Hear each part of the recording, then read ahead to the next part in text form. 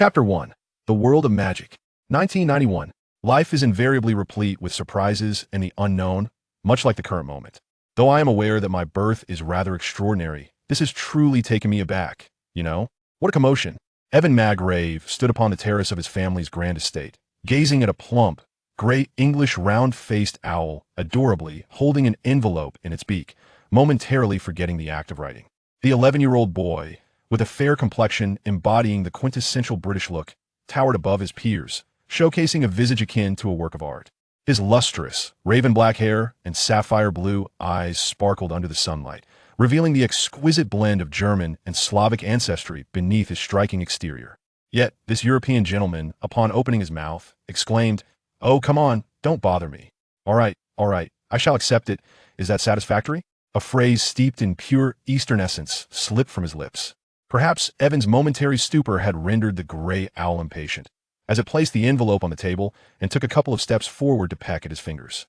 With no other option, Evan picked up 2 pieces of jerky from a jar on the table and fed the eager little creature, while he pondered over the envelope. The envelope was crafted from parchment, inscribed in emerald green ink, with a wax seal embossed with a grand H surrounded by the figures of a lion, a serpent, an eagle, and a badger. It's settled. There's no doubt about it. I have indeed traversed into the world of Harry Potter.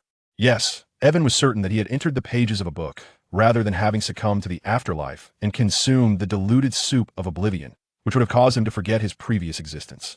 As for the cause of his demise, he was merely an ordinary young man from the Dragon Kingdom, whose home was besieged by a throng of relatives during the new year, ostensibly to prevent him from spending the festivities in solitude.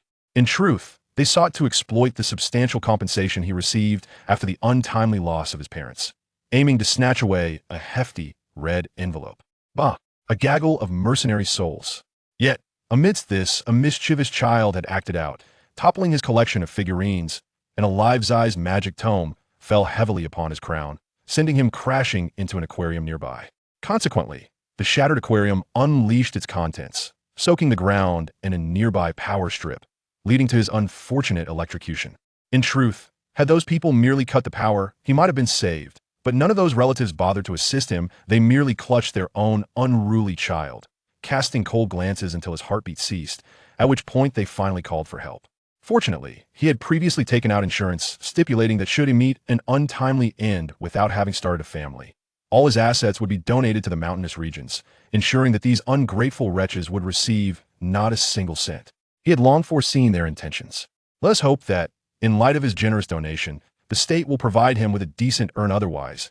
Relying on those individuals to procure even a lunchbox would be seen as an act of generosity. However, he did not anticipate that upon regaining consciousness, at about the age of 1, surrounded by a throng of foreign faces, he would find himself in such a predicament. His English, while not exceptional, was passable. He could manage to grasp the meanings of those around him. The gentleman before him, adorned with gold-rimmed spectacles and a tall, upright posture, was none other than his father in this life. The elegant Western beauty, cradling him with a smile, her deep brown hair cascading elegantly, was his mother. So, does this mean I must start learning a foreign language all over again? The little Evan's face fell at this realization. Unperturbed by his parents' puzzled expressions concerning his discontent, he surveyed his surroundings. He marveled at the opulent decorations within the house, noting the presence of a multitude of servants clad in maid attire, as well as a bespectacled gentleman with a handlebar mustache, unmistakably the butler, causing his eyes to gleam once more. It seems this family is exceedingly wealthy. Could this be a reward from the heavens for my hasty departure in my previous life? If viewed from this angle, learning English may not be such an insurmountable task. Magrave regarded the suddenly cheerful little boy with curiosity, but paid it little mind as long as the child was happy. That was what mattered, despite him being just over a year old. Though he remained oblivious to the reasons behind his retention of memories, he was not one to dwell on the past. Everything from his previous life had been severed with his death. While he did not forget entirely, he was not bound by former constraints. That said, when his gaze fell upon the large year 1981 emblazoned on the calendar, he was plunged into contemplation. As he matured, he learned that he was born into the Magrave family, an ancient lineage in England, whose former glory had waned but still retained considerable influence. His mother hailed from a prominent Russian family, possessing substantial power as well, ensuring that his life would be one of true affluence. However, this came at the cost of undergoing extensive noble education. Yet, Having experienced a time of intense competition, he considered such matters trivial. As for the temporal anomaly, he regarded it as a minor jest from the heavens. Just as he thought he would traverse life in this manner, a peculiar letter shattered his newly established worldview. Hogwarts School of Witchcraft and Wizardry. Headmaster, Albus Dumbledore, President of the International Confederation of Wizards, First-Class Sorcerer of the Order of Merlin, Chief Sorcerer of the Wisengamot. Dear Mr. Maggrave, we are pleased to inform you that you have been accepted to attend Hogwarts School of Witchcraft and Wizardry. Enclosed is a list of required books and equipment. The term commences on September 1st. We await your owl's reply by July 31st. Yours sincerely, Minerva McGonagall, Deputy Headmistress. Enclosure, Hogwarts School of Witchcraft and Wizardry. Uniform. First-year students are required to bring. Students may bring one owl or one cat or one toad. A special reminder to parents. First-year students are not permitted to bring their own broomsticks. Once again, it was that familiar acceptance letter.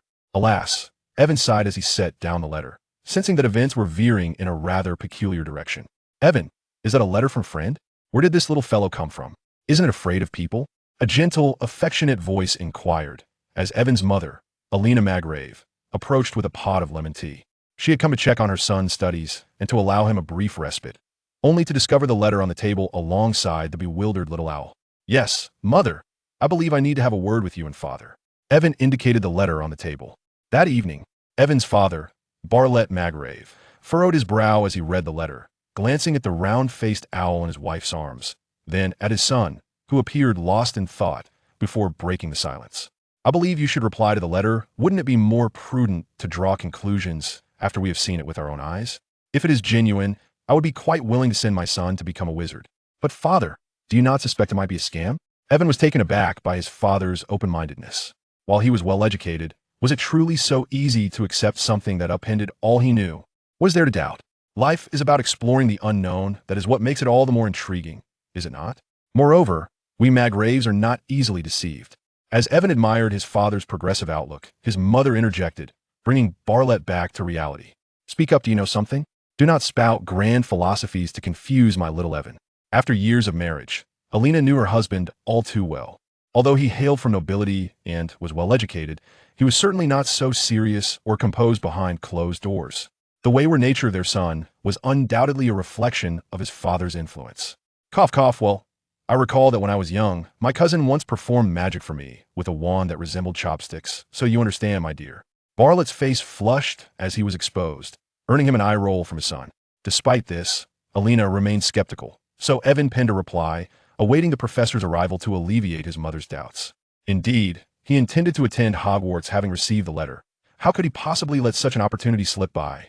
However, having watched the first 4 Harry Potter films, he had only seen snippets of the later plots, leaving many uncertainties about the story ahead.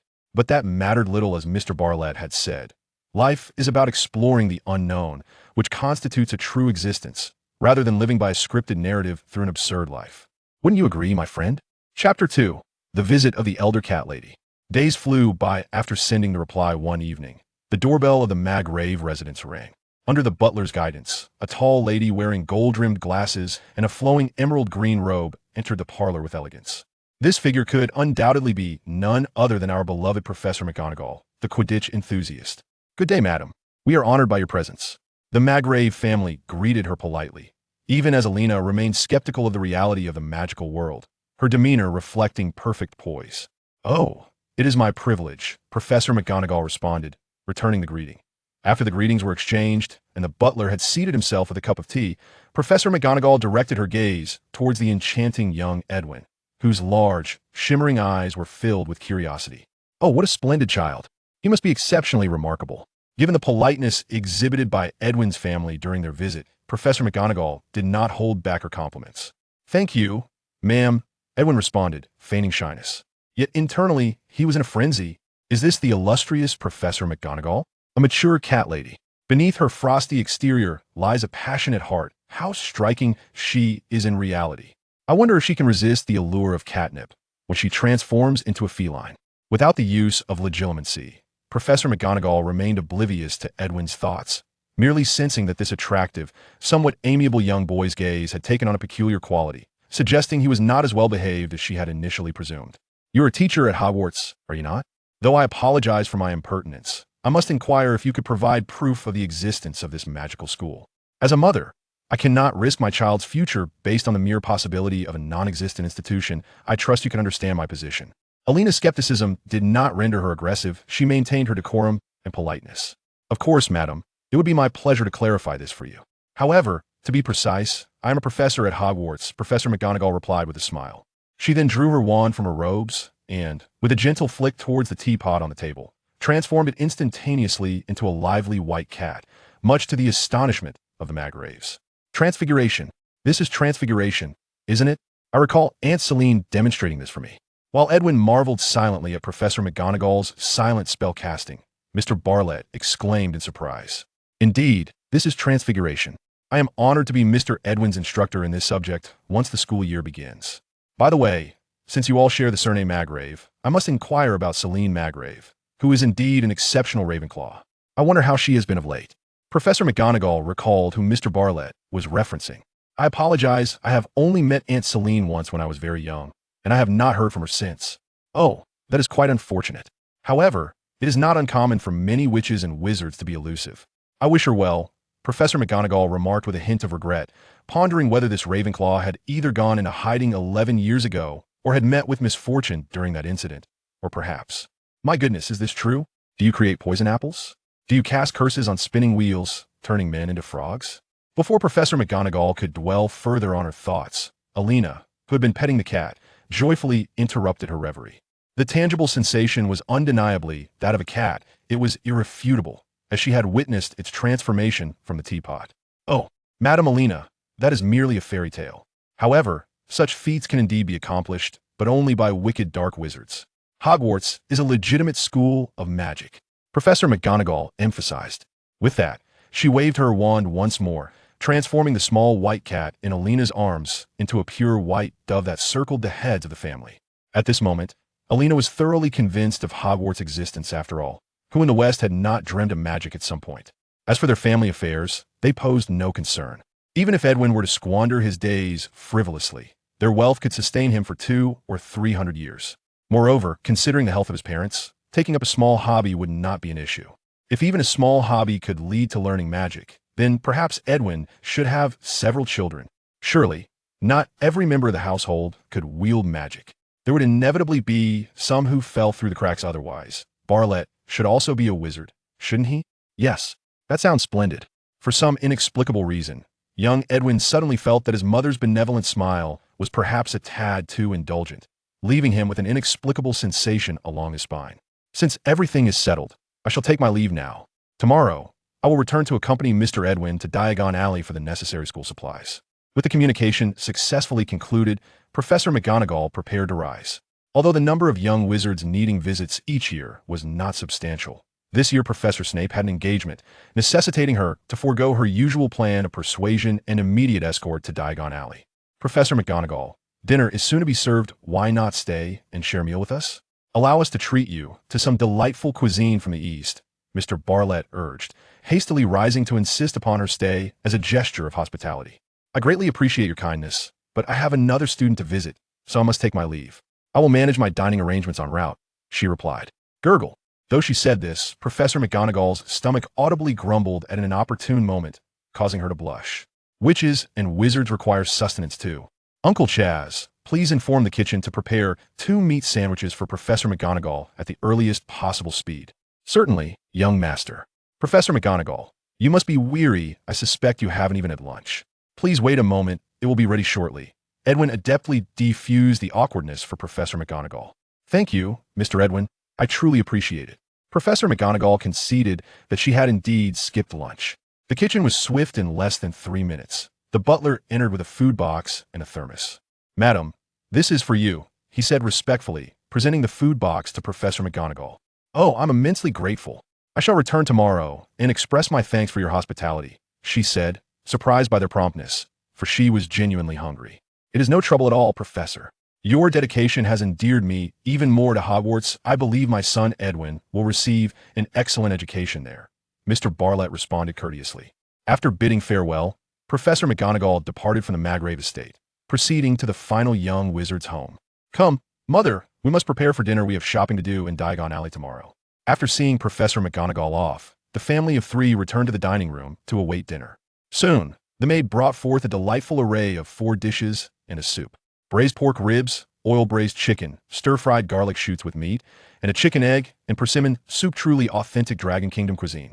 This was made possible as Edwin's family had specifically hired 3 chefs from the Dragon Kingdom, who not only excelled in the 8 major cuisines, but also possessed mastery over various regional delicacies, a request made by Edwin himself. The reason is well known. There are 3 thinnest books in the world: The Jokes of Germany, The History of America, and The Cookbook of Britain. On the occasion of little Avon's 3rd birthday, Mr. Bartlett presented him with a plate of food that defied all culinary sensibilities, leaving the child gasping in tears. Once he was able to partake in solid sustenance, his greatest vexation each day became the abominable concoctions he was forced to endure. Perhaps native Englishmen, accustomed to such fare since childhood, might not find it peculiar. However, beneath this exterior lay a true son of the Dragon Kingdom, whose palate had been exquisitely refined. Particularly, it seemed he had not partaken of the mangue soup, rendering him utterly unaccustomed to the ghastly dishes before him. Eventually, Mrs. Alina, finding it untenable for the child to refuse food, sought out a chef they deemed commendable, and it was only the French cuisine that Avon could accept. It was an unavoidable circumstance. One could hardly expect a 3-year-old to articulate a desire for Eastern delicacies. After all, he was merely a small child, and no one had informed him of such options. It was indeed a rather extraordinary expectation. Thus, Avon had to endure, planning to reconsider his options as he matured. Perhaps the benevolent deity of the Eastern kitchens, the kitchen god, would look favorably upon this young soul struggling with his meals. During Mrs. Alina's search for a chef, a Dragon Kingdom native, a descendant of imperial chefs, applied for the position. It was said that his family had arrived during the Republican era alongside a nobleman, and had since settled down. This thrilled Avon, who immediately devoured 3 large bowls in a show of respect for the exquisite food. Although the Bartletts felt a twinge of resentment at their son's disdain for the food he had grown up with, they could not dwell on it for long, as they too had developed a fondness for the delectable dishes crafted by this Eastern chef. Consequently, Mr. Bartlett took it upon himself to explore the Eastern market, inviting 2 more chefs and acquiring various books on Eastern culture. He realized that his son seemed more captivated by Eastern culture than by their own British heritage. Particularly during visits to museums, the child's eyes sparkled with delight. Yet, it was curious that whenever the museum guide proudly recounted the histories of the exquisite artifacts, Avon appeared as though he might challenge the guide, though perhaps that was merely a figment of his imagination. Chapter 3. The Encounter at Diagon Alley. In the turmoil of Gringotts. Good morning, Mr. Avon. We can set off for Diagon Alley, Professor McGonagall announced on the following morning. Just a moment, Professor McGonagall. I have a few inquiries, Mr. Bartlett interjected. Please, go ahead. I would like to know if the magical world accepts pounds. If not, is there a method to exchange currency? Mr. Bartlett posed the crucial question. A significant inquiry, Mr. Bartlett. In the wizarding world, there exists a bank known as Gringotts where currency exchange can be conducted, akin to the banks of the ordinary world. However, the exchange rate is £5 for 1 galleon, and there are limitations. I see. How much does Avon require? Approximately 200 galleons should suffice for a year's expenses, considering he won't need to leave the castle much. Do they accept gold and jewels at Gringotts? They do, Professor McGonagall replied, somewhat perplexed.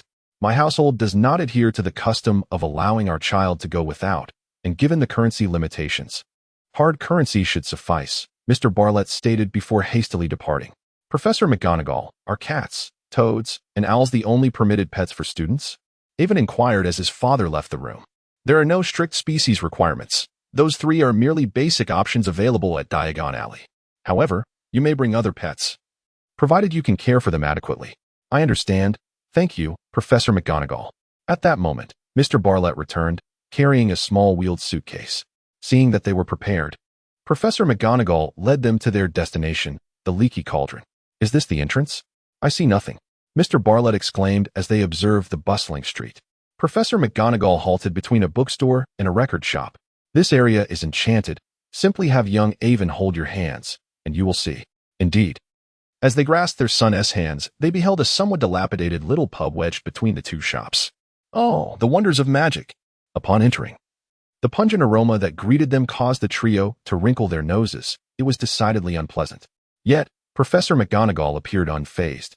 as inside were a dozen oil-stained tables occupied by wizards clad in an array of eccentric attire, who raised their glasses in salute to her before resuming their revelry. Just bringing in a new student. Nothing out of the ordinary, she reassured them. After greeting the bald-headed proprietor, Tom, Professor McGonagall led them to a dim alleyway that was essentially a dead end, adorned with a rubbish bin. Mr. Avon, remember, if you wish to access Diagon Alley through the leaky cauldron, simply count 3 bricks up from the wall of the bin, then 2 to the right, and tap gently with your wand 3 times, like this. As Professor McGonagall demonstrated, magic was triggered, and the bricks of the dead end began to shift, revealing the bustling Diagon Alley behind them. Wow! The Barletts exclaimed in astonishment. Avon also cooperated by feigning a look of astonishment, much to Professor McGonagall's satisfaction. Indeed, this was the behavior expected of a child. Following this, they proceeded towards Gringotts. As the last in line, Avon discreetly nudged a nearby trash bin with his foot as they passed, swiftly retracting to keep pace. He had long been curious about whether witches and wizards would find it difficult to locate Diagon Alley if they strayed from this refuse bin. After all, he was merely a curious child. What harm could there be in that? However, upon their departure, a new wizard arrived and, adhering to the customary practice, attempted to knock on the bricks, only to be met with silence. Undeterred, he tried once more, yet Diagon Alley remained elusive. How peculiar! Had magic failed him?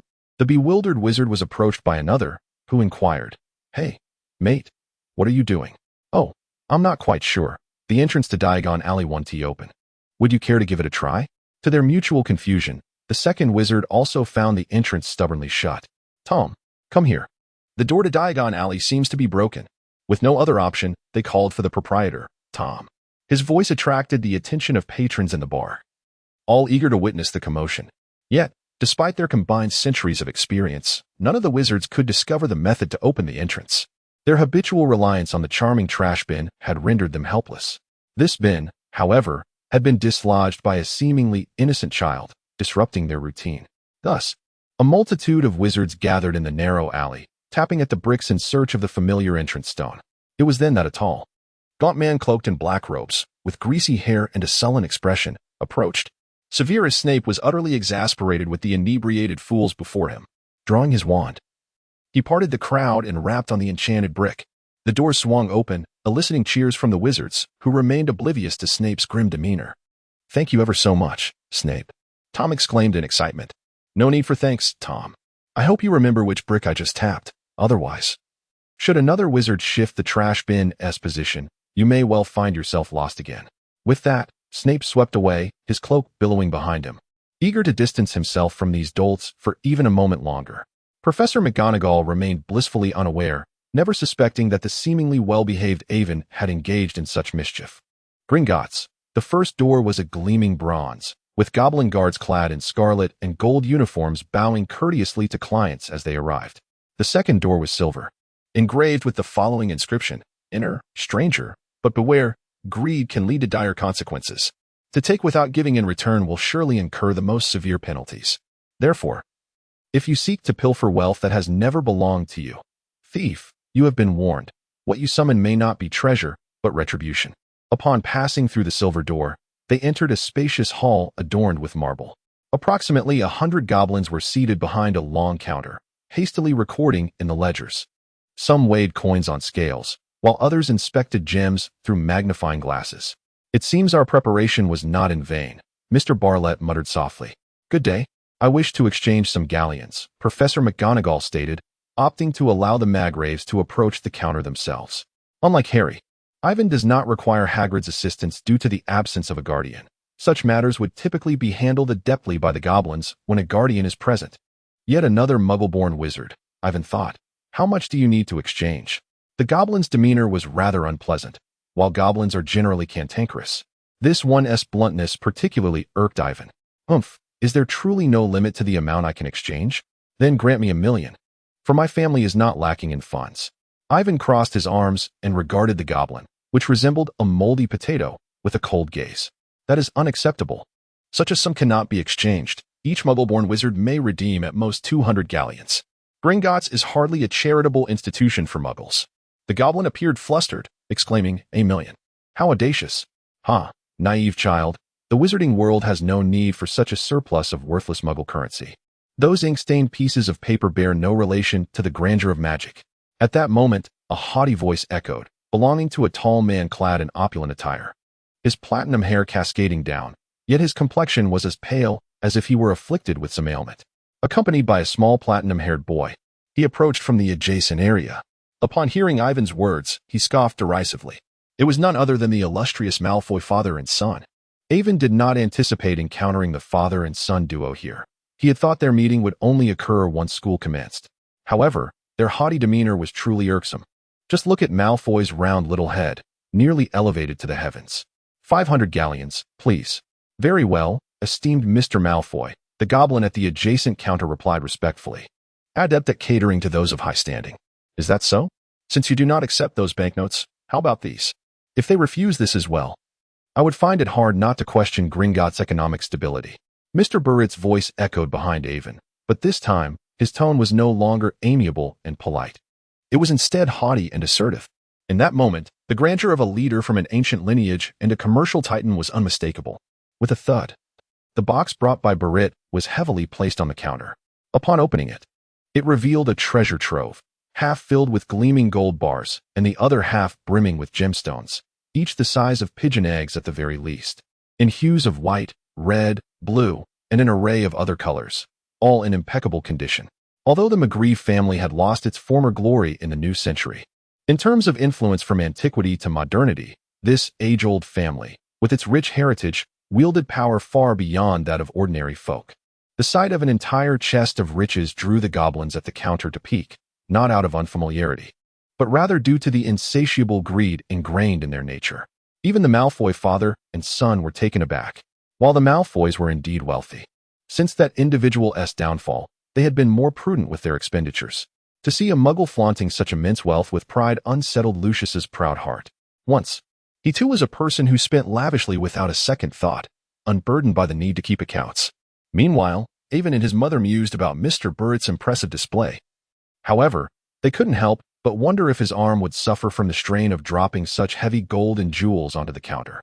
Avon was not astonished by his father's opulence, for on his 5th birthday, his grandfather, the patriarch of the Maggrave family, had gifted him a small castle crafted from gold bars for his amusement. Despite the preciousness of gold, ancient families like the Maggraves possessed significant reserves in their private vaults. Such tangible assets were never in short supply among affluent clans. After all, where do you think all the gold from history has vanished? It cannot simply have been buried without a trace or have disappeared into thin air. Chapter 4. Shopping with Malfoy. Oh, what transpired? The commotion naturally caught Professor McGonagall's attention. It's nothing, Professor McGonagall. It appears this gentleman of the goblin persuasion doubts my financial capacity as a muggle. I am quite fortunate to have brought some spare change, however. Being a muggle, I would appreciate your assistance in verifying whether the prices quoted by Gringotts are fair. Along the way, the Barlett couple had also encountered the term muggle and inquired with Professor McGonagall. Thus they were aware of its implications, which left them somewhat displeased. Sir, we at Gringotts, what? You do not accept it? Shall I take it back? No. What I meant to convey is that Gringotts will provide you with a fair price, of that I assure you. The goblin's demeanor visibly shifted. Witnessing this scene, especially with Professor McGonagall present, the goblin clearly recognized the potential for this situation to escalate. This muggle wizard must be a new student. If Professor McGonagall were to report back to Dumbledore about his bullying of a Hogwarts student, it would spell trouble indeed. Furthermore, this box of jewels was simply irresistible. The goblin exchanged 36,000 galleons, noting that the smallest red gem within was particularly valuable, possessing a degree of magical conductivity, making it suitable for alchemical purposes. Hence, this modest box of jewels commanded a price of 36,000 galleons. After establishing an account and completing the necessary formalities, they withdrew a portion of galleons. As a gesture of apology, the goblin presented them with a wallet enhanced by the extension charm. It was small, merely the size of a palm. Yet it contained a space equivalent to that of a backpack. After concluding this farce, the two parties exchanged pleasantries. Professor McGonagall, it is a pleasure to see you. This is my son, Draco Malfoy. He shall soon be your pupil. Lucius turned to glance at Draco. This is Professor McGonagall. Do show your manners. Good day, Professor McGonagall. I am Draco Malfoy. It is a pleasure to meet you. Though he exuded an air of arrogance, he maintained the decorum befitting a noble. Hello, young Malfoy. Oh, By the way, this is Avon, who will soon be your classmate. Despite her reservations regarding Lucius, Professor McGonagall refrained from taking it out on the child and made the introduction, thus finding a conversational opening for herself. Hello, Malfoy. I am Avon Maggrave. It is a pleasure to make your acquaintance. Upon being mentioned, Avon took the initiative to greet the young gentleman, a flicker of inexplicable brilliance flashing in his eyes. Hello, Maggrave, Draco responded politely. Although he had been taught to look down upon muggles, in the presence of Hogwarts faculty and given that Avon had initiated the greeting, he begrudgingly offered a smile. Observing Draco's haughty demeanor and recalling his prior impressions of the young lad, Avon silently noted him in his mind. Just you wait, young man. You think you can act superior? Don't let me catch you in my grasp. Though he mentally kept track of his grievances, Avon outwardly maintained his decorum. Good day, Lucius Malfoy. A pleasure to meet you.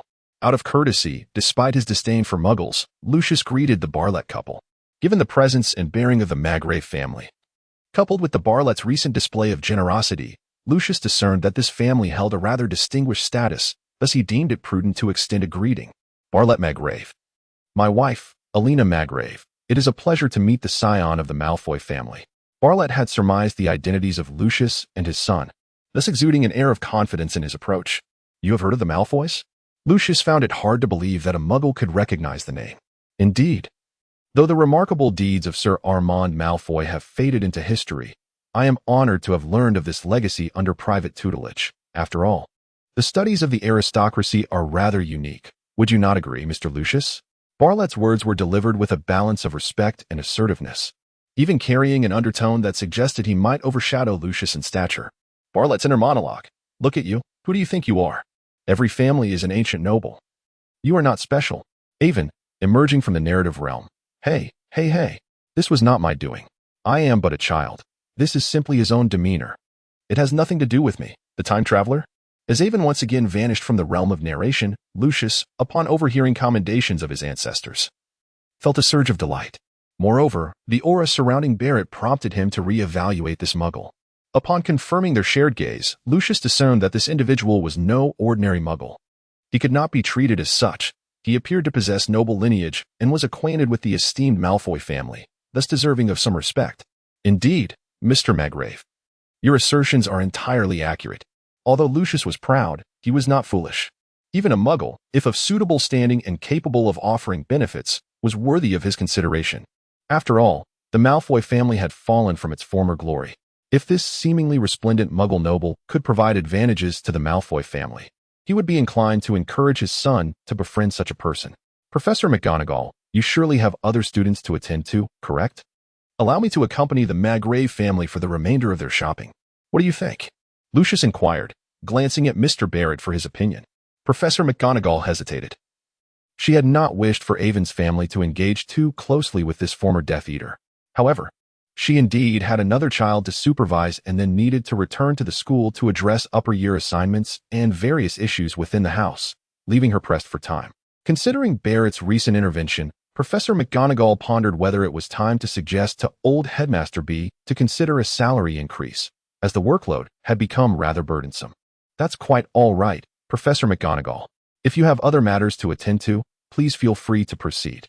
I trust Mr. Malfoy will take good care of us. Avon offered graciously, providing her with an exit. Very well, thank you for your assistance, Lucius. With Barrett nodding in agreement, Professor McGonagall consented. Not at all, Professor McGonagall. Yet, as she cast a final wary glance at Avon before departing, she reassured herself that Lucius, having willingly taken on the responsibility, would not engage in any untoward behavior. Otherwise, Albus would certainly pay a visit, given their connection. Lucius escorted the Maggrave family first to the Leaky Cauldron to procure books. Then they visited the cauldron shop and the apothecary, where they chose a snowy owl adorned with a tuft of black feathers on its head, resembling an antenna, to serve as their future messenger.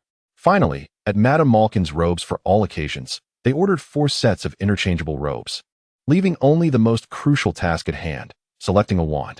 P.S. For the umpteenth time, I reiterate that emoticons, with a few exceptions, do not count towards the word limit. The author has long anticipated such attempts at circumventing the narrative. Furthermore, I employ emoticons to allow readers to envision the character's emotional states at the time, a technique I honed during my studies with Dolly. It is not merely whimsical embellishment. If I could integrate AI illustrations into my writing, I would not resort to emoticons. For those who dislike or misunderstand emoticons, consider this a forewarning. As for the audiobook listeners, my apologies, but I cannot cater to both formats. Readers who find the commentary in the first 50 chapters irrelevant may feel free to skip them. After over 40,000 words, I was rather exasperated by the criticism and added these remarks. Chapter 5, The Wand Ollivander. Since 382 B.C., we have crafted exquisite wands. This is the place. One of the finest wand shops in the world, Lucius proclaimed. The tinkling of the doorbell chimed as they entered, breaking the stillness of the quaint shop and announcing their arrival. Ah, Mr. Lucius, a wand, 13 inches, with a dragon heartstring core, if I recall correctly? The disheveled Ollivander suddenly emerged from behind the shelves, startling Avon. Indeed, your memory remains impeccable, but today's stars are my son Draco and his future classmate, Avon. Please assist them in selecting their wands. Oh, certainly. Who shall go first? Ollivander inquired. Let Draco take the lead. I wish to observe, Avon replied. Very well. Ollivander responded as Draco stepped forward with confidence. Avon shook his head inwardly, bemused by the audacity of the young lad. Child, which hand do you prefer? The right. Ollivander produced a measuring tape from his pocket, reminiscent of an old tailor, and measured Avon up and down, with a glint in his eye. He retrieved a box from the shelf and presented it to Draco. 11 inches, dragon heartstring. Give it a try. As Draco waved the wand, a burst of white light erupted, startling the young master. No. Observing the reaction, Ollivander retracted the wand and continued his search. After trying 3 more wands, he finally found a suitable match for Draco. Hawthorn, 10 inches, unicorn hair. This is the one, Ollivander proclaimed joyfully. No matter the passage of years, his delight in finding a wand's rightful owner remained unchanged. However, the expressions on Lucius and his son's faces were less than favorable. It was simply too ordinary. While it was a fitting choice, it lacked the grandeur expected by the esteemed Malfoy family, akin to placing a blade of grass atop gold. Yet, reality dictated their acceptance, especially with muggles observing nearby, necessitating a semblance of dignity. Remember, it is not the wizard who chooses the wand, but rather the wand that chooses the wizard. Now, it is your turn, young man, Ollivander said with a smile as he approached Avon with the measuring tape. Very well, sir. But I would appreciate it if you could measure both hands simultaneously, as I am accustomed to working with both interchangeably, Avon indicated by raising his hands. An unusual habit, but certainly not a problem. After measuring both hands, Ollivander furrowed his brow in contemplation, as if faced with a conundrum, before turning to enter the room once more. How about this one? Red oak, dragon heartstring, 9 inches. After receiving the wand, Avon had not experienced any surge of magical energy until now, and for the first time, he truly felt the essence of magic. Boom. A chair belonging to Ollivander exploded into a fine powder, even more delicate than milk powder. No. This is absolutely not it. Ollivander swiftly snatched the wand back, muttering under his breath as he searched for a new one. He tried a dozen wands in succession, yet none seemed to meet his expectations. However, it appeared that Ollivander was invigorated by some challenge, for Avon could discern a spark of determination in those aged eyes. After attempting with over 40 wands, Ollivander, looking quite disheveled, retrieved a dusty box from the attic. This must be it, Avon thought, although he had another notion in mind. Suddenly, he realized that perhaps this one was indeed the most suitable. Let us give it a try. As the box opened, a magnificent wand, intricately carved with spiral grooves along its shaft and a meticulously polished handle, was presented before Avon. Avon grasped the wand, and the moment it touched his hand, he knew it was meant for him. The wand radiated a kaleidoscope of colors in Avon's grip, and with a gentle flick, a magical ribbon of energy emerged, dancing gracefully in the air. Ah, what a perfect, unparalleled choice. Crafted from acacia wood, 13 inches in length, with a core of Chelan hair. Ollivander's wrinkled visage trembled with excitement, though he always felt joy when matching a wand with its rightful owner. The selection of such a unique wand stirred an extraordinary thrill within him. After a brief moment of exhilaration, Ollivander could not contain himself and began recounting the wand's origin. Acacia wood is a remarkably distinctive material for wand making, known for its cunning nature. Wands fashioned from this would adamantly refuse to be wielded by anyone other than their true master, revealing their finest abilities solely to the most gifted individuals. This exceptional sensitivity renders the search for a suitable owner a formidable challenge. I possess only a limited stock, reserved for sufficiently astute wizards. for acacia wood wands are ill-suited for the cacophony and flamboyance of trivial magic. Once a bond is established, an acacia wood wand can harmonize its power with any essence. However, its energy is often underestimated due to its capricious temperament. The Chelan haircore, oh, what a sorrowful tragedy. This extraordinary creature is native to the distant east and is exceedingly rare. During a dark epoch, the first Dark Lord ruthlessly slaughtered a pair of Chelans for his own nefarious purposes.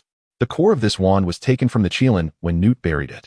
Although that esteemed magical creature enthusiast was reluctant to desecrate the body, he was nonetheless curious to see if this rare being could benefit wizards. So he entrusted me with a segment of Chelan hair. Thus, I was able to create this one-of-a-kind wand. It appears that fate has been patiently awaiting your arrival. Everything seems destined. Evan pondered internally, this old Ollivander is quite the charlatan. Does he not proclaim every wand to be unique? Every wand he speaks of is supposedly one of a kind. Even a millimeter's difference is enough for him to declare them dissimilar. Day after day, he just revels in his mystique. Ollivander continued his elaborate narration about the origins of the wands, detailing how he selects the appropriate wood and how inspiration leads him to refine their patterns and lengths. He spoke at length until Lucius, growing impatient, tapped his cane on the floor, prompting Ollivander to regain his focus. Ah, yes, this wand is indeed a fine one, priced at 7 galleons. A remarkably impressive wand.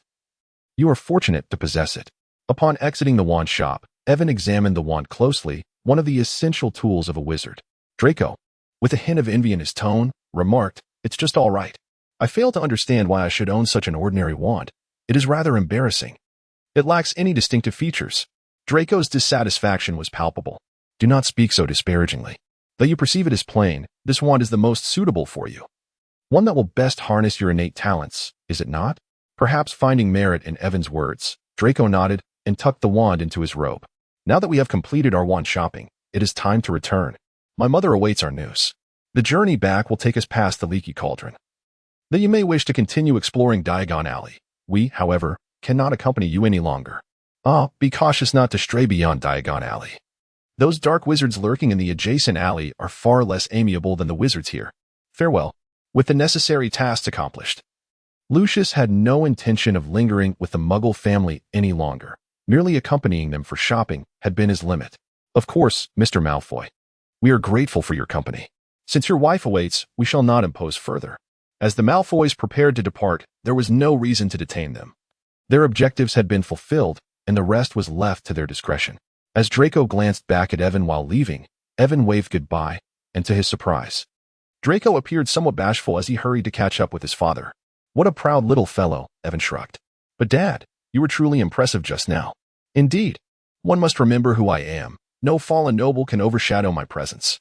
However, I must admit, I did not anticipate that the Malfoy family would be involved in the wizarding world."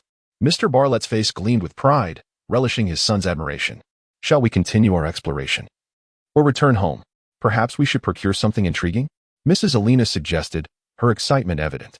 Previously, she had refrained from speaking, as two nobles had dominated the conversation. But now that they were gone, how could she resist the allure of the wizarding district's commercial streets? The father and son exchanged knowing glances, instantly comprehending her intent. Since their beloved mother wished to shop, they would indulge her, as Evan was keenly curious about the shops in Diagon Alley. Chapter 6. The Arrival of the Golden Finger. A compendium of spells. The moonlight cascaded like liquid silver, gently illuminating the tranquil estate and bestowing a mystical sheen upon every inch of its grounds. The woods within the estate, bathed in moonlight, resembled an enchanted forest from a fairy tale, with dappled shadows filtering through the leaves, evoking a sense of harmonious serenity. The birds in the thicket had fallen silent, with the occasional flutter of one or two darting from the foliage, only to vanish into the darkness. At the end of the woods, a wide expanse of lawn unfolded, dotted with charming gazebos and rocking chairs. The moonlit grass resembled a serene canvas.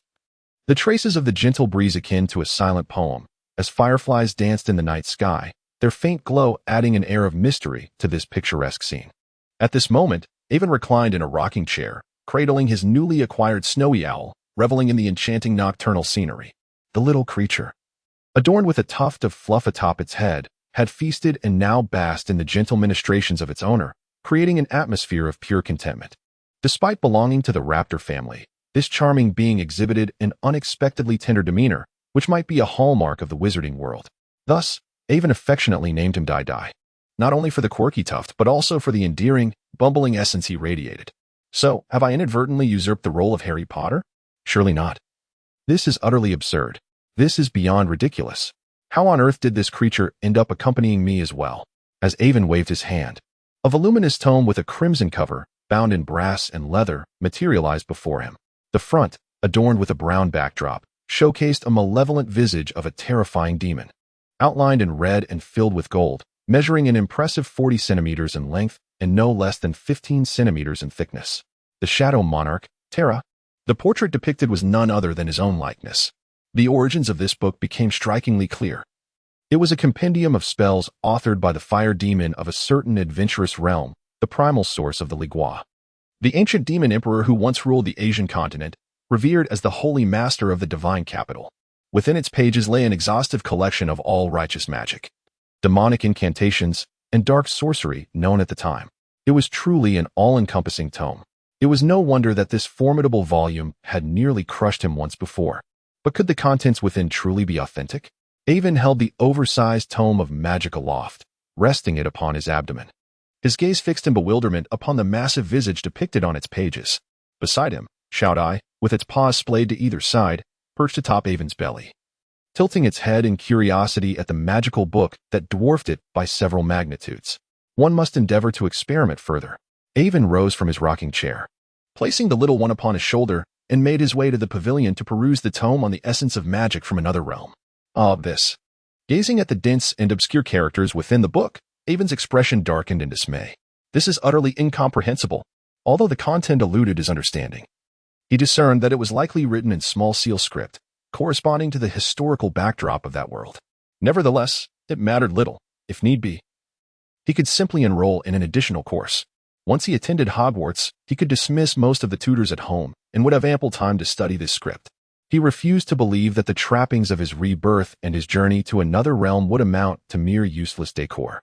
The following day, after reviewing his lessons and experimenting with several simple spells, he approached his father, requesting a Chinese translation dictionary for small seal script, as it would be preferable since he could comprehend it.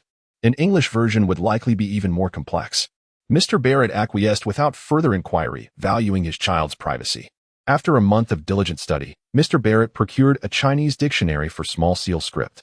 Though curious about when his son had acquired knowledge of that Eastern script, he refrained from questioning him, presuming it was the household chef who had taught him. After all, this child had learned to speak fluent dragon tongue from the chef. Surely, his son's intelligence would enable him to master the script as well. It must be due to his commendable genes, just like mine. During the final vacation before the school year commenced, Avon immersed himself entirely in his studies. Although he had traversed into this world, he refused to be complacent. That was not in his nature. He resolved to strive for excellence. Perhaps fortune favored him in this life, for his innate talent was commendable.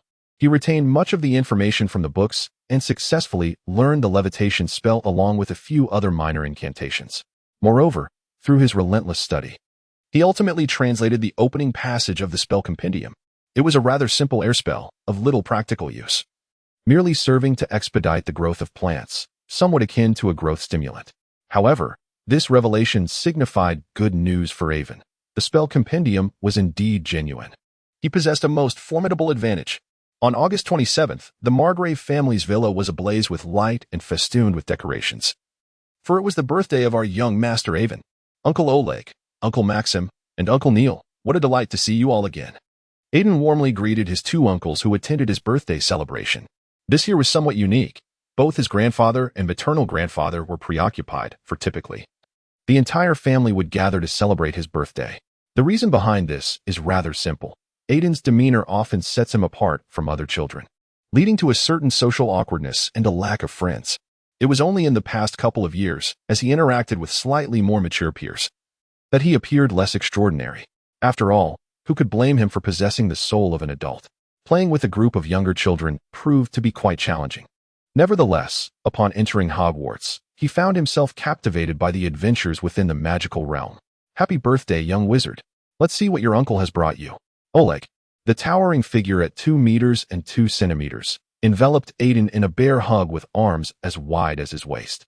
And me too, young wizard. Your grandparents and aunt insisted that we bring their gifts for you as well. Maxim lifted Aiden once more, refusing to set him down until he had done so 3 times. Avon was tossed about like a mere rag doll in the arms of 2 burly men, each as formidable as adult brown bears.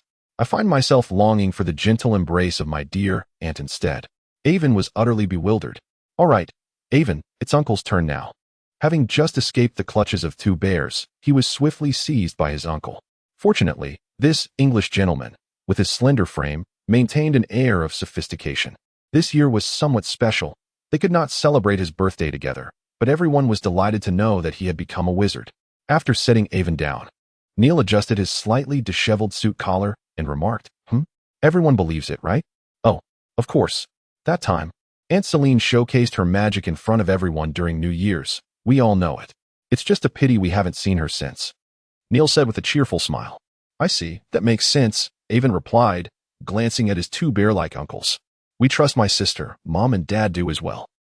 He almost forgot that his own mother held a princess-like status at home, ultimately deceived by his father. It was said that his grandfather had confronted his father-in-law with a PKM, exuding an intimidating aura that suggested, if you don't satisfy me, I shall end you. Among the closest relatives from both sides of his parents, his mother's side had 2 uncles and a little aunt, while his father's side had 1 uncle and a little aunt. Avon was the eldest child in the family. Both uncles were bachelors. The little aunt and the little uncle were still in school and currently dating no one, while his uncle was married with a 3-year-old child. His grandparents and maternal grandparents were in excellent health, seemingly capable of living for another 20 years or so. Come on, little wizard, let us show you our gifts. Yay! How did you all get past security? Gazing at the array of gifts before him, Avon found himself deep in thought. Among the peculiar trio of boxes lay a revolver adorned with silver olive leaf and gilded floral patterns, a gleaming triangular military dagger, and a classically styled short-barreled double-barrel shotgun. Its handle embedded with a wolf's head crafted from pure gold, exquisitely designed. We have a private helicopter, and for us, this is no challenge at all, Oleg said proudly. All right.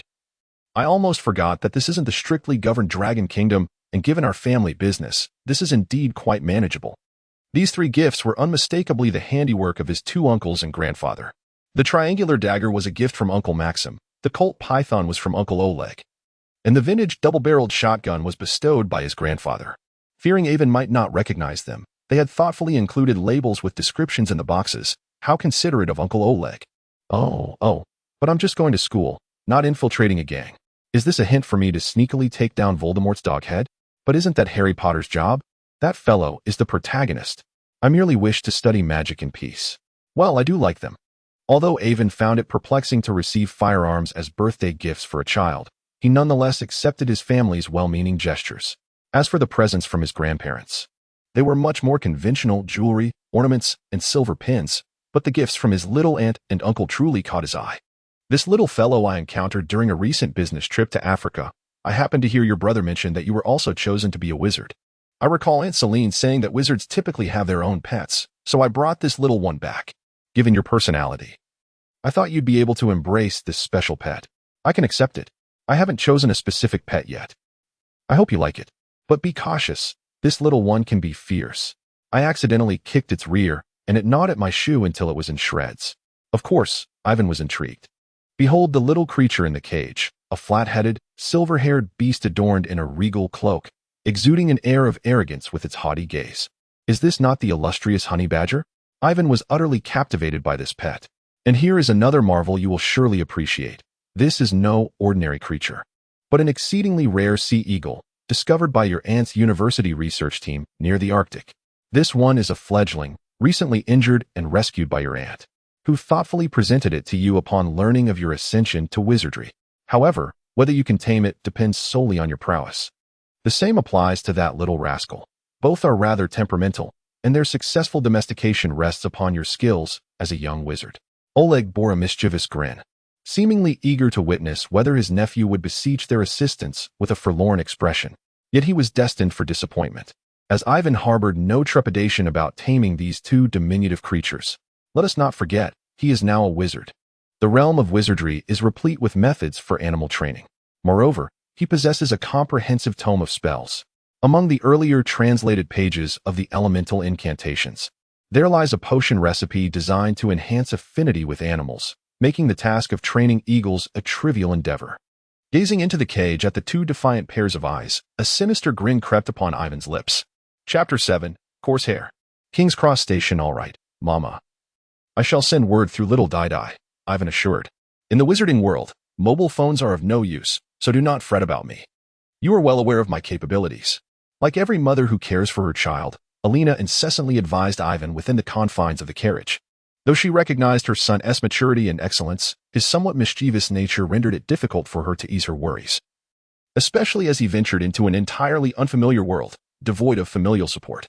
Relax, Alina, our Ivan has grown. He is no longer the infant clad in diapers.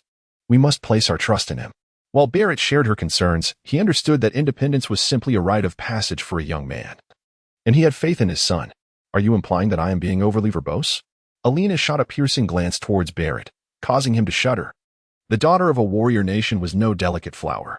Not at all, my dear, that was not my intention. I merely... Barrett found himself at a loss for words. In public, he was a decisive and formidable CEO. At home, however, he feared that before his father-in-law could intervene, his own wife would have already struck him down. All right, Dad, Mama is simply worried about me, but rest assured, I am perfectly fine. Ivan could not suppress a chuckle, though he quickly stifled it to preserve his father's dignity. Simultaneously, he reassured his mother with a pat on his chest. Upon witnessing this, Alina refrained from further admonitions, understanding her husband's sentiments. As a mother, her instincts were natural, devoid of intentions to coddle Ivan like a greenhouse flower. Otherwise, given his father's approach to parenting, he would likely have been cast into the wilderness to fend for himself, armed with only tools and weapons, expected to survive the night in the forest, with no further assistance provided. During the childhood of Ivan's two uncles, such occurrences were quite commonplace. Upon arriving at the location, the entrance to platform 9 3/4 is none other than that very wall. In the end, Ivan bid farewell to his parents and ran towards the wall. A part of that moment still etched in his memory. However, due to the muggle-repelling charm, once they released Ivan's hand, all they saw was the fleeting silhouette of their son before he vanished into thin air. Such is the marvel of magic. Let us proceed, my dear. Very well. On the train, Ivan chose a seat towards the back, retrieving his translation dictionary to continue studying small seal script. After a while, a young boy approached and inquired, "Hello. Is this seat taken?" "No, please feel free to sit." "Thank you. My name is Simon, a first-year student." "I am Ivan, also a first-year." "Really? You are quite tall for a first-year. I would have mistaken you for a second-year," Simon remarked enviously, as he belonged to the shorter stature among his peers. Ivan, being relatively tall even while seated, simply smiled quietly, returning his attention to the dictionary. Noticing Ivan's focused demeanor, Simon wisely refrained from further conversation, recognizing that not everyone possesses the same lack of awareness as Ron. After a trio of young wizards joined them, Simon engaged in conversation with them, consciously lowering his voice to avoid disturbing Ivan. After an indeterminate period, Ivan suddenly heard someone calling out to them. "Hello, have you seen a toad? Neville's toad has gone missing. By the way, I am Hermione Granger." Ivan raised his gaze, and a fluffy head came into view. For some inexplicable reason, the little witch's hair was exceedingly voluminous, sparking Evan's curiosity to touch it and discern its texture. This familiar scene. It turned out to be our future Minister of Magic searching for a toad for the Sword Saint. "Alas, we did not witness that," Simon replied, shaking his head. "Very well, I shall venture elsewhere. By the way, what book are you reading? The text appears entirely unfamiliar to me. Is it a tome of magic?" The astute and eager Hermione inadvertently caught sight of Evan's dictionary, instantly piquing her interest. Even Simon and the others cast curious glances in their direction, eager to know what Evan had been perusing during their journey. "This is a dictionary designed to translate ancient characters from the distant East. I am currently studying this script." Evan elucidated. "Does it satisfy the curiosity of the little ones?" "It is but a trivial matter. What purpose does it serve? Is this a requirement from Hogwarts?" "How could I have been unaware?" The little witch seemed quite astonished, as if she had overlooked some essential school texts. "No. This is merely my personal passion for this culture, not a school mandate." Upon hearing Evan's words, Hermione breathed a sigh of relief. "You frightened me. I thought I had neglected to procure the required textbooks for school. Forgive the interruption. I must continue assisting Neville in his search for toads. Farewell.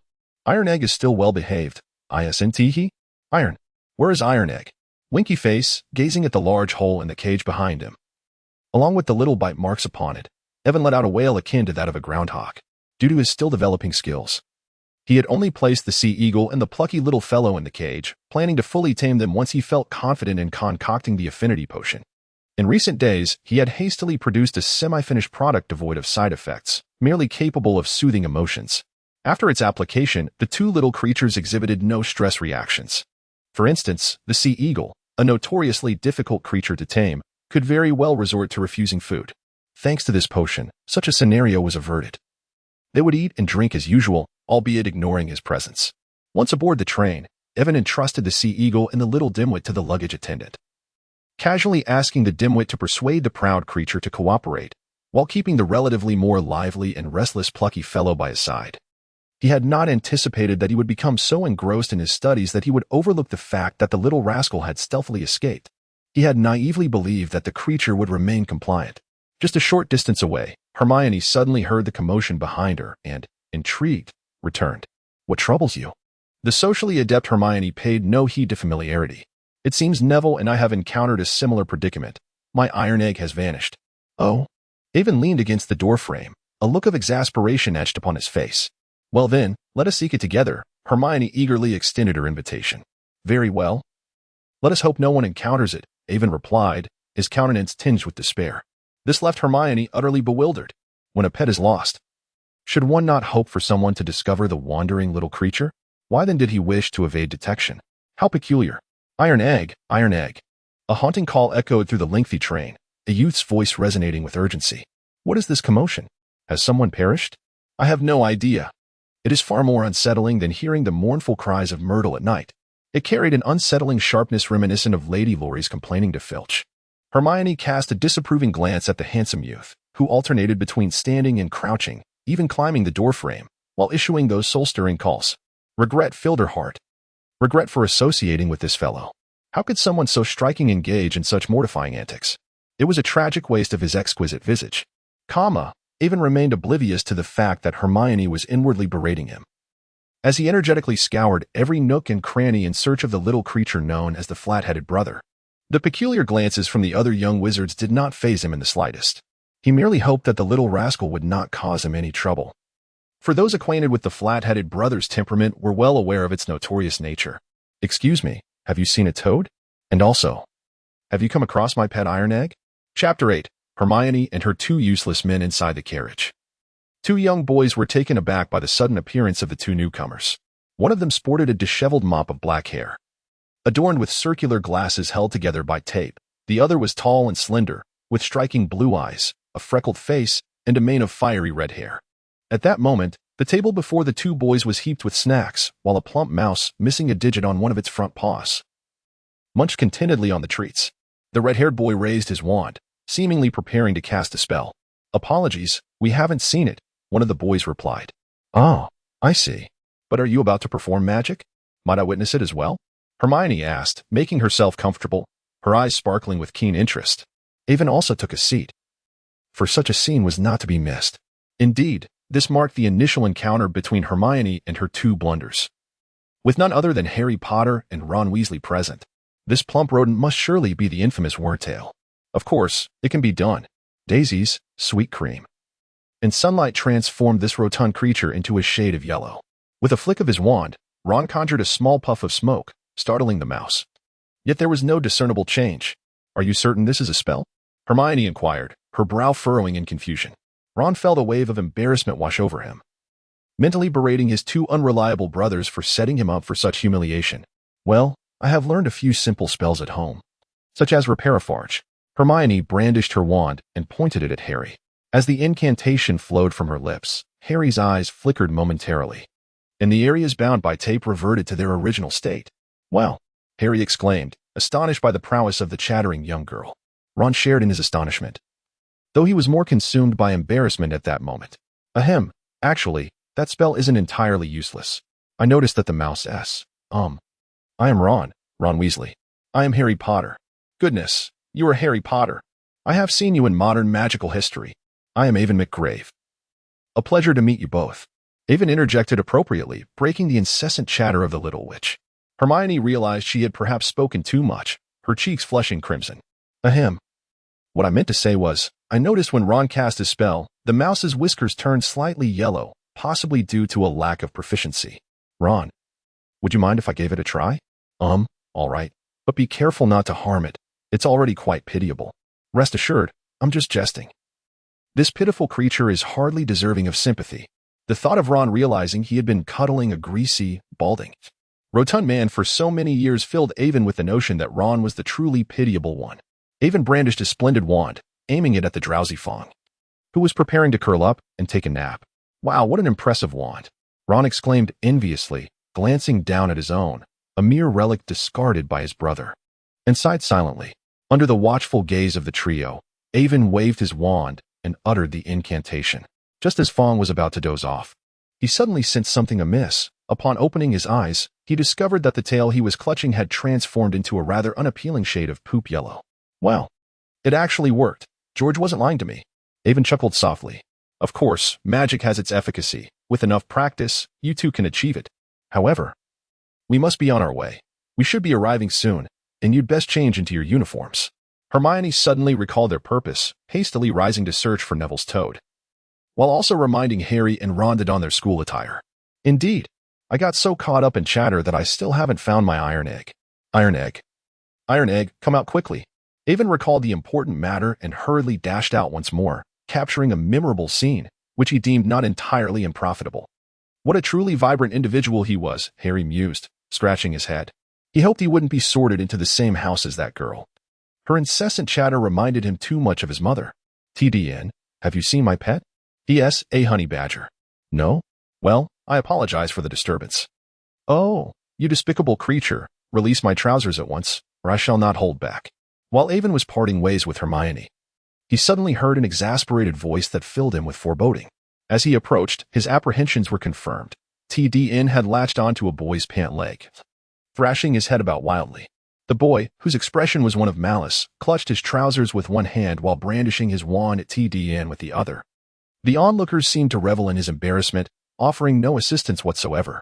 Noting the school uniform, Avon realized with dismay that the boy was a Slytherin. Apologies. That's my pet.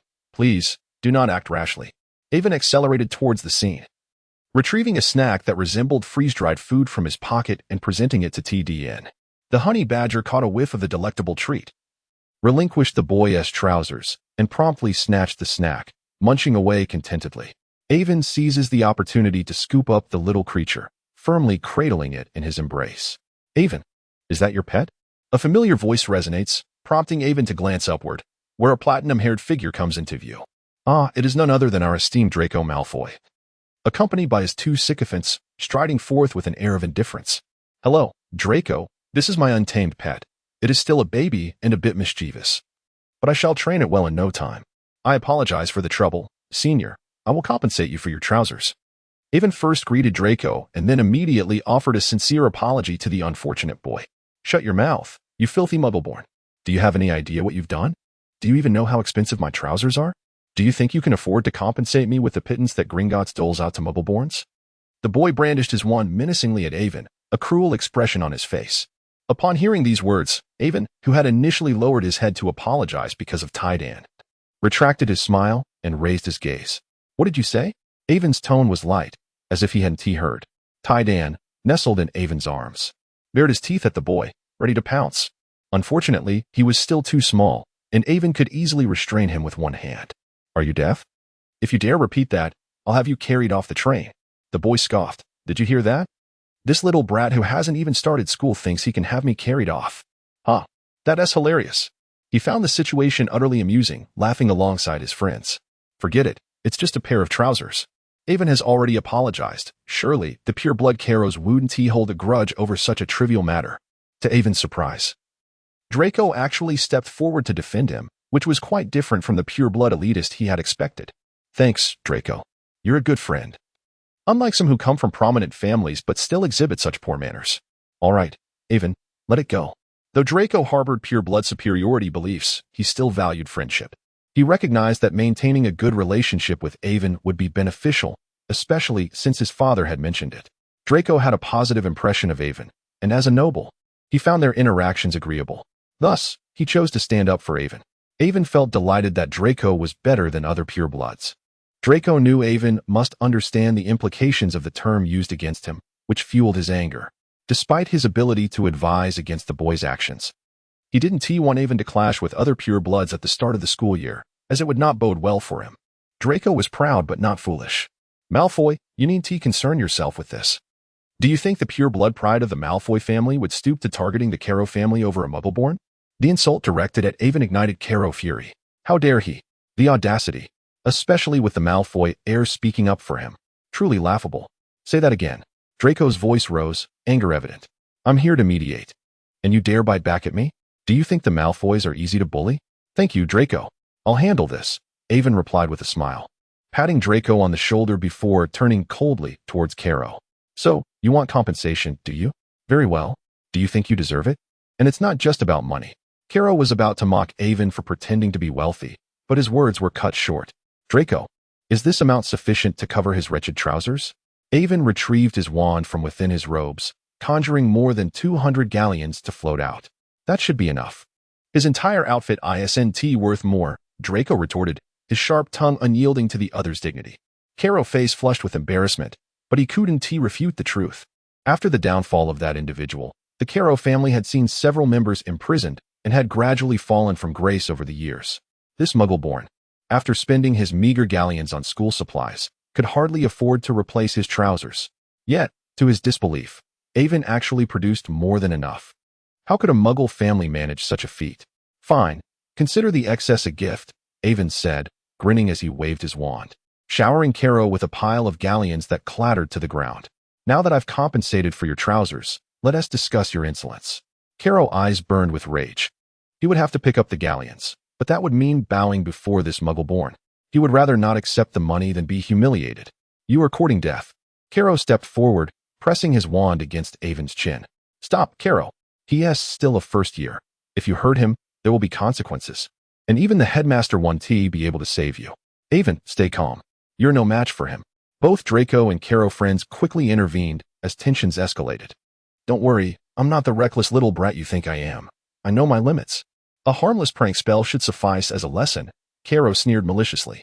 Yet Avon remained unperturbed. If attacking a first year incurs punishment, then surely defending myself against threats as a first year should pose no issue, right? How ridiculous. You really believe you can defeat me with your limited spells? Caro scoffed, preparing to cast a spell at Avon when Avon made his move.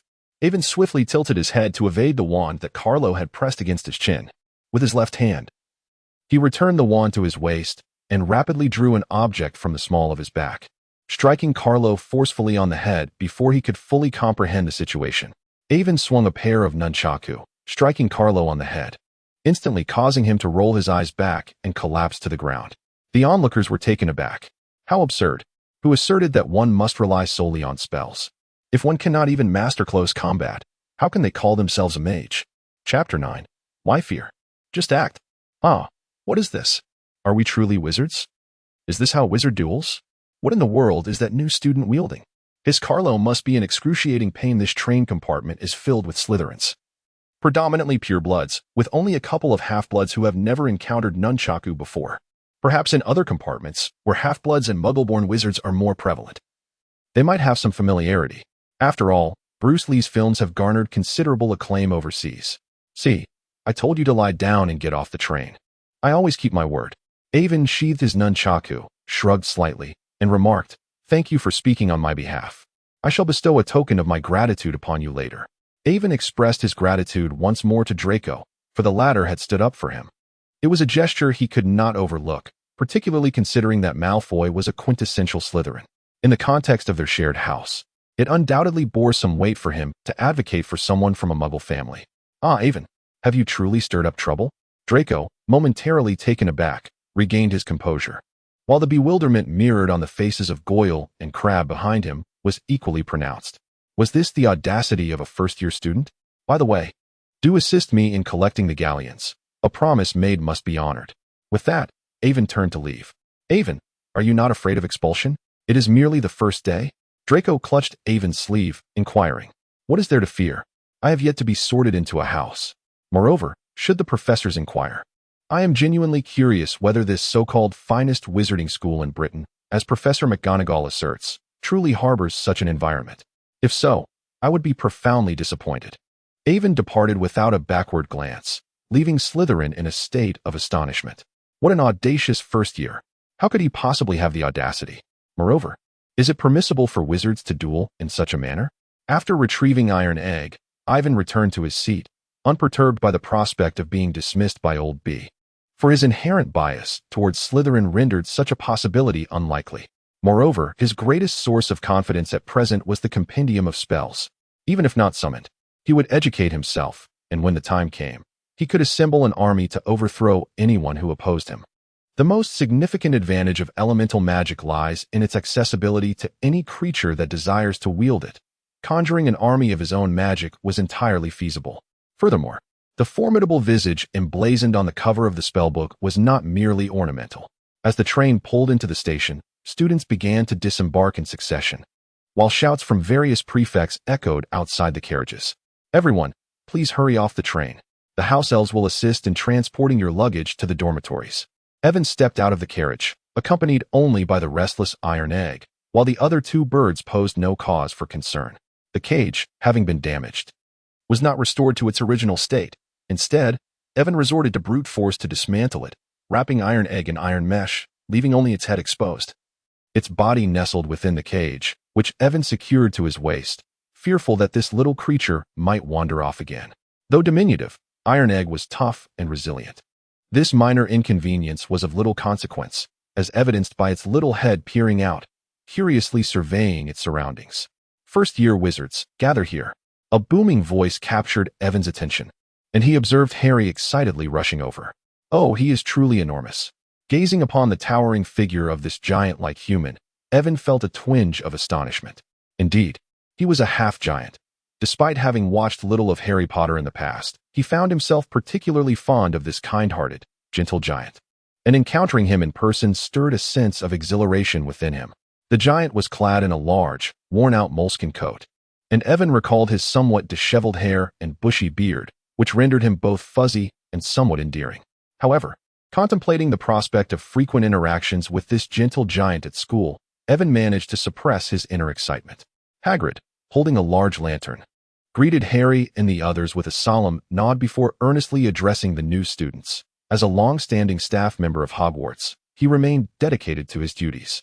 The newcomers were led to the edge of the Black Lake, where a cluster of small boats awaited along the shore. Next, we shall embark on these little boats, just as the four founders did long ago. It is a proud tradition. Upon concluding this statement, the giant produced a handkerchief that was dirtier than one could imagine, wiping away a tear from the corner of his eye. Avon, all right, this emotionally expressive giant has begun to feel touched again. It is truly endearing. Hello, Avon. Let us join together. Avon turned around, meeting the comical, pancake-like faces of Goyle and Crabbe, and then glanced down to behold the gleaming platinum quiff. Excellent, Draco. Avon's stature among the new students was indeed remarkable, standing out like a crane among chickens, a rarity compared to the likes of Goyle and his companion.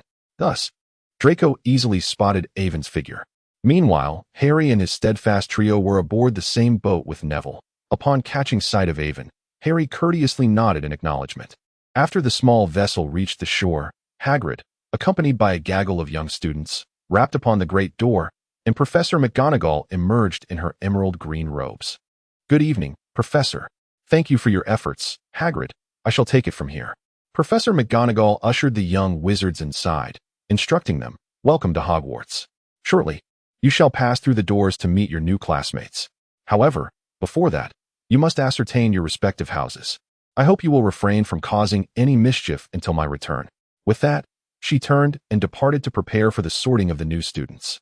Hey, Harry, you appear somewhat anxious, Avon said, draping an arm around Draco's shoulder and approaching the slightly apprehensive Harry. The second iconic moment. How could one overlook the tumultuous relationship between the boy who lived and the arrogant Slytherin? He feared that Draco might not recognize the significance, hence his deliberate advance. I am a bit nervous. I worry that none of the houses will accept me. Harry's 11 years with the Dursleys had instilled in him a sense of timidity and inferiority. Although he later overcame these feelings, remnants of that character still lingered, rendering him somewhat apprehensive. How could that be? With your name alone, the four houses would undoubtedly vie for your presence. There is no way they would reject you. Draco found Harry's concern amusing. The illustrious Harry Potter, after all, was hardly a candidate for rejection. You must be Harry Potter, right? Hello, I am Draco Malfoy. Draco extended his hand in greeting. Ron, standing nearby, could not contain himself and nearly burst into laughter. Is my name truly that amusing? I already know who you are without needing an introduction. Red hair, hand-me-down robes. You must be a Weasley. How dreadfully impolite. With that, Malfoy turned back to Harry. You ought to learn how to make friends rather than associating with this rude fellow. Take Avon, for instance. His politeness far surpasses that of certain individuals. Avon, ah? Me? Shouldn't the last sentence be I can assist you with that? How did it turn into a discussion about myself? I said nothing at all. Ron, feeling displeased, let out a huff. Given the relationship between their families, he simply could not see Malfoy in a favorable light. Well, it's a pleasure to meet you. But Ron is also my friend, and I hope we can avoid any quarrels. Harry glanced around at the few familiar faces he had encountered that day and decided to play the peacemaker, extending his hand to shake Malfoy's. Although he found the other's arrogant demeanor somewhat unappealing, he recalled that Ron had indeed been rather rude, and Avon had previously helped alleviate the awkwardness on the train. Was Ron's disdainful huff directed at Avon as well? Avon never anticipated that circumstances would shift so dramatically due to his own actions. Had he foreseen this, he would have refrained from engaging in conversation, thereby preserving the grandeur of the moment. Nevertheless, he shrugged it off as a trivial matter, although he couldn't help but wonder about the peculiar toad. Stepping forward to ease the tension, he realized he had been unwittingly dragged into the situation.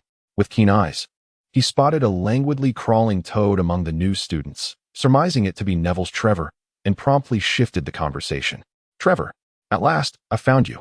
Upon hearing Avon's call, Neville dashed toward the direction of his finger and scooped the large toad into his arms, much to Avon's chagrin. By the way, how are we to be sorted? Hermione, who had remained silent until now, suddenly inquired. I heard that we have to cast 10 spells. My father mentioned that we might have to battle werewolves. It could also be an examination, akin to an entrance test, remarked a young wizard from the Muggle world. I've heard from George that we will face a troll, and our performance will determine our house, Ron added.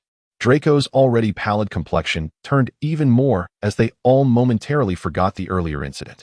I certainly do not wish to battle a troll. If that is the case, I must inform my father. Hermione muttered nervously, seemingly attempting to recall whether her textbooks could provide any assistance. The group of young wizards grew increasingly anxious, while Avon stood calmly amidst the rising tension. Avon, aren't you afraid? Harry, whose palms were sweaty from apprehension, curiously asked the composed Avon. Afraid? What is there to fear?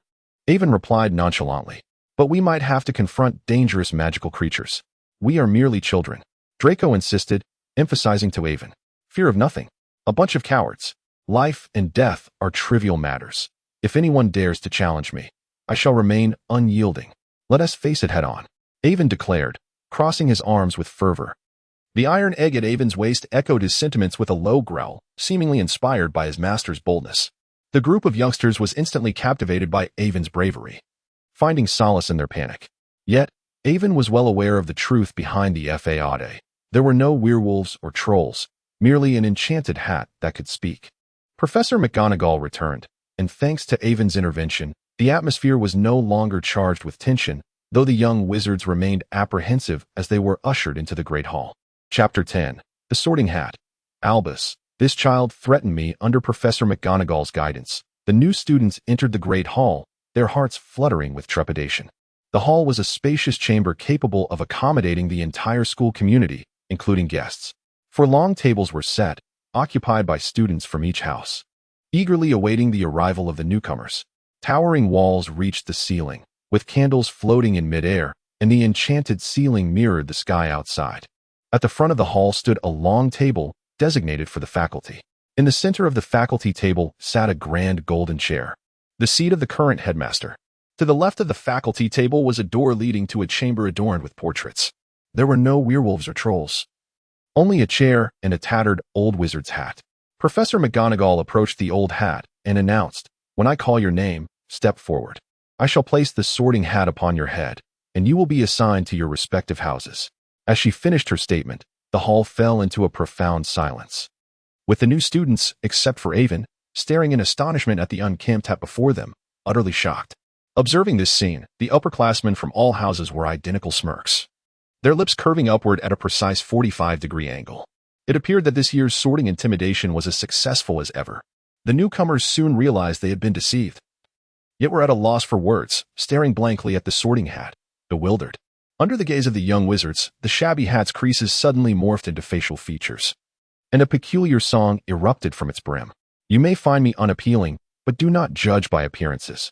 If you can find a hat more exquisite than I shall consume any hidden thoughts within your mind.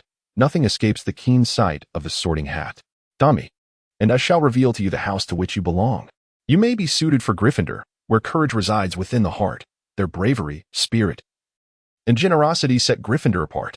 You may belong to Hufflepuff, where integrity and loyalty thrive. The students of Hufflepuff are steadfast and honest, unafraid of hard work. If you possess a sharp intellect, perhaps you shall be sorted into Ravenclaw, where the wise and learned gather. Or you may find yourself in Slytherin, where true friendships may blossom, yet beware of those who, cunning and treacherous, will stop at nothing to achieve their ends. Come, place me upon your head. Do not fear. There is no cause for alarm. In my grasp, though I possess no hands, you are assured safety. As the song concluded, applause erupted from the hall, led by Dumbledore. Before silence reclaimed the space once more, clearing her throat, Professor McGonagall called, "Hannah Abbott." A round-faced little girl timidly stepped forward. "Hufflepuff," the sorting hat proclaimed, eliciting a warm round of applause from the Hufflepuff table. With each name announced, the young wizards took their respective seats, while Avon lingered thoughtfully at the back of the line. Avon pondered within himself, had I not traversed through time, I would likely remain an inconspicuous background character, perhaps even a mere unnamed passerby in the original narrative. Yet, since my arrival, what transformations shall unfold? Evan's thoughts were somewhat chaotic in that moment. He felt as though he should not belong in this world, as if everything was merely a coincidence or perhaps a mistake. Evan McGrath. Upon hearing Professor McGonagall utter his name, he cast aside those irrelevant notions. What nonsense! If fate had brought him here, there must be a purpose behind it.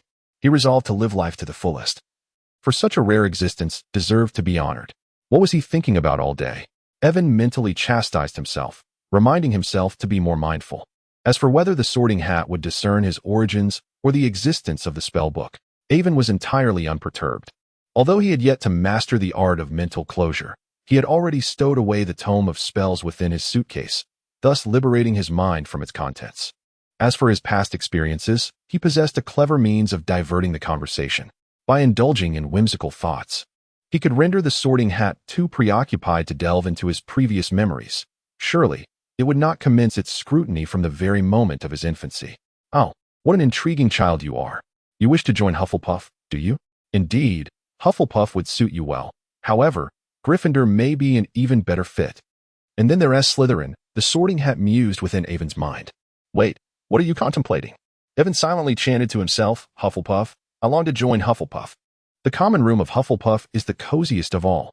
The sorting hat perceived Evan's inner thoughts, and, having witnessed the events that transpired on the train that day, initially deemed him more suited for Gryffindor or Slytherin.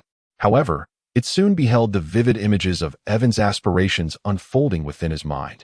Avon continued to mutter to himself, Dare you deny me entry in a Hufflepuff? I shall steal you away and toss you into the Little Swan washing machine, spinning you at maximum power for 7 days and nights, and I shall fill you with the foul essence of heather nectar. Oh dear, what a nightmare. How could you entertain such thoughts? I have merely glanced at you, and I have yet to decide your fate. Oh, Merlin's beard, how could you treat me so? Well, in a certain sense, you are indeed suited for Hufflepuff. The sorting hat envisioned over 30 torturous methods to justify its reluctance to place Avon in Hufflepuff, including a shredder, train tracks drenched in gasoline and set ablaze, and being flushed down a toilet into a sewage pit. No, abandon that notion, Avon declared. Very well. It is settled. As he prepared to whisk Avon away and hurl him into the mouth of a giant, subjecting him to a tour of its intestines, the sorting hat could no longer hold back. Hufflepuff, it proclaimed with a resounding cry. Evan rose contentedly and made his way to the Hufflepuff table. The sorting hat gazed at Evan's retreating figure, its expression a medley of emotions, ultimately culminating in a deep sigh. Professor McGonagall pondered, perplexed. At the hat's inexplicable sigh, had it grown weary after all these years? The sorting hat thought to itself, in that fleeting moment, it yearned to exclaim, Azkaban. The name Harry Potter resonated through the hall, drawing considerable attention, even prompting Dumbledore at the head table to lean forward slightly to observe Harry. As Harry approached his chair, Professor McGonagall seized the opportunity to scrutinize the boy who had captured everyone's concern. Upon seeing the shy, slender child with a visage reminiscent of his father and eyes akin to his mother's, her heart swelled with compassion. This child would undoubtedly mirror Lily. Their eyes were imbued with such purity, McGonagall mused silently. I thought he might be sorted into Slytherin, considering how close he is to Malfoy. Ron whispered to Harry from the Gryffindor table. That's not entirely fair. Evan also comes from a Muggle family. Perhaps he is unaware, Harry countered. Who knows? Any child from a dark wizard's household is surely not a good person, Ron muttered, disdain evident in his tone. Harry, however, was lost in thought, his gaze fixed upon the staff table. Once the sorting concluded, Dumbledore rose to address the assembly. A new academic year commences, yet it appears many are rather peckish. Before we commence the feast, I have a few announcements. Students are strictly prohibited from entering the Forbidden Forest, and Mr. Filch, the caretaker, has asked me to remind everyone that those who wish to avoid untold tortures should not venture down the corridor on the right side of the 4th floor. Lastly, you imbeciles, crybabies, rascals, now let the feast begin. With Dumbledore's words, the previously empty plates were instantaneously filled with an abundance of food: roast beef, whole roasted chickens, pork chops, roasted legs of chicken, lamb chops, sausages, steaks, boiled potatoes, roasted potatoes, French fries, Yorkshire pudding, pea shoots, carrots, gravy, and ketchup. There were even mint humbugs. And thankfully, Evan did not catch sight of the ghastly blue cheese that seemed to stare back at him from the table. The young wizards, long famished, immediately indulged in the feast before them. Even Yvonne was no exception. He adjusted the cage that enclosed the iron egg, allowing its front paws to emerge.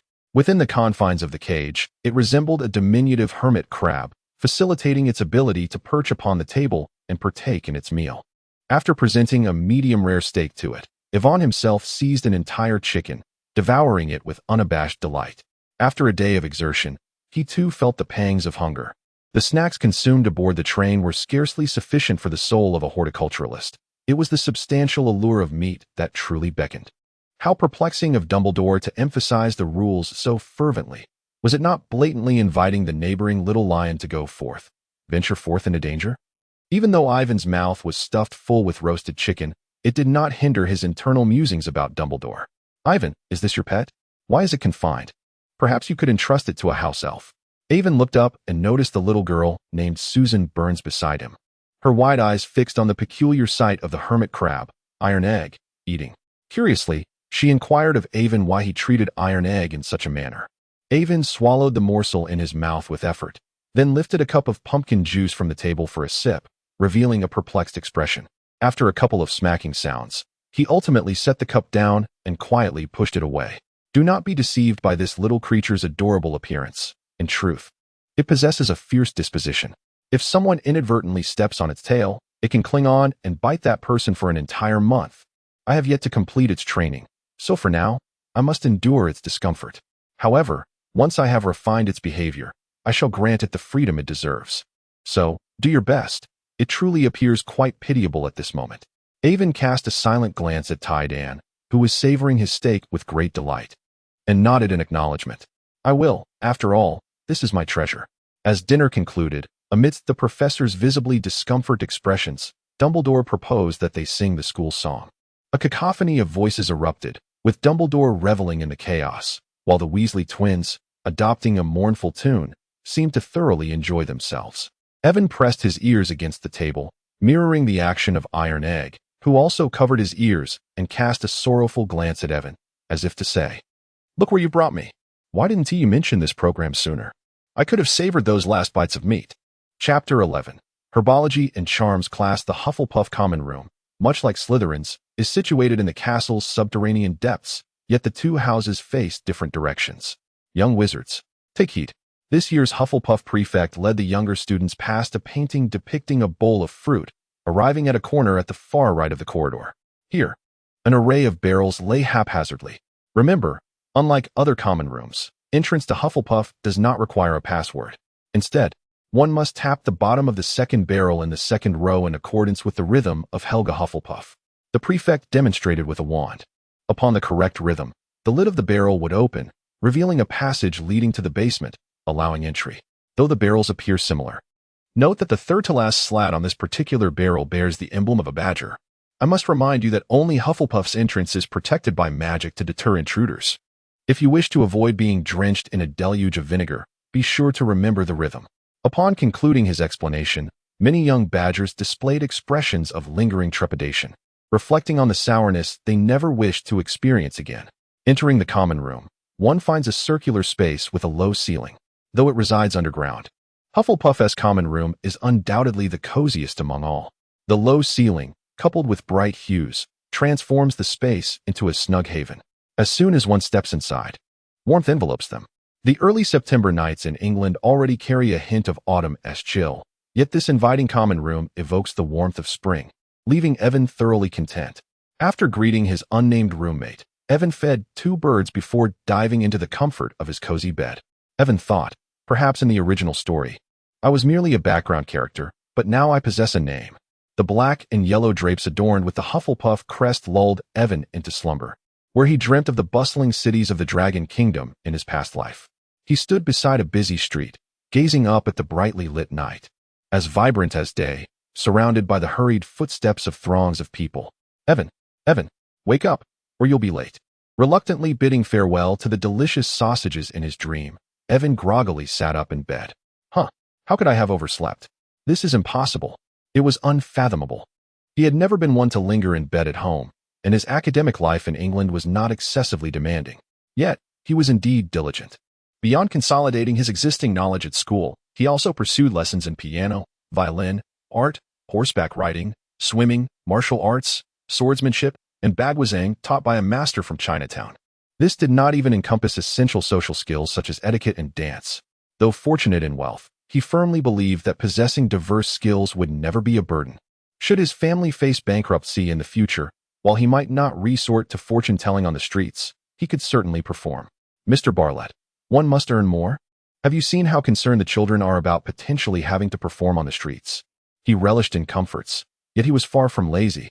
Today's delay surely stemmed from some magical influence of the Hufflepuff bed. It must have lulled him into such a deep slumber.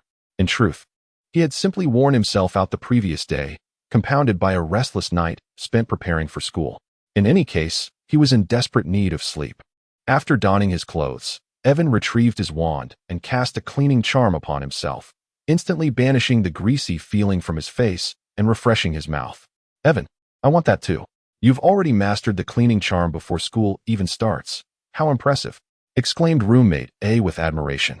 I want it too, chimed in roommate B, his mouth frothy with toothpaste, clamoring for Evan's assistance. In an effort to prevent toothpaste foam from splattering onto his face, Evan had no choice but to share with his 2 companions.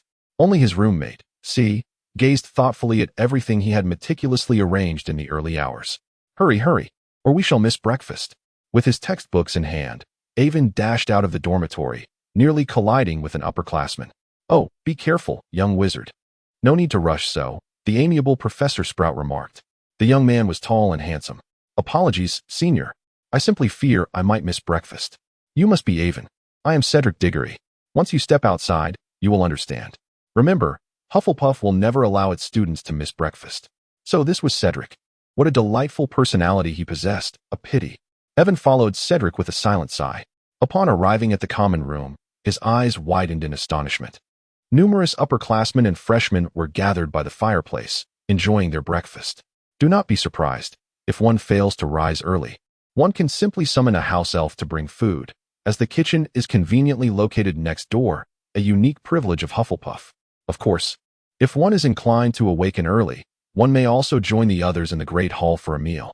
Cedric took a hearty bite of his sandwich, affirming Evan's choice. Evan, too, picked up a fried egg sandwich and took a bite. Professor Sprout, a most amiable witch, was teaching their first lesson, and having their kind head of house present was simply delightful. Although she initially stated with utmost seriousness that no student should move, observe, or touch the plants in the greenhouse without permission. Despite the fact that most of the plants therein are harmless, they can still pose risks to wizards. Should you wish to experience Madame Pomfrey's warm hospitality, you might consider testing this warning. Professor Sprout's stern gaze swept over the badgers and eagles, and fortunately, These little creatures were not as mischievous as the lions or as haughty as the snakes. They were quite obedient. Seeing the students comply, Professor Sprout reverted to her usual affable demeanor. The first lesson primarily focused on introducing the diverse array of plants and fungi in Greenhouse 1, allowing these young wizards to broaden their horizons. For example, the mandrake, a plant renowned for its sonic weaponry, and the rare and highly effective white fresh, which, although practical handling would come later, did not hinder the young wizards from familiarizing themselves with their names in advance. Each of these plants possesses remarkable abilities, and your potions professor will later explain the wondrous effects that can arise from their combinations. The first-year curriculum is quite relaxed, indeed. Even the courses leading up to the fourth year are not overly demanding. In the blink of an eye, class was over.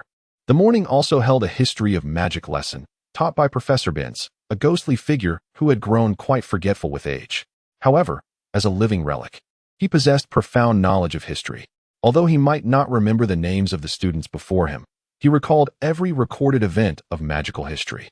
Ghosts, as specters, linger in the mortal realm due to various obsessions, yet Professor Binns' particular fixation remains a mystery. Nevertheless, Evan understood that Hogwarts employed ghosts as teachers without the obligation of salaries or benefits. Such a capitalist facade is utterly detestable. Avon felt that this was a grievous breach of virtue. Was this not a form of bullying towards the honest? After class, the students ambled towards the auditorium in small groups, while Avon was beckoned by Professor McGonagall to a corner of the staircase. Mr. McGrath, could you please elucidate the events that transpired on the train yesterday? Professor McGonagall's tone was somewhat grave. It was quite astonishing that a well-mannered young wizard had managed to send a senior to the infirmary on the very first day of term. Have you inquired about that senior? Not yet. Carlo remains in the infirmary. I have not visited him, but I heard Professor Snape mention it, which prompted me to ask you first. Well, the situation is as follows. Avon continued. Honestly, I happened to overhear the meaning of that term, and I must inquire, is the educational environment at Hogwarts truly like this? Or is it that this esteemed institution in Europe is built upon a hierarchy? I am profoundly disheartened. A cold glint flickered in Ivan's eyes, an air of maturity that belied his youth manifesting within him. The legacy of the McGonagall family is meticulously cultivated from a tender age. I apologize, Ivan. I never anticipated that matters would unfold in this manner. However, rest assured, Hogwarts is undeniably equitable towards its students. I shall address this issue with Professor Snape on your behalf. This is not your fault, and I sincerely hope you find joy at Hogwarts. Trust me, Hogwarts is truly worthy of your belief. Professor McGonagall had not foreseen such a predicament, and it was utterly disheartening to see this child harbor doubts about Hogwarts. It felt like a grave injustice. Very well, Professor McGonagall, I share your sentiments. If there is nothing further, I shall make my way to the Great Hall. I eagerly anticipate your lecture tomorrow. Avon slightly bowed, and, with Professor McGonagall's consent, turned to leave. Upon entering the hall, Avon shed the aura of the Maggrave heir, transforming once again into an ordinary, yet handsome boy. Meanwhile, Professor McGonagall, filled with indignation, stormed towards Snape's office, determined to seek justice for the child she had personally visited. The humiliation he suffered even before the commencement of his studies had instilled doubt about the institution within him. One can only imagine the profound psychological distress it inflicted on an 11-year-old child. As for Carlo, what of it? Being struck down by a mere first-year student, despite being a second-year who had mastered numerous spells, and still having the audacity to report it to a teacher. How shameful. At that moment, Carlo, just regaining consciousness in the infirmary, pondered, who am I? Where am I? What am I supposed to do? Chapter 12. This lad is quite formidable. Hey, Avon, are you all right? As Ivan took his seat, Hermione, along with 3 others, including Malfoy, gathered around. I'm fine, but what brings you all to Hufflepuff? Ivan observed as the 4 settled onto small stools, clearly indicating their intention to remain. What's the worry? There's no rule against sitting with students from different houses, Draco declared, plopping down without a care. Well, as long as the Badgers aren't too fussed about the snakes, it's simply a matter of sharing a meal. Almost forgetting, Ivan interjected, by the way, have any professors been a bother to you? I overheard some upperclassmen mention discussing your behavior on the train with a professor this morning. Draco slapped his forehead, nearly forgetting the original purpose of their gathering. Right. What happened? We just saw Professor McGonagall in the corridor asking students about your whereabouts, and she looked rather serious. Clearly, something's amiss, Hermione inquired with concern. Don't worry, Ivan. If anything's wrong, just let me know. I'll inform my father, and he will set things right. Draco raised his chin proudly. Observing his demeanor, Ron rolled his eyes, finding Malfoy as insufferable as his father had described. It's fine, Draco. No need to trouble Uncle Lucius. Professor McGonagall was merely inquiring about the situation. It's nothing serious, and it's all resolved now. Ivan graciously declined Draco's offer. Ivan, what exactly transpired? Harry asked with curiosity. During the train ride, my pet, Iron Egg, went missing, and after a series of explanations, I managed to leave my friends in awe. My goodness, Ivan, you are incredible. You actually dared to send an upperclassman to the hospital wing, Ron exclaimed, embodying the true Gryffindor spirit, reveling in the audacity of the act. You're truly remarkable. Harry's praise was succinct, yet the eagerness behind his glasses betrayed his excitement. Their voices were not discreet, and the surrounding Badgers looked at Ivan in shock, not expecting such a bold newcomer this year. The question lingered. Would Professor Snape seek him out for trouble? What you did was perilous. A first year knocking out an upperclassman before the term even commenced. How reckless. What if he got expelled? Hermione, unlike the two boys, sensed the gravity of the situation. There's no what if. The fault does not lie with me. And that remark was hardly trivial, right, Draco? Ivan beamed at Draco, who was just about to take a bite of a chicken leg. Draco paused, taken aback that Ivan had turned the attention towards him. This left him a bit flustered. The Malfoy upbringing had instilled in him a certain disdain for wizards from Muggle families. He could be haughty, using terms like mudblood. However, he had come to regard Ivan as a friend, which made it impossible to utter such a derogatory term now. Indeed, that remark was quite insulting, especially for a first year from a Muggle family. The second year was truly out of line, Draco stated emphatically. That's more like it, Ivan responded with a smile. Ivan chuckled softly. He had the intention of befriending the young master of the Malfoy family, and thus felt it necessary to subtly correct him before he veered too far off course. Meanwhile, Ron looked at Draco as though he had seen a ghost, astonished that such words could emanate from the mouth of a Malfoy. Were they not the ones who held Muggles in the deepest contempt? However, the impulsiveness displayed was rather excessive. He could have easily waited until the start of term to inform the professors. Instead, he had rendered Draco unconscious, which was far from an ideal solution. The young witch, still naive to the implications of such actions, perceived Ivan's behavior as recklessness. Wasn't it a sudden incident? I had to resolve it in my own way. With the weight of that term, my actions were indeed merciful, considering he had merely been rendered unconscious. Otherwise, in the Muggle world, if my father, uncle, or relatives were to discover that a child from the Maggrave family had suffered such indignation, it would not take more than 3 days for his family's remains to drift upon the waters of the Thames. Ivan leisurely grasped a chicken leg, consuming it with indifference to the glances of those around him, not only Harry and his 3 companions, but also others who overheard Ivan's words regarded him with a look of shock. After all, he was merely 11 years old and had just begun his schooling. He had merely knocked someone out. Was that such a grave matter? Should he really be expected to take a life on his first day at school? That would be utterly grotesque. How could he articulate such cruel sentiments with such a calm demeanor? Is this truly the language of a child of 11? Hermione fell silent, equally startled by Ivan's remarks, for among this group of children, very few possessed the fortitude to withstand such thoughts. However, Ivan was not attempting to intimidate them. The Maggrave family had thrived not through benevolence but through formidable means, particularly protective of their own. He had overheard discussions between his father and grandfather about such matters when he was very young, though they had dismissed him as a mere child who would not comprehend. Hermione chose not to pursue the topic further.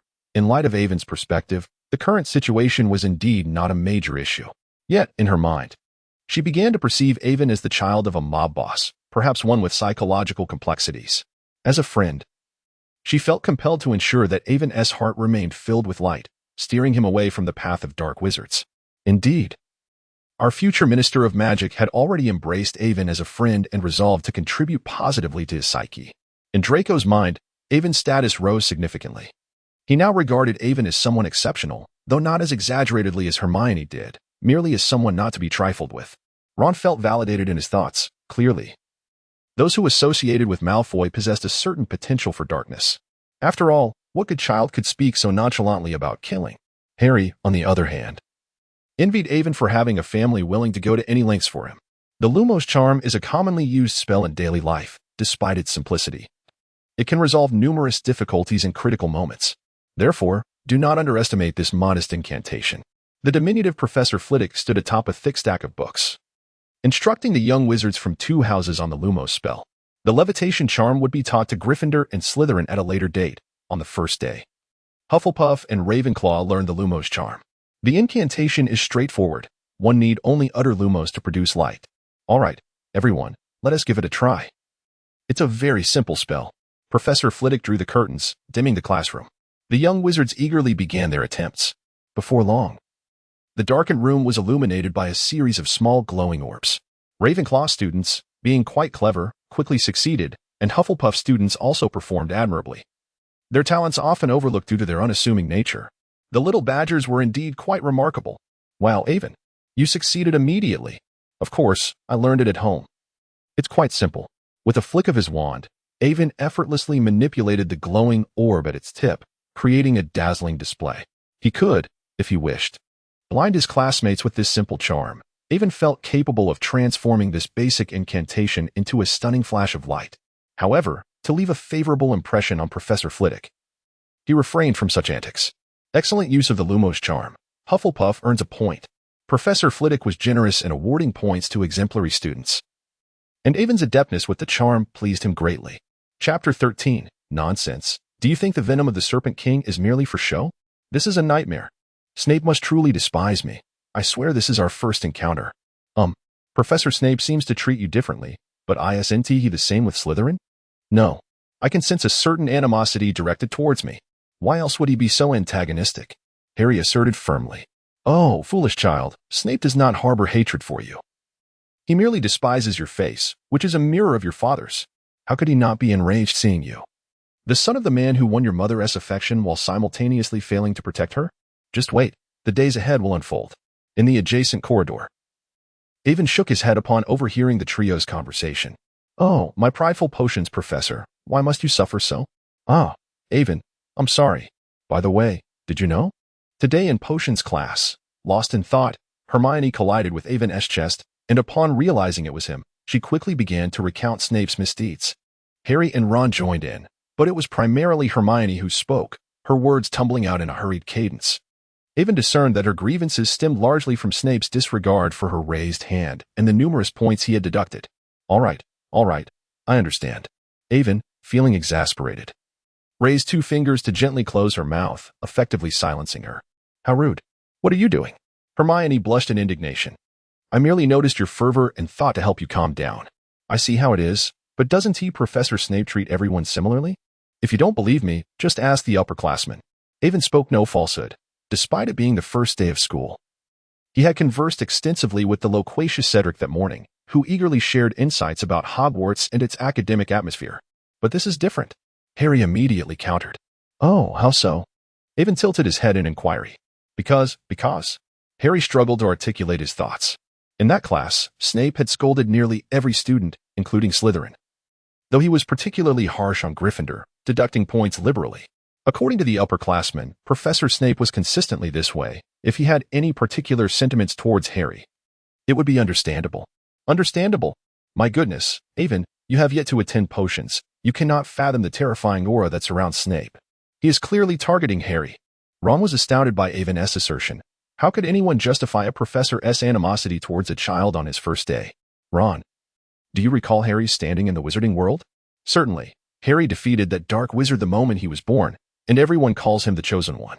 Ron was puzzled by Avon's question, while Hermione seemed to grasp its significance. Indeed, he is the Chosen One. So is it wrong for Professor Snape to hold higher expectations of Harry? But I was unaware of such matters. I had lived in the Muggle world until now. Harry protested. So had I, and so had Hermione. Not understanding is not your fault. You can certainly catch up through diligence. To leap to conclusions about a professor based on a fleeting encounter, don't you think that's rather childish? Avon's words startled Harry. Indeed. Avon and Hermione were also raised in the realm of ordinary individuals. While Hermione could engage in fluent discourse, perhaps Avon could as well. It became evident that I am still rather inept, bearing the title of a savior, yet possessing no understanding. No wonder Professor Snape gazes upon me in such a manner. It's all right, Harry. Life stretches ahead, so strive to learn diligently. Avon noticed that Harry appeared somewhat disheartened and recognized that further conversation might lead to a melancholic state. He promptly approached and offered a reassuring pat on Harry's shoulder. Do you recall what Professor Snape asked you? You might want to seek the answer to that question. As a master of potions, Professor Snape would not casually pose a simple inquiry. Keep at it. Evan thought to himself, Professor, I can only assist you up to this point. It is now up to this foolish lad to gain some insight. After Avon departed, Harry stood lost in thought. I assure you, Avon won't feel the same way after the last potions class, Ron remarked, shaking his head as he watched Avon's retreating figure. Didn't you comprehend what Avon meant? Hermione gazed at Ron with a puzzled expression. What does he mean? Isn't he simply speaking in favor of Snape? A glimmer of wisdom sparkled in Ron's eyes. Harry, Hermione, understood. Go have fun, Hermione sighed, exasperated as she rubbed her forehead and swiftly departed. Fun? Shouldn't we be waiting in the Great Hall for dinner? Harry, come on, let us change the subject. Without waiting for Ron's response, Harry pulled him back to their common room. It was still too early for dinner, and he preferred not to sit idly in the Great Hall. In the dormitory, Avon was engrossed in writing, clutching a compendium of spells and a translation dictionary. Little Didi had gone to play in the Ollery. While the cages of herring and iron egg hung by Avon's bedside, the two little creatures tilting their heads curiously at the human child's activities. All right. This time it's all set, Avon exclaimed, raising the parchment in his hand. He had finally translated the recipe for the Amortentia potion and now only needed to find a test subject.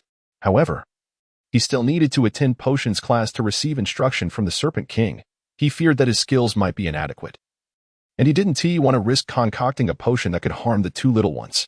Taming them during the first half of the semester would suffice. There was still time. As for the preparation of materials and the selection of a test subject, a towering figure emerged in Ivan's mind. Tuesday, Avon finally arrived at the much-anticipated potions class. In contrast to the mischievous Gryffindors and restless Slytherins, the Badgers and Eagles appeared remarkably well-behaved. With a resounding bang, Professor Snape entered the classroom with all the grace of a storm, slamming the door behind him without an ounce of gentleness. In my class, there is no room for your foolish wand-waving, nor for your incessant muttering of incantations, he declared. Striding to the front of the room, he flung his cloak dramatically and turned to cast a stern gaze over the assembled students. In truth, I do not expect many of you to grasp the intricate science and rigorous craftsmanship of potion making. However, I shall teach you how to evoke profound emotions, ensnare the will, enhance your reputation, brew glory, and even stave off death. Aiden was somewhat curious. Did Professor Snape deliver this admonition to every new student? Is your mind filled with the snot of a troll? If not, why do you not extinguish the flames promptly? Do you wish for an explosion? Oh, Merlin's beard. The position of potions master should be yours, for your clumsiness is enough to deter even the bravest. Do you intend to allow the scalding potion to splatter upon your visage? If you do not wish for such a fate, then why have you not added the daffodil yet? Are you waiting for my assistance? Mr. Aiden, if you were as courageous as you were on the train, you ought to hasten and add the groundhog's claws. Instead, you linger in indecision. Have you exchanged your intellect with a troll? Even trolls are aware that one should not touch hot substances, yet you dare to plunge your fingers into the cauldron. A troll would bow to you in admiration. Very well. Evan acknowledged that he had indeed set his expectations too high for Professor Snape. It was the fault of those marketing enthusiasts from his previous life who had portrayed Snape in such an extraordinary light, leading Evan to momentarily forget that he was merely an ordinary student. Professor Snape, indifferent, certainly did not expend excessive energy on him, merely unleashing his venomous words whenever Evan erred, just like any other student. The reputation of the Serpent King's venom was, indeed, well-deserved. Chapter 14, Transfiguration Class. I fed Professor McGonagall catnip. Having endured the trials imposed by Professor Snape, Evan had also gained a preliminary understanding of potion brewing. Regardless of Snape's caustic tongue, the mastery of potions he possessed was indisputable. The following day, Evan, who had not overslept, was exercising by the Black Lake. Yesterday's incident was merely an anomaly. He consistently rose early to maintain his physical fitness. As the saying goes, a quarter of an hour in the morning is worth 10 years of effort. That should suffice for now. Today was Professor McGonagall's Transfiguration class, and he could not afford to be late. It seemed that Harry and Ron, those two foolish boys, had arrived late yesterday. After stretching his muscles, Evan returned to the dormitory to change his clothes. Good morning, Hermione. This diligent little witch was indeed hard-working, clutching a hefty tome as she made her way to the Great Hall for breakfast. Good morning, Evan. How did you fare in potions class yesterday? Well enough. Snape remained predictably harsh. Evan was surprised that Hermione's first inquiry pertained to that subject. Good luck then. I remember you have transfiguration class today. Be mindful of the tabby cat in the classroom. That is Professor McGonagall. Thank you. I am aware. Aren't you curious? Why do I say Professor McGonagall is a tabby cat? Observing Evan's nonchalant demeanor, Hermione began to doubt whether he was fully awake. Otherwise, how could he not react? This is the magical world. Is it so strange for a season witch like Professor McGonagall to transform into a cat? I wouldn't even be surprised if she turned into a Tyrannosaurus Rex. Hermione nodded, finding the rationale sensible. It was she who had yet to fully transition from her Muggle worldview. In the Transfiguration classroom, just as described in the original text, a tabby cat with square markings around its eyes sat perched on the podium. The arriving badgers and eagles patiently awaited the commencement of lessons. Perhaps some already knew it was Professor McGonagall, thus no one dared to act mischievously below, feigning ignorance. Evan walked past the tabby cat on the podium amidst the astonished gazes of his fellow students who were in on the secret. Evan, this opportunity comes but once in a lifetime. I must seize this chance. My apologies, Professor McGonagall. Whose pet are you? So well behaved. Here, have this. Evan approached and gently squeezed Professor McGonagall's paw, careful not to overstep, for she was indeed a lady. Yet, her paw pads were delightfully soft. Professor McGonagall, however, before she could revert and properly reprimand the audacious young wizard, Evan produced a can of cat food he had prepared in advance, opening it and pushing it forward in one fluid motion. Instantly, the aroma captivated Professor McGonagall in her feline form. Professor McGonagall, what is this treat? It smells delightful. Why have I never encountered it before? I must not taste it. No, I am a professor. How embarrassing. But I really must. Before Professor McGonagall could settle her internal conflict, Evan revealed his ultimate weapon, the catnip ball. The distinctive scent of catnip immediately ensnared the attention of the tabby cat version of Professor McGonagall. Evan distinctly observed that Professor McGonagall's pupils, initially slit-like, gradually transformed into rounded orbs. Enough, Mr. McGrath, you ought to return to your seat rather than engaging in such mischief. Observing that Professor McGonagall had already begun to show her claws, reason ultimately triumphed over instinct as she sprang from the table, reverting to her stern demeanor. Professor McGonagall, my sincerest apologies. I had no idea this was your magic. I am truly sorry. Recognizing the need to cease while ahead, Evan feigned ignorance.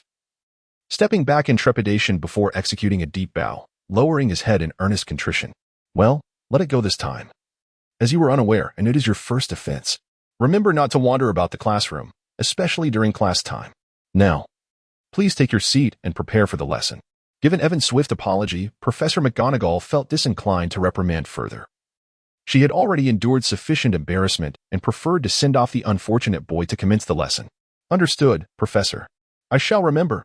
With that, Evan turned and hastened toward an unoccupied seat, his face obscured by his slightly long hair, as he felt too embarrassed to lift his gaze.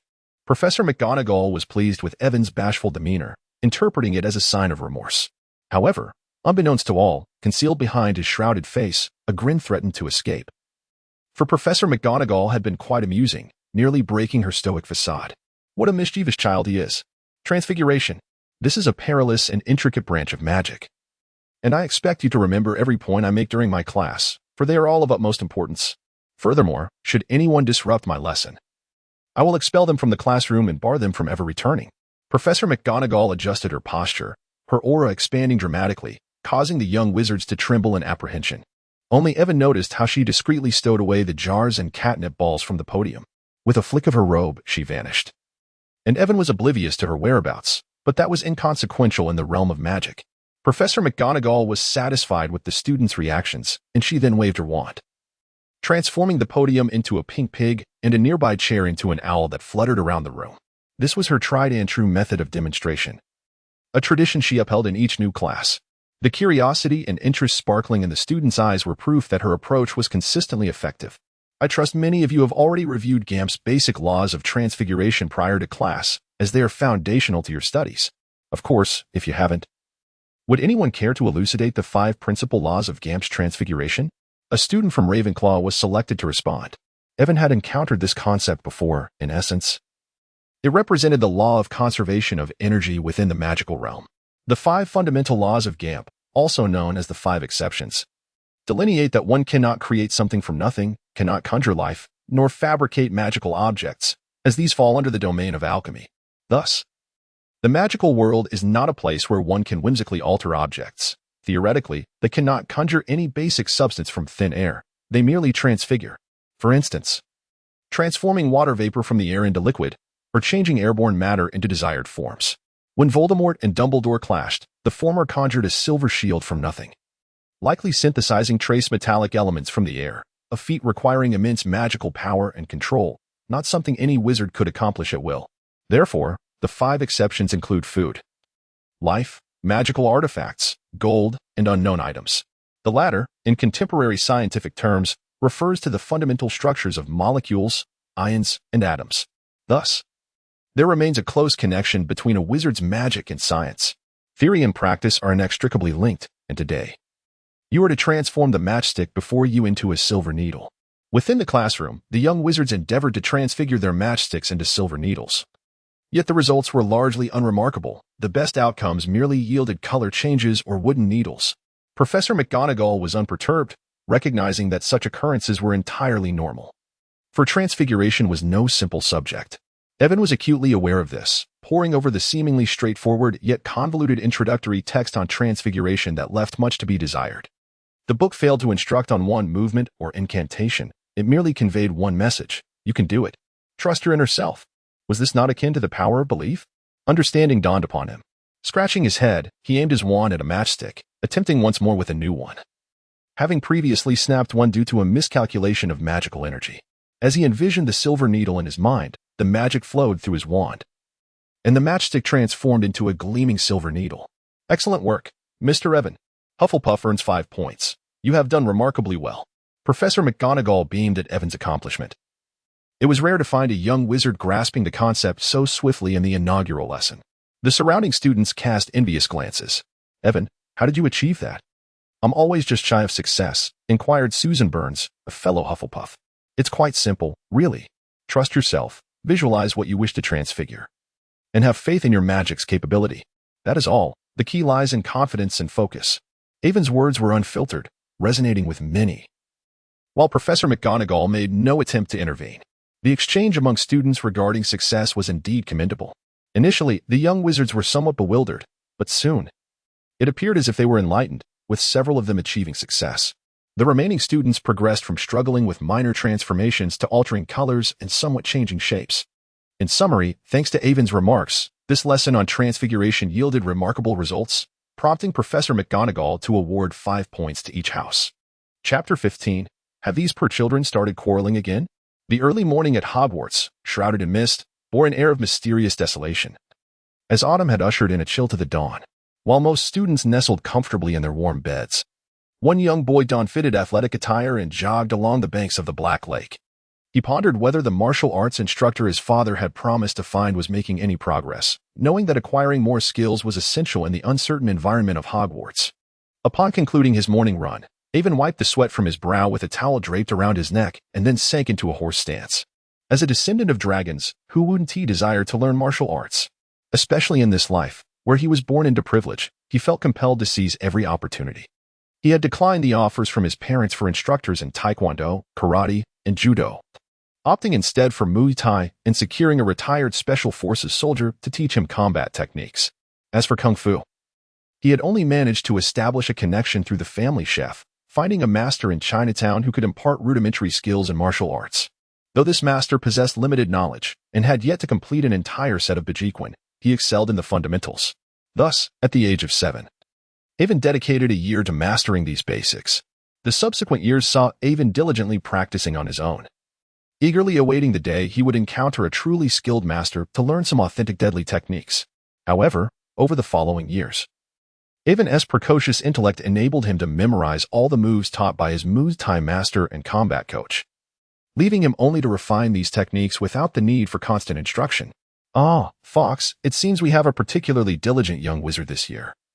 Rising early to engage in physical training, mused the elderly yet youthful Dumbledore, clad in pink pajamas, as he opened the window to breathe in the fresh morning air. Catching sight of Evan in his workout. How wonderful it is to be young. I believe I shall indulge in a cup of honey lemon tea. With 3 spoonfuls of honey, he added, glancing at the old honey-seeking bee, Fox, who continued to preen his splendid feathers. Good morning, young wizard. It's quite rare to see a young wizard up so early for a workout, said Hagrid, approaching with a large sack slung over his shoulder. His robust voice booming as Avon completed his horse stance and began to stretch. Hello, good morning, Hagrid. Avon greeted with a smile. Good morning, young wizard. I am Avon McGrave. May I befriend you? Oh, you wish to befriend me, Avon? How delightful. The towering figure, over 3 meters tall, displayed a hint of shyness at the prospect of a young wizard wanting to be his friend. Indeed. I've heard from upperclassmen that you have a fondness for magical creatures, and you are also a friend of Harry, correct? Absolutely. I adore those charming little beings. So you are also a friend of Harry? That is splendid. To express his enthusiasm at meeting a new friend, Hagrid patted Avon's back with his enormous hand. Perhaps Hagrid did not realize the force of his gesture, but Avon felt as though he had been struck by a flying kick. Cough, cough, Hagrid. I hope it's not too presumptuous, but could I ask you for a favor? Avon managed to say, struggling to catch his breath. Of course, no problem at all. As long as it's not against the rules, I'd be more than happy to assist you. Perhaps buoyed by the joy of making a new friend and his naturally warm-hearted disposition, Hagrid readily agreed to Avon's request without a second thought. Well, could you help me find a magical creature that is not too dangerous and has a gentle temperament? Avon confided in Hagrid about his 2 obstinate pets and mentioned a potion he had discovered that could render animals more obedient, potentially even evolving them into magical creatures. Of course, that is not an issue. Some small animals can indeed be quite challenging due to their temperaments, but as long as you ensure their safety, there should be no problem. However, you must promise me that this potion remains a secret. Otherwise, I fear that unscrupulous individuals may exploit it for selfish gain. Endangering those adorable little beings, Hagrid insisted. I swear on my life. Should I ever cause them harm, may Merlin unleash my magical powers upon me, allowing me to perish in an explosion of my own making. My intention is solely to help my 2 pets acclimate to the magical realm. Avon was acutely aware of Hagrid's profound affection for magical creatures, and under this premise, he harbored no suspicions regarding the intentions of his newly acquainted friend. Despite their brief interaction of less than 10 minutes, this alone was sufficient for him to pledge his sincerity to Hagrid. Engaging with pure-hearted individuals requires no convoluted maneuvering. Oh, dear little wizard, I understand your resolve. One must refrain from making such ominous oaths casually in the future. Noticing Avon's earnest demeanor, Hagrid felt a twinge of anxiety. His intention had merely been to offer a gentle reminder, not to instigate such gravity. It is of no consequence, Hagrid. This too serves to affirm my unwavering commitment to the welfare of the creatures. I am unperturbed, Avon replied, maintaining a warm and genial smile akin to a gentle spring breeze. Having made arrangements with Hagrid, Avon returned to his dormitory to don his school attire before heading to the Great Hall, where owls would deliver messages. The materials he had requested from home were due to arrive. Indeed, the ingredients for the taming charm were procured at his father's behest. As many of the requisite items were not available within the wizarding realm, necessitating reliance on his family's financial resources. Look, Neville has received a memory orb. I recall that when the smoke within turns crimson, it signifies the forgetting of a particular event, pointed out Seamus from Gryffindor, gesturing towards Neville. However, I can't recall forgetting anything, Neville responded somewhat sheepishly to his companions. Neville, I believe you ought to eat swiftly. Otherwise, you will be late returning to the dormitory to change into your uniform, Avon kindly reminded Neville, who had evidently forgotten something. The arrangement of the long tables in the Hogwarts Great Hall was in the order of Slytherin, Gryffindor, Hufflepuff, and Ravenclaw, placing Avon directly beside Neville. Observing Neville's hurried retreat to change into his uniform, Avon swallowed the last bite of his fried egg and, clutching the parcel brought by the little house elf, made his way back to the dormitory. He contemplated whether to bring back a Chinese cookbook for the house elves during the Christmas holiday, as he had begun to long for the flavors of soup dumplings and braised pork, not to mention the delectable soy-braised knuckle.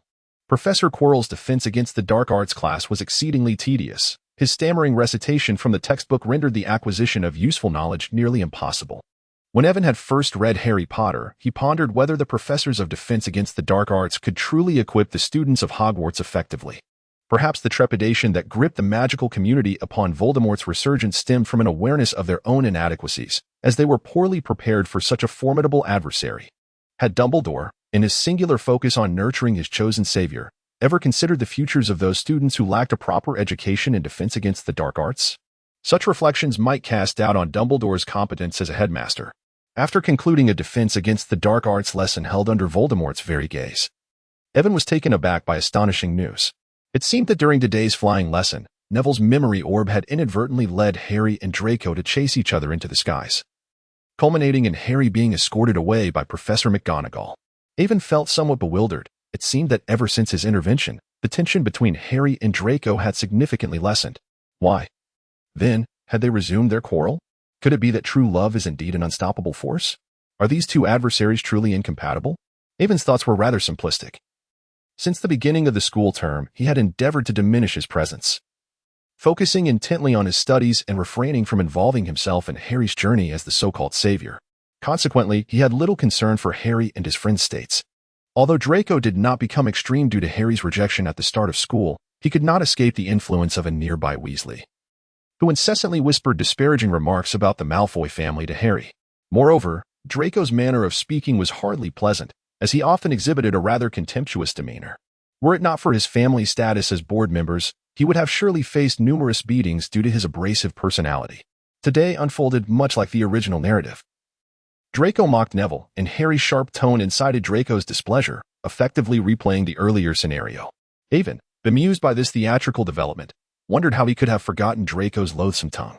Chapter 16. The Strategy to Befriend Filched Cat. Greetings, Mrs. Norris. Today, I bring chicken breast in a can. Next time, I shall bring you some cat treats from home. In a corner of the Hogwarts corridor, Avon extracted a can of cat food from his pocket, opening it to feed Mrs. Norris. This Maine Coon, suffering alongside Filch, was naturally a large cat, yet it appeared emaciated, its long fur devoid of luster, resembling a bundle of dried hay. This cat food was produced in Avon's own factory. Possessing foresight beyond his years, he had previously urged his father to invest in the pet market, understanding that the future of this industry would be quite lucrative. The earlier one invested, the greater the profits. Mr. Bartlett initially paid little mind, dismissing it as a child's fondness for animals.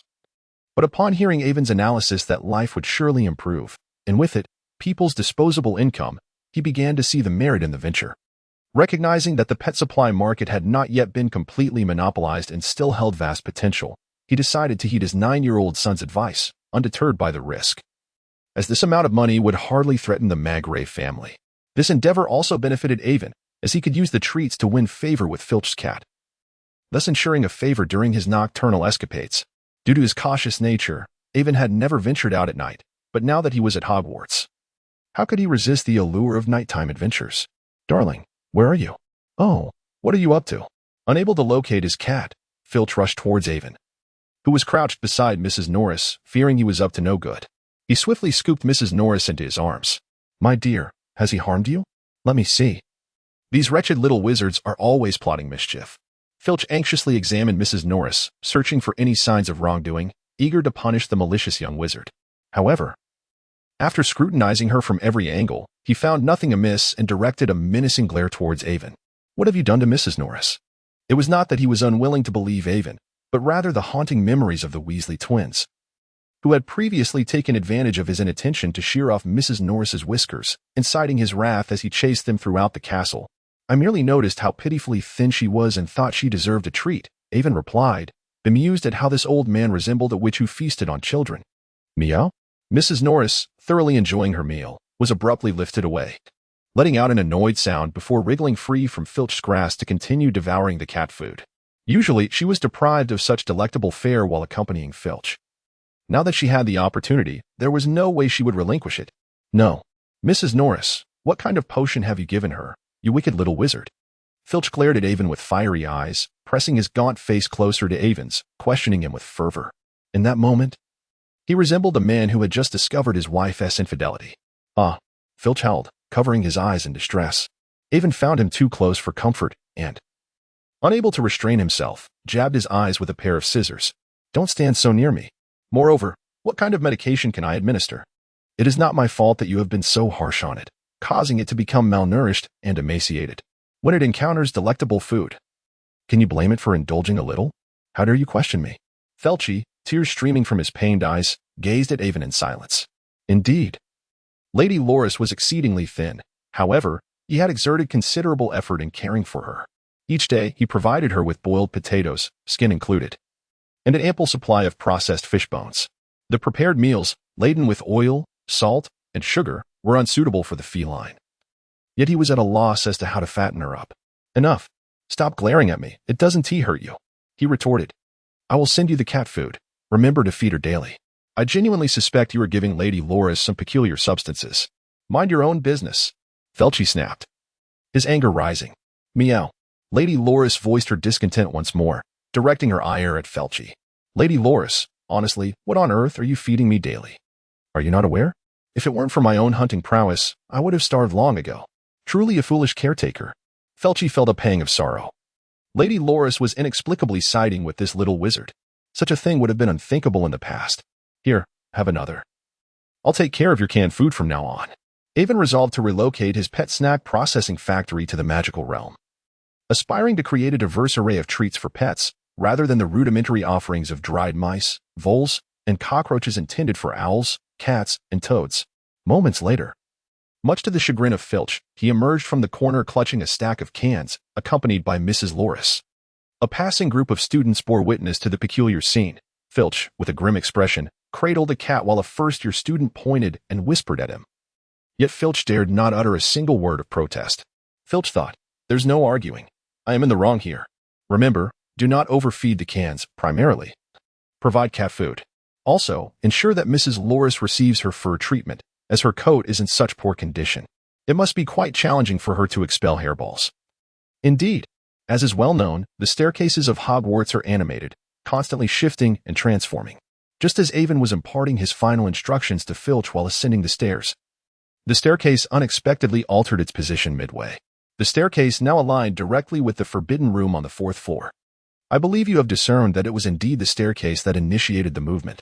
Avon turned to glance back at Filch, who had not yet moved far. Filch gritted his teeth. This little imp had berated him for quite some time, and he yearned to seize this opportunity to impose a 2-day detention upon him. However, glancing at the cans in his arms, along with his little sweetheart, he thought better of it. How could he be so cruel? Fine, I see it now. It's not your fault. I shan't inform the professor. Is that satisfactory? With that, Filch stormed off in a huff. This bewildered the young wizards who passed by. Was Filch under some enchantment? To hear him spare a student was nothing short of miraculous. Indeed, a true manifestation of Merlin's magic. Avon shrugged, intending to take a detour, as he was on the verge of being late for his afternoon class. However, to his dismay, the wretched staircase shifted once more. Oh no. As Avon reached the juncture, he misstepped and plummeted down the stairs. My goodness, someone has fallen. A Ravenclaw senior exclaimed. The commotion drew the attention of several passing students, who hurried over to gawk at the scene. Avon was quite displeased. He had assumed that the staircase would remain immobile for a brief period after its transformation. Thus he let his guard down and fell victim to it. Fortunately, his quick reflexes allowed him to grasp the railing of the staircase below. Moreover, his physical fitness proved advantageous. Otherwise, even if he were not fatally harmed, he would certainly have suffered significant injury from the fall. Oh, Merlin, are you all right, my child? Just as Avon was about to exert himself to climb back up, he suddenly felt a lightness envelop him, and in the next moment, he found himself floating gently to a landing on the 3rd floor. I'm fine, thank you, Professor Flitwick. No need for thanks. Would you like to visit Madame Pomfrey to have your arm checked? After all, you are still quite young. The one who intervened was Professor Flitwick, who was on his way to class when he heard that a student from his house had fallen down the stairs.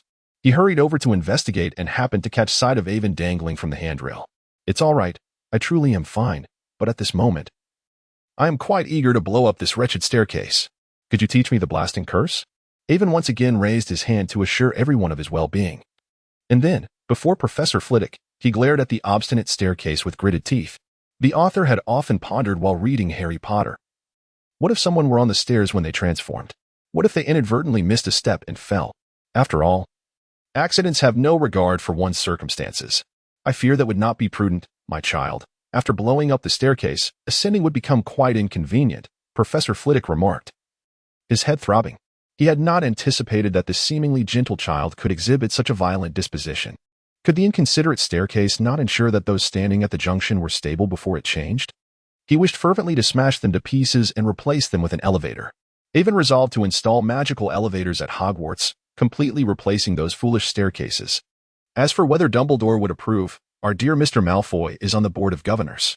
This time, Draco must be involved. Just wait. I shall shatter you all and replace you with something new. Flitwick, this lad certainly holds a grudge. Staircase, QQ. Chapter 17, Preparation of the Talking Potion. Avon I hope your potion preparation is going well. I have already selected a magical creature for you, residing in my little hut. You may come by any time when you are ready. Hagrid. That evening, upon returning from class, Avon discovered a round-faced, plump chick perched beside his bed, clutching a letter in its beak. The sight of Hagrid's letter filled him with joy, and he spun around with the cage containing Iron Egg. Now, Avon only dared to take his little companions out for strolls on a leash during morning and evening. He feared they might fly away if left unrestrained. Though he recognized this selfishness, he was unwilling to part with his two pets. Selfishness it shall be. He never considered himself altruistic anyway. Now, he could prepare the potion. Overcome with excitement, Avon neglected his meal and immediately retrieved his cauldron. Cough, cough. After clearing the air, Avon waved his wand to dispel the thick smoke and the mess on the table. This was the 5th time he had attempted this. He had failed 4 times already. Could it be that I have succeeded? Observing the pale green potion glowing with a silvery light in the cauldron, Avon meticulously compared it with the records in the spellbook. Indeed, he had succeeded. Are you happy? Soon, you shall be free to roam, no longer confined to your cage, he said, waving a freshly bottled green potion before his little companions. Iron Egg tilted its head in confusion, while the sea eagle shot Avon a proud glance. Oh, quite the proud one. But I have yet to name you. What shall I call you? Avon pondered, resting his chin in thought. The sea eagle, unaware of the name Avon would bestow, was displeased with the one restricting its freedom to soar. If not for the delectable morsels Avon provided daily, it would have starved itself in protest. Perhaps weary from its pose, the sea eagle raised its head proudly, spread its wings, and shook its snowy feathers, showcasing its elegant form before Avon. Goo-goo. Then Avon noticed the little dimwit gazing at the sea eagle with admiration, while the sea eagle shot a sharp, haughty look back at the dimwit. Ah, such arrogance. I have it. I shall name you a guru. You possess the potential to be a true showstopper. It is settled. Your name shall be a guru. Thus, it was joyfully decided. The sea eagle, now a guru, tilted its head at this eccentric future owner, then turned away, dismissing Avon. After filling 11 vials with potion, Avon tidied his desk and left his dormitory. His 3 somewhat cheap roommates were in the common room, working on assignments. Having missed dinner, he decided to visit the kitchen. Since the start of school, Avon had maintained a low profile intentionally, which had led his roommates to distance themselves from him. It wasn't that he ignored them while they discussed Quidditch. He was busy taking notes, and when they gossiped about a Hufflepuff upperclassman's heartbreak, he was engrossed in translating texts they found incomprehensible. His roommates often joked that he belonged in Ravenclaw rather than Hufflepuff. Avon merely smiled and said nothing. Ridiculous. Ravenclaw's dormitory is located in the astronomy tower, a long trek. And how troublesome it would be when he craved a midnight snack. Who would refuse a common room right next to the kitchen? This was the result of his relentless threats to the Sorting Hat. He could not bear to leave Hufflepuff. Upon exiting the Hufflepuff dormitory, Avon approached the fruit oil painting, scratching the pear depicted on it. The pear chuckled softly, and a doorknob materialized. Pulling the doorknob, Avon entered the kitchen he had longed for. It was his first time in the kitchen since the beginning of the term, as he had been too busy prior. Inside, rows of stoves and shelves filled with jars and bottles awaited, along with a large countertop. Numerous house elves busily prepared for the next morning's breakfast. Hello, young wizard. How may I assist you? A house elf approached him, inquiring. The house elf, with larger eyes than a fairy, bore bat-like ears but lacked the deceitful demeanor of a fairy. Though dressed in a tattered cloth resembling a pillowcase, it appeared quite clean. Could you provide me with some food? I missed dinner. Thank you. Certainly. It would be my pleasure to serve you, esteemed wizard. The house elf seemed taken aback by Avon's politeness. In the wizarding world, a wizard's status surpassed that of a house elf. It was uncommon for a wizard to express gratitude, let alone to kick a house elf after receiving food. The house elf would endure it, pondering where it might have gone wrong to displease the esteemed wizard. Aiden's courteous demeanor quickly endeared him to the house elves, who soon began preparing a fresh batch of fried chicken legs for him instead of merely reheating leftover dishes. There's no need for trouble. Just something simple to eat will suffice, he humbly suggested. It is our mission to serve wizards. It is no inconvenience at all, replied the house elf who had first engaged with him, leading Aiden to a table behind the countertop and thoughtfully arranging the cutlery for him. Observing this, Aiden chose not to be overly polite, recognizing that excessive courtesy might unsettle them. This particular house elf, named Bubu, had been employed at Hogwarts for many years. After relishing a delightful meal of fried chicken and sandwiches provided by the elves, Aiden left the kitchen, feeling quite satisfied. Having traversed the kitchen, Aiden contemplated advancing his plan for Chinese cuisine. as he noted that the elves primarily prepared food through roasting, frying, or boiling, with salads being a rare option. He genuinely yearned for hot pot and barbecue. Goodness, what is utterly mad? It's evident he has a profound passion for Quidditch, he remarked. It seems you've been quite busy lately, Harry. Oh, hi Aiden. It's been ages, Harry replied, momentarily pausing from venting to Ron about Wood's relentless training. Ages? Really?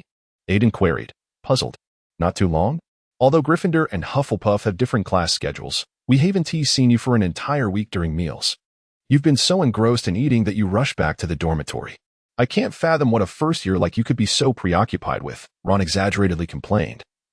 Clearly astonished that a typically laid-back Hufflepuff could be so busy. Well, I suppose I have been a bit occupied, but it can't be helped.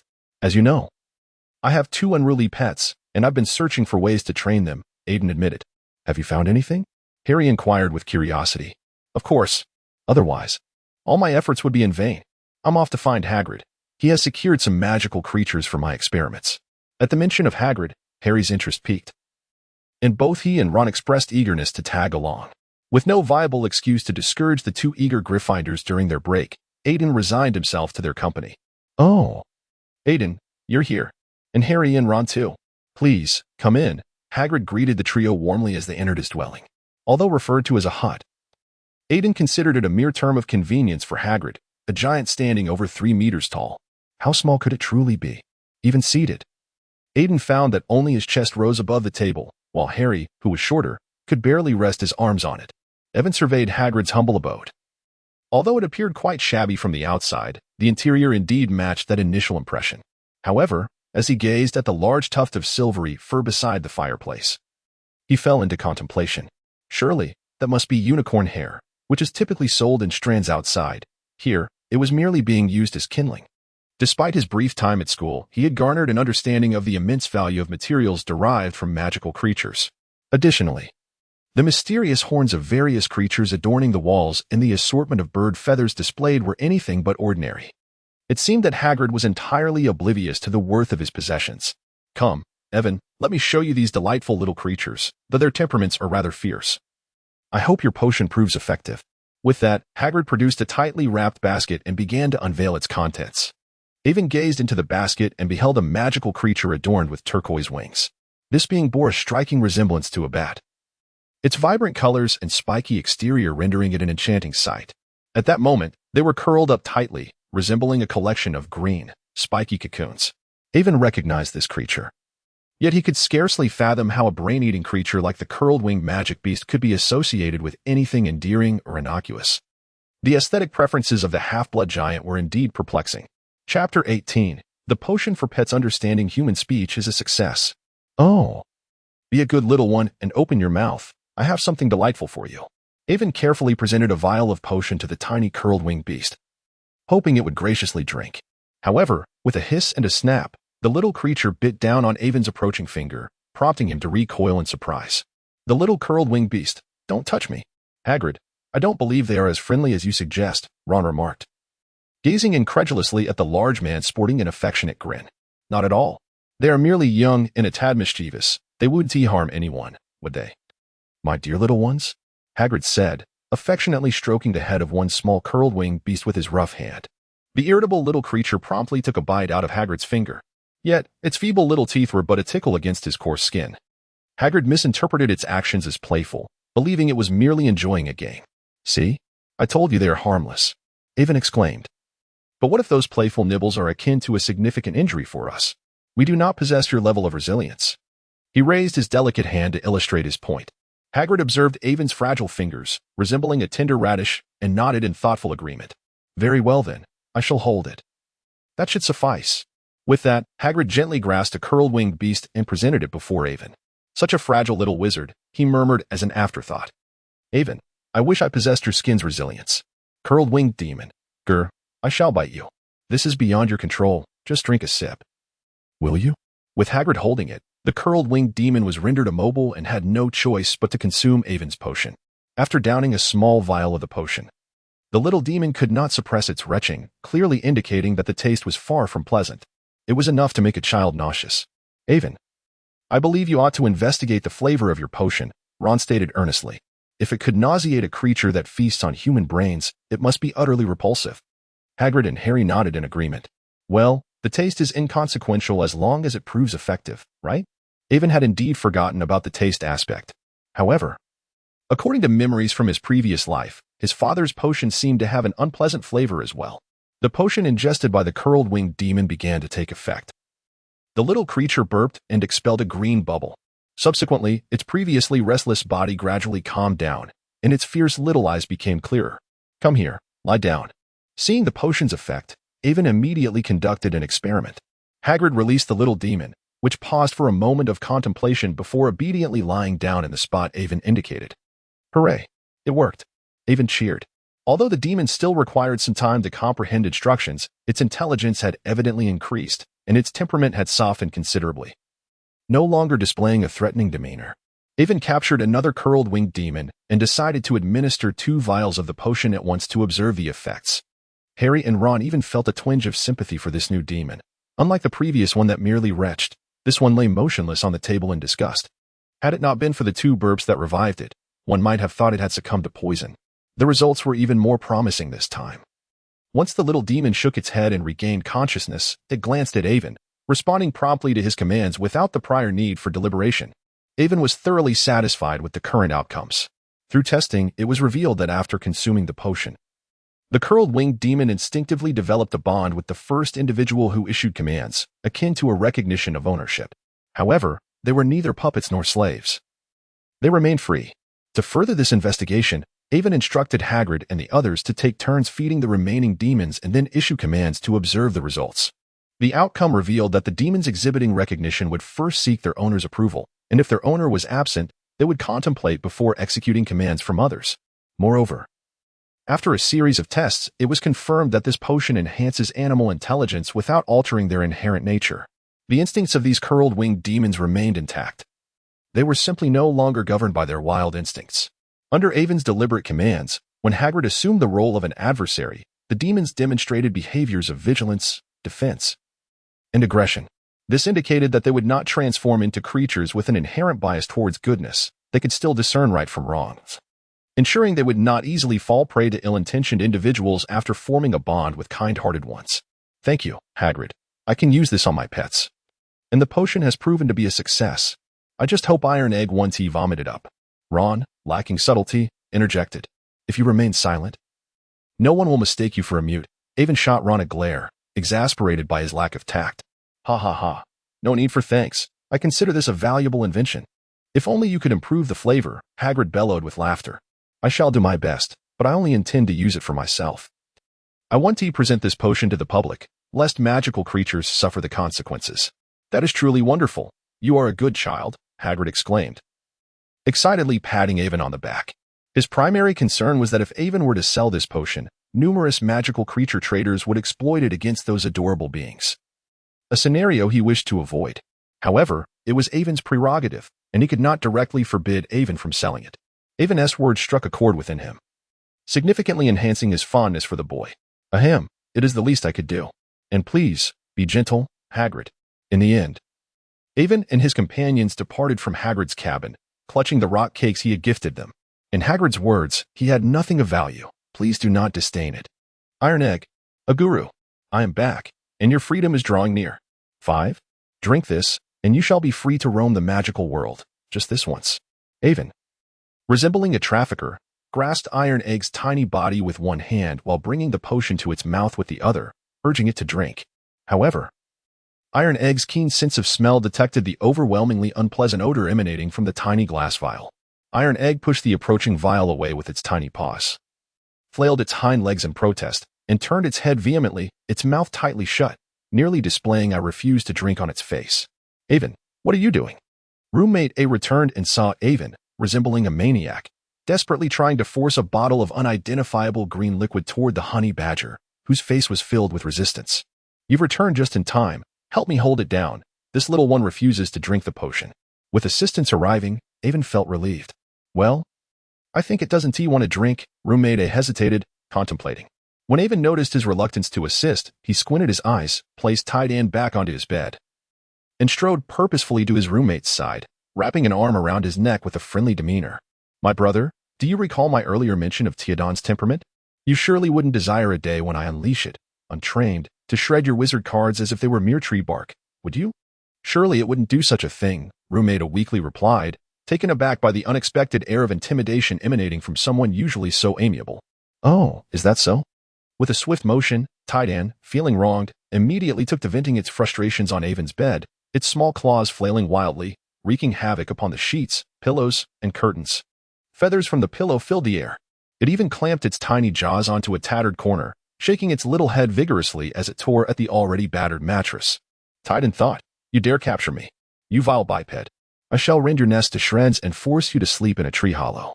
Roommate A, observing the irate creature wreaking havoc on Avon's bed, swallowed hard, nodding stiffly in agreement. "I believe you are right. I shall assist you." He swore his motivation stemmed solely from the fear of provoking the irritable little beast and incurring the wrath upon his belongings. Certainly not due to Avon's increasingly constricting grip around his neck.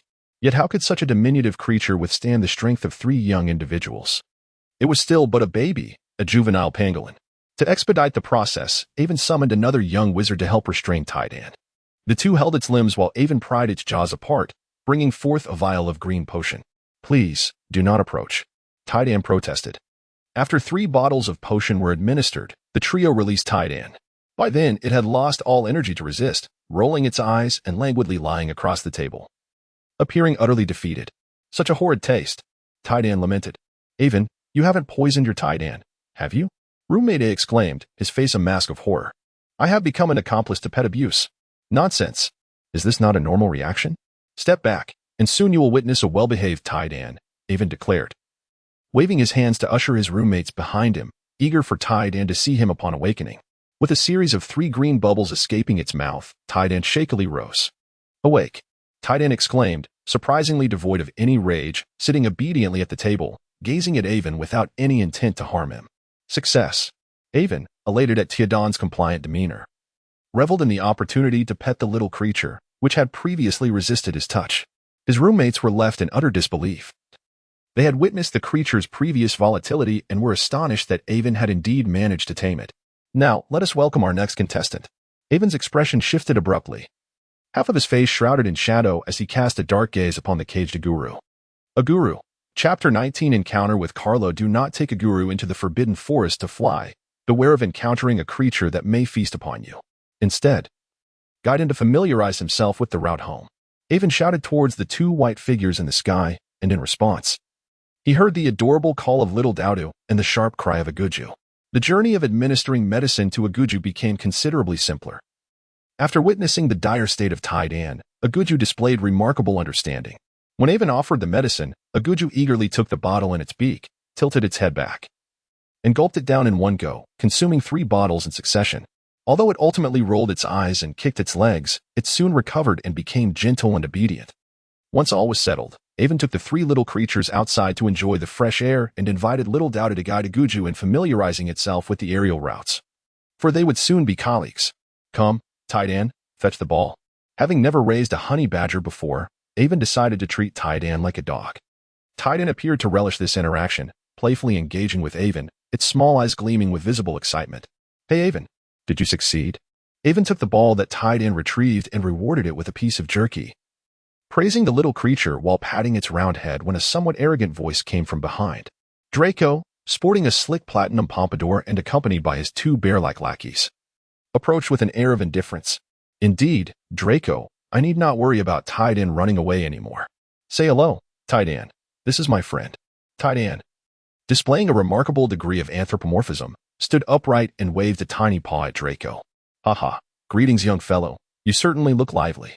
Draco chuckled at Diagon's gesture, squatting down to observe the little creature. Draco also had a fondness for small animals, as evidenced in Hagrid's Care of Magical Creatures class. He longed to interact with those peculiar little beings, though his pride often led to mishaps, especially seeing how Harry garnered affection from those magical creatures. He could not help but feel a twinge of jealousy. Why should Harry Potter, with his title of the Chosen One, have the world revolve around him? It's simply unfair. By the way, this is for you. When you stood up for me on the train at the beginning of the school year, I promised to give you a gift. Although it is not a magical alchemical tool, it is a small toy, and I hope you will not find it lacking. Avon extracted a silver orb from his wallet and gently pressed a protruding button on its surface before Draco. The lower half of the orb revealed two triangular supports, while the upper half, reminiscent of an eggshell, split apart to unveil a mechanical model of the Blue Eyes White Dragon. This creation was a special request from Avon to his father's toy factory, with the design crafted by his own hand. As he had honed his artistic skills over the years, knowing Draco's affinity for dragons, he had commissioned it to be made of platinum. Wow, cool. What kind of dragon is this? I've never seen anything like it. Draco and his two companions exclaimed, their eyes sparkling with excitement. Although it was not a magical, animated figurine, its impressive design was undeniably striking. You certainly haven't seen it. This is an image conjured by an artist in the realm of ordinary humans, specifically crafted to delight children. Upon hearing this, Draco instantly altered his demeanor. Though still holding the figurine, he feigned a mature and haughty expression. I'm not a child. Oh, so you consider yourself an adult? Do you even remember what grade you're in? Avon teased, pulling Draco close and pinning his head under his arm, using his greater height to remind the proud young lord of his reality. Well, I do like it, but I'm certainly not like those immature brats. Despite the height difference, Draco acquiesced. Of course, the heir of the Malfoy family would never associate with those little kids. Avon, in turn, complimented the proud little serpent. Pleased with Avon's words, Draco raised his chin with a sense of satisfaction. Go on, play with it, but don't wander too far. You're still quite small. Avon handed the orb to Diagon, allowing him to entertain himself for a while, as the little one had been cooped up for too long. Once the child matured a bit more, Avon would feel more at ease. By then, the stout and resilient little critter would be able to navigate Hogwarts with confidence. As long as he did not encounter any magical creatures. Avon, did you know? That Potter fellow was actually chosen to be the Seeker. What incredible luck! After watching Diagon play for a while, Draco suddenly brought up Harry. Is he lucky? Avon recalled witnessing Harry, exhausted and resembling a worn-out dog during his morning exercises, being dragged off to training by Wood. He did not perceive any luck in that scenario. Of course, he is the first-year student in a century to become a Seeker. Well, it's okay, I suppose. I just don't find it particularly impressive. Perhaps it's because I lack an interest in Quidditch. What? You're not interested? Both Goyle and Crabbe looked at Avon in disbelief. Indeed. In the world of ordinary people, there are numerous ball games to enjoy, and they even hold Olympic Games periodically, allowing hundreds of countries to compete in a plethora of sports. But that is the Muggle world. This is the Wizarding world. How could it possibly be the same? Draco retorted defiantly. This is precisely why the entertainment options in the Wizarding world are too limited. Quidditch is the only major sport. If there were more entertainment, do you think Quidditch would still be as popular as it is now? I shall endeavor to introduce more activities to the Wizarding world to alleviate its monotony. Impossible. Nothing can surpass Quidditch. However, Draco, while still fixated on Quidditch, surprisingly agreed with Avon's perspective and did not mock him for his ambitious ideas, as he too recognized the dullness of life in the Wizarding world. How about this? If I have some free time during the holidays, I would like to invite you to my home to experience things you've never encountered before. Really? Draco's eyes sparkled for a moment, but seriousness soon replaced his excitement. If my father has packed my schedule too tightly, I will make time to accompany you. Well, then, I appreciate the honor, young Malfoy. Avon suppressed a laugh, amused by the pretense of a packed schedule. Yet, he found Draco's demeanor endearing, having previously viewed him solely through Harry's perspective. He had seen Draco as a mere antagonist. However, upon closer interaction, he realized that Draco was simply a spoiled child yearning for companionship. Get away from me, you wretched beast. A sudden exclamation of reproach pierced the air, followed by the anguished cry of Diagon. Avon immediately turned his gaze, noticing a group of Slytherin boys gathered around Iron Egg, whose fur bristled in agitation as it arched its back, assuming an offensive stance and growling lowly. Its heightened intelligence prevented it from instinctively lunging to attack the human who dared to kick it, for its master had warned that causing harm would lead to trouble. Although it wished to avoid inconveniencing its owner, it did not mean it had relinquished its temper. If this individual overstepped, its claws and teeth were not to be trifled with. Get out of my way, you wretched beast. Carlo glared menacingly at Iron Egg. Having been previously humiliated by Avon when he was knocked unconscious, he was further infuriated to learn that a fellow student had reported the incident to the professor. As a result, the newcomer faced no repercussions while he received a scolding, which only fueled his resentment. It was that mudblood who had instigated the trouble. Why should he be the one to suffer? Upon encountering Iron Egg once more, Carlo's anger flared again.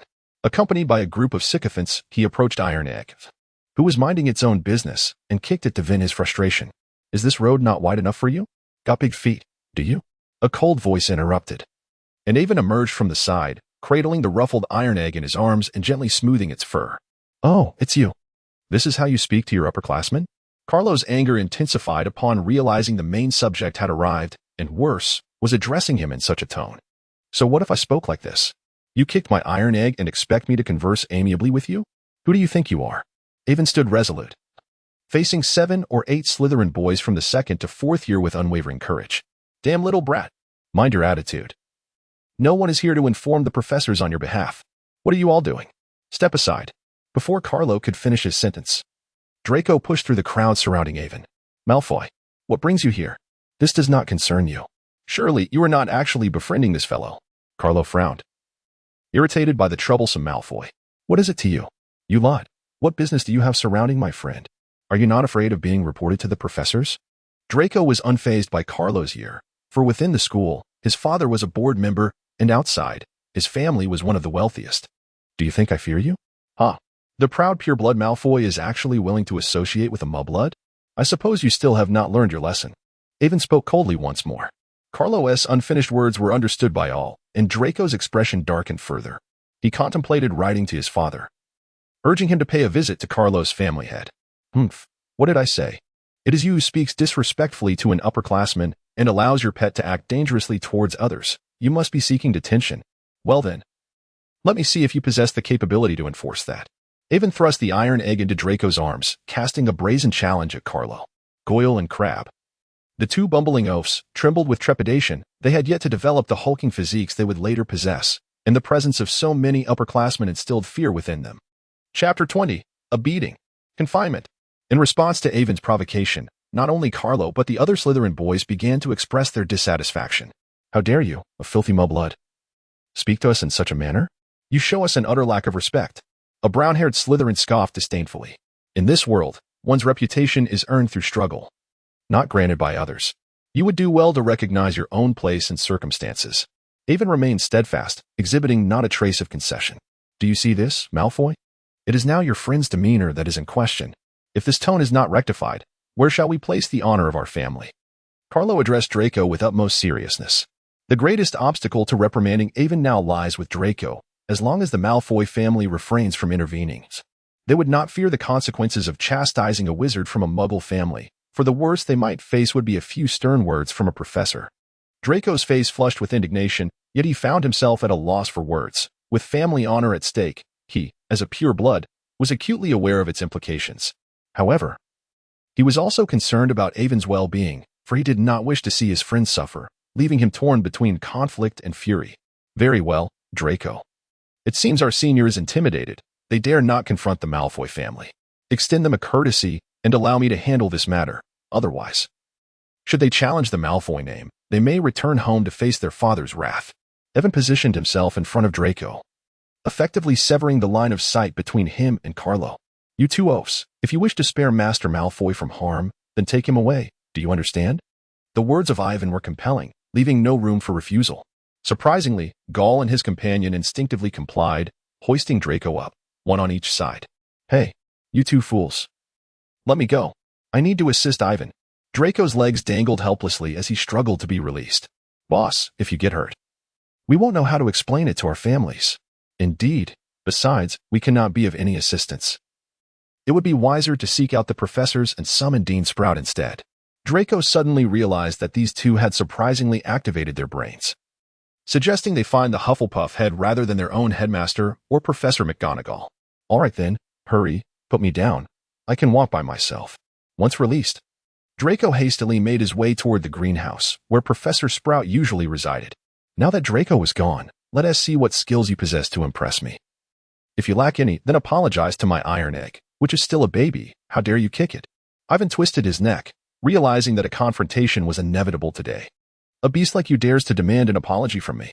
Rather, you should face consequences for your insolent words, Carlo retorted, brandishing his wand at Ivan's forehead. Perhaps we could use the levitating bellflower to suspend him here. This Hufflepuff little wizard is even more detestable than those from Gryffindor. How about stuffing his mouth with a large stick? He might enjoy it. Or better yet, Let us use the leg locker curse to bind his legs and make him leap into the Black Lake for a swim. A group of Slytherin boys surrounded Ivan, their faces alight with mockery, like beasts toying with their prey. But was Ivan truly the prey? Huh, it seems you believe you have me cornered. Ivan chuckled lightly. What else could it be? Do you think your meager spells can contend with the likes of us? Carlo and the group erupted into laughter, finding Ivan's naivety amusing. So, do you wish for me to remind you that possessing fewer spells might hinder your ability to keep up? Carlo seemed to recall their encounter on the train, his expression shifting instantly as he launched an attack. Illumination flicker. Levi corpus. Ivan acted with remarkable swiftness, immediately lowering his head to evade the incoming strike, while simultaneously crouching forward, delivering a powerful straight punch to Carlo's chest. The force of this blow expelled the very acid from Carlo's stomach. Infuriating. Teach him a lesson. The other Slytherin boys, witnessing Ivan's audacity to resist, promptly resolved to encircle him and administer a beating, leaving the consequences for another time. Lumos. Ivan drew forth his wand and cast a powerful illumination spell, instantly producing an effect akin to that of a flashbang, leaving the unsuspecting Slytherins momentarily blinded. Ivan possesses considerable talent, coupled with a greater reservoir of magical energy within him. Consequently, the effect of his illuminating spell, unleashed with great fervor, is strikingly pronounced. Witnessing his successful ambush, Ivan stowed away his wand and retrieved a pair of nunchaku. He was not foolish. Engaging in a magical duel with classmates was an entirely different affair, with the repercussions varying significantly. Presently, he lacked any offensive spells at his disposal. Thus wielding the nunchaku afforded him a distinct advantage. It seemed imperative for him to delve into the spellbook at the library post-haste. However, at this moment, he was resolute in his intent to prevail. Professor, hurry. They're just ahead. Draco Malfoy's anxious voice pierced the air. He was accompanied by Professor Sprout, who was covered in dirt and sprinting as swiftly as her age would allow.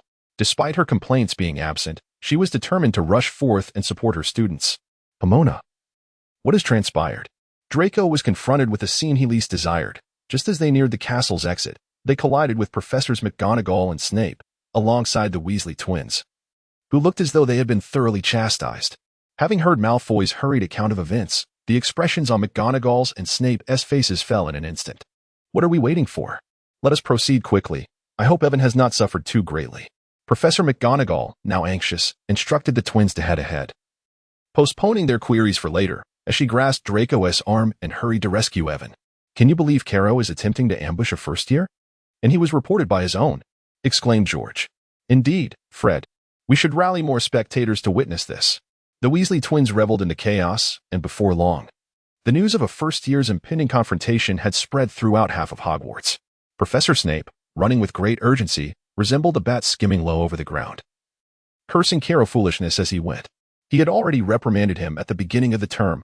How dare he repeat such folly? Was his authority waning? It seemed necessary for the students to experience the full extent of his teaching methods. Stop, you lot. Halt, cried Professor McGonagall, who, despite her age, was still pursued by a throng of students. As she began to intervene, her words faltered upon witnessing the unfolding scene.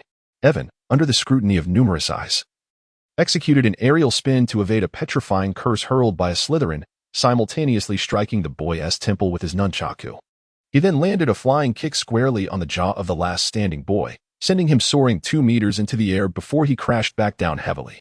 Thus, the scuffle concluded with Evan's attire slightly soiled, while the Slytherins lay collectively vanquished upon the ground. Caro, he fights without honor. He ambushed us, blinded us before striking, and even confiscated wands. If this had occurred outside the confines of the school and against dark wizards, Evan's first course of action would have been to blind them before swiftly breaking their wands. Professor, it seems you have arrived rather late, Evan remarked, his expression still innocent and unfazed. The scene left even Snape momentarily speechless, his mouth agape, uncertain how to respond. He had presumed it was merely a case of his house bullying another, but upon arrival, he found his own house sprawled on the ground. 2 of them were even frothing at the mouth, while he had assumed that the victim was standing unaffected. What on earth were they running for? Mr. Evan, I believe you owe me an explanation. McGonagall's voice trembled, a mixture of anger and disbelief evident. She had not anticipated that this seemingly mild-mannered child would unleash such ferocity. The incident on the train had merely seemed an accident. Yet reality had unveiled a different facet of him. The gentlemanly demeanor she had envisioned was nowhere to be found, regardless of the circumstances. It was clear that a punishment was unavoidable. Chapter 21. Punishment in the Hogwarts headmaster's office. Professor McGonagall's voice echoed, "Mr. Evan, do you comprehend the gravity of your actions? 8 individuals, 1 with a fractured skull, 2 with broken ribs, 3 concussions, and 2 with fractured arms. Not to mention the multitude of bruises. They have been reduced to a state of utter disarray." Coughing lightly, Snape interjected, signaling McGonagall to temper her language. "What do you mean by utter disarray? Have some consideration for Slytherin." McGonagall felt a slight embarrassment slip through, allowing her true thoughts to surface. "My goodness. I can hardly believe this is the work of a first year." Faced with McGonagall's exasperation, Evan raised his hands in a gesture of helplessness. "But you witnessed it firsthand. I had assumed you would be the one bullied, yet you provided us with an extraordinary surprise. Don't you have anything to say?" "Well, I can only assert that this was self-defense. Besides, my knowledge of spells is quite limited, so I had no choice but to rely on my fists. Otherwise, what would have been the point of my training all these years?" Evan feigned exasperation, as if to imply that his limited spell repertoire was not to blame. "Ah, Mr. McLaggen, I wonder if you have considered that 3 of our esteemed professors nearly ran themselves ragged in your aid, only for you to astonish us in such a manner." Snape's sarcasm was palpable. Professor Sprout, however, remained silent. As long as her badger was unharmed, she was untroubled. A mere deduction of points would suffice. For the fault did not lie with Evan. They were not competing for the House Cup. It was not of grave concern. "My sincerest apologies, professors, for causing you distress." Evan bowed deeply to the professors. The mere fact that the 2 older professors had exerted themselves for him garnered his utmost respect, although he remained perplexed as to why they had refrained from using magic in favor of running. As for Snape, "You, a middle-aged man, should cease pretending to be elderly. You're merely an old man. Is this all? Do you think an apology suffices? Those 8 imbeciles remain in the infirmary, although you did not instigate the conflict. You must still face repercussions. Your actions were excessively severe." Snape's tone was stern, for he believed this young wizard had been far too audacious in employing such brutality within the school's confines. "I understand, Professor. Next time, I shall be more restrained." "What? You plan on having a next time?" McGonagall's ire flared once more. She had anticipated Evan would promise to refrain from such behavior in the future, resolving to seek assistance from the professors when necessary. "Alas, Professor, you are aware that at the start of the term, you indicated that such matters would be resolved. Yet, those pure-blooded scions still wish to reclaim their dignity. Just moments ago, they even attempted to cast a leg-locking curse on me to force me into the Black Lake. Do you comprehend the implications if I cannot swim?" A silence enveloped the room following Evan's words, causing even Dumbledore, who was indulging in sweets while watching the performance, to furrow his brow. "I cannot believe that a hot-blooded youth would readily back down. Should there be another occasion, I would not hesitate to take action, albeit with a measure of restraint out of respect for the professor. Our family's educational philosophy at Maggrave is clear. While one may choose to avoid trouble, one must never be subjected to bullying. If provoked, one must retaliate with vigor." Evan spoke with a seriousness that was far from childlike. Professor Sprout, the affable witch, widened her eyes in disbelief at the notion that someone would educate a child in such a manner. Indeed, it was an amusing approach to education. "Yet I wonder if it is not too soon for you. You are still a child, and your primary task should be to enjoy a delightful childhood, dear one." This was Evan's first close encounter with Dumbledore, and he gazed at the seemingly kind old man with a slight smile. "I beg your pardon, Headmaster, for my impertinence. Although I do not belong to a pure-blood family esteemed in the wizarding world, my family, the Maggraves, boasts a lineage that has endured for nearly a millennium. I happen to be the heir of this illustrious house. From a young age, I have been required to study the pertinent knowledge. The Maggraves have weathered numerous dynastic changes over the centuries and have persisted through countless wars to remain a formidable presence in this world. We have survived the Black Death and emerged resilient after the trials of 2 world wars, maintaining our footing in the world. This resilience was not forged through mere humility and kindness. It was achieved through the iron will of my ancestors. Therefore, I cannot allow my youth to diminish the reputation of my family. When I am not provoked, I may choose to remain an inconspicuous bystander. However, should I be challenged, I shall certainly not opt for capitulation." Evan spoke with remarkable seriousness. Even when faced with the foremost figure in the wizarding world, he exhibited no trace of fear. However, he kept his gaze lowered, avoiding the piercing eyes of Dumbledore, fearful that the old wizard might delve into his thoughts. His impassioned words were largely exaggerated. Although his family encouraged extensive learning, it was not akin to the ancient custom of training a crown prince. Most of what he had learned was self-initiated. His family had advanced to a point where it was unnecessary to accumulate excessive knowledge. All that was required was to master the management of the family business at a certain age. His intention was merely to establish a persona before the professors as someone who, while not seeking trouble, was also unafraid of it. This way, should he find himself in conflict in the future, the professor's initial impression of him could mitigate potential complications. After all, where there are people, there are disputes. Even if he diminished his presence, he could not completely extricate himself from the fray. Oh, well, my child, I lack the authority to dictate your family's educational choices. But I do hope you find joy during your time at Hogwarts, Dumbledore remarked with a shrug, harboring no dissatisfaction.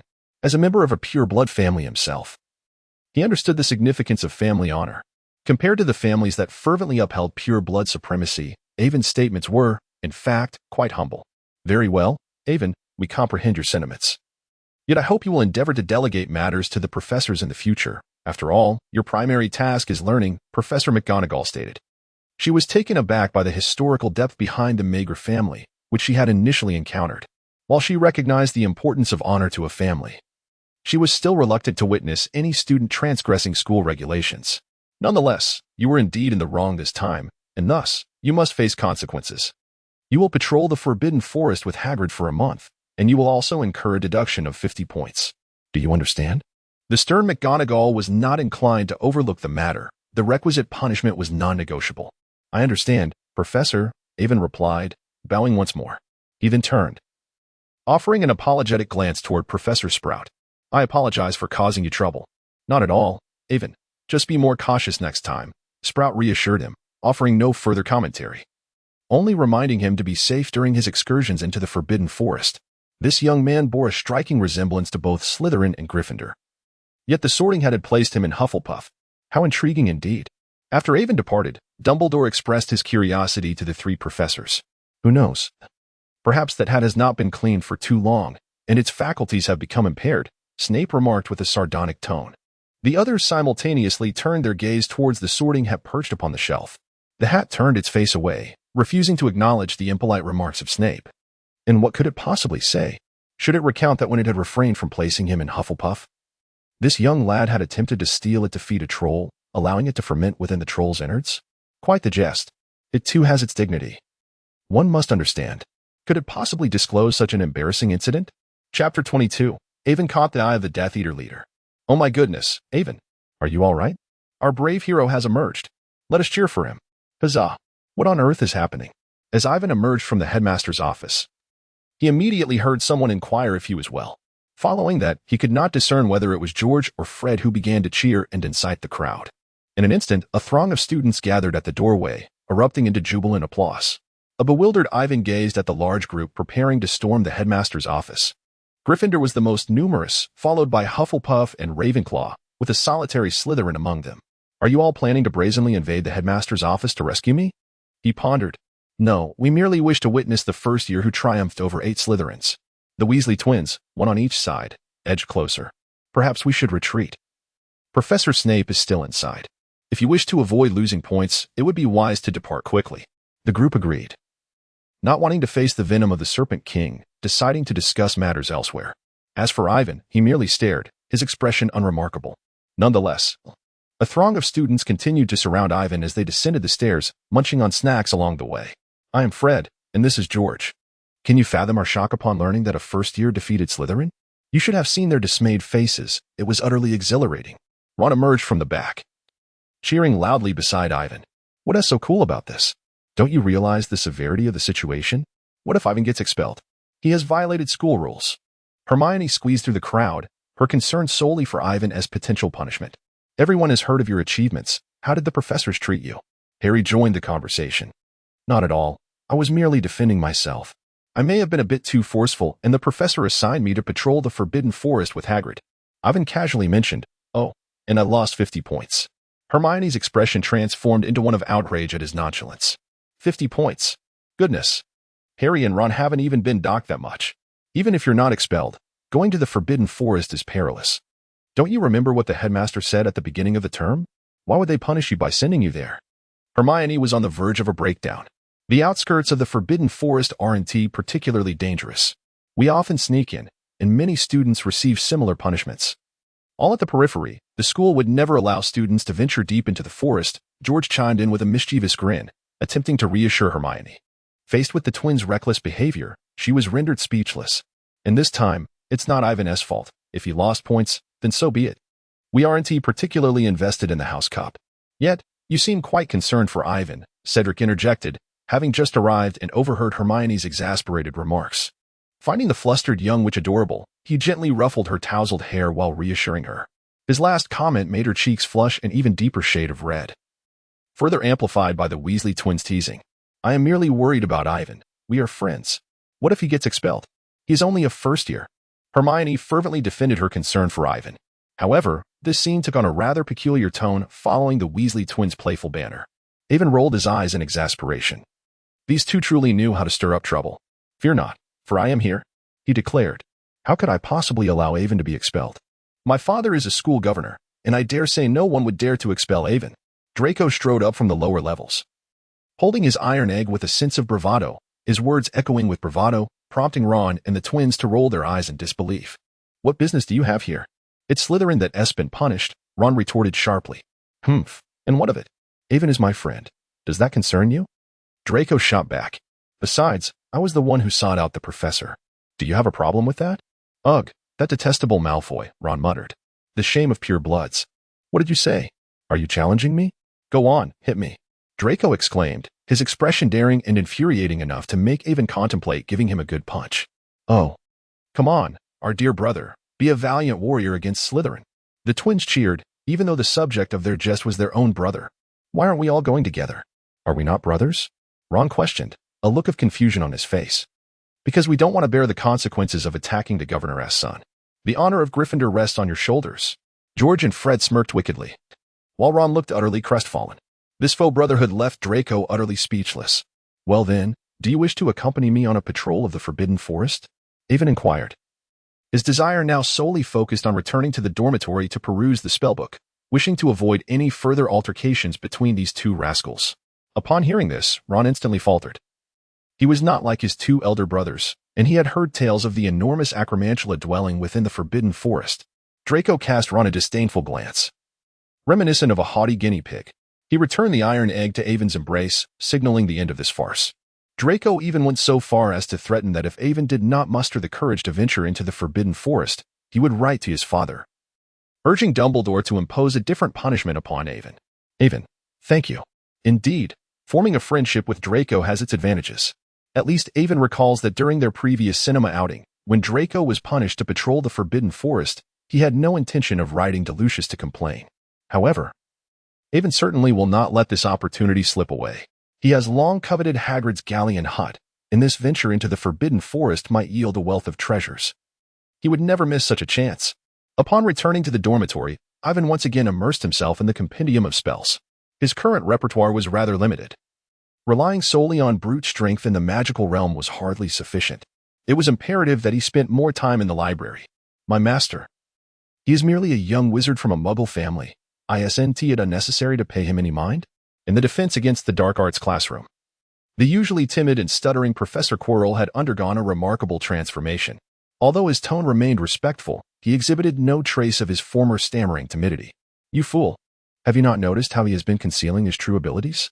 Consider his grades and his overall presence. Moreover, I am quite taken with his haughty disposition and decisive nature. It is rare to encounter such a capable young wizard without any background.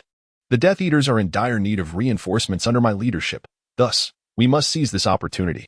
The condition is that you dolt, procure the Philosopher's Stone for me swiftly. Otherwise, all efforts will be in vain. A hoarse, sinister, and eerie voice echoed within the empty classroom, leaving Quirrell drenched in sweat. Damn it. Clean yourself up. It was undoubtedly a distressing sight for Voldemort, especially given that Quirrell's odor could rival that of a troll. Why yes, master. I shall hasten to acquire the Philosopher's Stone for you. Quirrell raised his hand and performed a cleansing charm, tidying himself up, though his turban continued to emit a strong odor. This impressive display of wandless magic, executed with such precision, would surely astonish the students if they were to witness it. Could this truly be the same ineffectual Professor Quirrell?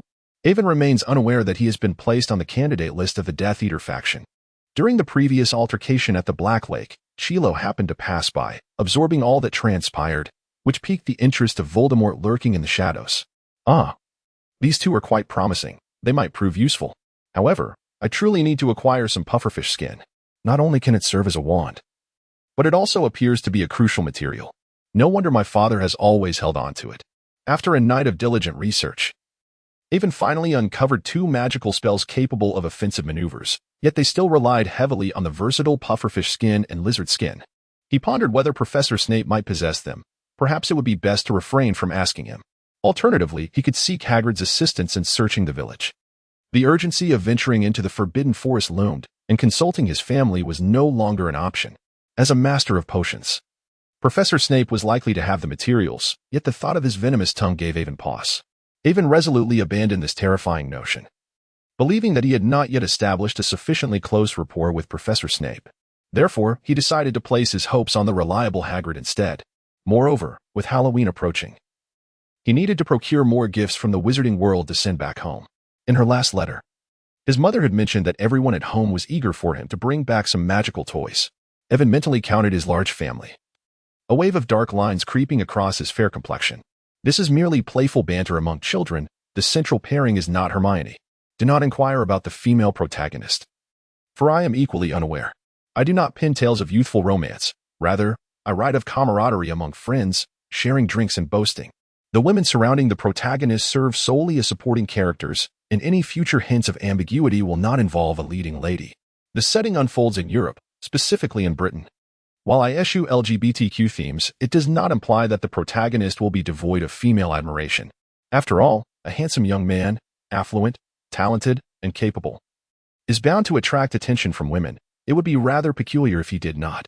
As for the protagonist's future wife, I shall ponder that in due course.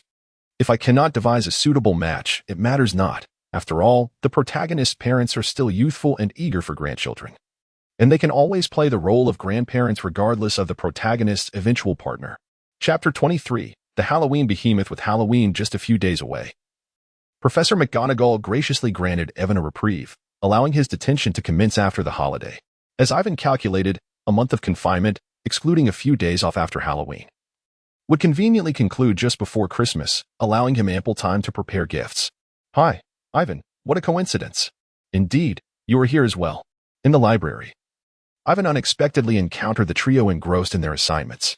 However, Ron, preoccupied with his thoughts while waiting to copy Hermione's work, was the first to notice Ivan's entrance. Ivan, this seems to be your inaugural visit to the library, doesn't it?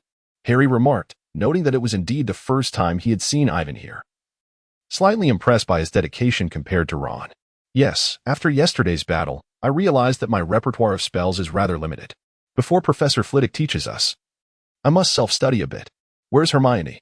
Despite mentioning the trio, Ivan noticed Hermione was conspicuously absent, which was unusual since both of them were able to complete their assignments here. I'm right here, Ivan. Aiden gazed in horror at a towering stack of books, from which Hermione's fuzzy head struggled to rise. Hermione, do you require my assistance to extricate you?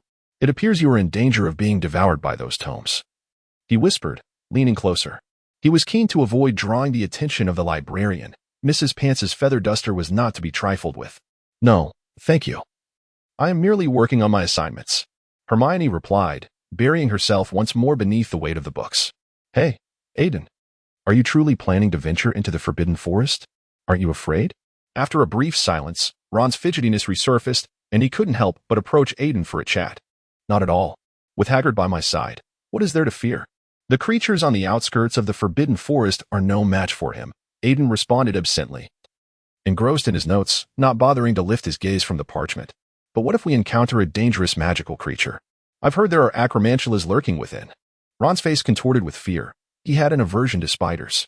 The school would never place students in peril, provided that student does not recklessly invite danger upon themselves. And what business do you have here, Ron? Would you kindly focus on your assignments? Aiden frowned, realizing that while he was aware of Ron's lack of subtlety, he was taken aback by how annoyingly persistent the boy could be. Aiden knew that despite Ron's bluster, he never shied away from adventure when it beckoned. The Gryffindor spirit ran deep within him.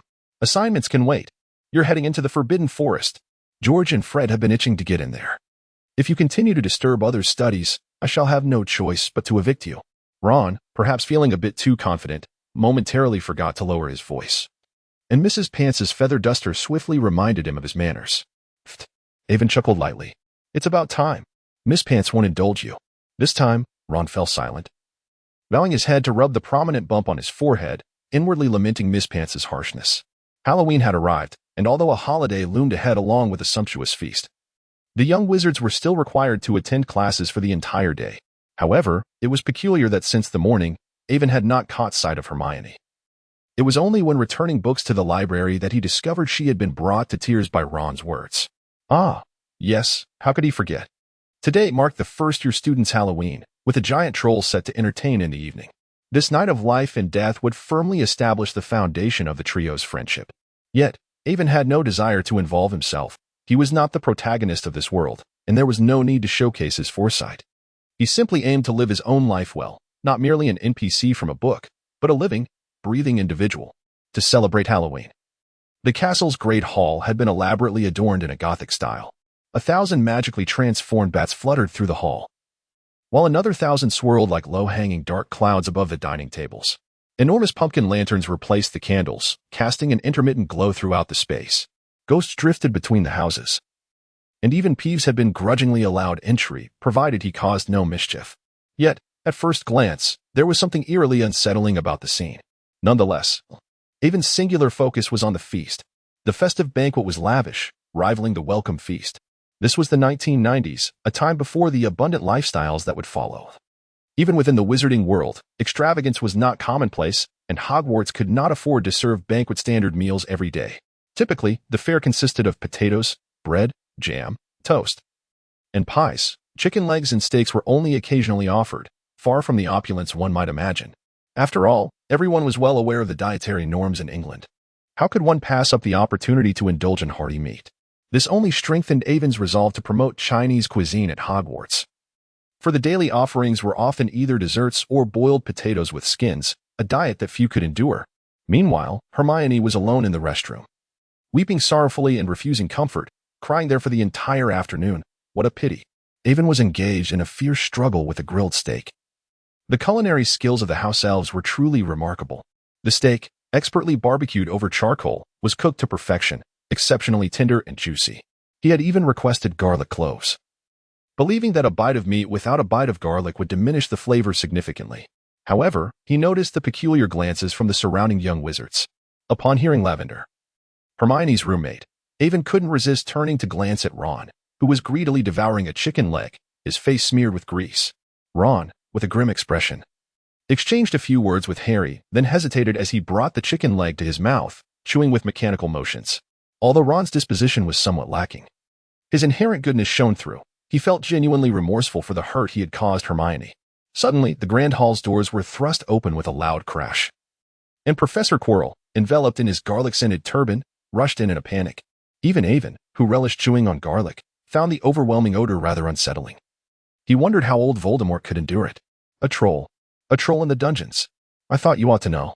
With that, he collapsed onto the floor, unconscious. A momentary silence enveloped the hall before a shrill scream from an unknown frightened young wizard sent the entire assembly of students into chaos. Their screams and the sounds of overturned chairs creating a cacophony. Yet, Avon remained focused on his meat, determined that nothing would prevent him from finishing this delectable steak today. Ultimately, it was Dumbledore who could no longer bear the commotion. He bellowed a silencing charm, restoring order. Prefect, escort the students back to the common room. Professors, come with me to the dungeons. First years, follow me closely and fear not the troll. Everyone, please maintain decorum. The ever-enthusiastic Percy, Hogwarts #1 fan, instinctively stood up the moment Dumbledore finished speaking, taking charge of maintaining order and ushering everyone back to the common room. The remaining food would be delivered by house elves, ensuring that no student would go hungry on Halloween.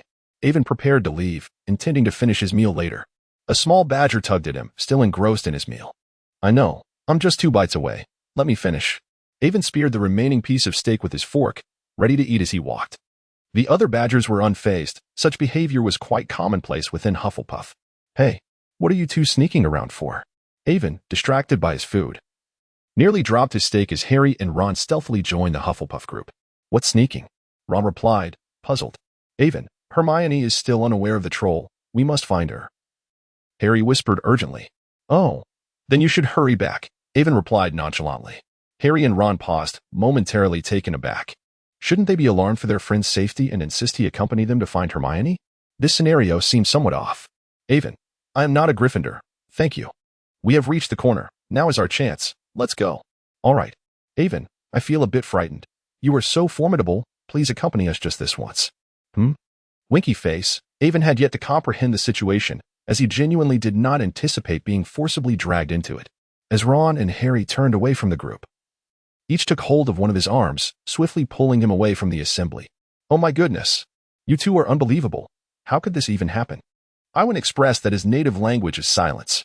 This is quite absurd, yet they insist on dragging him through the narrative. Given the circumstances, what else can he do but follow along? He might as well consider it a routine checkpoint. Avon recalled that in the original text, this colossal creature was rather easy to handle. A simple levitation charm with a swift strike of a wand could incapacitate it. He found it perplexing how it had been rated as a 4X magical being. What is that foul stench? Ron exclaimed, pinching his nose with a look of utter disgust. Goodness, it's even more horrendous than Professor Quirrell's odor, Harry added, also covering his nose. The aroma was reminiscent of a month-old. Unwashed socks steeped in a latrine that had never been cleaned, then squeezed for its noxious essence and presented to them. Avon rolled his eyes in sheer revulsion. Avon had led a life of considerable privilege, never having encountered such a repugnant odor. Faced with this challenge, he tore a small piece of fabric from the lining of his school uniform, rolling it into 2 balls to plug his nose. This significantly mitigated the horrific smell. It became evident that an excessively pampered existence could have its drawbacks, notably a diminished resilience to various environments. Chapter 24. The perilous struggle with the troll. If all goes as anticipated, we are likely to encounter a troll nearby. What? Let us hasten to find Hermione, Harry exclaimed, instantly filled with anxiety. Quickly, before the troll detects us, Ron urged, his concern palpable. If anything were to happen to Hermione, he would undoubtedly carry the burden of guilt for a lifetime. The trio hurriedly made their way toward the girls' restroom. Hey, look over there. Ron suddenly halted his companions, pointing towards a colossal shadow at the end of the left corridor. The 3 quickly concealed themselves behind a pillar, observing as the figure emerged into the moonlight. Towering at 12 feet, its skin was dull and lifeless, resembling granite in its grayish hue. Its massive frame was imposing, yet it bore a small, bald head akin to a coconut atop its neck. Its legs were exceedingly stout, supported by broad, calloused feet, while its lengthy arms dragged along a hefty wooden club.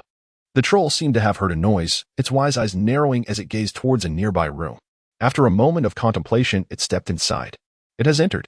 Quick, let us trap it, Harry suddenly proposed, to which Ron readily agreed. The astute young boy dashed forward, swiftly shutting the door and locking it, before removing the key. Huzzah! Avon gazed at the 2 unfortunate children in silence, unable to resist giving them a couple of claps. Bravo! Do you still remember what we are supposed to do? Of course, we need to inform Hermione that a troll has appeared in the girls' restroom. What's the matter, Avon? Indeed. Confining the troll could buy us some time and ensure our safety. Harry and Ron looked at Avon, whose face was pale, puzzled by his dissatisfaction with such a splendid idea. Then why in the world would you lock the troll in here? You 2 imbeciles. Look up and see where we are. Harry and Ron raised their heads, their eyes widening in disbelief at the glaring words girls' restroom. At that moment, a cacophony of terrified screams erupted from the restroom, accompanied by the sound of heavy objects colliding. This is bad. Quickly, open the door. Perhaps in their haste, Harry trembled as he fumbled with the key, struggling to insert it. Step aside, let me. Alohomora. The unlocking charm worked flawlessly. And upon opening the door, the 3 beheld Hermione cowering in the corner, alongside the troll brandishing a massive wooden club. Hurry, save her. Hey, look at this, you dimwit. Ron and Harry grabbed pieces of wooden tiles from the ground, hurling them at the troll in an attempt to divert its attention away from Hermione.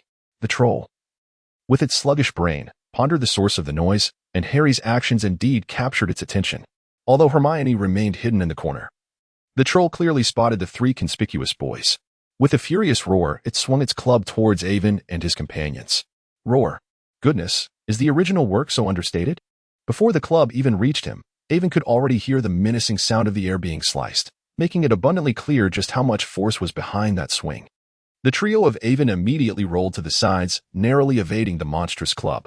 Hermione, crouched in the corner of the compartment with her hands over her head, was utterly terrified. Just as she believed this was her last moment, she heard Ron's voice, peering out. She caught sight of Avon and his companions narrowly dodging the giant strike. Hermione, come out. Avon shouted, brandishing his wand at the dazed Hermione. There was no escaping this peril. Given the current circumstances, it was evident that Harry and his friends were merely relying on the aura of protagonists. Otherwise, the force of that blow would surely have shattered their small frames. Stop dawdling, hurry out. Hermione seemed momentarily paralyzed by fear. After all, she was just an 11-year-old girl. Their frantic shouts, however, provoked the giant's limited intellect, inciting its fury. Close your eyes. Lumos. Avon saw the giant advancing towards them and attempted to use a dazzling spell to counter the threat. What? Ah, my eyes.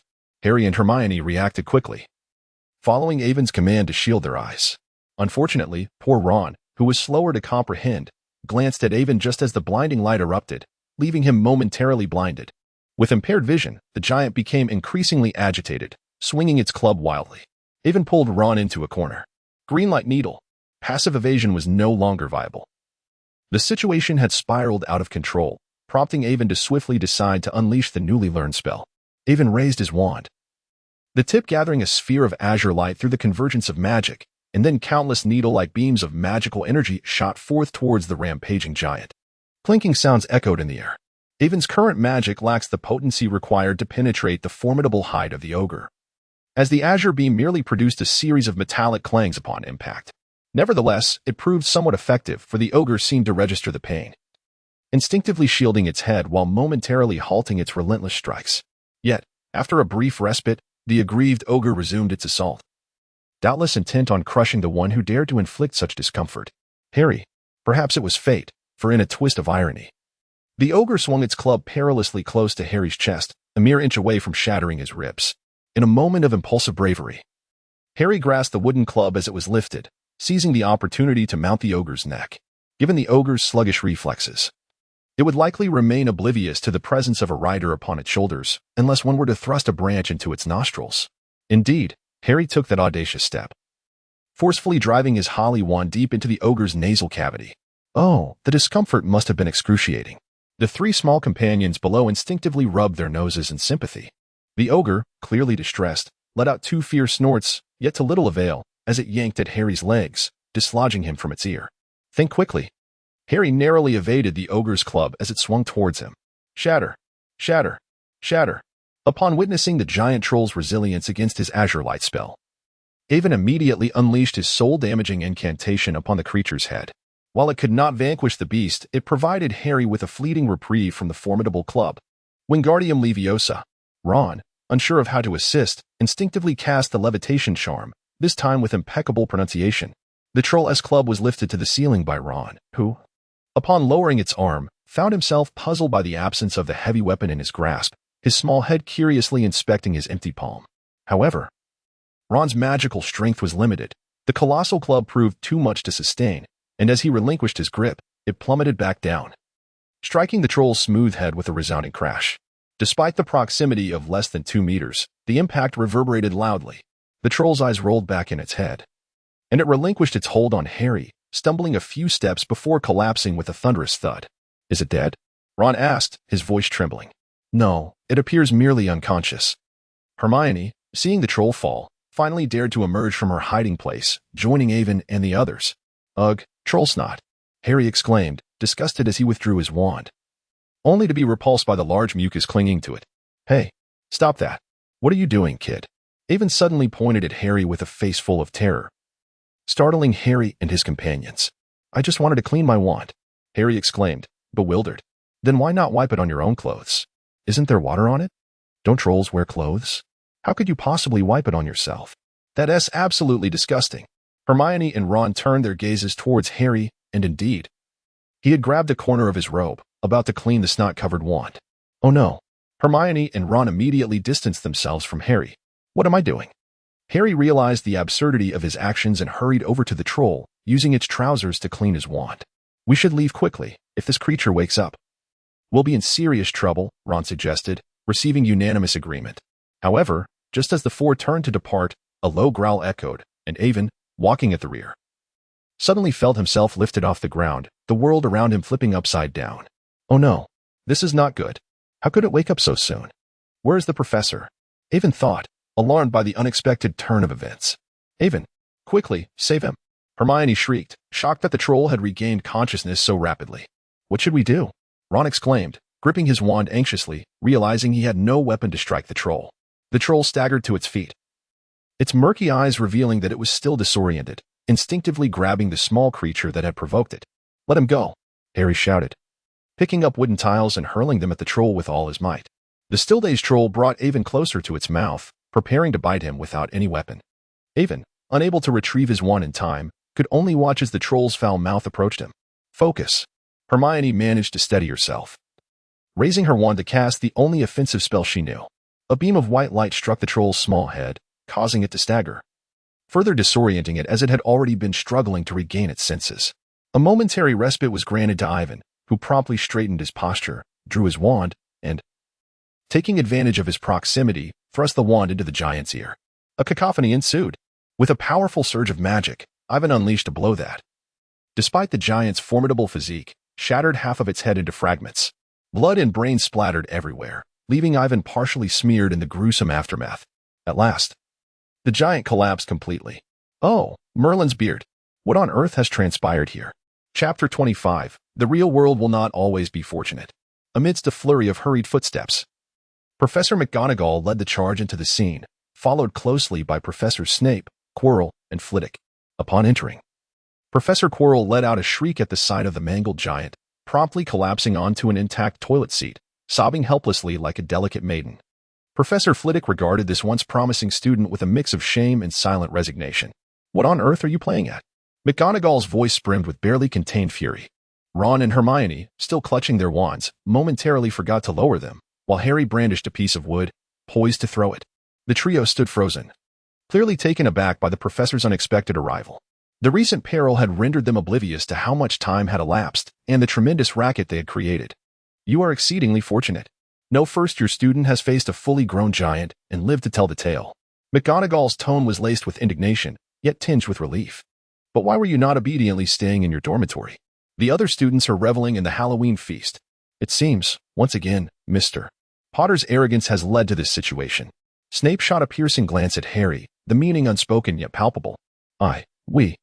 Harry stammered, struggling to articulate an explanation. Please, don't be this way. They were looking for me. Hermione stepped forward, bravely taking responsibility for the chaos, this time joined by Ivan. Harry and Ron exchanged incredulous glances, as Hermione was the least likely candidate to breach school rules. Yet, in that moment, no one could resist the allure of a friend willing to shoulder the burden alone, even if Ron harbored grievances against Hermione. An unshakable bond of friendship quietly blossomed. Evan stood motionless, seemingly oblivious to the arrival of the professors, his gaze fixed in a daze upon the lifeless body of the slain troll. Child, are you all right? Professor Flitwick, noticing Evan's unusual state, hurried over and inquired softly. This kindly old man harbored concerns about the potential impact of the incident on Evan, for they were still so young, despite Hermione's account highlighting that it was this remarkable boy who had inflicted nearly all the damage on the troll, ultimately slaying it. The professors still viewed them as fragile, innocent children. Evan, are you all right? Professor McGonagall too perceived that something was amiss with him. I'm fine, just lost in thought. Evan exhaled deeply before turning to bow slightly. I sincerely apologize for causing you concern. He resumed his usual demeanor, exuding humility and composure. It is a relief to hear you are well. We shall handle the ensuing matters. Please return to the common room. If you feel unwell, do consult Madame Pomfrey and rest well, Professor Flitwick said, relieved at Evan's state and gently comforting him while employing a cleaning charm to rid him of the blood that stained his clothes. This gruesome sight is indeed unsettling. Thank you, Professor. I shall take my leave now. Evan expressed his gratitude once more before departing with Harry and the others. Evan, you seem a bit off, remarked Ron.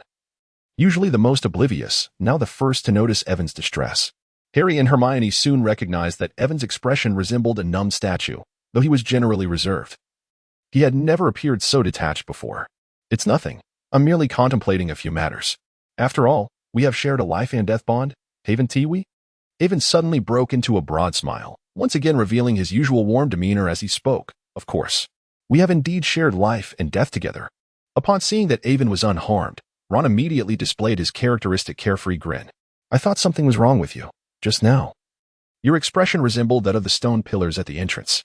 But what were you truly thinking? Hermione inquired with curiosity, her suspicions growing that Evan might have been rendered speechless by the act of slaying the troll.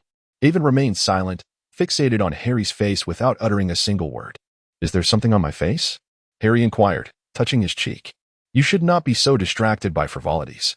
We cannot rely on luck every time. If we encounter such peril again, it may very well lead to dire consequences." After Avon finished speaking, he turned and left, leaving the three little ones in a state of confusion. What did he mean? How could Hogwarts possibly harbor so many dangers? Wasn't this merely an accident? Ron pondered, perplexed.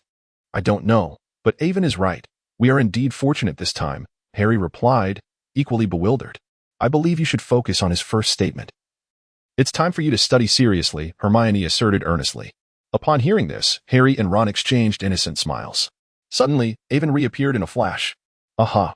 What's wrong, Avon? You startled us." Aiden's countenance darkened, a vein pulsating at his temple, as he raised his hand and delivered two sharp taps to Harry and Ron's heads. "Ouch! Well," exclaimed Ron. "Aiden, why did you hit them?" Hermione inquired, puzzled. "You two reckless fools. If you ever recklessly drag someone away without regard for danger again, I shall turn you into punchlines. That was perilously close. Did you not realize that?" We understand. We were wrong. Aiden, please let go," Harry and Ron pleaded, as Aiden firmly grasped their ears in reprimand. Witnessing the two unfortunate lads beg for mercy, Aiden finally relented, declaring that it was enough and feeling rather exhausted. "We should hasten back to the common room. He is quite fierce. He is utterly unrelenting. Yet, he spoke the truth. Our recklessness nearly cost us our lives, almost meeting our demise in our very first year." Hermione calmly articulated this fact, while Harry and Ron exchanged silent glances, their words lost. Even Ron, the self-proclaimed champion of banter, refrained from retort, for indeed, they had come perilously close to death. Evan returned to the Hufflepuff common room, where the Badgers were blissfully unaware of the events that had transpired, though they would surely learn everything through the whispers of the ghosts by tomorrow. In the midst of the culinary delights, no one seemed to notice Evan's presence. At that moment, Evan had lost all appetite and retreated to his dormitory, lying on his bed and staring blankly at the ceiling. Diagon Alley and the little Didi appeared to sense their master's melancholy, gathering around him in silent support. Diagon nestled his small head against Evan's chest, his diminutive form sprawled across Evan, offering comfort through this tender gesture. Meanwhile, Aguru and Didi stood at the foot of the bed, quietly observing their pensive companion. In Evan's mind, the scenes of the recent encounter replayed incessantly. The giant did not remain unconscious for long, nor was it easily incapacitated by a mere blow. Just moments ago, Hermione had narrowly avoided being crushed into a pulp, while Harry had almost sustained a fatal blow to his chest, and Ron had barely escaped having his skull shattered. Evan himself had come perilously close to being bitten in half by the giant. The creature's skin was remarkably tough, with a high magical resistance that rendered the spells of these young wizards utterly ineffective. Despite his considerable talent and stronger magic than many of his peers, he remained a fledgling wizard, still developing his powers. Had the giant not recently been stunned, Hermione's fainting spell would have lacked even the slightest chance of disorienting it. If not for the wand lodged in its ear, his full-force attacks would have inflicted no damage whatsoever. Had the circumstances not conspired in such a fortuitous manner, he would have already met his demise at the hands of the beast. The events he had just experienced strongly impressed upon Evan that this was not a trivial matter easily summarized in the pages of a book. It was a stark and tangible reality where death was a genuine possibility. For the first 11 years of his life, he had believed this world to be ordinary and unremarkable, paying little heed to its intricacies. However, upon receiving that fateful letter from the owl, which revealed that he had somehow stepped into a narrative, Evan could not help but view himself as an outsider. Observing Harry's daily life felt akin to witnessing a live performance of a story, as he carried within him the knowledge of this world's plot, which influenced his perception without any conscious intent to control it. Thus, he had never truly integrated into this world, as though everything around him was unrelated to his existence. He felt like a character never mentioned in the original text, believing he need not participate in any scene unfolding in this realm. All he needed to do was live his life and pursue his own desires. Yet reality was unforgiving. Having arrived in this world, he could no longer maintain a godlike perspective. He was unaware of the ripple effects his presence might provoke. Nor did he grasp whether Harry Potter's protagonist aura truly existed or would remain potent. As an outsider, he was not sheltered by the halo of the main character. Though he had narrowly escaped this time, what about the next? As long as he lived in this world, he could not remain detached. Even if he refrained from seeking adventure, when Voldemort returned, the ensuing conflict with Harry would inevitably draw him in. He was but a trivial part of this world, and the goddess of fortune could not always smile upon him. Luck was a fleeting commodity, and those who exhausted it would be the first to depart. Evan understood this principle well. He realized he needed to strive harder, for this place was far from safe. Acquiring more skills to ensure his survival was imperative. The nascent threat of Voldemort would not concern itself with his identity. He refused to become just another incidental character passing through, as he still had many experiences to savor in life. Lost in contemplation, Evan succumbed to slumber, his energy nearly depleted and his body weary. Little Didi and Arguru noticed that Evan had fallen asleep, and they each took a corner of the blanket beneath him, tucking him in before returning to their cozy nests. Iron Egg nestled within Evan's embrace, drifting off to sleep. Moonlight streamed through the window, casting a gentle glow upon the serene visage of the young boy, enhancing his youthful charm. However, his brow remained furrowed, suggesting that his dreams were far from pleasant. Chapter 26. The Forbidden Forest Patrol with Halloween behind him. Evan's confinement was about to commence. Although he had earned 10 points for Hufflepuff due to the incident with the giant, it merely prevented an extension of his punishment. He had made some preparations for the dangers that awaited him in the Forbidden Forest. As night fell, Evan, guided by Filch, made his way to Hagrid's hut. Every student sentenced to confinement had to pass through Filch's hands. Typically, Filch was the one wearing a smug expression while students appeared miserable. However, today the roles were reversed, with Filch scowling while Mrs. Norris cozied up to Evan, who was simultaneously petting the cat and teasing Filch. Hopefully, you can remain this relaxed in the Forbidden Forest. Filch grumbled through gritted teeth, finding Evan exceedingly irksome. It's no big deal, just a peripheral issue. Regardless of the danger, I shall never concede verbally, he muttered, clearly displeased. Hagrid was ready and waiting for Evan's arrival, sporting a bulging bag whose contents remained a mystery, and a large crossbow slung at his waist, accompanied by a full quiver of arrows. Upon seeing Evan, he greeted him warmly. Good evening, Evan. You seem to be in fine form. Typically, young wizards embarking on their first patrol of the Forbidden Forest trembled with fear, with the exception of those troublesome twins who seemed impervious to fear. All right, it's all yours. Hagrid. Now, please return Mrs. Norris to me. Meow. Mrs. Norris leaped from Evan's arms and returned to Filch, who led her back to the castle. Come, Evan. Let us embark on our adventure in the Forbidden Forest, and perhaps visit an old friend along the way. Where has Fong scampered off to? No sooner had Hagrid spoken than he realized his timid hound had vanished. Never mind, Fong will show up eventually. We should set off. It would be unwise to return too late, especially for a young wizard. Hagrid gestured for Evan to follow. Coming, Hagrid. By the way, allow me to introduce you to my companions. This is Iron Egg and Arguru. Let me call them down. Evan extracted Diagon from his pocket, who waved his tiny paw at Hagrid in greeting. With a sharp whistle, Evan summoned the flying Aguru from the heavens. Ah, it appears your potion has indeed proven successful. They possess the wisdom akin to magical creatures. What delightful little beings, Hagrid remarked, tenderly stroking the two small creatures with his rough, large hands. A warm smile spreading across his face. Thank you. But Hagrid, what is the purpose of our patrol? Evan inquired with curiosity. Primarily, we are to observe whether any dangerous creatures emerge from the depths of the forest near the castle that could pose a threat to young wizards, such as werewolves that might bite children, Hagrid explained, playfully making a biting gesture towards Evan to frighten him. Evan is at a loss for words. It seems he truly believes he can intimidate him as if he were a mere child. Moreover, with Hagrid's endearingly stout visage, there is nothing fearsome about him. I assure you, if there were any lurking dangers, I would undoubtedly cast them back into the depths, ensuring your safety, rest assured. Additionally, one might wonder if there are any nocturnal little wizards stealthily sneaking in for an adventure, perhaps akin to Ron's two elder brothers. You must understand that while the Forbidden Forest harbors its perils, the outskirts are relatively safer, particularly for the brave Gryffindor lions. They often regard such escapades as a testament to their courage. Aiden, seemingly lost in thought, nodded contemplatively, envisioning the plight of an unfortunate, short-sighted wild werewolf being forcefully hurled back into the depths of the Forbidden Forest by Hagrid. How tragic.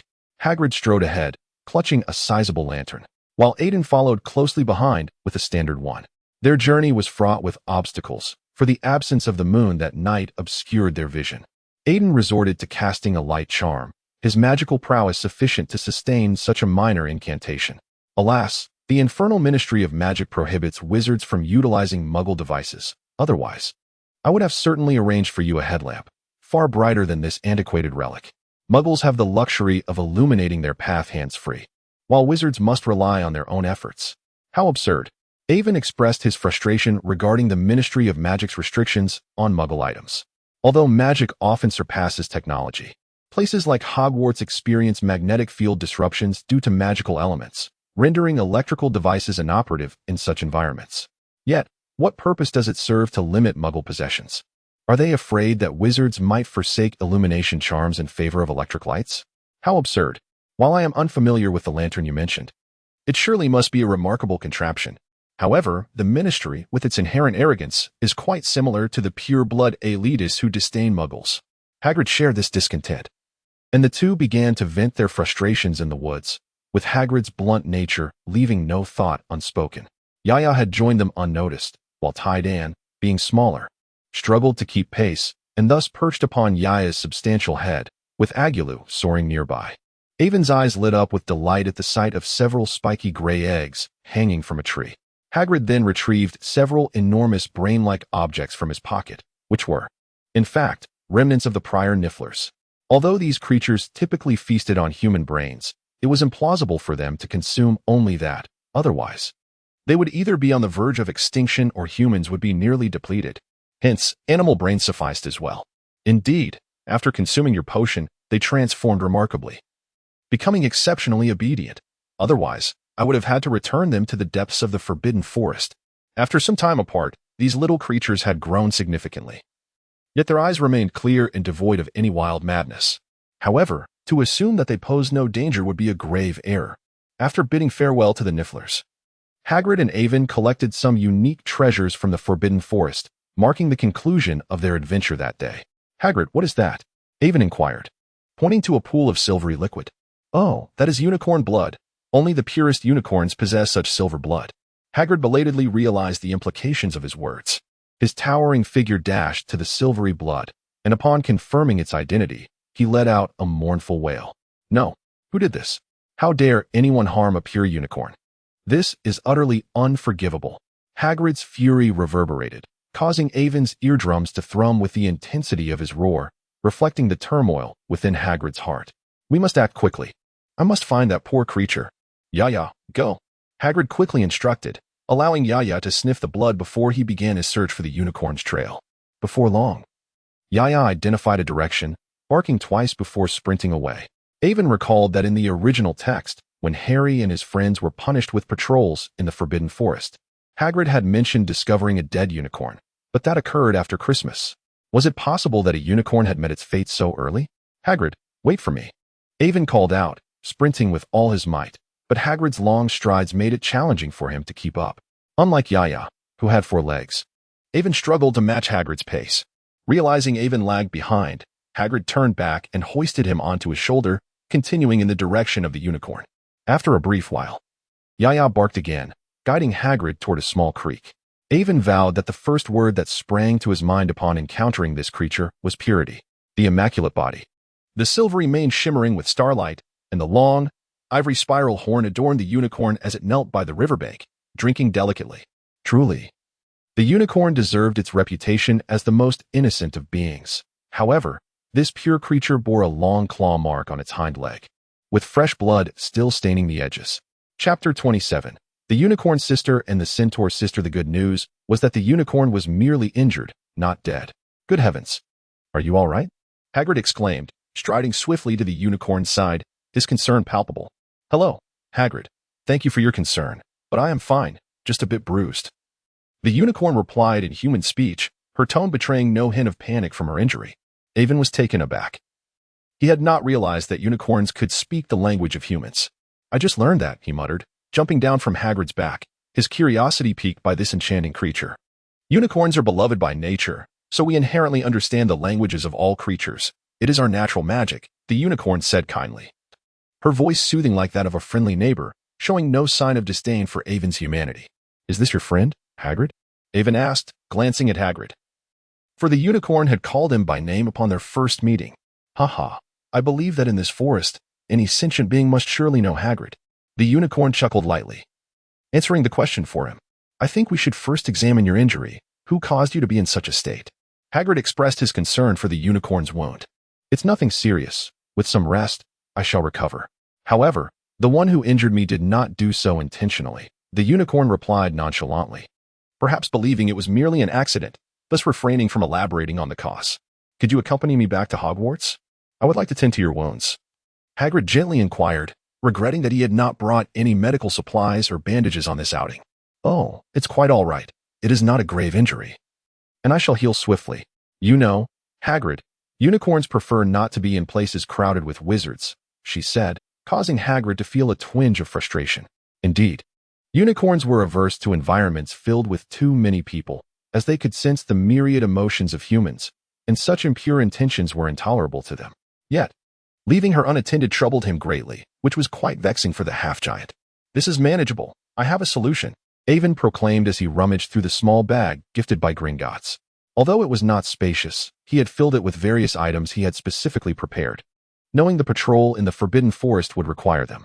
He had, through much persuasion, obtained external and internal wound remedies, bone-healing potions, and even an antidote from Madame Pomfrey.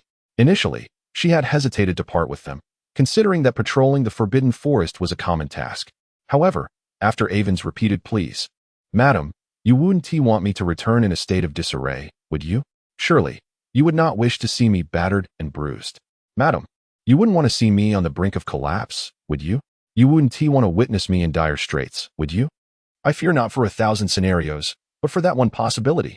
Madame Pomfrey had ultimately relented, understanding the importance of student safety and health. After all, it was merely a few vials of potion. Little did he know that on the very first day, he would be using them, and for a unicorn at that. With the unicorn's consent, Avon poured the potion over the claw mark. Although it was not a healing elixir of pristine quality, its effects were surprisingly effective, with visible signs of healing appearing almost immediately. One could easily surmise that such a potion must have been crafted by the master potion maker, Severus Snape. Thank you, young wizard. What is your name? The unicorn inquired. I am Avon Magrave. You may simply call me Avon, dear unicorn sister. Oh, what a charming little fellow. I am old enough to be your grandmother. The unicorn chuckled, clearly amused by Avon's address. But your voice is that of a sister. Besides, can the age of a unicorn truly be compared to that of a human? Thus, referring to you as sister is perfectly acceptable, Avon insisted earnestly. The unicorn, delighted by his words, playfully scraped the ground with her front hoof. Avon recognized that he had struck the right chord. Indeed, any creature that cherishes beauty would relish the sweet appellation of youth. Very well, sweet-tongued little wizard. I am pleased you call me sister, the unicorn acknowledged with a smile. Avon chuckled, relieved to discover that it was merely a false alarm. Hagrid also exhaled a sigh of relief, grateful that no madman dared to harm the unicorn. Suddenly, a sharp sound sliced through the air, catching Hagrid's keen ears, and he realized that the target was none other than Avon, standing beside the unicorn. Despite his towering stature, Hagrid was anything but dull. Rather, he possessed an extraordinary agility. Do not be deceived by his seemingly simple demeanor. His kindness is a reflection of his character, not his physicality. Evan had scarcely sensed that something was charging towards him when a flicker of light enveloped his vision. By the time the scene crystallized, he found himself hoisted into the air by Hagrid. Meanwhile, the spot where he had just stood was now pierced by an arrow. What have you done to her? A voice, laced with fury, thundered as the sound of galloping hooves drew near. Oh, do calm down, Leia. They have not harmed me. Rather, it is you who nearly endangered the innocent young wizard. The unicorn pivoted, positioning itself protectively in front of Evan, addressing the approaching figure. Evan discerned the identity of the assailant who had just shot an arrow at him. To his astonishment, a female centaur. Her upper body adorned with sun-kissed skin and her lower body a deep chestnut hue, approached him swiftly, wielding a formidable bow. Her long, golden hair cascaded down to her waist, and although she wore no clothing, 2 strands of hair draped across her chest, along with 2 thick golden braids that fell to her abdomen, artfully concealed her modesty. The density of her hair ensured that even amidst such vigorous movement, no hint of exposure was evident, effectively shielding her ample curves from view. At that moment, the centaur's exquisitely defined face was etched with urgency, and her striking azure eyes blazed with fury, clearly regarding Evan as the perpetrator responsible for harming the unicorn. It appeared she shared a close bond with the unicorn sister in question. Rhea, you remain as tempestuous as ever. You nearly harmed Evan, Hagrid remarked, his disapproval of her actions palpable. What? How could this be? Oh my heavens! The irate centaur remained oblivious to the explanations provided by Hagrid and the unicorn, convinced of her initial assumption. However, just as she steadied herself to voice her thoughts, a flash of white lightning whizzed past her head. Fortunately, she managed to evade it in time, raising her bow to shield her face from the oncoming strike. Wait, Aguru. Come back. Evan called out urgently. A swift white figure landed upon Evan's shoulder. Indeed, the very lightning that had nearly struck her was Aguru. My goodness, that was close. Rhea reflected on the claw mark left on her bow, shuddering at the thought that had it struck her face, not only would her beauty have been marred, but her very bones might have been severed. Yet, she could not comprehend why the white bird would want to harm her. After all, she had merely aimed to intimidate a human child who was perceived to be a threat to the unicorn, never intending to kill him. If not, those insufferable robed figures would surely come seeking trouble with their clan. In truth, she had narrowly escaped injury. Ornithologists had estimated that the diving speed of a hawk, known scientifically as Aquila nipolensis, reached 208 kilometers per hour. Even though Aguru was still juvenile, its speed would not deviate significantly from this figure. Initially, Aguru had been circling above, observing the scene, but upon realizing its master was in peril, it instinctively knew something dangerous was afoot, despite its unfamiliarity with bows and arrows. Is my master someone you can harm? Aguru thought, brimming with indignation. It soared higher into the sky, increasing its diving distance, preparing to deliver a lesson to the one who had nearly harmed its beloved master. However, to its surprise, the assailant managed to evade the strike, and with its master beckoning it to return, Aguru decided to relent for the time being. Upon Ivan's shoulder, Agu's piercing eagle eyes fixated on Leia, poised to unleash a sudden bolt of lightning at any moment. A formidable companion indeed. A prodigious being. Leia regarded Agu with admiration, recognizing the unique talents of the centaur. To tame such a proud creature seemed almost implausible to her. With a hint of skepticism, she began to question Ivan's ability to command Agu. But before she could voice her doubts, a sharp pain surged through her foreleg. Glancing down, she found a small beast with a patch of silver fur on its back had unexpectedly bitten her. Iron Egg, dare to touch my master. I shall bite you to death. Quickly release Iron Egg. This is merely a misunderstanding. Ivan helplessly called back Iron Egg. Upon hearing Ivan's command, Iron Egg loosened its grip, casting a fierce glare at Leia before scurrying back to Ivan's feet. Indeed, you have two splendid companions. Yet, this does not justify harming a unicorn. Leia held no grudge against the two little creatures. Rather, she admired them. However, her disposition towards Ivan, whom she believed had harmed the unicorn, was far from amiable. I must clarify. I think you are mistaken. Hagrid, please set me down. Hagrid suddenly remembered he was still carrying Ivan. Oh, Leia, you did not hear my previous words, sighed the unicorn, exuding a sense of exasperation before letting out a deep breath. What did you say? And Hagrid, how did you end up here? Leia inquired, her expression one of confusion. This left Hagrid speechless, rolling his eyes in resignation. My apologies, Ivan. I hope you can forgive her. Leia is not exactly the sharpest tool in the shed, the unicorn expressed with a hint of regret.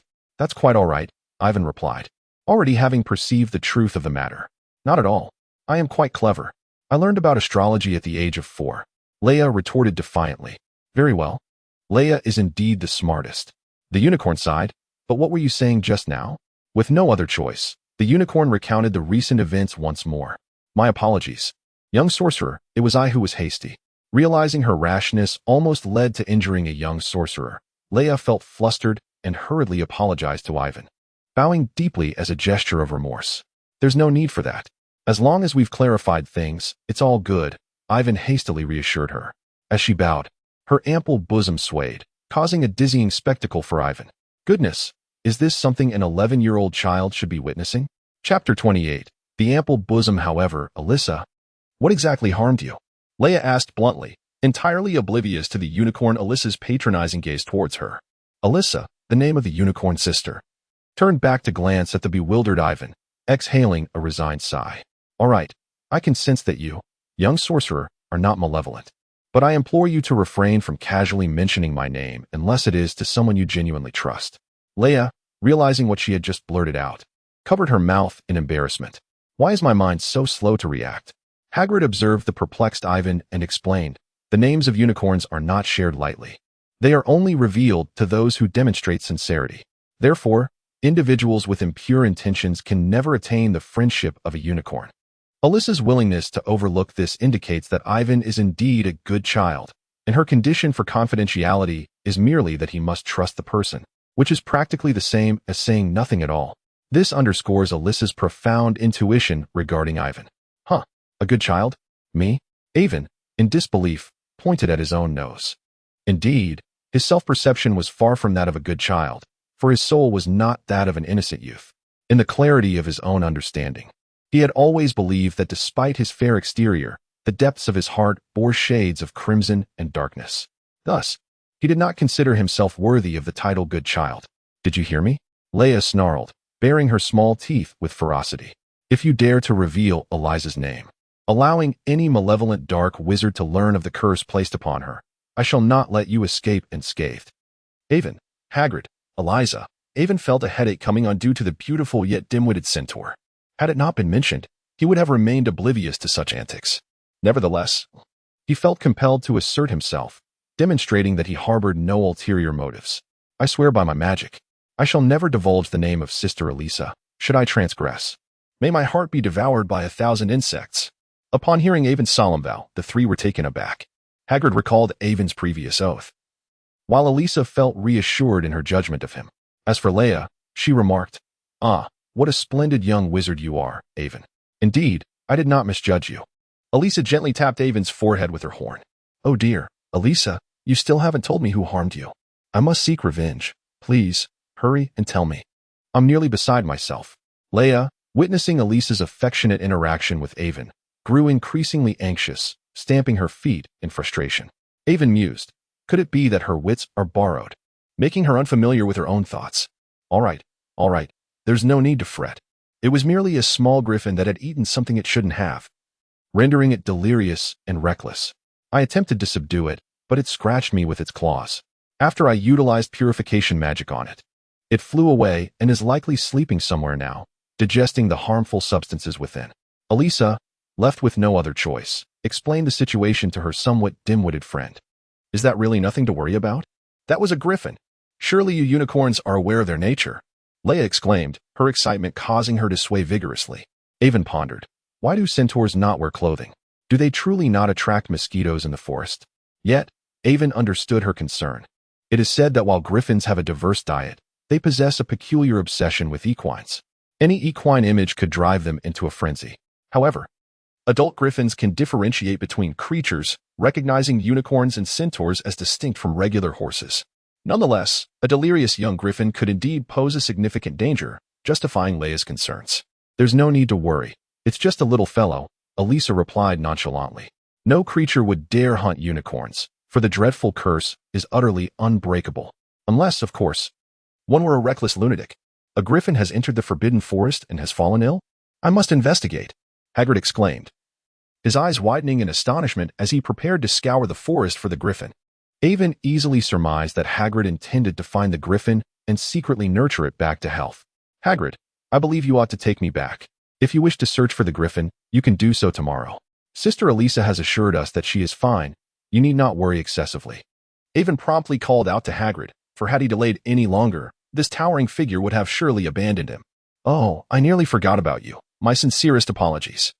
Allow me to escort you back first, and then I shall seek out that little fellow. Come, let us hasten our return. Observing Hagrid's anxious demeanor, Ivan felt a sense of resignation. The giant's affection for magical creatures had reached an almost obsessive level. Very well, we shall return now. Farewell, Sister Elisa and Sister Leia. May our paths cross again by fate. Evan waved farewell. Goodbye, Evan. As long as we are in the Forbidden Forest, we shall always have the opportunity to meet again. After bidding adieu to the two newly acquainted non-human sisters, Evan was hoisted onto Hagrid's shoulder, who hurriedly strode out of the forest, eager to locate the griffin. Expressing disdain for Evan's leisurely pace, that eagle was truly extraordinary, a formidable hunter, how he wished to keep it. Regrettably, Leia glanced towards the direction Evan had departed. Then at the claw marks on her bow arm, feeling a twinge of sorrow. Well, Leia, it is their destiny. And humans are indeed worthy of receiving the service of animals. Furthermore, you really ought to temper your impulsive nature if you were to truly harm Evan. I can assure you, Dumbledore would undoubtedly come searching for you. Elisa's tone was laced with earnest admonition. Oh, what is so remarkable about it? It's merely a bit of powerful magic. What a bothersome old man, Leia scoffed. Leia, all right, I acknowledge my mistake. Next time, I shall be more discerning before taking action.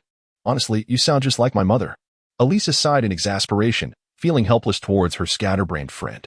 She possessed great talent, was quite intelligent, and her wisdom was certainly commendable. Yet, she was perpetually reckless and often slow to grasp things, leaving Elisa at a loss for words. All right, Evan, you can return on your own now. I must go find that injured little creature. Hagrid unceremoniously dropped Evan to the ground, not allowing him a moment to catch his breath before he hurried back into the forest. Good luck was beyond his control. He might as well return to sleep. As for the Griffin, let its emergence be considered part of the unfolding narrative, for the original timeline had not included his hefty confrontation with the older student. Hey, Evan, how was your night? In the morning, after finishing his morning exercises and heading to the Great Hall for breakfast, Draco and his 3 companions approached the Hufflepuff table.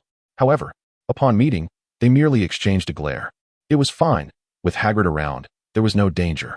I even gathered some herbs and encountered a unicorn, along with a beautiful centaur. Beautiful centaur? No, I meant a female centaur. Such a lovely creature. And, please pass me the milk. His lack of sleep rendered his words somewhat muddled. After a moment of awkwardness, Ivan cleverly alleviated his embarrassment with a cup of milk.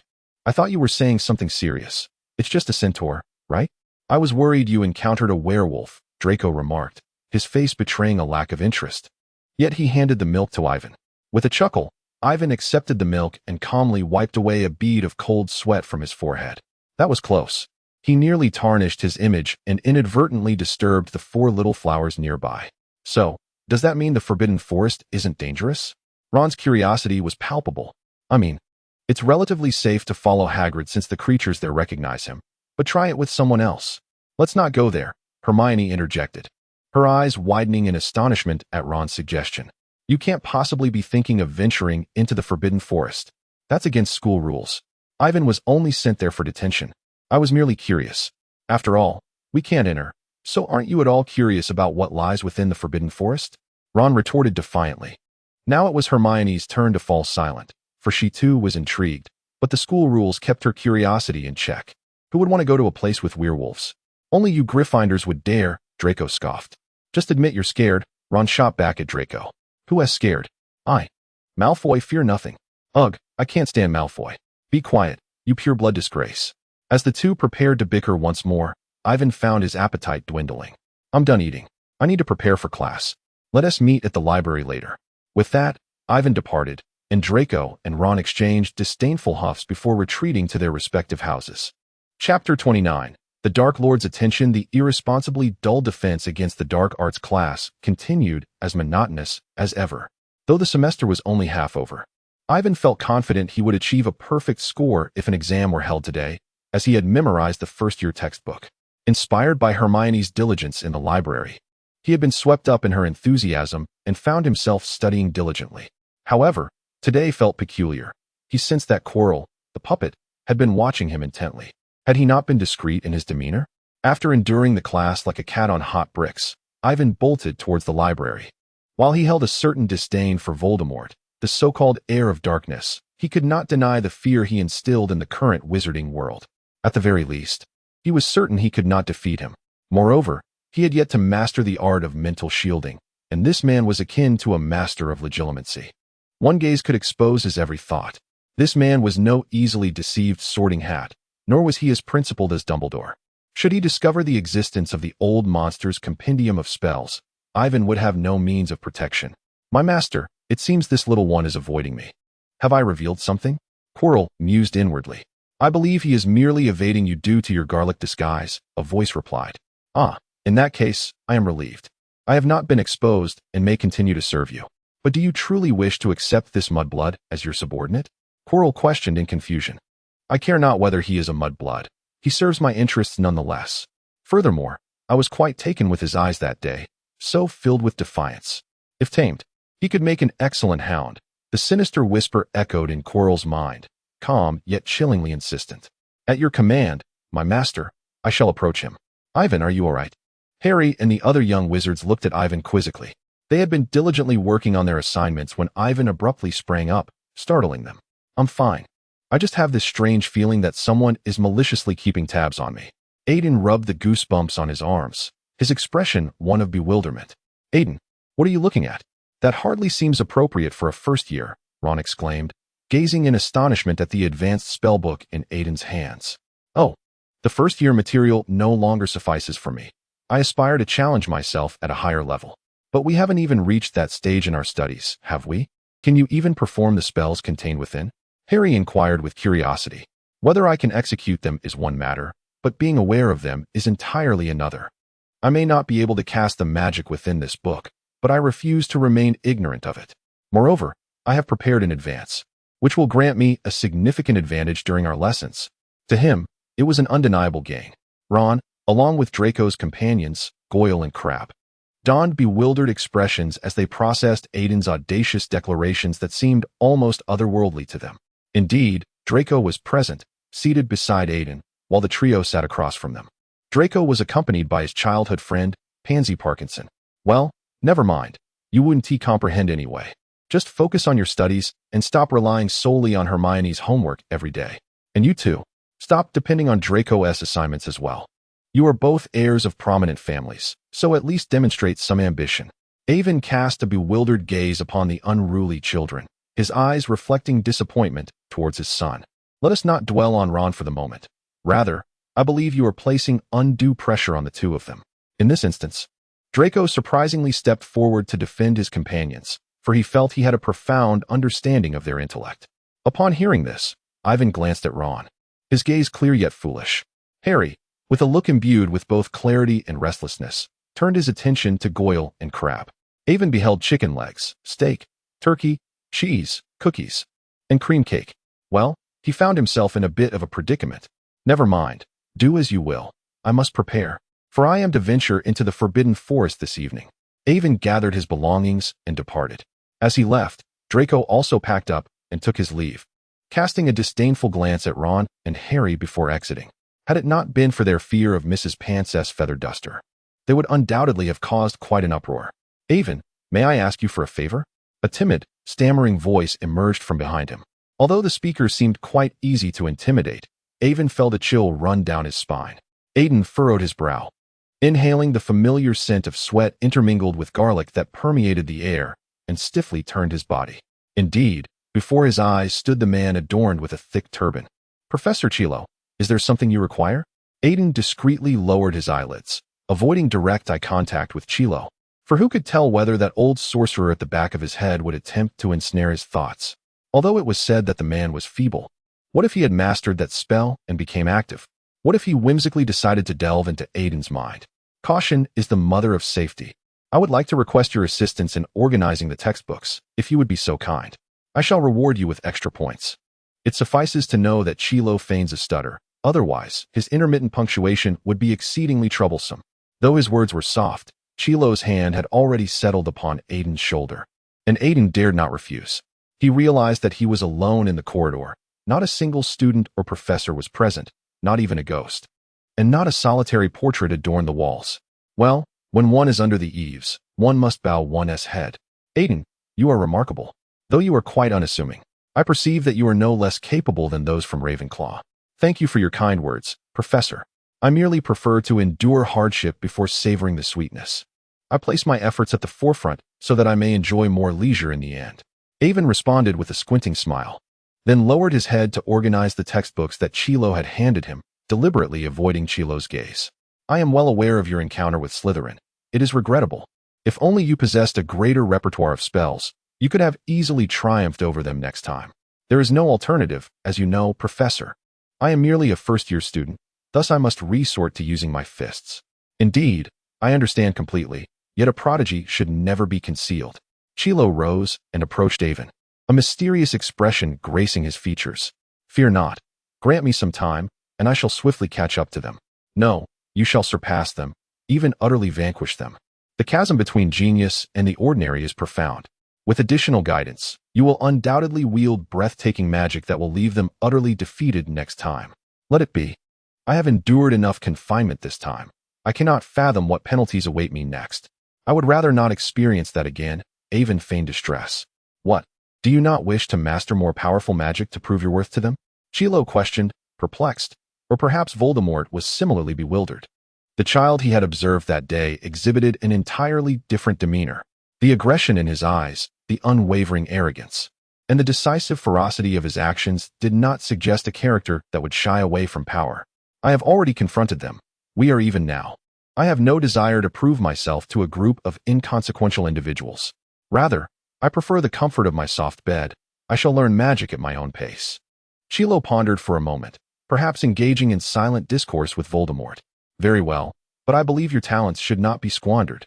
Here, I shall grant you a pass to the restricted section. Go peruse a few books, and I hope they will prove beneficial to you. Evan departed from the dark arts defense classroom, contemplating a bundle of passes in his hand and a list brimming with titles of dark magic tomes. Was this an attempt to cultivate him as an undercover agent within Hogwarts? Nevertheless, it was of little consequence. After all, he would not be frolicking for long.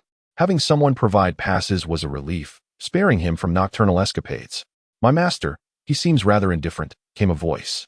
No matter, let us proceed with the trial. Should he succumb to the allure of dark magic, it would indicate his potential. Conversely, if he falters, it would reveal his worthlessness, warranting no further attention. Acquiring the philosopher's stone is paramount. He is merely a fledgling wizard, and thus, not deserving of excessive concern. After all, among Hufflepuff, apart from a select few, the rest are merely a cadre of obscure nonentities. You speak truly, my master. Chapter 30. The Griffin. Evan. We may need to venture further today. I was unable to locate that griffin yesterday, and I must search again today. However, I have already scoured a significant portion of its likely territory. If it remains elusive, it would suggest it has departed, Hagrid lamented, a trace of disappointment on his face. Is there a possibility it could be in another part of the Forbidden Forest? Evan inquired. Unlikely. I consulted my old friend about the adjacent areas, and he found nothing. The other side is the Centaur territory, and they too have not seen it. Thus, this last region is our sole hope. What about patrols? Evan asked. I enlisted the help of 2 Centaur friends to keep watch. Should any young wizards attempt to sneak in, they will be promptly expelled, as the Centaurs are far less accommodating than I. Very well, let us proceed. With the task being monitored, Evan felt more inclined to explore the Forbidden Forest, a place steeped in mystery. Throughout their journey, Hagrid chattered excitedly, his enthusiasm palpable. He had brought an ample supply of potions and a bag of meat, indicating thorough preparation. Evan could only hope that this giant would not become disheartened if they failed to find the griffin. Yaya scouted ahead, carrying the iron egg, while Aragog soared above, searching the skies. Before their departure, Evan had provided them with a rough depiction of the griffin's appearance, giving them a target to aim for. Incidentally, he had also given Yaya a vial of potion, enhancing her intelligence significantly. Thus, Hagrid had less to worry about. A piercing eagle's cry descended from the heavens, landing steadily upon Evan's shoulder. Hagrid, let us investigate over there. Aragog seems to have made a discovery. Then let us hasten, Hagrid exclaimed. Yaya, return quickly. There is something to be examined. After calling Yaya and the iron egg back, under Aragog's guidance, they indeed encountered the griffin. Amidst a thicket, a magnificent creature nearly 2 meters long lay sprawled, fast asleep, occasionally twitching as if troubled. Its body emanated a white glow, indicative of the purification magic Elisa had mentioned. The audible rumblings from its stomach confirmed that it had indeed ingested something unsuitable. Upon closer inspection, Evan marveled at the creature, which resembled the legendary descriptions perfectly. The lion-like hindquarters were adorned with tawny fur, while its eagle-like head and forelimbs were cloaked in golden feathers. The feathers on its head were a deep gray, accented by 2 rows of dark golden plumes around its ears, adding an air of majesty. The griffin's wings bore feathers of a sky-blue hue, its chest feathers of vibrant crimson, while its beak and talons gleamed a striking gold, with sharp black claws. It possessed a grandeur surpassing that of the traditional hippogriff. In summary, the little griffin's plumage was extraordinarily beautiful. Not only was Hagrid enchanted, but Evan too found himself captivated, contemplating the notion of raising it. Hagrid, it should be fine for now. Let us take it back. Furthermore, I believe it would be best not to administer any medications indiscriminately, as its stomach must be quite distressed. Evan halted Hagrid, who was about to retrieve a multitude of bottles and jars, intending to test each one. Unfamiliar with the situation, Hagrid found himself at a loss. Well, perhaps I shall consult Professor Kettleburn, he mused. With that, Hagrid hoisted the slumbering griffin and made his way toward the Forbidden Forest's edge. Professor Kettleburn, the current instructor of the Care of Magical Creatures class, was an elderly gentleman who had dedicated his life to the study of magical beasts. Despite the many injuries he had sustained from these creatures, his passion for them remained undiminished. Though not as renowned as Newt, he was indeed a seasoned protector of magical creatures. Due to his advanced age and diminished capacity for fieldwork, he had been invited to teach at Hogwarts. Hagrid, I believe it would benefit you to learn more from Professor Kettleburn. He would be more than willing to impart his knowledge, suggested Avon. I often seek his counsel, but since I am no longer a student at Hogwarts, I fear I may intrude upon him. Hagrid seemed somewhat disheartened by this, recalling a past incident. Nonsense. You share a common interest. The professor would not mind at all. If you are truly hesitant, you could seek out Dumbledore. His intervention would surely be effective. This way, when you encounter unfamiliar magical creatures, you will be well prepared. You make a valid point. I shall pay Dumbledore a visit, Hagrid replied, a spark of excitement igniting within him. The prospect of acquiring more knowledge about the protection of magical creatures thrilled him immensely. Under Hagrid's guidance, Avon concluded their expedition into the Forbidden Forest and returned to the front yard of Hagrid's hut. Hagrid gently set down the griffin for Avon to watch over while he dragged the drowsy Professor Kettleburn out into the night air. It's merely ingested a toxic fruit. Though I am perplexed as to why a griffin would venture into the Forbidden Forest and violate its carnivorous nature by consuming poisonous fruit, he speculated. I suspect a herbivorous creature must have consumed the toxic fruit and, before it could digest it, was eaten by this little one, leading to its poisoning. Fortunately, with the unicorn's assistance, it averted danger. The elderly professor trembled in his pajamas against the chill of the night wind, yet he continued to analyze the griffin's poisoning. Avon felt a twinge of sympathy for the aged man. He retrieved a blanket from Hagrid's hut and draped it over him, observing as he prepared a potion to induce vomiting in the griffin. Very well, once it expels the toxins, it will be fine. At my age, I cannot endure this much longer. I shall take my leave. And Hagrid, do refrain from attempting to keep such dangerous creatures at Hogwarts. They may not take kindly to everyone. After Professor Kettleburn departed, Hagrid muttered in discontent. Dangerous? Look how sweetly it sleeps. Such a charming little creature could never be a threat. After listening, Ivan approached Hagrid and pried open the beak of the griffin, even placing his own head inside to gauge its size. Though this griffin was still in its youth, it could easily snap his head off in a single bite. After completing all of this, Ivan fell silent, raising his hands in front of Hagrid, and the ensuing silence was deafening. Well, I understand, but I cannot bear to part with it. It is still so young, without any siblings to accompany it. Oh, the poor little creature. As he spoke, Hagrid retrieved his filthy pink handkerchief and began to weep.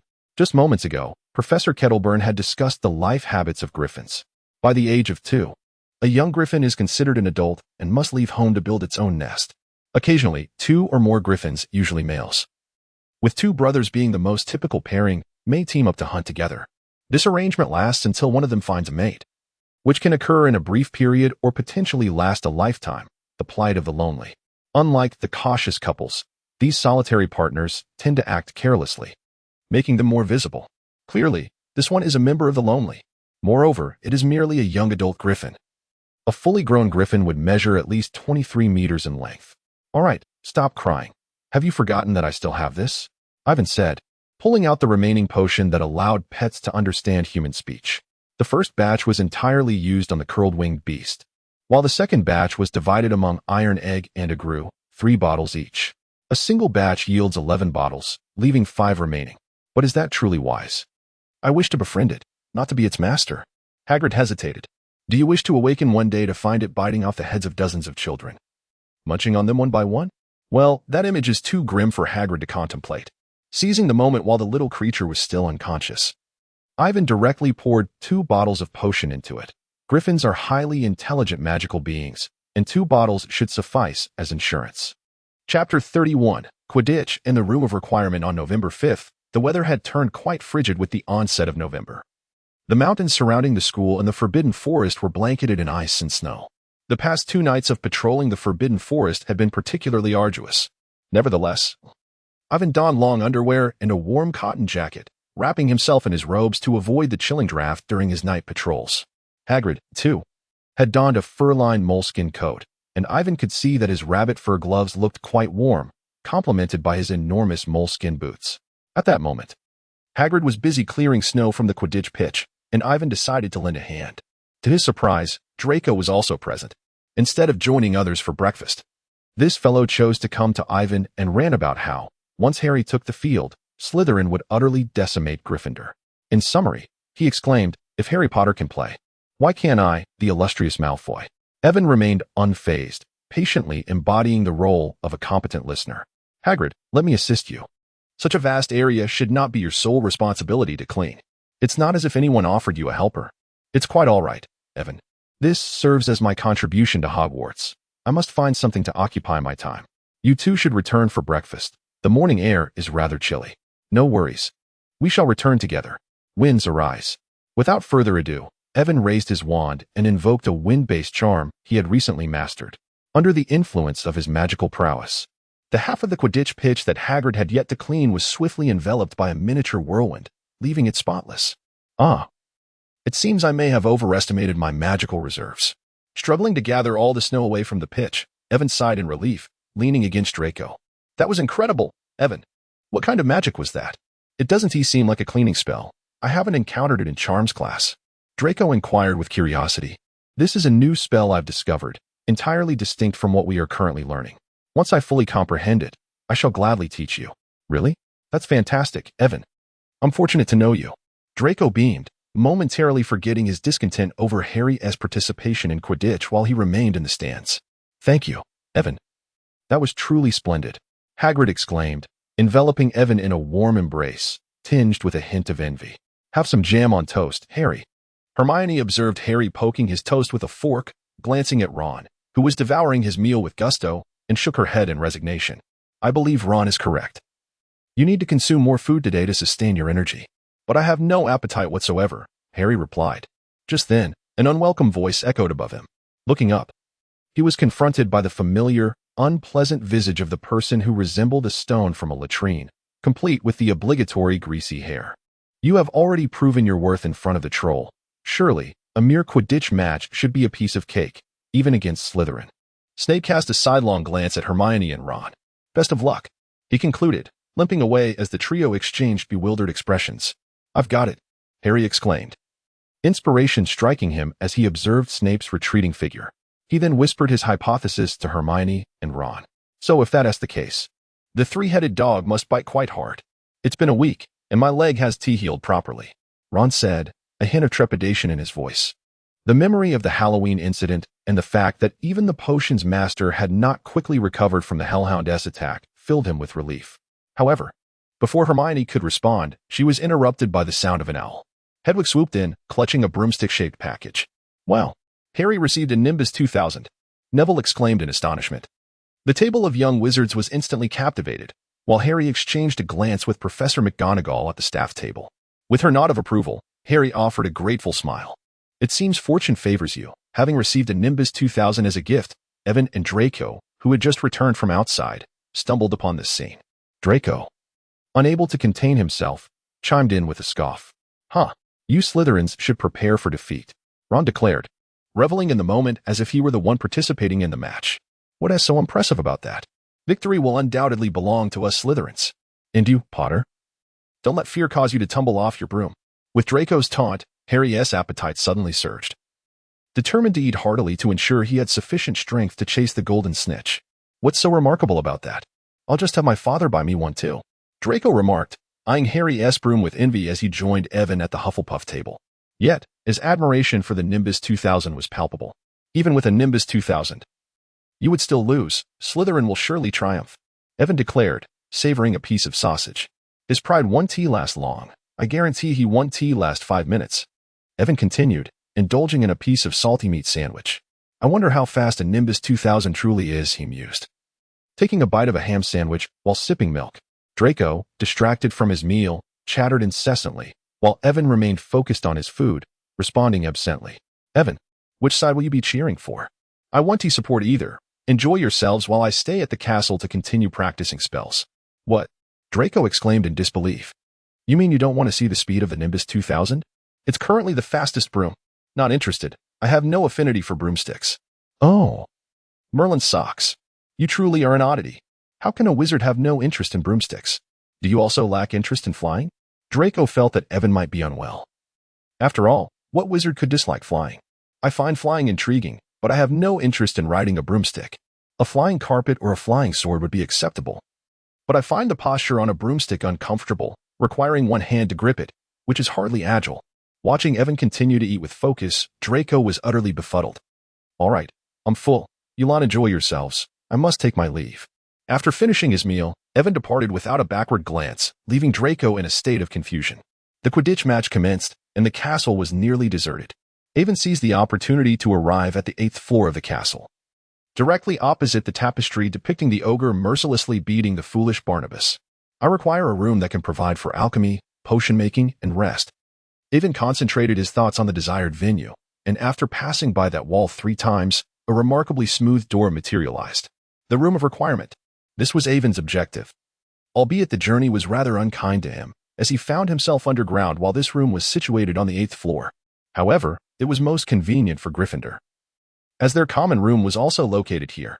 Without a doubt, Gryffindor was the house most likely to discover this room. Over the years, only Harry had uncovered its secret. Others had stumbled in by chance, merely pondering its existence afterward. Stepping into the room of requirement, he found it to be a dusty triad of chambers. To the far left stood a bed and table made of brown oak flooring, which he envisioned as a resting area. In the center lay a circular half-table, cluttered with various jars, scales, and crucibles, serving as his requested potion station. Lastly, in the most spacious area, a long table was adorned with an array of tools. While behind it, an open space housed a forge, a small furnace, and other alchemical instruments, along with several experimental targets in the corners. It was a sight to behold. After tidying up the room, Evan retrieved the book on the fundamentals of alchemy, borrowed from the restricted section, which revealed the mysteries of magic and alchemy. As for the dark arts that Quirrell had asked him to examine, he was not inclined to do so, not at least at this moment. Here we go. Let the work commence. For the sake of my little goal, let us get started. Chapter 32, Alphra. Ahem, it truly is not as easy as it seems.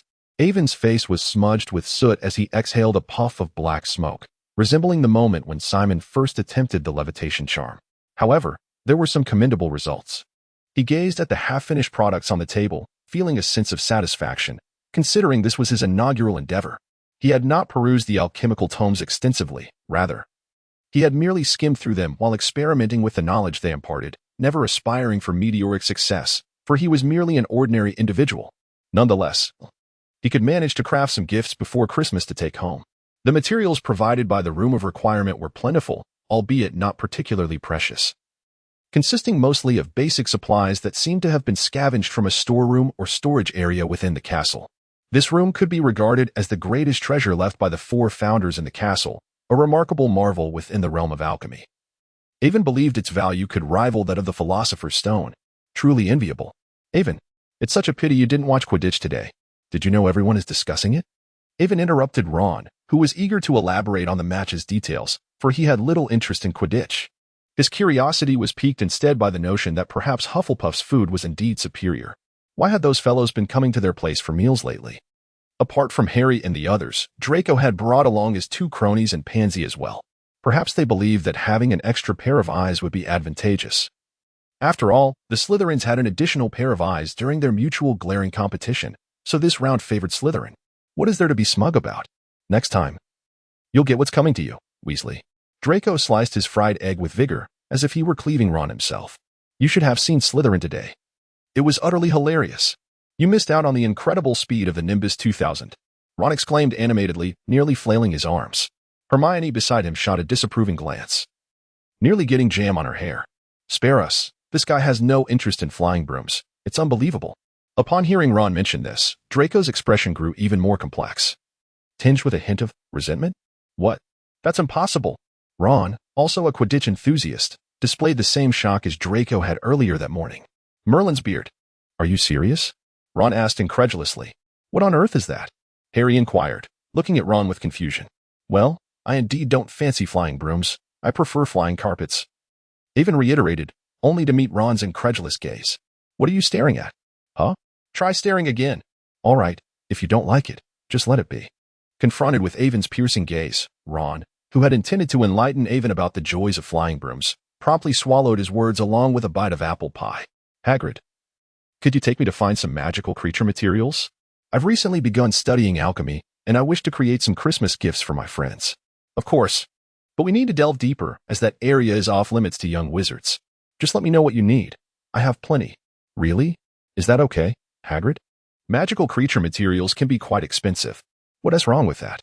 We are friends, aren't we? So if you need anything, just tell me. I'm more than happy to help. Thank you, Hagrid. Expect a gift from me this Christmas. Really? I have a Christmas gift. Oh, thank you so much. Avon's words brought Hagrid immense joy, akin to a giant weighing over 1,000 pounds. Did you never receive Christmas gifts before?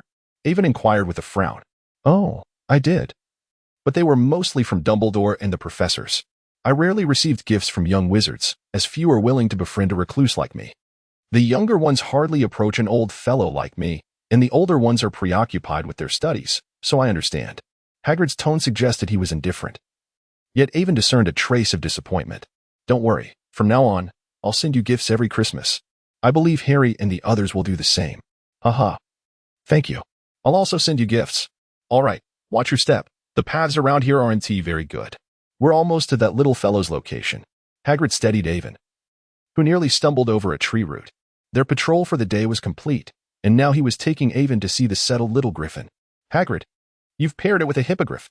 Goodness, you're quite bold. Did you not know that griffins have an irresistible nature towards horse-like creatures? Not to worry. After it drank the potion you gave, it became very obedient.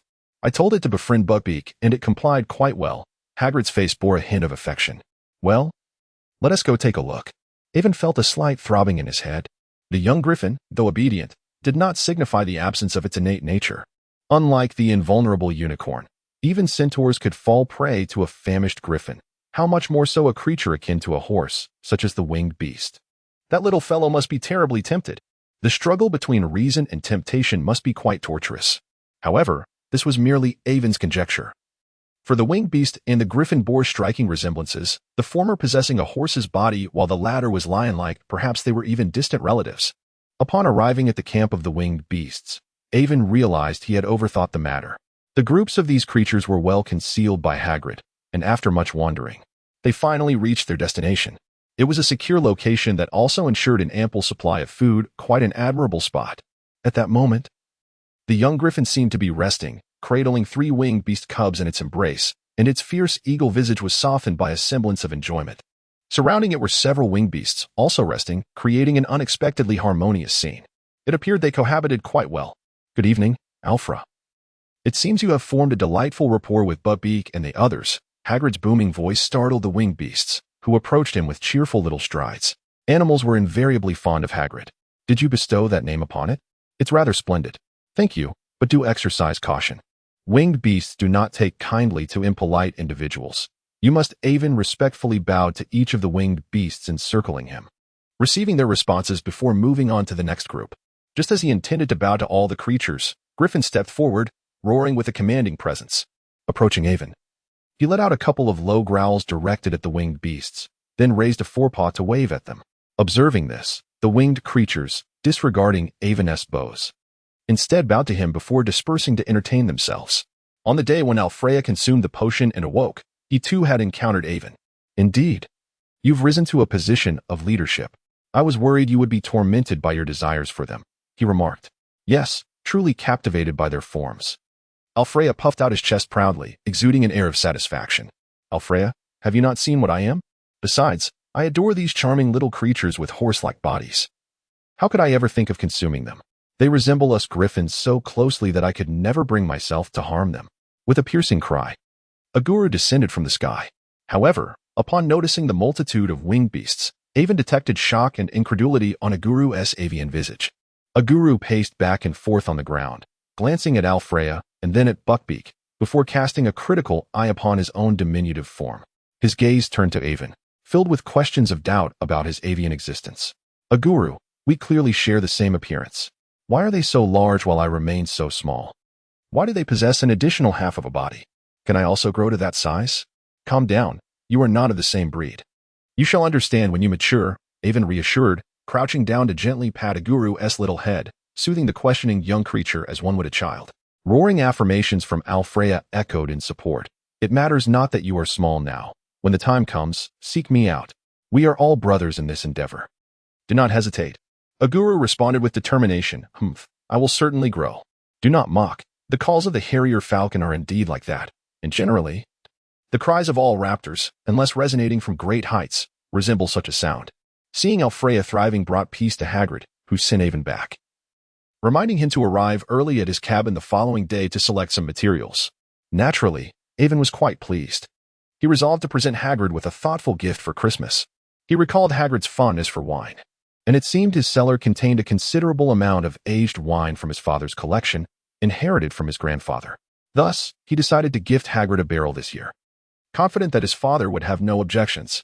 Chapter 33. The affable Hagrid and the malicious quarrel. It is well known that Draco's arrogance at Hogwarts stems not only from his lineage as the heir of the pure-blood Malfoy family, but also from their status as one of the major benefactors of Hogwarts.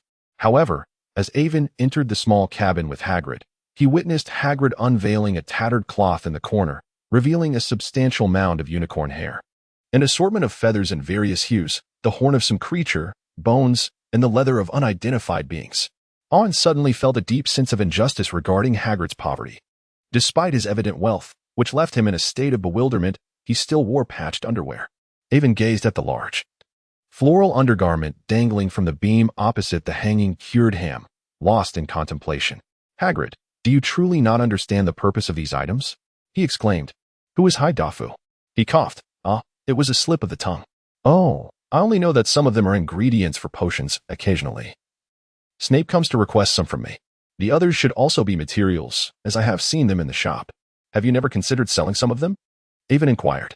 No, I refuse to trade in the bodies of my friends. I find that to be immoral, Hagrid replied with righteous fervor. Yet these are items they do not desire. Out there are those offering substantial sums for them. Selling just a little could improve your circumstances significantly. I see no necessity. I do not spend much, perhaps just on a bit of ale. My salary from Hogwarts is sufficient. I only splurge on a considerable portion of my savings for a certain item. Otherwise, I rarely spend. Just after uttering those words, Hagrid realized the implication of his statement. A look of panic crossed his face as he covered his mouth. Oh no, I shouldn't have mentioned that. Avon, you must promise you heard nothing. That is a secret. Avon gazed expressionlessly at Hagrid's panicked visage, awkwardly scratching his posterior. Very well, I shall claim to have heard nothing. Avon exhibited little interest in Dumbledore's plans, though he found the Philosopher's Stone somewhat intriguing. After all, it is a singular treasure within the realm of alchemy, arousing curiosity in anyone. Hagrid, when you venture into the Forbidden Forest, could you kindly collect a few for me? Once my alchemical pursuits bear fruit, I shall reward you handsomely. No need for that, dear young wizard, Hagrid replied with a hearty smile. There's an abundance of such materials in the Forbidden Forest. It's no trouble at all. I would be delighted to assist you. His candid demeanor endeared him even more to Avon. Such precious materials, spoken of so casually, seemed almost as trivial as twigs in his words. What a remarkable individual he was. Just you wait, Hagrid. By the time the second-year holidays arrive, I shall ensure you have a new house, spacious and grand. Your sincerity deserves no less than to be reciprocated. Evan is confident that with his unparalleled compendium of spells, he will undoubtedly carve out new markets within the wizarding realm, making the acquisition of gallons a mere trifle. Thank you, Evan. You are truly kind to me. However, this little cottage suffices for my needs. Might I trade it for some brandy? It is my favorite libation, he said, noticing Hagrid's eager expression. Evan shook his head in resignation. He had long since discovered the bottle of brandy nestled in the bedside cabinet. Yet he was taken aback by the extent of Hagrid's fondness for it. It appeared his affection for the beverage had grown to rival his love for magical creatures. That simply won't do. If you wish to drink, I shall provide ample supply, but a man cannot be without a home. After all, you cannot expect to reside in this modest cottage once you take a wife, can you? Upon hearing Evan's mention of preparing for his future bride, Hagrid instantly blushed, becoming noticeably bashful. Evan, you really are something else. Children speak such nonsense. It's quite vexing. Hagrid shyly nudged Evan, attempting to convey his embarrassment. Oops. My apologies, Evan. Are you all right? Despite Hagrid's gentle touch, Evan's slight frame was easily overwhelmed. Eventually, with Hagrid's face awash with remorse, Evan burdened with a large sack containing unicorn hair and other materials, tucked 2 hefty rock cakes under one arm. Perhaps it was time to provide Hagrid with a cookbook for the little fairies as well. Avon returned to his dormitory, placing the rock cake on his bedside and the bag beneath his bed, before reclining into the comfort of his bed and drifting into slumber. The Hufflepuff bed remained as cozy as ever. Could Avon come over for a moment?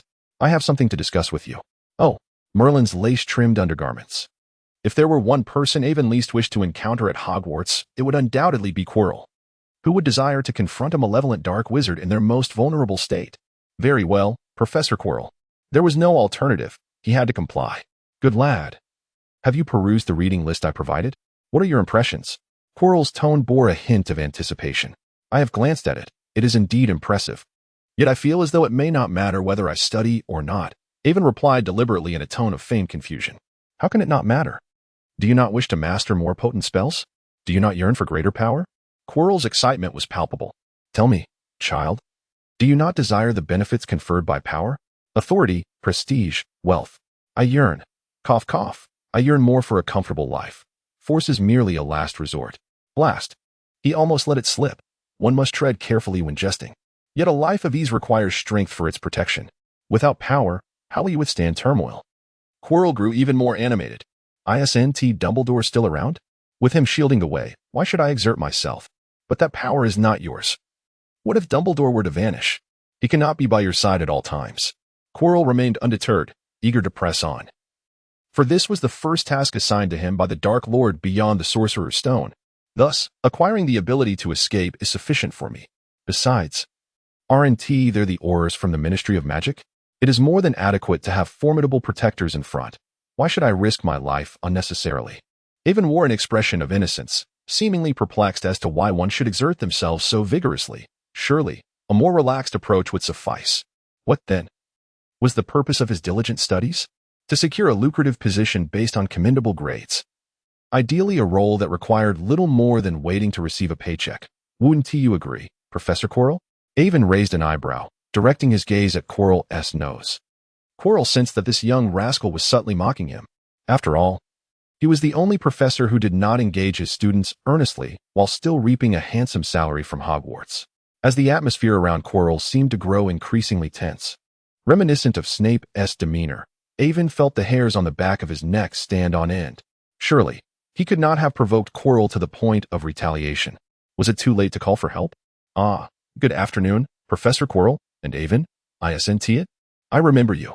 Just as Avon was preparing to escape in a cloud of smoke should Quirrell make a move, a voice, aged yet gentle, descended upon the scene like a melodious blessing.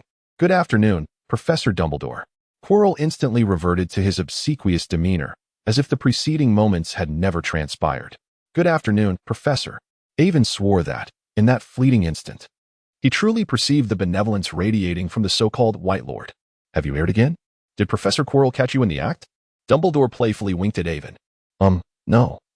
Professor Quirrell was merely inquiring about my studies, as he recommended several excellent books that have greatly benefited me. That is splendid. However, you must hasten to your class. I believe potions is about to commence. Be cautious not to arrive late, or your potions professor may be displeased. Avon, feeling the weight of his burdens lifted, hurriedly bowed and dashed towards the potions classroom. Dear Professor Snape, your beloved student has arrived. Shall we seek a delightful snack from the house elf, Professor Quirrell? Not at all. Thank you. I believe I should prepare for tomorrow's lessons. Farewell, Professor. He jested, aware that Voldemort lingered at the back of his mind, making it unwise for him to linger alone with Dumbledore. Following Avon, Quirrell too hastily fled, leaving Dumbledore standing in place. He glanced in the direction Quirrell had departed, his crescent-shaped glasses glimmering with an enigmatic light. Then, turning his gaze towards Avon's retreating figure, he revealed a smile infused with intrigue. Master, this fellow truly lacks discernment. Shall we make him disappear? Having found safety, Quirrell resumed his mental discourse with Voldemort. Forget about that child. He is but a worthless lump of clay. I am still too weak. I must avoid unnecessary complications. Securing the Philosopher's Stone is of utmost importance. You must act swiftly. As you command, Master. Chapter 34. Oh, my poor potions professor. Mr. Avon, unless you have exchanged brains with a troll, you ought to reduce the flame promptly, lest you end up with a blister on your forehead akin to Weasley. Professor Snape's voice, laced with venom, echoed above Avon. who, startled from his reverie, quickly adjusted the flame beneath his cauldron. Hufflepuff loses a point. Well, Avon had no retort. He had been pondering why Quirrell had fixated on him, momentarily lost in thought. However, it seemed futile to dwell on it further. After today, Quirrell likely wouldn't seek him out again, given that Avon's nonchalant remarks had irked him considerably.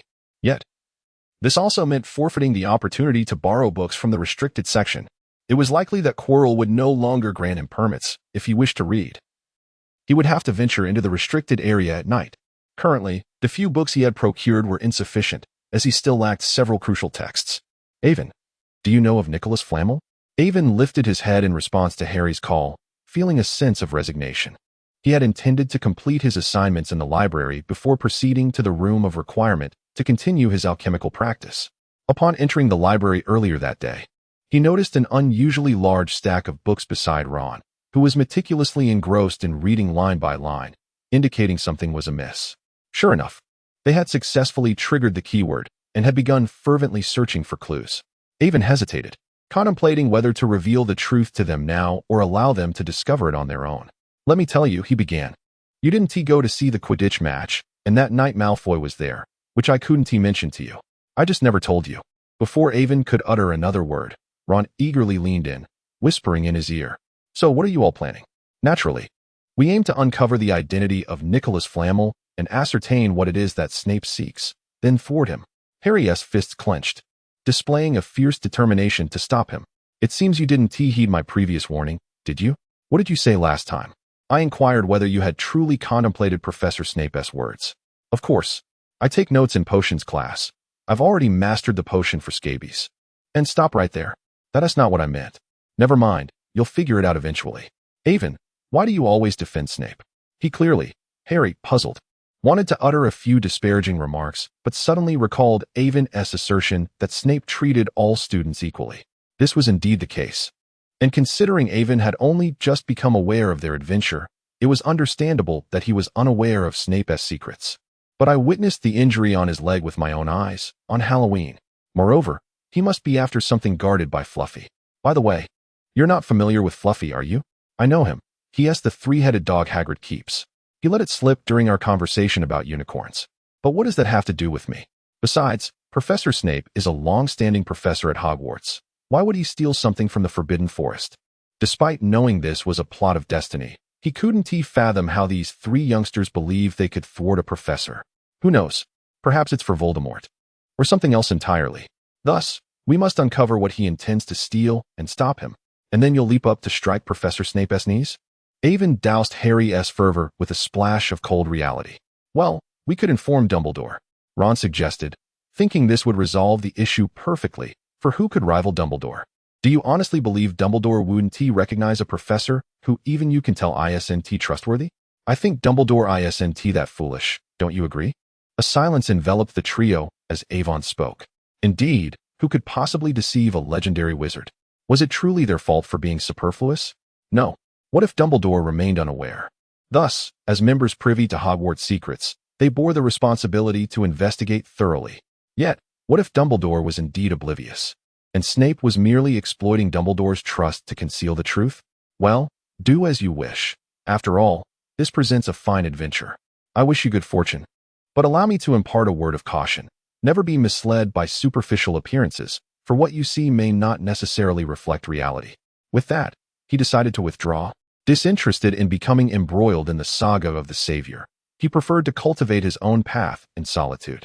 By the way, Avon, if it is not too much trouble, could you keep an eye on Nicholas Flamel for me? Once I uncover the truth, I shall undoubtedly alter your perception of Snape. Harry, still unconvinced, believed Avon was merely deceived by Snape. Well, good luck to you, but I think you might broaden your horizons and divert your attention to other tomes. Avon neatly organized his borrowed books while nonchalantly shaking a volume on alchemy as he spoke.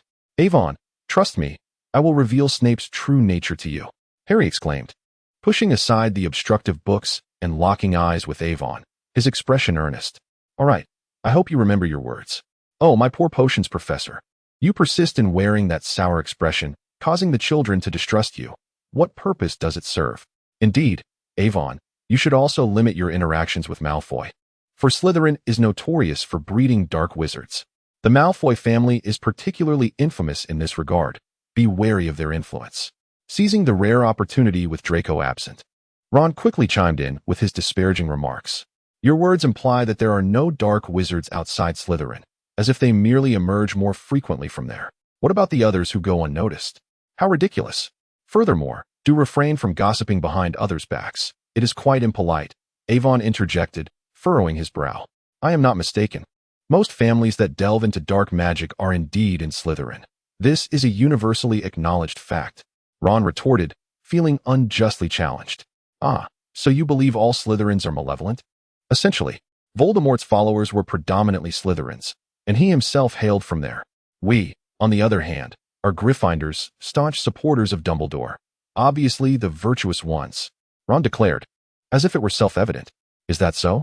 But what relevance does that have to Slytherin? It merely indicates that the criteria for that individual's followers included their house. How can that alone label Slytherin as wicked? Are you suggesting that Hogwarts should abolish Slytherin, then? The weight of such a statement left Ron momentarily speechless, as he had merely harbored disdain for Slytherin and did not intend to propose a reformation of Hogwarts' four houses. I did not mean that. Best to clarify, then. It is baffling how a group of children can harbor such prejudices. Instead of focusing on their studies, they waste time on these trivial matters, dividing themselves into factions over nothing. What purpose does it serve? It cannot be turned into sustenance. After Avon spoke, he turned on his heel and dismissed the fool with a weary indifference. Were it not for the Gryffindor adventurous spirit coursing through the veins of the Weasley clan, he would genuinely consider Ron more suited to Slytherin. They exhibited the same arrogance and a penchant for drawing lines between factions. It was only his inherent kindness, coupled with a certain lack of common sense, that altered his destiny away from Slytherin. After Avon departed, the three little ones exchanged glances. I believe he might be somewhat upset, Harry remarked earnestly. What could possibly warrant his anger? Why does he so ardently defend Slytherin? Does he have an affinity for that detestable lot? Let us not forget, Slytherin holds the utmost disdain for wizards of Muggle heritage, Ron retorted, still unconvinced. Hold on. I think you've misinterpreted the situation. He does not harbor affection for Slytherin. He is merely friends with Malfoy and likely disapproves of your discussions behind his back. After all, Malfoy appears to have a commendable relationship with him, even willing to oppose his own housemates for Avon's sake, Hermione interjected, endeavoring to elucidate Avon's position. She wished to prevent Ron from inciting Avon's ire once more. Who could fathom why Malfoy chose to befriend him? The Malfoy family is notorious for their contempt towards Muggles, incessantly boasting about their pure-blood lineage. Yet, their bond seems remarkably strong. When Avon is present, Malfoy refrains from provoking us, indicating that he genuinely desires to befriend Avon. As he stated, you ought to relinquish some of your biases. Remember, Avon's conflict arose precisely due to Slytherin's prejudice, resulting in his current confinement. Harry concurred with Hermione's sentiments. Although Malfoy can be rather insufferable, perpetually taunting them, he indeed treats Avon with kindness. Ron rolled his eyes at this. Regardless, that insufferable Malfoy remains utterly detestable. Draco, is that Potter fellow still murmuring about me? Chapter 35. An introduction to alchemy arriving at the House of Wishes fulfilled. Ivan gazed at the alchemical tome in his hands, noting the embossed golden words inscribed in the lower right corner of the cover, authored by Nicholas Flamel. He had lifted it in earnest, only to have it snatched away. Thus, he could hardly be blamed, for he had already cautioned them. Avon spread out 4 tomes of alchemy in a circle, accompanied by an ancient runic text, with a grimoire resting in the center, precisely where he discovered a method for crafting a magical artifact, the Dragon Breath Jar. This ingenious device purportedly stores the breath of dragons within a specially designed magical vessel, a treasure claimed by the Holy Lord after vanquishing a band of rebellious sorcerers. Those sorcerers had captured a colossal dragon belonging to his subordinates and created this weapon to arm their soldiers. Alas, they ultimately failed to overthrow the Holy Lord's dominion. The principle resembles that of cupping therapy. Runes are engraved upon the container, complemented by a unique enchantment method involving air magic, which allows energy to be stored and subsequently triggered upon use. This is a rather conventional form of magical artifact, found across countless magical systems. However, in the realm of air magic, one must first concoct a potion or powder, employing a distinctive approach that involves incantation while utilizing a container. Ancient runic script is indispensable in this world of alchemy, enabling the communication of magic through the assembly of words to achieve desired effects. It serves a role akin to that of runes, albeit in a simpler form. For instance, to forge a sword, one would inscribe words like sharp, durable, and armor-piercing in runic vocabulary upon the blade, thus bestowing corresponding enchantments. However, mastering this ancient runic script is no less challenging than learning small seal script. The runes are divided into 3 groups, each comprising 8 letters, with each letter carrying its own meaning and mythological significance. Beyond this, they also serve a divinatory purpose, resembling the ancestors of modern alphabets, making their mastery a formidable skill. In broad terms, alchemy in this world involves transforming certain materials into tools, inscribing or branding runes upon them, or applying spells or curses, either as a combination or a choice of one. Yet, the majority of contemporary practices tend toward the latter, with the dual application being more intricate and testing the alchemist's proficiency. The activation of these artifacts through magical energy determines their usability, either as single-use or reusable items. However, most cursed items possess a permanent nature. Unless countered by a corresponding counter-curse or destroyed by formidable force, they will remain effective indefinitely. When inscribing or branding runes, magical or specially configured materials are typically employed as mediums. Otherwise, simply writing a passage of text, even with magical activation, would be futile. Only by directly using magic as ink or employing specially prepared ink to inscribe runes, followed by magical activation, can one achieve success. The former is termed branding, while the latter is known as engraving. Engraving is akin to seal carving, requiring magical energy to be infused into the runes inscribed upon the artifact. Otherwise, it is akin to merely digging a hole, utterly ineffective. Thus, one might hypothesize, if one were to concoct a magical potion using air magic as ink for inscribing runes of ancient script, could the result not exceed the sum of its parts? Yet, for Avon, a novice in these arts, such thoughts are premature. He is yet to fully grasp either concept, and it is indeed too early to speculate. After several failed attempts, Avon finally succeeded in crafting a single-use artifact. However, it was not the dragon breath jar, but rather a modest tool, a smooth, flat pebble. Using ink made from unicorn hair, he applied a flame spell, with flames roaring, to it, enabling its activation via magical energy when thrown, transforming it into a makeshift incendiary device. Regrettably, he had yet to learn the explosion spell, Thunderous Blast. Otherwise, he could have created a magical bomb. In this regard, it seems that Simon may possess greater innate talent. Since the founding of Hogwarts, he remains the sole prodigy of pyrotechnics, excelling in the art of explosions. Nevertheless, this marks a commendable beginning. At least he has taken his first step. Once he has thoroughly mastered ancient script and can peruse the grimoire without reliance on a dictionary, he will truly stand tall. Concluding his practice for the day, Avon once again missed dinner and needed to hurry, for he still had patrol duty ahead. Upon returning to the Hufflepuff common room, he scratched the pair in the painting to enter the kitchen, where he encountered a familiar face. "Good evening, Cedric," he greeted. "Good evening, Avon. Did you miss dinner as well?" "Indeed, I became so engrossed in my studies that I forgot to eat. How about you, senior?" "Oh, I still need to patrol the Forbidden Forest. Could you spare me some food?" "Certainly, Avon. Here are some pies and blueberry tarts." "I shall fetch them for you at once," replied the house elf, Bubu, with utmost respect. "Bubu, please prepare some for me as well." I also lost track of time while researching in the library. Bubu swiftly returned with carrot and ham pies, blueberry tarts, and caramel pudding, along with a pot of red tea specifically for Avon, as he had grown unaccustomed to pumpkin juice. Bubu, being aware of this, always prepared alternative beverages for Avon. "Bubu, how are the preparations coming along?" Avon suddenly inquired with a mysterious air. Puffing out his little chest, Bubu confidently assured him, "Fear not. We are nearly complete with the ingredients and practice daily to ensure we can create something as splendid as yours." Cedric's curiosity was piqued, and he eagerly asked, "What ingredients? What are you planning to make?" "Higi, just wait. This year, I shall ensure you have a most extraordinary Christmas feast." Every year, on the eve of Christmas, Hogwarts hosts a grand dinner to bring the students together in merriment before many depart for the holiday, while professors and remaining students celebrate a Christmas banquet thereafter, ensuring every student feels the festive spirit. "Oh, your words have me rather looking forward to it." After enjoying a conversation with Cedric, the cheerful senior patiently answered any questions Avon had, proving to be an excellent mentor. Once they finished their meal, Avon bid Cedric a hasty farewell and prepared for his patrol.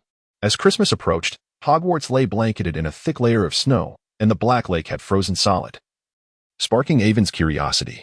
How could the lake's surface be so solid? How did the creatures beneath breathe? Would they not suffocate from lack of oxygen beneath the sealed surface? Or perhaps the lake connects to external flowing water, providing life and oxygen? In the Hogwarts courtyard, many students engaged in snowball fights while Hagrid dragged a massive spruce tree, presumably for the Christmas tree. The Weasley twins were up to their antics again, casting spells on snowballs to pelt Quirrell's head, who, in front of a crowd, could only panic and flee, clutching his scarf in a desperate attempt to shield himself. Yet, despite his pitiable demeanor, it was likely that Quirrell harbored thoughts of revenge against the twins, plotting with meticulous detail. Avon, clad in his warm cotton coat and pants, nestled against the door of the courtyard with a thermos in hand, sipping the steaming honey pomelo tea brewed by a little sprite.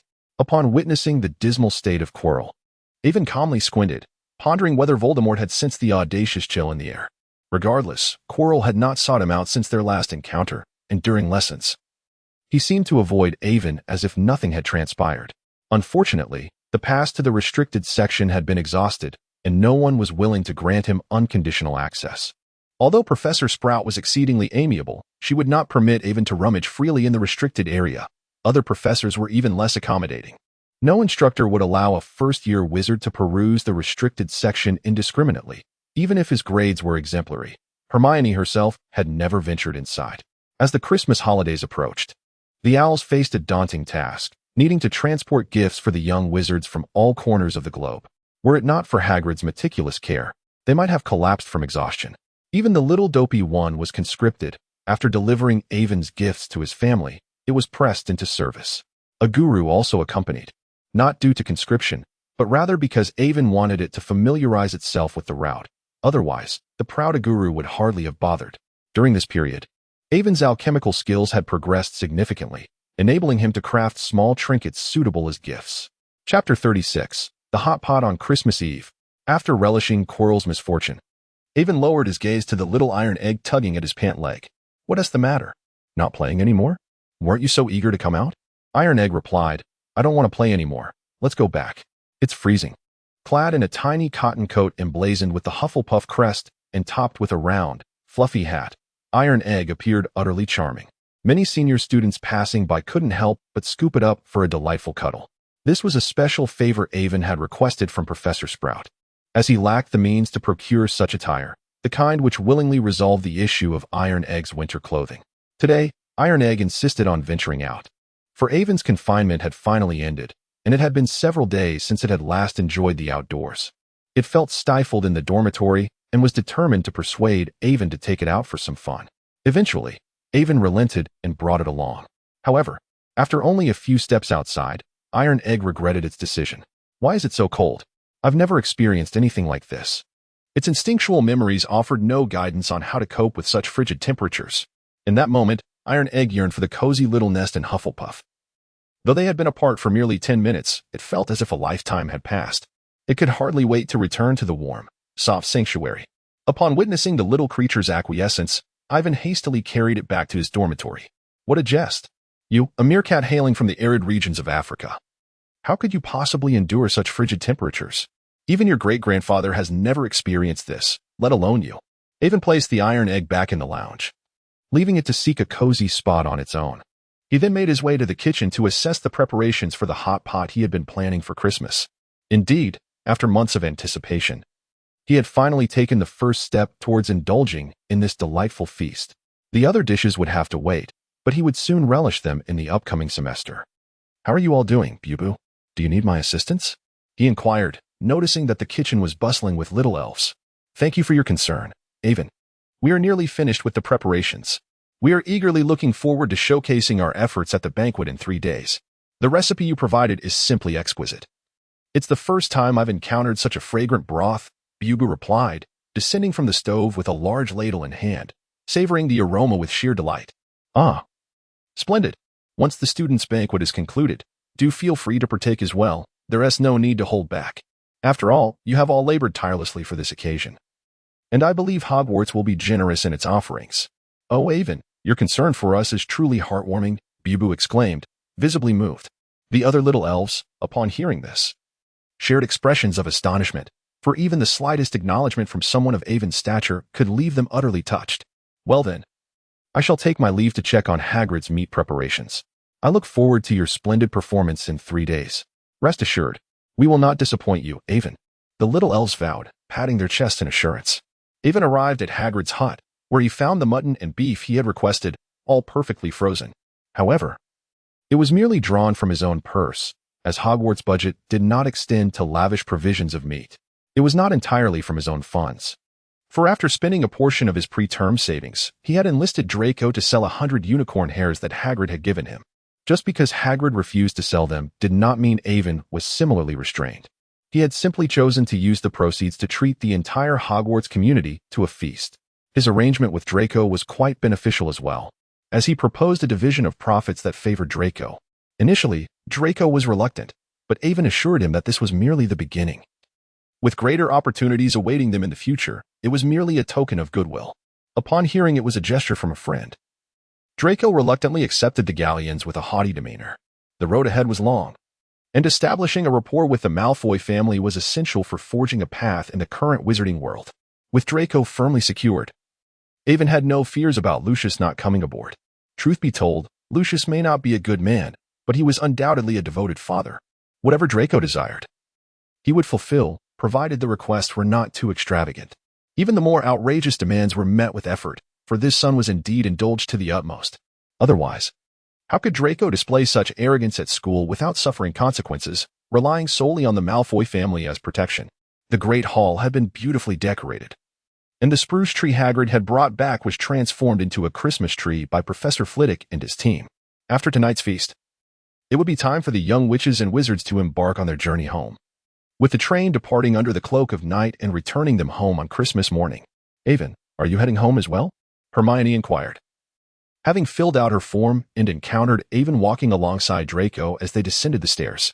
Of course, my family is eagerly anticipating my progress in magic, though they may not be aware that young witches and wizards cannot use magic in the Muggle world. Indeed, I had hoped to practice my spells during the holiday. Hermione lamented, feeling quite distressed at the thought of not being able to hone her skills during the break. But it is a holiday. Why don't you all consider relaxing? Draco observed, bemused by the expressions of regret on their faces. Must it be so rigorous? Gryffindor often shared classes with Slytherin, and initially, Draco held Hermione in disdain. However, as Hermione frequently excelled academically, Draco's competitive spirit drove him to surpass her. Thanks to Avon's presence, Draco had tempered his hostility towards Hermione, yet Harry and Ron's antics still placed her in opposition. However, within just half a semester, Draco conceded. Hermione was simply too formidable. He could not compete, particularly when he saw the daunting volumes surrounding her in the library. He abandoned any notion of outshining her, reassured by the fact that Ron would always be there to lag behind. Then there was that insufferable Potter, who had initially sought friendship but had instead chosen to side with Weasley. If it weren't for Avon, Draco would have certainly made Potter's life miserable. As they conversed, the trio unwittingly arrived at the Great Hall, where Ron and Harry were engrossed in a game of wizard chess, having played for quite some time. Ron, Harry, aren't you heading home? I didn't see you packing your things. Hermione approached them with a query. Plans changed. My parents are visiting my brother Charlie, so I'll be staying at school this year. I'd rather be here than return to the Dursleys. Hogwarts is far better than that dreadful place. A week prior, when Professor McGonagall had distributed the list of students staying behind, he had filled in his name without a second thought, wishing to avoid the harshness of his home. With Draco present, discussing Nicholas Flamel was out of the question, so they settled for casual chatter. Ron remained silent, likely feeling Avon's lingering displeasure over the library incident. Meanwhile, Draco, unable to resist the allure of provoking them, challenged Ron to a series of chess matches, but despite playing over a dozen games, he failed to win even a single point, his face reddening with embarrassment at Ron's taunts. Avon, you seem rather exhilarated. Is something delightful afoot? Harry and Hermione, having observed Avon's strange demeanor, inquired after a brief period of watching. Am I? Do I appear excited? Avon responded, feigning innocence.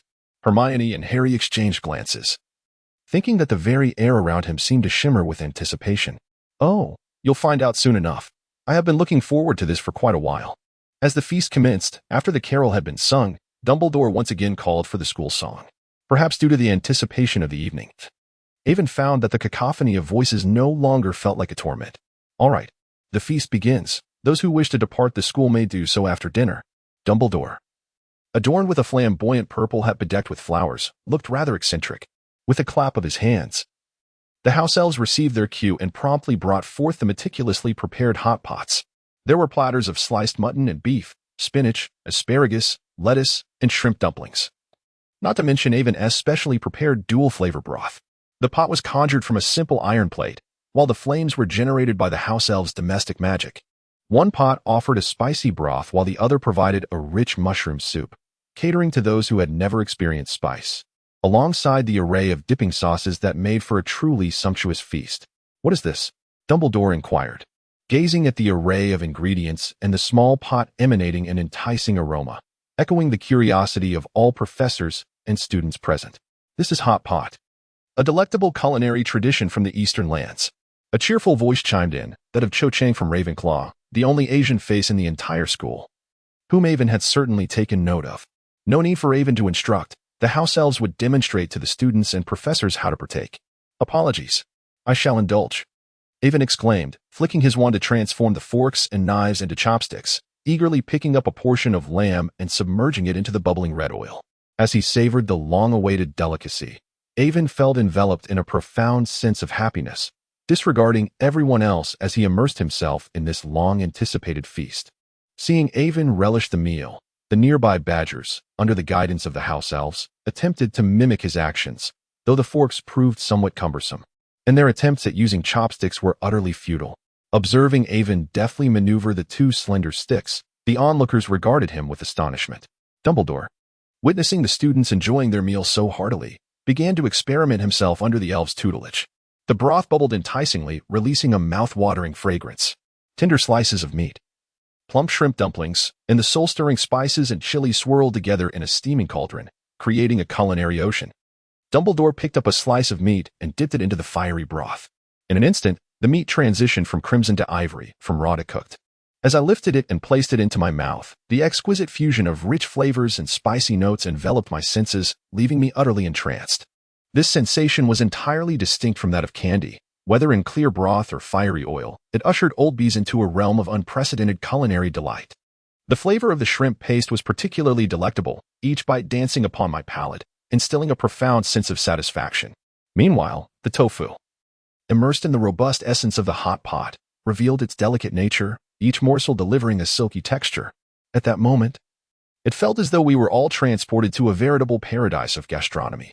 Even Professor Snape, who typically wore a stoic expression, found himself captivated by the spicy broth. Much to our surprise, as he relished such fervent flavors, Harry and his companions finally grasped the mystery behind Ivan's enigmatic remarks. With Ron's belly so full it appeared ready to burst. Unbeknownst to the ever-image-conscious Draco Malfoy, his hair gel had succumbed to perspiration, and his lips were swollen and reddened, experiencing a painful yet joyful indulgence. As the feast neared its conclusion, Dumbledore, sporting slightly swollen lips from the spice, inquired of the house elf whose idea this was. Upon learning it was Ivan's creation, he rose to address us. It appeared everyone was thoroughly enjoying themselves, so let us extend our gratitude to Hufflepuff's Ivan, who gifted us this splendid banquet. Cheers to Ivan! Cheers to Ivan! Chapter 37. The commencement of the Christmas holidays. Ivan's hot pot was truly delightful. If only we could savor it daily. Indeed, I have never encountered such exquisite flavors at the Dursleys. Harry and Ron, their bellies bloated like balloons, reclined in the Gryffindor common room, lacking the energy even to return to their beds, let alone engage in a game of wizard chess. Goodbye. You too. I hope you managed to uncover news of Nicholas Flamel during the holiday, Hermione remarked, tugging her suitcase while addressing the two who lay languidly on the sofa. But we have already scoured every book we could find. Ron lamented, rubbing his stomach in distress. During this time, in his quest to assist Harry in locating Flamel, he felt he had read more than in all 11 previous years combined. Ahem, you haven't searched the restricted section yet, the young girl whispered conspiratorially into their ears. Merry Christmas. Watching Hermione depart, Harry and Ron exchanged bewildered glances. I feel as though we've led her astray. I feel the same way. Hey, there you are, Ivan. May I join you? Of course. Just as I set my belongings down, I heard a familiar voice call out, followed by the appearance of a fluffy-haired figure. Hermione had also settled her luggage and took a seat beside me. What are you reading? Alchemy. Are you interested in studying alchemy? Once seated, Hermione's curiosity was piqued by the book I was engrossed in. Yes, I am studying alchemy, and I have already made some progress. Wait. The cover reads by Nicholas Flamel. You've known all along, haven't you? Hermione asked incredulously. What Evan beheld was precisely the equivalent form of alchemy that had danced before Harry's eyes just a few days prior. Indeed. I had been aware of it for quite some time. Why did you not share this with us? We have searched for so long. Hermione inquired, her voice tinged with exasperation. I thought that perhaps engaging in the endeavor yourselves would yield a greater sense of accomplishment. Besides, have you observed how diligently Harry and his companion have been studying during this period? Otherwise, would they exhibit such earnestness as they typically do? This was ultimately for their own benefit. Avon's words served as a reminder to Hermione. Indeed, in recent times, her pursuit of Nicholas Flamel had compelled Harry and her to delve into numerous books, resulting in a thorough study session. Furthermore, I had already alerted Harry, placing the books right under his nose, yet he simply brushed them aside without a glance. Despite the opportunities presented to him, he proved to be rather ineffectual. Surely, I cannot be blamed for that. Hermione fell silent. If one were to view it from Avon's perspective, Harry truly deserved his fate.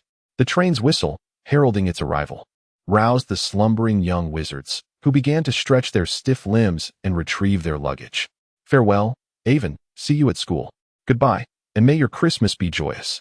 After bidding Hermione farewell, Avon stepped off the platform. In the designated spot, he quickly spotted his family's luxurious vehicle, and with the assistance of the butler, he comfortably settled into the seat, which had been adjusted for him. Ah, the wicked pleasures of a capitalistic lifestyle, how I adore it.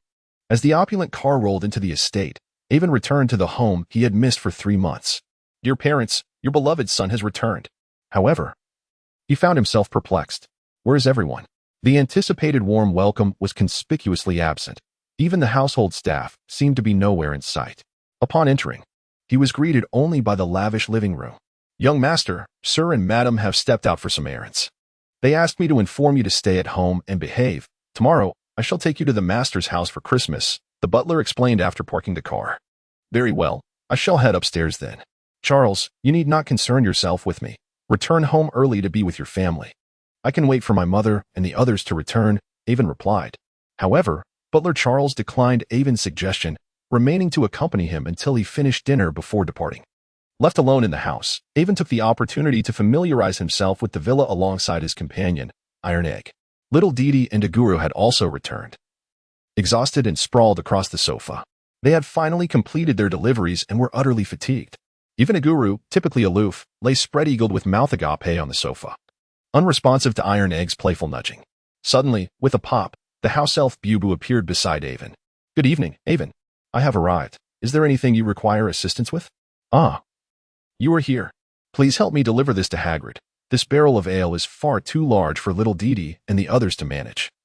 So I must rely on you. Avon gestured towards the carefully packaged barrel of ale. No problem at all. It would be my pleasure to assist. Bubu grasped the barrel, and with a snap of his fingers, he vanished. The convenience of the elf's apparition was enviable. Just as Bubu departed, the Barleys finally returned home. Darling, let me have a look at you, exclaimed Alina. You've lost weight. The flesh on your face has diminished. Surely, the food doesn't suit your palate. Perhaps we should have Chef Young come to your school to prepare meals for you. Upon seeing Avon, she immediately enveloped him in a tight embrace, scrutinizing him closely afterward. Like many mothers, Alina could instantly tell her son had slimmed down. Indeed, he has lost weight. It must be due to the unpalatable food, she mused. All right, dear. Avon is already a big boy now. Wouldn't you agree, little man? Barley stepped forward, patting his son's shoulder. As a father, he refrained from displaying excessive affection like Alina but felt no less longing. After Alina released Avon, Barley continued to keep an arm around his shoulder as they sat on the sofa, inquiring about the amusing happenings at school. Evan recounted to his parents the experiences of the past few months, including the provocations from Carlo, and he did not consider it shameful to be confined for the sake of preserving his dignity. Rather than reproach him for his altercations, his parents applauded his actions. Well done, my son. When bullied, one must retaliate fiercely. But are those two little ones all right?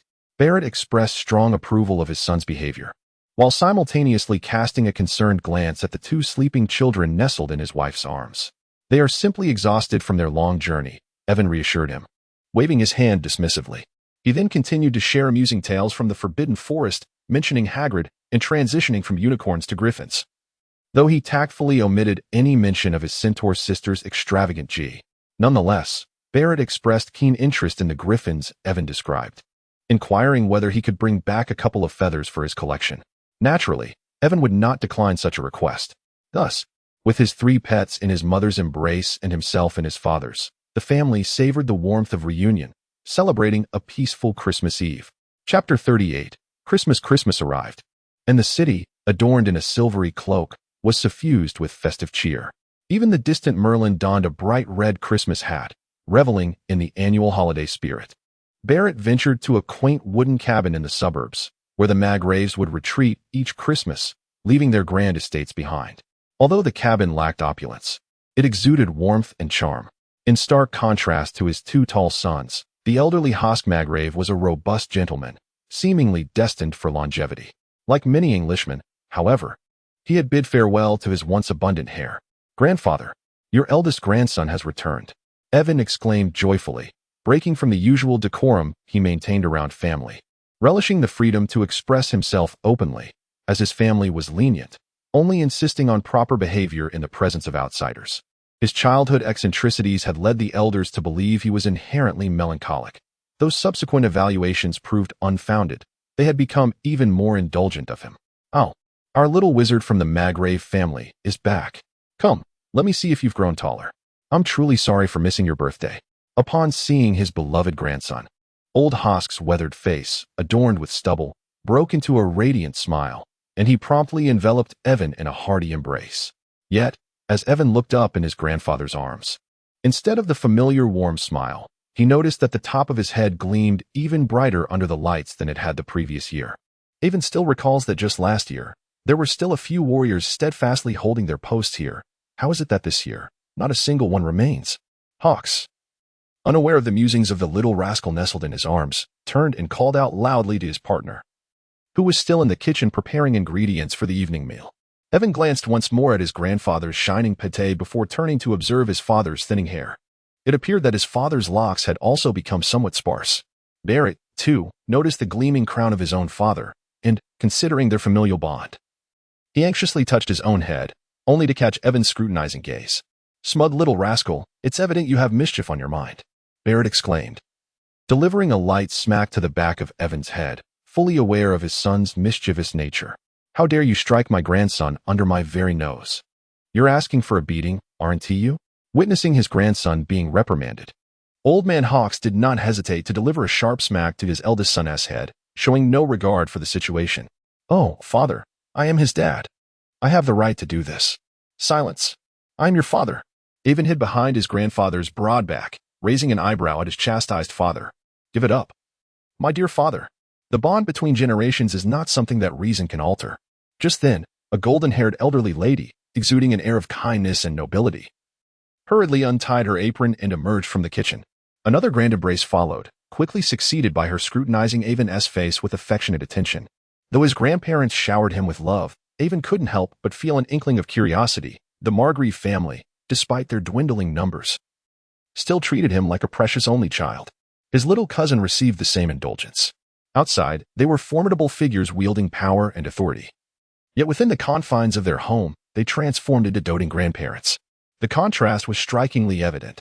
Not long after their arrival, Uncle's family joined them. Upon witnessing Avon's remarkable ability to tame the rambunctious Tydan, there was a moment of surprise. After all, he had investigated just how challenging the little rascal could be. Meanwhile, Avon's mother and aunt had ventured into the kitchen to assist Grandma with the food preparation, while the Barlett brothers engaged in light-hearted conversation, observing the grandfather and the children playfully chasing 3 small animals. Avon's 3.5-year-old cousin, Ian, chased the little iron egg around the house, while the venerable Mr. Hosk praised the haughty demeanor of a guru, causing the proud little creature to lift its head high in delight. However, Avon sensed that while their grandfather held a fondness for the proud little eagle, he was even more enamored with the endearing round-faced little chubby chick, affectionately known as Little Dumpling. Did one not observe how the old gentleman's large hands lovingly kneaded the soft belly of Little Dumpling? Perhaps it also had to do with the guru's reluctance to be petted.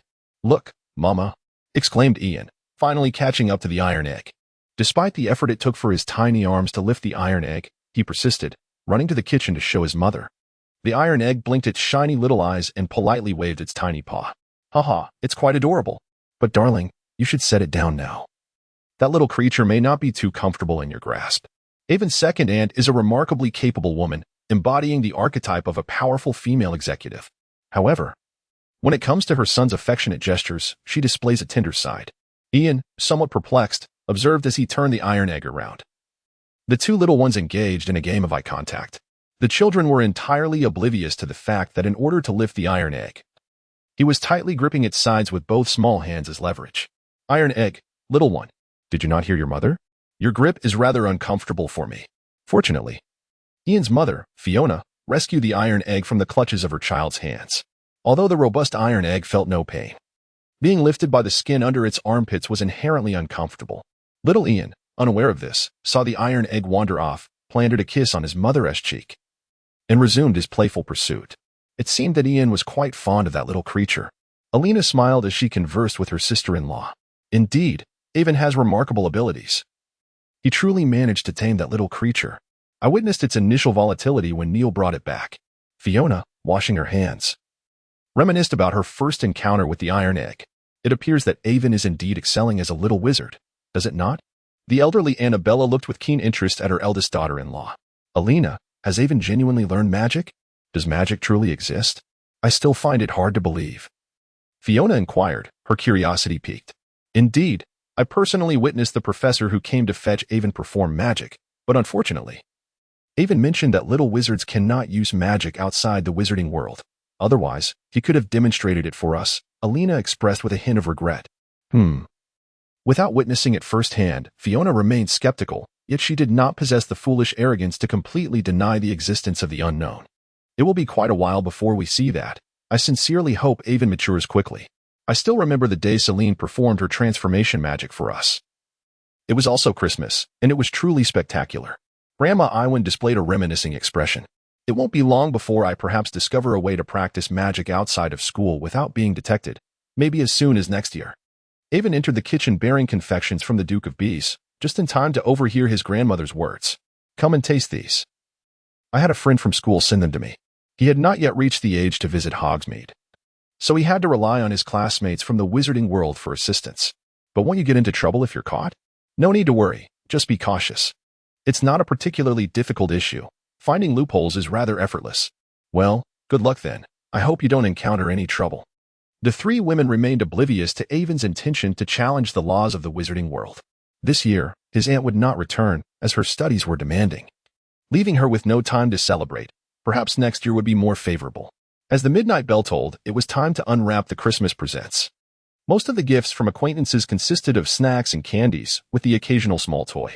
Hermione gifted him a quill, while Harry and Ron presented him with chocolate. It seemed he had not been forgotten. Young Master Malfoy, displaying his wealth, bestowed upon him a moving figurine of a Peruvian viper tooth, crafted entirely of solid gold. Professor Sprout also gifted him a music box, which revealed a badger dancing the tango upon opening. Hagrid gifted him a vial of acromantula venom, 10 grade A. Remarkably, Hagrid inscribed on the card, I don't have anything of value, but I think this might aid you in your potion studies. I hope you won't disdain it. Truly. He was the first invisible millionaire of Hogwarts.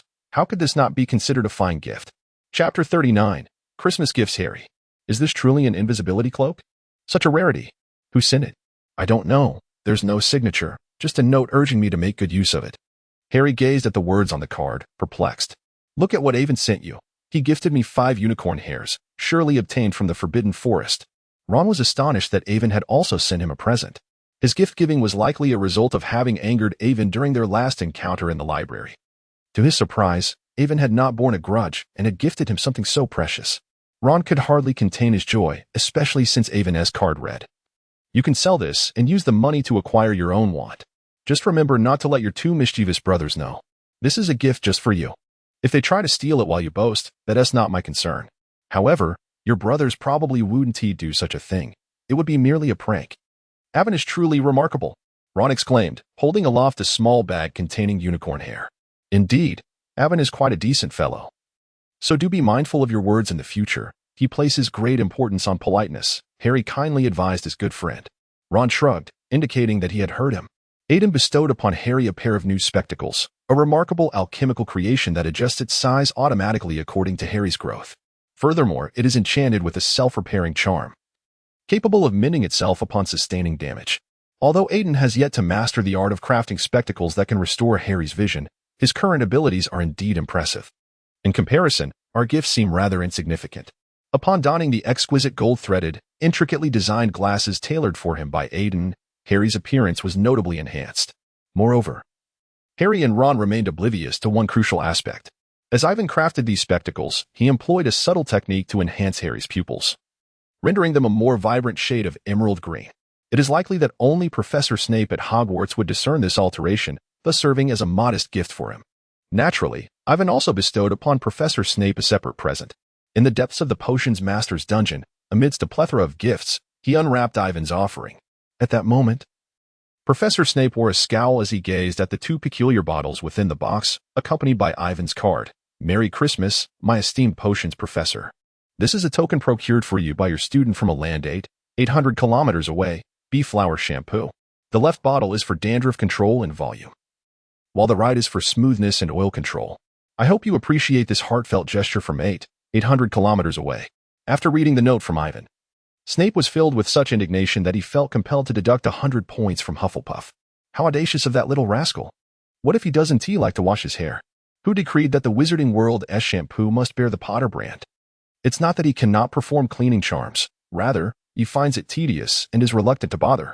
What does this imply? Does he disdain my cleanliness? Very well. I shall remember this, young man. Come the start of term, don't let me catch you. On the other hand, Professor Sprout received the potion Ivan had written about on the first page of his spellbook, one that would aid in plant growth. It is certain that this witch, who holds a deep affection for Flora, will be most pleased. Dumbledore was gifted a set of hand-knitted socks made of wool and camel hair by Ivan, believing this would surely win over the old bee. After all, it was this very White Lord who had previously come to his rescue from Quirrell. As for the sweets, those can wait until next Christmas. Every professor Ivan knew sent gifts, even Quirrell was no exception. However, as Quirrell gazed at the beauty treatment guide within the box, along with a peachwood sword, he fell into deep contemplation. The peachwood sword is effective against malevolence. Ivan gifted each of the 6 elder women in his family a scarf made from processed unicorn hair, adorned with feathers from magical creatures and pearls in various colors corresponding to their zodiac signs. These scarves were imbued with a cleaning charm, ensuring they remained pristine, while the sacred properties of the unicorn hair provided a protective essence for the male members of the family. Ivan presented each uncle with a protective amulet necklace crafted from iron, which he deemed practical for their daily lives. The amulets were designed according to specific charms, featuring an octagonal obsidian shape and a strap woven from unicorn hair, embellished with their respective zodiac symbols. When threatened, these amulets would automatically activate a protective armor charm 3 times, although their current power was limited. Ivan also bestowed upon his father and uncles dragonhide belts with pure silver buckles, each inscribed with 3 protective armor charms. For his grandfather and maternal grandfather, he gifted them fire dragonhide vests, which boasted effectiveness comparable to bulletproof vests, incorporating both protective charms and cleaning spells. However, this generosity drained Ivan's finances, and he was only able to afford such gifts thanks to the sponsorship of magical creature materials, including unicorn hair from Hagrid. Otherwise, he would have found it impossible to manage such expenses. Before the new school term, he planned to visit Gringotts again to deposit some treasures from his family's small vault, considering it a worthy investment. Since he couldn't use wizarding magic during the holiday, he hoped to practice air magic instead. Although he hadn't completely mastered the small seal script over the semester, he had discerned patterns that allowed him to quickly locate corresponding characters in the dictionary. Coupled with some characters he had noted, translating a spell was no longer a daunting task. At least the table of contents was manageable. Indeed, the spell compendium featured an index. As a tome authored by the Demon Emperor, it was inconceivable to lack such an index. Otherwise, navigating through 1,000 pages of parchment to find a spell would be an arduous endeavor. The spell compendium was divided into 3 sections, with each section beginning with its own index. The first page of each index was bordered with a metallic trim, facilitating the easy identification of categories. The section on righteous magic, though not deemed significant at the start, was contrasted by black magic, which was adorned with a ring of black metal, while demonic spells were encircled with red metal. Ivan now turned to the page dedicated to black magic. The index for righteous magic primarily comprised supportive, enhancement, protective, defensive, confinement, sealing, and exorcism spells, with very few offensive spells, most of which targeted black magic. Conventional offensive spells were predominantly elemental in nature. In contrast, black magic commenced with curses. Following this were spells of slaughter, puppetry, venom, and necromancy, all embodying malevolence. Even elemental attacks were more brutal and diverse than their righteous counterparts. Avon found the odd assortment of ingredients, such as centipede legs, rat claws, fly wings, and crocodile bile, rather unsettling, while the recipes for righteous spells were peculiar. They were comparatively more palatable. Black magic truly aligned with Avon's stereotypical perception of dark wizards. Nonetheless, the offensive spells were considerably more agreeable and acceptable. Chapter 40, Can Ordinary Animals Become Magical Creatures? In a brass cauldron, a pot of purple liquid emitted yellow smoke, while 3 small iron eggs huddled in the corner, their eyes wide with fear as they observed Avon, who diligently stirred the concoction with a glass rod while consulting a book. The Christmas holiday at Hogwarts lasted 2 weeks, and after spending 2 days with his grandparents, the family returned to their respective lives. Despite his grandfather's advanced age, he remained the authoritative figure in the family business. And his grandmother was not one to indulge in frivolous activities like shopping or hosting tea parties, typical of idle aristocrats. The elderly lady also maintained her own work. And although she had become somewhat less occupied over the years, she still managed a portion of the McGree family estate.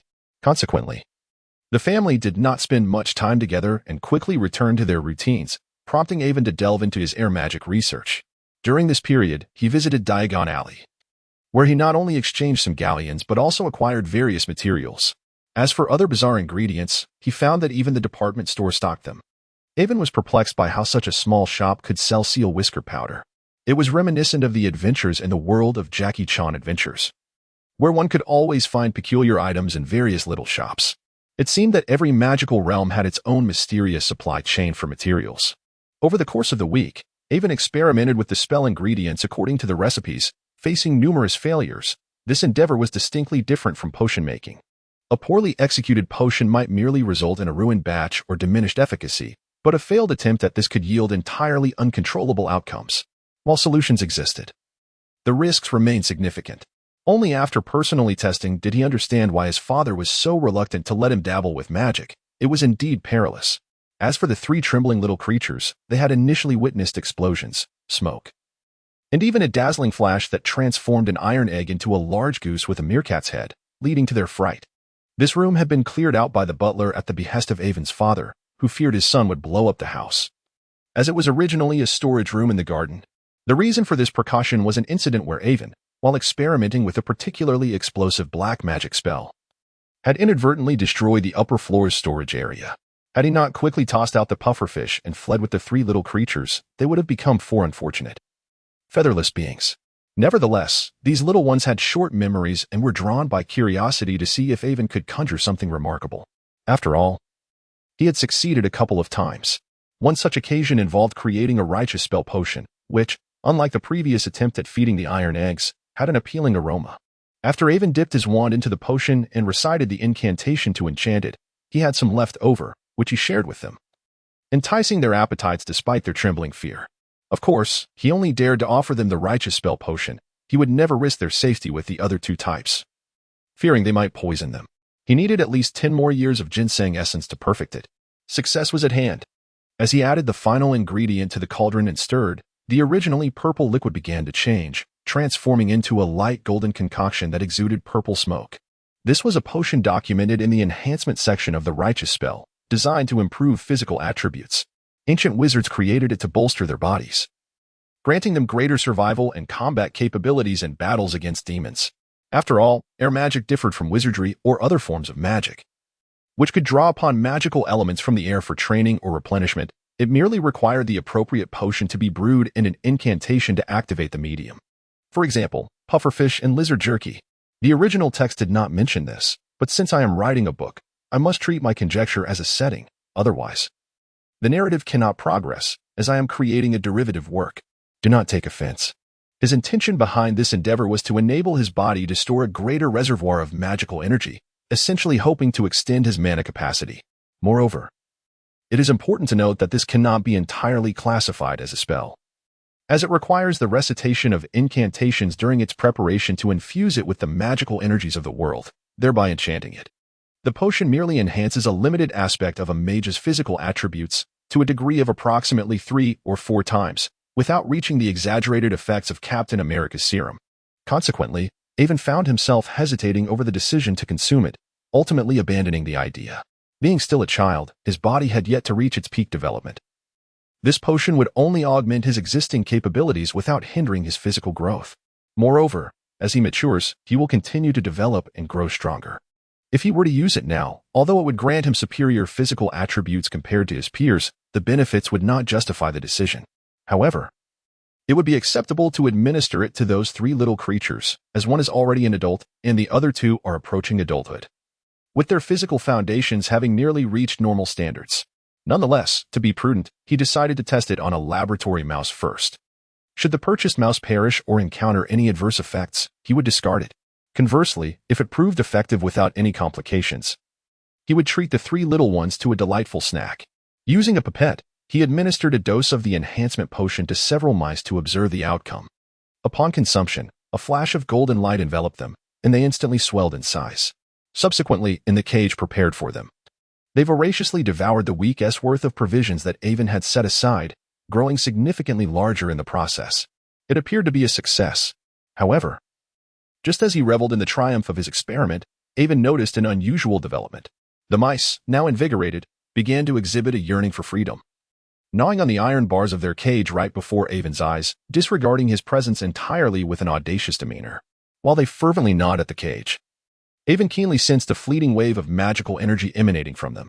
Indeed, this world is saturated with the magical essence of wizards. During preparation, the incantations allow for the infusion of magic. Upon consumption, it facilitates the flow of magic within the body.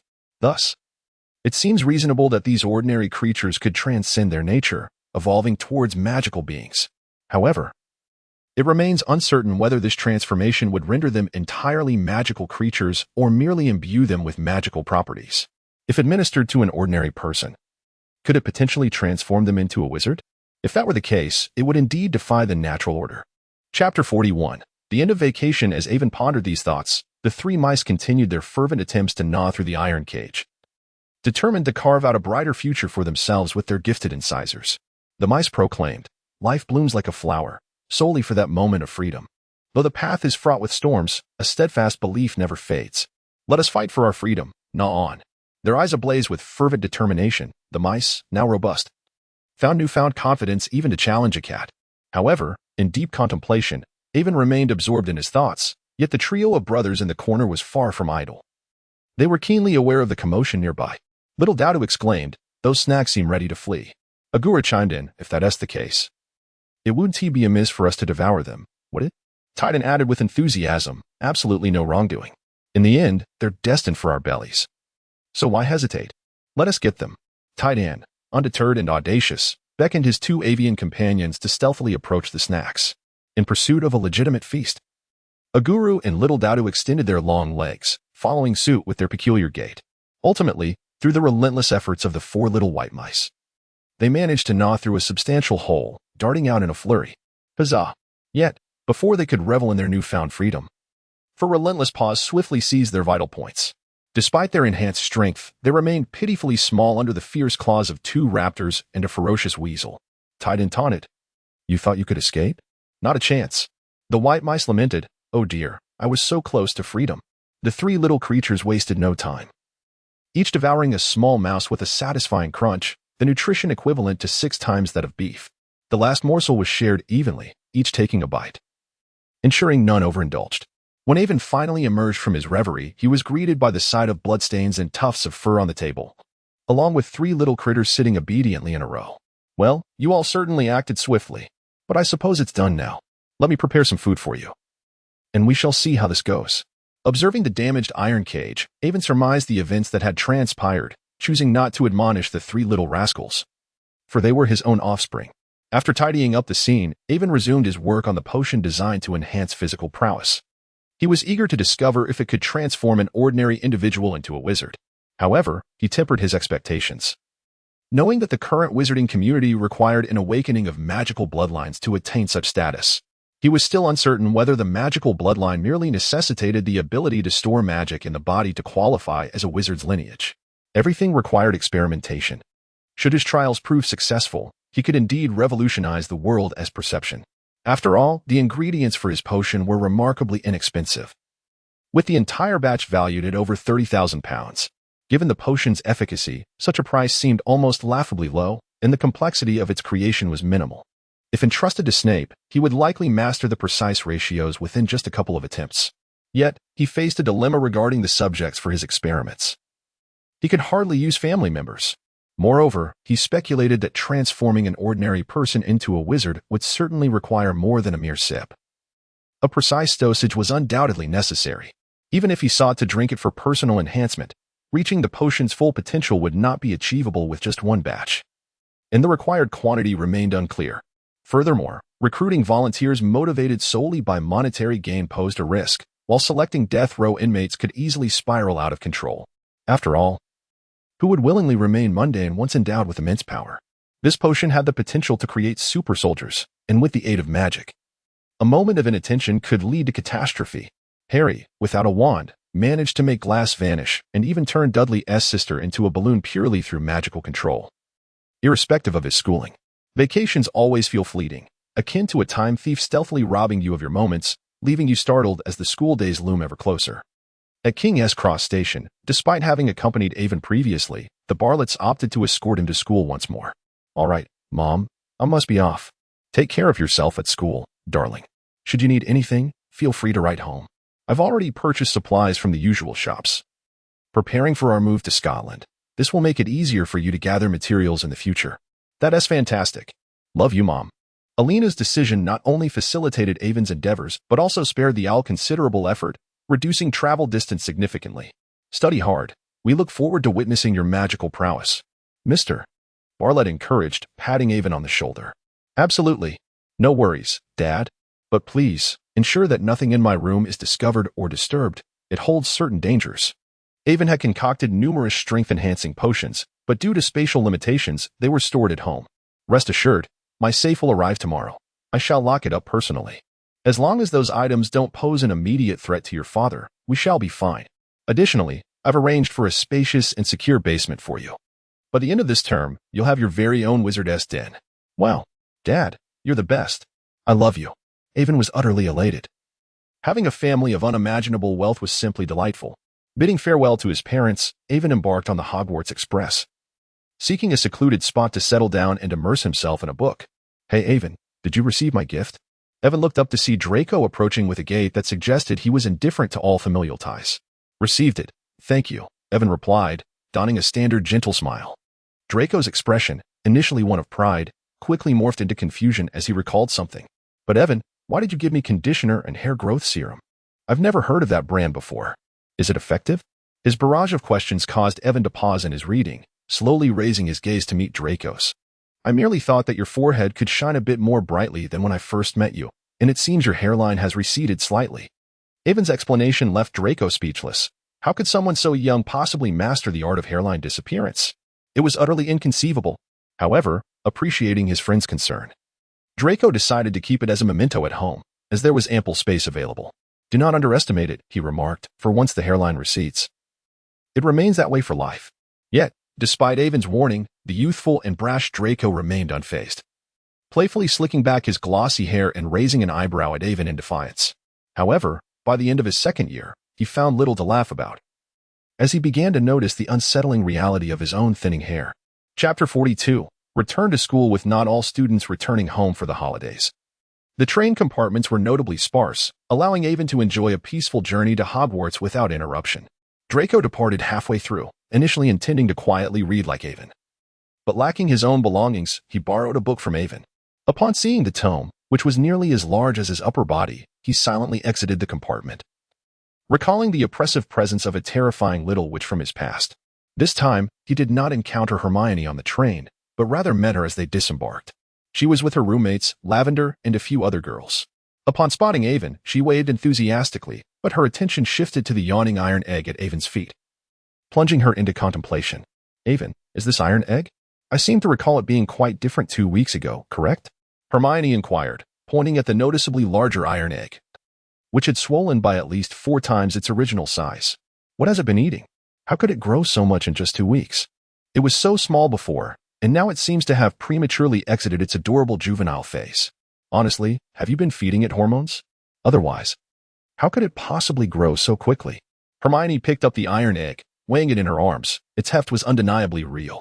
After Avon had tamed the iron egg and the Aguru, the former became quite popular within the castle, contrasting with the aloof demeanor of the Aguru. The energetic iron egg often dashed around the castle, sometimes accompanying Madame Loris on patrols, and would even assist Neville in locating his missing pet, Leaf, by retrieving it from some hidden corner. Hufflepuff students adored the iron egg for its badger lineage, and its cute appearance during its youth only heightened its popularity. Moreover, its insatiable curiosity and fearless sociability endeared it to Gryffindor students. Conversely, the Aguru, with its regal eagle lineage and commanding presence, garnered admiration from many Ravenclaw and Slytherin students. The entire castle soon became aware that a first-year Hufflepuff had brought these remarkable pets. During her time with Avon, Hermione often cradled the iron egg, marveling at its transformation over the brief span of 2 weeks. Well, you seem to know about hormones. This little girl is surprisingly knowledgeable, Avon teased, causing Hermione's cheeks to flush as she shot him an annoyed glare. I didn't feed it hormones. I discovered a new potion that boosts health, and after giving it that, it has flourished, she retorted. My heavens, you dare to administer potions to a pet? What if something goes awry? Hermione resumed her maternal lecturing tone on the journey back to Hogwarts. Lavender and Parvati remained silent, while Draco, who had initially approached with his entourage, discreetly retreated upon witnessing Hermione's formidable presence.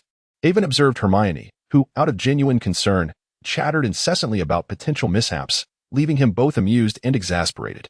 Several times, he attempted to interject, yet found no opportunity to do so.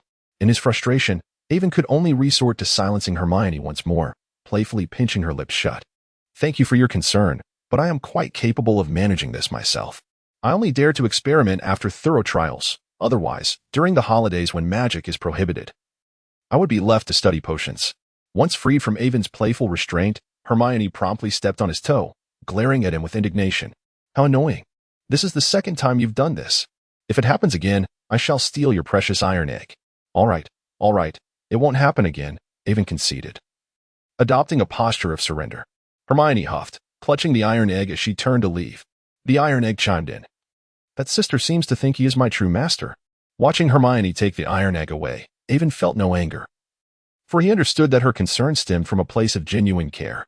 After all, they had only just completed half of their first year, and it was rare for any young wizard to concoct a flawless potion without the guidance of a professor. Unfortunately, what he was dealing with was not a conventional potion. Avon, did you know? Harry discovered a magical mirror in an empty classroom. He saw his parents within it, and I envisioned myself as the head boy and captain of the Quidditch team. Alas, it was confiscated by Dumbledore. Otherwise, you all could have seen it too. With the new term underway, Ron eagerly shared this marvelous experience with his friends. Hermione's interest was piqued, but upon learning that Dumbledore had taken it, her disappointment quickly morphed into irritation. You must understand, this was a nocturnal escapade caught by the headmaster himself. This is serious. Harry, exerting all his effort, managed to find a sliver of opportunity amidst Hermione's barrage of reprimands, explaining that there were no issues, thus calming the tempest of her ire. Avon smiled without uttering a word, yet he was quite intrigued by the mirror of Ariste, eager to discover what he truly yearned for. It was indeed a pity that he could not personally experience the mirror. Hermione let out a soft sigh. The mirror of Ariste allows one to glimpse their innermost, most fervent desires, which is why Harry and the others were able to see the people and things they longed to encounter the most. Do you know about it, Avon? Harry inquired with astonishment, as he had intended to showcase what Dumbledore had shared with him. Of course, it is quite renowned and a rare alchemical artifact. It is not surprising that it found its way into Dumbledore's possession, given his esteemed status. As Hermione furrowed her brow, curious about how Avon had acquired this knowledge, Avon preemptively anticipated her question and retrieved a well-known tome on alchemy from his pocket. Hermione realized that Avon's interest in alchemy must have led him to peruse numerous related texts to acquire such understanding. However, she was determined not to fall behind. She resolved to read more books to keep pace with him. Unbeknownst to Ivan, his inadvertent actions had inadvertently reignited Hermione's fervor, drawing not only Harry and Ron into her enthusiastic pursuits, but also ensnaring Neville and her 2 roommates. As for their final roommate, Seamus, It would be prudent to spare him from the chaos, lest he be caught in the crossfire while practicing spells. Hagrid, how do you find the flavor of the wine I sent? The taste should be quite agreeable, I trust. After class, with a moment of leisure at his disposal, Ivan decided to visit Hagrid, the gentle giant, and deliver the dog food intended for Fong. In just a few months, Ivan has become a significant client of the Owl Post, frequently sending and receiving not only the materials he requires but also cat food, dog food, and various pet treats. His venture into the pet industry within the wizarding world commenced at Hogwarts and has now reached a commendable scale, with the inspiring transformation of Lady Loris, who evolved from a scraggly, emaciated cat into a robust and sleek creature. Many young wizards have begun to purchase pet food and treats for their own companions through Ivan. Ivan has even taken the initiative to have the family pet food company conduct research on owl food, yielding modest results. Thank you, Ivan. This is the finest brandy I have ever tasted in these years. Hagrid was as joyful as a hefty giant. That's splendid. For it is a wine that has been aged for 30 years. I am grateful for such a precious gift, while I can only offer you something rather ordinary. As he spoke, Hagrid produced his pink handkerchief, wiping away the tears that had gathered at the corners of his eyes, revealing his genuine sentiment of having not given Ivan something equally remarkable. Ivan was once again rendered speechless. Did you perhaps harbor some misconceptions about ordinary matters? Chapter 43. Life is but a play, all dependent on performance. As the final evening class concluded, numerous young wizards congregated in the hall to read and complete their assignments, the Iron Triangle included. However, Hermione was the most diligent among them. Harry, after finishing his homework, continued to seek clues regarding Nicholas Flamel, while Ron idly played with wizard cards. Enough with the cards. Take a look at your current state. Our final exams are approaching rapidly. Are you not at all anxious? I am fully prepared. Ron's nonchalant demeanor successfully provoked Hermione's ire. Under a barrage of soul-searching questions, Ron ultimately relented. Fine. I've absorbed what little knowledge I could while munching on chicken legs. Perhaps having already uncovered the secret of Nicholas Flamel, Hermione, now devoid of curiosity, chose to focus on her studies, forgetting about the matter entirely. Suddenly, a series of heavy thuds echoed from afar, drawing the students' attention towards the entrance. Neville bounced in with his legs tightly closed. It was evident that Draco was behind this. Ron instantly deduced the culprit. This won't do, Neville. You must stand up and resist. Hermione expressed her indignation at Neville's timidity. But I can hardly stand. How can I resist? Neville helplessly shrugged. Come now. Allow me to lift the curse. Seamus volunteered, brandishing his wand, which instantly transformed Neville's expression from one of grievance to sheer terror. I think I'd rather not. I fear you might incinerate my knees as well, Neville replied, his face filled with trepidation. His remark elicited laughter from the surrounding classmates but incensed Seamus. Neville, I am offering you my assistance, not to be met with your scorn. Also, have you not noticed that my eyebrows have grown back? His implication was clear. The regrowth of his eyebrows indicated that he had not been singed by a magical explosion in quite some time, and yet, you dare to doubt me. How infuriating. With that, Seamus stormed off, revealing a patch of baldness on the back of his head. After he departed, the students in the hall could no longer contain their laughter. As Ivan passed by and witnessed the scene, he stifled the burgeoning smile on his lips and approached Neville's side. With a flick of his wand, he uttered finite incantatem, dispelling Draco's mischievous spell. Thank you, Ivan. Neville exclaimed, breathing a sigh of relief as he regained his freedom. You're welcome. I found it, Harry shouted, hastily reciting the contents of the Dumbledore card. And it was then that Ron realized the answer had been right before their eyes all along. You two really only just discovered it now? After witnessing it all unfold, Ivan could not help but be astounded. Ivan, you knew all along, didn't you? Harry discerned the implication in Ivan's words. Indeed. And I had warned you both long ago. Warned us? When did you ever warn us? Ron inquired with curiosity. Ivan clutched the book, gazing incredulously at the two ineffectual men before him, while even Hermione, in exasperation, cast them a significant eye roll. You two truly, with nothing more than a pair of eggs beneath your brows, can only blink but not see. I have been holding this up for ages. Yet your eyes refuse to stray from the text. Harry and Ron finally noticed the book Ivan was holding, Alchemy, the equivalent exchange by Nicholas Flamel. It dawned on Harry that this was the very volume he had previously dismissed in the library, and he felt a flush of embarrassment, realizing he had indeed been warned long ago. But why didn't you tell us sooner? We've wasted so much time searching through countless books. After the awkwardness, Ron began to interrogate Ivan, as if he had intentionally deceived them. Setting aside the fact that your quest has nothing to do with me, What's wrong with you finding the answers through your own efforts? Moreover, during this time, you have diligently perused numerous texts. This knowledge is yours. Is it detrimental to you? Are you really here just to play, while reading is somehow a fault? Children ought not to always seek rewards without effort. And Ron. With finals approaching, you must not have experienced the fury of your mother upon failing, have you? Ron, taken aback by Avon's words, found himself speechless. Though his pout remained defiant, his expression slowly morphing into one of growing dread. He had envisioned the terrifying stance of his mother in a fit of rage as a consequence of his imagined failure. Come now. I know exactly what to show you, Hermione sighed, pulling the embarrassed Harry and the increasingly fearful Ron towards the library. Well, if it isn't the broken one. Off to study again, I see. They encountered Draco Malfoy and his entourage as they exited. The boy's sharp tongue was as cutting as ever, deliberately ignoring Ron, which provoked Ron to the brink of wanting to throw a punch, momentarily forgetting his previous anxiety. It must be said, Draco's bravado was formidable. Ignore him. Let us proceed. Hermione narrowed her eyes, a glint of determination flashing through them, leading the two away. You just wait, you little brat. Just a moment ago. Draco had been basking in his own triumph, but suddenly felt a chill run down his spine, involuntarily shuddering. Boss, what's wrong? Nothing. Let us go. Draco brushed it off, striding into the great hall with his usual arrogance. Hey, Longbottom, not bad at all. You solved the spell so quickly. Yes. Avon helped me figure it out. Faced with Draco's haughtiness, Neville began to falter once more. You're quite fortunate to have encountered Avon. Upon hearing that Avon had been the one to assist, Draco's pride swelled even further, displaying an expression that seemed to say, see, this is the prowess of my friend. A crowd of onlookers suppressed their desires to reprimand him and turned their gazes away. Did you cast Neville's spell? Avon inquired, leaning closer. Yes. It's something I recently learned, and I thought I'd practice on him, Draco responded, still maintaining his lofty demeanor. Avon could not resist giving that slick-haired Draco a light tap. Though he exerted no real force, it left Draco momentarily dazed. Wasn't this merely bullying an innocent? Draco was taken aback. He had not anticipated that Avon would strike him on behalf of another. Shouldn't their bond be closer? You dare to strike Draco, Pansy exclaimed. Goyle, Crabbe, teach him a lesson. As one of Draco's loyal followers, she was immediately incensed, unaware of the depth of the relationship between Avon and Draco.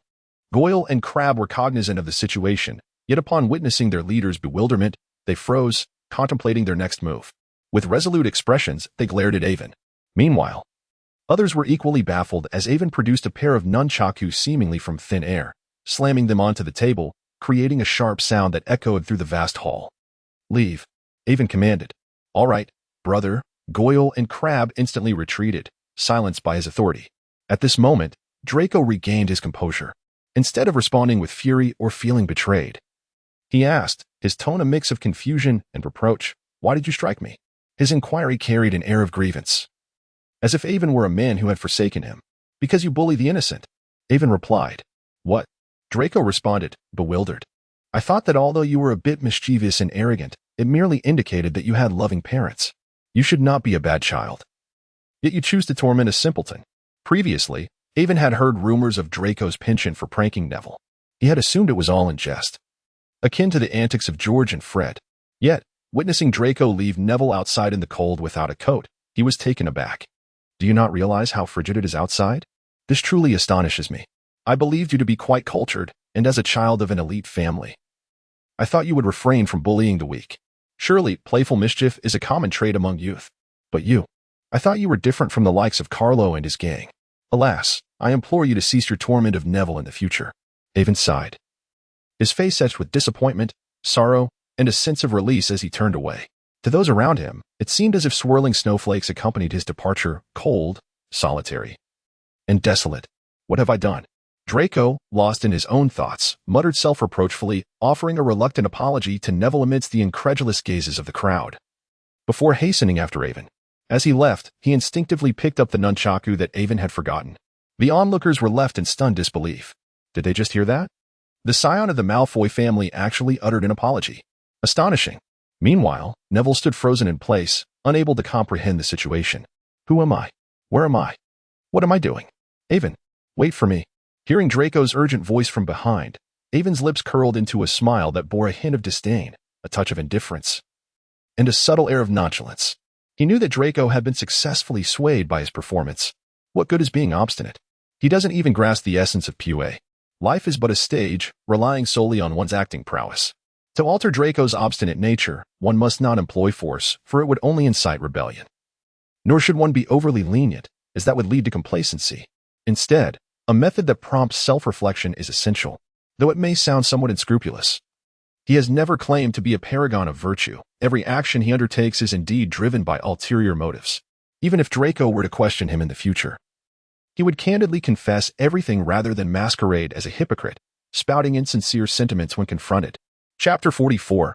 Hagrid acquires a dragon egg. I apologize, Avon. I have expressed my regrets to Longbottom, Draco confessed, his face flushed with shame. Yet, he found himself at a loss for words, feeling that he had tarnished the reputation of pure bloods.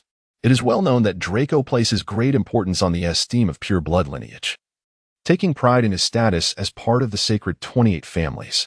Previously, he held a disdainful view of those from Muggle backgrounds, believing that the magical potential that awakened in their families only once every few generations was beneath his notice. However, his encounter with Avon prompted a shift in his perspective. Initially, the prospect of friendship with Avon was sparked by Avon's father's recognition of the Malfoy name, alongside an attraction to the aristocratic aura of the Maggraves. Gradually, through repeated interactions, he came to accept Avon as a true friend. He even went so far as to betray Slytherin to seek out a professor to punish his own upperclassmen on Avon's behalf. To him, Avon resembled a pure blood family from the Muggle world, an equal, thus he was willing to stand up for his friend. Yet, Avon's recent words filled him with shame. How could he, as a pure blood aristocrat, act in concert with those ruffians from the Carrows, deriving pleasure from bullying the weak, even in the realm of Muggles? Avon belongs to an esteemed family, yet he has never been seen to bully the young wizards who also hail from the Muggle world. There exists a considerable disparity between them. His behavior has indeed led to Avon's disappointment. His antics towards Longbottom were excessively cruel, wounding Avon's heart. Although spring has arrived, the cold wind penetrates his robes, causing the chill of the evening breeze to invade his collar and send a shiver down his spine. Stark against the perspiration he had just worked up. It is indeed quite cold today. No wonder Avon felt angered by a spell on Longbottom. Perhaps next time, he should exercise more restraint in jesting, for we are still but children. It is perfectly normal to be a bit mischievous and enjoy pranks. I believe you are not a bad person, are you? Avon appeared to be unfazed, shedding the earlier melancholy and returning to his usual amiable demeanor. He understood the importance of moderation, recognizing that it was essential to strike a balance. It was certainly not out of fear of Draco's forlorn gaze, for this was indeed a land of peculiarities. I am assuredly not a villain. I merely jested, albeit perhaps a bit too exuberantly this time. I shall exercise more restraint in the future. Naturally, I trust you. Upon hearing this, Draco's mood transformed from overcast to radiant, his countenance lighting up with a blissful smile. Draco's inner thoughts. Avon still believes in me. How wonderful. Avon's character is truly commendable. This friendship is invaluable. However, while Avon wore a smile, his heart quivered with trepidation. The sole reason for his unease was the sheer happiness radiating from Draco. That fortune ought to be bestowed upon Harry, for he could hardly withstand it. Avon, where are you headed? In his newfound cheer, Draco trailed behind Avon as they ventured outside the castle. I am going to Hagrid. I require his assistance. What can that disheveled giant possibly help you with? Surely, you could tell me if there is anything that the Malfoy family cannot handle.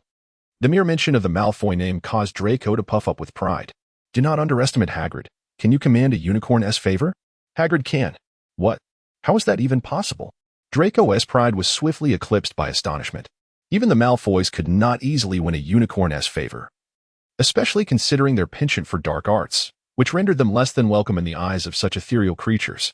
As Avon strolled alongside Draco, he regaled him with fascinating tales of Hagrid and the esteemed presence of the hippogriff in the Forbidden Forest, leaving Draco utterly astonished. Are you saying there are hippogriffs in the Forbidden Forest? He exclaimed. Sure, let us keep this secret among ourselves. Perhaps 5 of us if we include the Dark Lord who resides above the castle. He may also be aware of it. I must insist on witnessing one next time. I have yet to encounter a living hippogriff. It is perplexing how these magnificent creatures have become so scarce. Even wizards find it challenging to track their whereabouts. Very well. Should the opportunity arise, I shall certainly take you to see Alfra, but you must safeguard this information. Rest assured, I will not divulge it to anyone. As they conversed, they arrived at Hagrid's quaint abode, which today appeared rather unusual. The doors and windows were firmly shut, and one could discern a palpable warmth emanating from within. This scenario suggested either Hagrid was engaged in a barbecue or perhaps steaming buns. Yet, Avon could hardly recall having instructed Hagrid on the art of bun steaming. The English version of the recipe he had procured had yet to be completed, and even the house elves had not mastered the technique. How then had Hagrid managed it? Knock. Knock, knock. Evan knocked on the door, eager to uncover the mystery within. Hagrid cautiously opened the door, peering out to survey the surroundings, only to find no sign of life. Doubting his own judgment, he swiftly retreated and closed the door behind him. Left standing in the wind were Evan and Draco, their faces marred with confusion. They were positioned so closely that Evan could feel Hagrid's beard brushing against his head, yet Hagrid remained oblivious to their presence. Reluctantly, Evan knocked on the door once more, calling out, "Hagrid, open up, it's me." Upon hearing Evan's voice, Hagrid opened the door again, this time lowering his gaze to finally notice the two small figures at his doorstep. Though Evan was taller than Draco, he still appeared diminutive in Hagrid's towering presence. "Ah, it's you, Evan. My apologies for not seeing you earlier, but I'm busy today and can't play." "Goodbye," Hagrid said, attempting to close the door. "Wait, I need to speak with you. Let us in first," Evan pleaded, gripping the edge of the door, fearing he might inadvertently injure Evan. Hagrid relented and allowed both of them to enter. Realizing the moment, Evan recalled that this was the time when Hagrid had acquired the dragon egg from Quirrell. He certainly could not pass up this opportunity. A readily available source of dragon materials was right before him. Dragon blood, tears, scales, these were all valuable commodities. Honestly, what is there to be afraid of? Even I must keep this a secret, Evan thought, feigning ignorance as he and Draco stepped inside, settling onto an old sofa as if they were innocent guests. "By the way, why is it so sweltering in here? Did you light the fireplace? Is it really that cold?" Draco remarked with a hint of disdain. I just," Hagrid stammered, uncertain of how to respond. "You live in such a place? Goodness. The galleons my father contributes to Hogwarts each year should suffice to build you a spacious and comfortable home." Draco's voice held a note of judgment, prompting Hagrid to notice the even smaller figure accompanying Evan, and upon seeing his platinum blonde hair, his expression shifted. "You must be Malfoy, correct?" "Indeed. Just you wait. This holiday I will return home and tell my father to provide you with a larger, more comfortable house. This way, Evan can visit you in a better environment," Draco declared proudly, lifting his chin with an air of arrogance. "Hagrid, what peculiar items have you brought this time? Is this for roasting and eating?" Before Hagrid could respond, Evan called out to him, and upon turning, Hagrid saw that mischievous child had already dashed over to the pot where he was roasting the dragon egg. Nobby is not surprised at all. It's his adorable dragon, not a mere ingredient. Hagrid gasped, suddenly realizing what was at stake and covering his mouth in shock. Evan stifled a chuckle, fully aware that this large slotted spoon could not keep secrets. "You actually possess a dragon egg. Where did you acquire it?" The earnest Hagrid, once again unable to voice his thoughts, noticed that Draco had appeared by the dragon egg at some point. At that moment, Hagrid, observing the two curious little faces gazing up at him, was overwhelmed by a singular thought. "This is disastrous. My clandestine plan to raise a dragon has been thwarted." Chapter 45, Evan's second training session with the three young ones. "Hagrid, you actually managed to obtain a dragon? Do you realize that raising a dragon without permission is illegal?" Evan, suddenly seized by a mischievous whim, desired to frighten this Na'vi giant. I was aware of his intentions, yet I found myself yearning to implore Evan to keep this matter confidential. Alas, it was too late. Here stood a Malfoy, who would undoubtedly report me to the Ministry of Magic. Lucius had been known to do so during his school days. "Oh, my poor Norbert," as I gazed on. Before I could utter a second word, this towering giant, exceeding 3 meters in height, produced his delicate pink handkerchief and began to weep.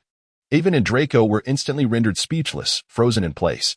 The thoughts of Ivan are not the focus for now. Rather, Draco finds himself in a state of utter disbelief. However, the subject of his bewilderment is not Hagrid, but his esteemed father. Draco inquires, "Father, what mischief did you engage in during your school days?" The sight of Hagrid, this colossal figure, reduced to tears akin to a frightened young girl, is quite the spectacle. "Rest assured, Hagrid, I shall keep your secret. I have already concealed your encounter with a griffin, so what is a mere dragon in jest?" He adds, "Surely you jest?" "Of course not," Hagrid responds, his eyes brimming with tears as they shift towards Draco. "What do you gaze at me for? You are a friend of Ivan, and thus, a friend of mine. I would never betray you, and with my presence, no one shall dare to harm you. Rest easy. Should any trouble arise, I shall seek out my father." Draco, seemingly offended by Hagrid's dubious gaze, feels a mix of embarrassment and indignation as he pledges his loyalty. What sort of look is that? Am I the type to tattle? You are not a mere oaf. Hagrid retorts, it is your father that I do not trust. Enough, Hagrid. Draco will not betray you. We are friends, trustworthy friends. Ivan reassures him. Indeed, who would refuse a dragon? Draco, an ardent enthusiast of dragonkind, concurs. Oh, you are both so kind. I am truly touched, Hagrid exclaims. Moving to embrace the two young ones affectionately. Hagrid, gently, they exclaim, momentarily breathless from the embrace of the giant. Please, take a seat. Norbert may soon make his entrance. Let us witness this moment together. With spirits lifted, Hagrid sets the two little ones down and cheerfully prepares tea and snacks for Ivan and Draco. Incendio, allow me to assist you, but it is rather warm. Let us wait over there. Of course, make yourselves at home. There is no need for formality here. Ivan, drenched in sweat, led Draco to the innermost part of Hagrid's room.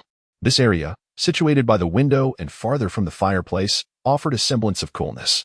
Meanwhile, Yaya, the large black dog, languidly hung out its tongue, sprawled behind the sofa in a state of utter exhaustion. Ivan was perplexed as to what the stubbornness was about. It was sweltering outside, so why not simply venture out? Did this large creature, the dragon, wish to witness the appearance of the fire dragon offspring? Both Ivan and the smaller ones eagerly anticipated the arrival of this little dragon, just as Hagrid was on the verge of dozing off. A sudden knock at the door jolted him back to alertness. He gestured for Ivan and the others to be silent and stealthily approached the door. Oh, it's you. My apologies. There are no entertainment activities this evening. You should return, Hagrid said, promptly shutting the door. It was better that fewer people knew about his clandestine endeavor of raising a dragon. The fact that Ivan and the others had already stumbled upon this secret was an unintended surprise. He would deal with Harry and the rest at a later time. We know about the philosopher's stone, they exclaimed in unison. Oh, Merlin's high heels. How did you find out? Hagrid responded, his face a mixture of shock and despair. Momentarily forgetting about the dragon egg and the presence of Ivan. Reluctantly, he invited the trio inside. However, Harry and his companions failed to notice Ivan. As he and his companion each clutched a rock-like pastry, resembling a manhole cover, and were cloaked in dark robes, rendering them temporarily invisible, Draco, still gnawing on a corner of the pastry, glanced at Harry and the others with a look of confusion, wondering what was transpiring. Ivan was also nibbling on a rock cake, casting a knowing glance at Draco, who understood and continued to munch on the cake as well. They discovered that the taste was surprisingly delightful, with a savory, meaty flavor, though they could not take large bites. They found that soaking it with saliva allowed them to savor it bit by bit, and it was indeed quite delicious. Thus, the two of them diligently feasted on the rock cakes in the corner, eavesdropping on the gossip around them. When they heard that Harry and the others suspected Snape of attempting to steal the philosopher's stone, Draco could no longer contain himself. You must be joking. Our headmaster would never do such a thing. Have you forgotten who he is? A mere philosopher's stone would not even catch his eye. Draco's loud exclamation startled Harry and his companions, who turned to see Ivan and Draco sitting on a small bench, each holding a rock cake with bite marks. Ivan, Malfoy, what are you doing here? Hermione asked in confusion. If you can come, why can't we? Besides, we arrived before you, Draco replied haughtily, taking a bite of his rock cake, but he bit down too hard, causing a small toothache that he stubbornly ignored. Ivan, why aren't you speaking? Harry asked in a panic, fearing their secret had been uncovered. Ivan, with a mischievous glint in his eye, raised the rock cake but did not directly answer Harry. Instead, he reiterated what he had said before. Hagrid, why didn't you tell us Malfoy was here? Ron questioned Hagrid, a hint of panic in his voice. Harry echoed the sentiment, concerned about the implications of Malfoy informing Snape. Well, you all know too much. You shocked me, and I simply forgot they were in the room. Hagrid admitted, scratching his head awkwardly. The trio of friends exchanged glances, realizing the cramped space of the room made it hard for them to remain unnoticed. Ivan, you wouldn't betray us, would you? Harry asked, looking at Ivan with hopeful eyes. Do as you wish. I warned you last time. You can stir up whatever trouble you want, but I just hope you won't regret it later, Ivan said, his gaze fixed on the rock cake as he spoke. He had previously advised Harry not to be deceived by appearances and to delve deeper into the meanings behind Snape's words. However, Harry was determined to see Snape as a villain, leaving Ivan at a loss. Oh, my poor potions professor, May Merlin, who enjoys donning stockings. Bless you. But what can I do? I can't believe Malfoy would be so kind as to avoid reporting. Ron pointed at Draco with skepticism. Rest assured. I guarantee Draco won't spill your secrets.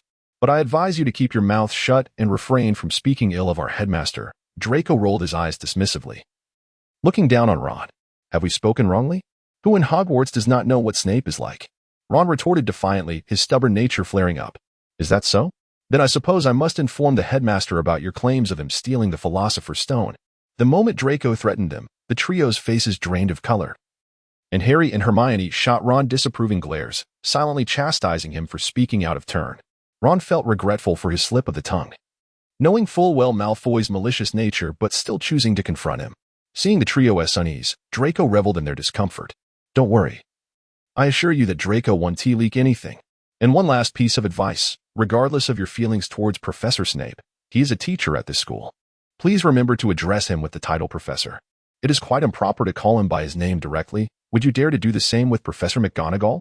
Do you not think that showing respect to a teacher is a fundamental quality of a student? What do you think? Avon faced the trio's pleading gazes, first offering them some reassurance but then reminding them of their excessive disdain towards Professor Snape. Do you not understand the basic principle of respecting teachers?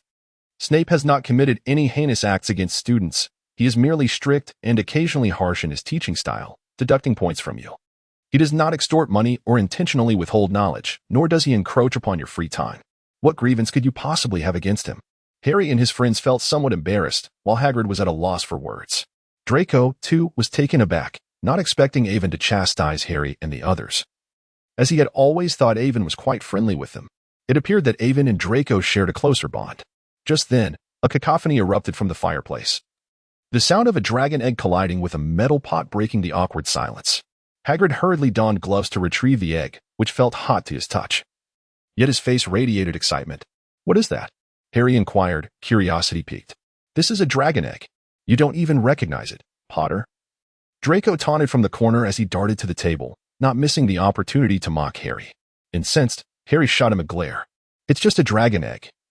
What's so impressive about that? I know about them too. Ron chimed in, eager to defend his friend. But where did you get it? I acquired it through a drinking game. Huh? Hagrid recounted the tale of how he had come into possession of the dragon egg, and the children listened with envy, except for Avon, who remained silent, having already read the script. Moments later, the blackened dragon egg began to crack, and a small, meaty wing emerged, followed by the shell bursting open to reveal a baby fire dragon. The newly hatched Norwegian Ridgeback appeared like a crumpled black umbrella, its spiky wings disproportionately large compared to its slender body.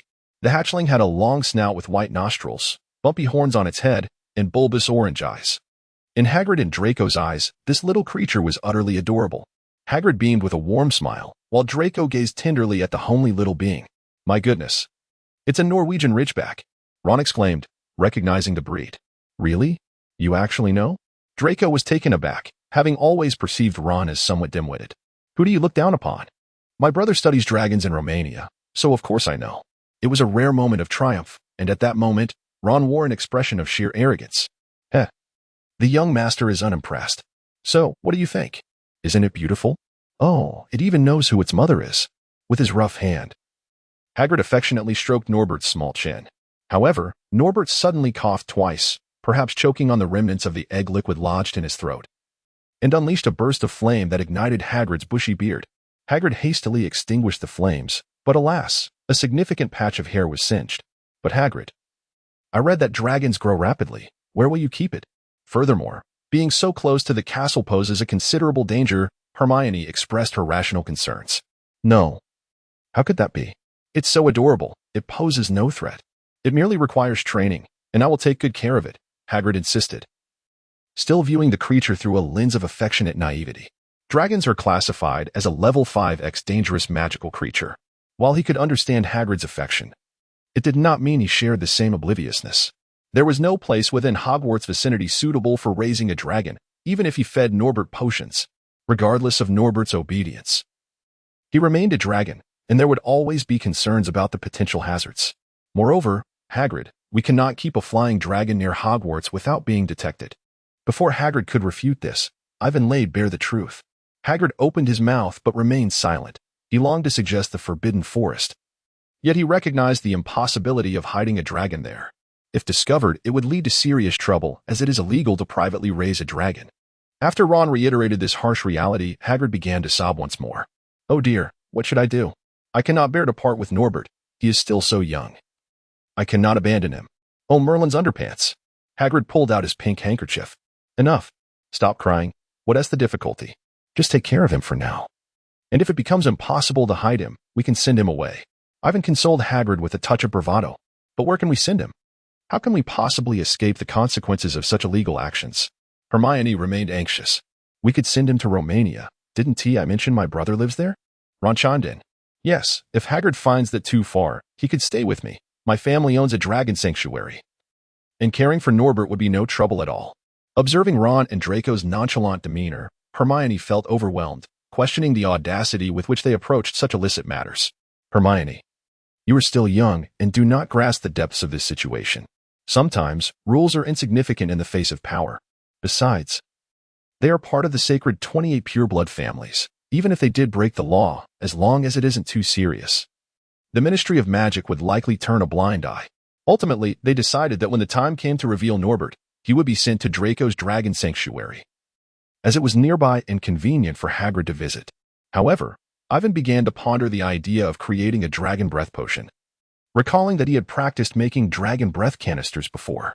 On their way back to the castle, the group fervently discussed the dragon, even setting aside the animosity between Ron and Draco, as children often find common ground. However, Ron felt a twinge of competitiveness as Draco had claimed the responsibility of fostering Norbert, even though it didn't truly matter.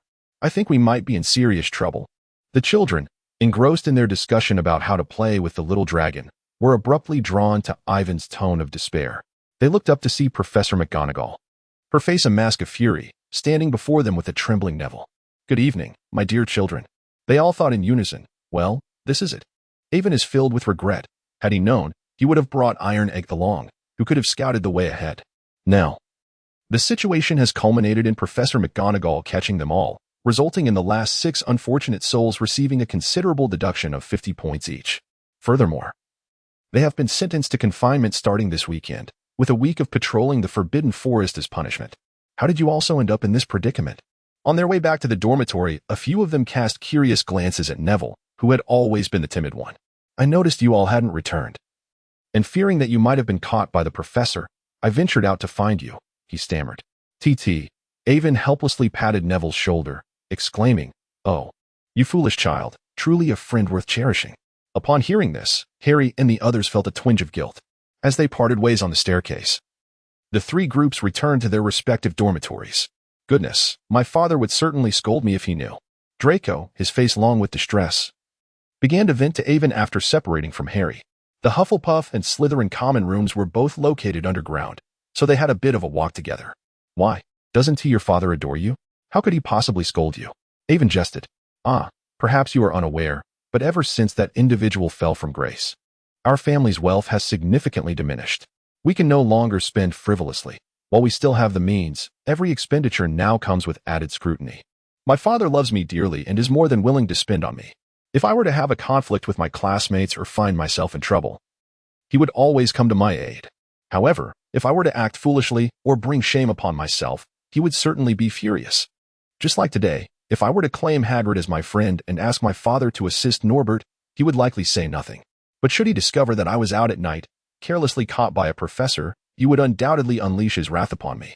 Avon was taken aback upon hearing this. He never anticipated that Draco would confide such personal matters to him. It seemed that Draco had genuinely accepted him as a friend. This revelation stirred a twinge of guilt within Avon, who had initially approached Draco with ulterior motives. In contrast to his own intentions, Draco appeared to embody a remarkable purity. Despite the possibility that Lucius had urged him to engage with Avon for the sake of their mutual interests. However, it was evident now that Draco sincerely regarded Avon as a friend. Let us proceed then, since we have already been caught. Let us be cautious not to attract further attention. How about we indulge in a late-night snack? We can address the other matters later. For we never know what tomorrow may bring, do we? Avon brought Draco to the kitchen, which was fortunately devoid of people, save for a few sleepless house elves. It was Draco's inaugural visit to the kitchen, and he curiously surveyed his surroundings with a sense of wonder. Avon, with the assistance of a little sprite, utilized the leftover hot pot base from their previous meal to conjure a delightful dual flavor pot. The sprite expertly sliced 2 plates of meat rolls and gathered an assortment of vegetables as the two began to savor the hot pot. ever since their last culinary experience.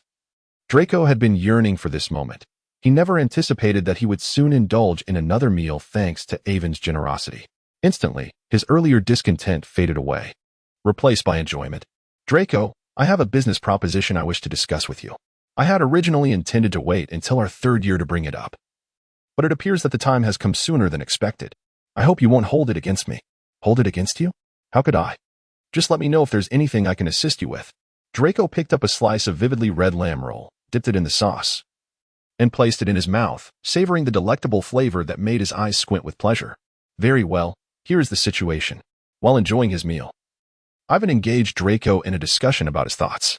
Chapter 47, Dragon Breath Bullets, Re-entering the Forbidden Forest. Wasn't he the nighttime escapade that resulted in point deductions merely trivial for a badger? One should eat and drink without concern, maintaining a stable mindset. Upon learning that 6 first years had incurred point penalties the previous night, both Slytherin and Gryffindor turned their gazes upon the culprits. Especially Gryffindor, who had nearly caught up with Slytherin, now found themselves having lost a staggering 200 points. Oh, the anguish. The thought of punishing those 4 little rascals was unbearable. Shall we perhaps lay low for a while? I sense something amiss, Neville timidly suggested. Harry concurred. I too feel that we might be in for a beating. There's a possibility, given that we've lost 200 points. Hermione, while eating and reading, endeavored to absorb as much knowledge as possible, hoping to reclaim points during class. It should be fine, after all, it's Gryffindor, right? Ron's words lacked conviction, despite his quiet tone. Those around him suppressed the urge to scold him. Ahem, Ron? Aren't you going to say something to your brother? Ron mechanically turned to meet his brother Percy's piercing gaze.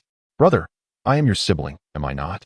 Feeling the weight of Percy's Snape-like pressure, Ron attempted to revive their brotherly bond. In stark contrast to the tension at their table, Hufflepuff appeared harmonious, with few noticing the points hourglass as they enjoyed their breakfast. Occasionally, a couple might notice but would dismiss it, calmly dining at the table, everything seeming so light and breezy. Even upon the arrival of the instigator, they merely reminded Ivan to be cautious and not attract the professor's attention, for losing points was trivial compared to the punishment of labor. Harry and the others watched with envy, their eyes turning red with longing. The disparity was glaringly obvious. After class, Ivan quietly ventured to the room of requirement, beginning his study of the dragon breath canister. He now felt confident in his ability to craft such a simple device. However, he was not creating a traditional canister. Instead, he extracted the hand cannon shells he had brought from home. Given that shotgun shells are predominantly encased in plastic, he aimed to replicate the alchemical shell precisely. It was straightforward. He could complete it at the forge in no time. The next step involved concocting the gas spell potion and inscribing runes, merging the two to create the shell and the projectile before reassembling the disassembled bullets. The shotgun shell S structure is simple, primer casing wad projectile. Unlike other cartridges, it features a wad within the casing that separates the bullet from the gunpowder. Thus, once disassembled, it could easily be reassembled. He transformed all 12 shells he brought into alchemical bullets, and now he sought to find Norbert to ignite them. With a flick of his wand, the runes on the shells illuminated, and Ivan ceased his peculiar incantation. 12 bullets, each engraved with a circle of runes, stood neatly in a row, shimmering with an unusual luminescence under the light. It was Tuesday, with 3 days until Saturday, ample time for that little creature to fill these shells, as he had not forgotten that it was around this time that Quirrell began hunting unicorns to prolong Voldemort's life. Initially, he had no intention of getting involved, but the thought of Elisa being in danger, well, she was a friend after all, prompted him to consider allowing Voldemort to taste the dragon breath bullets. Ivan, perhaps we should let Norbert rest? Hagrid gazed compassionately at the little dragon still laboring. At that moment, Norbert was straining to breathe fire onto a pile of bullets, the runes glowing as they absorbed the fiery essence. Magical protections were in place, or else the gunpowder would have ignited long ago. To facilitate the crafting of the dragon breath bullets, Ivan had given Norbert a vial of enhanced golden potion. As a magical creature of dragon caliber, Norbert possessed considerable intelligence, allowing Hagrid to communicate and train him without needing the pet understands human speech potion. With the enhancement potion, Norbert had developed ahead of schedule. But the 12 dragon breath bullets required a substantial amount, leaving Norbert quite exhausted, which pained Hagrid greatly. Ivan, you are employing child labor. Hagrid lamented. All right. Let us take a break, Norbert. We can continue tomorrow. Ivan called for Norbert to pause, offering him a piece of meat. They had filled 3 shells so far. and by Saturday night, they would be completed, so there was no rush. My poor Norbert, having to work at such a young age, Hagrid comforted the little dragon. Norbert, feeling drained, curled up in Hagrid's embrace, no longer the rebellious creature he once was. Not long ago, when Ivan sought Norbert, the little dragon had been causing a ruckus in Hagrid's hut, tearing sheets and igniting furniture, with its tail singed. However, with no potion on hand to calm Norbert, Ivan had resorted to a more forceful approach. He swiftly confined the young dragon, still vulnerable to magical resistance, and instructed Hagrid to refrain from intervening. He then retrieved a piece of meat from the kitchen, transforming it into the shape of a Hungarian horntail. While he could not replicate its lifelike quality, he could at least mimic its appearance. Ivan earnestly insisted, repeatedly cautioning Hagrid against intervening. Hagrid, I doubt you would wish to witness Norbert sneaking into the castle to set fire while you slumber tonight, only to be discovered. Reluctantly, Hagrid confined himself within the house. Peering through the window with his small handkerchief in hand, his face etched with concern as he observed Ivan's preparations. Ivan wielded his wand, directing the faux dragon to hover beside Norbert. He then reached out, intending to touch Norbert, who instinctively attempted to bite, curious about its taste. However, Ivan deftly evaded. Subsequently, Ivan extended his hand towards the artificial dragon, commanding it to bite his own hand instead. In the midst of Norbert's astonished gaze, he seized the dragon's tail and, with a vigorous motion, flung it down repeatedly, causing Norbert's already bulging eyes to widen in terror, as if they might pop out of their sockets. Before the frightened creature, Ivan brandished a kitchen knife, methodically slicing the faux dragon into pieces, until, in a flurry of chaotic strikes, he reduced it to mere minced meat. Being still young and lacking the audacity and cunning of an adult fire dragon, Norbert was utterly terrified by Ivan's actions. One might ponder, how would you feel as a child witnessing a towering figure of 2 meters in height butcher another child into a pulp right before your eyes? Norbert was experiencing precisely that horror. Ivan gently tapped Nob's bewildered head, bringing him back to reality. This time, when Ivan reached out to stroke him, he did not bite. Instead, he submissively allowed the caress. The principle of setting an example through punishment remains an eternally practical strategy. Ivan untied Norbert, and at last, the restless little creature settled down. Ivan gestured for Hagrid to come out, and the anxious Hagrid immediately rushed forward, embracing Norbert in a comforting manner while incessantly lamenting Ivan's perceived cruelty. Hagrid, you surely wouldn't want to see Norbert injuring someone and subsequently being discovered by the Ministry of Magic, leading to the intervention of the Dangerous Creatures Committee, would you? At the mere mention of this department, which Hagrid despised above all else, he ceased his complaints about Ivan scaring Norbert, instead murmuring softly to the little dragon while cradling him. Since Norbert had shown compliance, and in order to channel his exuberant energy akin to that of a husky, Ivan rightfully entrusted Norbert with the task of charging the dragon breath bomb.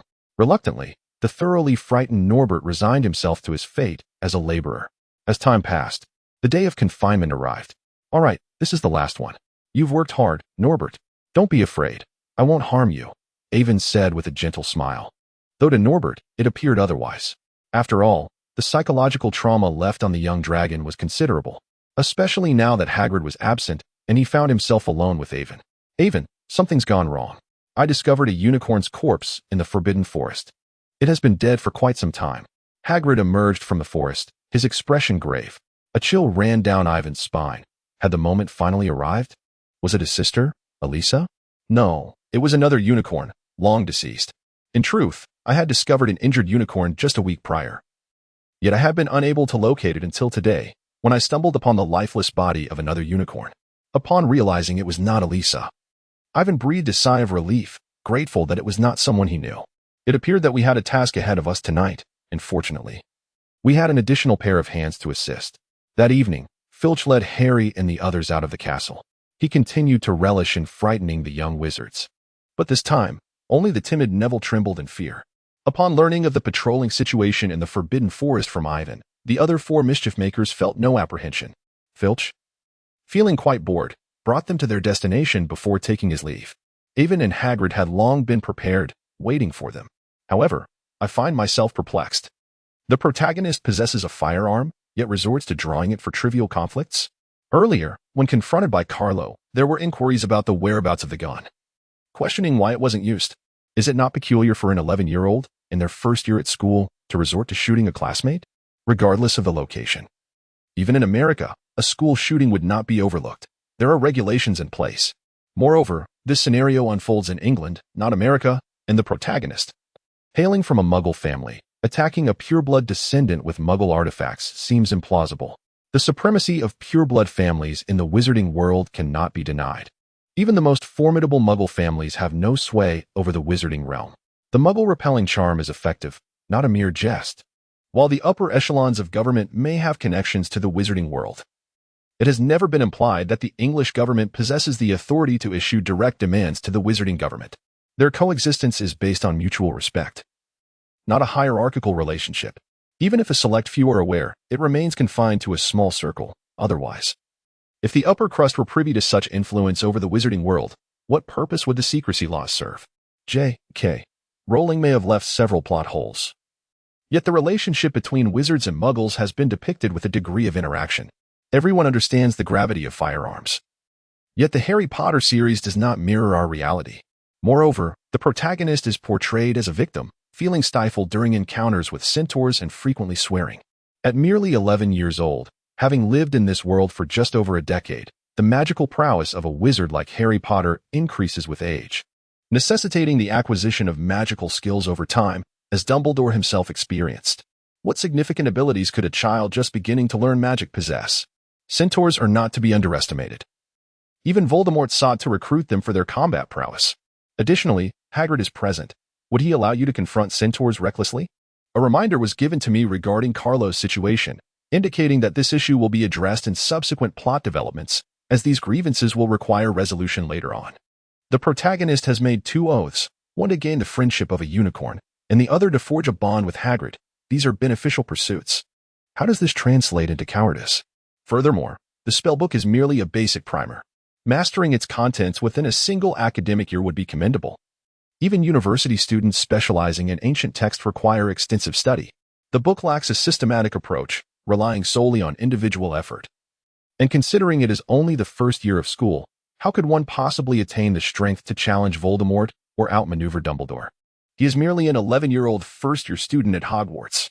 If first-year students could reach the level of vanquishing Voldemort with a mere flick of the wrist, then there would be no need for this narrative. It would conclude in 60 chapters. While the cool-headed approach may appeal to some, the protagonist is human. He cannot emulate a reckless character without the requisite strength. One cannot act foolishly when lacking power. Chapter 48. Shadows in the Forbidden Forest Avon. May I take a look at that? Draco inquired mysteriously shortly after entering the forest. Look at what? Ron blurted out. None of your business. The young master shot Ron a disdainful glance. What's so impressive about it? Ron retorted, equally defiant. These two were perpetually bickering. A dynamic one could scarcely manage, soon enough. Harry would inevitably intervene. One need only observe Hermione's exasperated sigh to comprehend the situation. If you three do not cease your chatter, I shall not take you to see the Griffin. Avon finally expressed his irritation. A Griffin? The group, oblivious to the context, wore curious expressions, while Draco instantly adopted a more compliant demeanor. Hagrid, too, looked at Avon with surprise, unsure why he had mentioned the Griffin. Initially, Avon had not intended to disclose this, but his concern compelled him to intervene in the narrative. He was uncertain whether any unforeseen complications would arise. Lacking Harry's protagonist aura, he knew he must be thoroughly prepared. The Griffin represented a formidable ally, a safeguard in uncertain times. Narrator's World. Yuan and Baishan. This book is my creation. I assert you possess the protagonist's aura. Dimensional Wall. Author. Kindly respect boundaries and refrain from intruding. Yuan and Baishan. Your concern is unwarranted. The keyboard is in my hands. I dictate the narrative. Dimensional Wall, lacking a sense of boundaries, forcibly exited the narrator's realm. Aiden shared his plans with Hagrid, who found some merit in them and agreed, albeit with a slight concern that Aiden might be exercising excessive caution. You wouldn't divulge this, would you? Avon seemed to have undergone a sudden transformation. Half of his body melded into darkness, one eye glowing with a crimson light, while the other half retained its normal appearance, albeit devoid of expression. Although nothing had transpired, Harry and his companions felt an overwhelming sense of pressure and hastily nodded in affirmation. How wonderful.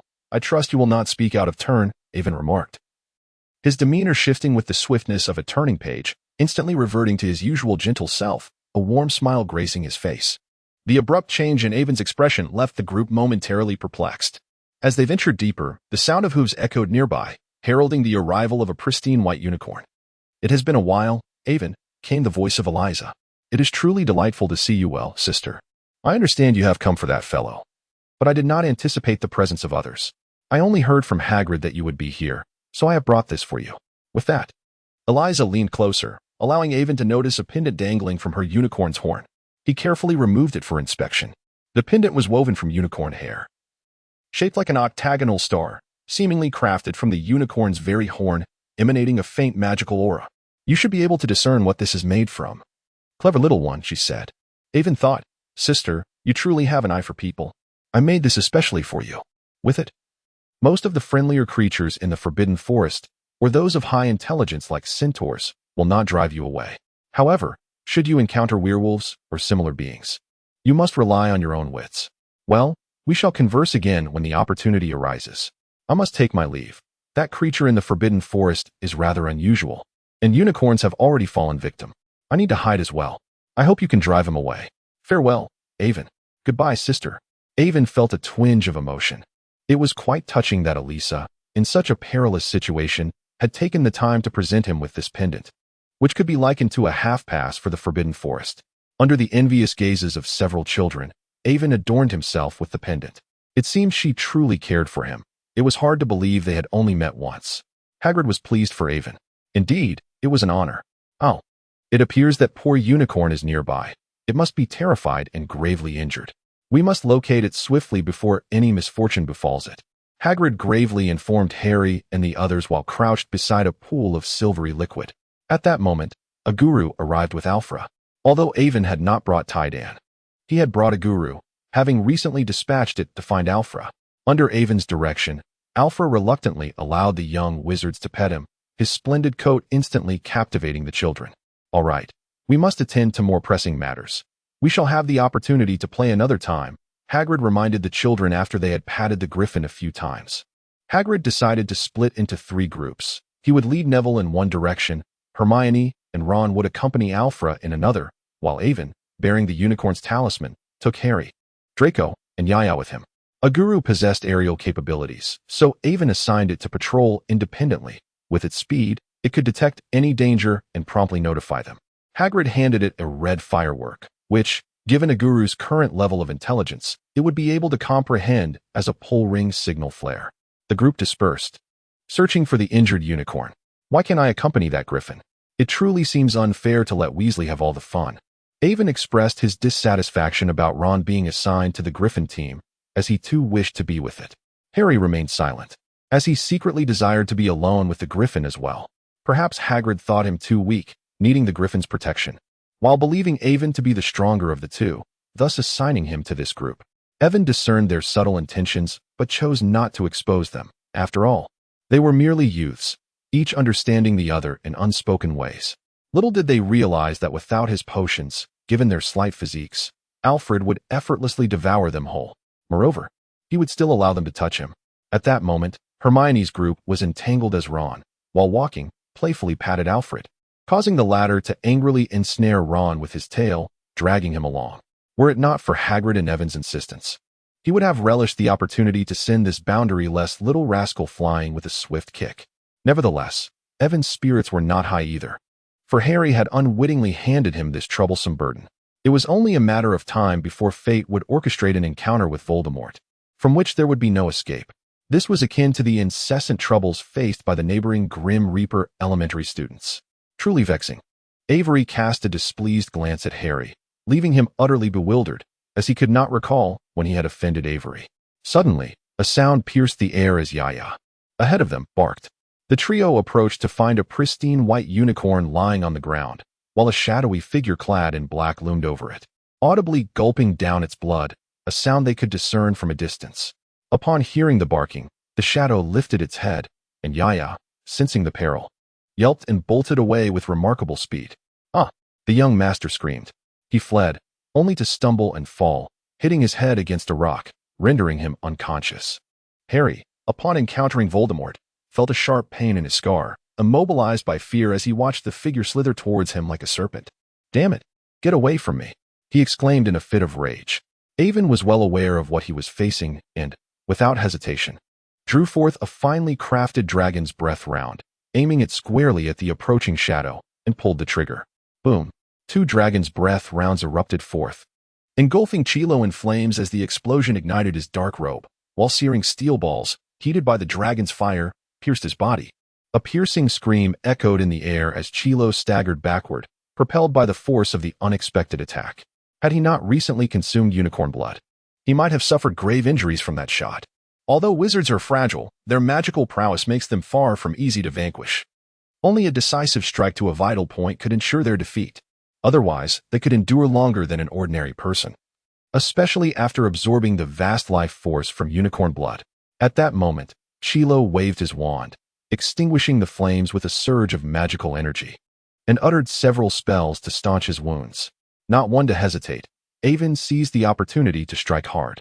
Sensing Chilo still had the capacity to retaliate, Avon realized that if the adversary chose to attack him, escape would be impossible. He decided to take a gamble. Reinforcements would undoubtedly arrive soon to rescue Harry, so he would wager everything on this moment. Shattered to pieces. Reducto. A beam of white light shot forth, only to be deflected by Chilo's wand. He could hardly believe that this audacious brat dared to engage him. Truly, he was courting death. Shatter to pieces. Petrify them all. Collapse to the ground. Disarm your weapon. With no time to reload, Avon drew his wand. After all, he was a wizard. He unleashed a flurry of spells, buying himself a moment of respite before kicking the stunned Harry aside. Your life is forfeit. Just kidding. That line is crossed out. Avada Kedavra. Upon receiving Avon's incantation, Chilo wasted no time in retaliating with a green beam aimed at Avon. Oh no, this is bad. Avon disregarded his composure, rolling and scrambling to evade the Avada Kedavra. A gust of wind rose as Avon waved his wand, conjuring a whirlwind that swept up falling leaves, obscuring Chilo's line of sight. However, with a mere flick of his wand, Chilo dispelled the obstruction, just as his vision cleared. He was met with a barrage of densely packed azure light needles hurtling toward him. Chilo quickly conjured a protective shield with the ironclad charm to fend them off. Indeed, this was a spell he had never encountered before. It appeared he had not misjudged his opponent. What a pity he could not be made into my servant. It was time to end him, Chilo. Yes, master. With a surge of power, Avon's assault was entirely repelled, and Chilo retaliated with yet another green beam. Aiden was suddenly filled with trepidation, his adrenaline surging. He hastily withdrew his attack, using a levitation charm to retrieve a stone to shield himself from the green light. Then leaped sideways. The green light of the killing curse shattered the stone, striking the tree behind Aiden with formidable force. Having been drained by Voldemort for an extended period, Quirrell was already quite weakened. Furthermore, after recently consuming unicorn blood to sustain Voldemort, he had not had the chance to replenish his own strength before being injured by the Dragon Breath spell. Otherwise, he would not have allowed Aiden to evade him twice so easily. Seeing that he was too far to land a hit, Quirrell quickly floated towards Aiden, intent on closing the distance for a lethal strike, for he could already hear the heavy footsteps of that accursed half-giant. As the shadow rushed towards Aiden, Harry, enduring the excruciating pain in his forehead, raised his wand, uncertain of which spell to cast, his mind a blank slate. Just as he clumsily rolled over to look up, Aiden caught sight of Quirrell almost face-to-face, along with the ominous green light that had just ignited at the tip of Quirrell's wand. Realizing how close he was, Aiden steeled himself, raising his wand to draw a red circle, from which 3 smoke-emitting fireballs shot forth, hurtling towards Quirrell. This was the dark magic he had recently learned during the holidays, and now was not the time for hesitation. Survival was paramount. Another purple beam was unleashed, accompanied by searing and explosive magical energy that struck Quirrell's protective charm, the tremendous force causing the weakened Quirrell to stagger backward repeatedly. You worthless fool. You can't even kill a little brat. What use are you to me? I'm sorry, my master. Quirrell's thoughts echoed with desperation as Voldemort's furious voice reverberated in his mind. Just as Aiden prepared to unleash another desperate attack, a shadow swooped over his head, heading straight for Quirrell. It was a centaur. With a powerful kick aimed at Quirrell's chest, the centaur sent him flying. Realizing that he could not afford to let Aiden survive any longer, especially with Hagrid approaching from behind, Quirrell promptly turned to flee. Although he was determined to inflict some harm on Aiden, he knew his condition would not allow him to do so. As Ivan witnessed the arrival of the centaur, he let out a sigh of relief, only to be taken aback by Chilo's treachery, who, before departing, cast upon him a heart-wrenching curse. Caught off guard, he endured the full brunt of the attack. The excruciating pain compelled Ivan to scream. Ivan, Harry exclaimed, rushing over in alarm. I curse you. Soul rent. The intense agony drove Ivan to the brink of madness. Gritting his teeth against the torment, his eyes gleaming with crimson fury. He summoned every last vestige of magical power within him, unleashing a newly acquired spell that conjured a dark, ethereal force aimed at the soul. Shortly thereafter, he succumbed to exhaustion and lost consciousness. Just before he slipped away, he seemed to hear a piercing scream, perhaps indicating that he had struck his foe. Excellent. How dare you ambush me, thinking me a mere soft target? Yet, this heart-wrenching curse was no ordinary pain. Nevertheless, once this ordeal passed, he would surely find himself on Voldemort's radar. No matter, there were still 2 years until that wretched creature's resurrection, and with Dumbledore present at school, he would have ample time to grow stronger. Time passed, though Ivan could not ascertain how long. Gradually, his consciousness began to awaken. Upon opening his eyes, he beheld the pristine ceiling of the infirmary and the sight of a man with a striking white beard. It was Dumbledore. Ivan had not anticipated that his first sight upon awakening would be him. Startled, he immediately checked to see if the protective incantations within his mind still held. Although he had yet to master the art of mental occlusion, he had discovered a spell for safeguarding the mind that utilized ethereal magic. As he poured a potion over his head while reciting the peculiar incantations, he found it easier to learn than the mental occlusion technique. While it did not afford him perfect control over his thoughts and memories like the latter, it did provide a protective layer for his mind. Should he fall victim to a mind invasion, that protective barrier would emit a warning, alerting him to any breach, even against a formidable opponent like Dumbledore. Each method had its own merits, sharing a common domain yet differing in characteristics, yet yielding similar results. Fortunately, the protective barrier within his mind remained intact, allowing Ivan to breathe a sigh of relief. In comparison to Voldemort, old Dumble seemed to possess a modicum of integrity. You were too close, it seems. But are you well, my child? Your friends have been quite worried about you, as have your 3 pets. They are nearly beside themselves with concern, Dumbledore gently inquired, gesturing towards the window beside Ivan's bed. Ivan turned his gaze and spotted the 3 young lads, Diagon and his companions, perched anxiously by the windowsill, their eyes brimming with concern as they regarded him on the sickbed. Madame Pomfrey had prohibited their approach to avoid disturbing Ivan's rest. Initially, Diagon and the others were permitted to enter. But upon witnessing Diagon incessantly licking Ivan's face and the 2 birds pecking gently at his head in an attempt to rouse him, she promptly shooed the 3 little creatures away. Consequently, they had no choice but to squat outside the window, watching over Ivan, though Diagon and Agura contemplated throwing a tantrum. The formidable aura exuded by Madame Pomfrey compelled them to retreat. Not only were they cowed, but even Dumbledore found little favor within the confines of the hospital wing. Should Madame Pomfrey deem anyone to disrupt a patient's rest, the headmaster himself would usher them away. No one could escape her formidable presence. Thank you, headmaster. I should be fine now. You all needn't worry. I am well, Ivan reassured Dumbledore, flashing a smile at his concerned companions, which elicited a sigh of relief from the trio. My apologies, children, for allowing you to suffer harm at school. It was my oversight. Thankfully, the unicorn amulet mitigated some of the damage. Otherwise, you might have had to slumber for another day. At that moment, Dumbledore appeared as a kindly elder, genuinely concerned for his students, yet Ivan could detect a hint of anger lurking beneath his calm words.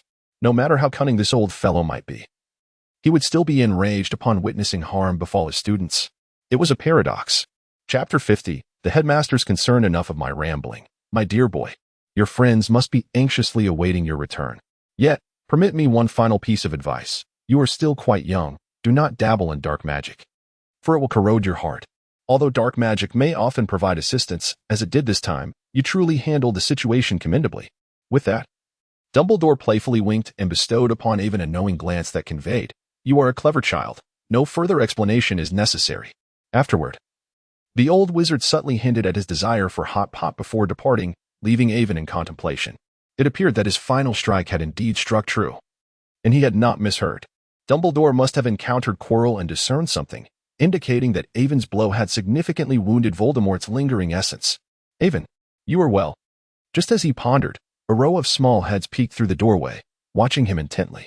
Upon seeing him sit up, a throng of friends surged forward, including Harry and his companions, the Weasley twins, Cedric, and several other acquaintances from Hufflepuff.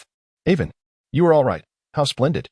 It is all my fault for fainting and being unable to assist you, Draco lamented, his smooth forehead now sporting a sizable bump, though it appeared to have been tended to, devoid of bruising, and should heal swiftly. You fainted and missed it. At that moment, we were of no help, merely hindering your efforts. Fortunately, Firenzo arrived soon after, Harry remarked, his tone somewhat self-aware. Hey mate, we've all heard from Harry. Your bravery is truly remarkable, chimed Fred and George, still fixated on Avon's courage while overlooking the inherent dangers. Go on, you two shoo. As if we aren't here, Cedric interjected, pulling the twins away from Avon, as if to shield him from their exuberance. Avon, are you hungry? What would you like to eat? I can fetch something from the kitchen. These snacks are hardly nutritious. Given Avon's irregular eating habits while practicing alchemy, he often encountered Cedric, who was also frequently found honing his Quidditch skills late into the night.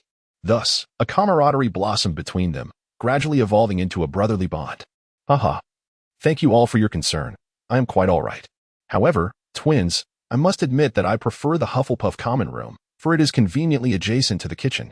Evan's words elicited a chorus of laughter from the crowd, and soon Harry and Hermione joined in, recounting the events following his fainting spell. However, their chatter caught the attention of Madame Pomfrey. Out. How is it that so many have gathered when I've only been away for a moment? The patient requires rest. Do not disturb this child. Madame Pomfrey was not one to show leniency. Even if Merlin himself were to come, I would have him escorted out. Goodbye, Evan, we must take our leave, said a group of young witches and wizards, leaving behind gifts and snacks as they hurriedly retreated. Despite Evan's insistence that he was fine, Madame Pomfrey insisted he must remain for another night. In the evening, Professor Sprout personally brought a dinner to Evan, leaving him somewhat taken aback. Oh, my child, are you well? Hush, do not speak. I know the Cruciatus curse must have been unbearable. Here. This is specially prepared by the kitchen. Eat it while it's hot. Avon was gently assisted to his feet by the kind-hearted, benevolent old headmaster, who brought him a jar of stew. Within it, he could discern several herbs he had previously encountered in the greenhouse, all known for their restorative properties. Initially, she had contemplated asking Snape to concoct a potion from it, but upon reflecting on the taste of such restorative brews he might create, she decided against it. Although consuming it directly would suffice, the effects would not match those of a potion. However, that was of little concern as she had plenty more at her disposal. Originally, she intended to prepare a pie, but Bubu mentioned that this was a flavor Avon particularly enjoyed, so she encouraged him to give it a try. The plump witch, while engaging Avon in gentle conversation, meticulously arranged a small table for him, serving a bowl of the herbal stew. In a thoughtful gesture, she not only provided a spoon but also a pair of chopsticks.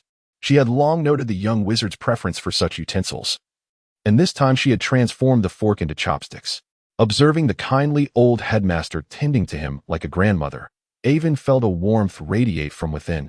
Indeed, the comforting embrace of Hufflepuff never failed to uplift the spirit.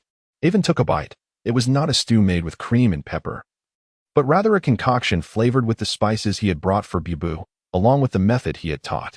Although it diverged significantly from the taste he recalled, it was nonetheless delightful, a testament to the little sprite's earnest efforts in learning. The flavor was exquisite, and Avon expressed his gratitude, thanking the professor for his thoughtful endeavor. I'm glad you enjoyed it. Take good care of your injuries, and let me know if you need anything, he added. Hearing Avon's praise, Professor Sprout beamed with even greater joy. He waited patiently until Avon finished his meal, reminding him that there was more if he desired. And only after confirming that Avon was truly satisfied did the charming old professor clear away the dishes, advising Avon to rest early before taking his leave. After finishing his meal, Avon felt a warm sensation enveloping his body, likely due to the herbs infused in the stew. He recalled that these herbs were priced at 7 galleons apiece. Thank you, my dear professor, Avon muttered to himself. He vowed that anyone who dared to speak ill of Hufflepuff again would experience the might of a dragon's breath spell. If the hand cannon was insufficient, surely the RPG's dragon's breath would suffice. It was improbable that everyone had just finished drinking unicorn blood. After all, a certain individual, who had recently disparaged Hufflepuff as a worthless heap of mud, suddenly shivered. Lying on his hospital bed, Avon stared blankly at the ceiling, his mind racing. Perhaps some matters could be expedited. After a serious contemplation of the future plans he had set since the beginning of the term, coupled with the cursed narrative of this world, he resolved to bring these plans forward to prevent those around him from becoming mere stepping stones between protagonists and antagonists. Sleep? Sleep. Upon awakening, it was time to roll up his sleeves. You worthless fool. You couldn't even handle a mere ghost. The venomous and wrathful voice of Voldemort echoed in Chilo's mind, who lay on the ground, contorted in agony. Forgive me, my master. I did not anticipate that he had mastered the dark arts capable of attacking the soul. I assumed he had not touched the dark magic tomes I provided him. Chilo pleaded pitifully, hoping Voldemort would spare him. Just as he was retreating in the Forbidden Forest, he was blindsided by an attack from behind, completely unaware of its approach. The unfamiliar spell struck him like a wisp of smoke, lacking substance, devoid of any powerful fluctuations, as if it posed no threat whatsoever. Yet, it was precisely this deceptive harmlessness that led to his downfall, although the blow landed on the back of his head, inflicting most of the damage on Voldemort. The agony akin to having one's soul wrenched apart was unmistakable. However, the greater suffering was borne by Voldemort himself, whose soul was already in a fragile state, sustained only by siphoning Chilo's life force. Recently, as Chilo struggled to hold on, he had turned his attention to the unicorn.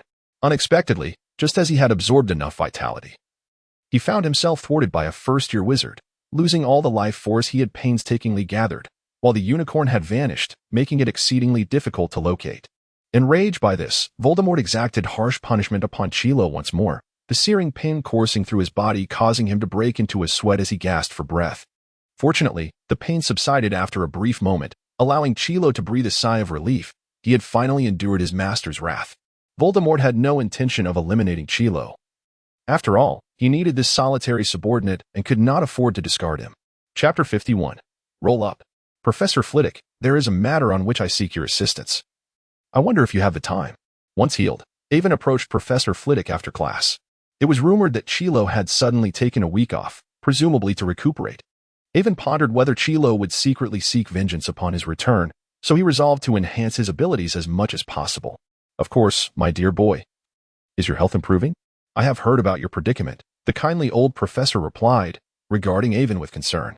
He felt a degree of sympathy for the Hufflepuff student who, shortly after the term began, had clashed with an upperclassman, been punished with patrols in the Forbidden Forest, nearly met his demise at the hands of a troll during Halloween, and had recently endured a cruciatus curse. Truly, he had been quite unfortunate. Avon thought, I believe all this misfortune is Harry's fault. I would be grateful if you could guide me in my spell work, even if it is just for an hour on occasion, until the end of my second year, as that is when I have the most time. Certainly. That is not a problem. If you can come every weekend, please find me in the classroom at the end of the right corridor on the 7th floor. I have previously instructed other students there, Flitwick replied. Thank you, Professor Flitwick. I am immensely grateful, Avon exclaimed, bowing deeply to express his respect. Flitwick chuckled and bade Avon to rise. He was more than willing to teach, having been impressed by Avon's abilities. During charm classes, Avon consistently grasped and executed spells with remarkable speed. Although his application of some spells was not entirely fluid, he still outperformed the majority of his peers, which endeared him to Flitwick, who recognized his potential. After confirming that he would meet Professor Flitwick for training at 7 in the evening, Avon proceeded to the defense against the dark arts classroom. Due to Chilo's unexpected absence, Professor Snape had been granted permission to substitute for a week, much to his delight. However, Avon felt a twinge of hesitation, recalling the previous potions class where he had foolishly inquired whether Snape disliked the shampoo he had gifted him, resulting in Snape fixating on him. That day, he had lost 15 points. The Gryffindors in class with Hufflepuff had collectively lost 30 points. The young lions muttered, "We shall remain silent until the arrival of Hogwarts legal counsel," perhaps buoyed by his new role as the defense against the dark arts instructor. Snape seemed to be in a good mood, as he did not deduct any points throughout the entire lesson, though he muttered under his breath whenever a student made a foolish mistake. Avon heard the scolding directed at Chilo, as he was summoned to serve as a teaching material. Who could blame him, having just endured the torment of a malevolent curse? Professor C was conducting a lesson on swiftly countering or evading dark spells, asserting that this was fundamental knowledge, accessible even to giants. Oh, the lace thing of Merlin. Professor C continued to dote on the giants. Aware that he had only a week, he deemed any theoretical discussions a waste of time and chose instead to impart practical combat skills, equipping these little giants with some means of self-preservation. The class concluded with lingering thoughts, yet there was little to be done. As he passed Avon on his way out, Professor C shot him a meaningful glance, leaving Avon utterly perplexed. Not wishing to dwell on it, he hurried to the library to review, as he had a meeting with Professor Flitwick in the evening.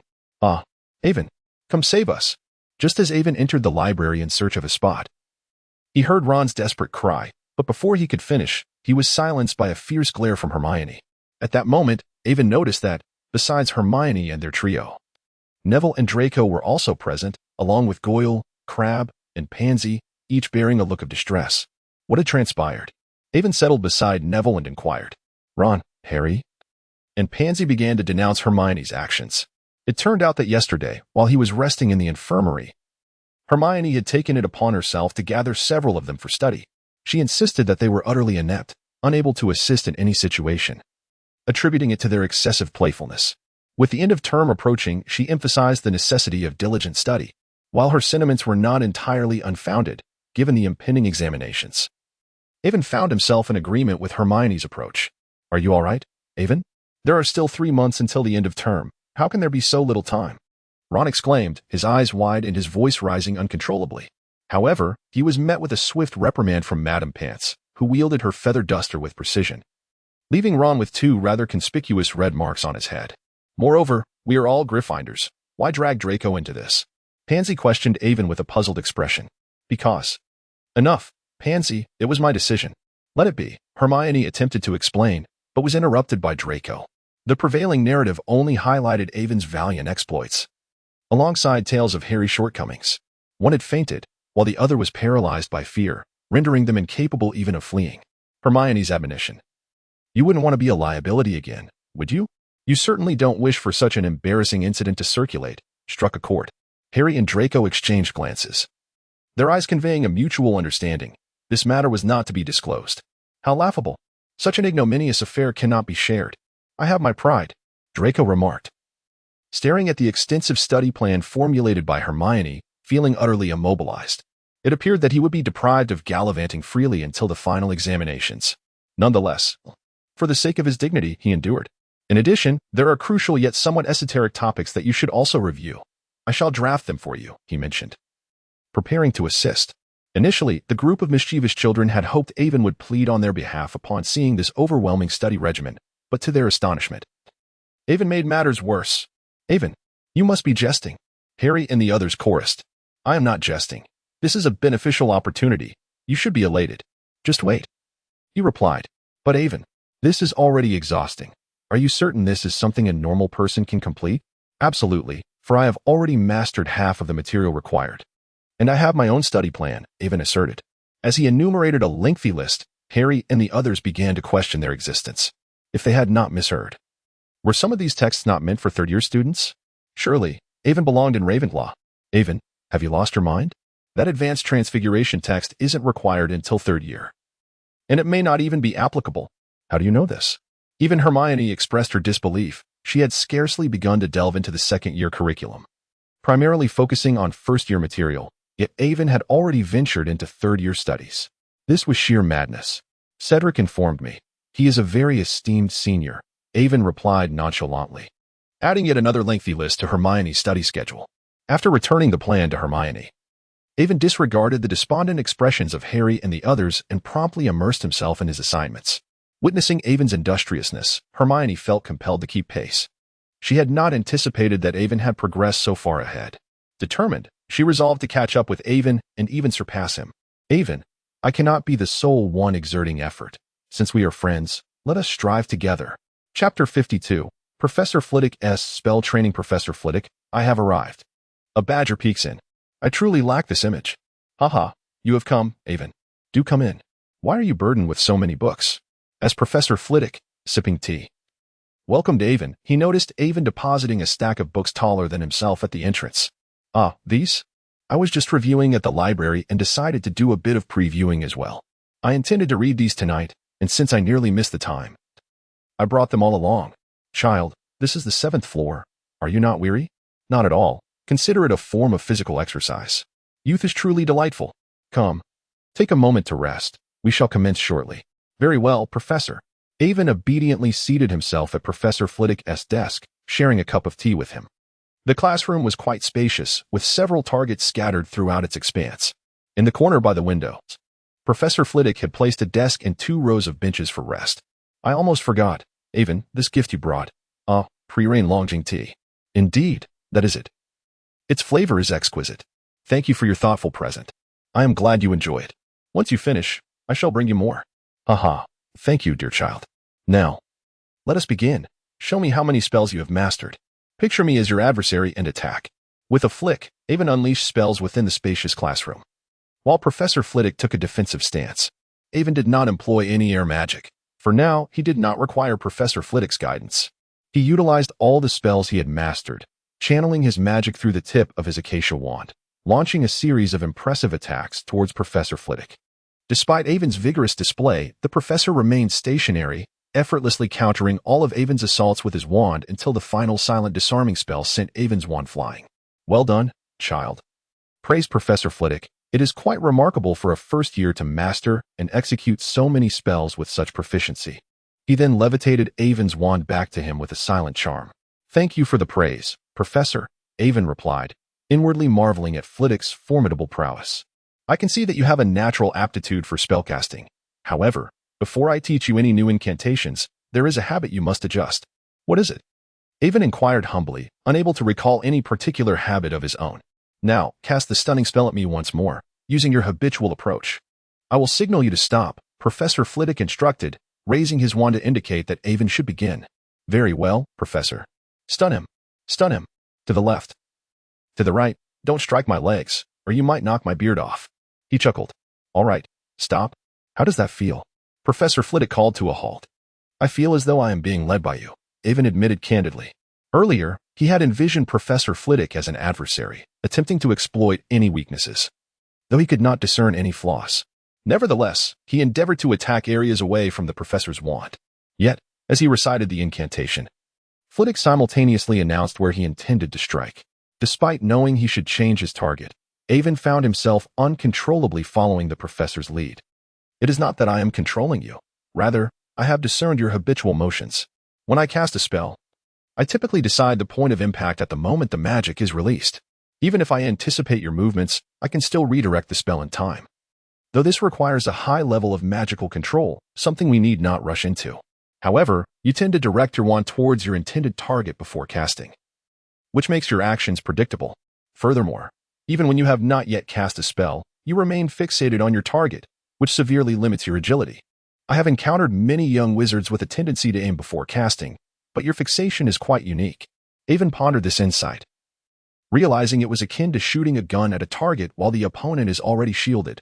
It was clear he needed to adjust his approach. "But do not worry. I will help you overcome this habit, and we shall progress at a steady pace." "Thank you, Professor." Avon expressed his gratitude. "Is there a specific spell you wish to learn?" "I believe first your spell should pose no challenge for you," Professor Flitwick kindly inquired. "I would like to learn the Patronus Charm. And, could you teach me the mind-blocking spell as well?" Avon contemplated and decided that these two spells would be beneficial. It would be wise to refrain from requesting more advanced spells like Fiendfire or the Killing Curse in Professor Flitwick's presence, as he was well aware that the professor would not teach a first-year student the unforgivable curses or dark magic. "Oh, it is quite rare for a young wizard to have knowledge of the Patronus Charm. Many are drawn to powerful or remarkable spells, but few pay attention to such emotional magic. And you are aware of the mind-blocking spell as well. It seems you are quite diligent in your studies. However, I am curious as to why you wish to learn the mind-blocking spell. Surely no one would attempt to extract thoughts from a child like you?" Professor Flitwick complimented Avon, but then expressed bewilderment at his choices. "Because I believe protecting my mind is crucial. After all, the brain governs all actions. If I encounter an adept in thought extraction during a duel, my thoughts would be laid bare before them." Professor Flitwick nodded in agreement, recognizing the validity of Avon's reasoning. Though he himself could perform the mind-blocking spell, he was not an expert, merely proficient. It seemed he, too, needed to delve deeper into this subject. "Very well. I can teach you, but your progress will depend on your own efforts," Professor Flitwick consented. "I am immensely grateful to you, Professor." "Do not mention it. I admire your dedication to learning," he said. "Now, let us begin by altering your habit." Professor Flitwick explained that changing such ingrained motions was relatively straightforward. The challenge lay in Avon's ability to control his actions unconsciously. Mastery of this would enable him to respond fluidly during spellcasting. As for directing spells, it depended on Avon's control over his magical energy. If he could achieve this, casting silently and wandlessly would be a mere trifle. To accomplish all of this, Avon needed to trust in his magic and allow it to trust in him. His thoughts would shape his magic's actions. This was not overly difficult, but it required a certain level of understanding and awareness. With a hint of humor, Professor Flitwick declared, "Now, it is time for our tutoring session." Under Professor Flitwick's attentive guidance, Avon began to grasp how to manage his habitual movements. Though he still lacked finesse, with practice, he could overcome this long-ignored muscle memory. Exhausted, He had no time to cast a cleaning charm, kicking off his shoes and collapsing onto the soft, inviting bed of Hufflepuff. The motion of Ivan's return startled the three little creatures who had been dozing off. Upon observing Ivan's appearance, Titan tilted his head in contemplation before leaping onto Ivan's bed. With determination, he assisted Ivan in removing his socks and made a valiant effort to tug down his robe. As for the trousers, Titan decisively bit through the belt, forcibly stripping them away from Ivan. He recalled that his master always undressed before sleep, and today he could sense Ivan's exhaustion. Thus he exerted himself to the utmost to help remove two garments. As for the damage incurred to the clothing during the process, he was unfazed, remembering that his master could effortlessly mend it with a little flick of that small stick. Agu and Shaodai, witnessing Diagon's industriousness, descended gracefully and, just like on Halloween, covered Ivan with a blanket. After their endeavors, the three little ones returned to their cozy nests to sleep. Upon awakening from a deep slumber, Ivan stretched widely, relishing the profound sense of rest that comes after exhaustion. Upon opening his eyes, Ivan discovered that his belt had been severed, the robe he wore bore several tears, and his trousers were similarly damaged, as if they had been slashed by some sharp object. Ivan involuntarily turned his gaze towards Iron Egg, who had also awakened. The little creature stretched out on the ground, indulging in a grand yawn, and blinked its still sleepy eyes at Ivan. "Iron Egg, did you do this?" Ivan inquired, gesturing towards his disheveled attire. Upon hearing this, Iron Egg immediately stood upright, placing its tiny paws on its hips, its face brimming with pride, as if to say, "Come. Praise me. Well done, Iron Egg. You are truly remarkable." Ivan surmised that this little fellow had helped him remove his clothing, allowing him a more comfortable slumber. Receiving the commendation, Iron Egg shook its head with satisfaction before swaggering out of the lounge, clearly reveling in its own glory. Aiden helplessly shook his head, lifted the blanket, and rose from his warm bed, preparing to partake in a meal. Was he truly stripped so thoroughly? Upon leaving the cozy cocoon of his blankets, Aiden discovered that Iron Egg had completely removed his trousers, leaving him utterly exposed from the waist down. Never mind. This little rascal had already proven to be quite clever, so it would be unreasonable to expect too much. Just as Aiden was about to retrieve a fresh pair of pants, his unnamed, unfortunate roommate returned. "Oh, Aiden. You're awake. Perfect timing. Shall we dine together? You still have this habit?" In the midst of his words, the young man suddenly noticed Aiden's predicament. At that moment, Aiden had just pulled out a pair of underwear, yet he hadn't even begun to put it on when company arrived. "No, I'm fine. You carry on. I'll just step out for a moment." Aiden hastily turned to block the view, but before he could articulate an explanation, he was interrupted by his roommate, who left behind a bewildering remark and departed without a second thought, entirely disregarding Aiden's attempts to clarify. "Roommate, eh? Hee. So Aiden enjoys wearing adorable bear-patterned underwear. I must share this with others.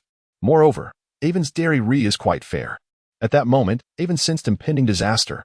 His roommate had an insatiable curiosity for gossip, and if he were to embellish the tale of Aiden's exposed self, Aiden would find himself the subject of ridicule amongst the equally gossip-loving badgers for an entire week. Aiden hastily donned his trousers, darting towards his unfortunate roommate, like an arrow released from a bow. Moments later, Aiden departed with a sense of satisfaction, having stowed away his nunchakus, leaving behind a trembling little badger huddled in the corner. Roommate A lamented, "Is it truly necessary to resort to threats just because you caught a glimpse of my affinity for wearing bear-patterned underwear? How bothersome." Just as Aiden was about to distance himself, a sudden chill enveloped him. "Tell me, were you mocking me behind my back?" he demanded. "Mocking? What does that even mean?" "I would never." Aiden's response revealed his utter confusion, as the earnest English lad struggled to comprehend the nuances of this unfamiliar dialect. "Best that you aren't." With that, Aiden awkwardly ambled away, occasionally tugging at his trousers, having hastily dressed and inadvertently misaligned his underwear, leaving him rather uncomfortable. Thus, only the disheveled little badger remained in the corner. Time flew by, and just after a week's reprieve, Professor Snape donned his familiar scowl once more, for that rascal, Quirrell, had returned. Initially, Snape had hoped for Quirrell to remain ill for a while longer, but to his dismay, the recovery had been swift. Upon encountering Quirrell, Aiden felt a mix of guilt and resentment, recalling how this individual had dared to cast the Cruciatus curse upon him. Even if Quirrell had retaliated with a soul-splitting spell, what could he truly achieve? He was merely a child. How much magical power could he wield, and what harm could he inflict? Conversely, had it not been for the protective amulet of the unicorn, Quirrell would have suffered greatly. Avenge he would. It seemed Quirrell sensed the ill intent behind Avon's gaze, for he turned his head towards the Hufflepuff table. Upon spotting Avon, he shyly nodded, revealing that he still retained the essence of the timid Professor Quirrell. Avon raised his glass in a gesture of respect, though he found himself perplexed by the antics of the old sorcerer. Observing Chilo, it was evident that his health had significantly improved. Was the vitality of the unicorn truly that formidable? Having consumed 2 dragon's breath potions, and withstanding the effects of a soul-rending spell, he appeared unscathed. Or perhaps, Voldemort possessed alternative methods of healing? The sight of this unfortunate creature was enough to disrupt any meal, leaving Evan in a rather irritable mood. To make matters worse, this oblivious individual had approached him uninvited. The foul stench of sweat mingled with garlic wafted from behind, driving Evan to a state of agitation. Evan, are you all right? I heard that while I was on sick leave, you were injured as well. Thank you for your concern, Professor Chilo. I'm fine, just ambushed by an ugly, repugnant creature. And you, is your health satisfactory? A faint smile of shyness flickered on Quirrell's face at Ivan's words, yet a chilling roar echoed in his mind. I shall kill him. I shall slay this accursed mudblood. He is unworthy even to be my servant. I will annihilate him. I am quite well. And it is truly splendid that you are unharmed, Quirrell deceitfully uttered, as they stood outside the great hall, amidst a throng of passers-by. Ah, Professor Quirrell. It is delightful to see your health restored, exclaimed the old bee, who emerged with a jam pudding in hand, exchanging pleasantries with Quirrell.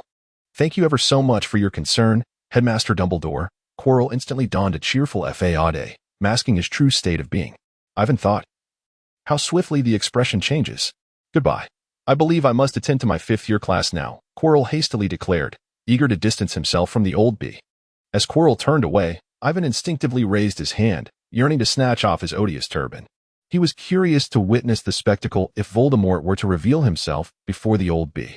However, Quirrell denied him the opportunity. As soon as Ivan extended his hand, Quirrell spun around.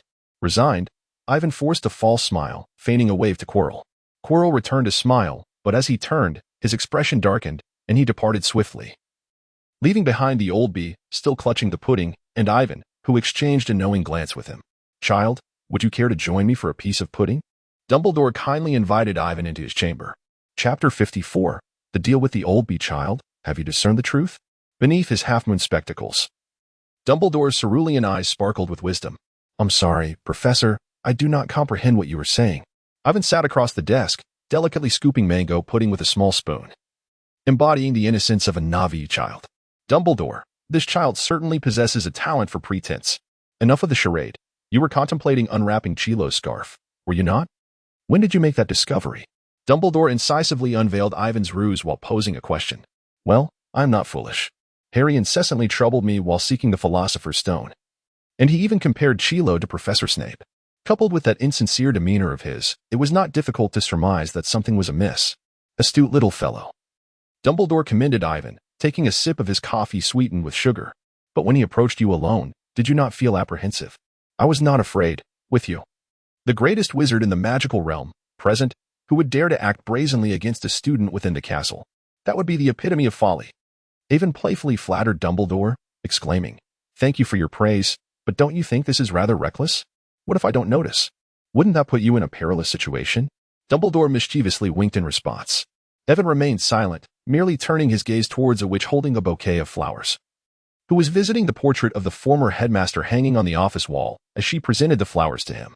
The implications of this scene were self-evident.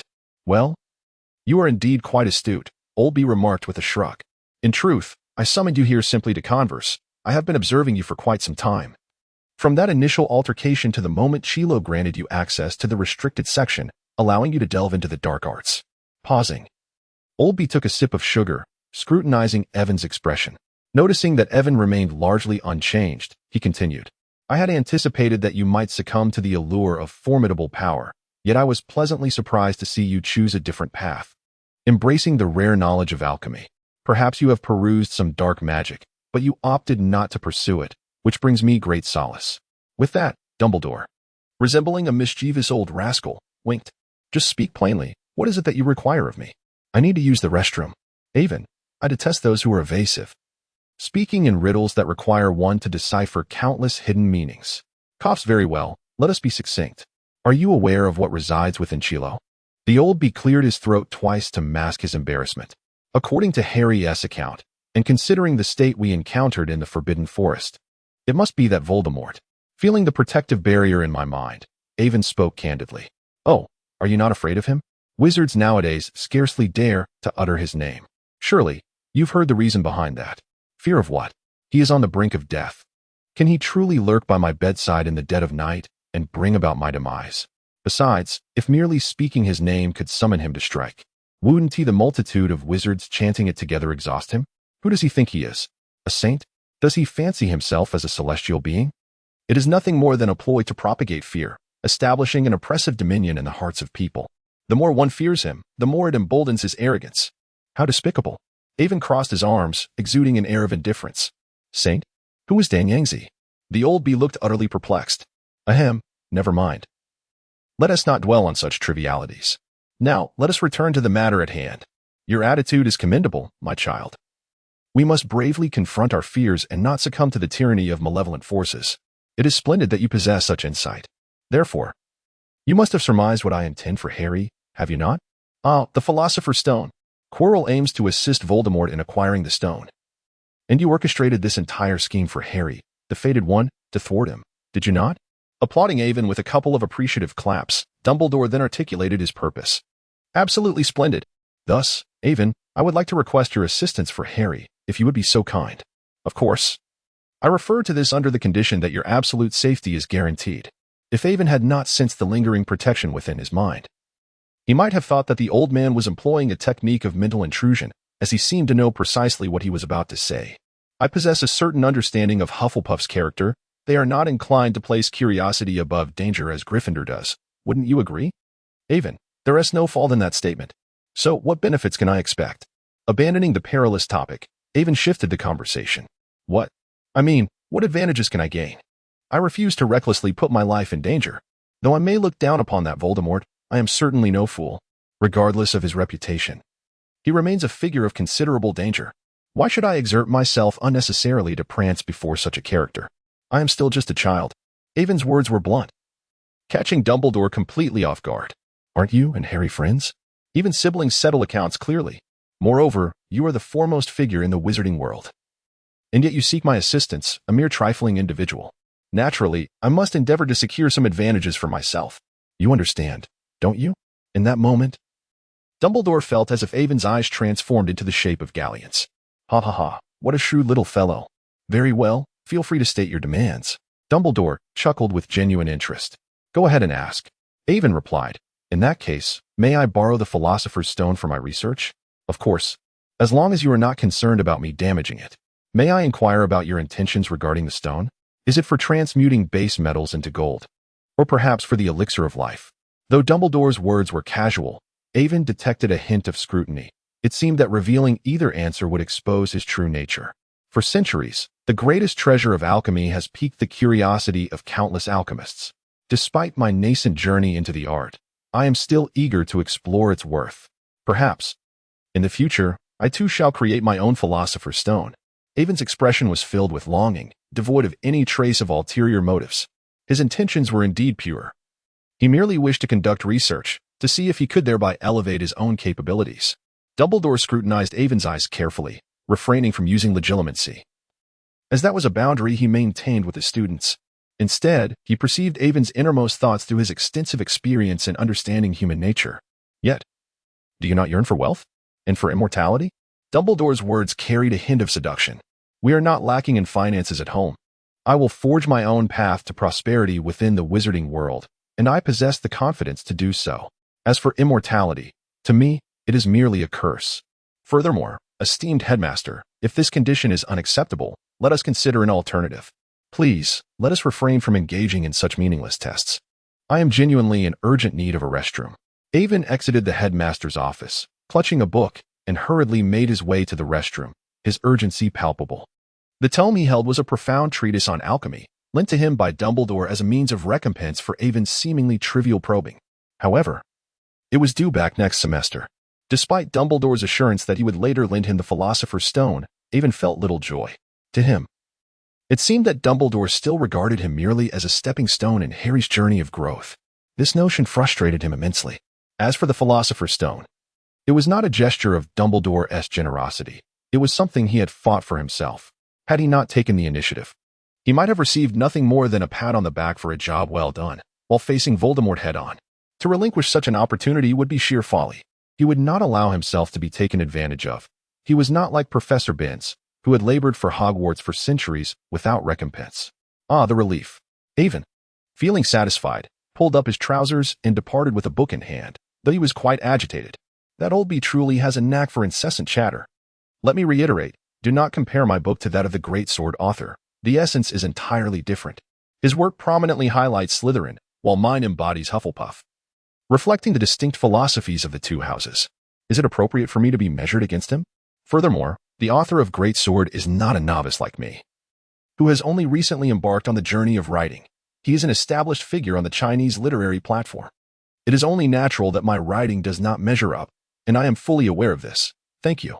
Chapter 55. Avon bribes the headmaster. Hello, Hagrid. How is Norbert faring?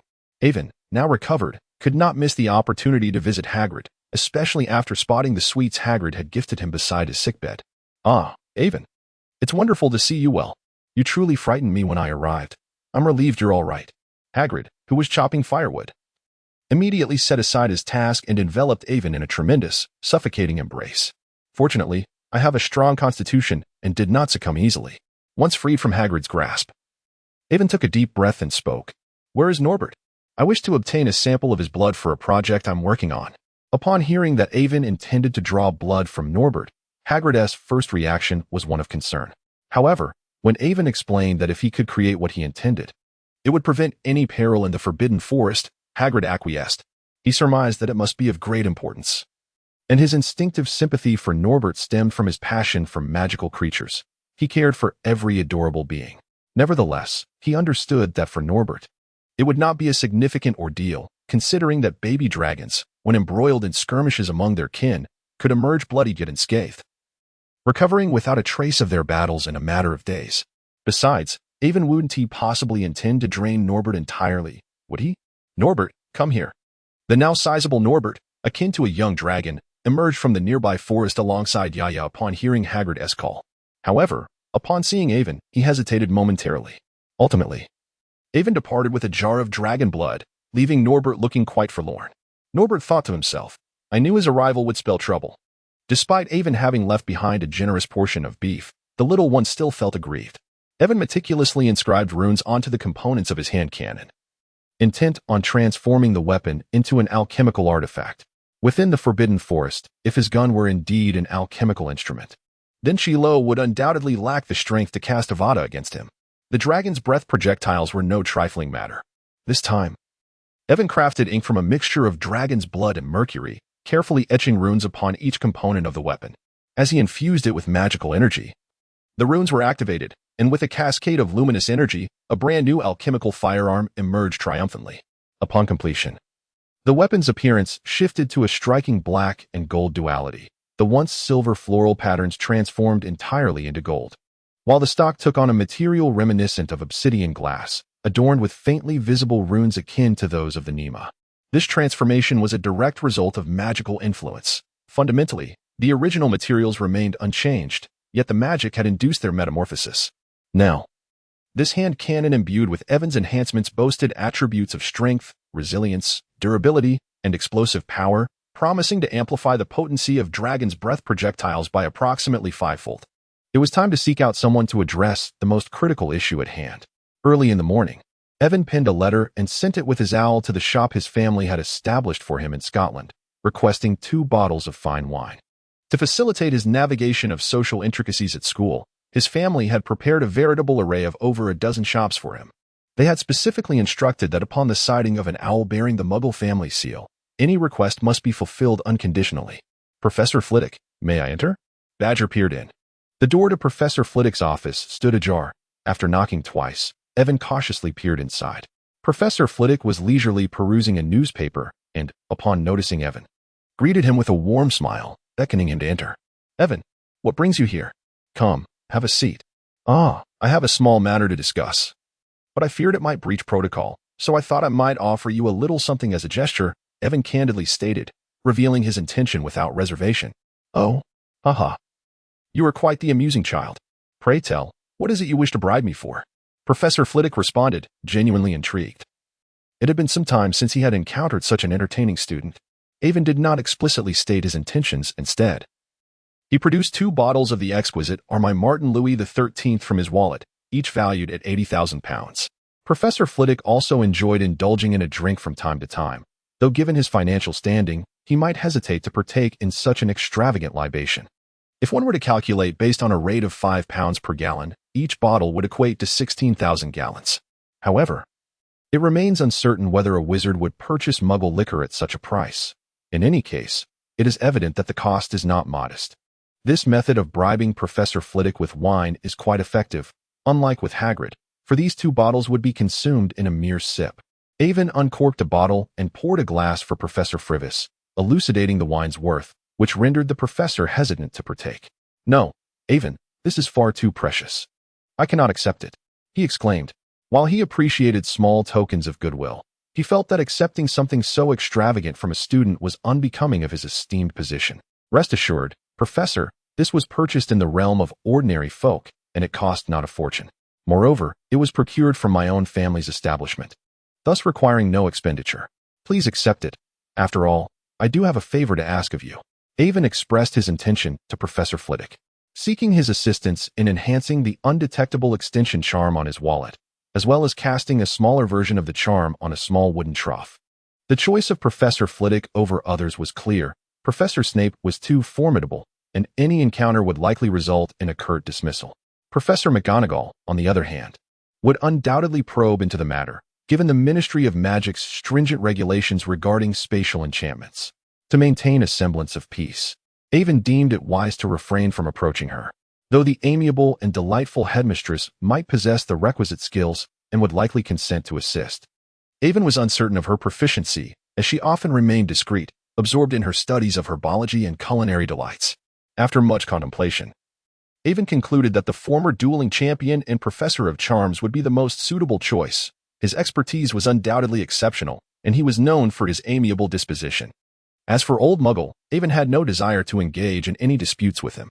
Ultimately, Avon left contentedly with the 2 enchanted items in hand. His wallet now boasted a remarkable capacity of 500 cubic feet, while the wooden trough offered an ample space of 1 cubic foot. Regarding any regulations, Professor Flitwick had assured him that as long as the Ministry of Magic remained oblivious, there was little to worry about. They could hardly pry into one's wallet to investigate. And Avon need not concern himself with that group of idle individuals.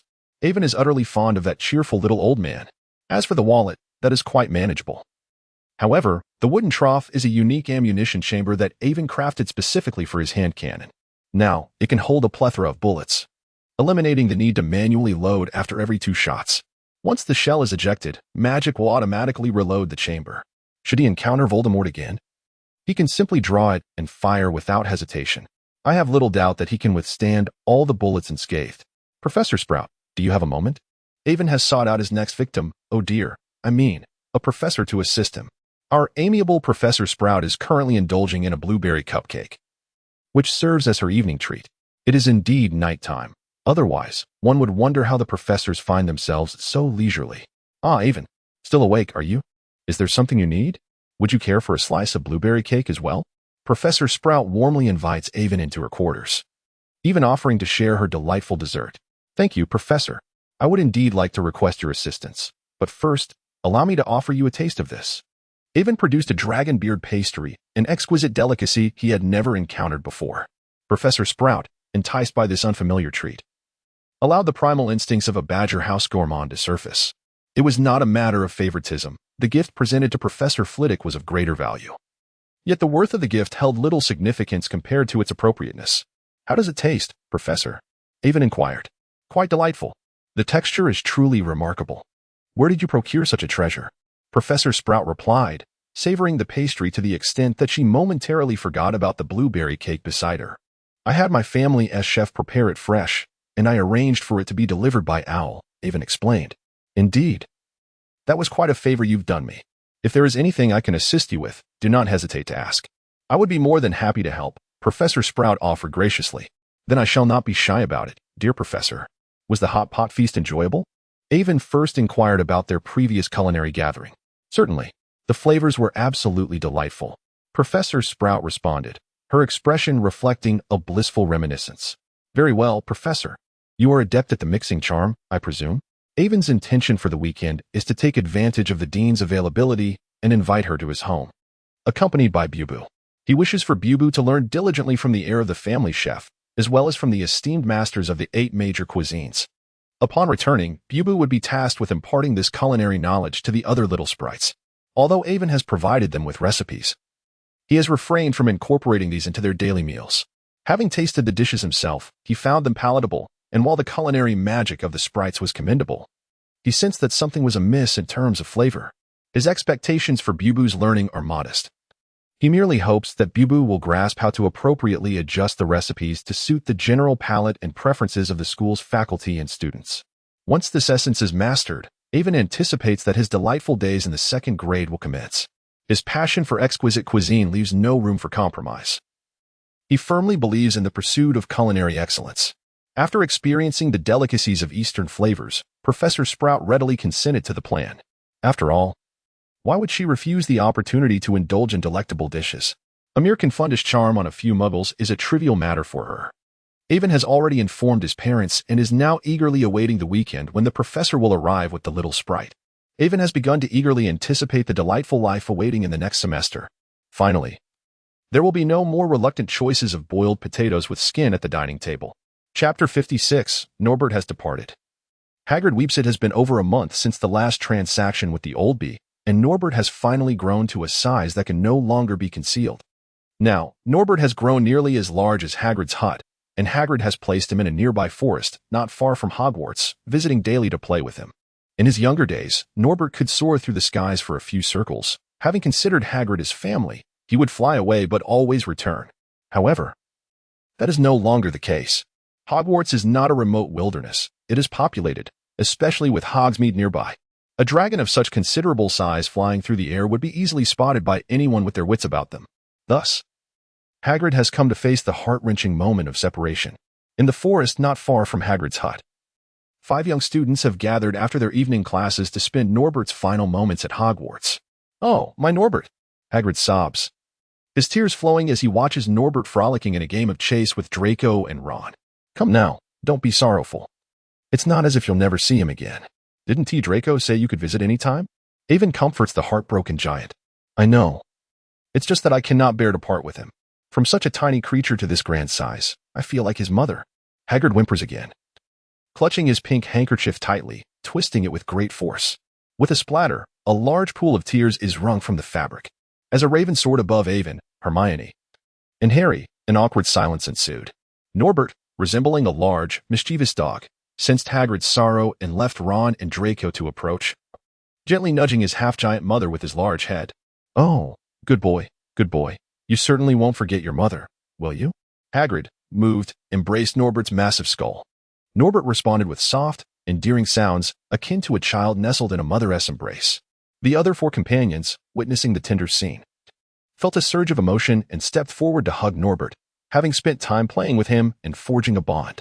However, Avon felt an unsettling dissonance. Was this truly the fearsome, ferocious dragon? Had they raised him incorrectly? They planned to remain until nightfall when the Malfoy estate's personnel would arrive to collect Norbert. Avon prepared a pot of lamb soup, while Hagrid brought an ample supply of meat for Norbert, as they collectively prepared for a farewell feast. Although Hagrid was reluctant, he recognized the necessity of letting go, as he could no longer afford to sustain Norbert's appetite. A dragon's hunger could not be satisfied by merely a few sheep. Due to Hagrid's unwillingness to sell magical creature materials, his financial situation had grown increasingly dire, even preventing him from indulging in a drink in Hogsmeade. Despite Avon's encouragement to sell some materials for sustenance, Hagrid shook his head in refusal, unwilling to part with his friend's physical attributes. He would only consider gifting his belongings to Avon, believing that aiding a friend should not come at a cost. It must be noted that Hagrid's principles were unwaveringly devoted to his friends, although one could wish his saliva was not a potion of sorts. After dinner, Hagrid and Draco awaited the arrival of the Dragonstaff with heavy hearts, while Avon gently stroked Norbert's head, reminiscing about their shared childhood. To commemorate their bond, Avon crafted a golden ring with alchemy, placing it in the center of Norbert's nostrils, for the Norwegian Ridgeback lacked ears, possessing only concealed ear holes beneath its fin-like protrusions. Although the ring served no special purpose, it bore Norbert's name and would gradually expand as he grew, functioning as a form of identification crafted by Avon. Understanding the impending change, Norbert remained calm, resting beside Hagrid, reluctant to part but aware that this constrained existence was unbearable. Hagrid assured him he would visit often, which brought Norbert some solace. As night fell, the Malfoy estate staff arrived, bringing a cage enhanced by a non-detectable extension charm. I implore you to care for him. Ensure he is never mistreated. Do you hear me? Draco commanded, directing his attention toward the 4 staff members.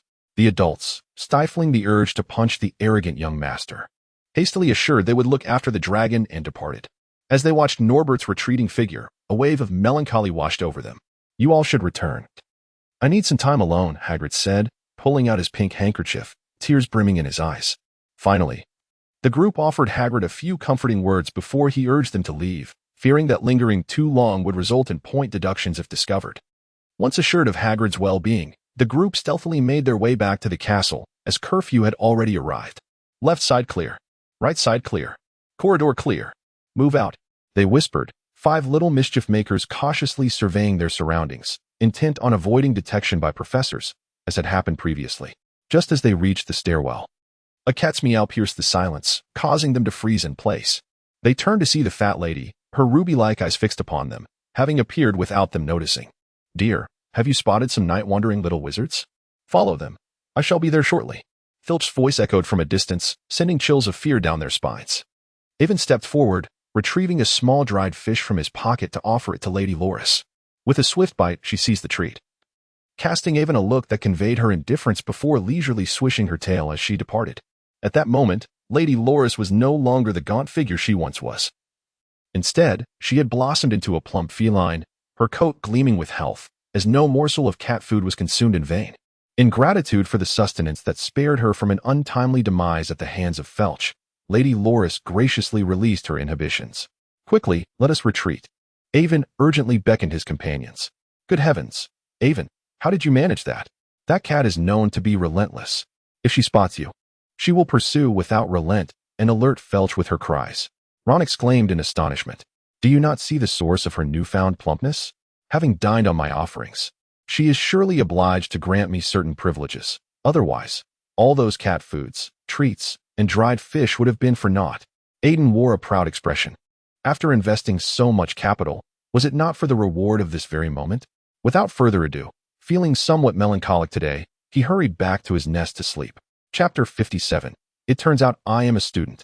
The Patronus charm imposes no requirements regarding magical power or age. It primarily depends on one's mastery of emotions to meet the criteria. Although it may sound simple, it is, in fact, one of the most potent and ancient defensive spells within the wizarding world, renowned for its efficacy. Furthermore, successfully casting the Patronus charm is exceedingly challenging. Only a select few wizards can conjure a fully formed Patronus, while the majority are limited to its basic form. Professor Flitwick's wand tip emitted threads of silvery light as he demonstrated for Aiden. So, Professor, can you summon a fully formed Patronus? Aiden inquired with curiosity. He realized he had never paid attention to what Professor Flitwick's Patronus was in his previous life, and this intrigued him.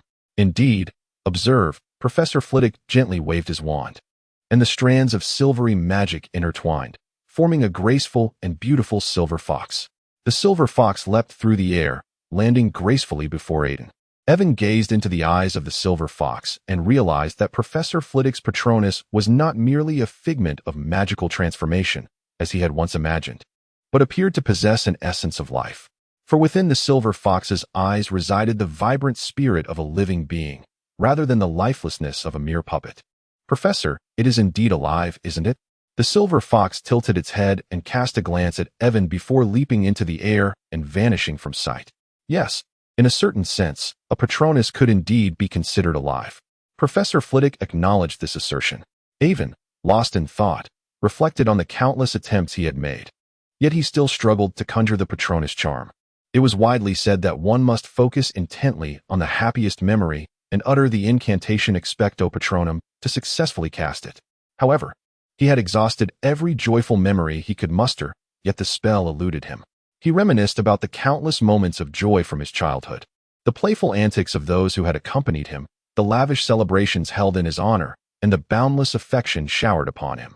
He also recalled the myriad experiences from his previous life, such as the anticipation before a street vendor's stall, the playful banter among friends, and the warmth shared with his parents. Yet, none of these memories bore fruit. He remained unable to produce the Patronus. What, then, was the root of the problem? Was he truly among those wizards incapable of casting a Patronus? Or perhaps he had never truly experienced happiness at all? No, that was impossible. Absolutely impossible. Surely there was a specific aspect of the spell he had not mastered. With more practice, success was inevitable. Professor Flitwick advised him not to rush, to take his time. With no other recourse, Avon reluctantly set aside the notion of mastering the Patronus charm for the time being and turned his attention to practicing other spells. If one path proved futile, he would simply take another. One could not hang oneself on a single tree. If that tree could not yield, he would seek another. Wouldn't that be so? Avon's daily life has become increasingly hectic.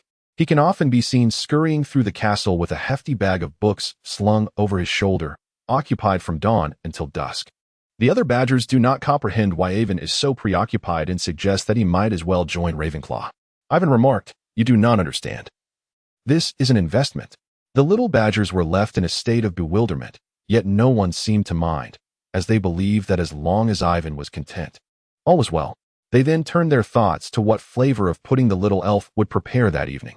However, Ivan's industriousness not only enriched his own experience, but also kept Hermione exceedingly busy, as she rallied Harry and the others in a determined effort to catch up to Ivan and surpass him.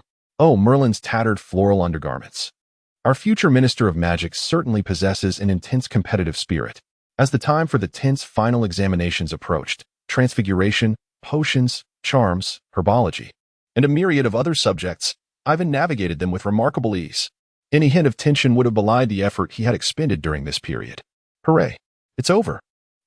The young master was elated, estimating that his results would be commendable, and he anticipated making his father proud upon returning home. Hooray! We are free. Ron wept tears of joy, finally liberated from Hermione's mother's relentless review sessions. We have survived. Harry sighed in relief. Neville, though silent, wore a relaxed expression. As for Crabbe and Goyle, some appeared to be alive, but their spirits had been crushed by the weight of their textbooks. Ivan, how did you fare? Are you confident? Hermione, dismissive of the inept fools, was far more concerned about Ivan's results. So, I suppose I will manage to achieve full marks, Ivan replied with an expression of calm, almost serene. Observing Ivan's inscrutable demeanor, the others exchanged exasperated glances. It seems you all performed admirably, children, Professor Dumbledore said, having approached them unnoticed. Ivan, you are truly an exceptional student. Your diligence will surely be rewarded with commendable results. Best of luck to you. Dumbledore winked at Ivan as he departed. Evan understood the meaning behind it. Yet he couldn't help but exclaim with a hint of sarcasm, "Indeed, I am merely a student. If it weren't for this, I might have thought myself a beast. Exhausted to this extent, how could I still resemble a human?" With that disjointed remark, Evan lowered his head and departed, intending to visit Hagrid. What has gotten into Evan? Why is he suddenly acting so strangely? Hermione inquired, perplexed, glancing at her companions. The only response was a chorus of head shakes, not only them, but also the passing upperclassmen cast curious glances at the shadowed first year, who trudged away with his head bowed. "Oh, if it weren't for that stone, I wouldn't bother with you lot," Evan muttered under his breath as he walked. He recalled Dumbledore's earlier conversation about planning to destroy the Philosopher's Stone with Nicholas Flamel. What a waste. Setting aside the matters of alchemy and the elixir of life, it was still a gem brimming with immense magical power. If one were to craft an alchemical device to harness that power, it would be akin to possessing an everlasting power bank. Such a uniquely valuable treasure. So many potential uses, and it was to be destroyed. What a pity. However, one could understand. For who could predict the lengths to which the mad would go for the stone's capabilities? Such actions might indeed prevent future calamities. Hey, Evan, how did your exam go? What's wrong? Hagrid called out cheerfully from his spot by the door, busily shelling peas into a large wooden bowl. It's nothing. Just suddenly feeling as though I've been toiling like a beast of burden lately, quite vexing. Evan replied as he sat beside Hagrid and began to assist with the peas. You mean you're overwhelmed with busyness, right? Yes, you guessed it correctly, Evan remarked, slightly astonished that Hagrid had accurately interpreted his feelings. Ah, no worries. You've finished your exams today. Once the results come in, you can enjoy a break and return home to rest properly, Hagrid said with a hearty grin. The two engaged in a light-hearted conversation, drifting from topics about Alfra to Norbert, and then to the protective charm the unicorn had gifted Evan. The atmosphere was pleasantly tranquil until three audacious little first-years intruded upon them. "Hagrid, we have something urgent to ask you." "And Evan, you're here too? Perfect. I'll soon be able to prove it to you," Harry panted, still eager to reveal to Evan his suspicions regarding Snape. Evan gazed in silence, observing Hagrid as he smoothly divulged information about Ron dozing off at a concert, only to turn his regretful gaze towards the trio hurrying away. He vowed that once his skills matured, he would definitely test Hagrid's saliva. Suspecting that Hagrid had not merely grown up on the potent elixir, but that his very saliva was the elixir itself. "I must investigate this further. Farewell, Hagrid. I shall keep an eye on them." Rising, Evan bid Hagrid goodbye, preparing for tonight's endeavors. Such splendid weather, why are the three little Gryffindors not out playing, but rather cooped up indoors? Professor Snape appeared behind the trio like a ghost, startling the children into pallor. Hermione attempted to explain, yet stumbled over her words, only managing a slightly awkward glance in response to Snape's scrutinizing gaze. "You must be cautious, lest others suspect you of mischief." With student assignments yet to be graded and no inclination to jest with these little rascals, Snape turned and swept away like a low-flying bat. As Evan approached, he happened upon this scene and overheard Harry's declaration about thwarting Professor Snape that very evening. With a resigned sigh, he recalled having mentioned this before, "Despite your fervent claims of wanting to impede Professor Snape, do you truly intend to leap forth and strike at the knees of the esteemed professor?" Indeed, one cannot entirely blame the Slytherins for their disdain towards the Gryffindors. At times, their reckless bravado is astonishing. They seem utterly oblivious to the consequences of their actions. Chapter 58, The Philosopher's Stone, Part 1. Upon returning to his dormitory, Ivan meticulously loaded 30 Dragon's Breath rounds into the magically enhanced cartridge, ensuring everything was in perfect order before securing it at his waist. The robe proved somewhat cumbersome, prompting him to don a more agile outfit, allowing for greater mobility. He conducted a thorough final inspection of his gear. The hand cannon was primed. The Colt Python enchanted with armor-piercing magnum rounds was ready. The cursed trident of the unicorn was prepared. The wand was at the ready. And the enchanted lizard jerky and pufferfish jerky were set. The nunchaku, an enchanted version that rendered foes unconscious, was primed, and he had also secured healing ointment, charmingly acquired from Madame Pomfrey. Everything was impeccably arranged. Ambushing a weakened old monster should pose no significant challenge, especially with the original protagonist serving as a fortuitous charm. The busyness of recent days had all been in preparation for this very moment. Ivan had transmuted the python into an alchemical form, inscribing the bullets with 3 magical runes: armor-piercing, severe injury, and burning. As for the cursed trident of the unicorn, he had enlisted Hagrid's guidance to locate the remains of a deceased unicorn, from which he extracted a drop of blood imbued with a terrifying curse. Upon returning, Ivan employed a dark technique documented within the spells of black magic to concoct a highly corrosive cursed coating, which he applied to the blade of the trident. However, he found himself puzzled as to why his mother had purchased that materials supply shop, which inexplicably sold Mummy's dandruff. As for the pufferfish and lizard jerky, that matter can be addressed later.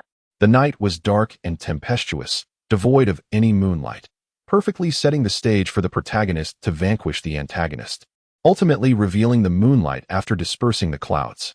As night fell, the lights dimmed. Ivan, equipped and ready, stealthily slipped out of the Hufflepuff common room and made his way towards the forbidden area on the 4th floor. As he reached the 2nd floor, he encountered the feline sentinel. Lady Loris lounged at the staircase, lazily fixating her gaze upon Ivan. Understanding the unspoken exchange, Ivan graciously produced some fish treats, offering them to Lady Loris as a toll for passage.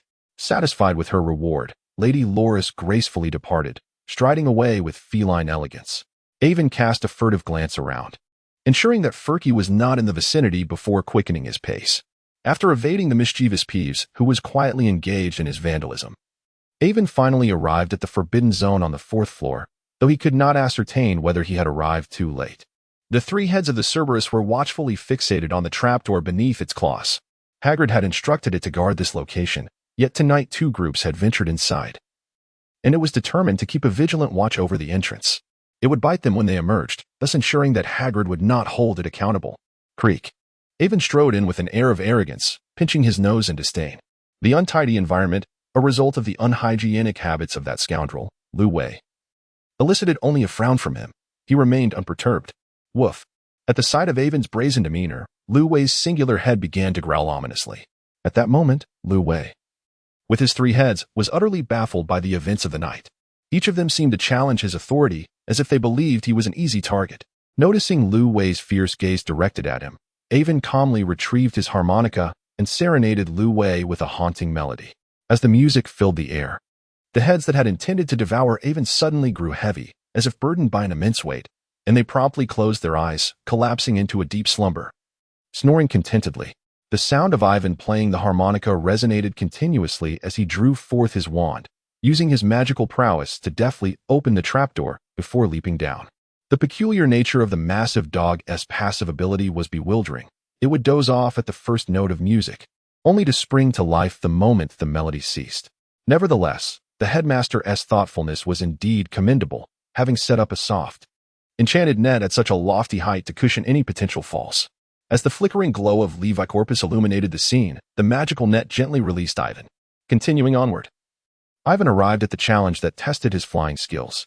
He surveyed the battered brooms strewn across the ground and the multitude of keys fluttering above. Ultimately deciding against mounting one of those uncomfortable contraptions, he had already had his fill of flying lessons. He vowed to create a substitute of his own making in the future, whether it be a flying carpet or a sword. Eschewing convention, Ivan encased himself in a layer of iron armor charm and aimed his dragon-esque breath spell at the lock. With a resounding explosion, the ancient iron lock melted away under the intense heat of the dragon-esque breath. Indeed, it had been subjected to an unlocking charm. Yet there was no prohibition against employing brute force. Having successfully navigated the second challenge, he proceeded to the third, where the wizard Chi awaited. The black and white pieces were meticulously arranged on the chessboard, while Ron, having taken a heavy blow, lay despondently on the ground nearby. Surely, nothing could go awry now. Avon sought to approach and observe the scene, yet his path was obstructed by the soldiers' flags. It appeared that victory was not a prerequisite for anyone. If you persist in this manner, I might resort to cheating, he cautioned. Though Avon had engaged in such games before, his skills were rather lacking. A game of chess would likely prove to be a time-consuming endeavor, and by the time he finished, Harry might have already concluded his own affairs. In such a scenario, the philosopher's stone would not be considered his remuneration, thus he needed to act swiftly. Hey, do any of you wish to challenge my father? Avon brandished a pufferfish and dried lizard, directing them towards a cohort of wizards. However, he was met with utter indifference. Very well, you leave me no choice. Avon began to chant incantations, and the dried lizard glimmered with an emerald luminescence. Begone, foul creatures. Begone, foul creatures. Just kidding. The peculiar melody ceased, and a barrage of verdant magical beams struck the wizard's soldiers, obliterating them in an instant. Wizards, you cannot play this game. With his magical reserves limited and the ammunition finite, employing a pre-prepared air spell that did not deplete his stamina was most prudent. Although he had shattered all the game pieces, the magical energy stored within the dried lizard had been entirely expended. This time, he had utilized a consumptive spell, while he had yet to master the more enduring versions. With a flourish reminiscent of a Western gunslinger extinguishing the magical mist on the pufferfish, Avon strode confidently towards Ron. It seemed all was well. You may rest now. Confirming that the unfortunate lad was merely unconscious, Avon quickened his pace deeper into the fray. To his surprise, he collided with Hermione, who was rushing back. Oh, do be careful, you reckless little witch.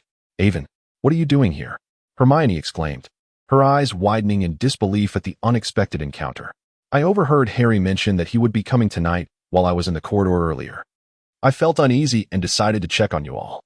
I intended to speak with you, but you ran off faster than a rabbit. Avon raised an eyebrow at Hermione, who revealed a hint of embarrassment on her face. Indeed, Harry had gone to engage Snape in a delaying tactic. Avon, we must hasten to inform Dumbledore. Avon, no need for that. I shall assist Harry.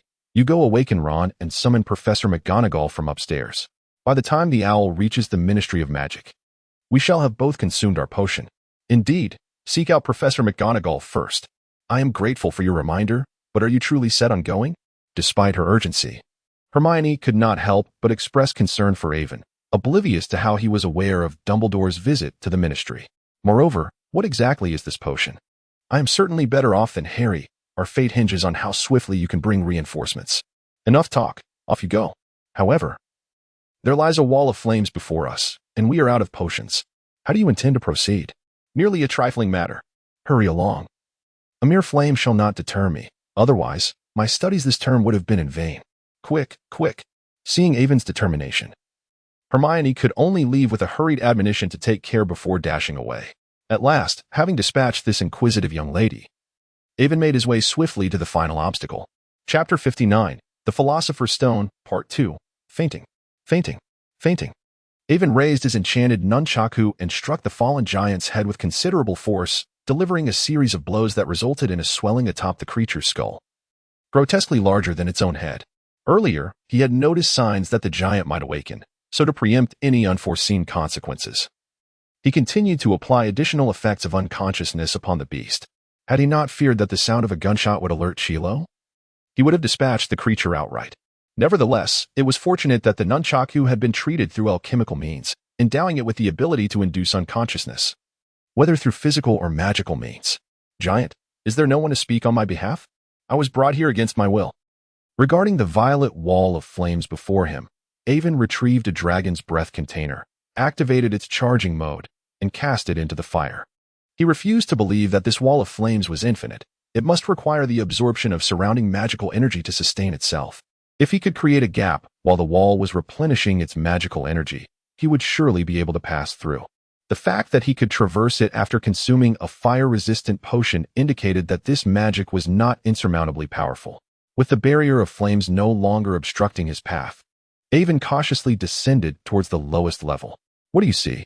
Upon successfully reaching his destination, the first sound to greet Avon was Chilo's voice, filled with excitement. Avon cautiously crept forward from behind the pillar at the doorway, uncertain of the purpose of this room, which was filled with an abundance of columns. Nevertheless, the columns provided him ample concealment. Regrettably, he had not mastered the disillusionment charm. Otherwise, he would have felt even more secure. His voice, cold and hoarse, echoed within this space. With no outsiders present, Voldemort ceased his pretense and directly exposed Harry's falsehoods. At Voldemort's behest, Quirrell removed the astonishingly odorous turban, unveiling a ghastly visage on the back of his head. Harry was seized by terror. He had never encountered such a face. It was chalky white, with a pair of crimson eyes and two thin, snake-like nostrils beneath, leaving one to wonder whether he could breathe at all. The chilling, guttural voice of Voldemort resonated, and feeling the intense burning sensation of his forehead scar, Harry deduced that the loathsome creature before him was indeed the perpetrator behind his parents' demise, Voldemort himself. Noticing Harry's unwavering gaze locked onto Voldemort, Evan speculated that the old fiend was undoubtedly beginning to employ the Cruciatus Curse, even in a weakened state. Delving into the memories of an 11-year-old child for a few minutes would pose no challenge. That object is in your pocket. Hand it over to me, Voldemort coaxed Harry. Not a chance. Harry shouted defiantly before turning to flee. Kill him. Voldemort, enraged and humiliated, commanded Quirrell to slay the boy and seize the stone. Following the order, Quirrell lunged at Harry, intent on choking him to death, while the Philosopher's Stone flew from Harry's pocket in the chaos. Target acquired. Proceed. Avon picked up a broken table beside him and discreetly moved forward, using it as a shield. Meanwhile, Harry, in his struggle, caught sight of an upright table gliding towards the magical stone beside him. Quirrell and Voldemort also noticed the unfolding situation, momentarily taken aback, causing their grip on Harry's hand to loosen slightly. At that moment, 3 pairs of eyes fixed intently on the moving table as it approached the magical stone. Avon cautiously peeked out, extending his hand towards the magical stone lying on the ground. However, he suddenly became aware that the other 2 half-people in the room were watching him. Good evening, Harry, Professor Quirrell, and Mr. Voldemort. Avon remained poised to grasp the enchanted stone. It's you, Quirrell exclaimed in astonishment. Indeed, it is I. Surprised, are you? Unexpected, I trust. Kill him, seize the stone.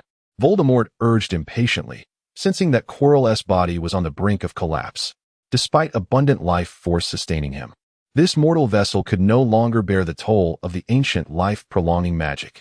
Receiving the command, Quirrell drew his wand, aiming it at Avon, intent on casting a lethal curse. Yet, Avon, disregarding the stone, swiftly produced a colt from his waist and aimed it directly at Quirrell, pulling the trigger. The dragon's breath had a wide radius, and he feared inadvertently harming Harry, an outcome that would be quite unfortunate. However, he did not anticipate the immense recoil of the alchemical colt, which caused him to stagger and rendered his arm numb.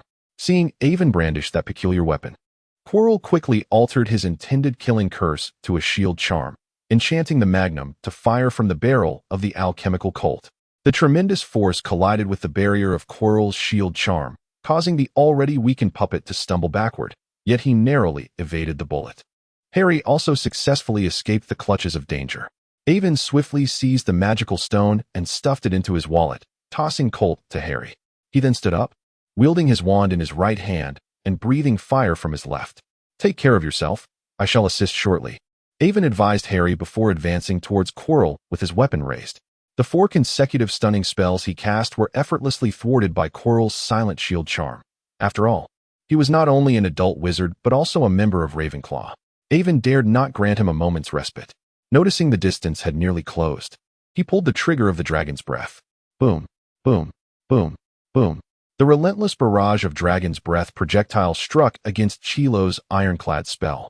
This time, there were no issues with reloading that would allow Chilo to find a flaw. At present, his magical prowess paled in comparison to the might of the dragon's breath, which could inflict far greater harm. Chilo was taken aback. How could this weapon, which had been incapable of rapid fire during their last encounter in the Forbidden Forest, now exhibit such formidable power? "You wretch, you cannot even defeat a mere specter. Truly pathetic," Voldemort's furious voice roared, forcibly seizing control of Chilo's body. Chilo's eyes turned pitch black, and he let out a tremendous scream. A surge of potent magical energy emanated from Chilo's form, sending Avon sprawling to the ground. "A commendable alchemical weapon indeed. You are quite impressive." Yet, as the words left his lips, a green magical light was already hurtling towards Avon. Avon raised his wand, and a whirlwind materialized from thin air, lifting him just in time to evade the oncoming assault. "Harry, I call for assistance," Avon shouted. Upon hearing his name, Harry immediately mimicked Avon's stance and aimed the gun. Bang! Ouch! Harry did not anticipate the tremendous recoil of the weapon. He lost his grip and was sent tumbling backward. However, the enchanted magnum successfully pierced through Quirrell's side, creating a gaping wound. A piercing scream echoed through the air, leaving one to wonder whether it was Quirrell or Voldemort who felt the more profound pain. The crisis for Ivan has been averted as he swiftly unleashed another draconic breath projectile at the pained Voldemort. This shot struck true, igniting Quirrell and reducing him to a sieve. His other hand, not idle, conjured a circle, and a fireball, cloaked in black smoke, crackled as it struck Quirrell. The azure needles, the blade of dispelling, in hues of blue, green, and purple, all the dark and light magic he had mastered, were hurled at Voldemort. Yet the damage proved somewhat underwhelming. Ultimately, his magical prowess remained insufficient. However, Voldemort seemed impervious to pain, for one could envision a visage twisted in fierce rage, as if poised to rend you apart, yet emitting anguished wails. The disparity between his contorted face and his pained cries was striking. Such was Quirrell's condition. Voldemort had utterly forsaken him, forcibly extinguishing the flames upon him, and a disarming curse struck Ivan, sending him crashing beside Harry, his wand and hand cannon flung from his grasp. Fortunately, the potency of the draconic breath had drained much of Quirrell's magic into sustaining the ironclad charm, leaving Voldemort devoid of power to unleash a killing curse. "Die, you monster!" Harry, rising from the ground, saw Ivan land beside him and once more raised his firearm. Pulling the trigger, bang! This time, it pierced Quirrell's chest directly. Go die?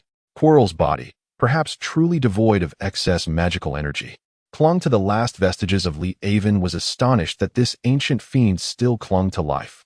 He pondered the means by which Chilo had acquired such tenacity. His body was on the verge of disintegration, yet still possessed the strength to throttle them, leaving them gasping for air. To Avon's eyes, Chilo might have transcended humanity, resembling something akin to a living corpse. After all, which human could be on the brink of ruin yet engage in such vigorous activity? Even if Norbert was a juvenile dragon, its fiery breath was no trifling matter. However, the proximity afforded Avon the opportunity to draw forth the cursed trident of the unicorn, plunging it into Chilo's ribcage. The curse of the unicorn swiftly penetrated the shattered corporeal form, eliciting a wretched scream from Voldemort. His crimson eyes brimmed with malice and hatred. "Harry, give him a couple of sharp slaps." Harry, feeling the pressure of the grip, heard Avon's command and struck Chilo's face with 2 resounding blows. This time, the combination of the unicorn's curse and the magic of love proved too much for Chilo, who could no longer muster the strength to roar, emitting only two beastly whimpers before crumbling into a heap of ash. P.S. By the way, how many of you discovered me through the recommendation list of the bookstore? It seems my data hasn't afforded me any recommendations. Chapter 60. The farce comes to an end now. As Harry and Avon gasped for breath, the remnants of Voldemort's soul morphed into a visage of anguished malevolence, shrouded in a veil of darkness as it lunged toward them. I will not spare you. The cruel and vengeful voice echoed from within the shadows. Taste my Tai Chi magic first. Avon swiftly extracted a pufferfish from his wallet, unleashing a beam of intertwined black and white magical energy that struck Voldemort's lingering soul. Alas, Voldemort had initially intended to inflict some harm upon these insufferable little brats using his own soul's power. Otherwise, it would have been a considerable loss. Yet, that tall little imp astonishingly produced a pufferfish. Moreover, he emitted a type of magic hitherto unheard of, which directly harmed Voldemort's very essence. The sight of Voldemort's soul, wreathed in white smoke, howling in despair as it plunged into the wall and vanished, was a spectacle to behold. What a miscalculation! This ancient sorcerer, nearly depleted of strength, still possessed such formidable prowess. It nearly cost him his life. Rising to his feet, he rubbed his nearly shattered posterior, muttering complaints under his breath. Aiden picked up the dagger that had fallen to the ground. Its dark curse seemingly vanished, likely taken by Voldemort, or perhaps reduced to ashes alongside Chilo. Aiden, here you go. I never expected you to be armed. If discovered, Harry would probably pick up the Colt and hand it to Aiden. No worries. At worst, it would be confiscated. Besides, I fashioned them into alchemical tools to combat Voldemort. Even Dumbledore, aware of this, wouldn't dare to object, though further improvement is still necessary. Avon was utterly indifferent to the potential consequences of being discovered. Instead, he gazed with a tinge of regret at the two guns that were on the brink of shattering. These were indeed birthday gifts bestowed upon him by his grandfather and uncle. Does this even require improvement? They seemed formidable enough. And I dare say I find these tools more effective than a wand. Avon stiffly turned his head to glance at the inquisitive Harry, sensing that he had inadvertently triggered some peculiar switch. Never mind, you wouldn't comprehend even if I explained. You shall understand my words when you acquire some knowledge of alchemy in the future. Let us rest for a moment. My rear is quite sore. Hermione and the others have already gone to seek the professor, so let us wait a while. Harry nodded, feeling fatigued from the ordeal. Although it seemed like a prolonged process, it had transpired in the blink of an eye. To expend all one's energy in such a brief span of time is enough to leave anyone feeling weary. Avon sat on the steps, lost in contemplation as he observed the slightly melted barrel of his firearm, its components now rather loose. The material was too inferior to withstand the intense heat of dragonfire, despite the intricate durability runes and enchantments inscribed upon it. The foundation was insufficiently robust to endure the magical energy. Nonetheless, its power remained formidable. Just a handful of shots had depleted Chilo's magical reserves. Although Chilo's inherent weakness played a role, one could surmise that, if the power were to be increased slightly, it would prove devastating against a typical wizard. The Colt Python had similar merits. While its power was adequate, the recoil was excessive, leading to diminished accuracy, and the imbalance between the gun and the magical ammunition curtailed its potential for maximum impact. If Chilo's already weakened ironclad spell could withstand the assault, he would not merely have staggered back a couple of paces, he would have certainly fallen. There was still much room for improvement. Avon realized his skills were not yet sufficiently refined. Meanwhile, Harry stood in a daze, staring at his own hands, seemingly pondering why Chilo, despite sustaining significant damage, remained unharmed, while he could hasten the demise of his adversary with merely a couple of strikes. Just as the two were lost in their thoughts, a tabby cat darted towards them, startling the seemingly befuddled children. My goodness, are you two all right? Professor McGonagall leapt in front of the pair, transforming back into her human form and wrapping her arms around their shoulders. After patting one on the back and pinching the other's cheek, she sighed in relief upon realizing they were mostly unscathed. Harry remained silent, gazing at the concerned Professor McGonagall, who wore a silly grin. Her eyes, reminiscent of his mother's, melted McGonagall's heart. It's nothing, Professor, but Chilo's remains are nothing but a heap of ashes, Avon remarked, gesturing towards the charred remnants not far away. He had it coming, McGonagall retorted, glaring at the pile with disdain. Oh, Merlin, how are you children? Professor Sprout's anxious voice reached them. The trio looked up to see Hermione accompanied by several heads of houses, including Dumbledore. Professor Sprout appeared in her nightgown, while Professor Flitwick hastily donned a coat as he rushed over. As the commotion subsided, the two boys were escorted to Madame Pomfrey, who examined them and determined they had only superficial injuries that would heal with a day's rest. Professors Flitwick and Sprout offered a few comforting words by Avon's bedside, remaining watchful until he drifted off to sleep before departing. The old bee returned to the basement to tidy up the aftermath, while Professors McGonagall and Snape observed Harry. Although Professor Snape refrained from offering verbal comfort, he could not ignore the way Harry's innocent eyes bore into him, and thus he chose to refrain from his usual sardonic remarks. Yet, he sensed an uncanny resemblance in Harry's eyes to Lily's, more pronounced than at the beginning of the term. Harry felt a pang of shame due to his misunderstanding of Snape and struggled to find the right words to apologize. Suddenly, he recalled Avon's advice on communicating with Snape: widen his eyes and gaze intently at him. Such a tactic proved effective, although it was not advisable for prolonged use. Initially, Snape found himself reminiscing about Lily's eyes, but as time passed, Harry's unwavering stare began to unsettle him. If you wish to avoid tasting the bitterness of my potion, close your eyes and sleep, Snape finally exclaimed, unable to withstand the intensity of Lily's gaze reflected in Harry's. Thank you, Professor Snape, Harry murmured, closing his eyes and preparing to sleep. In truth, he was on the brink of exhaustion. Meanwhile, McGonagall, who had remained silent, wore an expression of curiosity, intrigued by the peculiar dynamic between the two. Upon awakening, Avon discovered a plethora of gifts adorning his bedside, tokens of goodwill from his classmates.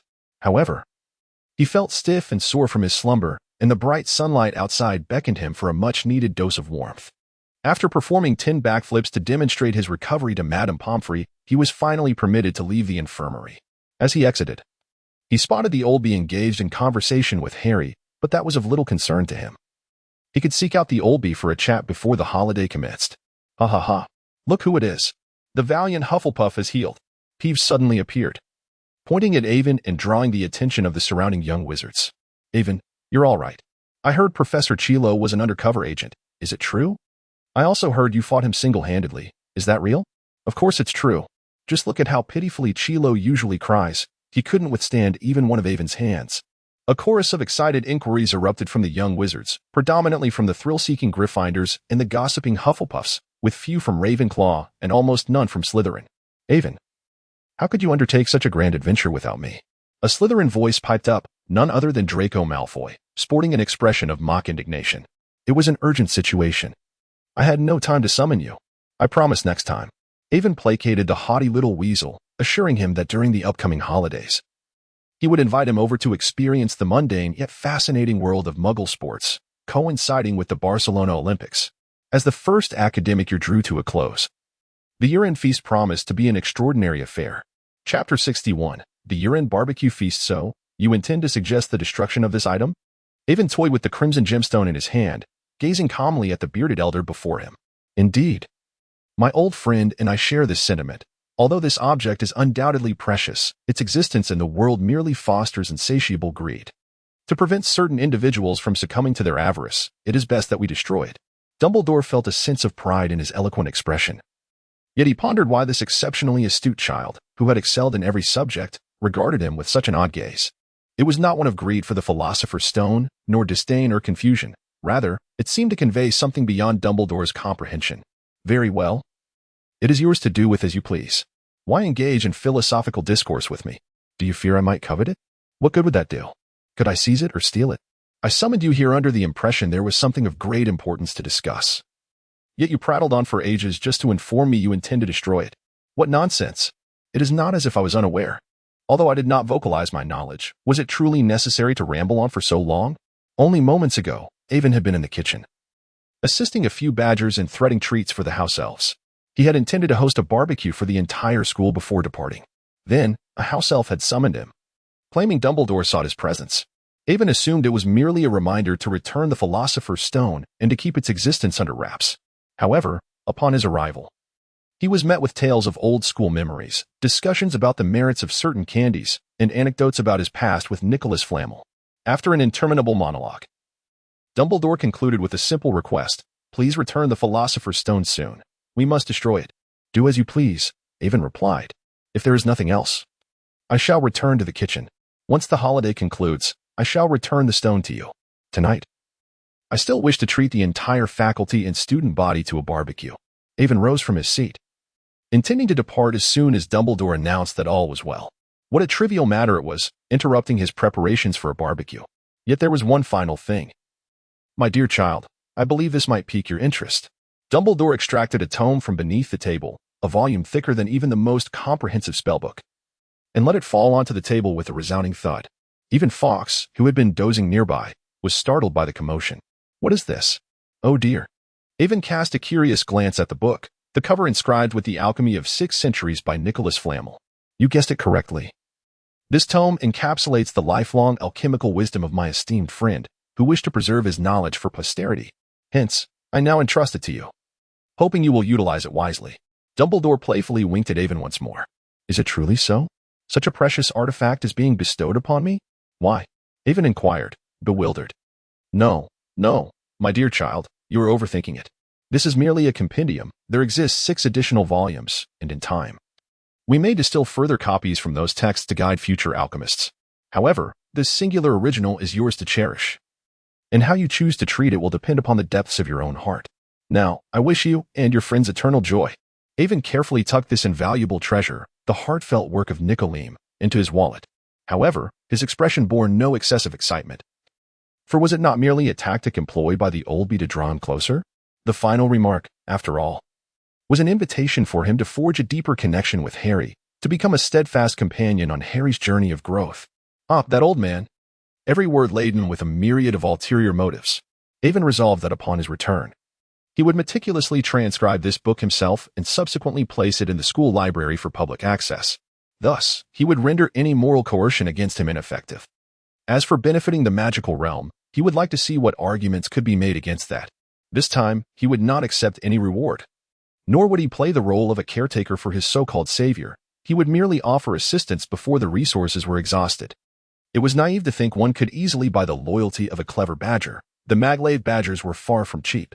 Why should he engage in such thankless labor? He was not the prophesied child, after all, so why exert himself so? The entanglement formed this time could be resolved by his own means in the future. There was no need to place all hope on Harry. Moreover, there was still the Sword Saint to consider. Besides, the demonic spells in the comprehensive spellbook were beyond his current capability to learn. In the Great Hall, the time had arrived for the annual Academy Cup Awards ceremony. At this moment, the points hourglass indicated Slytherin leading with 472 points, while Gryffindor trailed at 312, Hufflepuff held 352 in third place, and Ravenclaw secured second with 426 points. The Badger had encountered professors too many times during late-night snacks. No matter how careful, there could be missteps, especially with so many Hufflepuffs around. Slytherin erupted in jubilant cheers, with Draco standing up to flash a victory sign at Harry and his friends, his expression as smug as ever. Anyone would have wanted to zap him with a jolt of electricity. However, I feel that a recent event must also be taken into account. Here it comes. The old B segment of love points is upon us. Yet, Avon had no inclination to listen. He slumped over the table, his stomach protesting with gurgles. Yes, he was hungry. And now, the final recipient, Mr. Avon Maglev. Upon hearing his name, Avon shot upright in surprise. As one who had traversed 6 perilous trials and bravely intervened to save his classmates in times of crisis, ultimately triumphing over evil, I am pleased to award Hufflepuff an additional 100 points. The hall erupted in cheers once more. Even Draco, who had just witnessed the Sword Saint snatch the Academy Cup from Slytherin by a mere 10-point margin, emerged from his stupor to applaud Avon. Although the Badgers clapped as well, their enthusiasm paled in comparison to the other houses. The small Badgers surrounding Avon cheered heartily to express their joy for him. However, the collective sentiment among the Badgers was that even with 100 points added, they would still be at the bottom. They would rather have the food served promptly, as that would be the best reward. Regardless, Gryffindor had secured the Academy Cup, and the hall's banners transformed to display the golden red lion. All right, children, the feast begins. Huzzah! This time, the Badgers' cheers were genuine and heartfelt. Rectangular barbecue grills, igniting with charcoal, appeared on the long tables, sizzling with skewers of meat, while surrounding platters were piled high with raw skewers and several trays of already grilled delicacies. Additionally, there were plates of sliced fruits and vegetables, alongside jars of seasonings and barbecue sauce. For those with a sweet tooth, honey and sugar were also available, while house elves assisted students and professors in mastering the art of grilling, since Avon was unaccustomed to the peculiar pumpkin juice. He had arranged for his family to send over soda and various fruit juices, had it not been against the rules for young wizards to drink alcohol. He would have even requested beer. Hey, Hufflepuff, dig in. With delectable fare before him, Avon disregarded all notions of decorum, flinging off his robe and bellowing as he seized a skewer of pork belly to commence his feast. As Hufflepuff badgers, the students quickly mastered the grilling techniques, even employing magic to achieve their desired flavors. Hufflepuff was indeed adept in culinary magic. Children, let us once more cheer for Avon, who has brought us this delightful culinary experience. With a mouthful of honey-glazed plum skewers, the old bee felt as though he might take flight with joy. In that moment, he thought of his old friend far away in Numengard. Perhaps he should bring some barbecue to share. Avon for the win. The hall resounded with cheers from all houses in honor of Avon. This barbecue experience was entirely different from anything they had known before, opening the door to a new culinary world, and their praise was heartfelt. On the Gryffindor side, Harry had come to understand why Avon had been so elusive since that fateful night. It turned out Avon had been researching the barbecue for tonight. Ron, with a skewer in each hand, was dripping with juices, while even Hermione munched like a little hamster, her cheeks puffed out. Harry was similarly absorbed, but the thought of returning to the Dursleys soon dulled his appetite. Yet, gazing at his friends' joyful faces, he cast aside that thought. At least he would enjoy this final moment of happiness before the year ended. On the Slytherin side, Draco too abandoned his usual aristocratic demeanor. With a simple cleaning spell, he dispelled the hair gel, avoiding a repeat of the sticky disaster from their last hot pot outing. People were all the same. Even the typically aloof Slytherin would find joy in delicious food. Yet, amongst the Slytherins, a cold glare fixated on Avon's frenzied consumption. It was Carlo.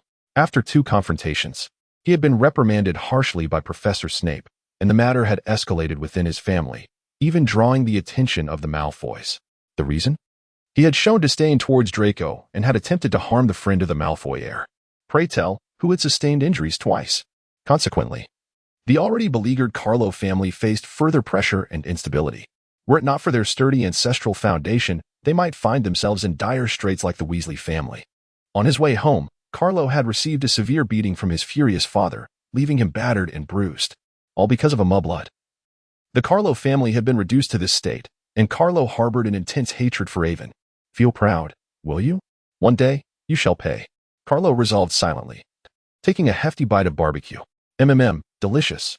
P.S. For those familiar with the original work, Carlo is indeed from the family of the Death Eater siblings. The young master now finds himself aligned with the protagonist, but someone must still carry out the tasks. To clarify, Carlo is in his 2nd year and will serve as a suitable antagonist, but will need to be kept under wraps until Voldemort's return. The reason for revealing this character's antagonistic nature so early is that I've noticed some readers are quite impatient. Alas, I can relate to that. So to spare you from any further torment over your impatience, I decided to share this little tidbit. Chapter 62. Heading home as the feast continued, Harry, Ron, and the others approached the Hufflepuff table in search of Avon, skewer in hand. Avon, I'm afraid you might also be under Voldemort's scrutiny. What will we do if he returns? Harry inquired, a note of concern in his voice. He had been wanting to discuss this matter with Avon for some time, but had been unable to catch him. He felt compelled to ask before the end of the term, or he would not find peace during the holiday. Isn't there me? Draco suddenly chimed in. If that day truly comes, I will utilize the Malfoy family's influence to hide Avon. Well, how do you appear out of nowhere like that? Ron was nearly startled into dropping his skewers. Humph. The young master raised a proud chin, clearly still brooding over the missed opportunity of the house cup. Indeed, Evan, do you not harbor any concerns? Ignoring the 2 mischievous children, Hermione remained focused on Evan's well-being. As for the other badgers, they had grown numb to this band of intruders. Initially, there was some resentment, primarily because they felt that with so many Hufflepuffs already present, these few were merely here to mooch off our food. One would think they could have the decency to bring their own dishes. I'm not afraid. If resurrection were so simple, wouldn't there be old dark wizards lurking everywhere? Why do you youngsters ponder such things? Isn't it exhausting? Focus on your meal. Otherwise, how could you do justice to the grand barbecue feast I have so meticulously prepared? Avon paid no heed to the group of children nearby, engrossed in flipping the chicken wings in his hands. When the time seemed right, he brushed on a layer of barbecue sauce, the aroma intoxicating. Overwhelmed by the deliciousness, he even began to hum a tune. When the house is ablaze, I snap a photo. When life is chaotic, I simply sleep. In the face of calamity. Ignorance is bliss. If it comes down to it, I'll just hang myself. Today's troubles can wait. Tomorrow is another day. I relish living this way. Not letting anything weigh on my heart. This song, embodying a carefree attitude towards life, was hummed in English by Avon, perfectly encapsulating the ethos of Hufflepuff House. Initially, it drew little attention, but after he hummed it a couple of times, the nearby badger was captivated, gradually learning the essential lines and joining in. Before long, the entire Hufflepuff common room was infected by this catchy tune, all participating in the peculiar sing-along. In an instant, a joyful atmosphere of carefree abandon spread throughout Hufflepuff, easing the worries of Harry and his companions, even affecting the rather displeased Draco, who set aside his grievances to join in the merriment. This was how it should be. Enjoying barbecued delights and singing was precisely what the Badgers were meant to do. Reflecting on the frenzied efforts of the past few months, Avon could hardly believe such a scene unfolded before him, a Hufflepuff amidst such revelry. Were it not for the ultimate victory, he would hardly exhaust himself to such an extent. Time must indeed be partitioned wisely. One ought to balance work and leisure, relax the mind, alleviate stress, and maintain a wholesome diet to avoid balding in middle age. With this thought, the image of his grandfather, whose head shone brilliantly under the electric light, resurfaced in Avon's mind. Perhaps he should remind his grandfather to look into some hair restoration potion from the wizarding world. After the feast, the Badgers, with bellies round and full, ambled in groups toward the cozy Badger den. They needed to return early to digest and pack for their departure the next day. I truly wish I could remain at Hogwarts forever. Avon heard Harry's sorrowful voice behind him as he sauntered toward the dormitory, leisurely chewing on a toothpick. Oh, foolish child.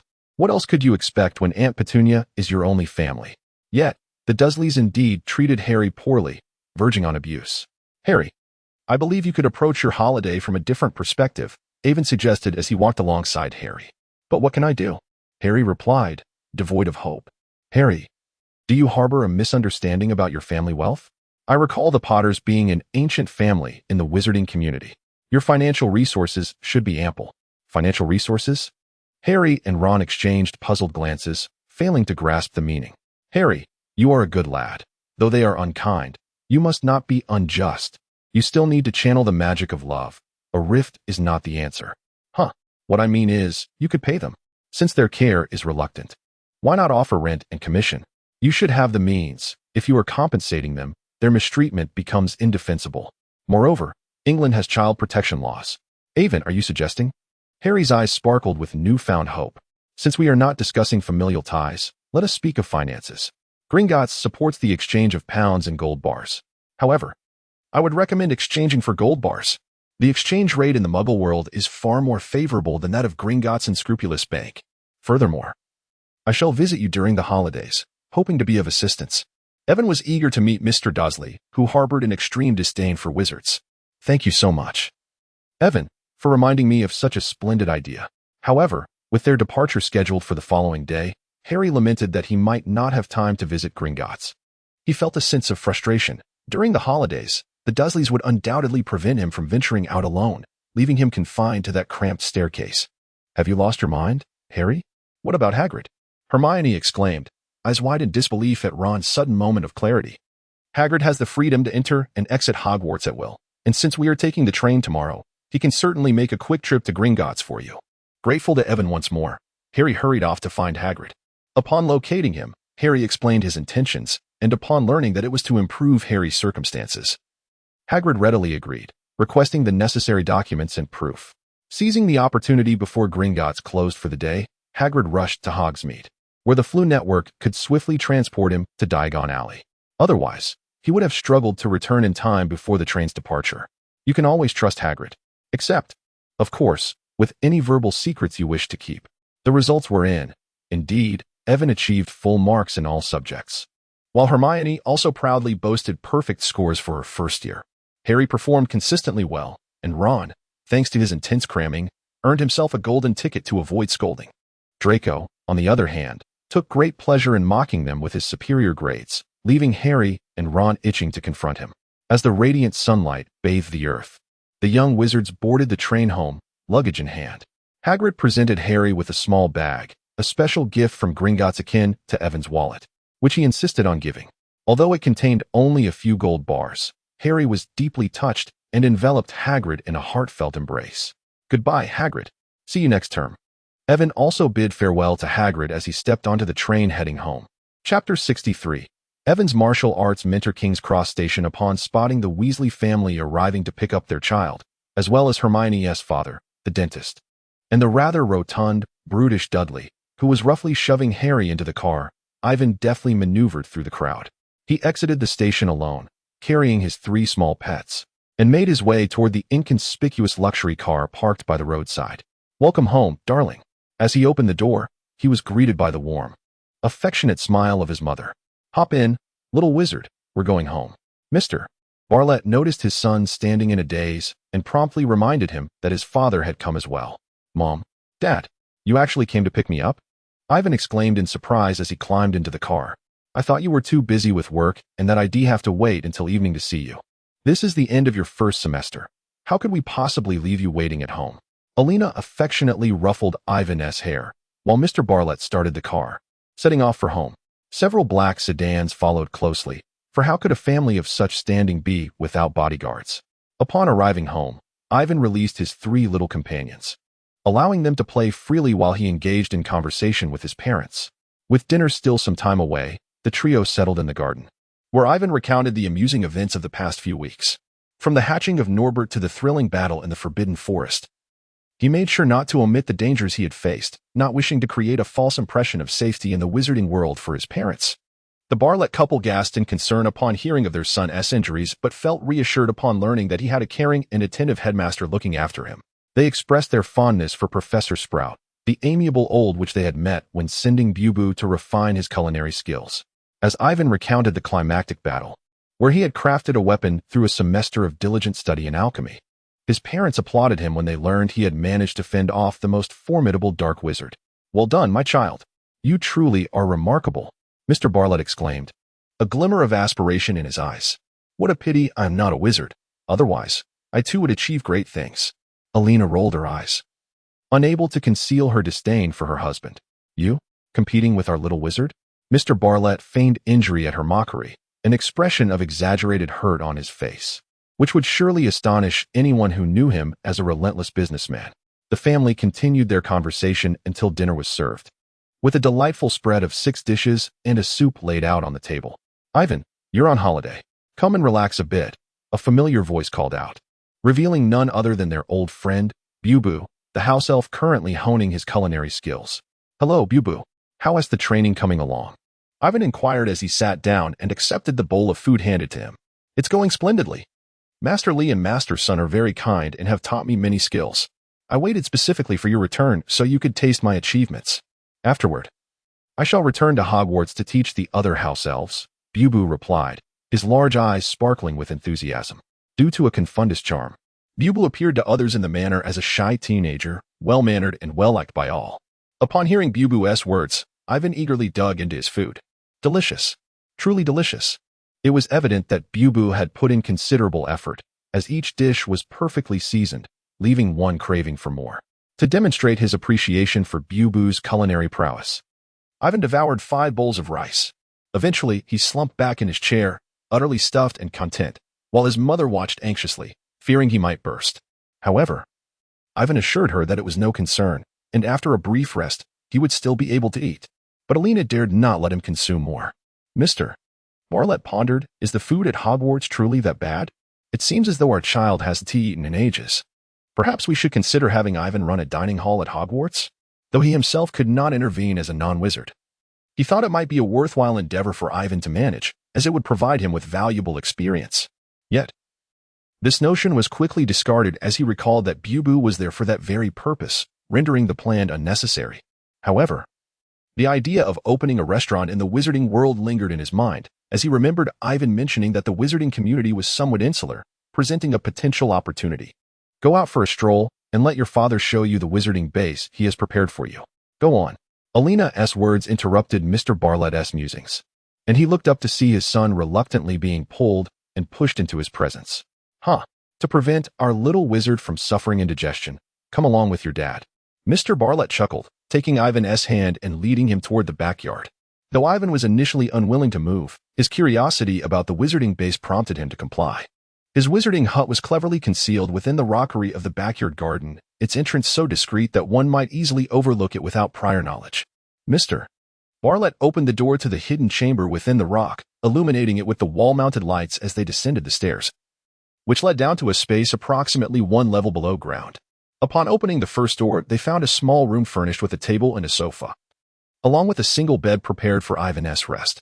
It was compact yet sufficient for relaxation.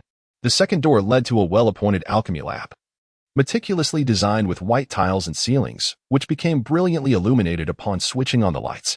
To the left, rows of display shelves awaited materials, while 3 workbenches reminiscent of those seen on television occupied the right side. An office desk was also present, adorned with a small lamp, a bottle of ink, and a stack of white paper. The room was well ventilated and equipped with fire safety measures, revealing Mr. Bartlett's thoughtful attention to detail. "Wonderful, Dad. I love it," Ivan exclaimed, showering his father with affection after touring his future laboratory. Following this, Alina brought forth yet another piece of delightful news. "We've found a martial arts master for you. Absolutely reliable. He just replied to me, expressing his willingness to teach you throughout the summer." "Really? That is fantastic, Mom. What kind of master is he?" Ivan asked eagerly. "Well, he seems to be quite accomplished in various disciplines, a true expert. I believe he is a disciple of some sea emperor. I can't quite recall the details." Hearing this, Ivan paused, cautiously inquiring, "Do you remember his name?" "Of course. He mentioned that we should call him Lai. You can refer to him as Master Lai when the time comes," Alina smiled. Little did Ivan know. A tempest of emotion surged within him at the mention of Master Lai. Master Lai? Chapter 64. The Sea King? As night fell, Ivan lay in bed, restless and unable to sleep. With a swift kick, he cast off the covers and sprang upright like a fish leaping from the water. His mind was preoccupied with the words of his beloved mother regarding a master named Lai. The image of a muscular man with bronze skin and a long braid, a paragon of Chinese martial arts, filled his thoughts, only to be interrupted by the vision of a devilishly muscular figure, grinning like a fiend. It seemed that the world of Harry Potter had never heard of the Fonma aliens, had it? Could it be that his possession of a compendium of spells had inadvertently collided with some bizarre alternate reality? Surely, such a notion was preposterous. He was frightened. After all, even the mightiest of Fonma aliens were mere carbon-based life forms, bound by the physical realm. One well-placed strike would render even the most formidable opponent helpless.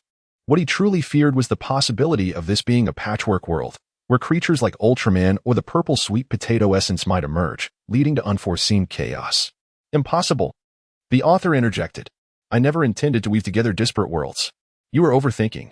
This narrative will solely evolve upon the foundations of wizards, magic, and related themes." The dimensional barrier, once again, stretched as the boundaryless author departed. Ivan retrieved the golden elixir he had meticulously refined over several months from his luggage.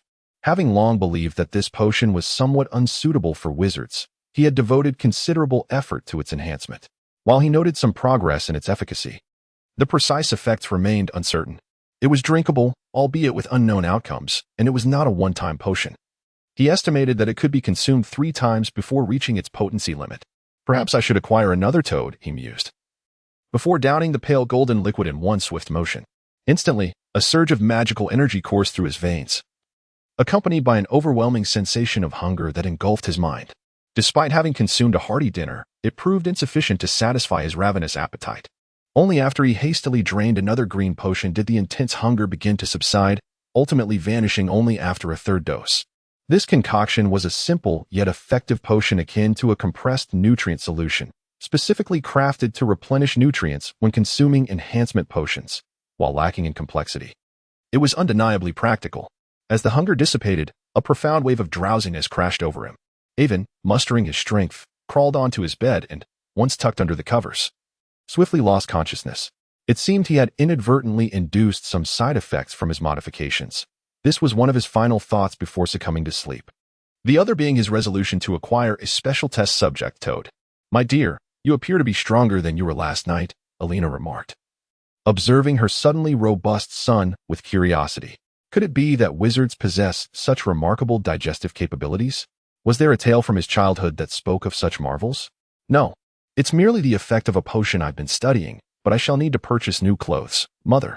Ivan felt discomfort as he tugged at his trousers, for his undergarments had become rather snug. All right, shortly I shall have someone come to measure your size. Bear with it for now. Alina, on the other hand, was quite pleased, for at least her son had grown taller and more robust. Ahem, dear son, do you still possess that potion? Might you spare me a dose? Barrett leaned in, playfully raising an eyebrow at his son. Indeed, I have some, but I am uncertain of its efficacy on ordinary individuals. Once I have completed my experiments, I shall provide you with some. He had no desire to use his father as a test subject. Entrusting others with his concoction felt precarious as well, surely. He could not resort to capturing vagrants for experimentation. That would be far too American.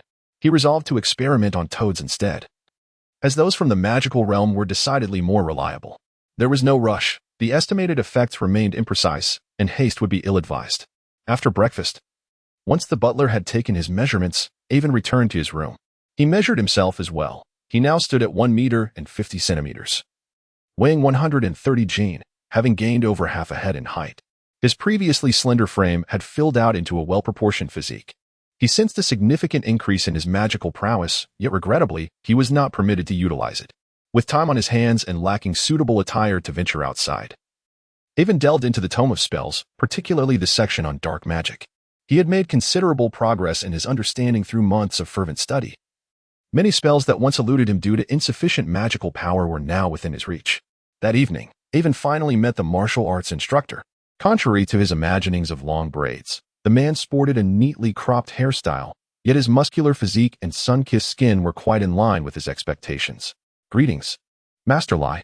I entrust you with my training during this summer vacation. Avon greeted him in fluent Mandarin. Wow, this child speaks Mandarin quite well. Master Lai expressed his surprise. This little foreigner speaks fluently. I was worried he might not understand certain technical terms. Had it not been for the generous compensation offered by this family and his urgent need for funds, he would hardly have entertained the thought of teaching a foreign student. To his astonishment, dinner was served with an exquisite spread of authentic Chinese cuisine, and through their conversation, he found that aside from the child's appearance, he bore little resemblance to a foreigner, which eased some of the barriers between them. Alien from the Vama star? What is that? I have no idea what Vama is. I am no Sea King. I hail from the Central Plains. My master is named Hai Huang, a true expert. The child's incessant questions were nearly overwhelming for Master Lai. Seeing that he had nearly befuddled his earnest instructor, Avon decided to relent for the time being. At least he had confirmed that there were no aliens from Vama. How unfortunate. Master Lai indeed possessed remarkable skill. His seemingly soft and effortless punches carried a force that, Avon surmised, would send him to St. Mungo's for healing with a single blow. Master Lai then demonstrated various weapon techniques, inquiring which one Avon wished to learn. Avon opted for the art of swordsmanship, favoring more forceful techniques, particularly the offensive spells of dark magic, which he found to be more effective when wielded with a dagger rather than a sword. Might I explore other options? Certainly, it all depends on your ability to retain the knowledge. Master Lai regarded Avon's training as a mere pastime, yet, embodying the spirit of a true mentor, he would impart his teachings with utmost seriousness. However, he could not guarantee the extent of Avon's learning, given that it was merely a summer's practice. Avon selected 2 sets of martial arts techniques, one long and one short, as part of his training regimen. He did not aim for perfection in a single practice session. Rather, he focused on memorizing the moves and techniques, intending to refine them gradually over time. Let us not forget, he is a mage. He has already discovered several methods to aid in his training, merely awaiting the activation of his martial skill points. He eagerly anticipates the days when he will wield his blade while casting spells. Physical Avada. Chapter 65. Greetings. Dudley's Master Lai was quite strict, initially intending to teach Avon the fundamentals. However, he soon realized that Avon had prior experience and his physical capabilities exceeded his expectations. Based on his experience, at Avon's age, one would not typically possess such an impressive physique. Little did he know that Avon had resorted to performance-enhancing substances. Each day, Avon's schedule was fulfilling. Master Lai's teaching approach was not one of relentless practice, since Avon no longer needed to work on the basics. The sessions consisted of guiding him through techniques and correcting any improper stances. Very well, we shall conclude our morning practice here. We will continue this afternoon, Master Lai announced, signaling the end of Avon's morning training. All right, Master Lai, shall we go for a meal? Avon wiped the sweat from his brow, feeling an urge to shave his head. The reason for this impulse was the heat generated by his thick hair after vigorous exercise. However, He reconsidered, deciding that a bald head might not suit him. "Father, I am going to a classmate's home today. Have you prepared everything for me?" After breakfast, Avon sought out his father, who was working from home. The holiday had commenced 10 days prior, and he wondered how Harry was faring. Out of humanitarian concern, he felt it was best to pay a visit. Moreover, he was curious to see how the arrogant and irascible Dursley would respond to his wizarding identity. He had long harbored disdain for him, and now his curiosity could no longer be contained. "Everything is ready. I have asked Henry to accompany you. Please be cautious," his father replied. "Thank you, father." Avon took the documents his father handed him and proceeded to the garage, while Barrett called Henry. Henry was the captain of their family's security team, and today was a shift. He had been employed at the Maggrave household for over a decade. "Shall we depart, Uncle Henry?" "Certainly, young master. However, you must exercise caution. Brian is not to be trifled with. I hope he recognizes his place and refrains from harboring ill intentions toward you," Henry earnestly advised. He won tea. If he is wise, he will know how to behave. Brian was a member of the local gang operating in Surrey, and the Dursley residence happened to fall within his territory. Given his status, it was likely that Dursley had heard of Brian, perhaps even met him. Although Brian's influence did not extend to extorting protection money or terrorizing the streets, his presence still posed a significant threat to ordinary citizens. What Evan intends to do is to have Brian speak with Dursley whenever he behaves rudely towards him, believing that this approach might elicit a more courteous demeanor from Dursley. A procession of black cars departed from Maggrave Manor, heading towards Surrey. At the corner of Yew Road, 3 black sedans idled at the roadside, surrounded by several thuggish men in suits, seemingly awaiting someone's arrival.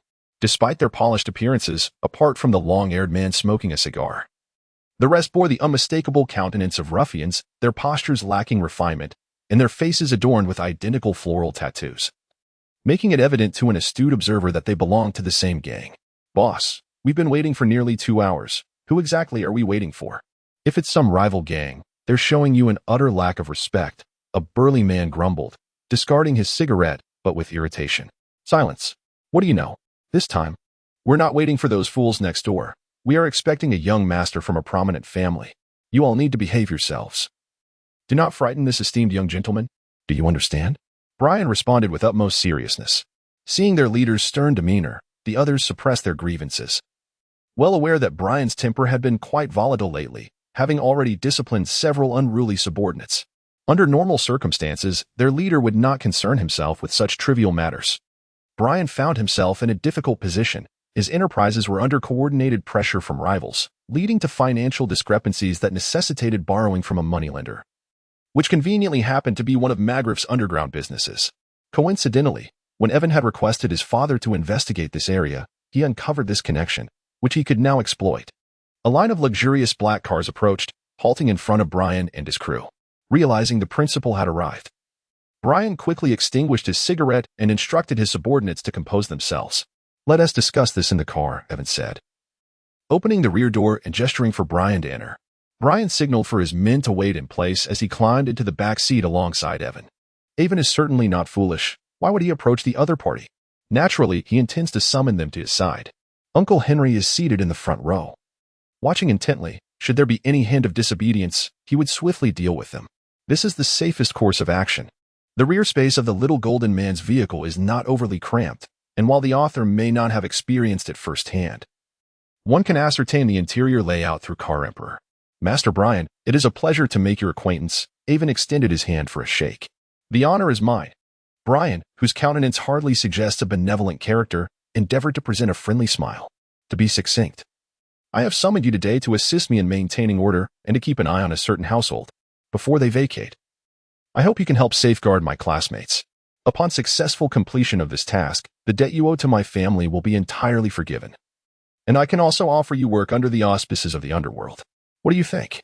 I spoke plainly to reveal my intentions and to gauge Brian's attitude. If he were to haggle under such circumstances, there would be no need to continue the discussion. The underworld is one of the clandestine operations of the Maggrave family. After all these years, a family of such stature must have individuals to handle the less savory tasks. Though not as formidable as the Mafia, it holds a name in the underground realm. It would be foolish to reject such an advantageous proposal. Brian, at best, is merely a petty thug, hardly worthy of regard. Now, having allied with someone of true significance, he could easily overpower the local ruffians. "I am willing. I am most grateful for your recognition, Master Magrave. Your willingness is appreciated. Shortly, I shall escort you to the household, but refrain from speaking for now. Should the owner exhibit rudeness, a courteous greeting will suffice. Not a problem. In this area, few are unaware of my name, so rest assured, Master. Brian gradually transformed into a sycophant. Avon, recognizing the young man's astuteness, returned to him the proof of his debt and informed him that soon a representative from the underworld would reach out to him. This news delighted the ruffian as if he were a child. Subsequently, Avon briefly explained the circumstances surrounding the Potter family and his intentions, emphasizing that he did not require constant oversight, merely the occasional reminder to ensure that the Dursleys did not lose their composure. Once everything was clarified, Brian affirmed that there would be no issues. Brian instructed his underlings to follow suit, and a convoy of vehicles pulled into Privet Drive, halting in front of number 4. The local residents, upon witnessing this commotion, poked their heads out to observe the unfolding drama. Among them was Mrs. Figg, the vigilant informant for Professor Dumbledore, who pondered whether she should seek assistance from him, as this gathering of suited men hardly appeared benevolent. As they disembarked with a gift box in hand, Henry and Brian trailed behind. Before they could ring the doorbell, a thunderous roar erupted from within the Dursley household. "Control your infernal bird, boy. If I hear another peep from it, I shall stew it." Harry's temper simmered beneath the surface. "If you could let it fly a few laps, I assure you it will cease its incessant racket," he retorted, stifling his anger. "Listen here, don't presume that because you've paid, I will tolerate your association with those peculiar beings. You can enjoy your stay in this house, but I will not allow you to engage in your fanciful tricks within my home." Vernon Dursley's imposing figure resembled a frenzied bulldog.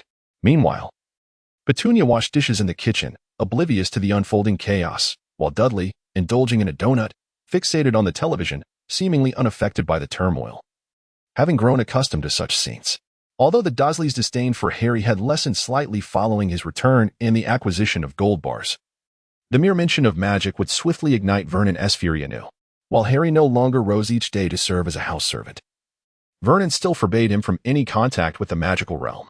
Though Harry could occasionally intimidate him with the prospect of magic, he dared not wield it, allowing Vernon to quickly forget any fear and continue his mistreatment. Ding dong. Harry was about to articulate a thought when the doorbell interrupted their quarrel. "Go answer the door," Vernon commanded. Harry huffed but complied. "Hello, Harry." Avon's smiling visage appeared at the threshold. "Avon, you truly came to see me," Harry exclaimed, his excitement palpable. Nothing could bring him more joy than interacting with anyone from the magical world.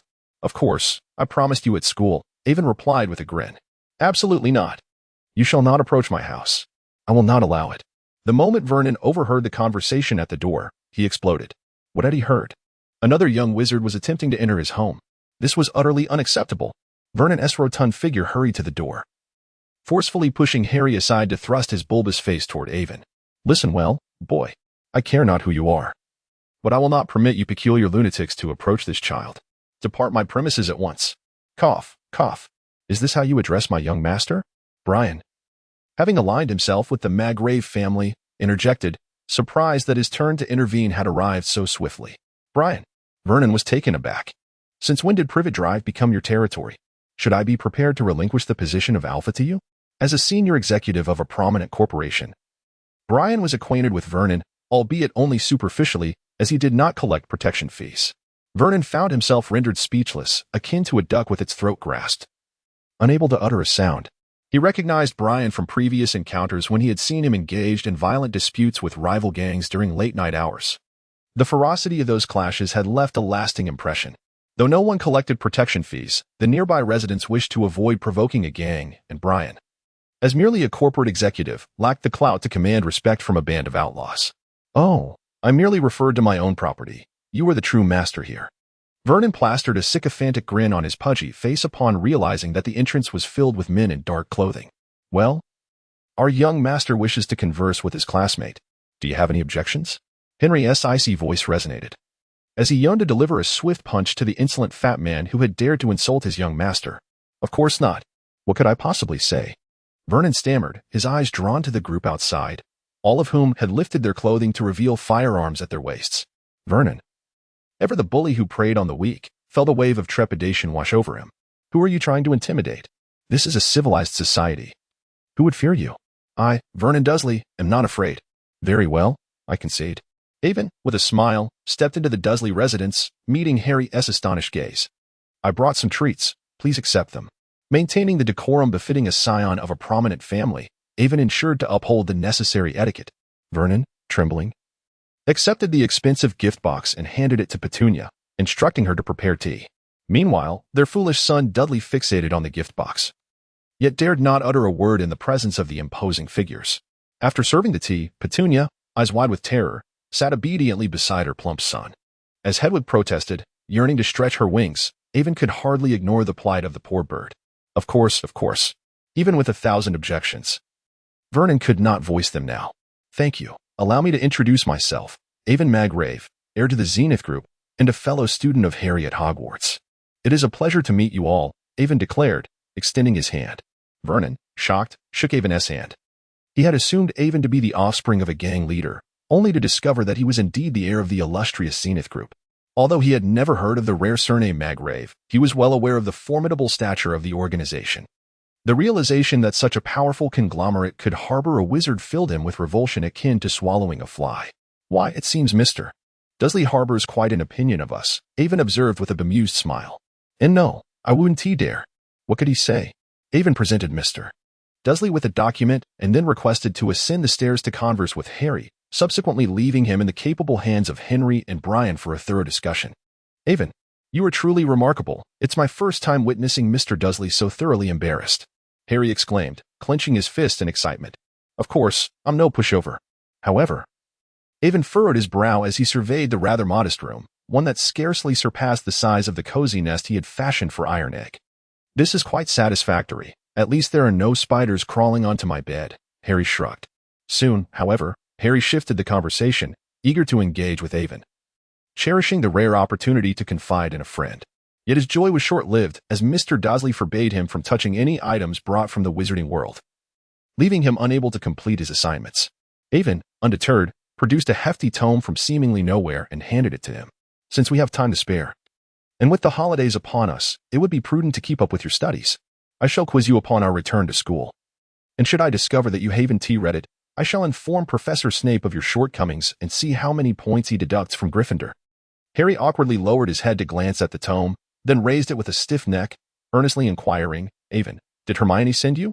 After reminiscing for a while, Avon shared his holiday itinerary with Harry, indicating that he might not be able to visit again, and that their next meeting would have to be at school. Upon hearing Avon's plans, Harry felt a surge of happiness and, out of sympathy, expressed that he didn't mind. He was simply delighted that Avon could visit him even once. Mr. Dursley, I trust you have reviewed the document I provided. I hope you will handle it diligently. After all, Glaring Corporation is not lacking in executives. Wouldn't you agree? Indeed. Young Master Avon is quite right, Mr. Dursley replied, his smile genuine this time. As the advantages conferred by the document were substantial, who wouldn't be pleased with a profitable opportunity?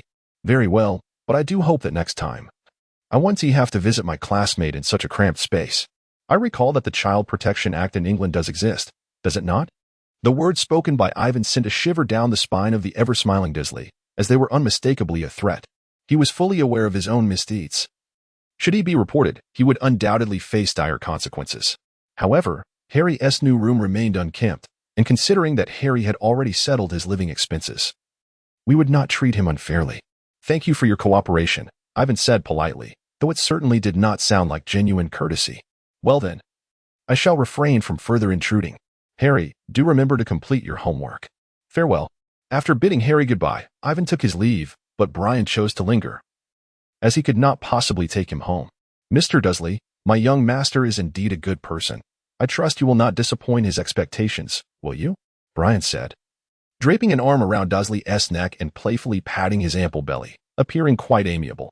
Of course, with such a substantial order from Master Ivan, how could I possibly let him down?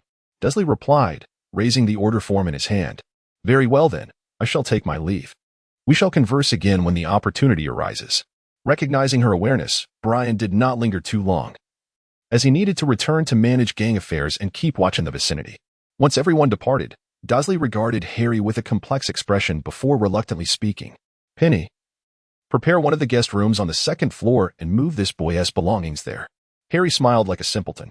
Dudley, now that everyone is gone, can I have that box of snacks? Master certainly treats his classmates well, even going to bat for him. It truly is a stroke of luck to be his peer. With hundreds of thousands in bills and equally substantial business orders, they were dispatched without hesitation.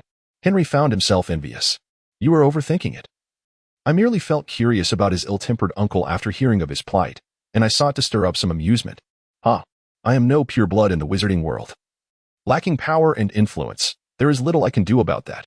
In the mundane realm, however, I possess wealth and authority. What is wrong with asserting my presence? Seeking amusement is not a crime. Isn't Dursley averse to wizards? We are wizards too. Let him test my patience. I relish the sight of him disliking me yet being utterly powerless against me. Henry mused, to seek entertainment, spending nearly $1 million. Indeed. The world of the young master is beyond our comprehension. Well, it was he entirely for naught. The orders given to Dursley are merely collaborations with companies under their family's umbrella, so ultimately, they will reap the benefits. Dursley merely has an opportunity to boost his performance. That money is not for him. As for Brian, it was akin to purchasing the underground territory of Surrey's gangs. In truth, he faced no losses. A certain headmaster aptly remarked, he is wealthy, not deranged. Chapter 67. Watching the Olympics with the little dragon. Time passed swiftly, or rather, it flew by due to its fulfilling nature.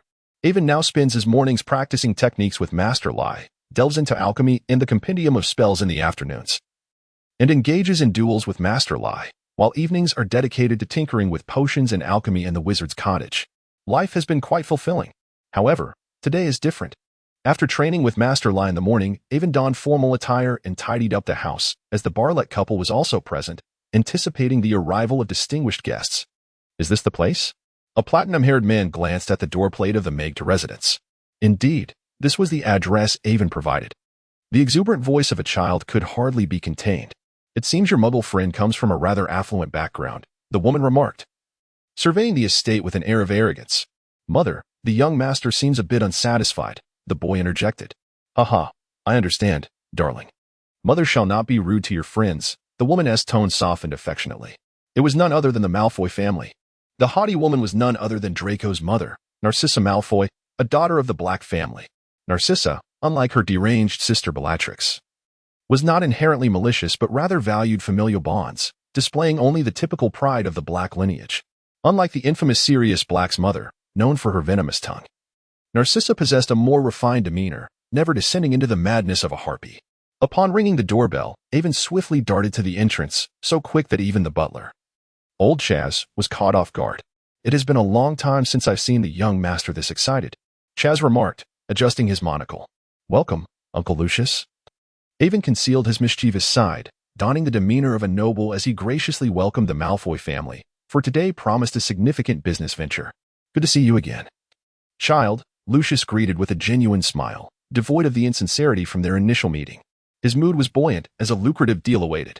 After exchanging pleasantries with Narcissa, Avon led the family to the parlor, where the Bartlett couple was already prepared to receive them.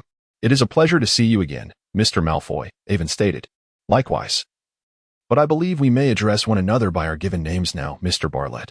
This is my wife, Narcissa. A pleasure to meet you. Narcissa graciously acknowledged her husband's business intentions, tempering her arrogance. After introductions, leaving the adults to converse, Avon took Draco to his room while Alina accompanied Narcissa, allowing the two powerhouses to engage in their discussions. The focus of their meeting was the pet industry. The wizarding world showed little regard for the supplies of pets such as owls and toads, leading to small workshops or pet shops crafting their own treats for sale. In Diagon Alley, there existed only one magical creature shop and an owl shop, lacking a formal industry chain for profit. As the types of pets in the wizarding realm were limited and generally robust magical beings, resulting in fewer individuals who cared for pets. Take the Puffskein for instance. Despite its adorable appearance, it is a scavenger, easily sustained by leftovers, thus requiring minimal care. However, in the market, the absence of direct demand necessitates a strategy of hype. Even a mere cup can be sold at a premium, and the burgeoning pet market of the 21st century stands to be a lucrative industry in the wizarding realm. How challenging could it be to generate interest? As a major capitalist in the wizarding community, the Malfoy family could effortlessly dominate this market. For speculation is a game of capital. Given the established factory of the Magra family, once the Malfoys organize a complete industry chain in the wizarding world and monopolize it, the galleons would inevitably flow in.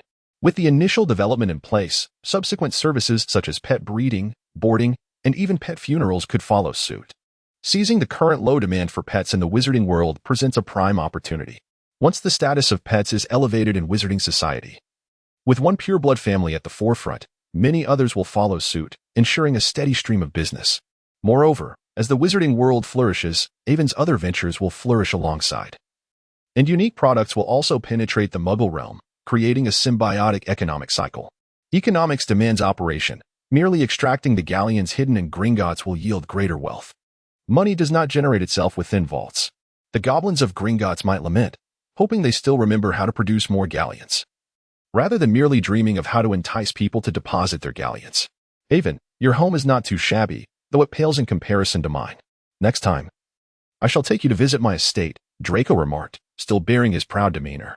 Avon, accustomed to such remarks, replied, I look forward to experiencing the historic Malfoy estate. However, Draco's assertion held merit.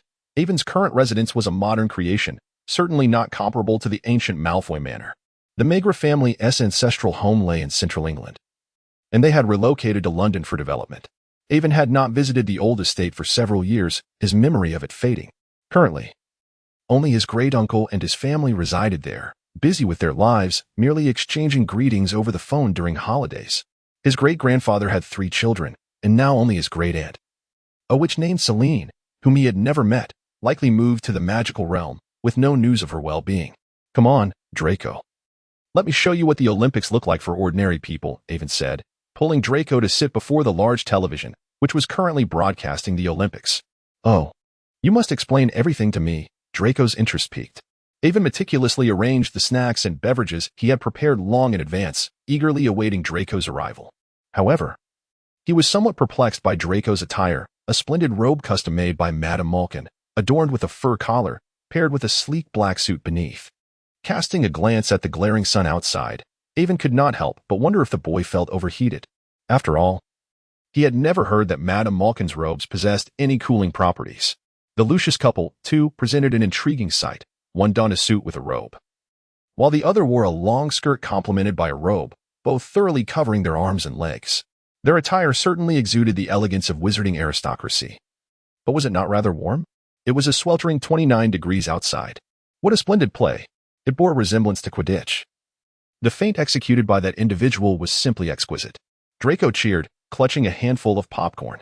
Avon did not respond to Draco. Instead, he massaged his jaw while vigorously sipping the orange juice through the straw. Not only did he have to elucidate the rules and intricacies of the competition to this lad, but he also had to address his myriad peculiar inquiries. After an hour, he felt as though he had expended a week's worth of conversation, leaving his jaw aching. Had he foreseen this, he would have dispatched a box of sports magazines to the boy before the holiday commenced. Avon, look at this. It's quite reminiscent of Quidditch, though they aren't riding brooms and there's no golden snitch. Avon cast a glance, realizing that Draco was referring to the rugby match, which indeed bore a striking resemblance. Draco chattered incessantly, his excitement palpable as it was the first time he had encountered such a plethora of gameplay previously. He had held the Muggle world in disdain. Reflecting upon it now, he felt a twinge of regret for not having discovered this sooner, as it would have spared him from missing out on so much joy. After watching the broadcast of the match, Avon engaged Draco in a video game. Initially, Avon contemplated gifting him a Nintendo. However, he reconsidered, knowing that the Malfoy ancestral home was likely imbued with numerous protective enchantments. Much like Hogwarts, it possessed an abundance of magic and a peculiar magnetic field that rendered electronic devices ineffectual within its confines.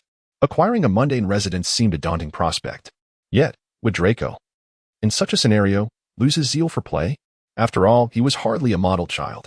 Avon, meanwhile, kept glancing at the clock. Dinner was fast approaching, and the evening's feast promised to be lavish. However, as he surveyed the table littered with bags of chips, shrimp chips, and popcorn, alongside Draco who was clutching a large bucket of cola, he wondered if this foolish boy would have room for more. Avon, on the other hand, had no such concerns. His enhanced constitution allowed for swift digestion, enabling him to indulge even after being satiated. Chapter 68. The deal is sealed. Inviting Malfoy to dinner here?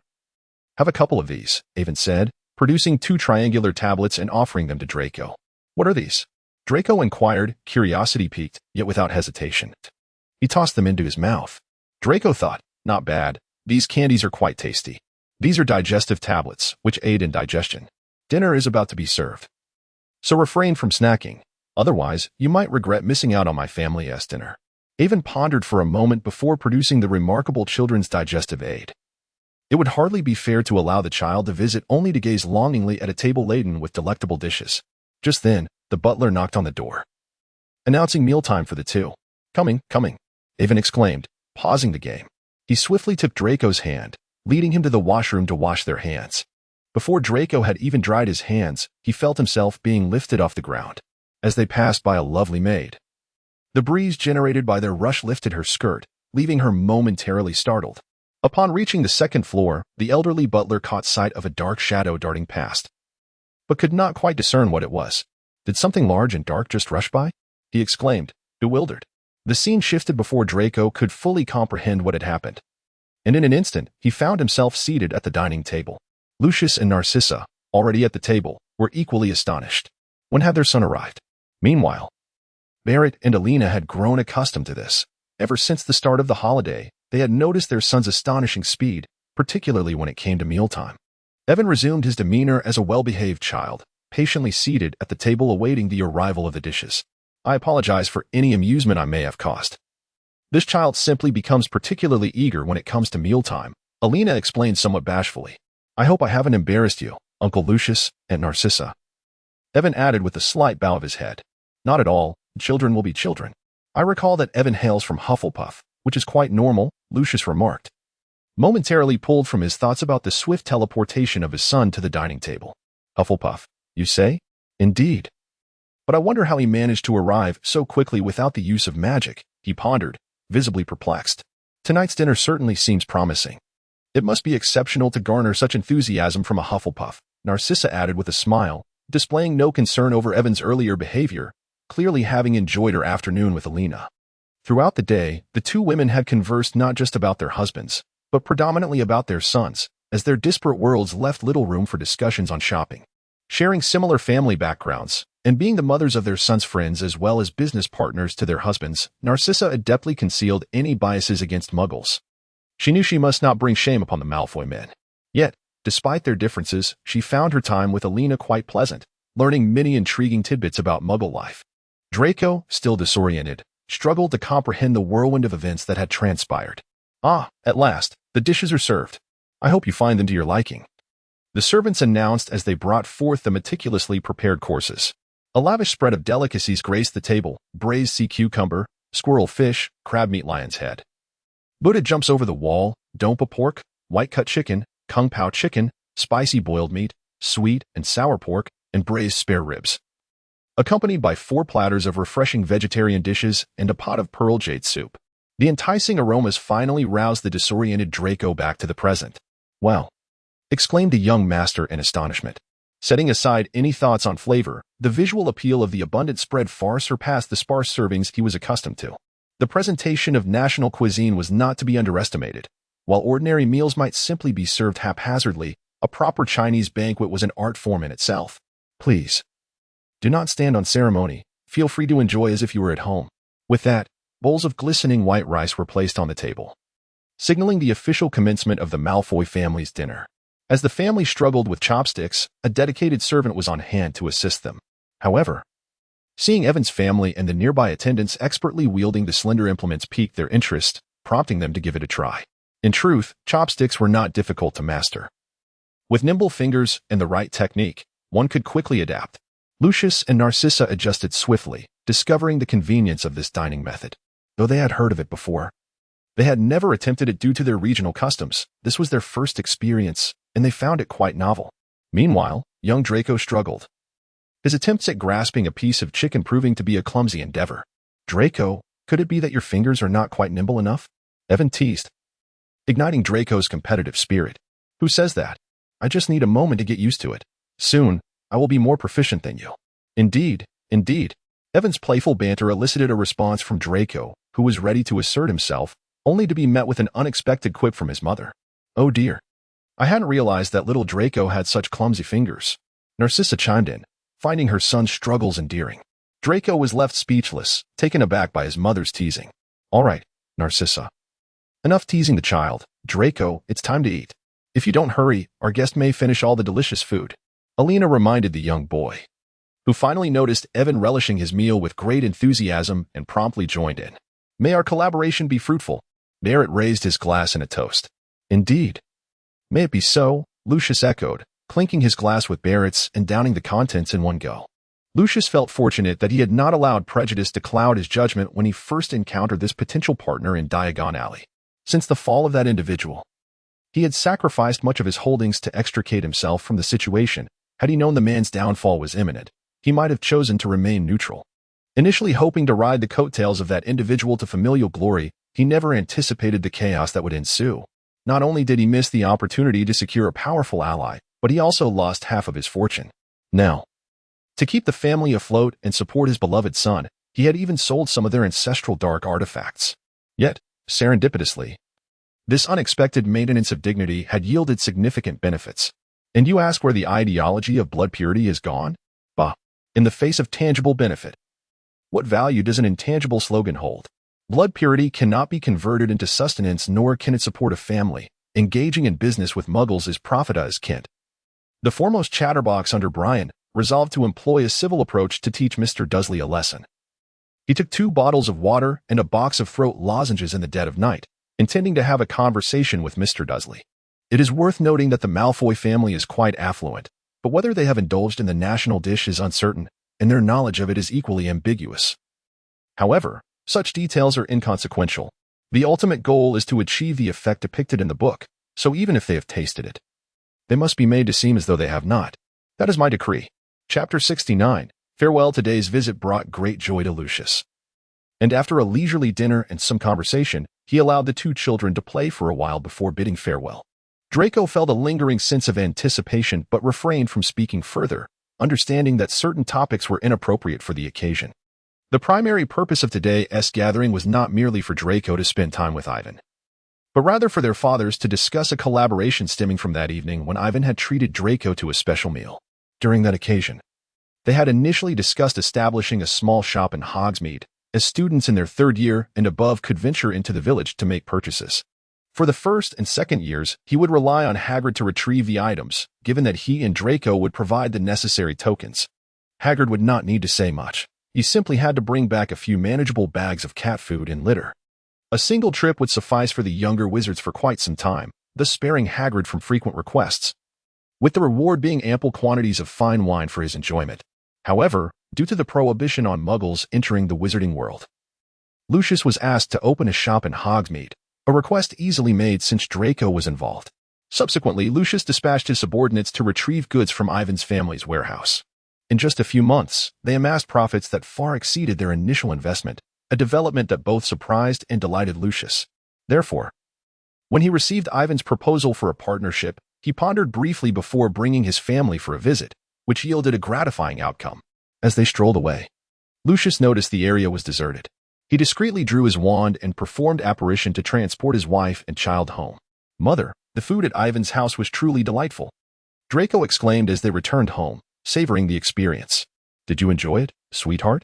If so, we might inquire whether Dobby could learn a thing or two, Narcissa mused, also finding the meal quite satisfactory. No need for that, Mother. Ivan informed me that he has already taught the Hogwarts house elves, so Dobby can learn there, Draco replied, brimming with excitement. Ah, that would indeed be more convenient.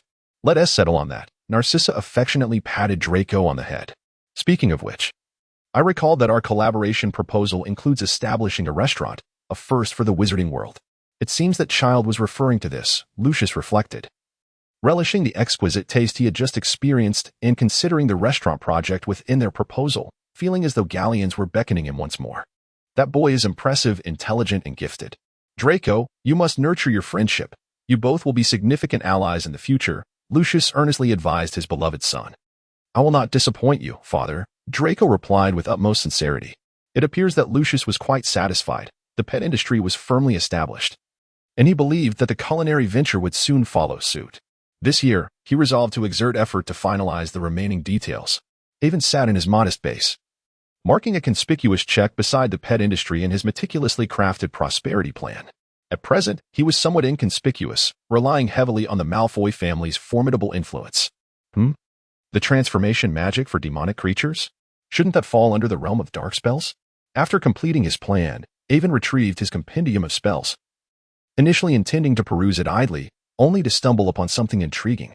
During this vacation, he had endeavored to create numerous spells documented within, filling 3 large boxes with vividly colored glass vials, each meticulously labeled. These were the successful creations as per the tome's instructions, while many failed attempts had been discarded.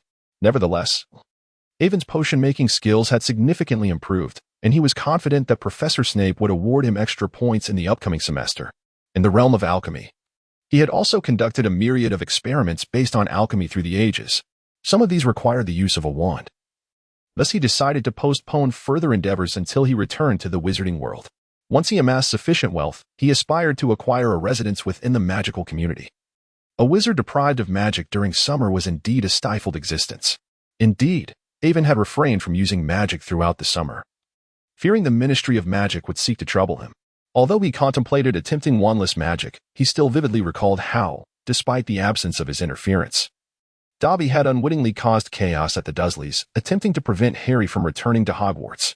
However, even without a wand, Harry had received a warning letter from the Ministry.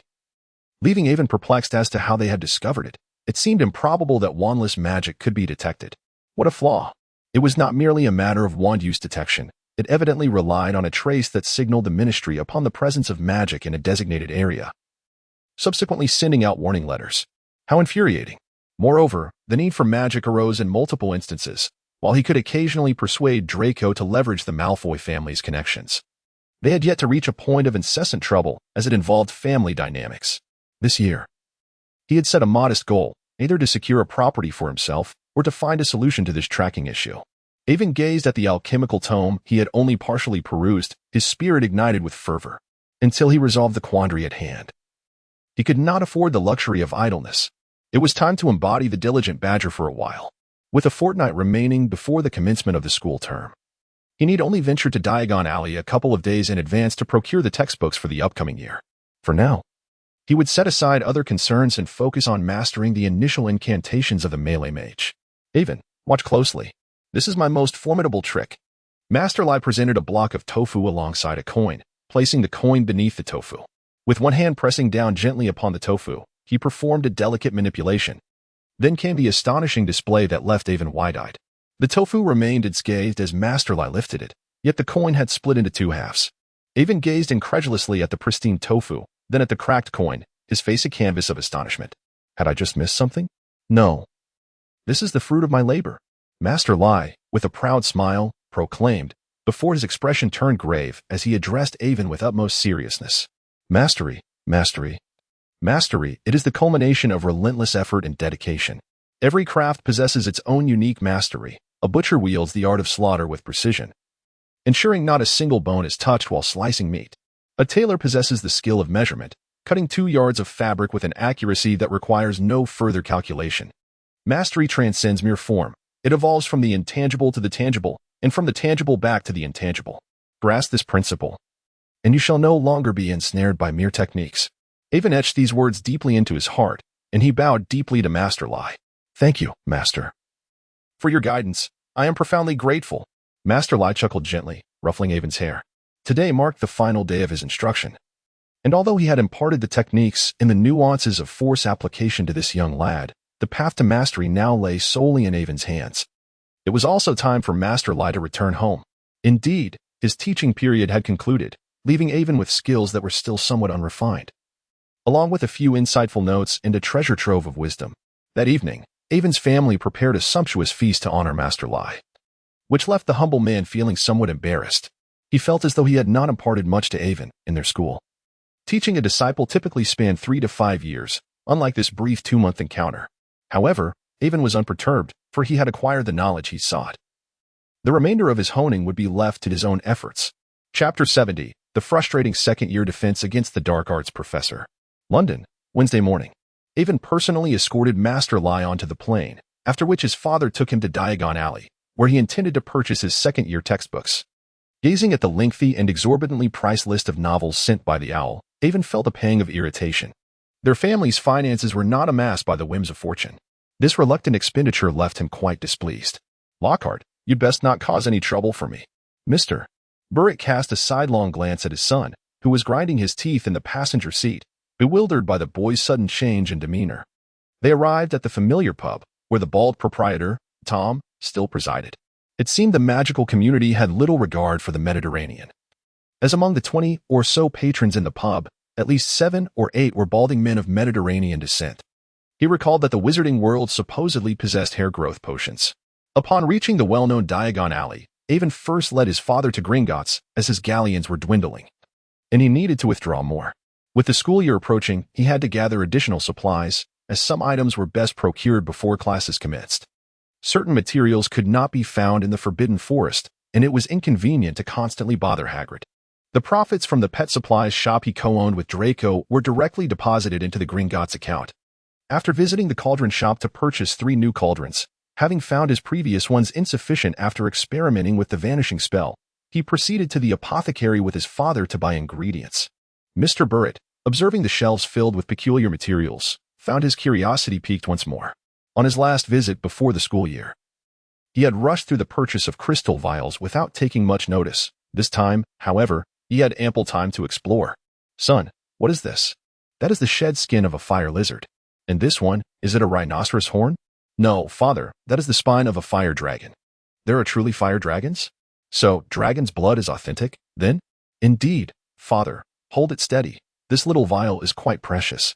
It appeared that the fire dragons here were not as fearsome as depicted in fairy tales, for they were displayed for sale, having been slaughtered and arranged on the shelves. Evan introduced something to his father, and as he noticed Bartlett's excitement escalating, he could only sigh in resignation. What could he do? He had to indulge his own father. In the bustling Lehan bookstore, a large banner was hung from the second-floor window, Gilderoy Lockhart signing his autobiography, Me, the Wizard. We were soon to meet him. After all, every book on our list was authored by him. Hermione bounced with excitement, clutching a book titled Confronting the Ghost. Harry and Ron exchanged blank stares, noting that the majority of the crowd consisted of witches, one of whom was Ron's mother, leaving them speechless. Why such enthusiasm? The boys found it perplexing that these older witches and young girls were so animated over the flamboyant man. Lockhart, brimming with pride and sporting the charming smile that had won him 5 Witch Weekly awards, gazed at his throngs of fans, thinking that this time he would make a handsome profit. Unintentionally, he spotted the boy with the lightning scar on his forehead, Harry Potter. Oh my. What a pleasure it is to meet you, the famed boy. The crowd parted, and Lockhart stepped forward to seize Harry's hand, urging the photographer to snap a picture. Lockhart, riding the coattails of the Savior's fame, will surely widen my book sales. With each shutter click from the short photographer, bursts of purple smoke accompanied the flashes, causing Harry's eyes to ache. Lockhart's grip was painfully tight, and just as Harry prepared to slip back towards the Weasley family, Lockhart clamped his arm down, rendering him immobile. Ladies and gentlemen, I have an announcement to make. Today, the young Harry has come to Lehan Bookstore solely to purchase my autobiography. I am more than willing to present it to him right here. With that, Lockhart thrust his worn book into Harry's arms amidst applause. Little did he know, he and his classmates would receive something far more precious, a true wizard. I am honored to announce that I will be taking up the position of defense against the dark arts professor at Hogwarts.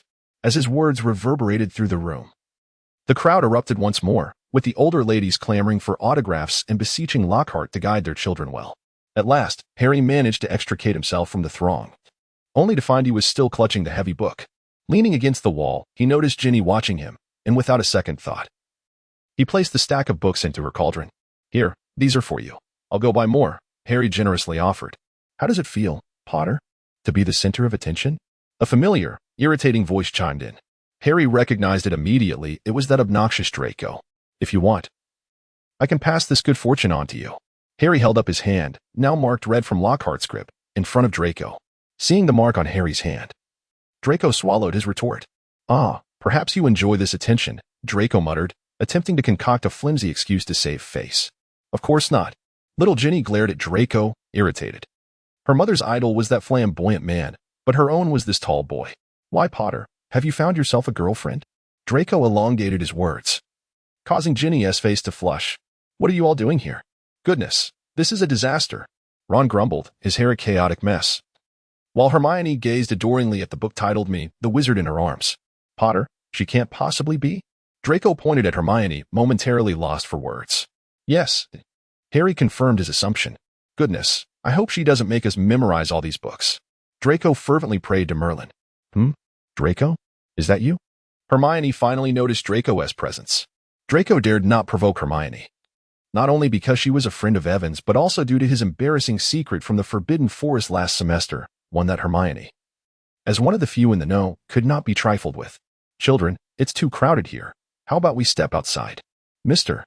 Arthur emerged from the crowd with the twins, their clothes somewhat disheveled from the squeeze. Oh, Arthur, is that you? Lucius suddenly appeared, placing a hand on Draco's shoulder. His tone laced with sarcasm. Lucius, Mr. Arthur replied coldly, genuinely disapproving of Lucius, much like Snape disdained James, albeit for different reasons. Didn't he expect to run into you here? What a coincidence. Harry and the others thought these two truly were father and son, as their opening lines were unmistakably Draco's father. Quite a coincidence indeed. I thought you'd be at home hiding those harmful items, Arthur retorted bluntly. Indeed, unlike you, my dear brother, who is too busy with work to accompany your children to buy their school books. With all the confiscations from the ministry, I assume you've earned quite a bit in overtime? Otherwise, with so many books, you and your wife might not be able to afford food next month. Would you like me to lend you some funds next month? After all, we are both pure bloods. What is wrong with helping each other out? Lucius's tone dripped with mockery, provoking the Weasley family to the brink of retaliation. Hey, that's not very nice of you, Hermione blurted out, her honesty catching everyone's attention. Realizing her directness may have been impolite, she felt a twinge of regret. Ah, you must be Miss Granger, as Draco mentioned. I must thank you for keeping Draco on his toes with his studies, which led to his commendable performance last semester. However, being a child from a Muggle family, there are some things you might not comprehend, just how shameful this fellow can be as a pure blood. Having heard about Draco's school escapades, Lucius inferred Hermione's background from her features. Given Draco's mention of his studies, Lucius refrained from outright mocking her heritage. Indeed, look at these books. It's evident that the stingy ministry has given you any overtime pay, yet you're so dedicated to your work. A mere few hundred galleons a month. What are you risking your life for? I truly don't see what being a pure blood shame entails, Lucius said, casually flipping through an old transfiguration guide he pulled from Ginny's cauldron, smugly asserting his point. Sorry, Malfoy, but our views on shame differ profoundly. There is nothing more to say, Mr. Arthur replied in a low tone. The younger Weasleys could hardly contain their urge to gang up on the loquacious old man, while Hermione's parents stood behind her, watching the unfolding scene with concern. Lucius, seeing Hermione's parents, attempted to incite Arthur's anger by leveraging the Muggles. But before he could continue, a familiar voice interrupted, prompting him to swallow his words. Draco, Harry, Uncle Lucius, you are all here. Evan. Chapter 71. Choose whatever you like. Uncle Malfoy will foot the bill. A group turned towards the door to see a taller Evan and Mr. Bartlett exchanging knowing glances. Bartlett, it seems something akin to a wizard duel is about to unfold. Evan, it appears that at this moment, Uncle Lucius has encountered some trouble. Wow, Evan. It has only been a short while since we last met, and you have grown remarkably taller. Hermione, ever observant, was the first to notice the change in Evan. Perhaps it is due to my advantageous genes, Evan remarked with a smile as he approached. Upon hearing this, Barrett immediately straightened his posture, subtly showcasing his own height of 187 centimeters. Good to see you again, Barrett, Lucius said, extending his hand to shake with his business partner. Leaving Arthur utterly astonished, his previously ignited ire extinguished. He could scarcely believe his eyes. Lucius was actually shaking hands with a Muggle devoid of any magical prowess. And he was the one to initiate it. Was this still the Lucius Malfoy he remembered? Delighted to see you, Lucius, Barrett responded, reciprocating the handshake. What expression is that? Arthur? Lucius, whose mood had just improved, caught sight of Arthur's face, which resembled that of someone witnessing a giant troll kissing a nymph, instantly shrouding him in a haze once more. Do you not see that Mr. Barrett and I share an excellent rapport, both personally and in business? What is the problem? Lucius, anticipating Arthur's impending protest, swiftly interjected. No, I thought Arthur had more to say, but once again, Lucius interrupted. All right, I know what you wish to convey. Weasley, you constantly accuse me of harboring arrogant prejudices, yet what about you? Do you dare claim that you hold no biases against me? I certainly have my views on Muggles. But that does not mean I am akin to that fellow. I am more than willing to befriend individuals like Mr. Barrett. Just because he is not a wizard does not hinder my desire for his companionship. Lucius's barrage of retorts left Arthur speechless, while the onlookers were left in a state of astonishment. Even Draco struggled to comprehend that the man delivering such pointed remarks was indeed his father. Was his father typically rather aloof? Now he was engaging in a quarrel with someone else? Barrett interjected, "How did I become involved in this? Weren't we just discussing a potential duel? I was looking forward to witnessing a wizarding confrontation." Evan gazed at the familiar scene before him, unable to suppress a chuckle. Truly, they were father and son. I can't be bothered to engage in trivial discourse with you, the disgrace of pure bloods. Lucius snorted, yet surprisingly. Arthur refrained from retorting this time. Arthur even contemplated whether Lucius had fallen victim to a soul-binding curse, for his conduct was anything but characteristic of a Malfoy. "You must be Ron's father, am I correct? It is a pleasure to meet you. My name is Evan, and you must be Hermione's parents. It's delightful to make your acquaintance." Evan felt it was his duty to intervene and alleviate the awkward situation, while also providing Lucius a means to save face. "Hello, young one. We have heard about you from Hermione," the Granger couple said with a smile. "Greetings, Evan, Ron, George. And Fred have mentioned that you are quite a brave lad." Arthur replaced his scowl towards Lucius with a warm smile as he greeted Evan. "Barrett McGrath. A pleasure to meet you." Barrett approached to greet the two families. "Lucius Malfoy, a pleasure indeed. You have a remarkable daughter. Our altercation was merely the result of a long-standing rivalry between us. I hope you will forgive the spectacle." In an effort to maintain his dignity, Lucius also greeted the Granger couple. One must never lose face, especially in front of Muggles, and with a Weasley family nearby, no less. "Oh, Arthur. What are you arguing about? It would be dreadful if Gilderoy were to witness this." Molly squeezed through the crowd, her discontent palpable. Molly has arrived as well.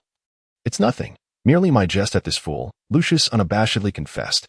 "You shall not speak of my husband in such a manner." Molly fiercely defended her spouse. But who was Lucius? He would not be easily cowed. He intended to dominate this dispute, relishing the chaos, as he had a rather unsavory task at hand. Am I mistaken? A once-esteemed family among the Sacred 28, reduced to this state? Does he still hold the semblance of a family patriarch? Oblivious and laboring without even a thought for overtime pay, I am truly. Lucius's disdain was almost palpable, his finger nearly jabbing Arthur's face. He possessed the heritage but lacked the wisdom to utilize it, far inferior to these two children. Draco had spoken highly of the twins, though mischievous. Their creativity and craftsmanship were commendable. Had you made use of your talents, your family would not be in such dire straits. This fellow lacks the intellect, merely toils away, failing to improve the lives of his kin. Due to Evan's unexpected presence, Draco and Ron, despite their usual bickering, refrained from escalating tensions, showing mutual respect for Evan, which tempered their disdain for each other.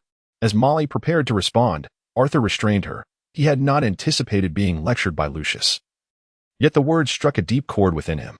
He too was aware of his shortcomings as a father, and he yearned for his children to lead better lives.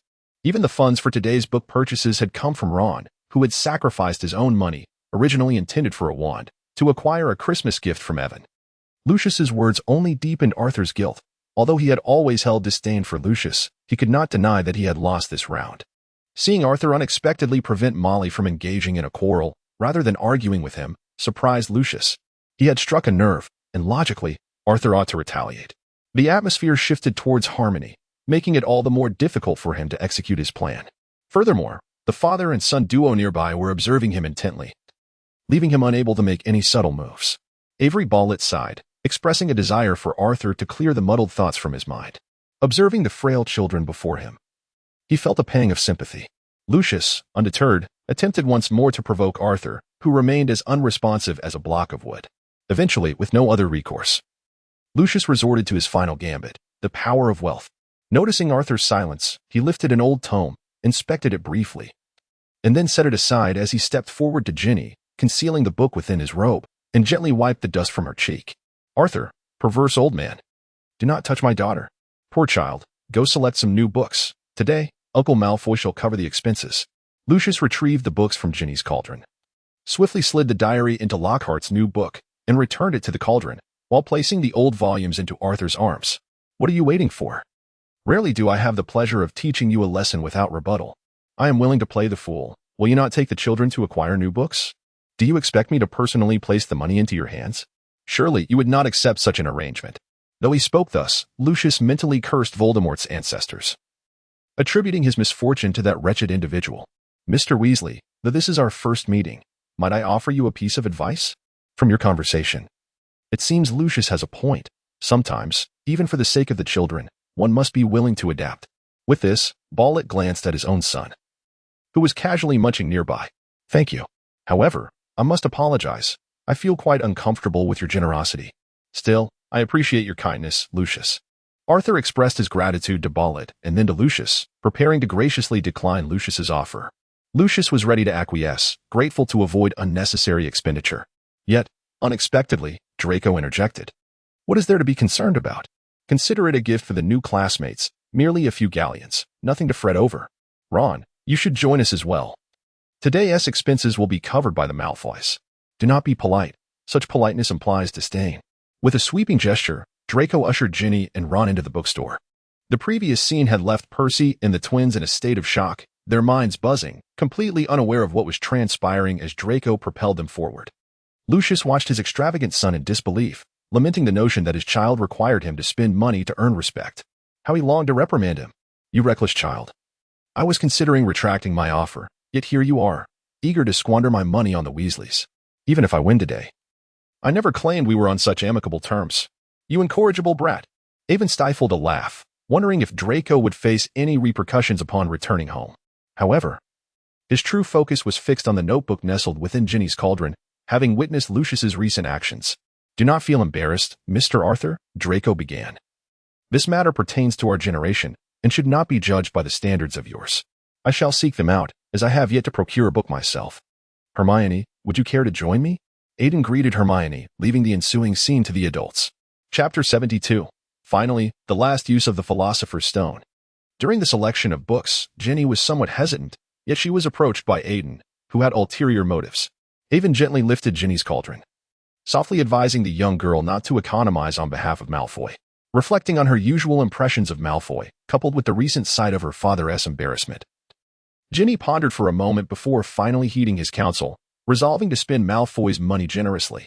Observing that the girl had come around, Avon asked Hermione to accompany Ginny to fetch some books while he excused himself, claiming he wished to check on Draco and his companions, departing with Ginny's cauldron in hand. Seizing the opportunity while no one was paying attention, Avon deftly concealed the diary within his cloak and feigned nonchalance as he sought out Draco and the others. Initially, Ron had no desire to spend Malfoy's money. His profound sense of pride forbade him from accepting charity or pity from others, a sentiment seemingly shared by the entire Weasley family. However, witnessing Draco's ostentatious demeanor and his sarcastic remarks, Ron felt a strong urge to retaliate. The twins, ever opportunistic, saw no reason to turn down a chance for gain. Percy, being the eldest and somewhat more mature, opted to exchange only the oldest textbooks for new ones, leaving the rest untouched. He too wished to save face for his father, but simultaneously grappled with the morality of such actions, ultimately arriving at a compromise. He vowed to himself that he would never emulate his father. Once he entered the Ministry of Magic, he would ascend to great heights, earning a substantial salary to ensure a comfortable life for his family, free from financial worries. As for young Master Draco, he was unconcerned with such complexities. He simply felt victorious after winning an argument with his father and generously offered to pay for them, believing that any refusal would be a sign of ingratitude. Could he allow such a slight? Certainly not. Today, he was determined to spend that money, and even Merlin could not intervene in his decision. Thank you, Malfoy. Harry felt it necessary to express his gratitude on behalf of his good friend. He recognized the Weasley family's strong sense of pride and inherent goodness, understanding that any offer of financial assistance would likely be declined, as he had witnessed with Ron. Thus, while he wished to alleviate their financial struggles, he found himself at a loss. However, with the Malfoy family extending this unconventional form of help, Harry genuinely wished to thank Draco. There's no need for thanks. I didn't intend to help you, Draco replied, arms crossed, chin held high, his expression one of haughty pride. Harry merely smiled, refraining from further conversation, contemplating that despite Draco's pridefulness, irksome demeanor, sharp tongue, and mischievous tendencies, he was not inherently a bad person. He did not conform to Ron's assertions that all Slytherins inevitably gravitated towards dark wizardry, descending into malevolence. With Gilderoy Lockhart present, the commotion went unnoticed, allowing Avon to select his books and exit without incident. The adults from the four families appeared to be engaged in amiable conversation, although Lucius's stern countenance did detract from the overall harmony. All right, children, it's time for us to return and thank Uncle Malfoy, Arthur declared, pleased to see his children back with new books, no longer resisting the generosity offered to them. He could not afford to disrespect someone who had been so magnanimous. Nor could he engage in the rudeness of rejecting what was, after all, a gift. "Thank you, Uncle Malfoy," they chorused. "Not at all, study hard." "And may you all have bright futures," Lucius responded, his words polished and practiced. "We still have preparations to make before school starts, so we must take our leave. Goodbye," Avon stated, having achieved his objective. "Goodbye. See you at school." Upon returning home, Avon retreated to his personal sanctuary, retrieving the aged diary for a closer examination. However, given his current understanding, he was unable to discern its significance. Yet, being a Horcrux, it exuded an inherent malevolence, and even without direct action, Avon could sense the lurking, sinister aura emanating from it. Avon retrieved a canister of verdant powder from the shelf and sprinkled a handful onto his diary, subsequently sealing the remainder in a small pouch to stow away in his wallet for later use, perhaps during school. The previous terms Voldemort was alive, and engaging with him could lead to peril. However, this diary appeared comparatively safe, for it would not attach itself to the nape of another's neck. Nor would it unleash a puppet to unleash chaos should it grow displeased. Yet, he could learn the art of chaos from this diary, provided he remained vigilant against its potential manipulation. Suddenly, the bubbling sound emanating from the room caught Avon's attention, prompting him to dash towards the alchemical workstation at the back. At that moment, atop a support structure of his own design, a self-stirring crucible of pure gold was bubbling vigorously, the liquid within threatening to evaporate entirely. Avon hastily poured a substantial quantity of crimson liquid into the pot, thereby averting the peril of an explosion. The remainder was transferred into the uppermost water reservoir. This structure comprised 4 tiers, arranged in a cascading manner, with the pinnacle housing an automated stirring pure gold crucible. The layer beneath contained 3 additional automated stirring crucibles, while the 3rd tier showcased a row of glass separators, and the bottom tier accommodated an oversized crucible. Each container on the tiers was equipped with liquid conduits, channeling the contents downward from one vessel to the next.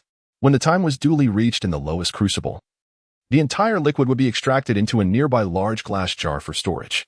Although the liquid conduit rack was not an alchemical apparatus, it was equipped with an electronic timing mechanism. Upon the expiration of the designated time, it would insert into the crucible, facilitating the transfer of liquid to the lower tier, and subsequently retract, thereby creating a fully automated potion-making device. After another half-day had elapsed, as the magical potion ingredients in the pot were entirely consumed, Avon refrained from adding any further materials. Instead, he shut down all apparatus and retrieved a piece of red gemstone from the uppermost crucible. "Indeed, you have not misjudged," esteemed Archmage before the screen. "Avon, that fellow, is concocting an elixir of immortality, a potion of eternal life. Do not inquire about the ingredients. The author has searched extensively, only to find no credible sources. It is left to the imagination of the esteemed mages. Yet, his pursuit of this eternal elixir is not for the sake of longevity. He finds little interest in this deceptive immortality, which merely prolongs life without halting the decay of the flesh. What captivates him is the remarkable life-sustaining properties of this potion. Based on these properties, it appears he can create his own unique magical brew. The compendium of spells contains numerous recipes for healing potions and life-extending elixirs. If he were to amalgamate these, could he not forge a potion with the extraordinary effect of full resurrection?" Gazing at the 20 or so glass jars, each with a 5-gallon capacity and filled with a vibrant red liquid, he surmises that this should suffice for his research and creation. Considering the potent nature of the elixir requires little material. After gathering the jars, Avon pocketed the magical stone and exited his humble base. "Father, are you ready? Once I commence my studies, opportunities will dwindle." Evan found his parents leisurely sipping coffee and, feeling somewhat anxious, urged them to hurry. All right. I will take you later tonight. It will be safer then." "Very well, but please try to be a bit earlier. I have a train to catch tomorrow." At 10 o'clock in the evening, Barrett personally drove Evan to the outskirts, followed closely by Henry and several bodyguards, as 2 cars made their way to the family's quaint little cabin for Christmas. Upon arriving at their destination, Barrett instructed the bodyguards to wait near the house while he led Evan inside the cabin. In the cabin's bathroom, he pressed an inconspicuous switch on the wall, revealing a hidden door that led to a secret cellar beneath the cabin. Inside, 30 wooden pallets were neatly arranged, covered with black cloth. Evan approached and lifted the cloth to unveil neatly stacked rectangular iron blocks. This was what he had asked his father to prepare.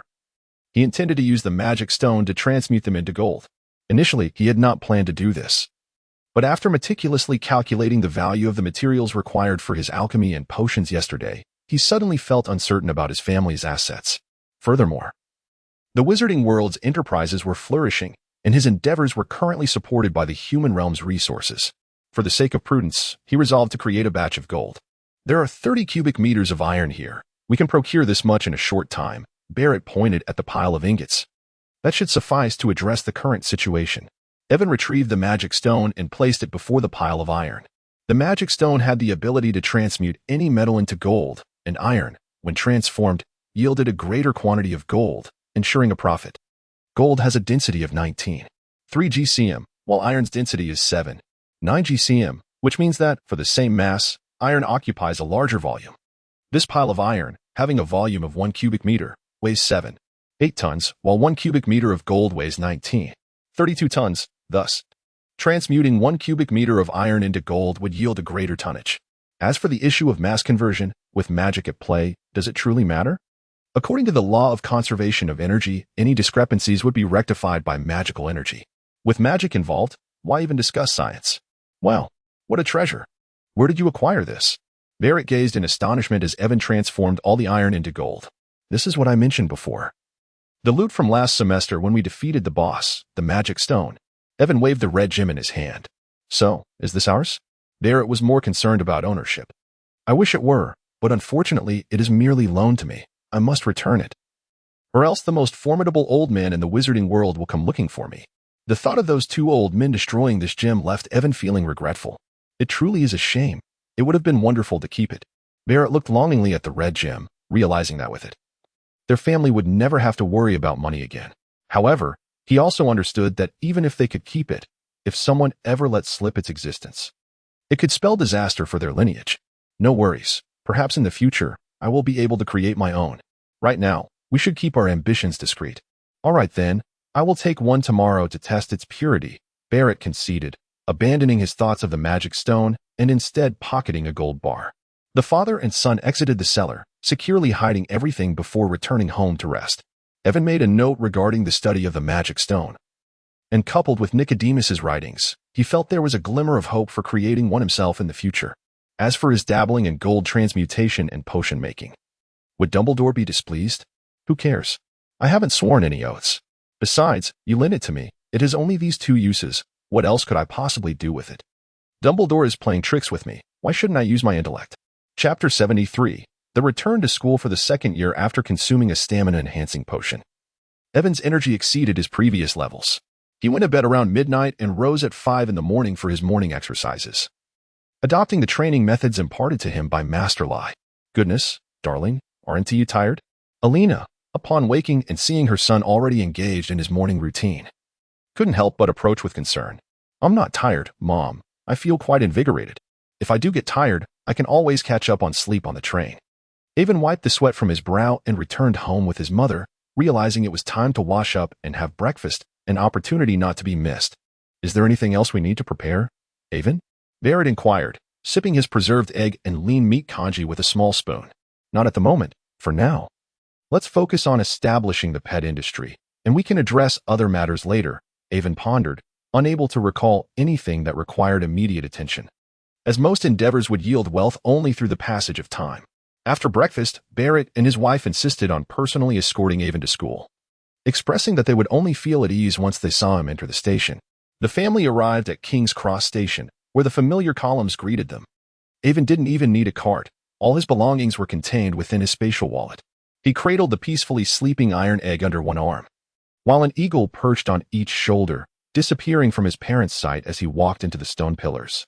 Let us begin our own lives, Alina said, leaning against Barrett's embrace. Indeed, my dear, Barrett replied with a smile as he wrapped his arms around his wife and headed home.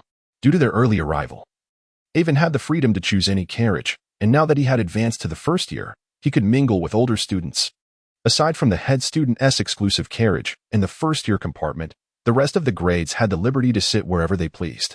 While searching for a seat, Evan encountered Cedric, who was engaged in conversation with another upperclassman from Hufflepuff. Hey, senior, do you mind if I join you?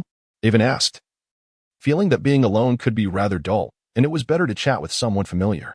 Oh, it's Evan. Not at all, Cedric responded. before Cedric could elaborate.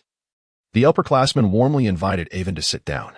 The entire Hufflepuff House had developed a fondness for the junior who had organized 2 unforgettable dinners in a matter of months. "Avon, you've grown quite a bit since we last saw you," Cedric remarked, noticing Avon's height, as the boy was nearly as tall as him now. "I've been growing quickly, but seniors, you both continue to look increasingly handsome as well," Avon complimented. Upon hearing this, the 2 dashing Hufflepuff seniors casually styled their hair, graciously accepting Avon's praise. "Avon, isn't anyone going to show a modicum of humility?" At this moment, at the entrance of platform 9 3/4, 2 unfortunate children collided headlong into a solid wall. Hedwig, who had been dozing off with her eyes half closed, was startled by this sudden jolt and looked around in confusion to ascertain what had transpired. "Oh, my nose!" Ron exclaimed, clutching his face in agony. "What happened? Where's the entrance? Such a large opening just moments ago. Didn't Mr. Arthur and the others just walk through?" Harry, in utter disbelief, touched the now completely transformed stone pillar that had been the platform entrance. This was disastrous. They were going to miss the Hogwarts Express and, consequently, the beginning of the school year. At this critical juncture, Ron's mind re-established its connection. "We have a car. We can drive to catch the train," he exclaimed. "That should allow us to make it." Harry stared, dumbfounded, at his remarkably clever best friend. Yet, he could conceive of no other plan. He certainly did not wish to miss Hogwarts and was left with no choice but to embrace the chaos. The 2 mischievous boys hurriedly gathered their belongings and dashed towards the flying car parked outside the station, ready to embark on a magical adventure of speed and thrills. Sound effect of a dramatic transition. "Tonight's welcome banquet for the new students will be a feast to remember. I have arranged everything, and you shall see." "Oh, it seems little Avon has prepared a delightful meal for us. I shall eagerly anticipate it," teased a Hufflepuff upperclassman as she playfully poked Avon's nose and licked her lips in longing.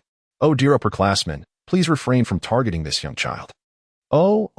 Avon resolutely pushed away the delicate fingers of the senior, his face adorned with an expression that proclaimed, "I am but a child." "Oh my, Avon. Are you feeling shy?" Cedric teased with a mischievous grin. TSK. Age is but a trivial matter, Avon. You shall come to understand in due time." Another senior imparted a knowing glance, suggesting that wisdom would soon dawn upon him.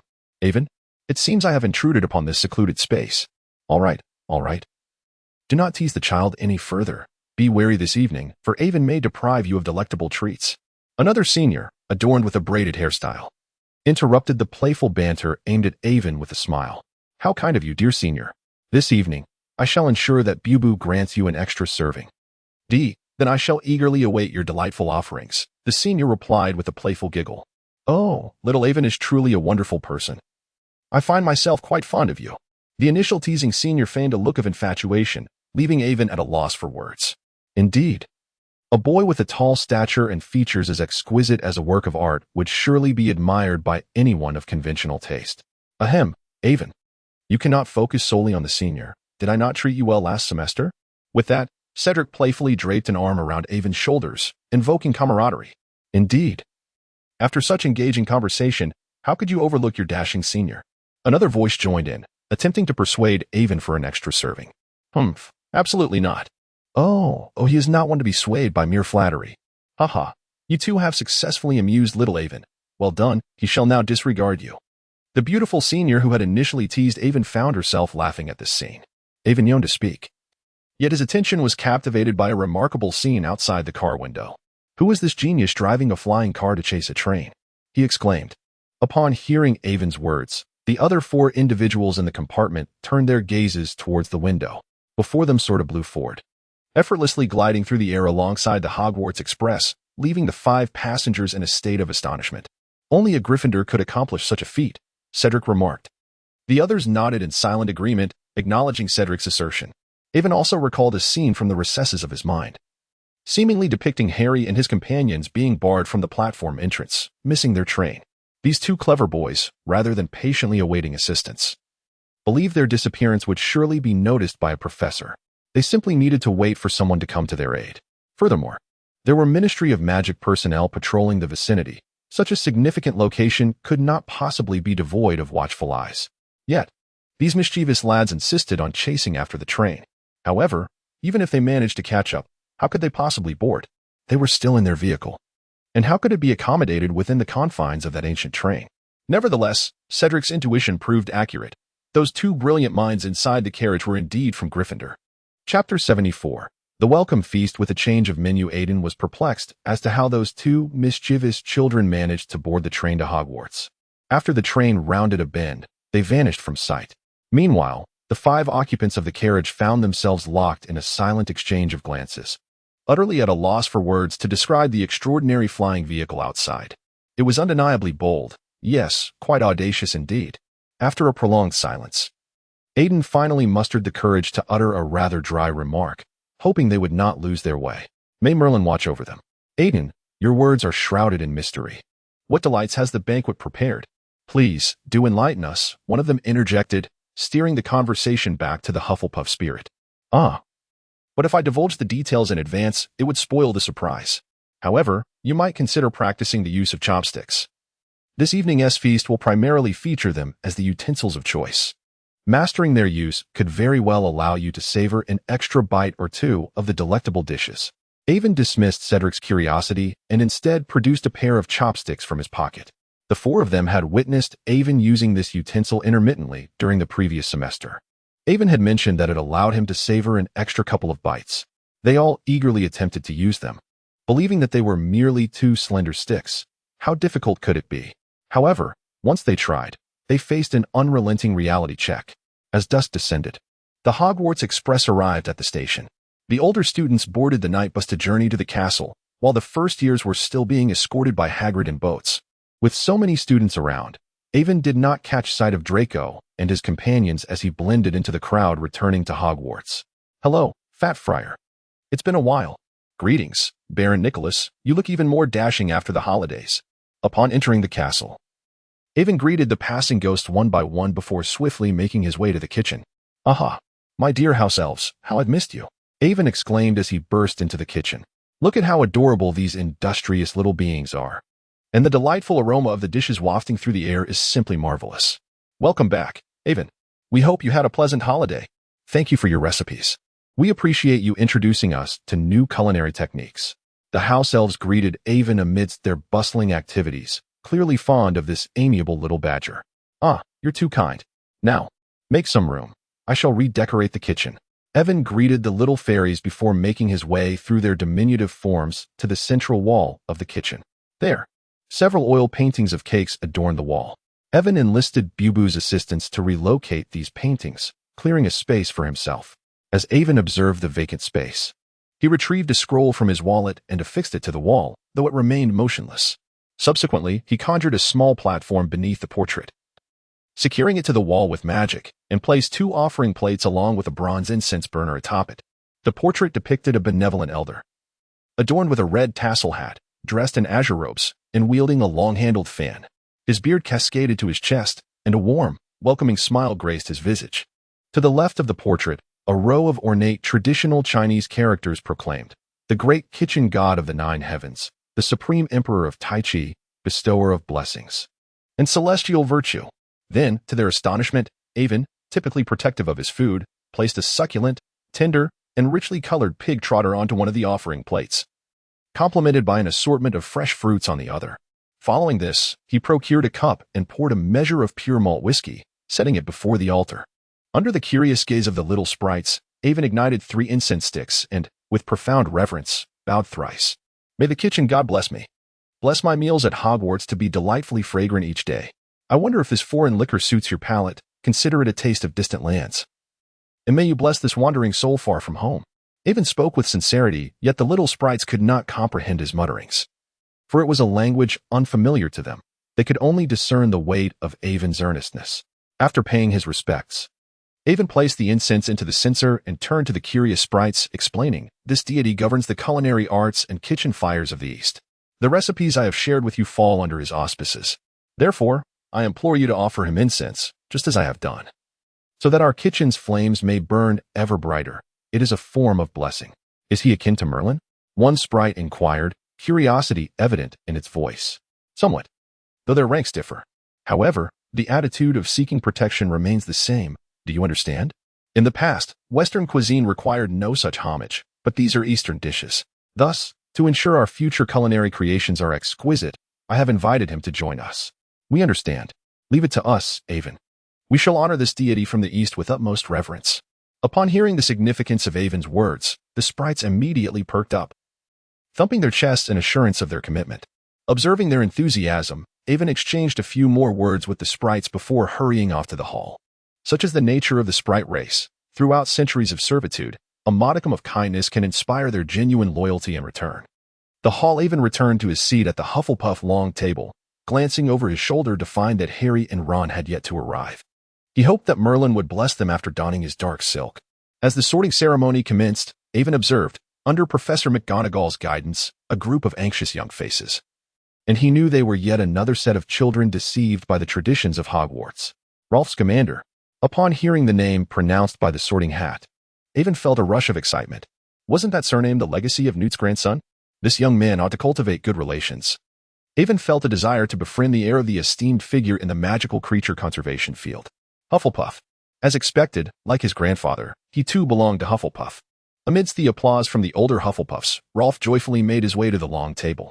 Upon witnessing the scene, Avon quietly crawled beneath the table, making his way towards Rolf's seat. Rolf was elated. He was finally able to attend Hogwarts and, indeed, to the very house where his grandfather once resided. His grandfather had often told him that Hufflepuff was the most comfortable of all the houses. Greetings, Junior. Avon suddenly emerged from beneath the table. Yeah. Rolf nearly jumped out of his skin. My apologies for startling you, Junior. I am Avon, he said, expressing his regret for scaring the boy. It's quite all right. Senior Avon. You may call me Rolf. Very well, Rolf. By your surname, I take it you are the grandson of Mr. Scamander? Indeed, Senior. How splendid. You know, I hold great admiration for your grandfather. I am utterly fascinated by magical creatures. Avon began to share his enthusiasm. Evan quietly engaged in casual conversation with Rolf until the sorting ceremony concluded and Dumbledore rose to speak. Welcome, new students, to Hogwarts. Today, I bear delightful news. Thanks to your second-year seniors, you are partaking in Hogwarts' inaugural reimagined feast. Relish the fresh experience crafted for you by your fellow classmates in the House Elves. Dumbledore had been aware of the feast's transformation through the House Elves, having savored it himself during the holidays while they diligently honed their culinary skills. He recalled having tasted such Eastern delicacies in a village beneath the Kunlun Mountains. Although the dishes varied, the cooking technique remained remarkably similar. That moment marked a rift with someone extraordinarily significant, severing a blood oath. Over the holiday, he had become accustomed to this cuisine. Even a simple fried rice could bring him immense joy, particularly the sweeter dishes that endeared themselves to his palate. Dumbledore clapped his hands, and the house elves began serving the dishes. Plates brimming with steaming, colorful delicacies were presented. The students couldn't help but exclaim in awe. Don't just stare, dig in. Noticing his classmates were momentarily stunned, Evan took the initiative to grab a piece of pork knuckle, urging everyone to enjoy the feast. Eat up, juniors. This is a first for us. He encouraged Rolf, who was bewildered by the array of options, anticipating that many might struggle with chopsticks. Evan had arranged for the house elves to provide numerous training chopsticks, innovative tools from the 21st century designed to teach children how to use them, alongside forks and spoons. Those who found the latter cumbersome could easily switch to chopsticks. Surely, anyone not too dim-witted could figure it out. At this moment, Cedric and his fellow upperclassmen finally understood Evan's intent behind the chopstick practice. Using chopsticks for such dishes was indeed far more convenient than forks. Observing a classmate struggle to spear a morsel of potato with a fork, Cedric proudly wielded his chopsticks to scoop a generous bite. Chapter 75. The Soaring Lockhart. The grand welcoming feast was a joyous occasion for all, including Harry and Ron, who narrowly escaped being pummeled by the Whomping Willow and almost faced expulsion. Indeed, shortly after the feast commenced, these unfortunate boys arrived. Professor McGonagall had initially intended to penalize them by forbidding their attendance, but upon contemplating Evan's meticulously prepared dinner, her heart softened. Very well, just this once. However, she couldn't help but dwell on the trouble these two had caused, especially Harry. Goodness, he is nothing like Lily. He is the spitting image of James. McGonagall sighed in exasperation. After the feast, the students escorted the newcomers back to their dormitories. A sixth-year Hufflepuff prefect taught the new Badgers the entrance password before they returned to the common room. What could be more comforting than relaxing in Hufflepuff's cozy common room after a sumptuous dinner? The answer is unequivocally nothing. Hufflepuff's common room was indeed the most inviting. Upon entering Gryffindor's common room, Harry and Ron were immediately surrounded by their fellow lions. eager to hear tales of their daring exploits. It was unclear which gossiping ghost had leaked the news so swiftly, but even the first years were curious about the bravery that earned these boys a place in Gryffindor. You were merely a step away from expulsion. How exhilarating. Hermione felt both curious and concerned about their reckless behavior. Come on, it's all fine. Ron, buoyed by the praise from Lee Jordan and others, dismissed Hermione's McGonagall-esque tone with disdain. Yet Harry noticed that Hermione was not alone in her concern. Percy, struggling to navigate through the throng of first years, bore a similar expression, his demeanor far from mild. Harry nudged the oblivious Ron, signaling him to glance at Percy. Initially indifferent, Ron remained lost in his bask of glory until he finally caught sight of Percy. Realizing the gravity of the situation, Ron's expression shifted, and as he glanced back at Harry, they both understood the urgency in each other's eyes. They awkwardly retreated to their room to evade Percy's ire. On the first day of school, after attending morning classes, Evan took advantage of the lull before lunch to stroll around the campus with the now-adult Iron Egg, Aguru, and Little Days. Little Days admired Aguru, the younger one, spending most of its time with him, occasionally returning to the Ollery to play with other owls. As they walked, Evan recalled the Whomping Willow incident from the previous day, realizing that the headmaster was likely attending to the tree's wounds, so he decided to investigate. Before long, Evan spotted Professor Sprout administering some sort of nutrient solution to the Whomping Willow from a safe distance, for the tree was notorious for its aggressive nature. Good afternoon, Professor. Do you need any assistance? Evan felt compelled to offer help, as he was a kind-hearted boy who couldn't bear to see the professor toil alone. Oh, Evan, you've grown quite a bit over the break, Professor Sprout remarked, noting the noticeable changes in his stature. Given your current growth rate, your development after that potion is indeed remarkable. Well, I have been eating well, Evan chuckled, glancing at the sprayer in the professor's hand. Let a guru assist you. It can operate safely in the air. Professor Sprout, using magic to spray the solution from a distance, would find it easier with a guru's help. Thank you. But it seems these little ones have grown quite a lot too. They must be reaching adulthood now, she remarked with a warm smile. Genuinely fond of every child in her house, including their pets. Indeed, they have fully matured, Evan replied, and upon hearing the compliment, Iron Egg stood tall, striking a proud pose with its hands on its hips. Perhaps it's time to consider finding them a mate before considering sterilization. Iron Egg looked at Evan in disbelief. Although it didn't comprehend the term sterilization, it instinctively sensed it was not a favorable comment. Are you serious, Master? Ha ha ha, it's quite clever. But let us not frighten it. Professor Sprout chuckled at Iron Egg's adorable reaction. Truly, the badgers raised in Hufflepuff were also charming. Aguru and Little Days were unaware of the exchange, simply observing their owner and the professor sharing a laugh, while Iron Egg appeared to have caught wind of something significant and turned back to inquire. Ah, Professor Sprout. And this young Hufflepuff. What splendid weather we're having today, a flamboyant voice interrupted as Lockhart approached in a vibrant green tailcoat, heavily doused in perfume. His charming smile radiated an air of superiority. However, both Evan and Professor Sprout were clearly unimpressed, their brows furrowed. Are you treating the Whomping Willow, Professor? He had also heard about the incident involving the Whomping Willow. Indeed, I am administering nutrient solution to it. There was no option, after all. The other party was already the Professor of Defense Against the Dark Arts, and at the very least, he deserved some respect. I believe I can be of assistance, as I happened to encounter this rare plant during my travels and fortuitously learned how to care for such trees. Allow me to help you. With that, he foolishly drew his wand and approached the Whomping Willow. Hey, stop. Don't go over there. Professor Sprout quickly intervened to halt Lockhart. It's fine. I know how to handle it. After all, I am a third-class member of the Order of Merlin. He even turned to glance behind him while advancing, clearly underestimating the Whomping Willow. However, the tree showed no mercy, swinging a branch that struck him squarely in the kidneys. Lockhart soared through the air in a graceful arc, vanishing from Professor Sprout's and Ivan's sight without a trace. Professor, how did he manage to convince Professor Dumbledore? The scene fell silent for a few seconds as 3 pairs of eyes stared in bewilderment at the direction in which Lockhart had disappeared, until Ivan finally voiced this perplexing question that troubled him. I too am curious about that. Aguru and Little Dowdy were diligently sprinkling medicine from above when suddenly a loud shout from a human streaked past them, leaving both birds utterly bewildered. Meanwhile, in the headmaster's office, Dumbledore held the philosopher's stone that Ivan had returned, lost in thought, until he was jolted back to reality by a scream, prompting him to curiously glance out the window.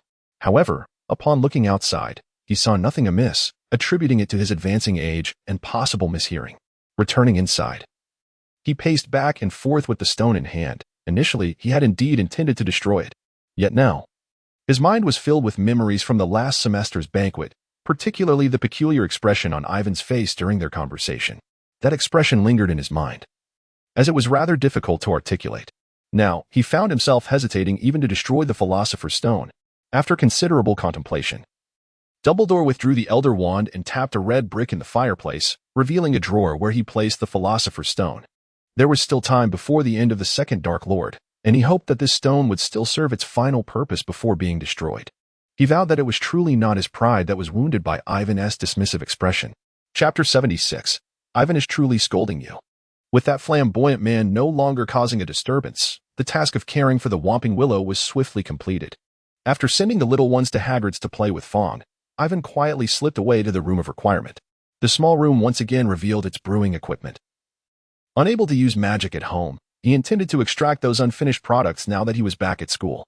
Ivan first retrieved a crystal ball, and upon closer inspection, one could discern a robust silhouette moving within. This was an artifact Ivan had crafted at school prior to the holiday. A simple memory orb designed to capture every technique imparted to him by Master Lai. Extracting the necessary components, Ivan proceeded to cast several spells, engaging in a flurry of tapping and striking. Before long, a collection of limbs, fashioned from wood on the exterior yet containing metallic components within, took shape.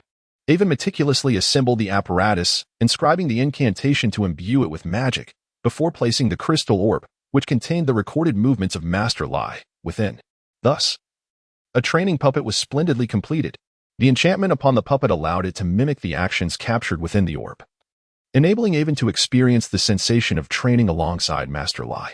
This puppet was powered by a winding mechanism, with its joints and components meticulously replicated from a toy. Otherwise, it would have been impossible to swiftly create a combat puppet reminiscent of an intelligent automaton. The energy source was transformed into a harmonious blend of winding and magical essence, while the circuit board was substituted with the crystal orb. Otherwise, a mere toy capable of simple movements could hardly serve as an effective training partner. With great satisfaction, Ivan declared the task accomplished and decided to conduct a trial.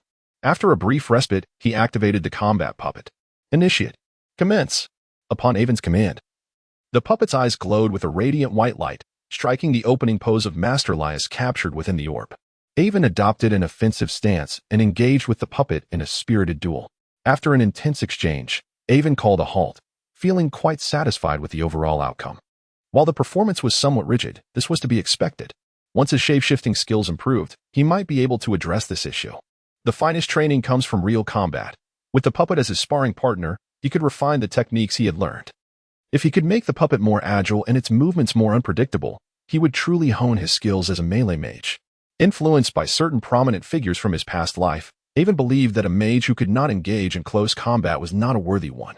After finishing with the training puppet, Ivan cast a cleansing spell on himself and stealthily slipped out of the room of requirement. He was uncertain whether the old bee had noticed his departure, but he wished to avoid being seen by other students. If that curious group of youngsters discovered such a place, his hopes of discreetly developing his abilities would be thwarted. At dinner, though not as lavish as the previous evening's banquet, the spread was still significantly more sumptuous than usual. At a glance, the table was no longer filled solely with fried fish, chips, boiled potatoes, and sandwiches.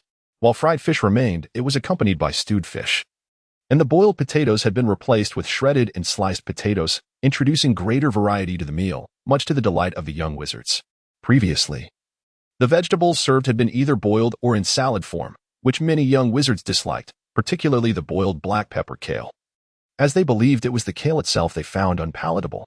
However, after sampling the sawed-egg kale tonight, they realized that it was merely the cooking method they objected to, rather than the vegetable itself.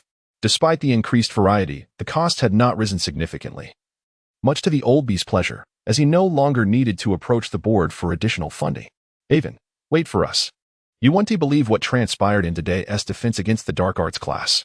After dinner, as Ivan was preparing to return to the common room, he was approached by Harry, Ron, Draco, and his entourage, who called out to him from either side. I can hardly believe it. That kind of person is our professor? He actually abandoned us, Ron exclaimed. I need to tell my father so he knows what sort of individual Dumbledore has appointed as our instructor. Draco added, equally dissatisfied. During their time at the bookstore, these boys had expressed disdain for Lockhart, and now it seemed he had unleashed a horde of Cornish pixies in class, creating chaos while he fled the scene. Had it not been for Hermione immobilizing the little creatures with a binding spell, Neville would not have been the only one in peril. Harry was also frustrated, lamenting the trend of unreliable professors this year. How can you speak ill of a professor behind their back? Hermione interjected, having appeared unnoticed behind the group. When did you arrive? Avon asked, bemused by their seemingly magical ability to appear and disappear. Hermione remained silent, her expression one of indignation directed at those disparaging her idol, Professor Lockhart. Avon sighed helplessly in his heart. Indeed, we have reached the age of idolization. Are we mistaken in our assertions? Is the situation not as we described it? Precisely. He abandoned us to run off on his own. Did you witness how that professor left the students to deal with the aftermath of the chaos in class? It is rare for Harry and his friends to unite in solidarity, presenting their arguments grounded in fact. That was merely an unfortunate incident. Professor Lockhart would never act with malice. Have you not read the books he authored? Can those deeds truly be fabricated? Hermione remains unconvinced that Lockhart is a fool. Yet, Avon understands that those accounts are indeed authentic, and Lockhart is not intentionally inept. He is simply incapable of managing the situation.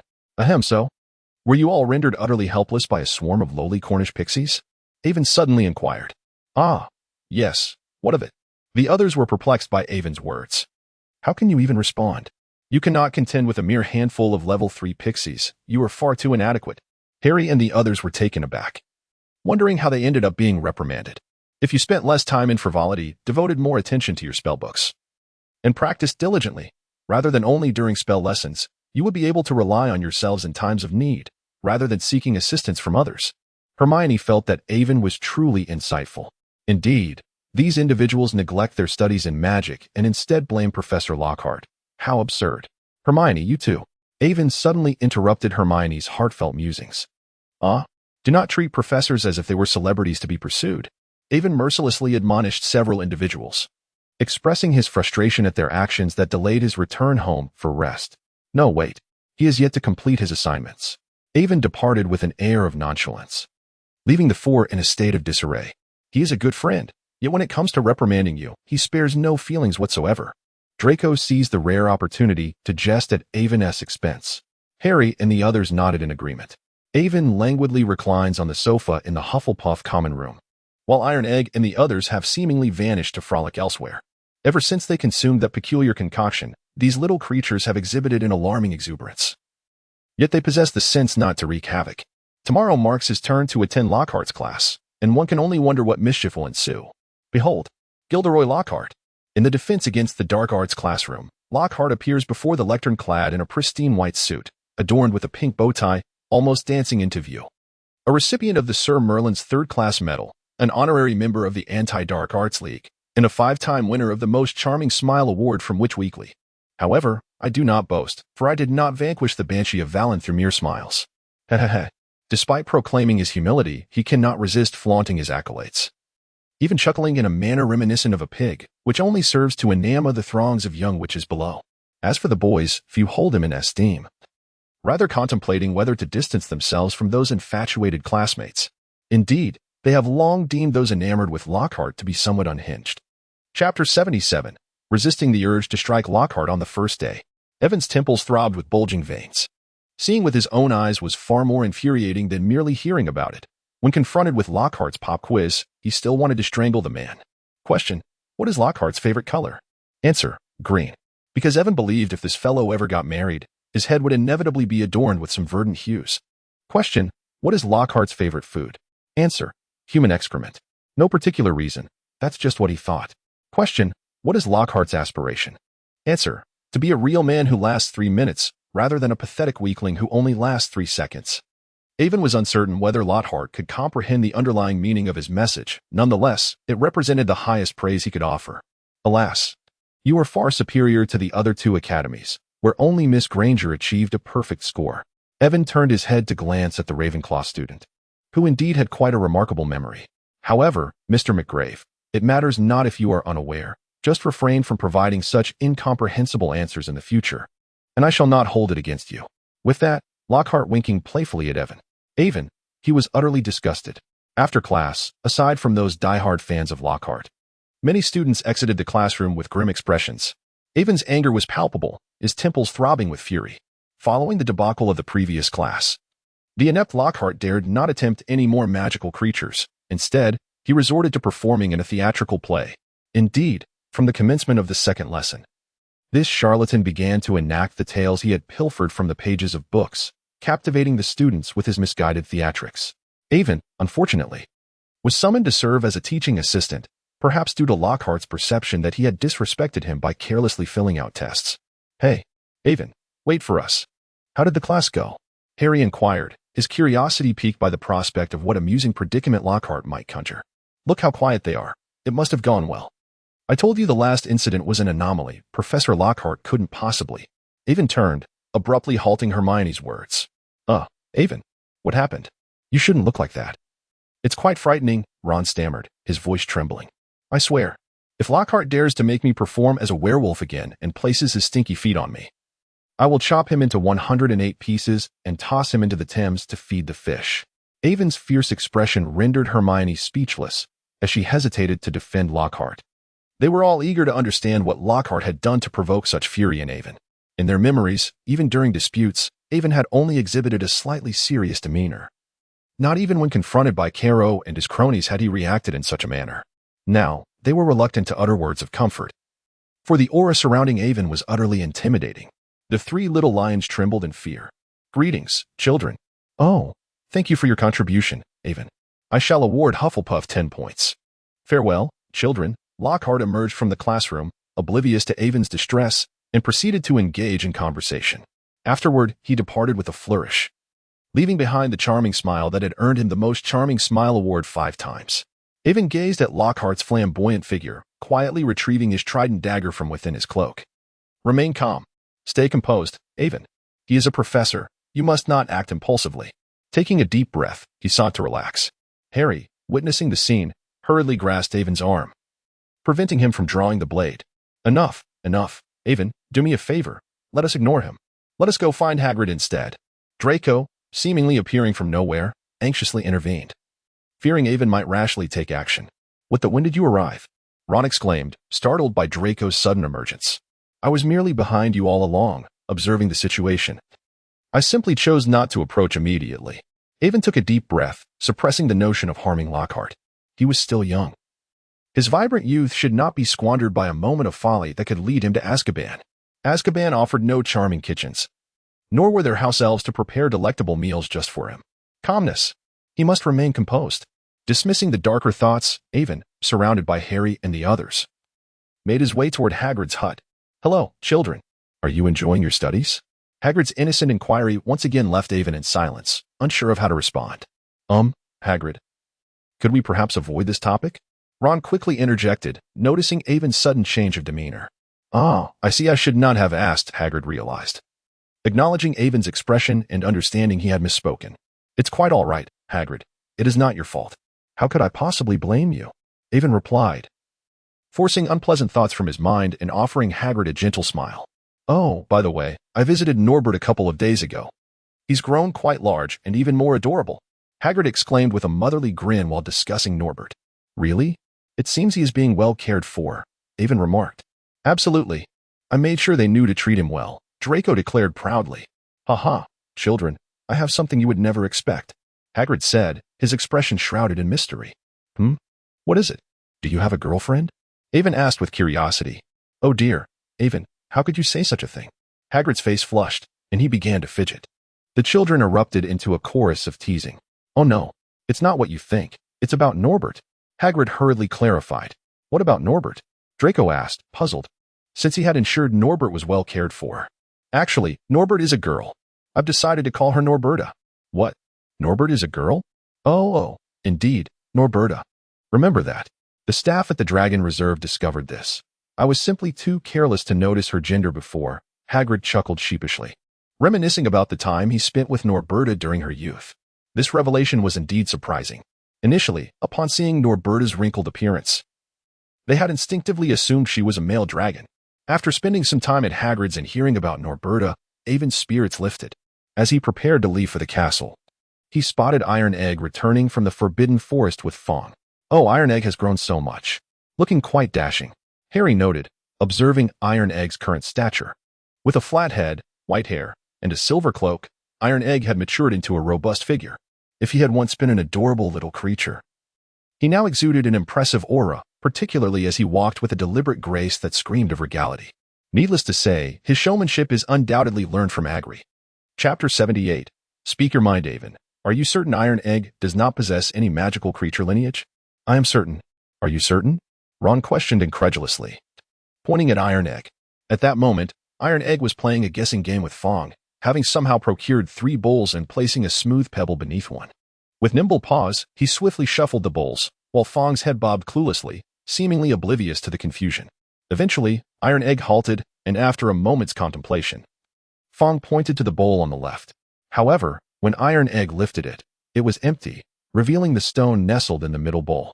Fong shook his head in disbelief, unable to accept his misjudgment, while Iron Egg sported a distinctly human-like grin, as if mocking Fong for his simplicity.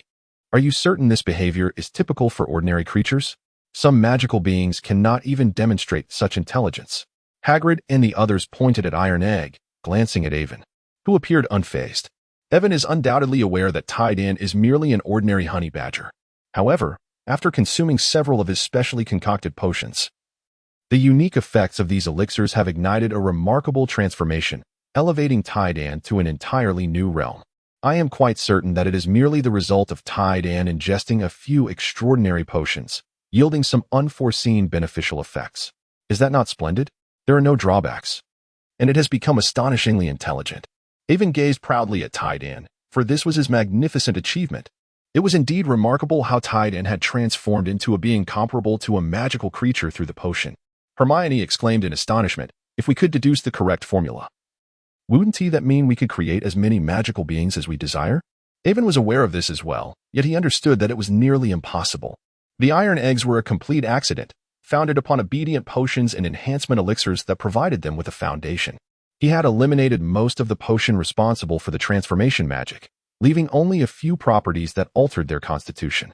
Originally, it was a magical essence. However, the transformed beings lacked intellect and were primarily created by dark sorcerers as instruments of slaughter. Avon was reluctant to engage in such endeavors. After all, he was not Voldemort. Nevertheless, the rudimentary potion he concocted yielded no remarkable transformations when administered to the laboratory mice. Their condition remained largely unchanged, save for the infusion of magical energy which rendered them somewhat more intelligent. Yet, at their core, they remained mere animals. In contrast, Diagon and the others were an entirely different matter. Avon could scarcely recall what concoctions they might have surreptitiously consumed, for the base held no restrictions on them. It was entirely possible that they had indulged in some innocuous yet failed potions. Of course, it was plausible that these potions were harmless. Were they to be detrimental? Those little rascals would surely meet their demise. The unpredictable nature of the failed potions rendered it impossible to ascertain which specific elements had played a pivotal role, thus rendering the replication of the experiment highly improbable. Even with the toad as a test subject, the erratic efficacy of the potion could thwart any attempts at success. Reflecting on the changes observed in Diagon, Avon shook his head in disbelief. The outcome was truly astonishing. How had such unexpected results come to pass?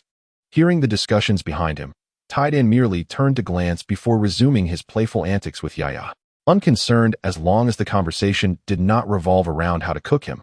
Should they indeed conspire to stew him, he would not hesitate to demonstrate his prowess in defending himself. Agu and Shout-Eye seemed to have wandered off to play elsewhere. After a brief respite, Avon felt his spirits lift. The morning held a class on spells, and following that, they could anticipate the midday meal. Earlier, Bubu had mentioned that lunch would feature sweet and sour ribs alongside mapo tofu. How delightful. Come now, eat well. You are still growing. Put on some muscle. And upon your return, Professor Scamander will surely be pleased. At the dining table, Ivan enthusiastically used the communal chopsticks to transfer several pieces of ribs onto Rolf's plate, making Rolf feel somewhat embarrassed by such generosity. That's enough, Senior. I have had my fill. Thank you, Rolf exclaimed, noticing that the quantity of food on his plate was rapidly exceeding his usual appetite, prompting him to halt Ivan's continuous serving. Is that all? Last year, I could devour 3 times what you have here. Children must eat more to grow tall and strong, just like me, Ivan declared, rolling up his sleeves to showcase his biceps. "Oh wow," exclaimed the little badger nearby, drawn by the impressive display of Ivan's well-defined muscles. Observing themselves and those around them, they realized that most were somewhat overweight. Hufflepuff? In this academy, if you managed to slim down any further, it would indeed be peculiar. "Wow, senior. You have an incredible physique. You must have abs," Rolf said, a hint of envy in his voice. "Unlike me, who can only boast a single abdominal muscle." "Indeed.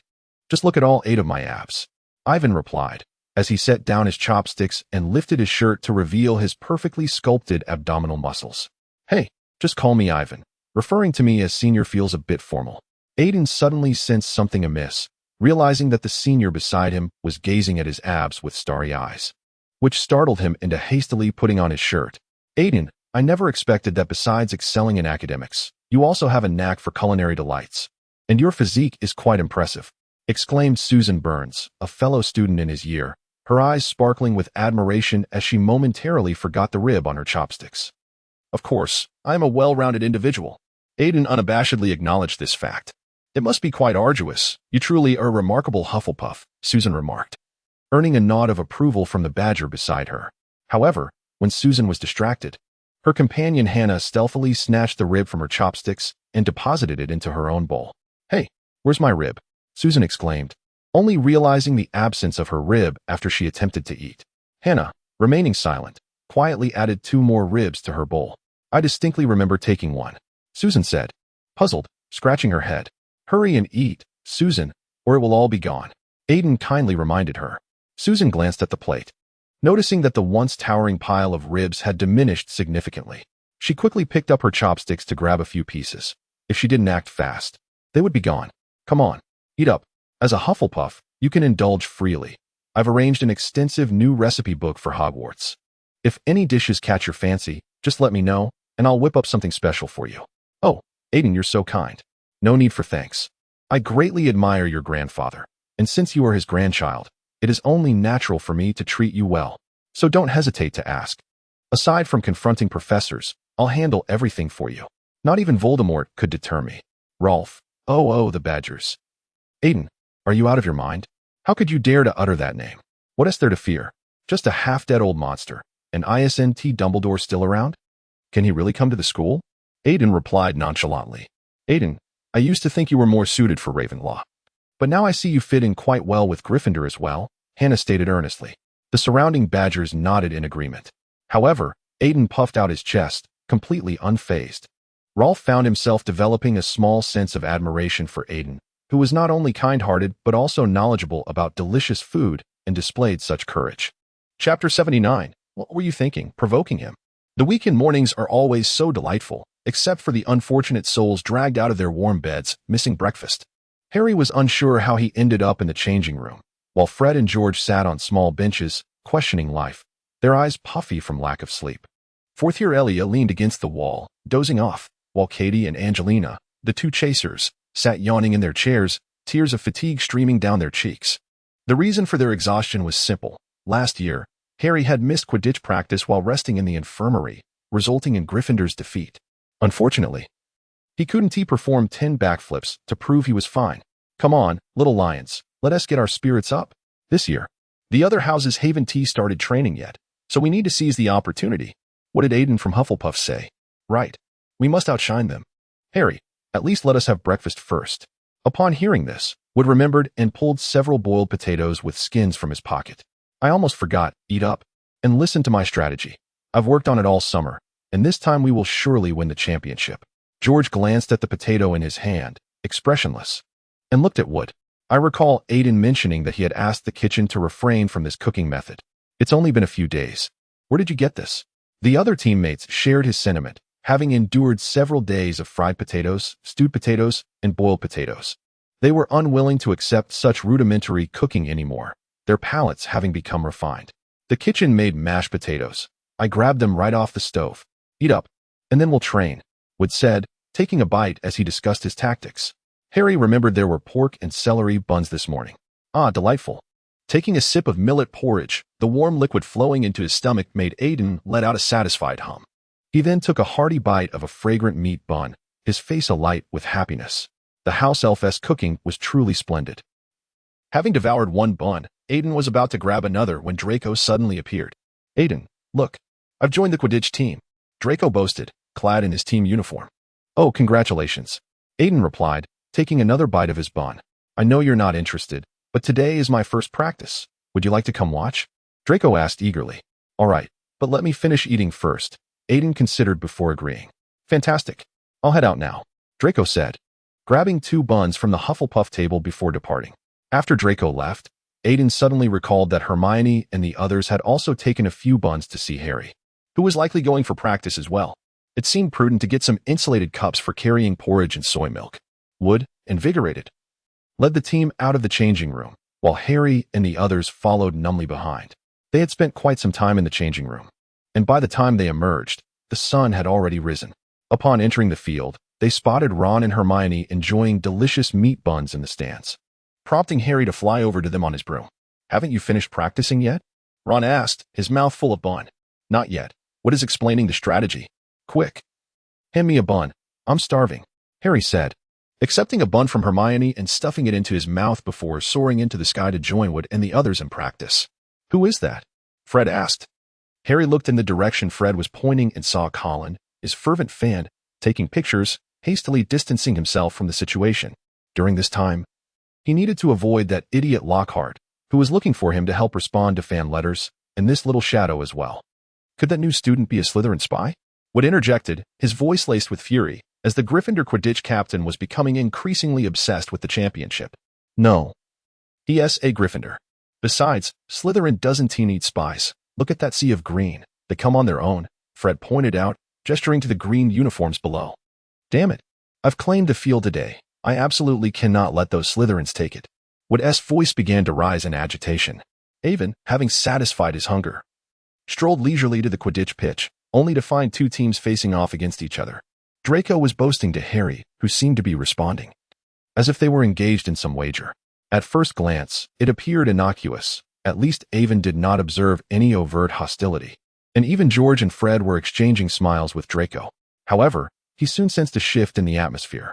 The upperclassmen from Slytherin must have uttered something, for the expressions on Wood and the others' faces fell dramatically. Oh, a spectacle was brewing. Were they about to come to blows? The spirit of a bystander ignited within Avon, prompting him to quicken his pace, eager to witness the unfolding drama. You may be equipped, but that does not guarantee victory. Besides, this is merely a contest between Harry and Malfoy to select Seekers. What is all this commotion about? Hermione's voice was tinged with irritation. Harry and Malfoy were merely demonstrating their skills. They had yet to exchange any harsh words, yet the upperclassmen were becoming increasingly provocative. Silence. You have no place to speak. You filthy mudblood. Flint spat venomously at Hermione. Hey, what did you just say? Draco exclaimed, astonished. How dare you speak to our esteemed head girl in such a manner? Have you forgotten how Caro was punished by the headmaster? Since Avon's heartfelt admonition last time, Draco had resolved to abandon his malicious antics. Although he still had a sharp tongue and a penchant for mischief, he no longer derived joy from belittling others. He aspired to be a refined, albeit mischievous, young man. Hermione appeared momentarily taken aback, her eyes glistening with unshed tears, visibly hurt. How dare you? Elia screamed, pulling Hermione into her embrace. You will pay for this. Ron raised his wand defiantly. Yet before he could cast a spell, another voice, deep and laced with barely contained fury, interrupted from the side. You. What did you say? A chill descended upon Avon's countenance. Avon, what business is this of yours? Just another mudblood. Flint blurted out without a second thought, leaving Draco, who was ready to explain, utterly flabbergasted. Draco thought to himself, this teammate is truly a liability. Very well, it seems Caro warning was insufficient. Avon declared, his patience wearing thin. What do you intend to do? Flint, having spoken without considering the consequences, finally recognized Avon's face, but was undeterred. After all, he was a 6th-year student. And he could. Fuck you. What do you think you can do to me? Before anyone could react, Avon snatched the broom from George's hands and swung it forcefully at Flint's head. What do you think you can do to me? You think you can intimidate me? You mudblood? You think you are superior? Do you dare to challenge me? Avon swung his club fiercely, delivering blow after blow upon Flint, who lay curled on the ground. Each strike was imbued with force, resonating with the sound of bones shattering, echoing in the ears of the onlookers. A group of individuals stood frozen in terror, paralyzed by fear. It was not until the shattered remnants of a broom struck Wood's face that he was jolted back to reality. At that moment, Wood beheld the broken broomstick, while Flint writhed on the ground, convulsing from the brutal assault. The ominous sound of cracking bones served as a relentless reminder of Avon's merciless ferocity. Avon had indeed restrained his strength. Were it not for his apprehension of being sent to Azkaban, he would have easily dispatched the wretch before him. How could he not learn from past experiences? The last time he had confronted Carlo, he had held back too much. It was infuriating. Quick, pull him away. At this rate, he might kill him. Wood shouted loudly. The others snapped back to reality, but the ferocity of the swinging bat instilled fear in them, and none dared to approach. The pitiful state of the victim on the ground made it abundantly clear just how forceful the blows had been. In the end, it was Hermione who, concerned about Avon's excessive force and the potential consequences of becoming a murderer, cast a disarming spell to send the wooden bat flying, thus halting Avon's onslaught and saving Flint's life. Stop pretending. You think you're tough? Avon sneered, glancing disdainfully at the figure sprawled on the ground. You're finished. With such brutal force, I'll inform the headmaster, and you will surely be expelled. Huh, you're done for. A member of Slytherin shouted, pointing accusingly at Avon. Draco interjected, you just can't help but add your 2 cents, can you? Oh, so you dare to challenge me? Avon stepped forward, seizing the collar of the provocateur's robes. I'll show you what it means to be bold. Before the astonished eyes of the surrounding students, Avon unleashed a series of powerful throws, akin to a Hulk-like display against Loki, sending the challenger tumbling. The onlookers were left utterly dumbfounded. After Avon knocked the guy out cold, he dusted off his hands and turned to leave, indifferent to the consequences. After all, no one had died or been seriously injured. So what could they do to him? It wasn't his fault. Witnessing the pitiful state of the 2 seniors on the ground, Draco sighed and rubbed his forehead. What were you thinking provoking him? He lamented. Honestly, I'm at my wit's end. Chapter 80. If it happens again, I will hit him.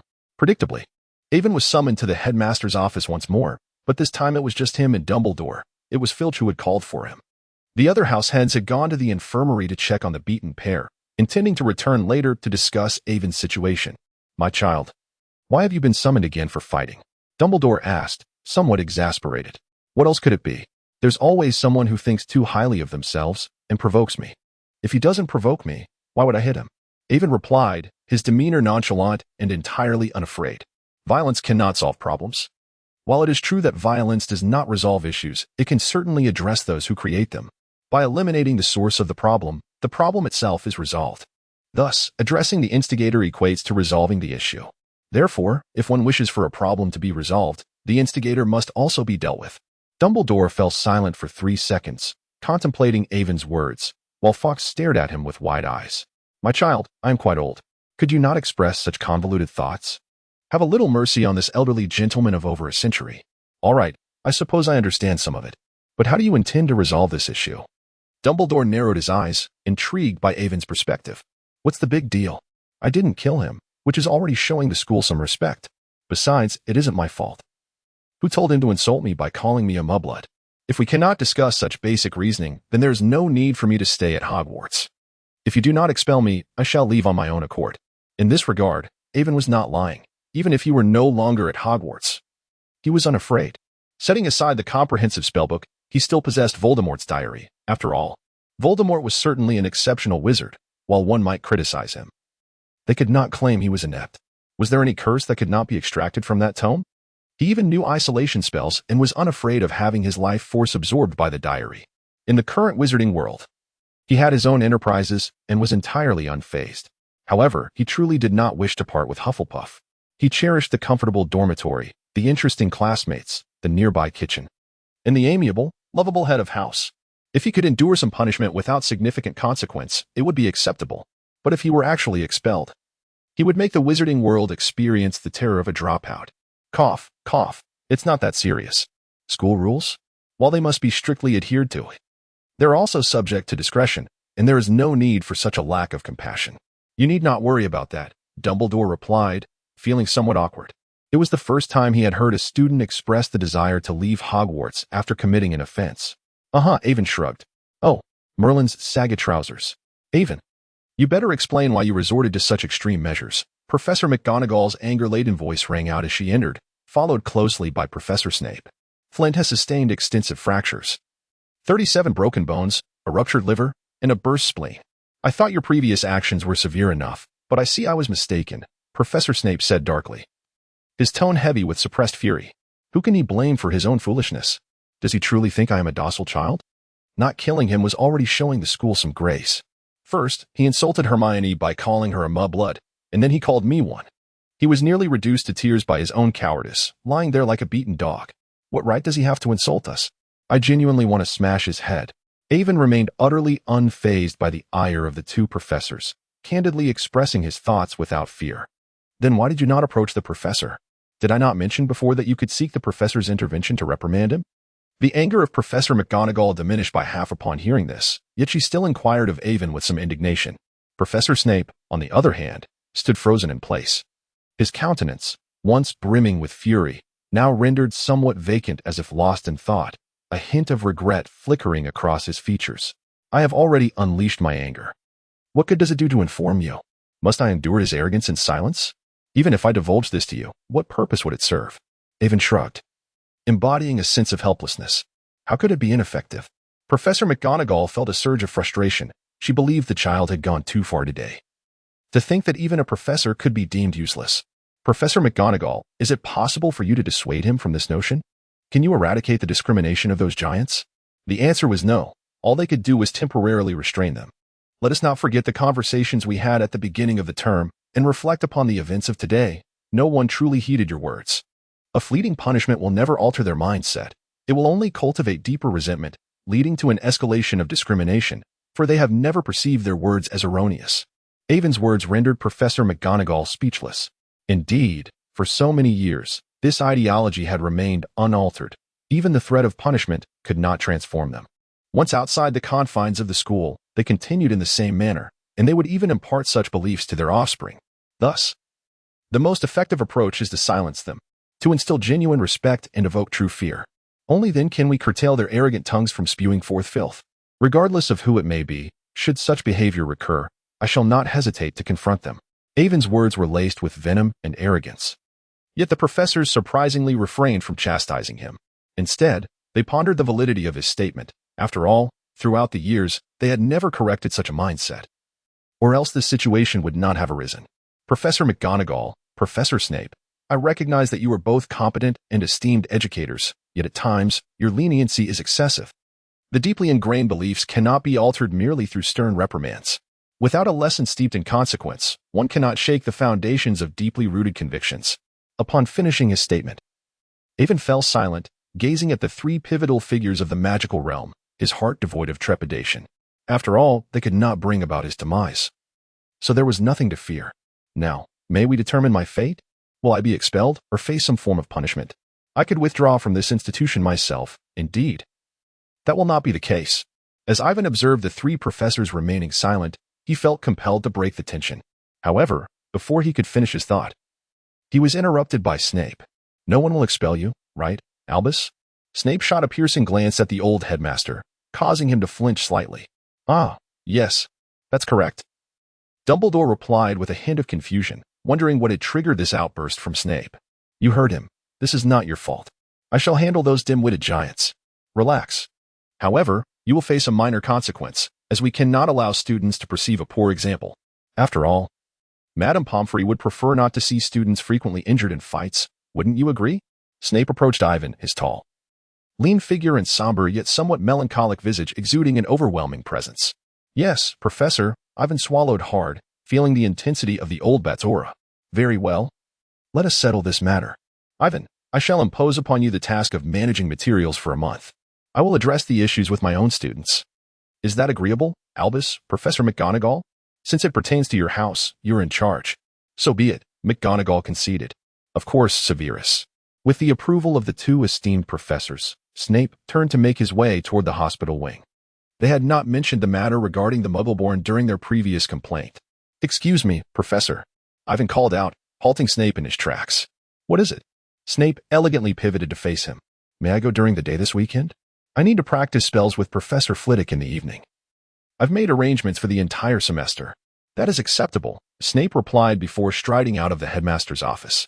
Once Snape had departed, Ivan found himself in a silent standoff with the two professors, exchanging glances. Ahem, since the matter is resolved, you may return, but do remember to exercise restraint next time. Children should not resort to excessive violence, Dumbledore remarked, bringing closure to the incident. Very well then, I apologize for any trouble caused, professors. I shall take my leave now. With that, Ivan turned to exit. Albus, do you think this child? McGonagall began hesitantly. He will not, Minerva. I am aware of your concerns. But he possesses qualities that are quite rare, Dumbledore reassured her as he rose to comfort McGonagall. When I first met him, I thought him to be a remarkably well-behaved and earnest boy. After all, his family is not ordinary. Yet, the words he spoke today bear a resemblance to those from certain families, McGonagall noted, referring to families associated with dark magic. Indeed. But I still believe he will not tread the path of that individual, Dumbledore confidently assured her once more. Just as McGonagall was about to respond, the stone door creaked open, revealing Ivan returning. Is there anything else, Ivan? McGonagall inquired. Actually, there is one more thing I must discuss with the esteemed headmaster, Ivan said, turning to Dumbledore. Speak, my child. Please, dear headmaster, I kindly ask that you refrain from offering piles of roaches as tribute on the plate. Perhaps you could choose a more suitable offering? Those enchanted candies are crawling all over the other tributes. It is quite a sight. I doubt any deity would appreciate such a scene, even if it is made of candy. If you disagree, I may have to sever your access to the tomato hot pot. Avon felt a twinge of anger. He had just contemplated heading to the kitchen for a snack to replenish his energy, only to discover a multitude of cockroaches crawling over the offerings to the kitchen god. Through Bubu's chatter, he learned that old Ding had arrived. Recognizing the utility of the painting, he generously offered up his beloved pile of cockroaches. However, once he departed, the cockroaches began to stir restlessly, prompting Avon to rush back at breakneck speed to confront old Ding. Coughing lightly to mask his embarrassment, Dumbledore said, I understand. I shall choose another next time. But the little hot pot must not cease. Upon hearing old Ding's assurance, Avon cast him a peculiar glance before exiting the headmaster's office, leaving Professor McGonagall gazing at Dumbledore with a puzzled expression. You see, Minerva, I told you would never tread the path of that individual. Dumbledore replied with a mysterious smile. Chapter 81. He is a true Hufflepuff. I wish to hear your thoughts, Albus, Professor McGonagall expressed, her concern evident. She was reluctant to witness any student veering onto a misguided path, and Avon's recent remarks bore a striking resemblance to that of a certain individual. She worried that Avon had merely misinterpreted certain aspects, firmly believing that he was not a bad person. He simply needed guidance towards the right path. Ah, I presume your concern arises from the boy's occasionally aggressive statements? It is understandable. Children from such prominent families often harbor thoughts that diverge from those of ordinary children. Nevertheless, he possesses his own moral compass. Although his actions on 2 occasions were rather severe, they were provoked by specific circumstances. Had he not been incited by exceptional conditions, he would never have acted so. Do you recall our previous discussion regarding his desire for Slytherin, yet his allocation to Hufflepuff? McGonagall nodded, remembering the matter. Perhaps you are unaware, but he threatened the Sorting Hat to gain entry into Hufflepuff. However, that is not the crux of the matter. The Sorting Hat ultimately decided to place him in Hufflepuff, not solely due to his threats, Dumbledore interjected, halting McGonagall's astonishment. The Hat sensed within his mind a yearning for the honor and power associated with Slytherin, yet it also recognized his Ravenclaw-like intelligence and thirst for knowledge. He embodies Gryffindor's courage and willingness to bear consequences, while simultaneously possessing Hufflepuff's unassuming nature. He fits well wherever he goes. As you have observed, he has never sought trouble. He only reveals his claws when his dignity or those around him are threatened. He does not instigate malevolence, yet neither does he shy away from it. Hufflepuff is indeed his rightful home. Perhaps you are unaware that I lent him the Philosopher's Stone for a holiday, and when he returned it, there was no hint of greed in his eyes, only a sorrowful acknowledgement of my intention to destroy the stone, lamenting its loss. You understand how immense the allure of wealth and immortality can be. Yet, I did not perceive even a shred of avarice in this child. Only a thirst for knowledge and confidence in his future. He expressed his desire to create his own Philosopher's Stone rather than covet the achievements of others. He possesses love for his family, affection for his friends, and a zest for life. Based on this alone, I am convinced that he will not follow in that individual's footsteps. Do you understand, Minerva? He is a true and genuine Hufflepuff. Dumbledore spoke at length, articulating his impression of Avon and affirming his character. I believe you are correct. I am simply too worried about this child. You know I cannot bear to see any child harmed or straying into darkness. Nevertheless, I am willing to trust you, and this boy, He is indeed quite unique. McGonagall sighed, but soon realized the peculiarities of their earlier conversation. Wait, Avon mentioned you went to the kitchen and brought a pile of cockroaches? Ah, yes, indeed. Dumbledore suddenly shivered. Did I not advise you against consuming excessive hot pot and sweets? At your age, Madame Pomfrey has warned me on numerous occasions to monitor your health. Even magic cannot alter the reality of aging. Are you not aware? McGonagall's tone grew stern, causing Dumbledore to visibly panic. Moments later, McGonagall departed the headmaster's office. Clutching a large bag filled with sweets she had confiscated from Dumbledore's quarters. Oh dear, Minerva, truly. You took everything, leaving not a crumb. How am I to survive? My joy. Dumbledore gazed forlornly at his empty drawer and the vacant secret compartment behind the wall painting, perplexed as to how McGonagall had discovered his hidden stash of sweets. In that moment, he forgot that McGonagall was an animagus, a cat, and even in her human form, her sense of smell was heightened. He could conceal the sweets themselves, but not their delightful aroma. Dumbledore slumped in his chair, bereft of spirit, staring blankly at the chandelier above. Recalling McGonagall's recent edict to restrict his sugar intake for a week each month for his health, though he recognized her concern. The thought of enduring a week without his beloved sweets sent his heart into a frenzy. Dumbledore. No. Snowflakes flutter. The north wind howls. As Avon emerged from the principal's office for the second time, he was besieged by a throng of classmates. The news had spread like wildfire. Everyone was aware that the dashing boy from the first year, who had taken on Slytherin, had once again been summoned to the principal's office due to his altercation. It was no surprise. Wherever the Weasley twins roamed, no secret could remain hidden. Avon, I'm so sorry for dragging you into this, Hermione immediately apologized. Feeling responsible for the incident. It's all right. It's not solely your fault. He did scold me as well, Avon reassured her. I've merely been assigned to assist Professor Snape with his materials, but that fellow might be in for a rough time. Reflecting on Snape's menacing departure, he silently mourned for the unfortunate soul for a brief moment. Forgive me, Avon. I couldn't rein in their thoughts, Draco added, stepping forward to apologize. His belief that Slytherin was the finest house beginning to waver. It's fine. You are yourself, and they are themselves. I want to misplace my anger onto those unrelated. Especially if that person is my friend, Avon said, gently patting Draco's shoulder. Draco was touched once more. What a splendid friend. Those who constantly belittled him based on bloodlines truly deserve their fate. Oh my goodness, Avon, you weren't expelled, were you? I heard Madame Pomfrey mention how hard you struck, but I don't believe it's your fault.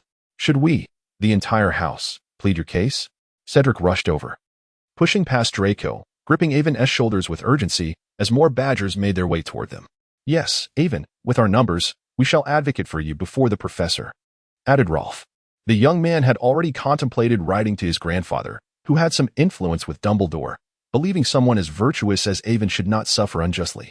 An increasing number of badgers gathered, all aware of the incident and concerned that Avon's heavy-handedness might lead to his expulsion due to school regulations. They could not bear to see such an entertaining and charming upperclassman, who possessed an extensive knowledge of delightful treats, be expelled. They chattered excitedly about pressuring the principal. The badgers united, their collective spirits silencing the other three houses nearby, who found it difficult to interject. You can always trust Hufflepuff. Every member of Hufflepuff is worthy of your friendship. Rest assured, Senior. My father is a board member. I would never allow my friend to be expelled. Draco hastily assured the now calmed Cedric and other Hufflepuff students. The badgers regarded Draco with newfound respect, recognizing that this young Slytherin, often seen at their table, was Avon's friend. They admired his willingness to betray his house for the sake of friendship. Indeed, in Slytherin's eyes, Draco's actions could be seen as treachery. Yet, some Slytherins viewed Avon with admiration. Slytherin, pursuing honor, yearning for power, revering the strong. From the moment Avon knocked out Caro on the train, to challenging 8 upperclassmen, slaying a troll, defeating Quirrell, and daring to challenge the rules once more for the sake of honor this year. Avon's actions struck a chord with the rational-minded Slytherins, leading some of them to develop a sense of admiration for him. Sister, he is quite intriguing. Even the heir of the Malfoy family is willing to befriend him, remarked a charming young girl, pointing at Avon. Indeed, he is quite remarkable. It is a pity he hails from a Muggle family. Otherwise, he would undoubtedly achieve even greater feats. Another equally lovely girl lamented. She was named Daphne, a fervent purist, belonging to the ancient pureblood family of Greengrass. Alongside her sister Astoria, this lineage fueled Daphne's adherence to blood supremacy, much like Draco in the past. However, Her sister Astoria held a different perspective, vehemently opposing the classism instilled by their family. Despite some discontent from their relatives, Astoria remained the cherished youngest daughter. Daphne, too, held great affection for her sister and, despite her reluctance, followed her as she eagerly sought out excitement. As for Daphne's role, do not speculate if she is the main heroine. She is not. Like other houses, Slytherin has only a few notable names. Moreover, I sense that Daphne's character does not align with that of her protagonist partner. Both she and Hermione are exceptional young women. Yet they lack the captivating souls that harmonize with the hero.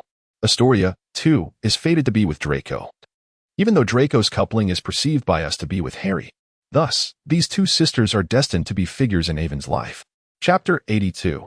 The joy of Hufflepuff. Harry and Ron wish to approach Avon and exchange a few words, as it pertained to their Gryffindor house.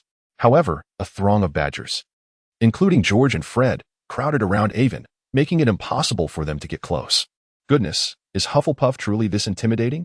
We can't even squeeze in, Harry exclaimed, realizing that they were the largest house. Typically, they seemed amiable, yet today they conveyed an overwhelming desire to dominate Hogwarts. The Gryffindor Lions found themselves wedged in a corner, as the once spacious corridor became completely obstructed by the influx of Hufflepuffs. Even Filch, attempting to disperse the throngs of little badgers blocking the corridor, was quickly overwhelmed and silenced by the excited crowd. Madame Longbottom found herself climbing a nearby pillar, her feline face filled with terror as she surveyed the chaos below.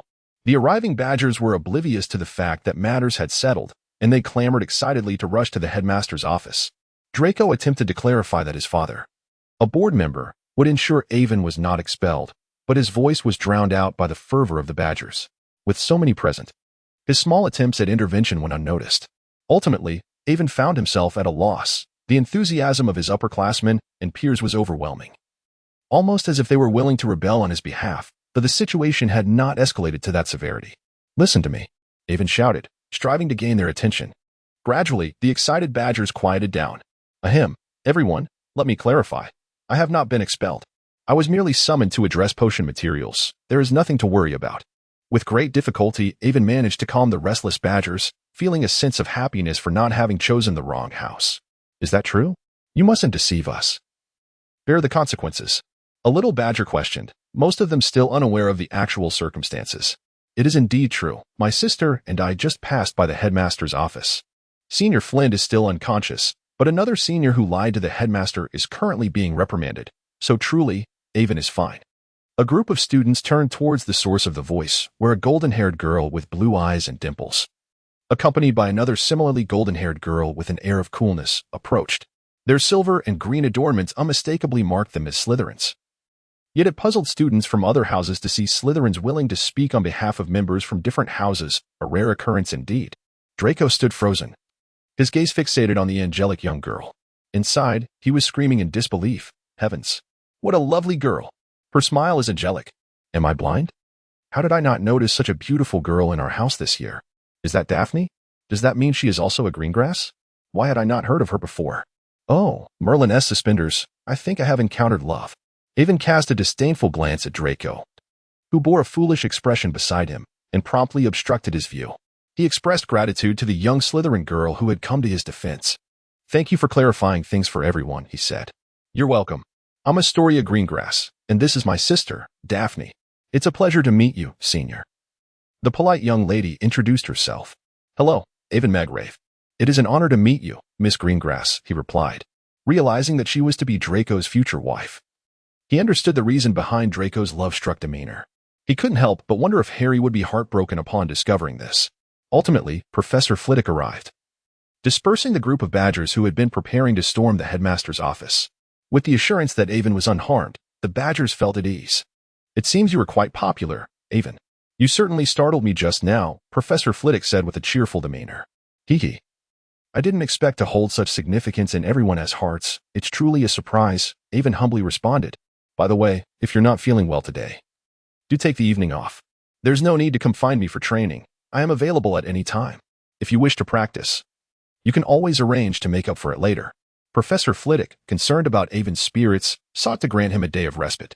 "No worries, Professor. This won't deter me. I have a resilient heart. However, I do need your assistance with a silent extension charm. That wallet has become a bit troublesome." as I've created a new vessel.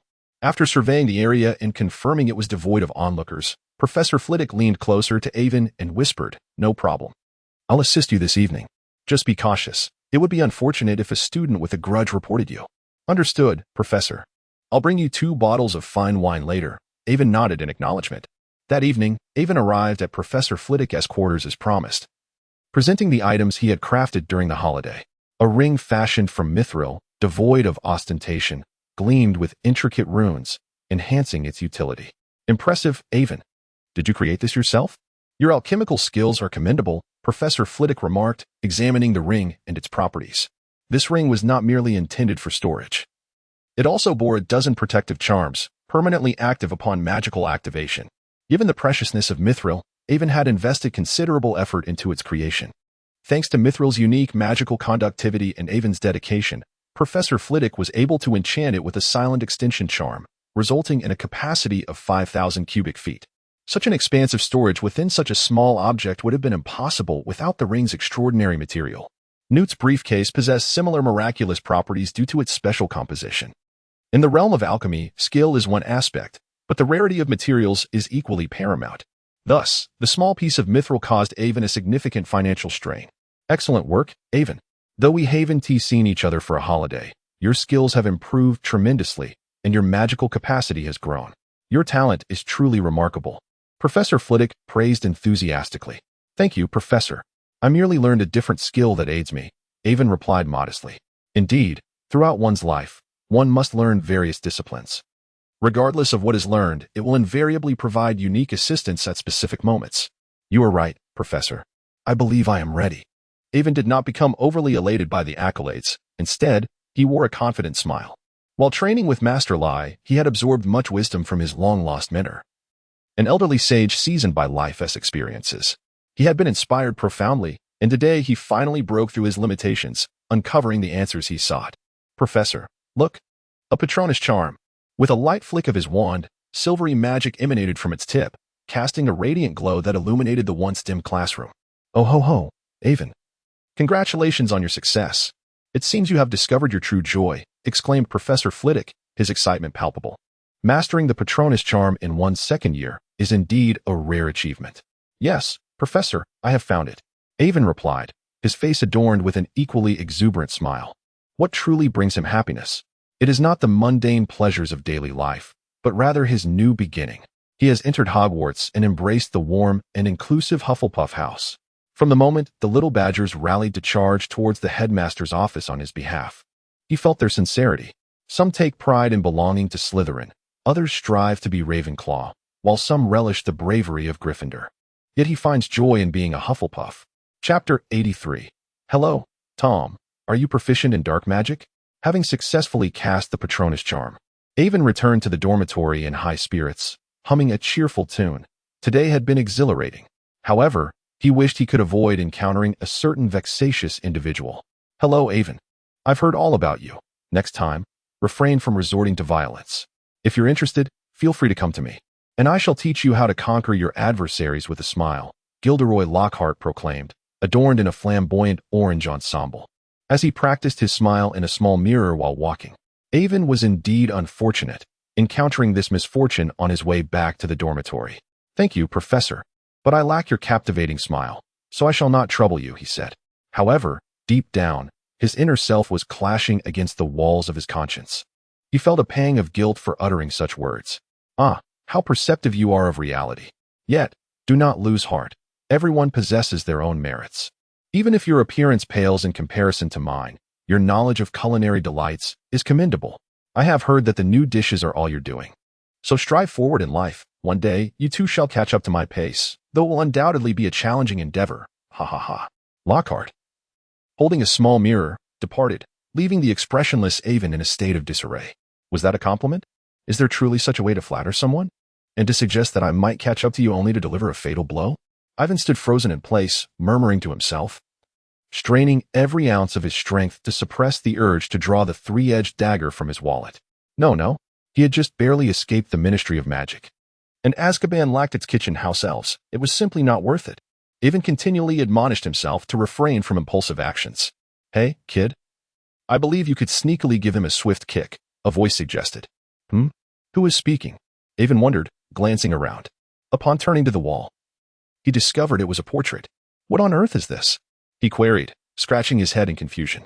Do not be surprised. We have long harbored disdain for him.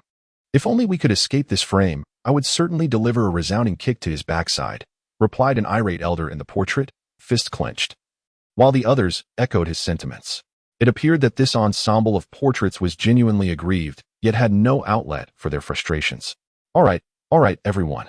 I shall seek an opportunity. After all, he does bear the title of professor. Avon quickly reassured the portraits, who seemed on the verge of leaping from their frames. Good lad, do take care. You must avoid any punishment. If an opportunity does not present itself, then so be it. Goodness. These portraits were concerned for my well-being to avoid penalties. Truly, I am moved to tears. Bidding farewell to the portraits, Avon returned to his dormitory. With ample time remaining before lights out, he chose to remain in his room rather than venture out. The students of Hufflepuff had grown accustomed to Avon's solitary study habits. Aside from mealtime, eschewing discussions about wizards, Quidditch, and such, his culinary prowess alone earned him their utmost respect. Come now, let me see what this is about, Avon exclaimed as he retrieved an ancient diary, waving his wand to disperse the magical dust that coated its surface. At that moment, the remnants of Voldemort within the diary since the barrier that had isolated him was suddenly lifted, and he felt a surge of vitality. Recently, he had been perplexed. Despite no one using the diary, preventing him from observing the outside world, he felt ensnared by an invisible web. This realization alarmed him. Had the secret of the Horcrux been exposed? After enduring several anxious days without incident, he discovered that the web had vanished today, which struck him as peculiar, heightening his vigilance. Today, he stumbled upon an old diary, sealed by a strange substance, initially mistaking it for a senior's study notes. However, upon opening it, he found it empty, rendering his brief excitement futile. He resolved to keep it as a diary. After all, it was a fortunate find. Avon feigned ignorance as he inscribed a series of English words in his notebook. He was aware that Voldemort's soul would surely sense something amiss. This fellow had always been rather cunning, so he needed to deceive him first. Upon reading Avon's words, Voldemort let out a sigh of relief. It turned out to be a mere young wizard, which suggested that some object capable of ensnaring a Horcrux had inadvertently adhered to the diary. Judging by the magical potency conveyed through the ink, this boy could not possibly wield such advanced magic at his age. Even Voldemort himself had not achieved it in his youth, and he remained quite confident in his own talents. Hello, my name is Tom Riddle. The ink absorbed the inscription, and Voldemort's greeting manifested. Suddenly, a mischievous thought crossed Avon's mind. You had better pray that you can perform legilimency, he muttered inwardly, and a more audacious smile crept upon his lips. Hello, I'm Avon. And just who are you? Are you trapped in this diary? Would you like me to burn it to set you free? No, thank you. This young wizard seemed to possess a rather unconventional thought process. Shouldn't he be asking how I managed to make the diary speak? No need for gratitude. I shall come to your rescue at once. Altruism is a fundamental virtue. If you feel indebted, you may simply repay me in gold once you are free. Voldemort was momentarily at a loss for words. No, I am not trapped. This is merely a memory charm. Would you like to learn it? No, thank you. It seems rather pointless, and I have no interest. Voldemort's soul gritted his teeth. Even if you lack interest, must you be so blunt? A little subtlety would suffice. Is there anything about magic that puzzles you? I can answer many of your queries. During my time at school, I was an exemplary student. Very well then, can you perform alchemy? Avon inquired. Of course. Can you create the philosopher's stone? Not at all. Then what use are you to me? Perhaps I should just burn you. Voldemort, how dare you? That is the philosopher's stone. No one besides Nicholas Flamel can create it. Could you not ask a more reasonable question? Perhaps about spells or such. At present, he was merely a fragment of a soul and had to exercise patience. After a while, Avon felt he had teased enough. He ought to know when to stop before he irritated Voldemort beyond measure. So, Tom, do you practice dark magic? Upon hearing this question that resonated with his own sentiments, Voldemort finally displayed a smile. Indeed. Well then, what do you know? I wish to learn the most formidable dark magic, something that can instantly subdue anyone. Avon believed he had hinted rather clearly. Certainly. Have you heard of the unforgivable curses? I have not. The unforgivable curses consist of 3 of the most malevolent and cruel dark spells, each of which is intolerable to wizards. Why is that? One of them, the Cruciatus Curse, when cast upon a person, causes them to lose their sanity, compelling them to act entirely according to the caster's will. That sounds intriguing. The second is the impediment curse. Those struck by it experience excruciating pain that drives them to the brink of madness, and if the spell is not ceased, they may suffer to the point of death. Goodness, that is quite severe. The third is the killing curse, the most brutal of the unforgivable curses. If the caster utters the incantation and strikes their target, it can instantly bring about death with no chance of survival. Wow, that is impressive. And I have delved into all three of these spells. Well, you are quite formidable. Voldemort's fragmented soul within the diary felt disheveled. This conversation seemed quite normal. Yet he could not shake the feeling that something was amiss. So, can you teach me? I'm not afraid. I truly wish to learn. Noticing that the fellow had remained silent for a while, Evan grew concerned he might have fallen asleep and hastened to prompt him. Very well, since you are not afraid. I shall teach you. I can see you are also a seeker of power. I believe that the pursuit of power should not be constrained by those who. Voldemort intended to expound upon his philosophy of unfettered power, but was cut off by Evan. Could you speed things up? Stop rambling. It's rather tedious. Voldemort, all right. I will teach you right now. Chapter 84, Professor Snape since the commencement of the school year, after undergoing changes in their physical states. The three little ones had become increasingly energetic and had taken to wandering about. During class, Avon and his friends often engage in their own amusements. At times, three of them play together. At other moments, they wander into the Forbidden Forest, where each seeks out their own place to enjoy.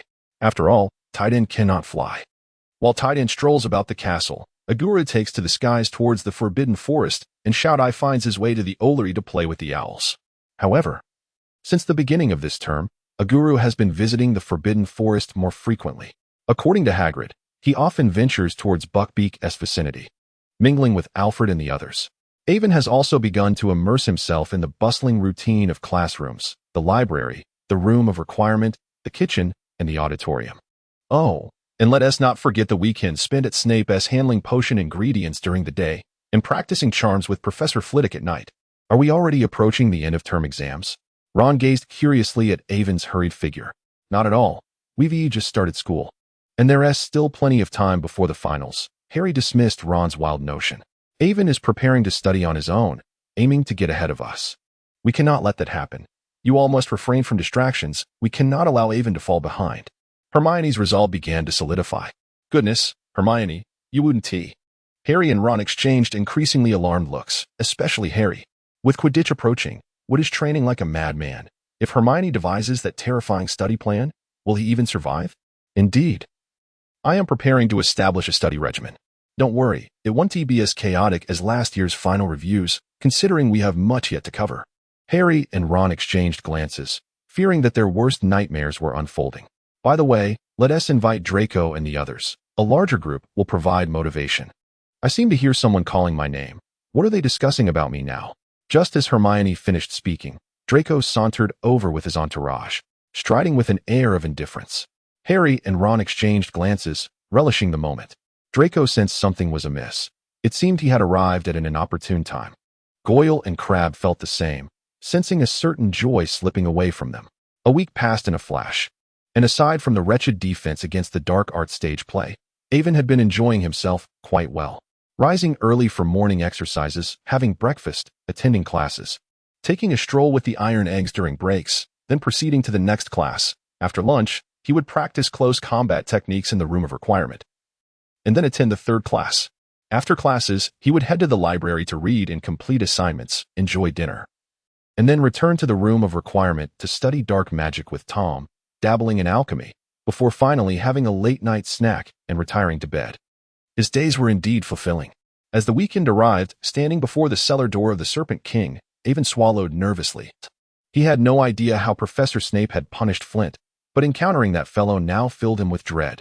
Logically, given the severity of his previous beating, Flint, with his Slytherin disposition, should harbor resentment. Yet his profound fear likely stemmed from Snape's punishment.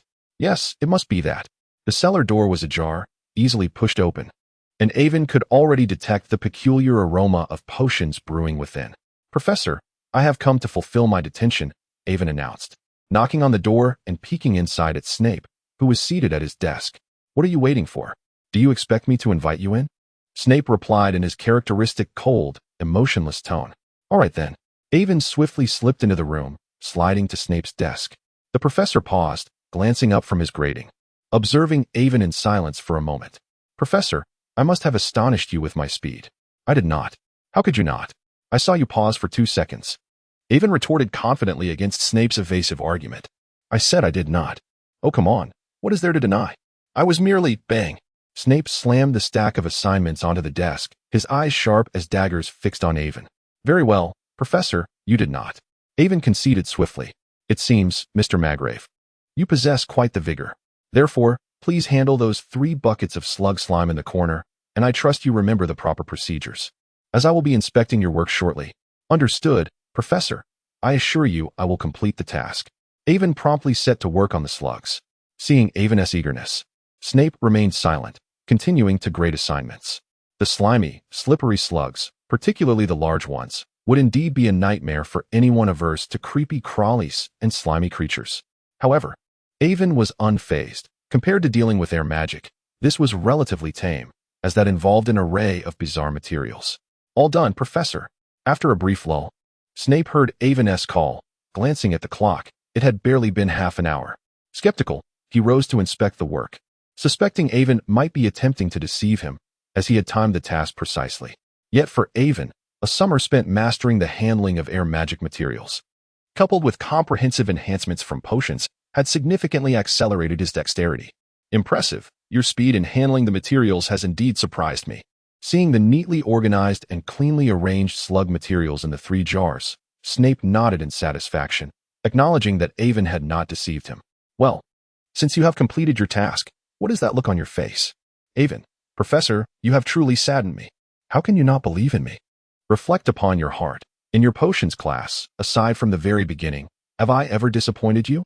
Yet, in the end, you doubt me over something as trivial as haste in handling materials. It is utterly heartbreaking for a child. As he spoke, Avon feigned tears, covering his face in a theatrical display.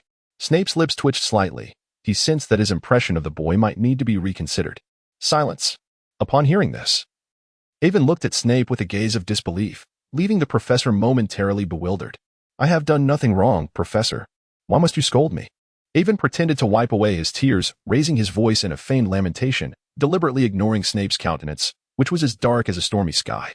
Today, he sought something from Snape, knowing that under normal circumstances, the professor would dismiss him without a second thought. Lacking those striking emerald eyes, he resorted to theatrics. If you continue this charade, I'll deduct 100 points from Hufflepuff. Snape thought he might lose his composure. He was tempted to strike the boy. How had he not noticed how exasperating Avon could be before? Fear not. We shall not contest for the house cup.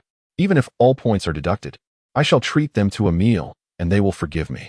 Avon, with a serious expression, ceased his wailing. Snape was at a loss for words. It was the first time he realized that deducting points was not an infallible method for managing students. What do you truly want? Snape nearly growled, feeling as though he was being cornered by his own pupil. I wish for you to teach me how to brew Felix Felicis right now. Avon gazed up at Snape with wide, innocent eyes. What? This is utterly absurd. You are but a second-year student, and you desire to concoct Felix Felicis.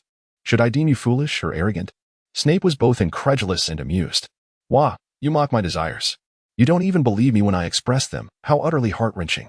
Avon, seizing the moment, fell dramatically to the ground, mimicking the earlier antics of Chilo from the previous semester, employing the shameless tactic to coerce Professor Snape. Desperate, he found himself in need of the Felix Felicis potion, yet it proved elusive to acquire. Approaching Snape for assistance felt beneath him, especially as most of his finances were tied up in business ventures. He could not approach the Malfoys either. Their relationship was strictly professional. And one must not be utterly shameless. Yes, Avon still aspired to retain some dignity. Thus, the most prudent course of action was to solicit Snape's guidance. He could at least cover the cost of materials, which were far less expensive than the potion itself. Apologies, I didn't close the door, Severus. I came to request your assistance with the potion. Clearly, I arrived at an inopportune moment. Please, continue, he interjected. Mrs. Horkin had arranged to collect a potion from Snape today, and upon entering, she was greeted by the grim visage of Snape and the sight of Avon sprawled on the floor. No, Mrs. Horkin. It was my clumsiness that caused me to fall, and it has nothing to do with Professor Snape. Please, do not misconstrue the situation, he implored. But before he could finish, Mrs. Horkin had already exited, closing the door behind her. Snape, visibly agitated, remarked, You would have been better off remaining silent. The way you spoke made it sound as though I had harmed you. He hurried outside to call Mrs. Horkin back, intending to deliver her potion and clarify that the incident had been purely accidental. Mrs. Horkin, skeptical yet willing, departed, leaving Snape to return with a scowl. Upon his return, Snape remained silent, merely glaring at Avon. There was no option to resort to physical reprimand. Deductions were ineffective. What? Was he to impose a detention? Avon was already confined. Professor, Mrs. Horkin may not voice her concerns, but should rumors arise suggesting you intend to act against me, might she not inadvertently say something that could lead to misunderstandings? Surely, you wouldn't want any peculiar reputation to circulate, would you? With a sharp crack, Snape crushed his teacup. Avon's expression grew increasingly audacious. Very well, I shall teach you. However, whether you succeed is beyond my concern. But should you choose to speak indiscreetly, beware, I'll ensure you remain mute forever. Not a problem. But Professor, imagine if a student were to frequently interact with you and suddenly fell silent. Word of that would spread like wildfire. Get out, Snape bellowed. Right. Thank you, Professor, for this opportunity. I assure you, I won't speak indiscreetly. Farewell, Professor, Avon exclaimed, making a hasty retreat under Snape's menacing glare. His goal achieved, he decided it best to withdraw, avoiding further embarrassment. Chapter 85. The Dragon Toad. After fleeing from Snape, Avon found himself wandering to Hagrid's for a leisurely stroll. After all, one cannot spend every moment buried in studies. Relaxation is essential. As a Hufflepuff, he could not afford to overexert himself. Recently, he had been busy crafting a number of items. Though uncertain of his success, creating the containers was a feasible first step. The more critical components could be approached gradually. At the very least, he would wait until he had secured the Felix Felicis before proceeding further. Confidence was lacking, even though the spellbook detailed how to tame such powers. He lacked faith in his own abilities. Despite having compiled extensive notes on the necessary materials with a high success rate, as a wise individual once stated, a mere 99 chance of success is hardly different from a death sentence. Thus, there was no need to rush. Patience was key. With no pressure from an impatient specter looming behind him, he felt at ease. Hello, Hagrid. You appear well. Avon called out cheerfully. Hello, Avon. Come. Have a cup of tea, Hagrid invited.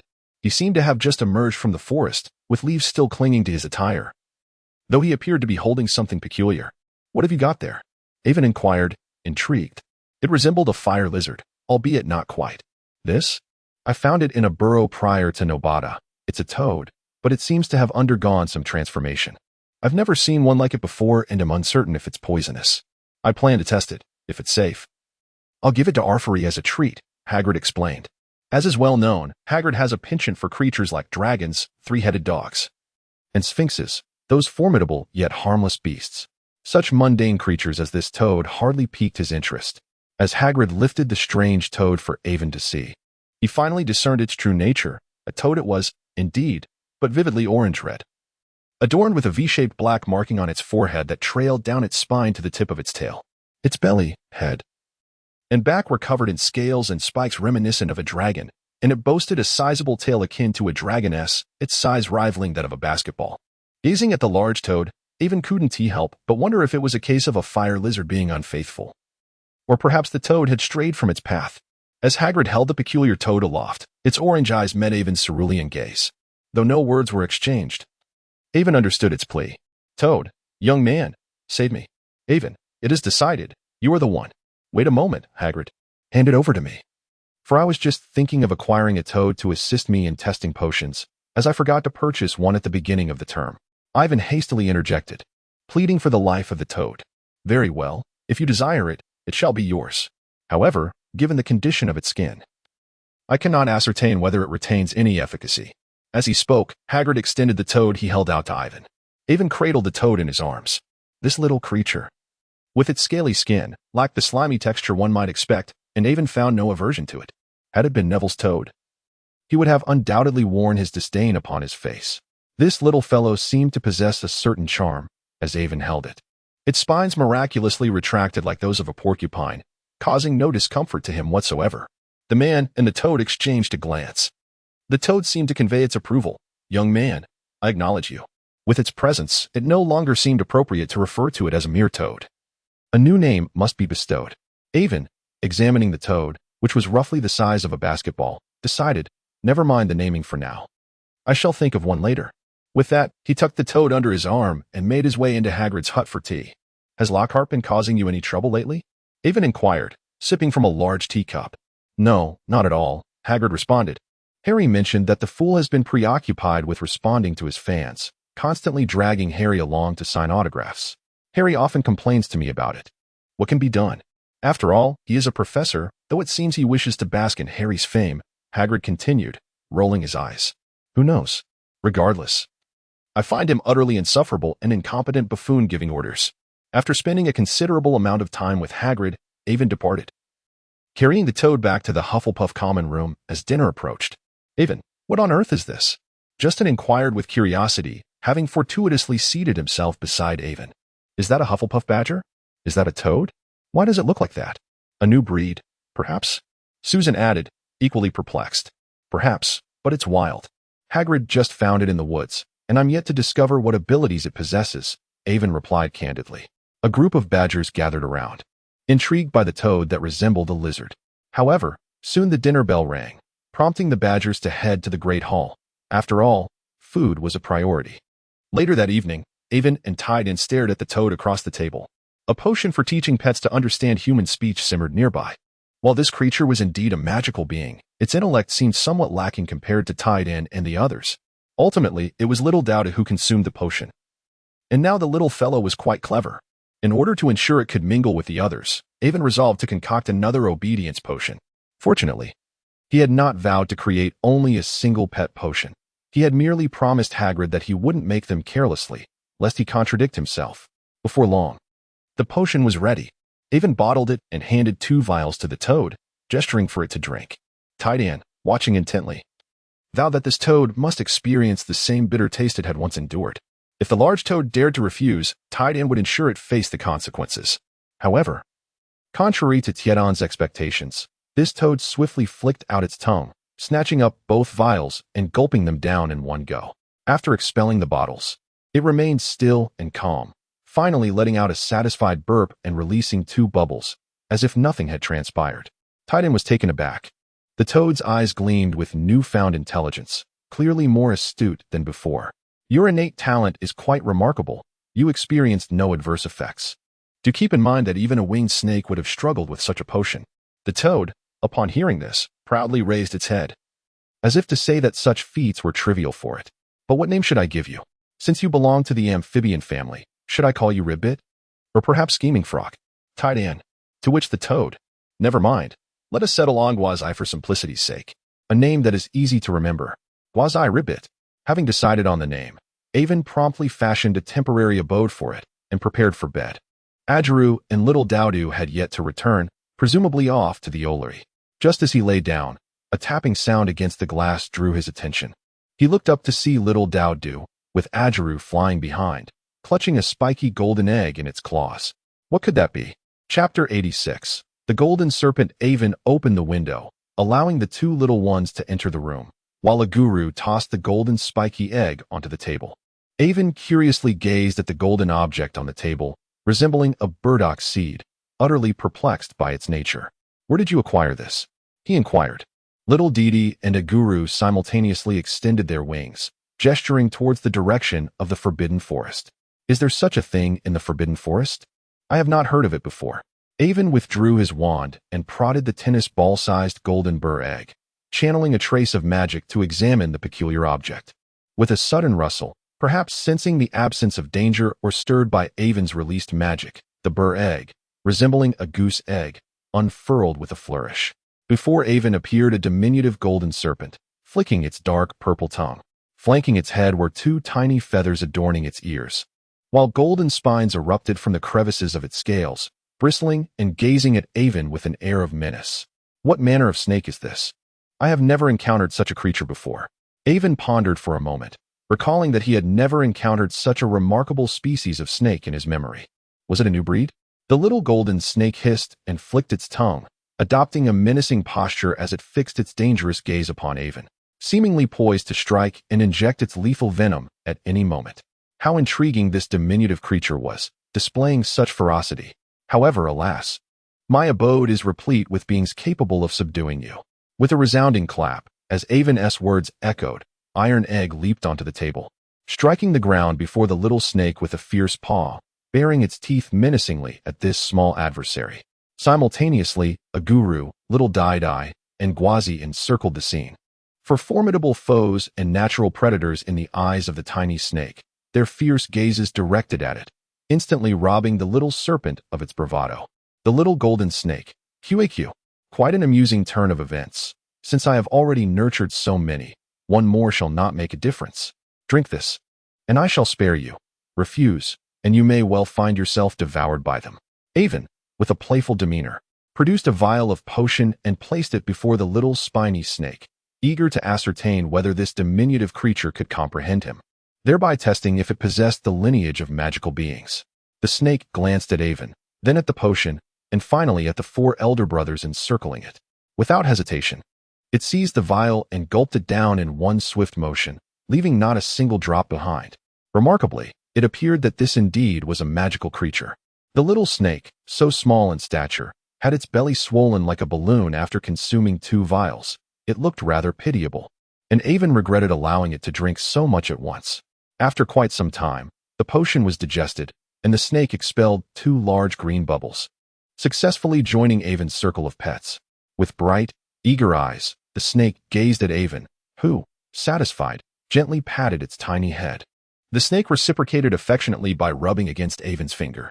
With hostility dissipated, the snake swiftly retracted its spines, which, with a graceful curve, lay flat against its scales, adorning its back with exquisite patterns. The little snake then turned its pleading gaze towards the 4 elder brothers, cautiously inching closer to Avon's hand. Its golden slit pupils filled with trepidation. It was clearly frightened, for these were its natural foes. Fear not, Avon reassured, they will not harm you. From this day forth, you shall be companions. Henceforth, you shall be called Little Ye. Do you understand? As he spoke, Avon surveyed the group. Iron Egg and the others were quite obedient, each giving the little snake a gentle nudge with their heads. Gwazi, in a show of acceptance, licked the little snake with its tongue, signifying that it would not devour it. Only then did the little snake relax, joyfully wagging its tiny tail. Guru, having made new friends, flew back to its cozy nook and closed its eyes. It had intended to return with something for Avon to feast upon, but instead, it had gained a little brother. There was no choice now. With the master having spoken, it could only befriend this small creature on the menu. Iron Egg, seizing the little one, placed it atop its head and carried it back to its own nest for a nap. Since it couldn't be eaten, it would serve as a delightful pillow. Sleeping with a beloved food item was a source of joy for the badger, even if it was inedible. Iron Egg slumbered sweetly. Yet Little Ye found itself in quite a predicament. Imagine being embraced by something that could swallow you whole, drooling in anticipation. Wouldn't that instill fear? After a long day of banter with C, hammering away in the wish-granting room, and practicing spells with Professor Frivy, Avon felt a profound sense of fulfillment, especially with the addition of 2 new pets. Avon nestled comfortably in his cozy bed, drifting into a serene slumber. While some individuals slept soundly, others found themselves restless. This evening, relieved from patrol duties, Snape had completed his tasks and retired to bed early. Yet, thoughts of Avon's pretentious antics lingered in his mind, preventing him from finding rest. After much contemplation, Snape suddenly sat up, realizing the absurdity of his situation. Regret washed over him for allowing Avon to spend his confinement here. He mused that it would have been wiser to send him to clean the trophy display room instead. The morning's aroma of fried dough and tofu pudding was delightful. Avon, along with the house elves, prepared 2 varieties, one sweet with a sugary base and the other savory with a seasoned broth. Recognizing the diversity of people's palates, some favoring the sweet, others the savory, and some enjoying both, he thoughtfully made both options available for everyone to choose from, ensuring fairness in their selection. Avon possesses a penchant for savory flavors, often enhancing his meals with a dash of freshly pressed chili oil, paired with crispy fried dough sticks. He could easily consume 3 substantial bowls for breakfast. However, despite recognizing the diversity in individual tastes, his mind momentarily recoiled in disbelief upon witnessing Dumbledore pour 2 bowls of tofu, pudding into a large bowl filled with sugar. That singular bowl of sugar could easily sweeten 10 bowls of tofu pudding, yet Dumbledore had claimed it all for himself. Did he not fear his blood sugar level soaring? Observing the elderly gentleman savoring each spoonful with a beaming smile, Avon felt a pang of concern that a visit to the hospital might reveal traces of blood in his sugar-laden veins. Still, Avon was puzzled. The breakfast was indeed delightful, and he noticed that all the faculty and students seemed to relish it. Why did Snape occasionally cast him a disapproving glance?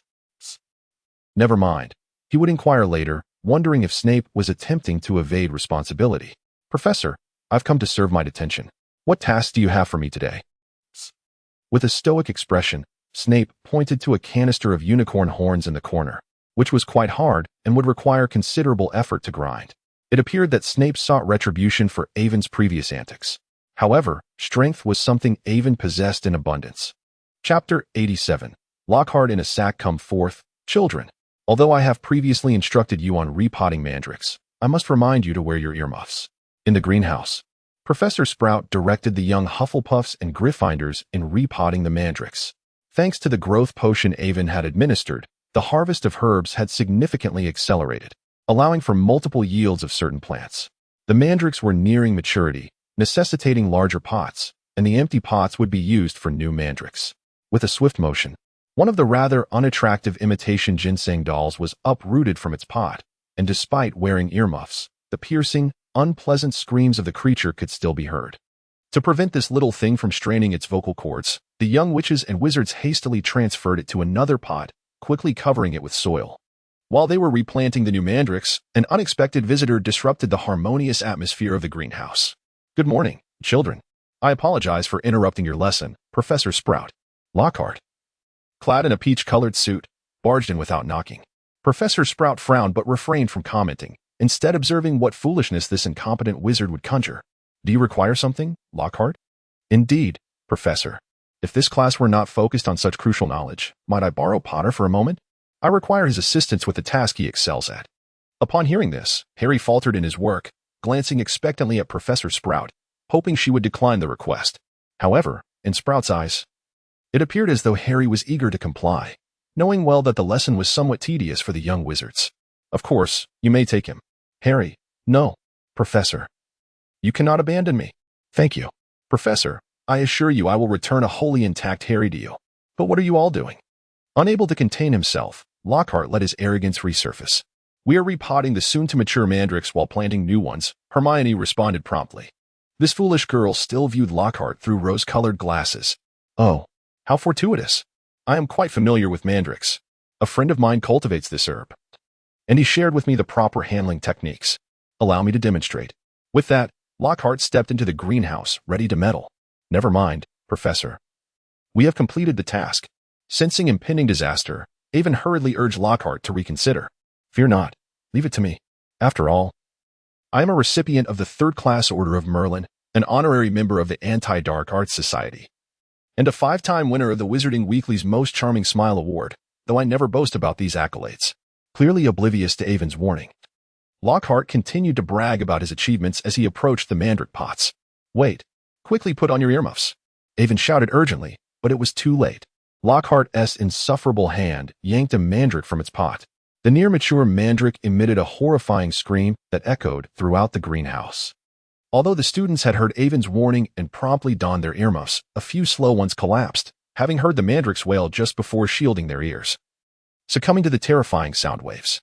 At the moment when Avon pulled out the mandrake, he swiftly dashed to Lockhart's side and pressed the mandrake back into the soil. However, in his haste, he failed to secure his earmuffs properly and was still met with a piercing scream. Damn it! He cursed just before losing consciousness. Even as he succumbed to the darkness, it seemed he had awakened. His recovery was remarkably swift. He had just thought to plant a kiss on him when he realized. Hey, you're a man. Avon, roused from his stupor, bolted upright, his face a mask of terror as he touched his face and arms, lifting the covers to inspect his clothing. Thankfully, all appeared normal. You're awake, Avon. Are you all right? Hermione inquired from beside the bed. I'm fine. As long as no perverted man took advantage of my unconsciousness to kiss me, he replied, drawing laughter from the surrounding badgers.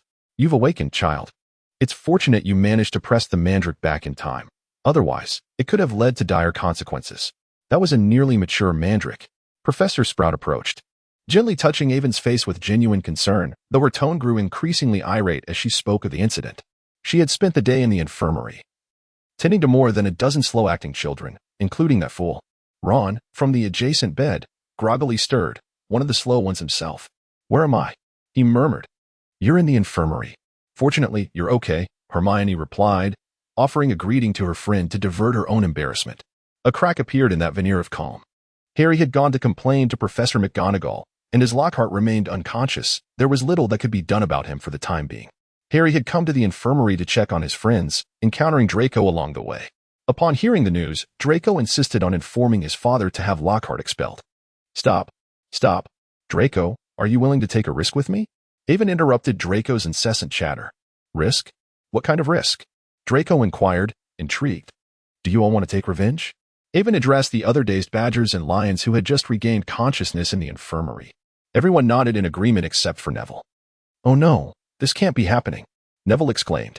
After recovering from Madame Pomfrey's care, Avon gathered the other victims along with Harry and Draco in an empty classroom. A flurry of hushed whispers ensued, and the badgers and lions shared mischievous grins, including Draco, the little serpent. 2 days later, the night was moonless, and dark clouds shrouded the sky. The castle, cloaked in darkness after lights out, was silent save for the patrolling professors and Filch, who was searching for any nocturnal young wizards. Even the ghosts seemed too lethargic to wander about. As the saying goes, it was a night when mischief could flourish. A perfect setting for chaos. Avon accurately anticipated that Lockhart would be on night patrol this evening, thus he resolved to take action tonight. This matter could not simply be brushed aside. Having nearly cost them their lives, it was not merely a matter of receiving a reprimand from Dumbledore. Indeed, Lockhart had awakened to a scathing rebuke from Dumbledore.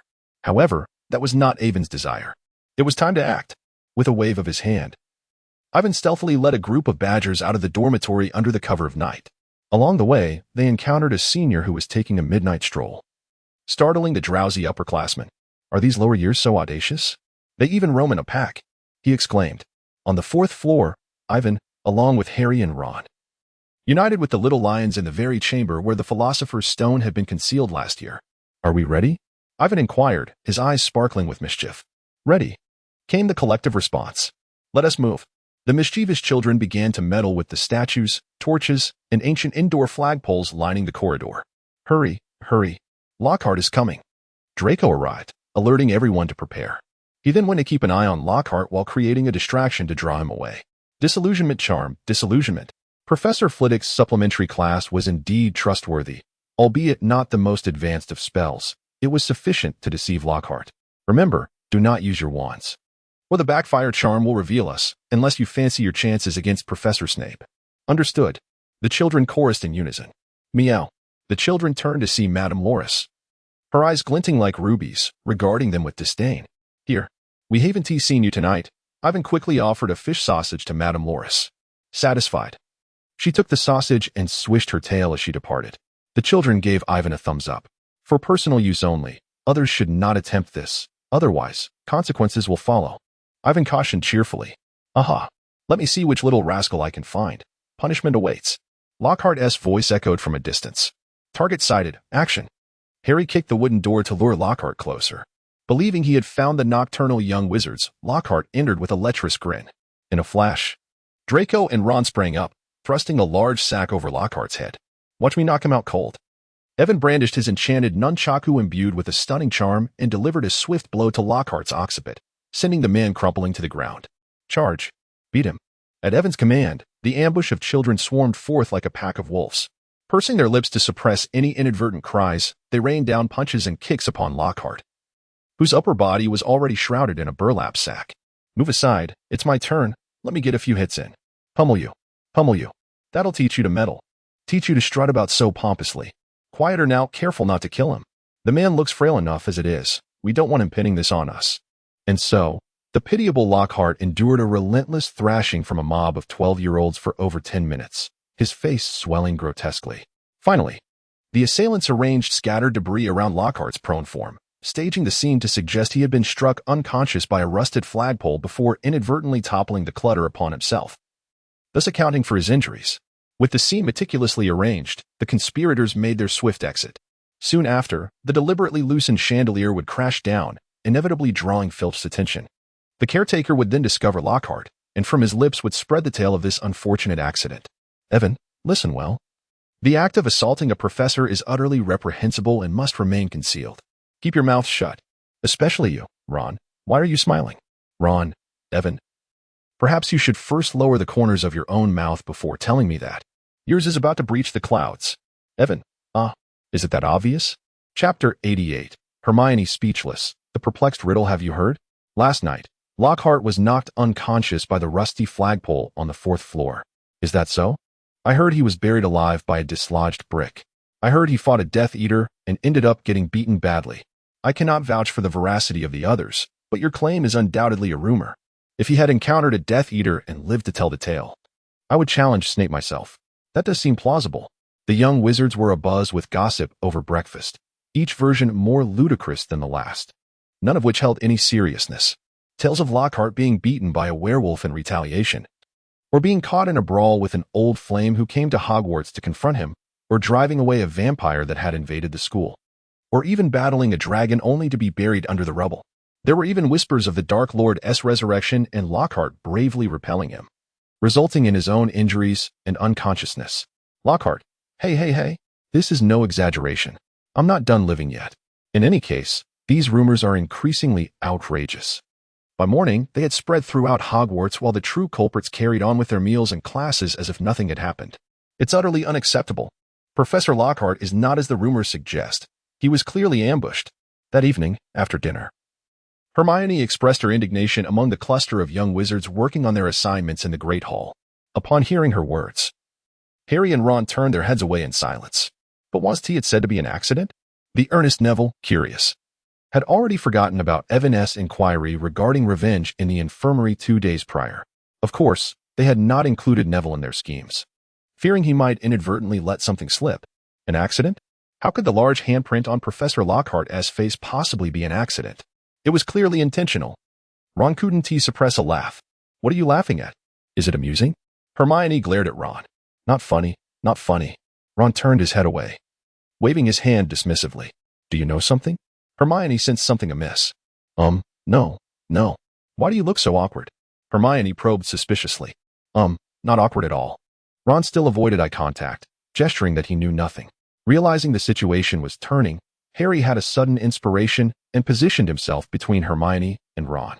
Hermione, do you think it's possible that Ron simply doesn't want to discuss Lockhart with you, and that we feel no sympathy for him? Why? Why wouldn't he want to discuss Professor Lockhart with me? Hermione frowned, on the verge of anger. Because we are not his fans, we find his predicament amusing, and discussing it with you would only lead to you making excuses for him, so we prefer to avoid this futile topic. Hermione found herself momentarily speechless, but still insisted. But he is a professor. I have never encountered a professor who has been unable to cast a single spell since the start of the term. Ron delivered a sharp retort. At that moment, Hermione truly had no response. She racked her brain for examples of Professor Lockhart successfully casting spells but came up empty. In that instant, she began to waver. Could he truly be a fraud? What of the thrilling adventures he described in his books? If they were false, how could they have garnered the approval of Sir Merlin's order? Seeing Hermione cease her inquiries, Harry and Ron exchanged knowing glances, silently commending each other's cleverness. Meanwhile, our instigator was laboring in the room of requirement, diligently forging iron. From the 2 ruined guns of last semester, it was evident that ordinary, non-magically enhanced materials could not withstand the impact of destructive magic. Non-destructive materials could endure, but their nature differs and cannot be generalized. Hence, those legendary artifacts require exceedingly rare materials for their creation. Additionally, runes must be inscribed correctly. If the corresponding circuits are not found, there will be magical energy loss, akin to a machine composed of various quality parts that cannot achieve standard performance. This would also place an extra burden on the machine. To this end, Evan procured a circuit guide for reference, not a professional book, but one that allows novices to learn a thing or two. He did not need to understand everything, just to use it as a reference for designing magical circuits. Nicodemus' writings encapsulated his lifelong experiences, but they could only serve as guidance. After all, every alchemist must carve their own path, especially since his endeavors were unprecedented in the wizarding world, requiring much exploration on his part. However, the immediate task was to forge diligently. With materials, creation is possible. Perhaps I should first assemble an alchemical press and a material smelting furnace. Hammering away at this myself is quite exhausting. Technology indeed transforms lives. Since Hogwarts forbids electronic devices, an alchemical apparatus should suffice. After carefully storing the painstakingly crafted materials, Evan reclined on his rickety bed for a moment's rest, extracting his notebook to jot down the procedures for his upcoming tasks. Returning to the dormitory, Evan conversed with Voldemort for a while, gleaning some insights from him. After noting his observations, Evan mercilessly closed the diary. To be fair, this fellow possesses commendable knowledge. He can elucidate the areas I struggle with in potion making and transfiguration. If only he would refrain from incessantly bombarding me with philosophical theories and stop secretly siphoning my life force while attempting to exert control over me. After studying the aura, he could distinctly sense that each time he engaged with the diary, this thief was surreptitiously absorbing his magical energy, while also gradually siphoning his life force. With the mental guardian in his mind continuously issuing warnings. Setting aside those issues, Tom Riddle is indeed a commendable teacher. Regrettably, after closing the diary, Evan once again sprinkled a different powder over it, which not only obstructs the influence of the Horcrux, but also discreetly dissipates the stolen life force. Another mediating powder was sprinkled atop his own head, allowing him to reclaim the life force that had been lost. This is not recorded in any spell compendium. It was something he discovered through his own experimentation. It isn't particularly difficult, as with a thorough understanding of certain spells, one can tentatively create their own. His father once said, "A good wizard must learn to craft their own spells." Though still an amateur, that does not hinder him from conducting experiments. Reality has shown that he succeeded this time. Within the diary, Voldemort pondered deeply, wondering if he had overlooked something while creating the Horcrux. Why, after so long? Had he accumulated no life force? Chapter 89. Young man, allow me to teach you the art of swordsmanship. Evan, where did you acquire this? I have truly never seen anything like it, not even at my grandfather's. The eloquent Rove, grandson of Newt, attested that these two creatures truly marked their inaugural appearance in the wizarding realm. In the courtyard, Evan, taking his pets for a stroll, found himself encircled by a throng of students, primarily captivated by the charming duo, Guazi and Xiao Yuyi, who indeed possessed an eye-catching allure. Evan, your dormitory is nearly transforming into a zoo. Can you manage all of them? Inquired a curious young wizard. Roommate A replied, "It's manageable. These pets are quite obedient. Once I prepare their food, they entertain themselves, far superior to my own rebellious offspring. Indeed, my iron egg is exceptionally well behaved," Evan concurred with his roommate. Xiaoyu coiled atop Guazi's head, unfazed by the scrutinizing gazes of the crowd, unlike the trio of mischief makers who roamed incessantly. Oh dear, what is that odor? It resembles the foul dung of the Weasley brothers. Suddenly, a gust of misfortune swept through the serene scene, causing everyone to clutch their noses in distress. Good heavens, Neville, what have you done? Neville's face flushed crimson as he clutched his robes tightly, yet upon hearing his name, he hesitated, anxious to return to the dormitory. It was Peeves.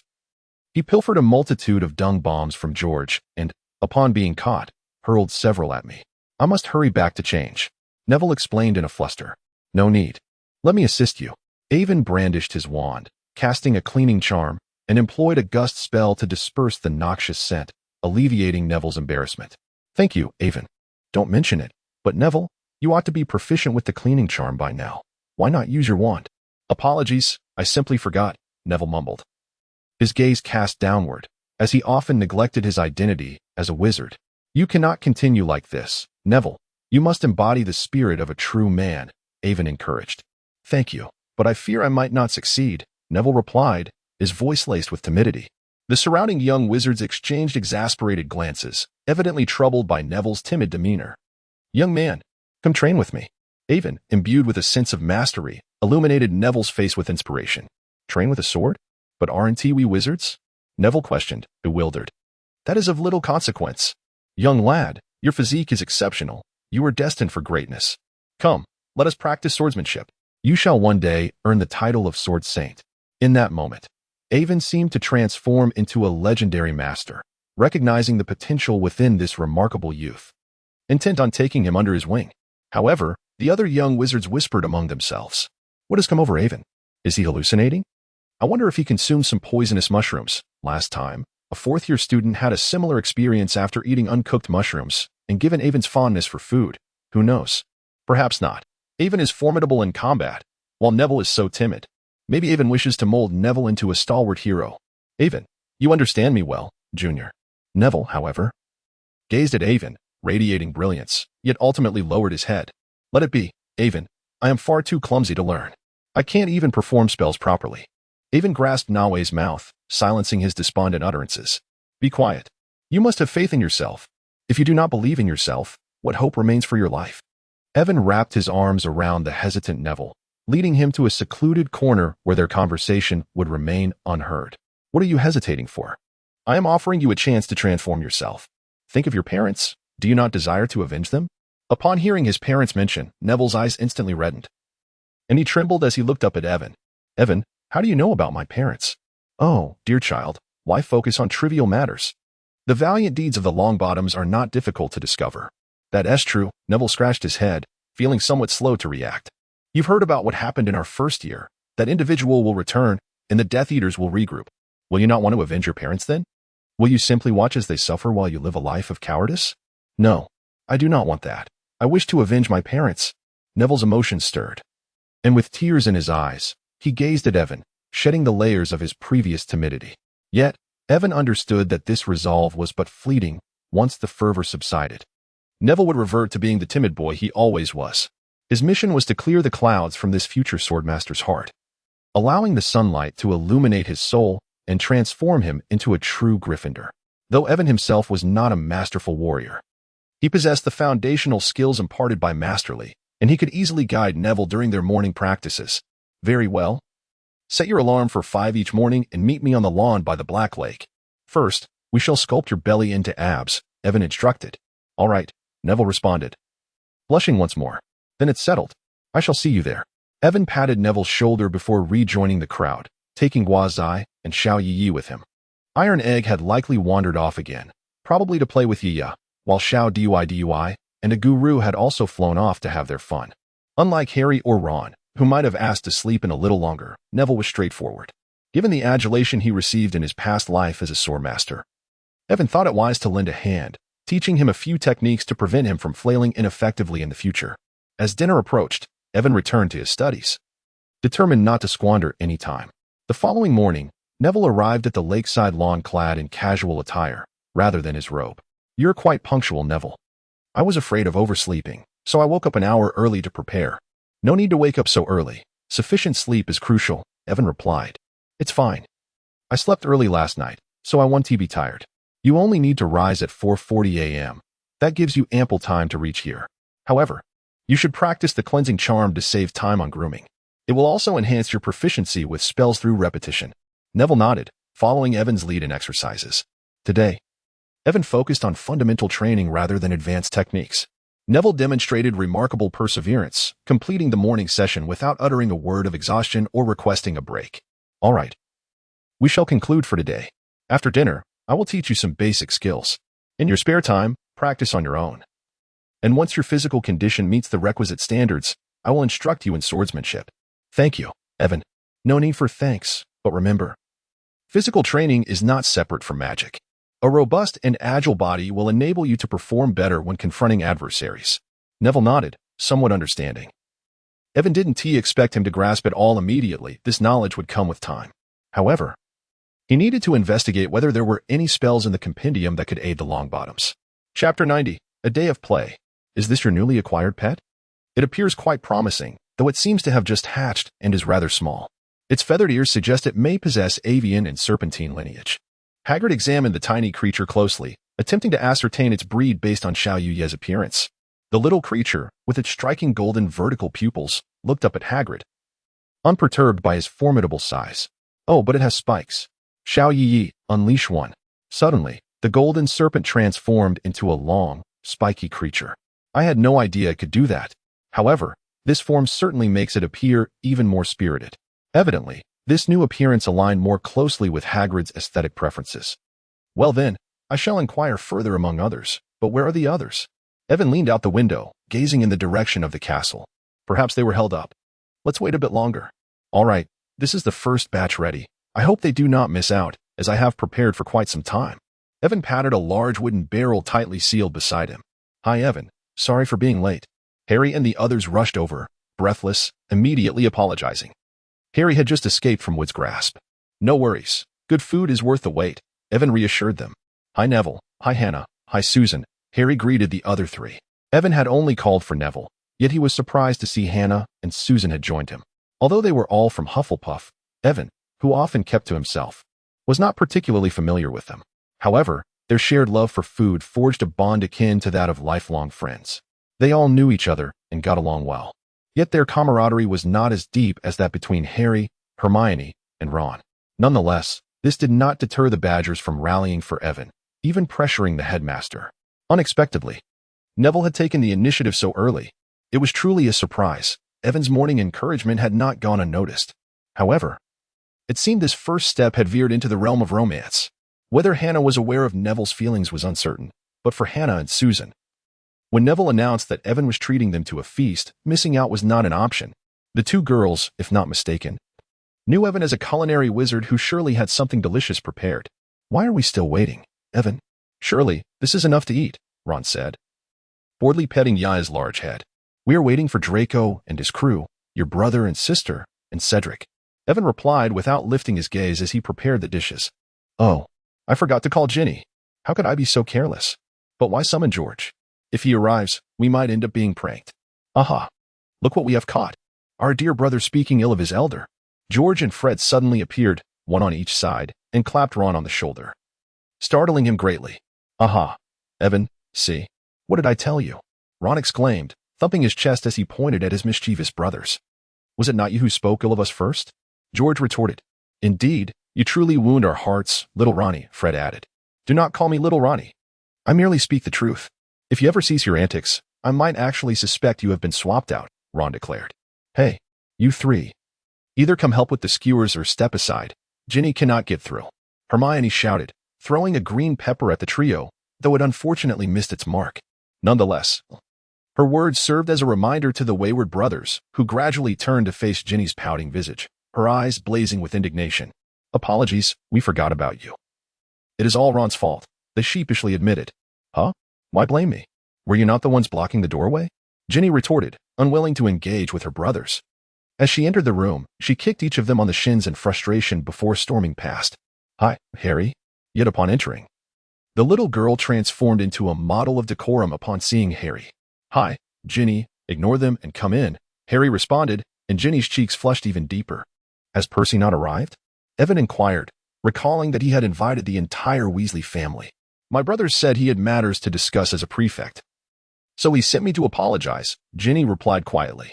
"Such a pity, he has missed out on the feast today," Evan mused, as if a switch had been flipped. Following the arrival of the Weasley brothers, others began to trickle in as well. Cedric brought along Cho Chang, and Evan preferred to refer to her this way rather than as Cho Chang. "Oh, look, Senior, you brought your girlfriend. You truly managed to win over Cho Chang." "Did you?" Evan teased, holding 2 skewers of grilled chicken wings and raising an eyebrow. Cho shyly greeted everyone, while Cedric, oblivious to the attention, strode confidently over to Evan, taking the wings from his hands and carefully placing them on a plate, maintaining a distance to avoid soiling the food. Once out of range of the food, Cedric, using his height to his advantage, playfully trapped Evan with one arm while ruffling his hair with the other. "You rascal, what do you mean by winning over? With this handsome face of mine, how could it be considered winning over?" Cedric boasted. "Ah, if you do not release me soon, I shall have your portion of delicacies tonight," Evan threatened. Upon hearing this, Cedric instantly let go and produced a small comb from his pocket, styling Evan's hair into a version of his own. "Why do you carry a comb with you? When going out to meet girls, one must always be mindful of one's appearance." Cedric, the social butterfly, remained blissfully unaware of the concept of shyness. The others simply watched in amusement. Cho Chang, Evan also extended an invitation to Rove, the esteemed grandson of Newt, and shortly after, Draco arrived. "What took you so long?" Evan inquired, addressing Draco, who had just entered the room. Upon hearing Evan's words, Draco felt a flush of embarrassment and sheepishly scratched his head. "I went to invite some other friends." But her sister was somewhat reluctant. Before he could finish, someone pushed him from behind. "Of course, with that lewd look on your face. Who could trust your intentions around my sister? She's only in 1st grade, and I won't let you deceive her," Daphne exclaimed, shoving Draco aside. However, upon seeing the modest surroundings of Hagrid's hut, the pampered young lady furrowed her brows. "How on earth could you live in such a small, shabby place? Doesn't the school board provide enough funding for you to have a better house?" she complained. Hagrid rolled his eyes in silence, finding Daphne's reaction identical to Draco's upon their arrival. "Sister, please be more polite," Astoria gently tugged at Daphne's sleeve from behind.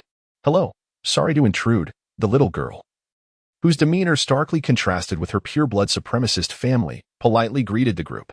"Greetings, you're not intruding at all. Now that everyone is here, let us set off." Evan observed as Goyle and Pansy peered through the doorway, beckoning everyone to the true dining location. Hagrid's hut was far too cramped to accommodate such a large gathering. Just as everyone finished packing up the skewers and began to follow Hagrid outside, Daphne found herself tugged to the back by Draco. "What are you doing, Malfoy?" Daphne felt a fleeting disdain for the boy who had set his sights on her sister. "I wish for you to acknowledge a truth. Hagrid is merely accustomed to simplicity. He is, in fact, the wealthiest individual at Hogwarts.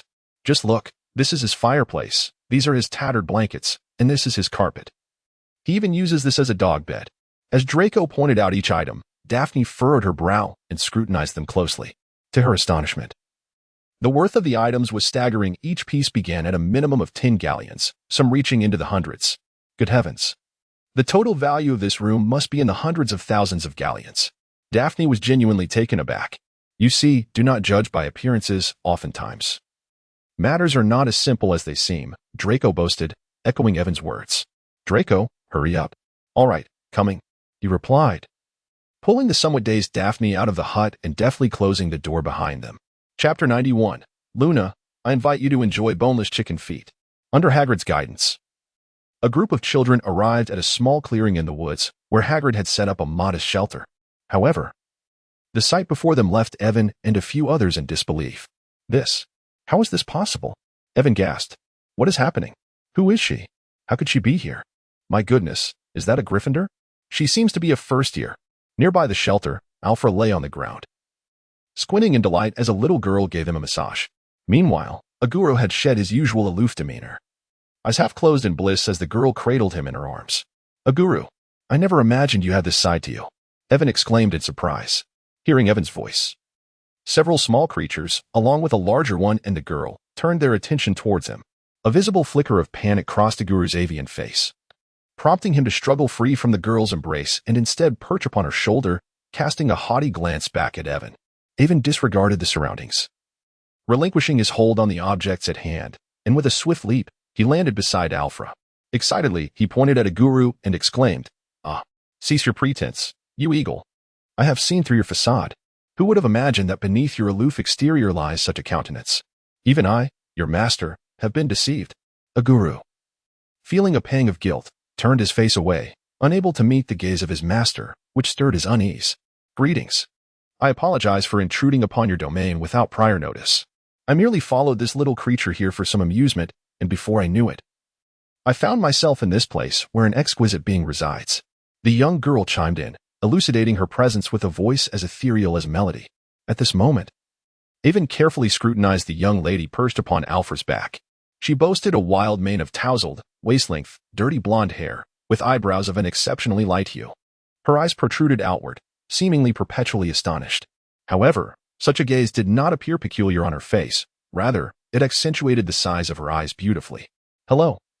I am Luna Lovegood," the young girl announced as she gracefully dismounted from Alpha. "Greetings, Evan McGrave," he replied, momentarily taken aback. It dawned on him that this was indeed Luna, the familiar visage of the enchanting little sprite he had just recognized. "I know you. I saw the gathering of Hufflepuff students in your honor last time," she remarked, her head tilting slightly as her large eyes reflected contemplation, as if pondering the reason behind Evan's popularity. "Ahem, my classmates are rather enthusiastic. Since we are here, why not join us? I shall treat you to some delightful delicacies." Evan warmly invited Luna to stay, while simultaneously glancing towards the other side where Aguru, discovered in a state of disarray, was. Aguru lifted her gaze to the heavens, still hesitant to meet Evan's peculiar stare. "My master is truly insufferable. With so many people around, you couldn't even spare me a little dignity?" The iron eggs had long since arrived, sent by Evan to oversee the situation, but to his surprise, Aguru had brought Luna along as well. No wonder she had been elusive these past few days. It turned out she was seeking companionship with the young lady. Evan set up the barbecue grill, arranged the charcoal, and with a flick of his wand, a spark of flame leapt forth, instantly igniting the charcoal. With another wave of his wand, a gentle breeze emerged, carrying the smoke away into the sky. "Evan, was that a silent spell? How did you manage that?" Hermione asked, her eyes gleaming with curiosity as she approached him. Eager to learn. "It's quite simple. Practice makes perfect. Moreover, have faith in your magical abilities." Evan left Hermione perplexed with a cryptic remark before heading off to grill some skewers. Although she struggled to grasp the meaning of the phrase believe in magic, she understood the latter part of his statement quite well. Ginny engaged Luna in conversation, yet like everyone else, they were captivated by the majestic griffin, Alphra. Initially, the sight of such a creature startled the crowd, given its notorious reputation. However, upon witnessing Luna daringly mount the griffin, and Draco and Harry assuring them of its harmlessness, they cautiously approached Alphra. After a few tentative touches revealed that all was indeed well, the young wizards began to muster their courage. Alphra, however, could only endure the curious hands of the children, casting a pleading glance at Hagrid, who was preoccupied with Avon and the grilling. How about Alphra takes us for a flight? Experience riding a griffin, Draco suggested, leaning against Alphra with a mischievous grin. Oh, I don't know about that, Astoria replied timidly, clutching Daphne's sleeve. Neville, Hannah, Susan, and Parvati nodded in agreement, sharing a collective apprehension. What are you afraid of? We've flown with Alphra many times, Ron boasted proudly.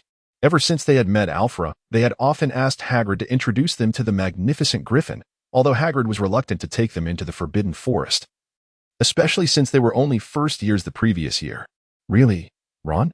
You knew all along and didn't tell us, George exclaimed, seizing on Ron's words. Caught off guard, Ron struggled to formulate an excuse. It's because we had to keep it a secret. After all, there's a full-grown griffin near Hogwarts, and if word got out, it could incite panic among the overly anxious. Even if you see him as gentle, others may not share that perspective. They would still judge Alphra based on the griffin's inherent dangers, including the Ministry of Magic. Thus, the fewer people who know, the better. I never anticipated Alphra would be here today, but I implore you to keep this under wraps. Otherwise, he might attract the attention of ill-intentioned individuals. Avon promptly intervened to extricate Ron from his predicament, and the others pledged to keep the secret as well. Rest assured, we shall not disclose this to anyone, right, George? Indeed, Fred, not even to our parents. Yet, I find myself most concerned about the two of you. Do you recall last year when I had a skirmish with Carlo and his companions? Who was it that spread the news across half of Hogwarts before the professor even arrived on the scene? Evan's words elicited laughter from everyone, with Ron's laughter ringing the loudest, while the twins awkwardly remarked that it was merely a matter of joining in the fun and should not be conflated with anything else. All right, just jesting. I trust you all. Come now, let us indulge in something else before the meat is ready. We shall wait until it grows darker for Alpheus to take you flying, as it would be noticeable if we ventured out now. The twins, not one to take offense at a jest, followed Evan into the small shed to discover what delightful dishes he had in store. And lo, sour and spicy boneless chicken feet, garlic-flavored boneless chicken feet. Evan unveiled 2 large wooden barrels, presenting them to the gathering with a flourish, except for Zhang Qiu and Hagrid. Everyone gazed at Evan with peculiar expressions. Even Luna tilted her head, her eyes curiously scrutinizing the 2 large barrels of boneless chicken feet, seemingly perplexed by the fact that such a dish could indeed be edible. Evan neglected to mention that foreigners typically do not consume the remnants, they prefer pure meat. Draco, with a furrowed brow, pointed at the wooden barrel and spoke with great difficulty. Stop talking. Just answer me this. Do you believe me or not? After all this time, have I ever brought you anything that was not delicious? The group exchanged glances, seemingly agreeing that indeed, he had not. Chicken feet are truly delectable, even though I have not tried this particular style. However, I have savored other preparations, and my mother's version was exquisite. Zhang Qiu interjected to vouch for Avon. See, Senior Zhang Qiu is backing me up. Once you taste it, you will understand. Evan presented 2 bowls, each filled with a distinct flavor of chicken feet. Gazing at the crowd with eager anticipation, I believe you should give it a try. The taste is truly delightful. Hagrid, utilizing his oversized bowl and chopsticks, deftly picked up a generous portion of spicy, boneless chicken feet and placed it in his mouth. Zhang Qiu followed suit, and upon savoring it, her eyes sparkled with delight as she continued to indulge, bite after bite. The others hesitated momentarily, but witnessing the enjoyment of Hagrid and Zhang Qiu piqued their curiosity about the flavors. Ultimately, it was Goyle and Crabbe, the 2 food enthusiasts from Slytherin with a hint of Hufflepuff in their nature, who could no longer resist and tentatively sampled a piece. Once they tasted it, there was no turning back. Observing the lingering hesitance among the group, Evan identified his most impressionable target, Luna. Come on, Luna, do me a favor and take a bite. It's genuinely delicious. I wouldn't deceive you, he urged, raising a piece of chicken feet to her, his eyes brimming with sincerity. At least, that was Evan's belief.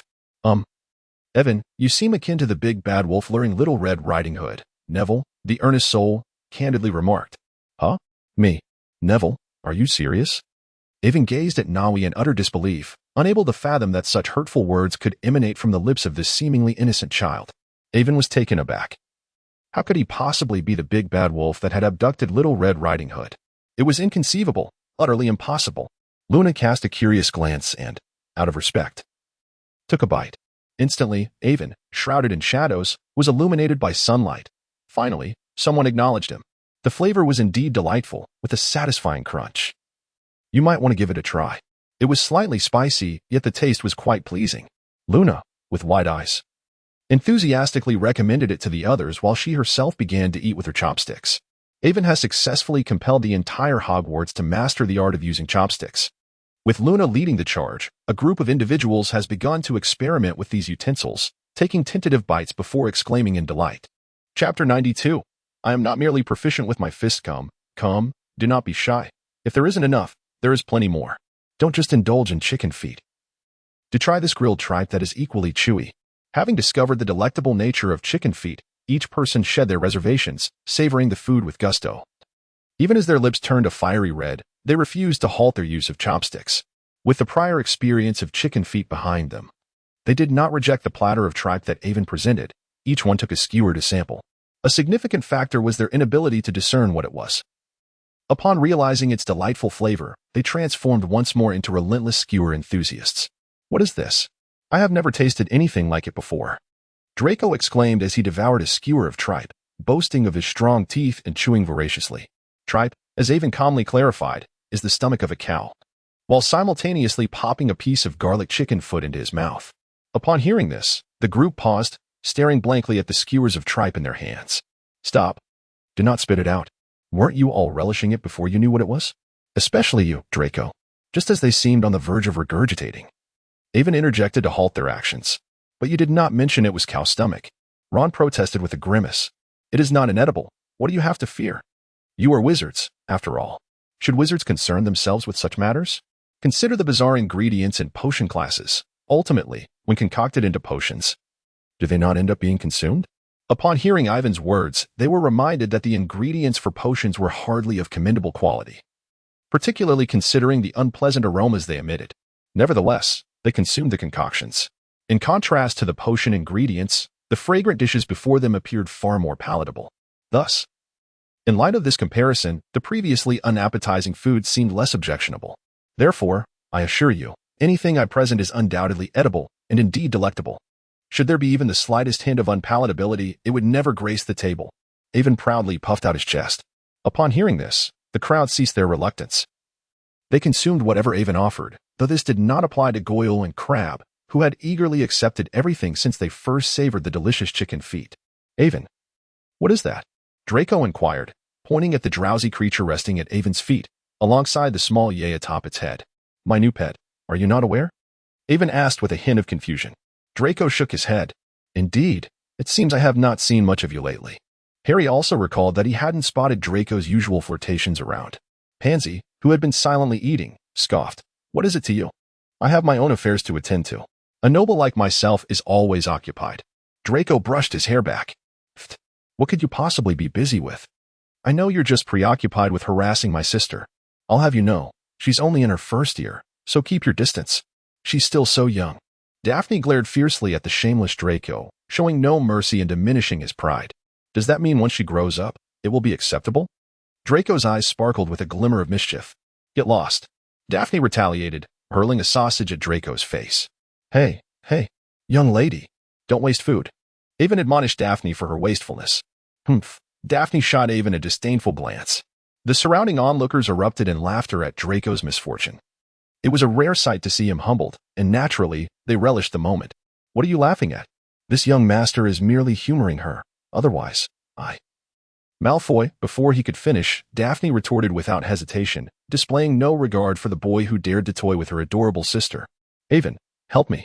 I cannot contend with her. She's quite formidable. You must assist me. Draco turned to Avon in desperation. Avon finished chewing the morsel in his mouth and, under the watchful eyes of the onlookers, began to speak slowly. Draco, you must be relieved that I do not have a beautiful sister accompanying me to school. Am I right? Huh? Draco replied, puzzled by the implication of his words. If my sister were to be entangled with a blonde in her flower-like youth, I would, in a humanitarian spirit, select a prime location for him, for I would make him aware of what truly terrifying existence surpasses even Voldemort. Not even Merlin's resurrection could deter me, I assure you. The crowd's gaze collectively shifted to Draco's platinum slick-back hairstyle, which indeed bore a slight resemblance to that of a blonde. Daphne cast a look of approval at Avon. Avon, I intended for you to speak on my behalf. Not to berate me, Draco lamented, his face a picture of discontent. No, Draco, listen closely. Avon cleared his throat. At such a tender age, why pursue romantic interests? Why not focus on your studies instead of posturing like a grand wolf? If you wish to engage in courtship, you could wait until you are of Cedric's age. You've barely commenced your second year and already you're neglecting your studies. Is your father aware of this? Have you mastered your spells? Do you grasp transfiguration? How is your potion making coming along? Have you learned the silencing charm? Can you perform wandless magic? Are your grades assuredly far ahead? You are still but a child.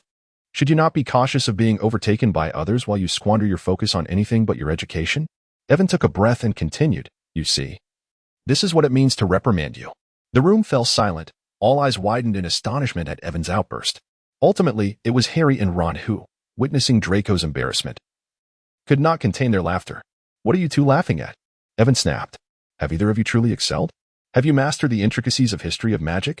Have you comprehended the delicate art of potion making? Yet here you are, grinning foolishly. Day after day, stop only thinking of play. Apply yourselves diligently alongside Hermione, lest you find yourselves merely trailing behind others as mere adornments. Especially you, Harry, do not forget your title. That ancient hag from first year will inevitably return. If you do not strive to better yourself, are you merely waiting to be a servant in the future? Harry and Ron, taken aback by Evan's vehement tirade while he stood with one foot on a chair, felt a burning shame, wishing they could slap themselves. What are you laughing at? Now look, you've brought the battle to your own doorstep. Draco, witnessing their discomfiture, stifled his laughter, wary of Evan's potential retaliation. Now this is what I call a reprimand. You insist on provoking me at such a joyous moment. It's truly exasperating. Evan sipped his orange juice, his expression clouded with displeasure. Harry, Draco, and Ron exchanged glances, each questioning internally why they were the ones being scolded while Evan appeared the aggrieved party. However, owing to the experiences of the previous term, they refrained from speaking. For each time they were chastised, it ultimately proved them wrong. Even if they disagreed, they held their tongues, fearing an unforeseen twist. Now, can you cast spells without a wand? Daphne posed the question pointedly. She was unconcerned with the reprimands endured by the three. Rather, she found Evan's domineering demeanor somewhat irksome. Harry and his companions exchanged appreciative glances towards her. Even Draco harbored some resentment towards Evan's recent remarks, feeling that his expectations were excessively high. Of course, it's a trivial matter. As he spoke, Evan snapped his fingers, performing wandless magic with grace. A levitation charm lifted skewers from the barbecue, while a fire spell ignited the coals fervently before extinguishing, demonstrating precise control over his magical abilities. Harry, draw your wand. Upon hearing Evan's call, Harry drew his wand, uncertain of the purpose. In the next moment, a flash of light occurred, and Harry's wand slipped from his grasp, soaring into Evan's hand through his control. Disarmament spell. So, how does it feel to know I am now qualified to utter such words, Miss Greengrass? Evan controlled Harry's wand, guiding it slowly towards him, and in an instant, his demeanor transformed dramatically.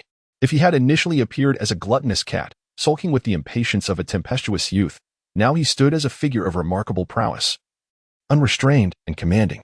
To further emphasize his newfound authority, Evan waved his hand, unleashing a bolt of violet lightning that struck a nearby tree trunk, creating a charred crater the size of a barrel. How do you like this self-invented lightning spell? I'm not merely a brute relying on my fists. Evan remarked with a hint of amusement. Indeed, this was a spell of his own creation, although it bore some relation to the lightning magic found in spellbooks. It merely served a guiding purpose. His usual discretion, coupled with his previous reliance on physical confrontation, might lead many to assume that his magical capabilities were insufficient, compelling him to resort to brute force. However, in Evan's perspective, using prank spells would fail to deliver a significant lesson to his adversaries, while dark magic would invite severe repercussions. The first Dark Lord, Grindelwald, was expelled from Durmstrang, a school that legally taught dark magic, due to dangerous magical experiments. Hogwarts, with an even lower tolerance for dark magic, was even more stringent. While the school allowed students to study and practice dark arts, Any boldness in using such magic against peers was met with grave consequences. Thus, he resorted to physical means, a method that minimized repercussions while maximizing the lesson imparted to his opponent.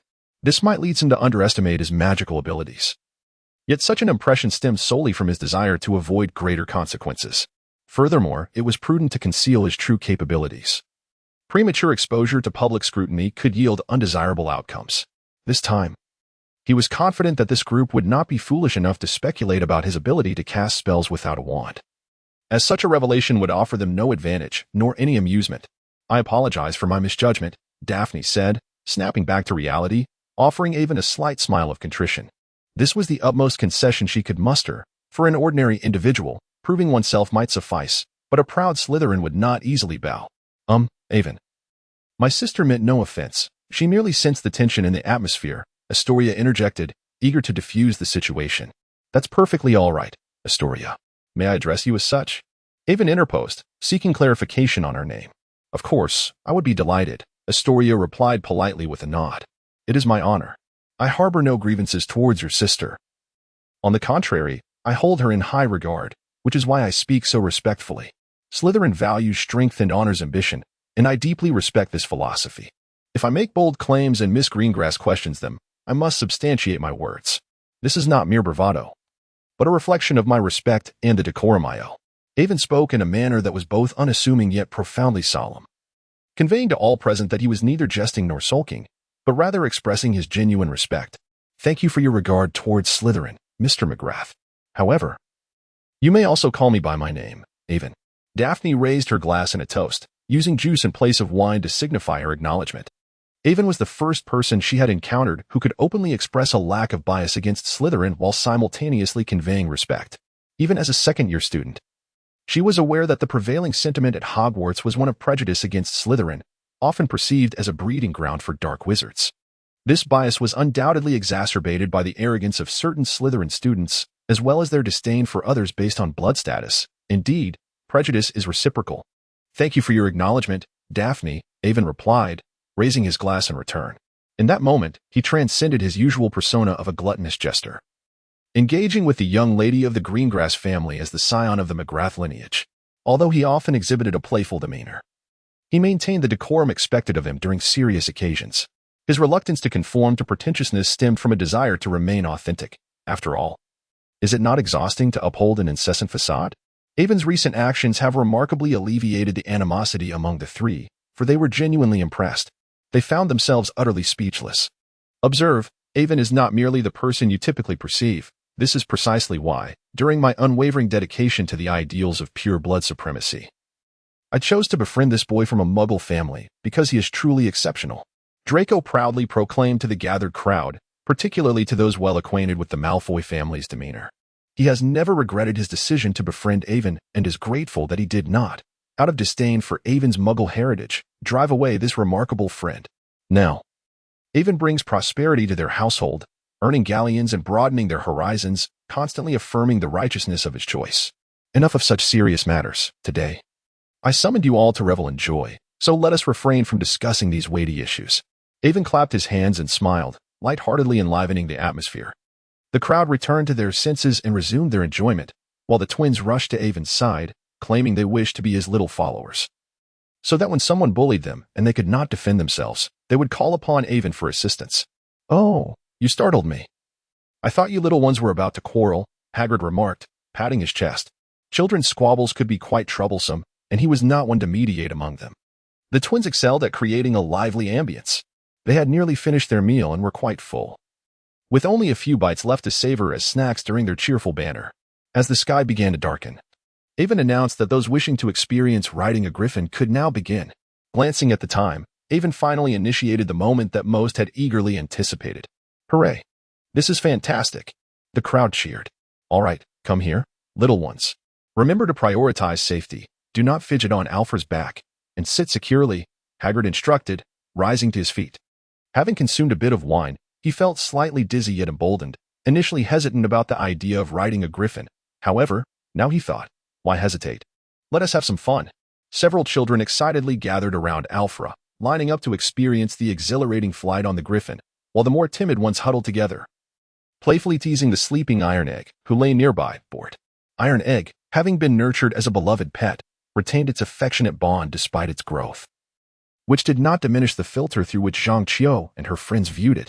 Luna, on the other hand, was in no rush, chatting with Aguru, Ginny, and Astoria, two other first-grade girls. Alone, Avon cradled a large bowl of boneless chicken feet, observing the laughter and playfulness of those around him, feeling somewhat out of place. "Are you not joining them?" Daphne inquired, approaching Avon, her hand entwined with a small creature named Ye. Her haughty demeanor, characteristic of most pure-blood families, made it difficult for her to engage in the carefree antics of the children. Astoria, on the other hand, was a unique case. "No. I find it difficult to partake in such exuberance. I prefer to savor my food while watching them enjoy themselves. Although, on occasion, I do join in," Avon replied, lifting the chicken feet as an offer to Daphne. "No, thank you. I am quite full," she said graciously. "However, it seems that Ye has taken quite a liking to you." Avon glanced at the golden serpent coiled around Daphne's hand. Ye, with its striking golden eyes, regarded Avon curiously before shifting its gaze back to Daphne and playfully flicking its tail, expressing its fondness for her. "Indeed, I share your affection for this spirited little creature. It aligns perfectly with our house emblem," Daphne remarked, gently patting Ye's small head, to which Ye nuzzled affectionately against her finger. "I am quite intrigued, though. As a child of a prominent family, what is it that drives your passion for food?" Daphne could no longer contain her curiosity, having pondered this at the dining table, but waiting for a more private moment to inquire. "Because it is my passion. Though I lack for nothing, I relish the delightful interplay of flavors. Much like their enthusiasm for Quidditch, it is merely a personal preference. Furthermore, do not underestimate the power of food. At Hogwarts, from the students to your headmaster, many have succumbed to its allure. In essence, I have conquered Hogwarts with culinary delights, and in times of need, I can surely count on their goodwill. Thus, do not belittle any seemingly insignificant aspect of life. Even the most trivial matters can become your greatest allies in the future, though it may be somewhat impolite. I believe you would be an excellent fit for Slytherin. With your strength and intellect, you embody the qualities of a remarkable Slytherin. A pity you did not end up there." Daphne expressed, her curiosity piqued by Avon's past behavior and recent actions, which seemed to align with the Slytherin ethos. "Huh. You wonder why I am not in Slytherin. Perhaps I am more of a Hufflepuff at heart," Avon replied with a slight smile. "But someone as exceptional as you must find Hufflepuff rather mundane?" Daphne questioned. "Mundane?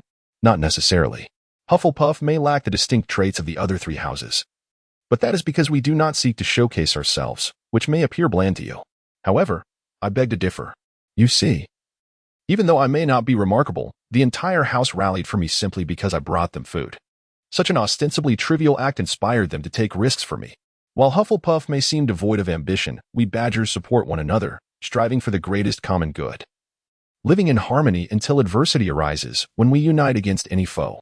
Here, we have not only purebloods but also half-bloods and those from Muggle families, yet we coexist amicably, willing to take risks for one another, regardless of background, as long as one earns the recognition of Hufflepuff. This is the most inclusive house, welcoming all, including someone like me, who could fit into any other house. Hence, Hufflepuff, with its unparalleled inclusivity, is the best choice. Just as I respect Slytherin. Every house possesses its unique strengths. It is the mark of true wisdom to regard all with fairness, devoid of prejudice. Avon speaks with clarity and fairness. His choice of Hufflepuff is not merely for the comfort of its cozy common room or the delectable cuisine, but rather because he truly cherishes the harmony, inclusiveness, and straightforwardness of this esteemed house. Thank you for your insights. It appears that my previous education was far from flawless. Upon reflection, it seems that Astoria may indeed possess a more accurate perspective in certain respects. Daphne gazes indulgently at her sister, who is playfully teasing Aguru alongside Ginny and Luna. Daphne exclaims, "My sister is simply adorable." Chapter 94. I confess, I acted with intention. What can you do about it? As curfew approached, everyone had enjoyed a satisfying meal and engaged in ample merriment, naturally leading to the dispersal of the gathering. Everyone had a delightful time and pledged to keep Alfred's secret. It was indeed a rare occasion for all four houses to come together, thus beginning to bridge some of the divides between them, particularly for the Weasley brothers. Their perception of Slytherin softened. They realized that not all members of that house were detestable, especially as Astoria clearly did not embody the traits of a dark wizard. Of course, it remains uncertain whether they were the first to gather privately as all four houses. Who knows if older students have ever convened in secret? As they parted ways, Agura bid farewell to Luna with a sense of reluctance, eliciting a hint of disdain from Little Dum-Dum for his lack of composure. Little Dum-Dum remarked, "Come on, boss, it's not like you want to see her again." Aguru replied, "But I truly don't want to part ways. Stop being so dramatic. It's not like you're being locked away. Just hold it together." Avon grasped Aguru firmly, compelling the unrefined bird to meet his gaze. "Aguru?" Avon remained speechless, with Aguru nestled under one arm, Gwazi tucked under the other, Shout-Eye perched on his shoulder, and Xiaoye resting atop his head. Tied to him was Tai Dan, who, owing to his remarkable biting strength, clung to the robe on Avon's back, refusing to dismount. None of these little creatures showed any inclination to alight and walk on their own. Avon, much like a zookeeper, led this group of little creatures back to the dormitory. Cedric, ever so courteous, escorted Zhang Qiu back to her room. Otherwise, he might have asked for assistance in carrying one of the animals. Hannah and Susan partnered up midway to visit the washroom, leaving Avon to return alone with a plethora of small creatures. Upon reaching the dormitory, Avon carefully placed each little animal on his desk in a neat row. He retrieved several vials of crimson potion from his spatial wallet and administered them to the creatures. Observing their reactions with satisfaction before taking a well-deserved rest, an extraordinary potion bestowed upon his pets an unparalleled experience. The following day at Hogwarts, the dining table was adorned with a large bowl of peculiar fare. The young wizards and professors gazed curiously at the dish. Upon learning it was made of chicken feet, most wrinkled their noses in disbelief at the edibility of such a thing, particularly the Slytherins and Ravenclaws. Indeed, it was not particularly appetizing, so let me bear the burden, Ron proclaimed before diving in enthusiastically. Those who had dined on it the previous day remained silent, quickly devouring their portions. The young wizards were not foolish. Seeing their peers relish the dish, they deduced it must have been crafted by Avon, and in recognition of his culinary prowess, they eagerly sampled it themselves. One taste ignited a new frenzy of competition, especially upon realizing the dish was in limited supply, spurring them to see whose chopsticks could move the fastest. On the Hufflepuff side, they were less concerned with the commotion. Observing Avon leading the charge, along with Cedric and the others, they followed suit, partaking without contention. For they knew that even if the dish was scarce, they would have the opportunity to procure it privately later on. Today was Saturday, marking Avon's day of confinement once more, and he returned to Professor Snape's office. "Good afternoon, Professor. I'm back. What tasks await me today?" In contrast to the other students who approached with trepidation, Avon strode in confidently. Snape did not glance up but merely pointed to the materials in the corner, continuing his work. Men can indeed be quite aloof. Aiwen tossed his hair and swaggered to the corner to deal with today's materials. The muscles in Professor C's jaw bulged, clearly indicating that he was gritting his teeth. However, he still chose to ignore Aiwen. By now, he had thoroughly grasped that this fellow was as tough as they come. He feared neither losing points nor reprimands. This was the first student he had encountered who could smile in the face of his biting sarcasm. He could not resort to magical punishment. Physical reprimand was out of the question. Since all his usual methods of managing students were ineffective, Professor C decided to pay him little attention, thus avoiding the risk of this lad springing forth with some provocative remark to irritate him further. Aiwen, without magic, Professor, you might not be able to defeat me. Professor, when will you teach me how to brew the Felix Felicis? It's been 2 weeks already. Surely, you wouldn't deceive me, would you? A distinguished head of Slytherin like yourself couldn't possibly trick a child. Professor, you aren't out of materials, are you? If so, just tell me what you need, and I can prepare it myself without you having to spend a dime. Professor, do you think potions can be made into pills or capsules? If they are all liquids, what a waste it would be if they spill. Oh, Professor, do you use the shampoo I gave you every night? Is it any good? It's been quite a while. You should be nearing the end of it. If it works well, I can send you some more. Don't hesitate. As Avon busied himself with his tasks, he incessantly chattered away. The more Severus chose to ignore him, the more Avon persisted in his prattle. Let us see who can outlast the other. Silence. Cannot you remain quiet for but a moment? Severus snapped, overwhelmed by Avon's incessant noise. Professor, you can hear me. Avon feigned surprise, a mischievous glint in his eye. Veins throbbed on Severus's forehead as he pondered how to deal with this vexing young imp. He longed to unleash his fury, to unleash a torrent of scorn that no student at Hogwarts would dare to confront. Yet this boy was unafraid and even brazenly tarnished his own reputation. Recalling how, just last week, Avon had incessantly nagged him to the point of exasperation, Severus had, in a fit of rage, banished him from his presence. The following day, however, his own reputation had shifted from notorious to that of an unreasonable tyrant. It was baffling. Avon had hardly said anything of consequence and had consistently acknowledged his own faults. Yet the tale had spread, painting Severus as the one who had unjustly erupted in anger. Even Dumbledore had approached him, inquiring whether he was in a foul mood, suggesting that it was inappropriate to vent frustrations upon a student who was, in truth, innocent in this matter. Goodness, Severus could not fathom how Avon had managed to turn the situation so entirely in his favor. Avon remarked that the professors are excessively principled, utterly oblivious to the power of subtle insinuations. I have not uttered anything, yet others will concoct in their minds what they presume I intend to convey. In truth, I have said nothing, yet in the end, it is you who bears the brunt of the blame. I ask you, do you fear this? Hence, dear professor, is the shampoo truly effective? If it proves inadequate, I shall procure a different brand for you. After all, it is an arduous journey of 800 kilometers descended. Silence. Do not mention the shampoo again. Before Severus could finish, he noticed Avon retreating a couple of steps, clutching his chest in feigned distress. Professor, one has traversed a continent to acquire shampoo for you, and if you remain silent about its efficacy, you ought not to scold me. Alas. Severus yearned to unleash a curse upon him. However, considering the peculiar tactics this boy employed to cultivate his notorious reputation, he restrained himself.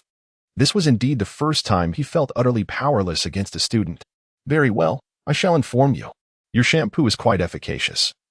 Yet I have no need for it. A simple cleaning charm suffices. I appreciate your concern for my hair, but please refrain from discussing this topic in the future. Do you hear me? Otherwise, I shall truly be less than courteous.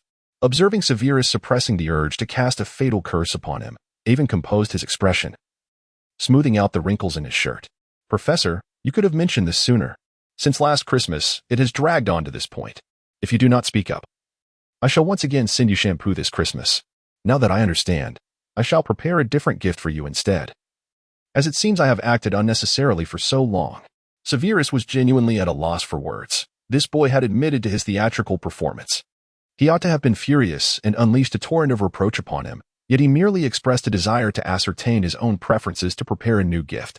Thus, he found himself devoid of any grounds for reprimand. Mr. Mayhew, I am grateful for your consideration regarding my Christmas gift. But I implore you not to employ such hypertension-inducing tactics against your beleaguered potions professor, if you would be so kind.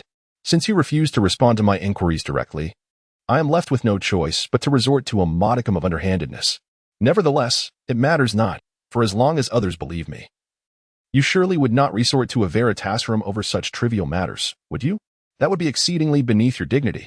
Avon was unconvinced that Severus would truly sacrifice his pride. Avon expressed, I am well acquainted with the depths of your soul. I possess 100 ways to unravel your carefully crafted facade. Do not think to maintain your aloof demeanor in my presence. For the sake of our future, Professor, I must impose upon you. Heh.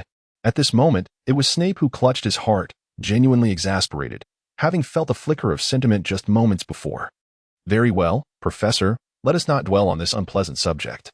When shall you instruct me on the art of potion-making, particularly the Felix Felicis? Ignoring Snape's piercing gaze, Ivan felt a swell of pride within. Could you enlighten me as to why you choose to study the Felix Felicis at this moment?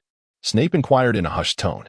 I find myself in need of considerable fortune for an alchemical experiment, and I must also refine my potion-making skills, as certain trials demand an enhancement of my proficiency. It is fortuitous that brewing Felix Felicis serves both purposes splendidly, Ivan replied. To speak candidly, what lies before us is not an insurmountable secret. However, I must caution you that the preparation of the Felix Felicis potion is no trivial endeavor. It demands immense patience and time, Professor Snape stated solemnly. I understand. I have made my decision. Do not hesitate, Professor. I am offering you an opportunity. If I falter during my studies, you may rightfully chastise me, said Ivan, undeterred. Snape fixed Ivan with a stern gaze for a moment before emitting a cold chuckle. This is your choice. Do not cast blame upon me. Of course, a true man can endure a few scoldings. It is not as though one faces an insurmountable challenge. As long as I master the craft, all will be worthwhile. Chapter 95, The Preparation of Felix Felicis. The ingredients required for the potion include belladonna extract, lemon juice, 10 ashwinder eggs, 7 drops of acromantula venom, 6 fire lizard eggs, 23 amaranth petals, a unicorn horn, and unicorn blood, voluntarily donated. The concoction of Felix Felicis necessitates a profound mastery of potion making. It is not merely the adherence to a prescribed sequence of operations, but also the potion master's precise control over temperature and hue that is paramount. Any misstep in the process may adversely affect the outcome, particularly during the arduous 25 days of continuous stirring and simmering, which requires the potion master to remain vigilant with respect to time. Mr. Magru, if you wish to successfully concoct Felix Felicis, you must first understand that the Ashwinder eggs and belladonna extract must be amalgamated at a low temperature. Are you intending to prepare an omelet with that half of an egg yolk in the cauldron? Good heavens. Even a troll knows that the venom of an acromantula must not be introduced to the cauldron while it is in a boiling state. Do you wish to lose your eyesight? If not, consider donating it to someone in need. Clear the troll brine from your head. Once the fire lizard eggs are added, they must be simmered at a low temperature for 3 days. At such a high temperature, do you intend to evaporate this potion? Oh dear, this potion is ruined. While I am your professor, I shall not bear the cost of all your materials. Consider this first batch of ingredients as a gift from me as your instructor. However, should you err again, I shall not be held accountable. After all, I am not a goblin from Gringotts who produces galleons. Avon remained unfazed as he endured the thunderous tirade of Co, whose voice, though somewhat jarring, bore no offensive weight in Avon's ears. The most he felt was a desire to channel his irritation into some trivial distraction. In comparison to the vitriol he had encountered in his past from the denizens of Zuin, Co's insults were merely a trifling matter. The true art of invective was reserved for those moments when he faced bewildering antics from teammates during ranked matches. That was when the real barrage of curses would emerge.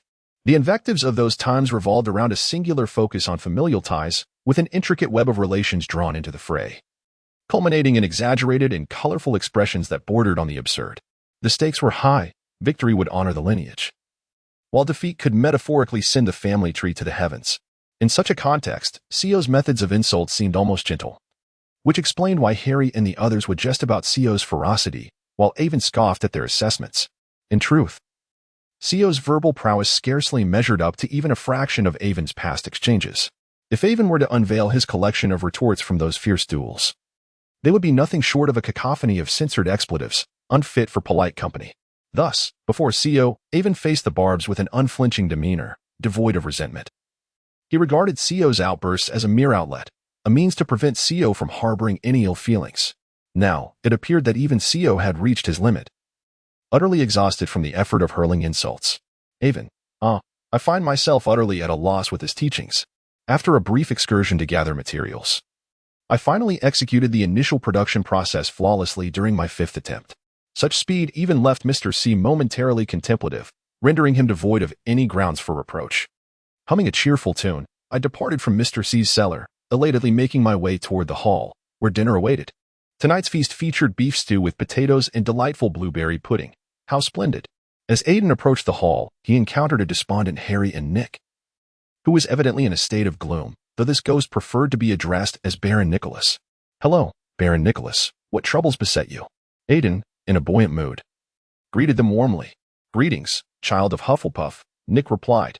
Hi Aiden, I find myself in a quandary regarding the upcoming Quidditch match. The Nimbus 2001 is simply too swift. Harry lamented about Nick's ire over the headless ghost's exclusion from their games. I am left with but a sliver of flesh and sinew, merely connected to others. It may appear as though I have lost my head entirely, yet in the eyes of the utterly headless Sir Voldemort, I am deemed unworthy. Is this within my control? It is infuriating. Observing the wrathful spectre, Aiden scrutinized him closely, noting the absence of any inclination toward becoming a wraith, and felt a twinge of regret. Indeed, there was a distinct difference. I hold no particular affinity for Quidditch, and thus cannot offer any valuable suggestions. But perhaps I might assist you in resolving the issue of your incomplete decapitation. Avon recalled that the compendium of spells contained records of dark magic capable of inflicting harm upon souls. He resolved to delve into it upon returning home that evening, intending to use Nick as a subject for experimentation. The nearly headless Nick's eyes sparkled with excitement. Indeed, the eyes of this pearly gray spectre shone brilliantly. Quite literally. It was simply unfathomable. Do you truly possess a means to achieve this? Nick's inquiry momentarily distracted Avon from pondering the phenomenon of the ghost's luminous eyes. I cannot guarantee success, considering this is a spell I have never employed before, but I shall certainly endeavor to try. Naturally, I shall be delighted as long as there is hope, and should I fail, I shall not hold you accountable. I am grateful for your assistance. It is a trivial matter, yet do remember to keep this to yourself. As it pertains to dark magic, it is prudent to maintain some secrecy. Of course, I assure you I will. Very well then, I shall prepare this evening, and tomorrow I will assist you, Avon promised. Before Nick could utter another word, Filch's furious visage emerged from around the corner. Dirty things. There are filthy things everywhere. I have simply had enough. Come with me, Potter. Filch glared at Harry with bulging eyes. October marked Scotland's final rainy season, and today the weather outside was tempestuous. Avon had just noticed that Harry was dragging a muddy footprint behind him. But why? Because you have sullied the castle. Recently, the school had been plagued by illness. And Filch, having succumbed to it, was in a foul mood. Less chatter, come with me. Filch insisted, dragging Harry away. Good luck, Harry. Avon bid farewell.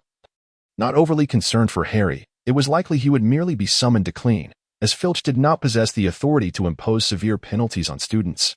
After dinner, Avon ventured to the room of requirement, retrieving the compendium of spells and locating the desired incantation under the section for dark magic. Similar to the soul-stripping curse used against Voldemort, this spell also operated within a defined area, but was specifically aimed at the undead.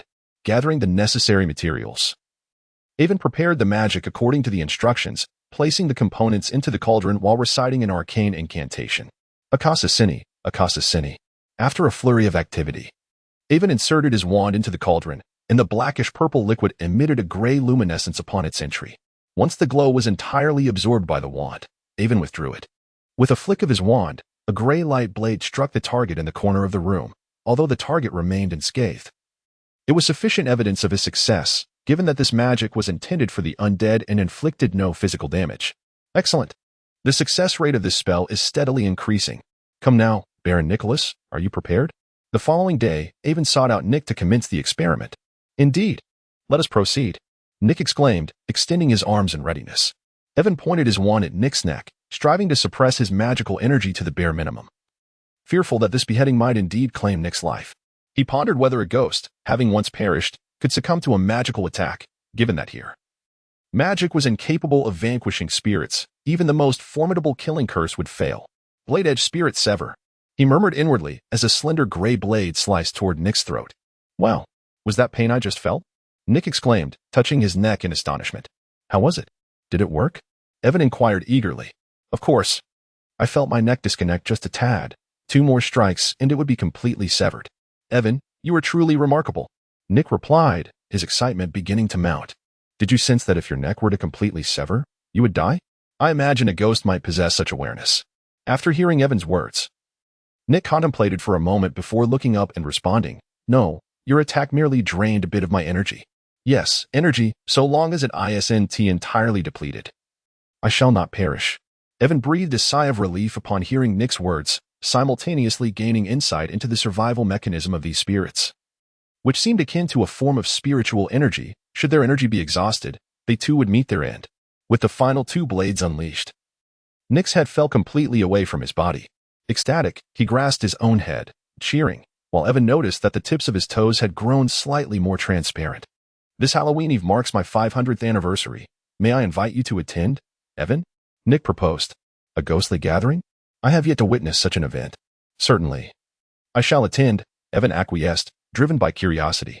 Chapter 96. The Lost Diary. If you wish to craft more potent spells, you must comprehend the essence of incantations. The faded script slowly emerged on the yellowed pages of a diary. What must I do? Can you guide me?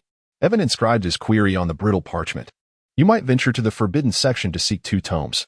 Therein lie the answers you seek. What tomes? In the forbidden section, behind the 3rd row of shelves. You will find the Dark Curse and the Black Sorcerer's Lexicon. The first is a journal of a dark sorcerer, obsessed with the creation of black magic. While the second chronicles the origins of most dark spells, they should prove beneficial to you. Why only dark magic? Crafting ordinary spells is not a daunting task. As long as you can wield magical power, it suffices. However, if you aspire to create spells of formidable strength and exceptional characteristics, this is your sole option. Riddle's tone was earnest, seemingly genuinely concerned for Avon's welfare. Avon fell silent for a moment, perplexed. Did he truly appear so easily deceived in his words? To his astonishment, the senior was so well acquainted with the forbidden section. Of course, I used to be a frequent visitor there, often wandering through the forbidden area at night. I knew it like the back of my hand. Avon found himself at a loss for words once more. Is this truly a matter worthy of boasting? Very well. I shall set off tonight. In the meantime, do assist me in locating another book. No problem. Avon closed his diary and sprinkled a layer of magical powder over it. After a brief encounter with Professor Snape, The evening progressed without incident. As night fell, the wooden barrel door of Hufflepuff creaked open, revealing a dark head peering out. Sensing no one was around, the figure swiftly slipped out. Indeed, it was dark in every sense, for Avon was clad in a snug black nightsuit. How could one venture out for mischief without proper disguise? Unlike others who strolled about nonchalantly, drawing attention to themselves, only Harry possessed an invisibility cloak, a true protagonist cheat.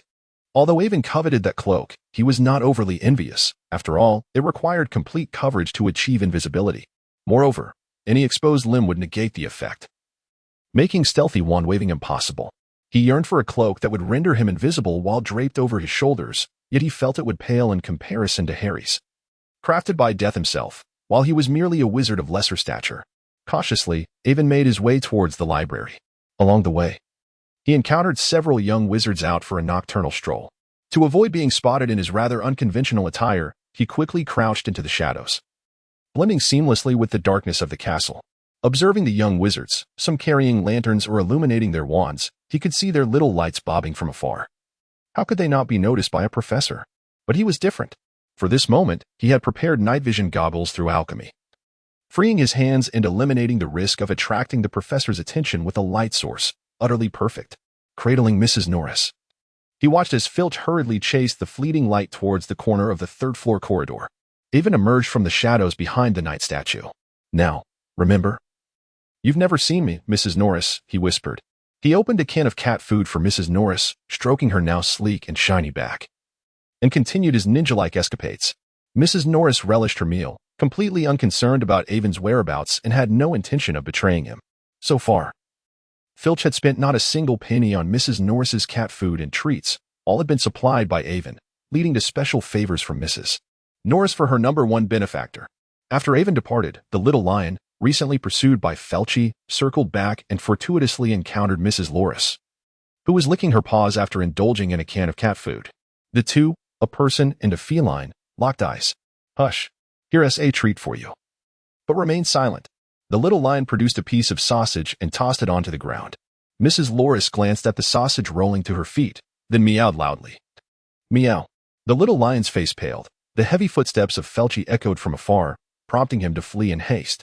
This was peculiar. Avon had employed the same tactic previously, yet it had proven ineffective this time. He was indeed the little lion who had joined Avon in confronting Lowart, but he likely forgot Avon's counsel. Navigating through twists and turns, he stealthily made his way to the library, slipping into the restricted section, only to discover that there was someone present. Judging by the attire, it was an upperclassman from Ravenclaw, truly a diligent scholar.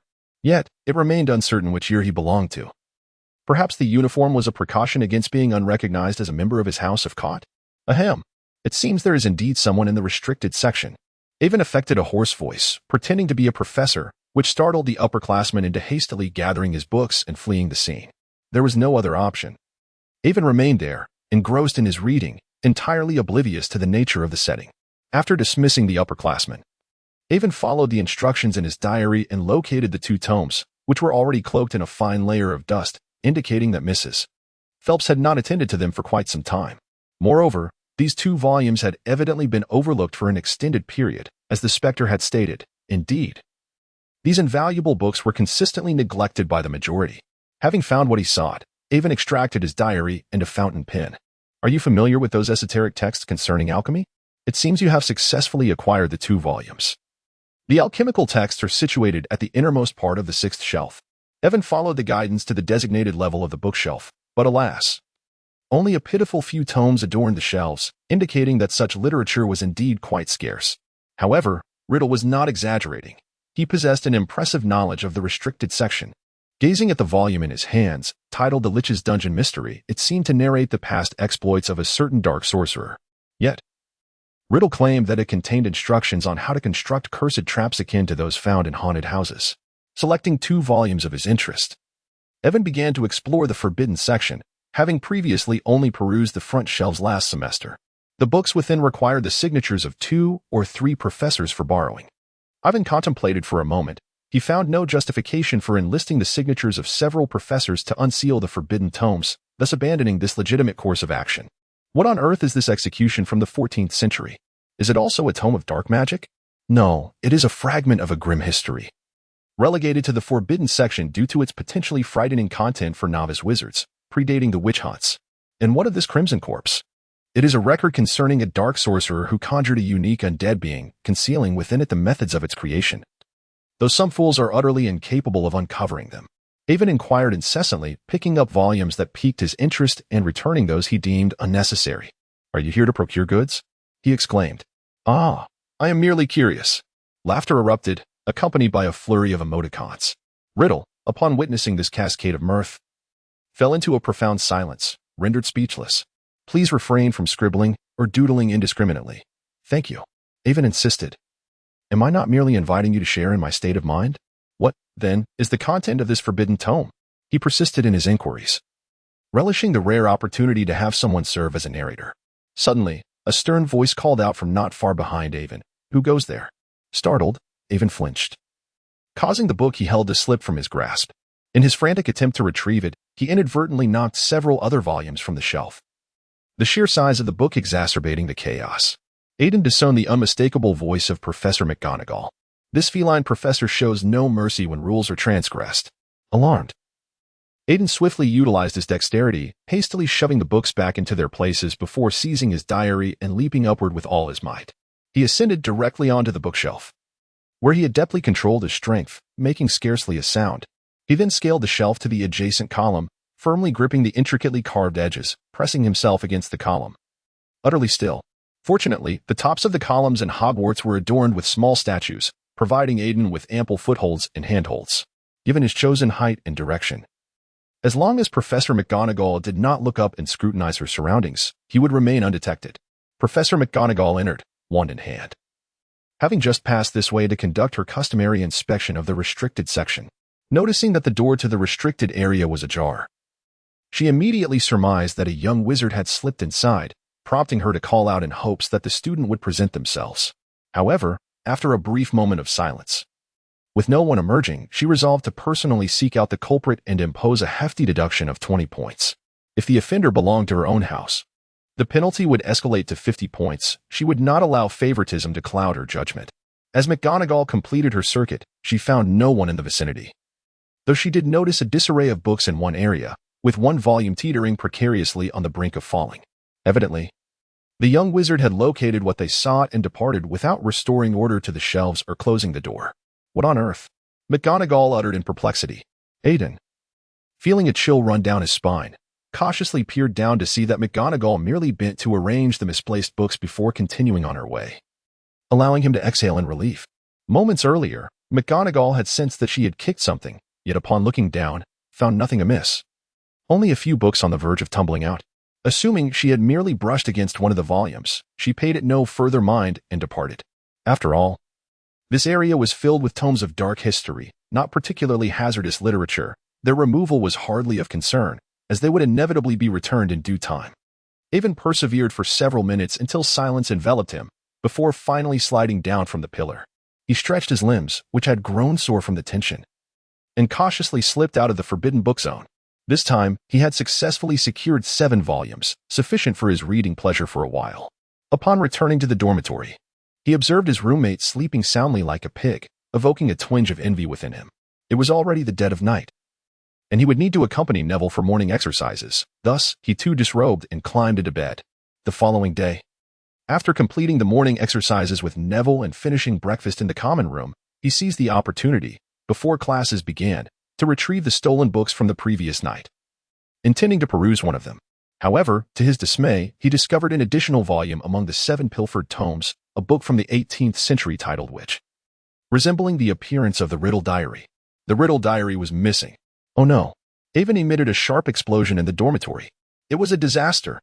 Chapter 97, The Commemoration Evening Party, Attending a Wedding of Spiders. Today, no one dared to approach Avon. Even his desk partner and class maintained a considerable distance. Following the piercing sound that erupted from Avon in the morning, the Hufflepuffs sensed something was amiss, though they were unaware of the cause. Typically, Avon wore a gentle smile or quietly engaged in his own activities, but today, he passed by them with an air reminiscent of Professor Snape. It was utterly peculiar. Hey, did someone eat his food or bully Diagon and the others? No way, who would dare? Anyone who bullied Diagon would be courting death. Then someone must have stolen his hidden delicacies. Perhaps, aside from his friends being harmed, this is the only thing that could sour Avon's mood. Which one of you did it? Go apologize quickly. Otherwise, don't blame me if he hangs you from a tree branch. Some uninformed little wizards inquired about the situation. While those in the know recounted the tale of how Avon had prepared a beggar's chicken, dug a pit outside the castle to roast it, and, just as it was nearing completion, urgently needed to use the restroom. Unfortunately, at that moment, someone happened to pass by and saw a mud-covered egg placed beneath a tree. Curious, they picked it up, only to drop it upon discovering it was too hot, shattering it. To their astonishment, they found a delicious chicken inside. When Avon returned and discovered his beggar's chicken had been devoured, he could hardly believe that such an unassuming item could attract attention. When he inquired about the whereabouts of his chicken, the two culprits, in a moment of panic, blurted out that they didn't know. Furious, Avon promptly hung them from a tree. He even confiscated their wands and planted them in the ground. Coincidentally, these two fools were incapable of casting a flying spell. And had it not been for Hagrid passing by to rescue them, they might have remained suspended for an entire day and night. Why on earth did you say you didn't know? One little wizard questioned in confusion. I truly didn't know. It just slipped out. Ah, so it was you. Be discreet. Be discreet. Avon was overwhelmed with frustration. How could he have made such a trivial mistake? Why had he not taken the time to inspect the book before returning home last night? Had he known he could rid himself of this calamity? It would have been preferable to spend the night in the restricted section. At least then he might have spotted the diary on the floor or placed upon a shelf upon waking. Why, oh why? Did he insist on questioning Riddle about the contents of those books last night instead of simply taking the books and leaving? What a fool he had been, wandering aimlessly. Now, it was too late to lament. He could only hope the diary had not been picked up by anyone else. In such a mood, he found no inclination to critique Lockhart's theatrical performance that day. However, noticing the shadow cast over Avon, Lockhart wisely refrained from calling him to the stage. After class, he hurriedly sought out Professor Sprout, persuading her to issue a certificate using a book he had read the previous semester. With the document in hand, Avon dashed towards the library as though propelled by lightning. Upon entering the restricted section, guided by memory, he arrived at the row of shelves where he had been the previous night. He had not erred. The 14th century execution book remained in its place. Yet he scoured the entire row to no avail. His desired diary was nowhere to be found. Old Voldemort, where are you? Come out. Just make a sound. Avon muttered as he repeatedly searched the shelves. After exhausting that row, he ventured to the two adjacent rows, but still, the ancient diary eluded him. He was truly drenched in sweat. Are you done yet? The book you seek is on the third shelf of the left-hand side. You could search there for a year and still find nothing. Miss Pants, having noticed Avon's prolonged absence, came to investigate whether he was perusing any forbidden texts. All right. Thank you. I shall take my leave. With the book specified on the certificate in hand, Avon exited the restricted section under Miss Pants's watchful gaze. He had searched thoroughly. There was no diary to be found. The books on those shelves were meticulously arranged, evidently untouched by any borrowers. The book he had taken last night was not among them, thus the diary could not possibly be here. So where could it have gone? Avon felt a surge of frustration. For several consecutive days, the inhabitants of the castle, ghosts, pets, and portraits, witnessed a Hufflepuff student, perpetually with his head bowed, searching fervently for something. Aside from his routine tasks, he dedicated all his time to tracking down the elusive diary, yet to no avail. Eventually, he resorted to openly inquiring among his peers, meticulously questioning each person if they had seen an old, black diary, the kind that had been around for at least 50 years. However, every response he received was a denial. Perhaps Voldemort had already unearthed it in the hands of someone new, able to siphon life force, thereby manipulating that individual into silence about the diary's whereabouts. After all, others were not like him. They could easily dissipate the diary's magic with magical powder, akin to a simplified version of the soul-binding curse, effortlessly exerting control over individuals. Yet, despite the passing days, he had not witnessed Voldemort exerting control over anyone to enact his schemes, leaving him in a state of uncertainty. Was he afraid? Not particularly. Unless Voldemort himself were to arrive. However, he feared the possibility of a stealthy ambush from the shadows that might harm other students. While the original narrative suggested that no one perished, reality was unpredictable. How vexing. On the eve of Halloween, Avon duly arrived at the underground hall to attend Nearly Headless Nick's death day party. Welcome to my death day, Avon. Nearly Headless Nick greeted him at the entrance with a sorrowful tone. This was understandable, as it marked the anniversary of his death, not his birth. After exchanging pleasantries with Nick, Avon ventured inside to explore. What a sight! He was greeted by hundreds of drifting ghosts in the excruciatingly discordant ghostly waltz. It was uncertain how many years the band had been deceased, as they could hardly produce a scale, yet the ghosts seemed oblivious, showing no reaction. And some appeared utterly entranced. Soon, he spotted 3 shivering little lions, huddled together amidst the dense aura of spirits. Even Uncle Vernon's compass would struggle to discern the direction in such oppressive chill. Thankfully, he had dressed warmly. "Evan, you've arrived." Harry hurried over to seek a semblance of safety, clearly frightened by the surroundings. Ron and Hermione, with equally distressed expressions, joined him, revealing that they too were finding the experience quite daunting. Evan found himself in a difficult situation, for he beheld a table laden with decayed, moldy food teeming with maggots. If not for the corruption, it would have constituted a sumptuous feast. At the center of the table, a tombstone-shaped cake bore the inscription, "Sir Nicholas de Mincy Popington departed this life on October 31st, 1492, crafted with a certain flair." Just as Nick took the stage to deliver his speech, a ghostly carriage drawn by 12 spectral steeds came hurtling in. At the forefront was a hefty figure clutching his own severed head. It was none other than Sir Patrick, the leader of the Headless Horsemen. It was quite surprising that they would willingly attend Nick's memorial. Were they there to provide entertainment? However, given the sight of them treating their own heads like footballs, Evan found it hard to comprehend what was so appealing about Nick's inclusion. Alas, there seems to be an inherent gap between the living and the dead. "Evan, are you not afraid?" Hermione inquired, noticing Evan's rapt attention. "What is there to fear? You have yet to witness true horrors. In the realm of ghosts, they are considered rather handsome. You have never encountered the vengeful spirits or the terrifying specters." Evan replied, "I shall show you someday." No thank you," Hermione swiftly declined. "How are you enjoying yourselves, children?" Nick floated over to greet the living guests. "Quite well, actually. It is rather novel to encounter so many ghosts for the first time." The group replied, somewhat disingenuously, "Then I wish you all a delightful time." Nick exclaimed, twirling with glee. "Ha ha ha. Nick, what brings you here?" "Oh, you have actually invited the living." A group of Headless Horsemen drifted closer, erupting into raucous laughter. "We apologize for declining your invitation, as your head remains firmly attached to your neck. Thus, as a gesture of goodwill, we have come to liven up your memorial." They cackled. It seemed a mockery. After Sir Patrick alluded to the matter, the Headless Spectres laughed even louder. "I believe I am now qualified. My friends have solved this dilemma for me." Nick chuckled as he audaciously removed his own head with a resounding pop. The scene fell abruptly silent, all the ghosts staring in disbelief at the spectacle. The apparition had transformed once more. "Indeed, you meet the criteria, Nick, but our carriage is full," Sir Demon stated, rejecting Nick's hopeful gaze, causing the smile on Nick's face to vanish instantaneously. "No, you cannot," Nick exclaimed, visibly disheartened. "I am truly sorry, my friend," Sir Demon replied, though his laughter bore no semblance of remorse. Yet, Evan observed that there were evidently 2 unoccupied seats in that ghostly carriage. "If I am not mistaken, there are indeed vacancies in your carriage, are there not?" The sound of Evan's voice brought an abrupt halt to the cacophony of laughter from the phantoms who had been mocking Nick, as they all turned to him, clutching their heads in surprise. "Listen, child. You are a living being. Do not meddle in the affairs of spirits. Do you understand?" Sir Patrick leaned his head close to Evan's, seemingly intending to intimidate the naive young wizard. However, Evan, wishing to maintain peace, raised his hand to halt Nick's words. "I may not comprehend the mannerisms of your spectral kind, but I am acutely aware that you are ridiculing the ghosts of Hogwarts. And you dare to threaten me? Who bestowed upon you such audacity?" Evan, with a stern expression, brandished his wand at the mindless specters. "Ha ha. This little wizard dares to raise his wand against us. What a naive child." Upon witnessing Evan's actions, the phantoms erupted into another round of mockery. Blade of Spirit Severance.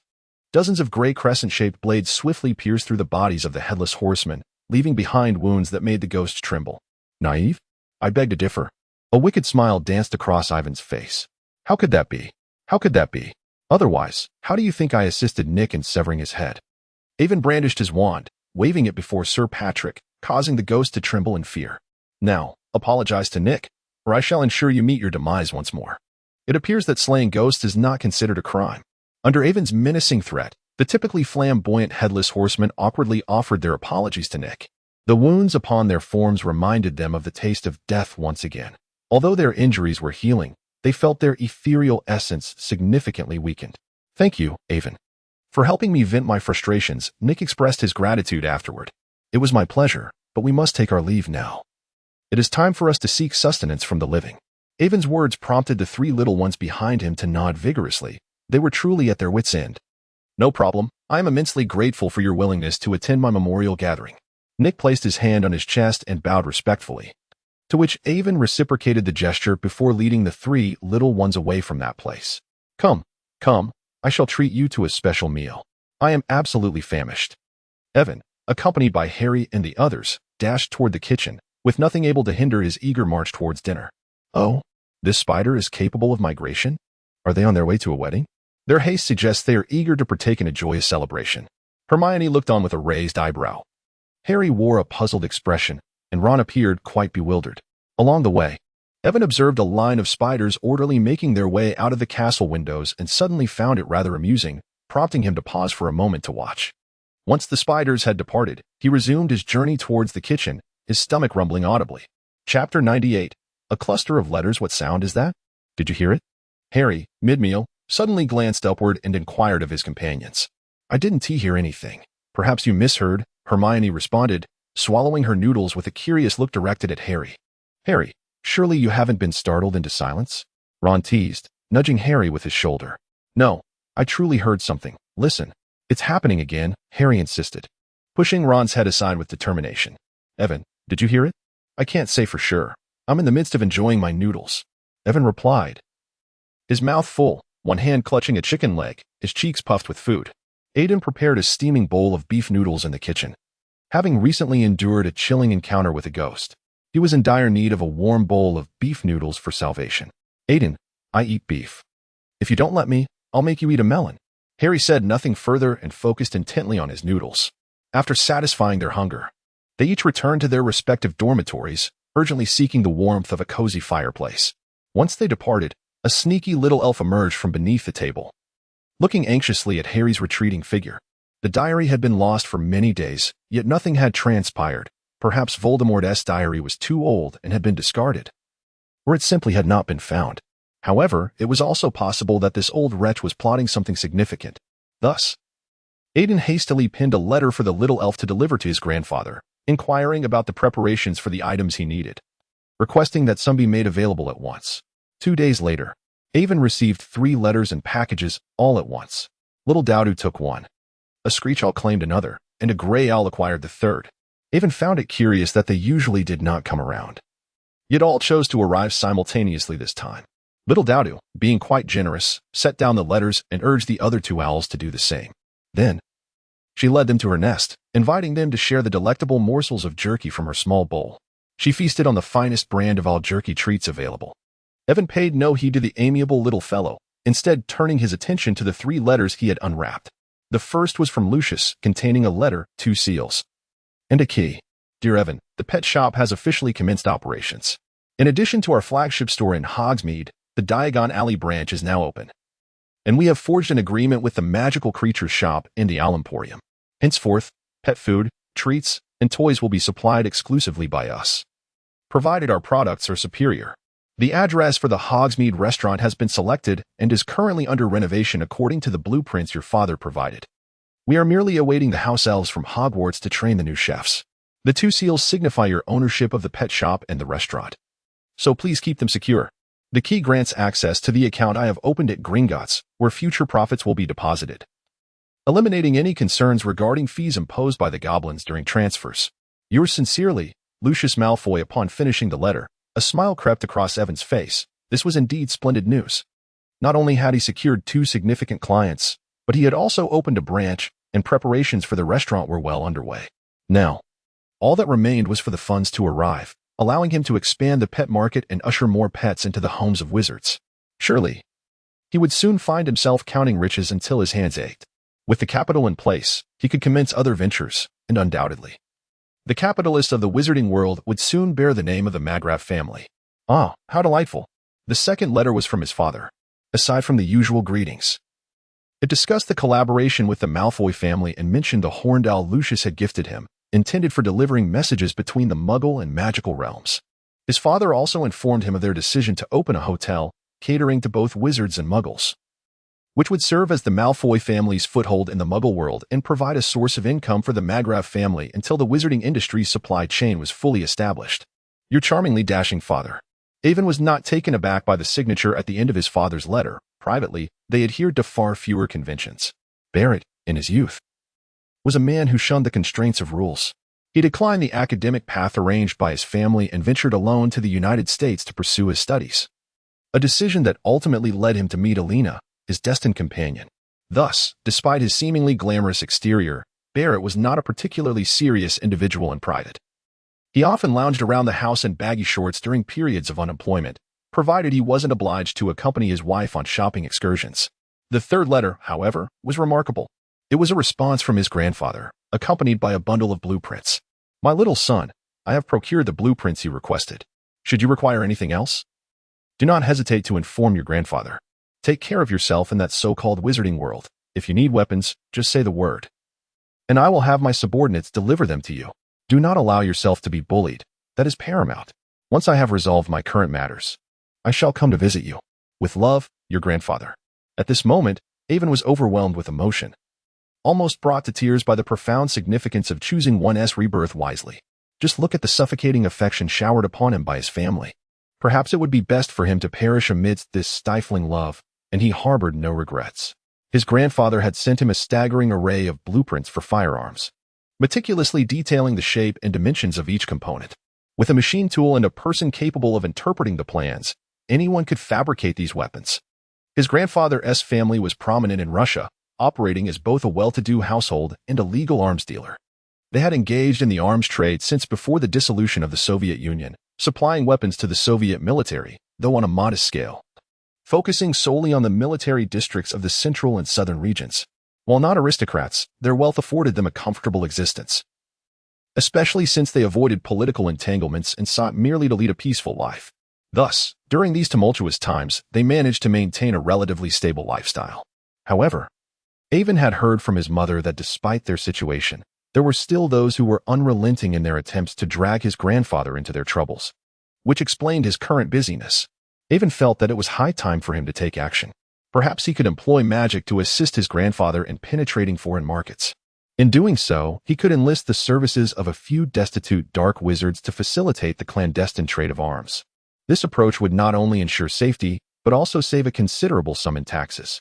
After all, it was merely a matter of operating in the shadows, as smuggling seeks to evade the burdensome layers of taxation.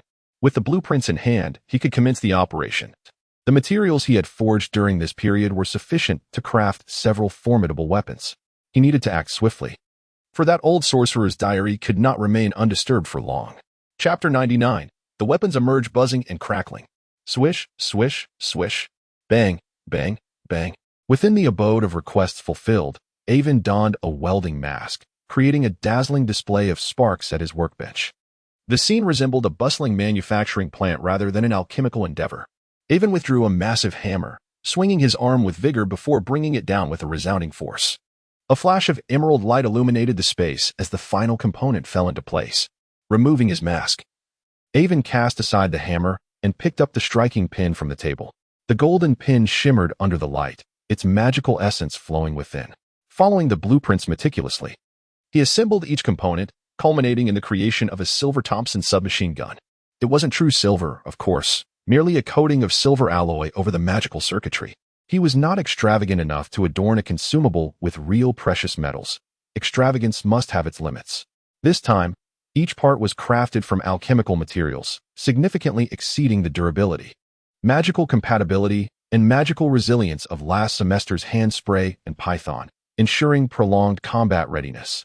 Considering the impending confrontation with a certain formidable serpent, and the inevitable entanglement of Harry, the child of destiny, who would invariably be drawn into the fray, an occurrence so unpredictable that even binding him would not guarantee his absence, as fate would surely weave its narrative threads around him.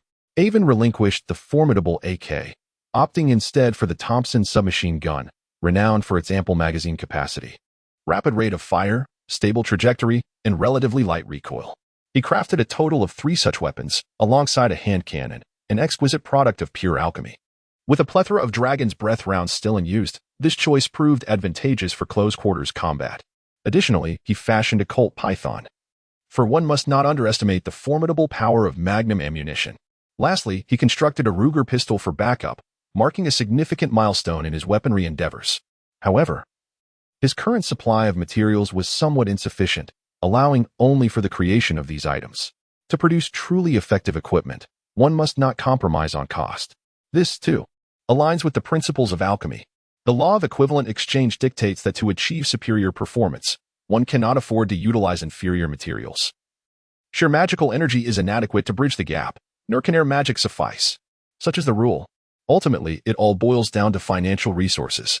While metals can incorporate high-strength alloys from the mundane world, to effectively channel magical energy, one must employ certain materials with magical conductivity, which significantly inflate the costs.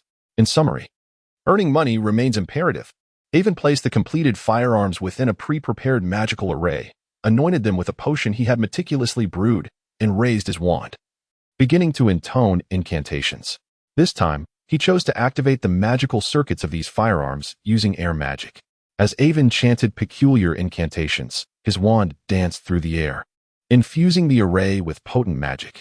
With the infusion of energy, a circle of spiders, turtle shells, half-broken bluestone bricks, a dilapidated violin, a mirror marred by 3 cracks, and a skull began to glow with a soft lavender light in succession. Finally, 6 beams of dark purple light shot towards a suspended pufferfish bound with a garland of garlic, which in turn channeled the lavender light into the firearm positioned at the center of the array. A dazzling brilliance enveloped the firearm, which flickered with purple radiance. Once the glow dissipated, Avon inspected it for any flaws before stowing it away. He opted not to create bullets this time, as crafting each one individually proved too cumbersome. The enchanted firearm sufficed unless he required specialized ammunition like dragon's breath bullets, in which case ordinary ones would do. The enchantment of air magic served precisely this purpose.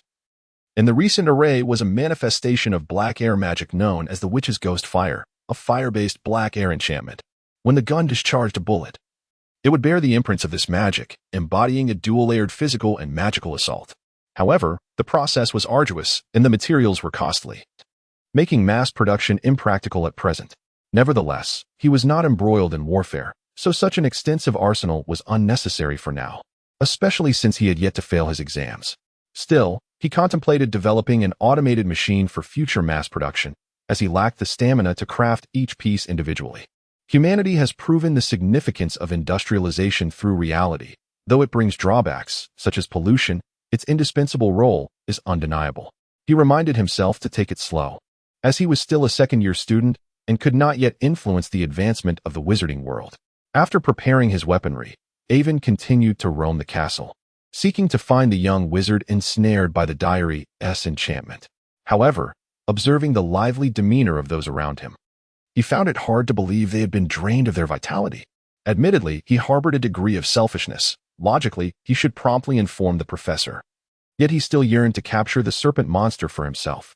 Whether it be serpent scales, skin, or gall, each was a material of exceptional value, and a creature that might have survived since the era of the 4 greats held immeasurable worth. Were the spiders still celebrating their banquet? Upon witnessing another line of spiders emerging, Avon began to feel a sense of unease. He sensed he might have forgotten something crucial, but for the moment, he could not recall, as it had been 13 years since he last engaged with this world's narrative. His initial passion had allowed him to remember many vital locations. Yet the passage of time had made some details elusive. Each day, he had to assimilate vast amounts of information, making it impossible to retain every nuance. This year, he recognized Gilderoy Lockhart as a charlatan, knew that Lucius would place the diary into Ginny's cauldron, and was aware that the ultimate adversary was the serpent monster. However, he could not recall the creature's whereabouts. Otherwise, he would have stealthily prepared equipment to eliminate it by now. He vaguely remembered a spell associated with the creature, which apparently emerged from a toilet. Alas, it eluded him. He decided to assess the situation further. For the time being, all remained tranquil, suggesting he had time on his side. The Quidditch match was approaching, and Harry and his friends were training tirelessly, resembling exhausted hounds. Even the twins had lost their usual exuberance, with only Oliver with radiating vitality. Lacking interest, Avon refrained from mingling with their circle, continuing to adhere to his own plans daily. Meanwhile, Neville had noticeably shed his little belly after a period of training, his stamina improving to the point he could teach Avon swordplay. Although his primary focus with Masterly was on the blade, he had also practiced the fundamental techniques of various other weapons, including the sword. The essence of swordplay lies in its agility and balance, primarily employing techniques such as thrusting, slicing, hooking, parrying, and more. Mastering these foundational movements allows for their flexible application in combat, granting formidable prowess even without adhering to a specific school of swordsmanship. Evan gazed thoughtfully at the morning, reflecting on the fact that Neville, still unable to recall a single posture, seemed lost in contemplation. Perhaps he ought to devise a method to remedy the damage inflicted upon the boy's mind by the forgetting charm. Chapter 100. Come out, if you dare. The subsequent days passed in tranquility, devoid of any discoveries regarding the peculiar diary, leading Evan to feel as though he had never encountered it at all. However, contemplating the dark magic he had mastered and the tomes he had borrowed from the library, he found it impossible to doubt the diary's authenticity. Yet, where did the true problem lie? Despite the absence of any incidents, Evan remained vigilant, fearing that Voldemort might realize that a mere change of host could allow him to siphon life force anew. Previously, he had manipulated the situation. Consequently, under the guise of control, he had struck himself from behind, resulting in the entire faculty and student body witnessing Evan meandering about with a serpent coiled atop his head. He had enlisted little Yaya to keep watch. Among the small companions, he was the most suitable for the task due to his diminutive stature. Every day, Evan would visit Professor Snape's dungeon to stir potions while simultaneously engaging in conversation to foster a deeper rapport, ensuring that future interactions would be more convenient, thus sparing himself the need to masquerade as a male sycophant to compel Snape's compliance. As the sole student unperturbed by reprimands, penalties, or the tarnishing of Snape's reputation, Evan possessed the audacity to gaze into the professor's eyes even during potions class without a hint of trepidation.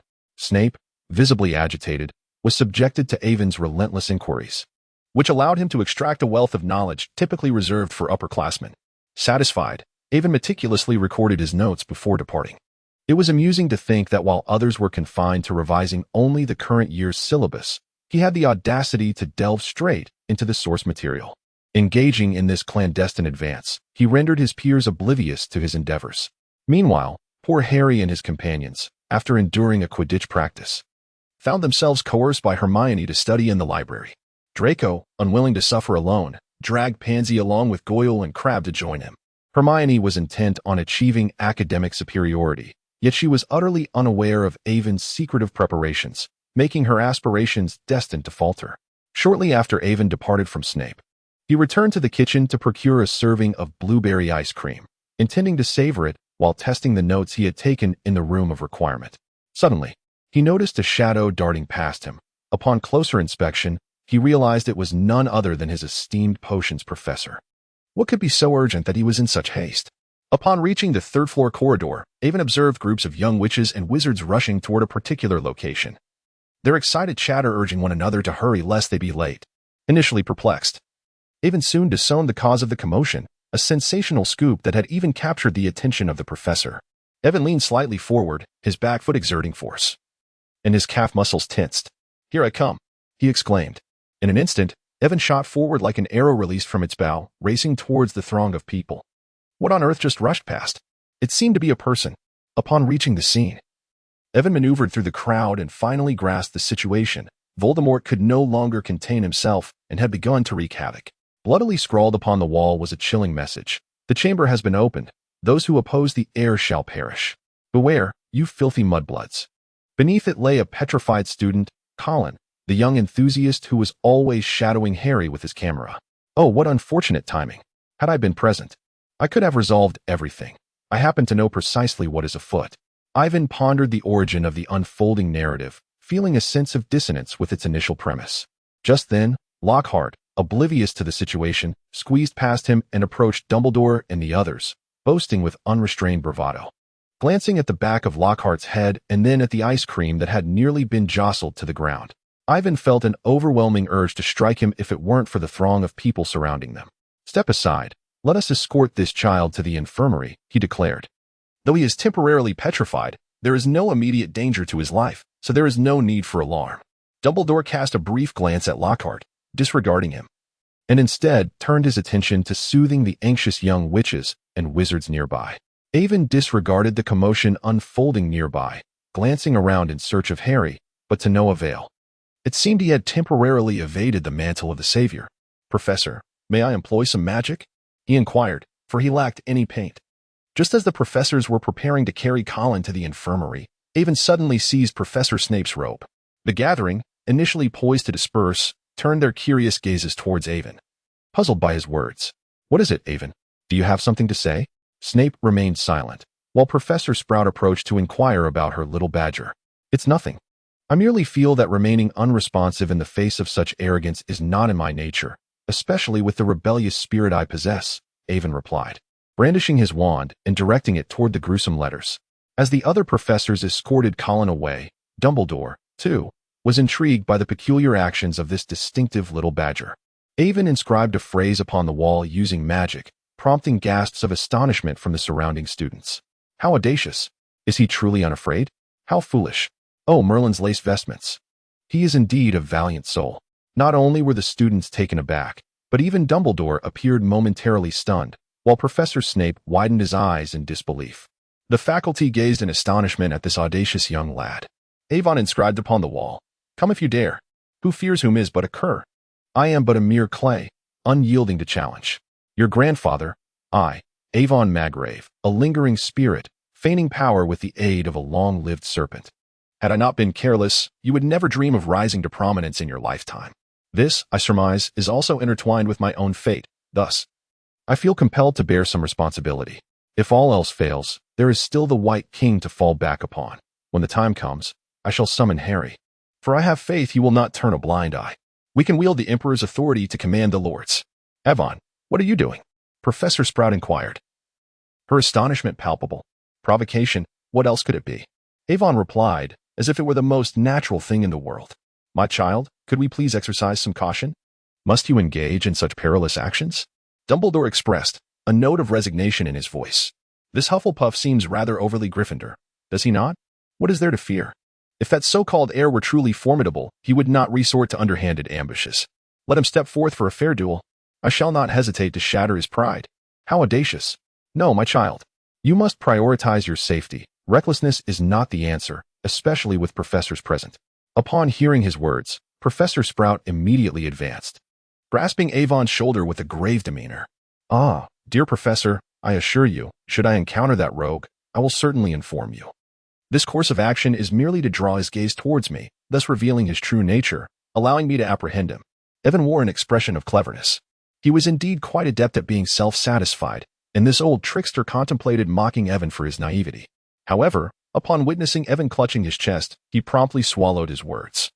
This young man surely intended to tarnish his reputation with those peculiar remarks, and with so many witnesses present, he absolutely could not allow such utterances to escape. "All right. My child, this matter is quite different, so you should return for now. Do remember to prioritize your safety. The teachers are here," Dumbledore stated before dispersing the onlookers and turning towards the infirmary. "Professor, would you like me to assist you in concocting more growth potions?" Evan inquired, detaining Professor Sprout, who intended to follow. "Oh, that would be splendid. You are such a good child," Sprout replied joyfully. "That sinister creature remains elusive, and surely more individuals will fall victim to petrification. Thus, an antidote for petrification is indispensable. As far as I know, the latest matured mandrake root was exhausted just a couple of days ago, and the new ones have yet to sprout. Therefore, I must expedite the growth of the herbs. Even if we cannot capture that fiend right away, it will help alleviate some panic within the school." Chapter 101. The frantic Quidditch match. The Quidditch match commenced, dispelling the anxiety of recent days. Given that this was Harry's and Draco's first direct confrontation, Evan made a special effort to attend.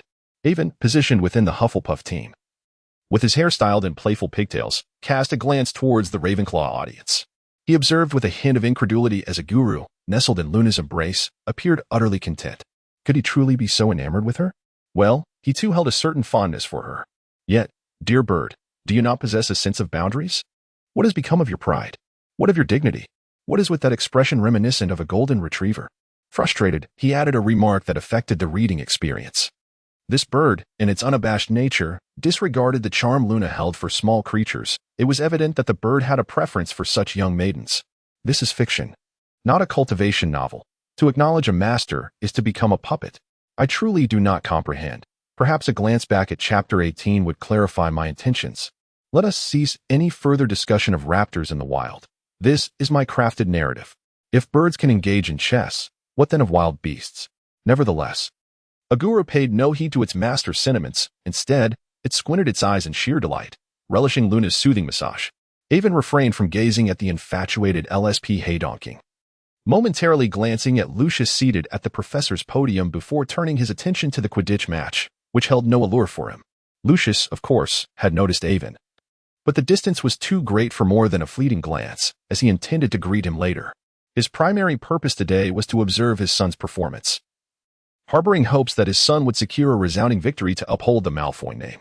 As he watched the Quidditch players soaring freely through the sky, Avon could not suppress a twinge of envy he longed to fly to.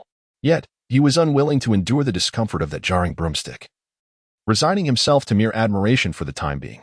Soon, he muttered to himself, as he felt he was on the brink of accumulating enough courage.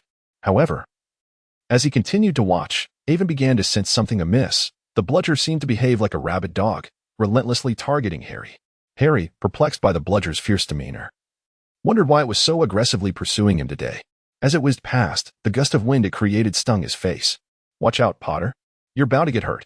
Draco, perched upon his Firebolt 2001, wore an expression brimming with smugness. With the disparity in equipment, Gryffindor's outdated clean sweeps were indeed struggling, relying solely on Wood's tactics and the players' skills to hold their ground. At this juncture, Gryffindor's hopes rested upon Harry, awaiting his capture of the Golden Snitch to clinch victory.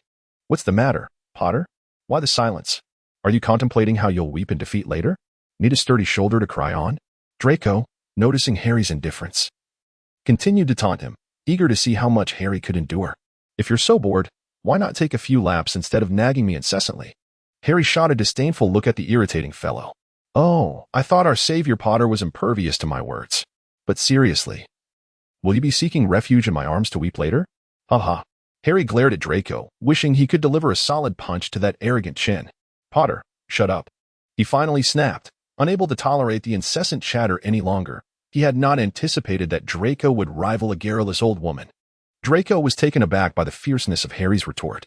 Just then, the Golden Snitch made its appearance, prompting both to abandon their verbal sparring and hastily mount their brooms in pursuit.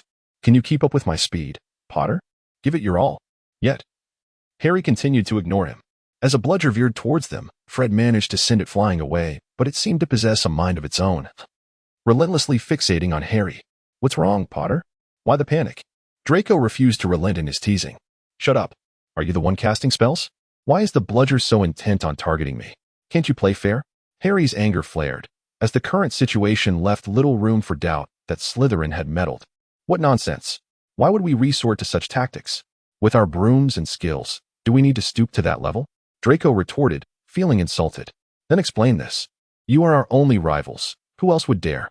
Harry shouted, ducking to evade another bludger. As the bludger nearly grazed Harry's scalp, Draco hesitated, pondering the possibility that someone from their side might indeed be behind this. After all, it was conceivable that someone could undertake such an act without informing him. "It's certainly not us. Let's call for a timeout," Draco suggested. Given the circumstances, Harry ceased his defiance, and after dodging yet another bludger, he approached Wood to relay the situation.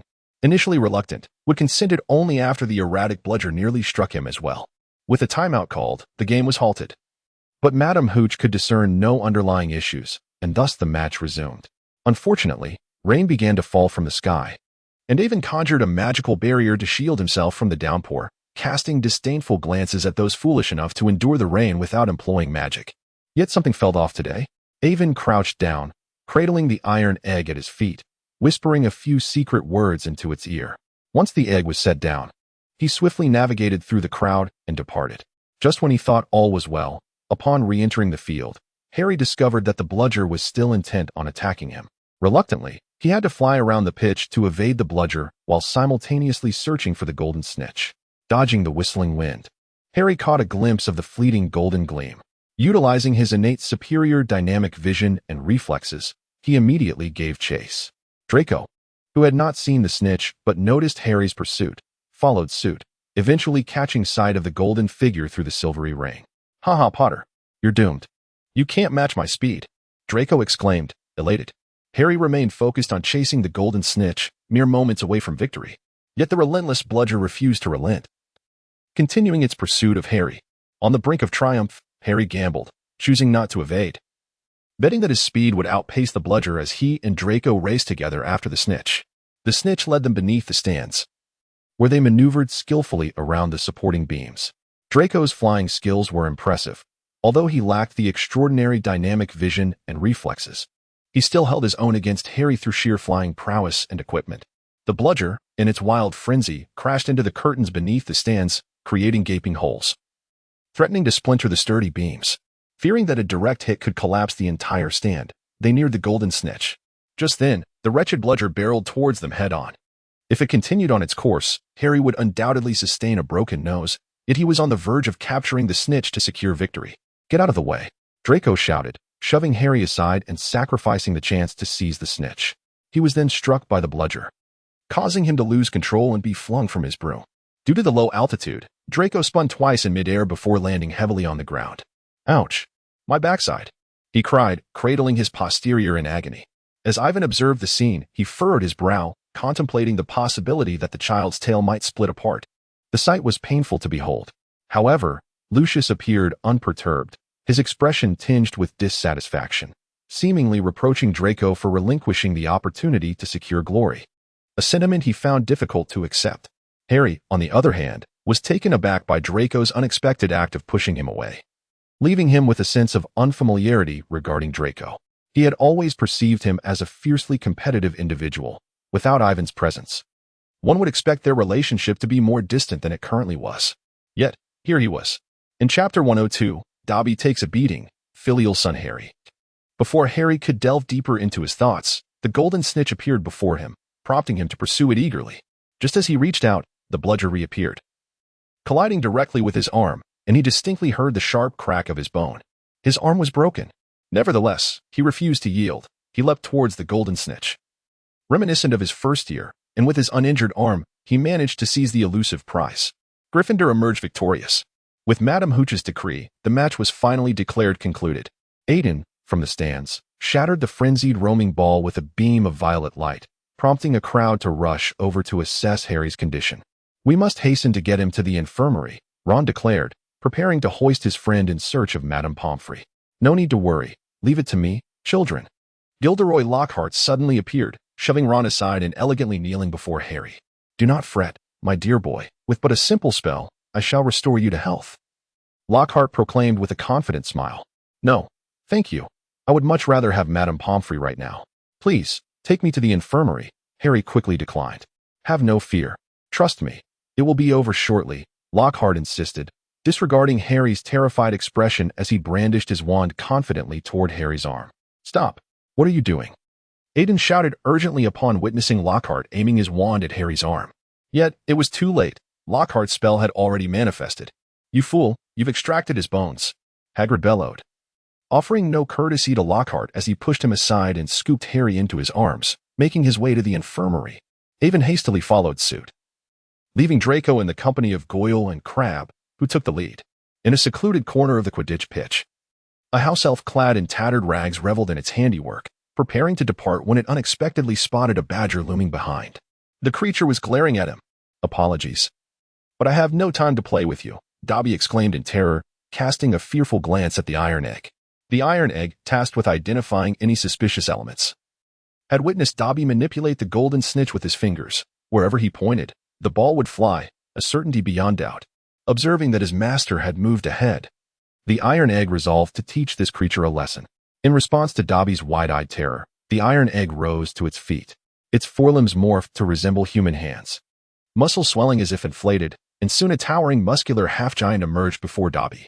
Without hesitation, the iron egg delivered a punch, sending Dobby crashing to the ground. The iron egg understood little of the circumstances, but was driven by the knowledge that this creature had harmed his master's friend. Thus, he embraced the retribution of his iron fist. "Listen to my explanation," Dobby pleaded. "What is this wretched concoction? It tastes horrendous."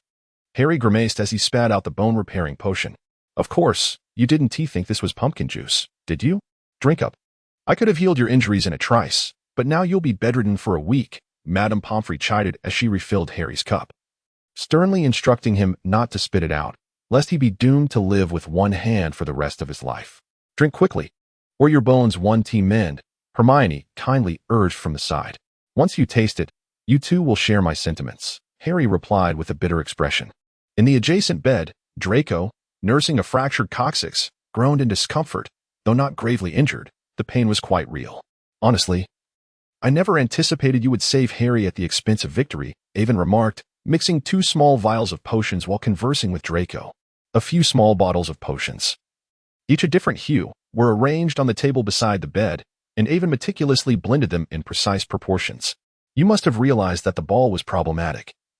I wish to win fairly, not to be accused of triumphing by mere chance over the savior, Draco lamented, lying on the bed and wincing in pain while maintaining his pride. Let us commend your pride and then drink it down. No more groaning, Avon declared as he added the final potion to the beaker, which emitted a plume of pink smoke. After a sniff, he confirmed, "This is it. It's drinkable." "What is this? Surely it's not toxic?" Draco inquired, eyeing the pink liquid in his hand. "Such a strong garlic scent. It's hard to fathom that this taste corresponds with such a delightful color." Draco grimaced upon inhaling the aroma. "Garlic is beneficial for the body. Drink it up, and the pain will subside. This is a pain reliever I've just devised," Avon urged, dismissing Draco's hesitations as he concocted another vial for the unfortunate soul next door who had lost his bones. With a raised eyebrow, Draco downed the potion in one gulp. Surprisingly, it did not taste as overwhelmingly of garlic as it smelled. The potion slid down like a refreshing mint elixir. The cooling sensation swiftly traveled to his coccyx, quickly numbing the ache, its efficacy remarkable. "Ah!" Draco exclaimed, a moan escaping him that sent shivers down Avon's spine. Rolling his eyes, Draco avoided Avon's gaze. After preparing another vial of pain relief, Avon drew back the curtain to find Harry still contemplating the bone-repairing potion. "Drink it already. You're not fishing for compliments," Avon urged. Harry stammered, contemplating his next move, but before he could finish his thought, Avon snatched the cup away. "Enough of your nonsense. Drink it now," Avon insisted, pinching Harry's mouth shut and pouring the potion down his throat. "Ugh! Who concocted this dreadful potion? Why not improve its flavor?" Harry lamented, feeling as though his mouth were ablaze as the potion traveled down his throat. "The bone-repairing potion, crafted by your ancestors," Avon informed him earnestly. "Forget I said anything. I feel as though I've spoiled your taste buds, and now you're fretting over the flavor.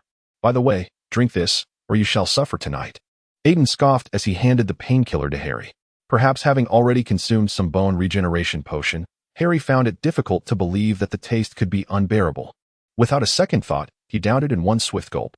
"Oh, why are you making such a fuss too?" Avon remarked. "I saved a bottle for you. Drink it if it hurts, or keep it for later if it doesn't tea. Let the injured rest well."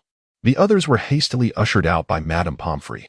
As there was nothing more to be done, wishing them a speedy recovery, the group departed. After a moment of silence in the infirmary, Harry turned to Draco next door, expressing his gratitude. "Hey, Malfoy, I simply aim to win the match fairly. You must have overheard my conversation with Aiden. Nonetheless, thank you for saving my nose." "Just as long as you know," Draco huffed, rising to leave the infirmary without casting a glance back. Harry couldn't help but smile softly. Chapter 103. A true man should not remain beneath others. "Hello, Aiden. How's everything at school?" Along the way, Aiden encountered Lucius, who appeared to be waiting specifically for him. "Good day, Uncle Lucius. I'm faring quite well here. The talent is abundant." Lucius raised an eyebrow, a gesture reminiscent of Draco, a testament to their familial resemblance. "Not long ago, we attended a soiree at the Shafik household. Narcissa's golden retriever captivated many of the socialites, though it lacks the lineage of magical creatures. It remains remarkably intelligent. A trend of pampering pets is emerging within the upper echelons. Regrettably, we currently lack magical creatures. Otherwise, the market would surely flourish, given the wizard's preference for them. Yet, there is no rush. As long as we establish a reputable name for our pet products within elite circles, we shall succeed. The cultivation of pets is not an endeavor achieved overnight. Having seized the initiative, our next step is to contemplate how to monopolize a specific territory. My father and I are deliberating this matter as well. Despite the scarcity of wizards, they still represent a significant demographic compared to muggles, and the wizarding world remains a vast domain. Indeed, patience is key.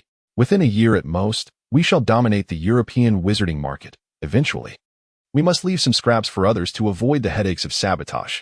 The elder and the younger strolled through the castle at Hogwarts, discussing recent business affairs. "Certainly. Your father takes pride in you. I hope Draco can mirror your success." Lucius shifted the conversation to Aiden and Draco, revealing some dissatisfaction regarding the outcome of the match. "Thank you, but Draco is remarkable in his own right. He possesses his own strengths and qualities, and he need not emulate anyone else. It is sufficient for him to be the best version of himself. Lucius fell silent momentarily, nodding in acknowledgement. Suddenly, Aiden noticed a throng of young witches and wizards converging towards a particular direction, indicating yet another victim had emerged. He quickly led Lucius towards the site of the incident, easily reaching their destination with a mere turn of the corner. This time, a second-year Ravenclaw named Stant Kent had also been petrified.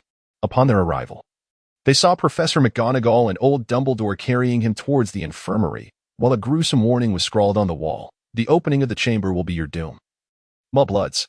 Aiden scoffed at this sight. It appeared that dire events were unfolding within the school, yet as a board member, he had not received any notification, quite the oversight. Lucius feigned disinterest, poised to portray an uninformed high-ranking official amidst a crisis. However, Aiden's next move left him astonished. Why do you not dare approach me directly? Choosing instead to secretly target students? Are you afraid, heir? Yours truly, Aiden Magrave. Avon continued to inscribe provocative words before the writing was erased. What else could it be? If not a declaration of war against the wretched insect lurking in the shadows? Avon gazed upon Lucius's pale visage, a mysterious smile playing upon his lips. No, Avon. This is far too perilous. You must not involve yourself. Lucius suddenly leaned forward, grasping Avon's shoulders tightly, delivering a grave warning. Avon glanced around, leading Lucius down an empty corridor. Is it truly possible for me to remain detached from my origins? Avon countered. Lucius was momentarily rendered speechless during their recent interactions. He had come to regard the Malfoy family as allies, forgetting their Muggle lineage. Now, with Avon's mention, he realized that this matter would inevitably be intertwined with the child. Furthermore, let me inform you that the diary was initially in my possession. Alas, I misplaced it. Had I not, it would never have had the chance to cause chaos. I would have scrutinized it thoroughly. Lucius's pupils dilated in shock, though he managed to maintain a facade of composure. What are you implying? Enough, Uncle Lucius. Cease the pretense. You were the one who placed Voldemort's diary into Ginny's cauldron, were you not? I had known all along, which is why I intercepted it midway. Avon's words once again ignited a storm of turmoil within Lucius's heart. How could he possibly know? Uncle Lucius, I find it utterly perplexing. That man currently possesses no capability to act. Why do you still heed his every word? Upon hearing Avon's remarks, Lucius fell into silence for a moment, suppressing the tempest of emotions within him. After regaining his composure, he sighed deeply. Ah, you are still young and unaware of that man's terrifying nature. He has long been biding his time, and once he is resurrected, his methods are invariably ruthless. I cannot gamble with my family's lives. But wouldn't he also face death? Avon interrupted Lucius's fearful musings. However, there is no but. He is formidable, yet not invincible. He is merely a person of considerable strength. Can he truly withstand the onslaught of myriad armies? Are you truly willing to entrust your family's lives to a guillotine that could fall at any moment? The final soul-searching question posed by Avon left Lucius speechless. Did he not understand the man's capricious temperament? Yet what could he do? He felt powerless against that individual. Lucius hesitated, grappling with his thoughts. Uncle Lucius, I comprehend your desire to protect your family, but your weakness cannot safeguard them. I apologize, but reality is as such. I am aware, yet I find myself at a loss for alternatives. I am bound to him. As he spoke, Lucius revealed the dark mark on his arm. Are you familiar with the words of a formidable warrior from the East? What? A true man, dwelling between heaven and earth, cannot remain perpetually beneath others. Lucius responded with confusion, his mind swirling. Having never received a formal education, he struggled to grasp the meaning of the phrase, although he recognized each word. Their arrangement felt disjointed, yet it stirred a fervent passion within him. Strange, indeed. Observing the bewildered expression in Lucius's eyes, Avon kindly elucidated the phrase in a British manner. After some time, they parted ways. Avon ascended to the 8th floor, while Lucius departed with an English translation of Romance of the Three Kingdoms.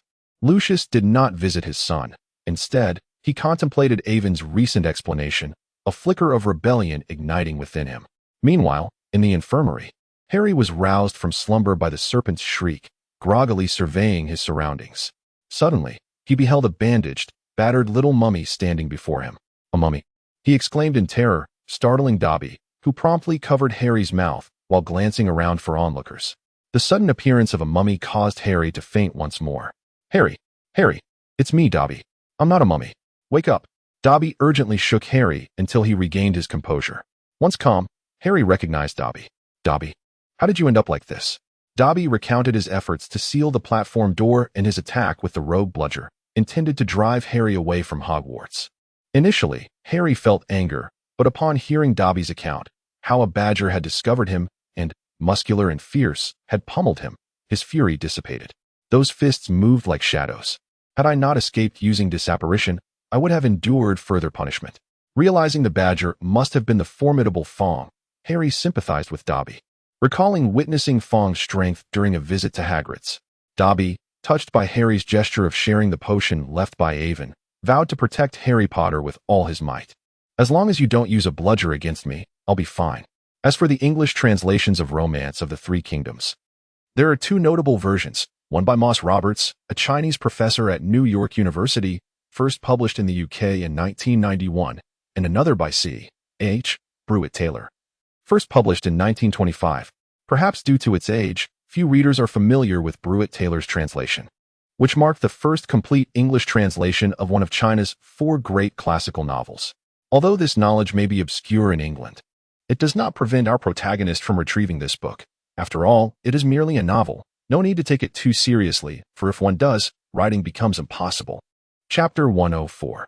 The reveal. After bidding farewell to Lucius, Avon sensed that the matter at hand, intertwined with the safety of his family, would stir concern in such a family-oriented man. Mistakes can be rectified, provided one strives to amend them, as he intended to do.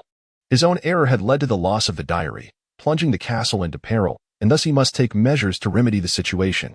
He felt confident in confronting Riddle, but the other students were another matter.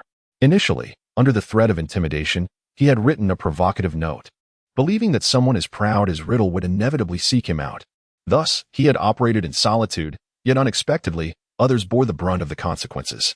Perhaps Riddle feared his ability to subtly undermine his power, or perhaps he was merely toying with him. Regardless, their prior encounters had solidified their enmity. Therefore, he dared not gamble on whether the outcome would mirror the original narrative, for should there be genuine casualties, he would incur a grave moral debt. Headmaster, please open the door. I require your counsel. He was not foolish enough to engage in a solitary detective game when he could approach the most formidable individual directly. Is old Dumbledore not present? Oh, right, he may be in the infirmary. In that case, Avon retrieved a list. Cough, cough. Child, do you seek my assistance? Dumbledore, just returning from the infirmary, noticed Avon standing at the door with a list in hand and inquired. Ah, Headmaster, you have returned. Avon exclaimed, quickly concealing the list while silently cursing the old man for his noiseless approach. Indeed, it appears you have a matter of importance. Correct. It concerns the recent attacks on students. Come in. Hearing it was a serious issue, Dumbledore ushered Avon into his office. Upon entering, Avon did not immediately address the matter at hand, but walked over to the perch and offered some dried meat treats to Fawkes, reasoning that, being a bird, he would likely enjoy it. The now featherless Fawkes was dozing, on the verge of rebirth, and typically lacked energy, yet the enticing aroma prompted him to open his eyes. Though appearing frail and aged, he still savored the food, taking small bites as the delightful fragrance wafted through the air. Iwan smiled contentedly. Can I speak now, my child? Old Dumbledore remained unperturbed, patiently awaiting Iwan's conclusion with Fawkes before posing his inquiries. I apologize, Professor. I've grown accustomed to this. It's a rare occasion to visit and see Phoenix, and I couldn't help myself, Iwan offered sheepishly. No need for apologies. For those who adore magical creatures, Fawkes is indeed quite captivating. How about the cockroach cluster? Dumbledore suggested nonchalantly, even recommending his favorite cockroach delicacy. No thank you.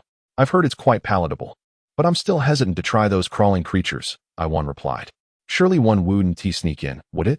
Well, perhaps you could indulge in some pudding while we converse. Dumbledore appeared quite relaxed. Wait a moment. I recall Professor McGonagall mentioning that she advised you to abstain from sugar for a week each month to maintain your health, and it seems this is your sugar-free period. ISNT it? Where did you acquire the cockroach cluster? Ahem, shoo. Do not speak of it.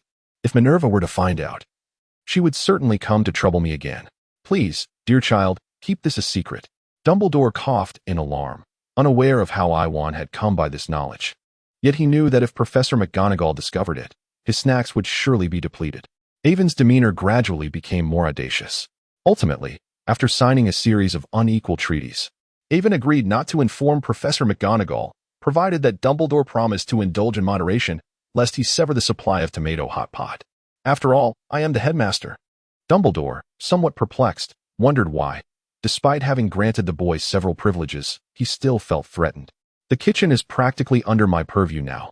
If you doubt me, I can request the Board of Governors to furnish me with a certificate. In fact, I am keen to take full control. Ahem, that's unnecessary. Perhaps you should first articulate your purpose for seeking me out. Old Dumbledore hastily shifted the topic, wishing to retain his authority over the kitchen's desserts.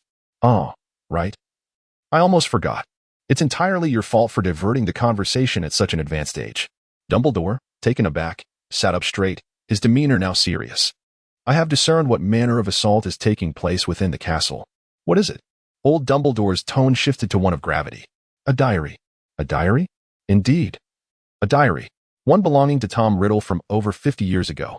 Avon spoke calmly, yet Dumbledore felt a surge of anxiety. What? It is he. Perhaps I should say. It is indeed he. Dumbledore was all too familiar with that name. However, he never anticipated that a mere diary could pose a threat to Hogwarts. Perhaps you are unaware. But he is Voldemort. That is his true name. But how did you come to know about the diary? Dumbledore's tone turned inquisitive. Are you beginning to harbor suspicions? I encountered the Weasley family and the Malfoy father and son while purchasing books before the term commenced. They had a quarrel in the shop, and Mr. Weasley was at a disadvantage. In a moment of triumph, Mr. Malfoy generously paid for Ginny and her companions to showcase his wealth.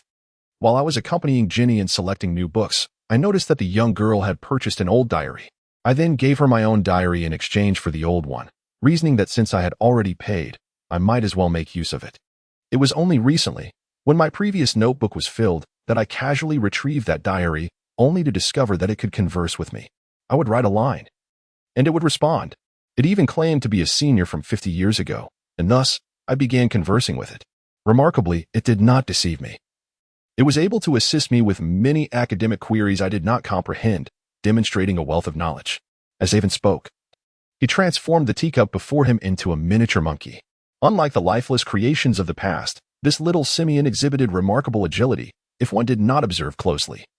One could easily mistake it for a real monkey. It is a pity, however, that if he were not secretly siphoning my life force and relentlessly attempting to manipulate my thoughts, he would indeed make an exceptional teacher. Avon's expression conveyed a sense of regret as he spoke candidly, only subtly altering certain details. He had indeed gifted Ginny a notebook, showing no fear of scrutiny. He expressed this with such nonchalance, unperturbed by the possibility of old Dumbledore investigating, as there were witnesses to the event. Not to mention that Arthur Weasley was in his employ. How is it that you were not controlled? Did he not drain your life force? You seem unscathed.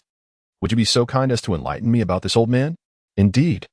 It was through this very means that I nullified his magic and safeguarded my thoughts from harm.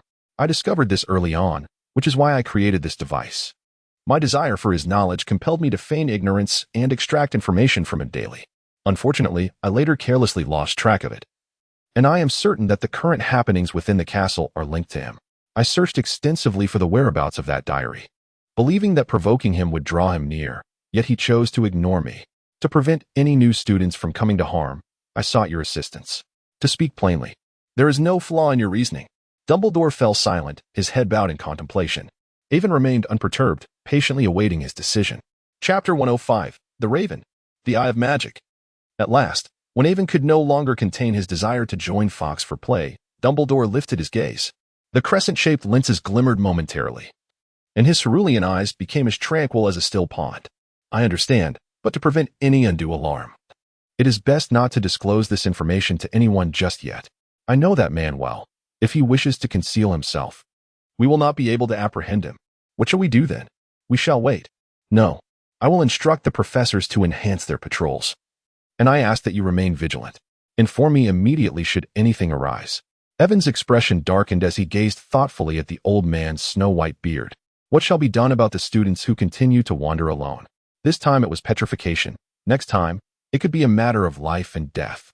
Have you considered this?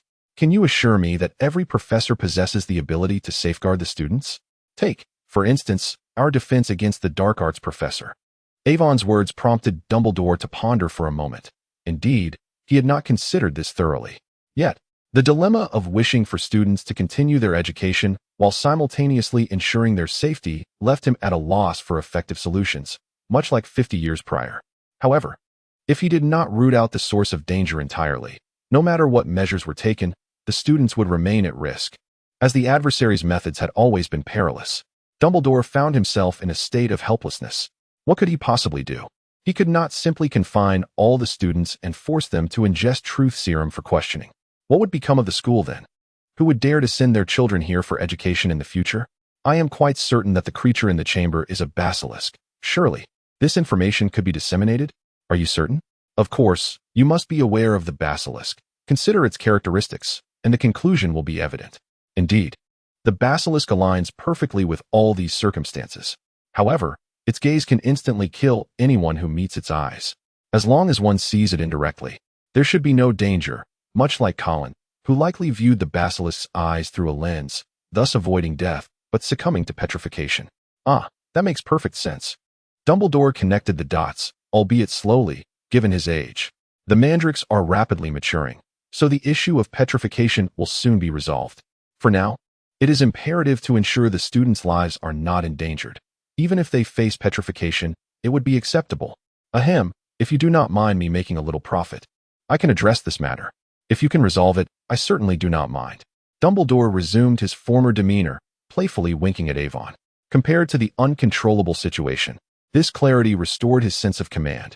Very well, but I have another question. Curiosity was etched upon Avon's face. Speak, my child. There is no moving light source in this room. How did you manage to make your glasses glimmer when you looked up just now?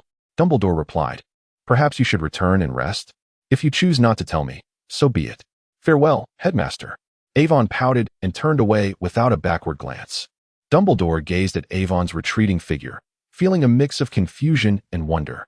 Why did his points of interest always seem so novel?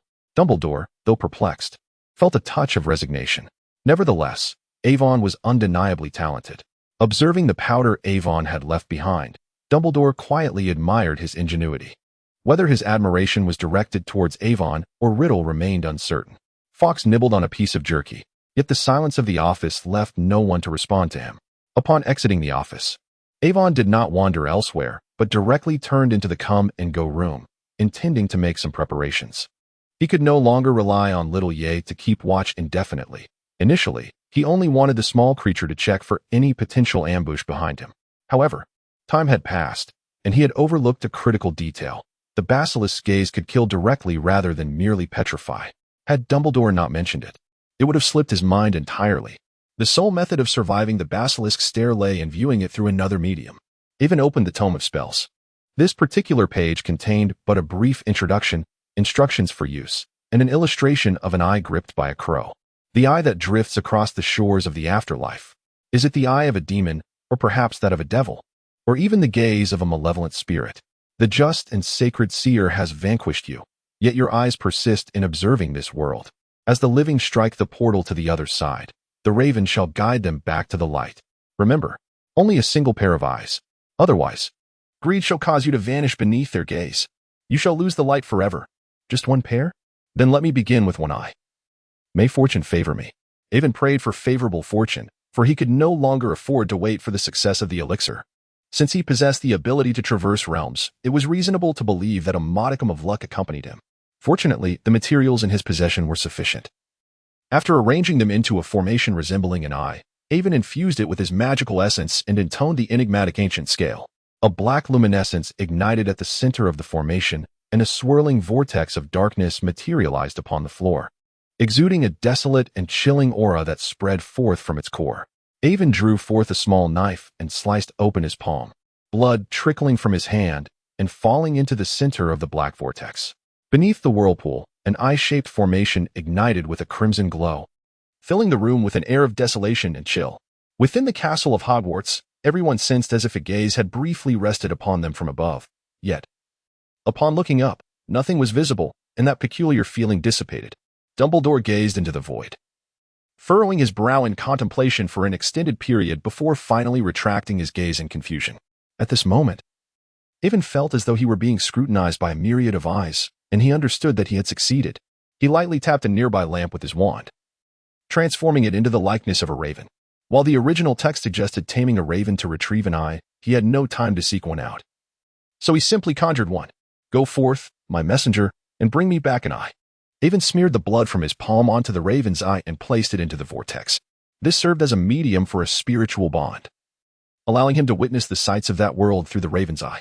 Avon stood before the formation, his eyes tightly shut, his left hand outstretched in a grasping gesture, forging a connection with the raven. It seemed as though the raven traversed through layers of ominous clouds, and upon fully entering this realm, Avon was taken aback by the sight before him. The desolate expanse was shrouded in perpetual darkness, devoid of sunlight. The lifeless ground was littered with grotesque stones, while gnarled, withered trees stood defiantly amidst the rocky terrain. There was no wind, no water. Even the light that faintly revealed the true nature of this space emanated from the floating entities. Indeed, those floating in midair, fixated on the raven, were countless eyes. Some were mere orbs, while others resided within luminous totems, each varying in hue and peculiar in appearance. Indifference, cruelty, ferocity, malice, greed, and tyranny, an amalgamation of emotions intertwined within their gazes. Yet, without exception, all were fixated on the silhouette of the raven, yearning for it to lead them away from this desolation and into the light once more. Despite the profound silence, Avon could almost hear the myriad whispers echoing in his ears, rendering him momentarily disoriented. A sharp bite of his tongue jolted him back to clarity, allowing him to focus his mind and attentively sense the magical eyes he could command. These magical eyes were not merely taken at will. They required a harmonious resonance with one's soul, lest they turn against him and consume him instead. As the raven navigated through this realm, Avon felt a creeping erosion of his spirit, his consciousness increasingly muddled by the chaotic whispers. If this continued, he risked becoming a mindless lunatic. He needed to act swiftly. Avon pressed his wand against his temple, desperately attempting to employ the rudimentary techniques of mental shielding he had only superficially mastered, striving to repel the insidious invaders that threatened his psyche. As time elapsed, he found himself drenched in perspiration, realizing that failure to locate the source would force him to concede defeat. Just as despair began to take hold, fortune smiled upon him. The raven finally zeroed in on its target, soaring towards an eye nestled within the center of the octagonal totem, with its talons grasping the eye. The seemingly immovable colossal magical orb emitted a brief flash of light, and the totem was drawn into it, causing the eye to shrink to the size of a tennis ball, which the raven seized as it ascended into the sky. This was the magical eye chosen by the raven, perfectly attuned to Avon's very soul. As the raven departed, the surrounding eyes began to writhe restlessly, amplifying the chaotic mental assaults Avon was experiencing. Some of these eyes, unwilling to allow the raven to escape, surged forward in pursuit. Yet the raven's speed surpassed their frantic advance. Suddenly, a blood-red eye burst forth from the side, resembling the monstrous eye of Cthulhu, its gaping maw poised to snap at the raven. The golden eye the raven clutched recognized the obstruction. In response, the magical eye with its purple iris unleashed a beam of golden light straight at the crimson orb. Instantly, the red eye appeared scorched, releasing a plume of dark smoke, its fierce demeanor fading into obscurity. The golden eye, too, split open beneath its iris, revealing a wide maw from which a multitude of purple tendrils emerged, ensnaring the red eye just before the raven could carry it away, drawing it into its depths to consume it. Here, violence also reigned. The raven broke through the clouds, emerging from the vortex, and returned to the realm of reality. Avon reached out and grasped the raven, simultaneously opening his eyes. The magical array upon the ground vanished in an instant, and he collapsed onto the earth. At that moment, Avon resembled someone pulled from the depths of a river, his entire being drenched in perspiration, and the severe dehydration left his throat burning with an unbearable sting. Gazing at the raven in his hand, along with the eyeball clutched in its talons, Avon's face broke into a triumphant smile. Chapter 106. The Celestial Blood Eye. After lying on the ground for a while and regaining a modicum of strength, Avon retrieved several vials of potion and consumed them, revitalizing his fatigued body. Why did it feel as though he had stumbled into the realm of Cthulhu? This phenomenon was certainly not of the same world. Approaching a water jug, he replenished his hydration and sat upon his small bed, contemplating the eyeball on the raven's talon. He had witnessed the scenes within just moments ago, astonished to find that they too were governed by the laws of the dark forest, and even more incredulous that a multitude of eyeballs could devour one another. Particularly the image of the gaping maw was entirely reminiscent of the Cthulhu aesthetic. Avon sensed that his magical energy had nearly fully replenished. With a flourish of his wand, he retrieved the golden eyeball from the raven's claw, which was subsequently transformed back into a lamp. Upon closer inspection, Avon discovered that the once golden orb, adorned with a violet iris, now bore a crimson pupil. "You certainly digest things swiftly," Avon couldn't help but exclaim, and at that moment, the eye suspended in midair by the wand suddenly shifted its gaze, before lunging towards Avon's eyes like a ferocious beast. In a moment of negligence, Evan nearly had his eye bitten out by this creature. Indeed, this entity now bore a jagged mouth, split wide open, while 4 purple tendrils sprouted from its tail. Clawing at Evan's eye, "I apologize, but you cannot directly replace my eye just yet, so behave yourself. Guardian Spirit, Saison, Yakus, Dakalexido," with a sacred incantation. Strands of silver magic entwined around the magical eye, while another incantation prompted a fusion between the eye and Evan. According to the ancient texts, the intent was for the magical eye to consume his eyeball, thereby serving as a substitute, yet he resisted this fate. He desired integration of the magical eye with his own. The thought of having his eyeball devoured by a diminutive monster was unbearable. He pressed the magical eye to his forehead, employing the ancient protective spell with great efficacy, and continuously recited incantations. Finally, he positioned his wand against his brow. The magical eye vanished, merging seamlessly into Evan's forehead. He additionally utilized a fusion spell from the arcane texts, as the physical transplantation of the magical eye might have resulted in the emergence of a third eye upon his brow. What he sought was a heavenly eye that could appear and vanish at will. In that brief moment, he miraculously deepened his mastery of occlumency. As he sensed the eye clamoring within his mind, he decisively sealed it away with the mental barrier. This creature was alive and formidable. However, after traversing the vortex of the magic array, a magical contract confined these eyes, preventing them from usurping their summoner. Nevertheless, their demonic essence continued to taint the mind, rendering any dark sorcerer who utilized them nearly insane. Yet, Evan had long been prepared for this, having meticulously arranged everything in advance. Setting aside his wand, Evan produced a lizard stick, adorned with a unicorn amulet gifted by Eliza. The sacred spirit magic was already poised for activation. Evil spirits, depart. Evil spirits, depart. Evil spirits, depart. A golden radiance surged through the lizard stick into Evan's brow, transforming the whispers intended to corrupt his mind into a cacophony of furious roars. A deep, resentful howl resonated, only to dissipate in an instant, along with the whispers. In Evan's mind, a new segment detailing the capabilities of the magical eye emerged. Its name remained unknown, identified only as the eye of a certain demon, which had consumed 3 magical eyes after falling into the otherworldly realm, 1 belonging to a malevolent spirit and 2 to demons. The magical eyes possessed the ability to devour one another, acquiring the abilities of the consumed. However, they coexisted peacefully unless compelled otherwise, or else they would have birthed a singular eye demon with all capabilities long ago. Thus, with this eye and his own, he possessed a total of 4 extraordinary abilities. 1. Soul control, the ability to read thoughts and memories, enchanting the mind. 2. Dream manipulation, the power to create illusions and enter the dreams of others. 3. Blood pact, the capacity to forge a blood bond, sharing life force, and unleashing a burning crimson beam upon souls. 4. Stellar flame, the wielder could control flames that shimmered like stars, capable of igniting anything, including ethereal beings. In addition to these 4 unique abilities, there were enhancements to visual perception, increased mental fortitude, and the capacity to see through spiritual entities. The first 2 abilities combined elements of soul-snatching and mind-influencing spells, while the latter 2 possessed formidable offensive capabilities, with the blood bond serving as an extraordinary means of survival. If he were to bind with a long-lived mythical creature, he could entrust his life to it, with control over the ability remaining in his hands, allowing for the possibility of changing the host at will. This was far more advantageous than a magical stone. Furthermore, it not only ensured his survival but could also save others. Should someone be on the brink of death, he could share his life force, and upon reviving them, sever the bond. Death itself would not claim them. This eye was undoubtedly a golden key. Were it placed within the realm of cultivation novels, it would undoubtedly be deemed the protagonist's golden finger. Although he remained unaware of the eye's original owner, it was clear that they were a formidable entity. Had it not been for the suppression of magic, the moment this eye was unleashed, it could have easily consumed him in a single bite. Currently, however, his capabilities were insufficient to wield such extraordinary power freely. His magical and mental energies could not sustain the immense drain of such abilities, relegating him to only a superficial use. Yet, this was to be expected.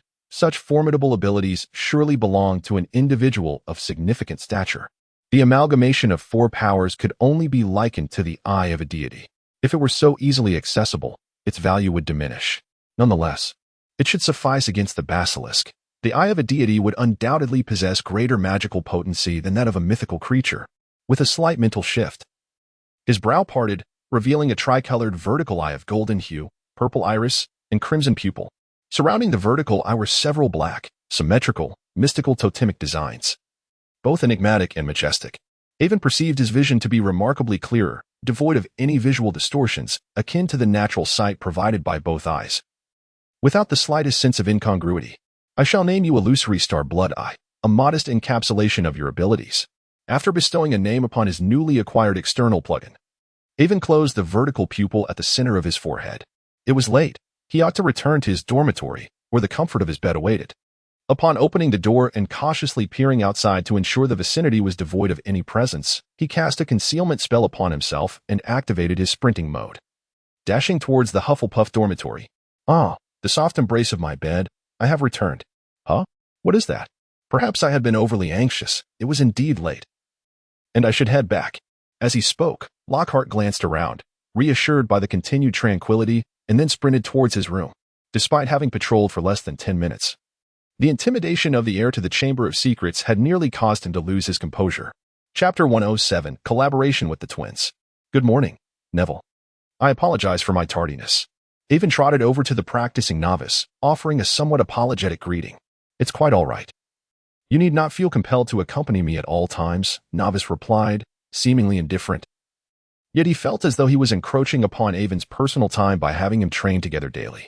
He had already become proficient in the training regimen Avon had devised for him, and felt he could manage with occasional guidance rather than constantly relying on others. Oh, what does it matter? After all, I am training as well, and it is nice to have company. Avon gently waved his hand, advising Novice not to concern himself with such matters, and then assumed his stance to commence today's exercises. After their training session, as they walked toward the hall for breakfast, Avon pondered how to swiftly secure the business deal while simultaneously resolving the issue of locking eyes with the basilisk. Hurry up, George. This morning, there's century egg and lean meat porridge. Wait for me, Fred. You cannot abandon your brother. The twins frolicked past Avon, and as he watched their retreating figures, a bright idea flickered in his mind. Eureka, Avon thought, and he immediately sprinted after the twins. Noble knights, please hold. Avon swiftly caught up with George and Fred. Gentlemen, he began, I have a business proposition for you. Should we succeed, I propose a division of 6 parts for you and 4 for me. What are your thoughts on this? Avon nestled comfortably between the twins, wrapping his arms around their necks. Their heights were nearly identical, thus sparing them from any awkwardness. The twins exchanged a glance, each discovering the same answer reflected in the other's eyes. What business do you propose? With such substantial profits, how could we possibly decline? Very well then. Let us indulge in our meal while we converse. Avon leaned over the Gryffindor table, engaging in a lively discussion with George and Fred about his plans while casually inquiring about the progress of their alchemical skills. Their younger brother had been frequently dining with Harry at Hufflepuff, and since Avon had finally made the effort to visit, he certainly intended to make the most of it. Unbeknownst to him, in the course of their business talk, he had devoured 4 baskets of dumplings and 2 bowls of seaweed and egg soup. Every morsel counted, after all. After dinner, Avon exclaimed, Hey mate, what is your honey badger up to? George pointed in astonishment at a corner of the room. Oh my goodness, I must have lost my wits in defense against the dark arts class. This is utterly bonkers. Fred exclaimed, clutching his hair in disbelief. The room in question was a vacant space on the innermost part of the 4th floor, originally cluttered with discarded furniture, but Avon had tidied it up. The entrance was obstructed by the dilapidated tables and chairs, deterring anyone unaware from entering. Even Filch was reluctant to approach. However, the interior was quite spacious, with a small hole beneath the door allowing Iron Egg and company to enter. Avon had employed a simple charm that cleared a path when one waved their wand at the entrance, reverting the furniture to its original state once inside. Given the tranquility of this space, Avon had established a makeshift headquarters here, as brewing potions in the dormitory could be somewhat inconvenient. At that moment, Iron Egg stood upright, throwing punches at a sandbag in the corner, honing his boxing skills. Indeed, Iron Egg was practicing boxing. Left hook, right hook, and finally an uppercut. His little fists danced through the air with vigor. Although he had not transformed, the elegant lines of his muscles were still apparent. This peculiar transformation had occurred after the trio ingested something unusual. While training with Master Lai, Iron Egg had picked up a few moves, although they proved somewhat complex for him. However, during a break while watching a boxing match, he developed an interest in the sport. Subsequently, he had persisted in pestering Avon to watch boxing matches, and during the final days of their holiday, this short-nosed badger had taken to sitting in front of the television, practicing along with the boxing videos Avon had found for him. Thus, he had become a muscular badger capable of transformation, as well as a boxer. Let us set aside concerns about Iron Egg for now. Let us focus on completing our tasks so we can earn some coin. Otherwise, all our efforts will be in vain, won't they? Avon extracted 3 large bags from his wallet and emptied their contents onto the floor of the room, subsequently producing an array of tools, beckoning the twins to commence their work without delay. No problem. Allow me to showcase the craftsmanship of our brotherhood. Prepare to behold the wonders of Weasley alchemy. Sweetheart, please refrain from such nauseating exclamations. In this abandoned classroom, Iron Egg practiced his punches, while Gwazi dozed with little Yea perched atop his head. A guru, for once, did not seek Luna's company, instead engaging in a game of wizard-esque chess with little Di. 2 birds, engrossed in a game of wizard-esque chess. As night fell, the mysterious creature that had been attacking students had been reported to each house, and the revelation that the monster in the Chamber of Secrets was a basilisk sent tremors of fear through the hearts of young wizards who possessed any knowledge of the creature. The 4 house heads clarified that the 2 students had been petrified due to indirectly gazing upon the basilisk's eyes. Thus, as long as one avoided looking directly at the creature, their lives would not be in peril. Furthermore, students were advised to refrain from wandering the castle alone to prevent becoming isolated and vulnerable to attacks. Consequently, classes were now conducted with professors escorting their students, enhancing safety considerably. Additionally, the mandrakes were on the verge of maturing, promising a swift resolution to the petrification dilemma. Finding the basilisk was now the only remaining hurdle. Come on, come all. Behold our dragonfly goggles, George proclaimed. Are you still worried about being attacked? Concerned that a mere glance at the basilisk might cost you your life? Fred added. Fret not. With these, your worries will dissipate. You need not fear the basilisk's gaze robbing you of your life. At worst, you may only face petrification, George reassured. However, fear not. The mandrakes will soon be ready, and you shall be impervious to the curse of petrification. Fred continued. What do you say? No need for 998. No need for 88. Not even a galleon. Just 2 sickles, and you can take home a pair of basilisk-proof goggles. George exclaimed. The world is vast, and life is precious. A moment of hesitation could be costly. For the sake of your life, what is there to ponder? Fred urged. As the crowd gathered in the great hall, Avon and his companions emerged, proudly presenting their crafted goggles amidst the throng. Avon, being somewhat reserved and bashful, entrusted the task of promotion to the twins, although the wording was imparted by him. Early yesterday morning, he instructed the naive little one to venture out and deliver a letter. Outside, the materials were promptly prepared for him, including the essential ordinary goggles frames. The most crucial aspect was, of course, the lenses. The lenses are categorized into 3 layers. The first layer is equipped with magnification capabilities. Avon was uncertain whether distance would diminish the magical effect of the basilisk's gaze. However, if it could be effective, discovering the creature from afar would be ideal, after all.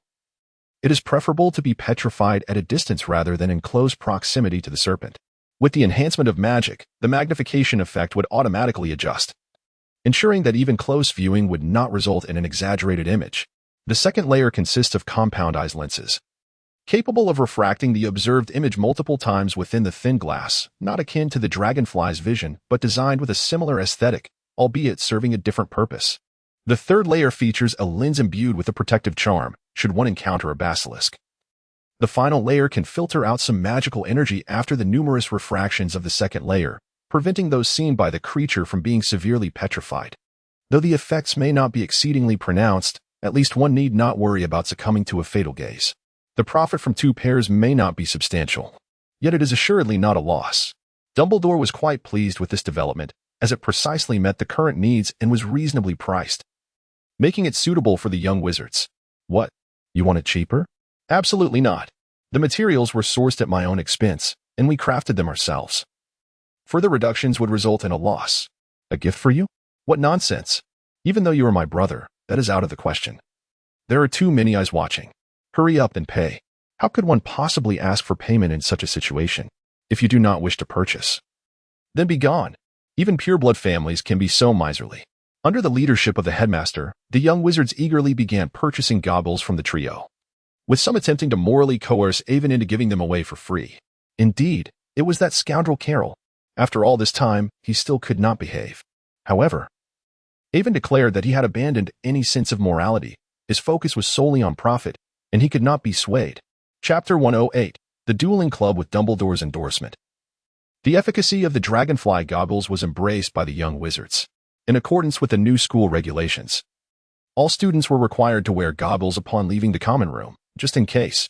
Each common room is fortified with powerful protective magic, making it impossible for a single basilisk to breach. This venture yielded a modest profit in galleons. Although it was not a grand enterprise worth thousands, it was still commendable. For the Weasleys, hailing from a pure-blood lineage, the over 100 galleons in the twins' possession was indeed a considerable sum. How does it feel to make money? Avon sought out the twins, who were counting their earnings in a corner. Ah, the boss has arrived. Remember to call us for the next such opportunity, boss. Indeed. You can count on us. The Weasley brothers shall not disappoint you. The twins harmoniously praised Avon, elevating him to the throne of boss. I must say, I have great respect for your skills, dear gentlemen. I hope we can collaborate further in the future, Avon remarked as he extended his hands. George and Fred reciprocated, shaking Avon's hands and solidifying their first verbal agreement. What are you two up to? Avon inquired, noticing the small bundles of coins neatly arranged on the ground. Oh, we intend to send a portion to our mother to help with household expenses, save some for our future dreams, and keep a portion for daily necessities. We'll also set aside a little pocket money for Ron and Ginny. After all, we are their brothers. Charlie and Bill are grown and need not be concerned. And Percy certainly wouldn't take money from his younger siblings, so we shall entrust it to our mother for her to send. The twins shared their plans with Avon. A harmonious and beautiful family, Avon praised. If you ever have the time, feel free to send a letter via owl. You are always welcome to visit. Certainly. As long as you don't mind our crowded home. Why would I mind? I feel honored, Avon replied sincerely, as he cherished the joyful atmosphere of the Weasley household. Though their modest means may not compare to those of other families, the warmth and camaraderie they shared were enviable to those from colder, more detached families. As December's second week passed, Lockhart finally took a practical step at Hogwarts by establishing a dueling club. Upon seeing the notice, he had pinned himself on the bulletin board. A bright idea sparked in Avon's mind. Perhaps he would soon witness Lockhart receiving a well-deserved beating. But who would instruct us in the art of dueling? I find it hard to believe it could be Lockhart. Avon turned sideways, his gaze falling upon Ron's fiery red hair. I suspect it might be Professor Flitwick. I have heard he is the champion of the wizarding duel competition, Hermione thoughtfully analyzed. We shall find out tonight, Harry mused. Perhaps he feels a sense of anticipation for all the activities at Hogwarts. I inquired, what have you three been up to lately? It seems we hardly see you at all. Draco has been busy harassing Astoria, but what about you? It was then that Harry and his companions noticed Avon amidst the crowd. Oh, we haven't been doing much. We are studying. Yes, indeed, studying. We spend every day in the library. Observing their hesitant demeanor, Avon realized they were undoubtedly up to something. After all, the basilisk had already been uncovered. What else could they be scheming? Were they attempting to unearth the heir? It seemed likely. Well, let them indulge in their mischief. After all, these three are resilient. No matter the trouble they find themselves in, fate seems to favor them, and the worst they might suffer is a few minor injuries. It is my distinct honor that Professor Dumbledore has permitted me to establish this modest dueling club to thoroughly train you all. In the event that one day you may need to defend yourselves, employing the methods I have utilized countless times.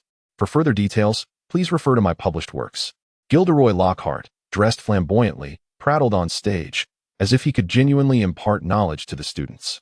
Now, allow me to introduce my assistant, Professor Snape. Lockhart flashed a wide, foolish grin. He mentioned that he himself knows a thing or two about dueling and is willing to provide a small demonstration before the class.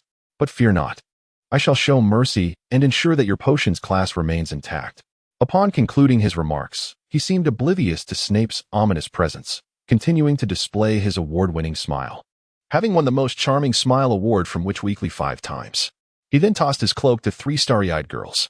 Snape, with a scowl, ascended the long dueling platform. Today he was not donned in his customary black robes and cloak, but rather in a fitted, trench coat-like ensemble. The long hem billowed gracefully as Snape strode, exuding an aura of cold dominance that left no room for doubt regarding his formidable nature. One could not discern if Lockhart was audacious or merely foolish. Anyone with eyes could recognize that this man was not to be trifled with. Yet, Lockhart boldly chose to provoke Snape. How brave of him. As Snape and Lockhart reached the center of the platform, Snape raised his wand and bowed, then stepped back, creating distance. Ahem. As Snape passed by, Avon made a deliberate sound. Snape cast a sidelong glance, noticing Avon's hand raised with a message that read, "Give him a good thrashing." Avon? Professor Snape paused momentarily before proceeding to his designated position. In that fleeting moment, he reflected on all the transgressions committed by Lockhart at Hogwarts, ultimately casting a glance at Avon before brandishing his wand. "Snape, watch closely." Expelliarmus. The two took their stances, and before Lockhart could utter a word, Snape had already recited the spell. A bolt of red lightning struck Lockhart squarely in the chest, sending him flying onto the dueling platform in a rather undignified manner. "Is he all right?" Hermione expressed her concern. "Who knows? Who cares?" Ron replied gleefully, finding Snape exceptionally impressive today. "Ahem. Did you see that? This is a demonstration of what not to do. You must remember, with the disarming spell, I lost my wand. Do you understand?" Lockhart, ever the one to maintain his faade, struggled to rise, feigning nonchalance as he lectured the students. "Thank you, Miss Brown," he said as he retrieved his wand. "However, I must point out, Snape, your move was rather obvious. I could have easily caught it, but I refrained, as I wanted to provide a demonstration, despite the situation." Lockhart continued to boast, but upon catching a glimpse of Snape's menacing gaze, he chose to remain silent. Yet, before he could conclude, Snape, who had previously exuded an aura of intimidation, suddenly wore a mocking smile. "Indeed, Lockhart, you are quite considerate. Since it was so swift, let us engage in another round. I suspect some students may not have seen it clearly. What do you think?" Lockhart's face paled, the pain in his chest intensifying, but he could not refuse. As the crowd of young witches and wizards clamored for another round, none other than Avon led the charge. He recognized Lockhart's intent to escape and would not allow it to happen. He aimed to incite his peers to compel Lockhart to comply. One of the very reasons he was here today was to witness Lockhart endure punishment. How could he let him slip away? After all, this was the same individual who had nearly ruined his ice cream last time. He deserved it. Caught in a predicament and feeling the heat, Lockhart had no choice but to brace himself for another round. Expelliarmus. Once again, Snape effortlessly dominated, this time with even greater force, sending Lockhart spiraling through the air like a top, spinning several times before landing. One could not help but admire Snape's skill. Even in punishment, he exuded excellence. Ahem. Now, did everyone observe Professor Snape's technique? Now, it is your turn to try. I assure you, I will return your potions intact. After being treated like a spinning top, Lockhart attempted to salvage some dignity, but most had come to recognize his limitations. His support dwindled to a mere handful of diehard fans. In other words, his fan club at Hogwarts was on the verge of disbanding. Chapter 109. One-on-one or group beatdown, your choice. Malfoy stepped forward. Snape commanded decisively, instructing Draco to face Harry. Draco was more than eager for this opportunity. Ready to cry? He taunted, a smirk playing on his lips, a mix of disdain and casual indifference. Save the theatrics. Perhaps you should consider if your hair gel is sufficient. Harry, brimming with determination, resolved to send Draco's slicked-back hair flying. Remember, only disarming spells. Good. Begin. Lockhart's voice feigned sternness. However, neither of the boys was particularly obedient. Both were preoccupied with the prospect of pulling off a prank on Lockhart, hardly inclined to heed his words. After all, they had anticipated this moment for quite some time. Densaggio. Locomotor Mortis. At the signal to commence, both cast their mischievous spells simultaneously, resulting in a clash of magic that forced them both to step back a few paces. Lockhart felt a twinge of embarrassment. These students were not adhering to the rules. Ahem, Professor, this is a personal matter. No need to interfere. Nothing will go awry, especially with you here. Avon appeared beside Lockhart at an indeterminate moment, gently nudging this fellow, hoping he would take the hint and refrain from meddling unnecessarily. Lockhart, indeed pleased, immediately became even more self-important. You were quite right.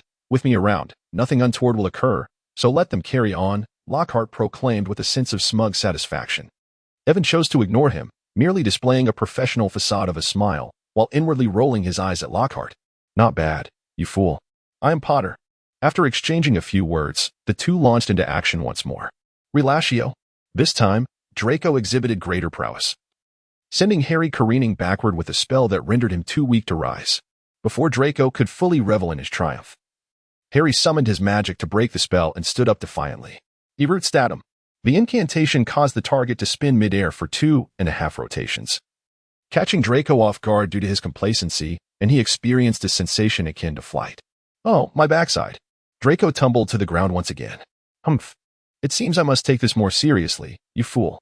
Draco sprang to his feet without hesitation, casting a cold glance at Harry's gleeful face. Serpensortia.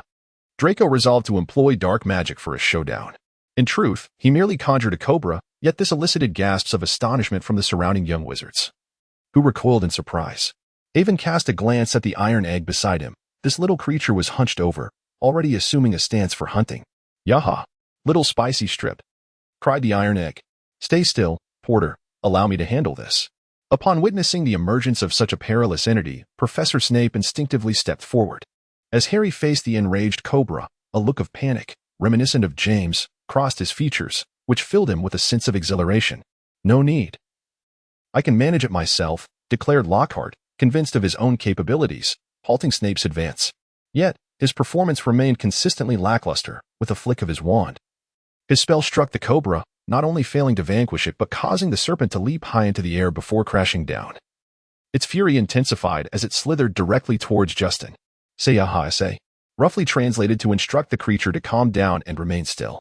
Harry's raspy voice rang out, leaving everyone momentarily stunned. Those who understood recognized this as Parseltongue. Harry was, astonishingly, a Parselmouth. The cobra ceased its movements, its previous rage dissipating as it stared blankly at Harry. What on earth are you doing? It was unclear what Justin was thinking, as he assumed Harry was commanding the snake to attack him.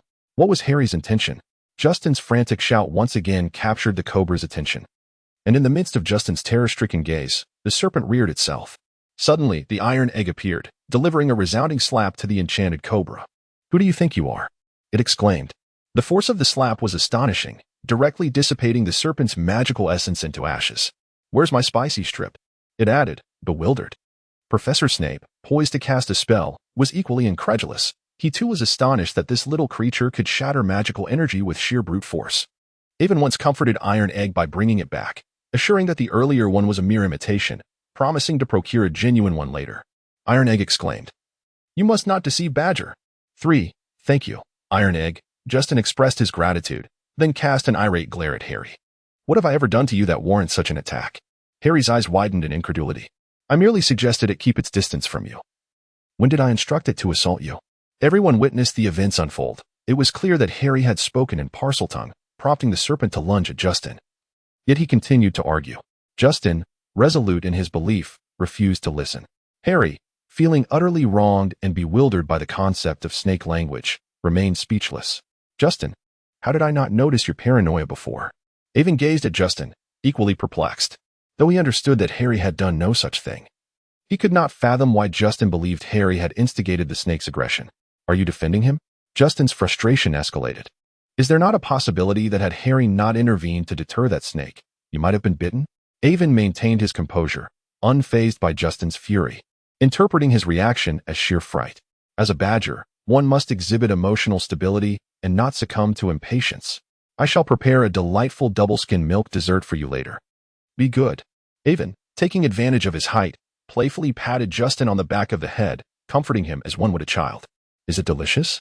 Sweet or savory? Sweet, and quite tasty, Justin replied. Well then, it's settled. You mustn't deceive me. Rest assured, I wouldn't lie to you. Having pacified the irate badger with delightful treats, Avon glanced at Harry and Draco. Given the current circumstances, it was clear that they could no longer continue. So they all withdrew to their respective house camps. Cough, cough, all right children, do not let a minor interruption deter you. Let us proceed. Next, we shall test your knowledge. And you may choose your opponents for a duel. Remember, do not resort to such perilous spells again, or you shall face detention. Lockhart altered the rules, adding a stipulation to maintain control over the proceedings. Fortunate for him, as a professor, he possessed that authority. After Lockhart's announcement, he encouraged everyone to seek out opponents for challenges. Snape scrutinized Harry with a piercing gaze, while Harry, in a corner, was being informed by his friends about Parseltongue. Whispers circulated among the crowd, suggesting that Harry might indeed be the heir, as he shared this trait with Salazar. McGreeve, come and duel with me. While Avon was engrossed in the unfolding drama, he was suddenly called out. He looked up to see a Slytherin boy brandishing his wand at him. The boy seemed somewhat familiar, yet Avon could not place him. What is the matter? Are you afraid? Why don't you come up? The boy's eyes gleamed with mockery as he glared at Avon. Seeing the provocation, Avon could hardly allow it to pass. He stepped onto the stage with determination. Perhaps your wand is formidable, but when it comes to magic, arrogance will not serve you well. The boy spoke with a self-satisfied tone. Yet Avon discerned the underlying significance of his words. Are you implying I should have fought you before? What? You don't remember me? The boy laughed in exasperation. Last time you were with Carlo. You surely recall that. Well, I remember Carlo, but beyond that, how would I know? You never told me your name. Only that I turned you and your friends into laughingstocks. You. This is infuriating. And there are so many witnesses. My name is Vale Hunter. Never heard of you. Not one of the Sacred 28, I presume? Avon retorted, dismissing the boy's lack of fame. Enough chatter. Let us begin. You shall pay for your insolence. Vale, incensed, declared. Though his family might not belong to the Sacred 28, they were still pure bloods. How dare a mudblood look down upon me? Avon's perfunctory response followed the ceremonial exchange, as he languidly regarded his opponent. However, Vale was incensed by Avon's demeanor and, in a fit of rage, collapsed in a faint. Without hesitation, he unleashed the stunning spell, displaying no mercy. Yet, Avon did not flinch. He raised his wand to intercept the attack, causing Vale's assault to dissipate into thin air. This technique, learned from Professor Flivy, involved silently nullifying the opponent's spell the moment it made contact with his wand. As both combatants cast the stunning spell simultaneously, Avon's incantation proved markedly superior, shattering Vale's spell and striking him squarely in the chest. The force of the blow sent Vale sprawling, rendering him unconscious on the ground. However, it was of little consequence. Merely a brief slumber. After all, it is typical for the youth to succumb to sleep so readily. In truth, I had anticipated a more formidable challenge. Yet 3 spells were all it took to prevail. Avon, with an air of nonchalance, declared his dominance. I am aware that some may feel discontent with this outcome. Step forward and challenge me. Whether you prefer a duel or a brawl, the choice is yours. Do not claim I have not granted you the opportunity. Avon cast a glance towards the Slytherin faction led by Carlo, brazenly provoking them. Carlo, seething with rage, gritted his teeth and shot a fleeting glance at his house's head, feeling a shiver run down his spine. However, the latter merely glanced back at him before turning away, granting him a moment of relief. The last encounter had resulted in severe penalties for them, all thanks to this impudent boy. Now, at long last, he could retaliate openly. Onward. Chapter 110. I could battle you all day. Avon took the initiative to provoke, and thus they could not be blamed. Carlo summoned his brothers who had been beaten last time, preparing to exact revenge. Allow me to introduce myself. I am Dathiel Hosnell. Another fourth-year student stepped forward, one who had also suffered defeat the previous semester. It seemed they still had some sense of honor, as they chose not to overwhelm their adversaries in front of such a large audience. I remember you.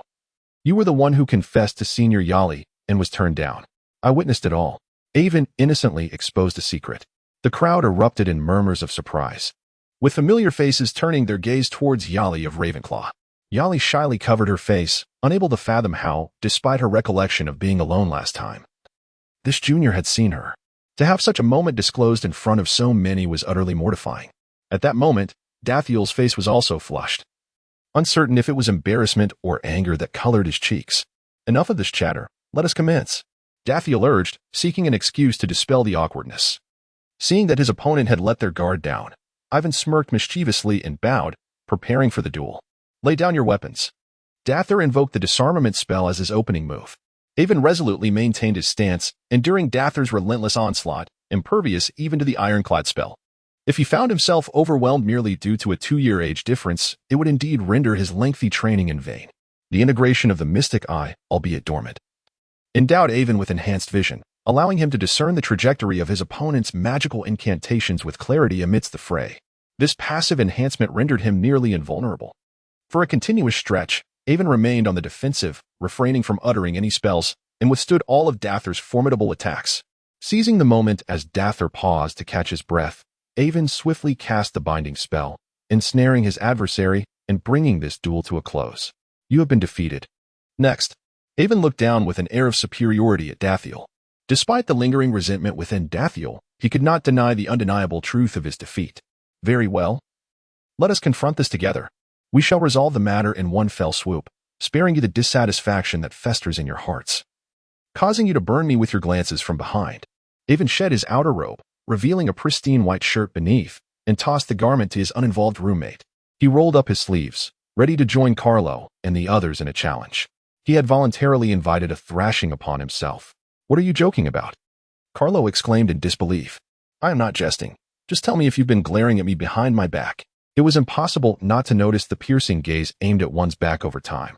"I am now granting you this opportunity. It is my own request, and I shall bear the consequences myself. Surely you are not so timid as to back away now."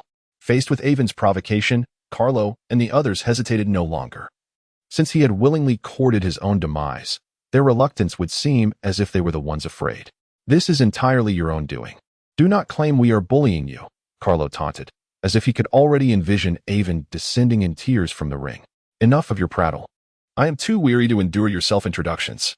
Let us commence." Avon rolled his eyes, urging the adversaries before him to act swiftly. Whoosh!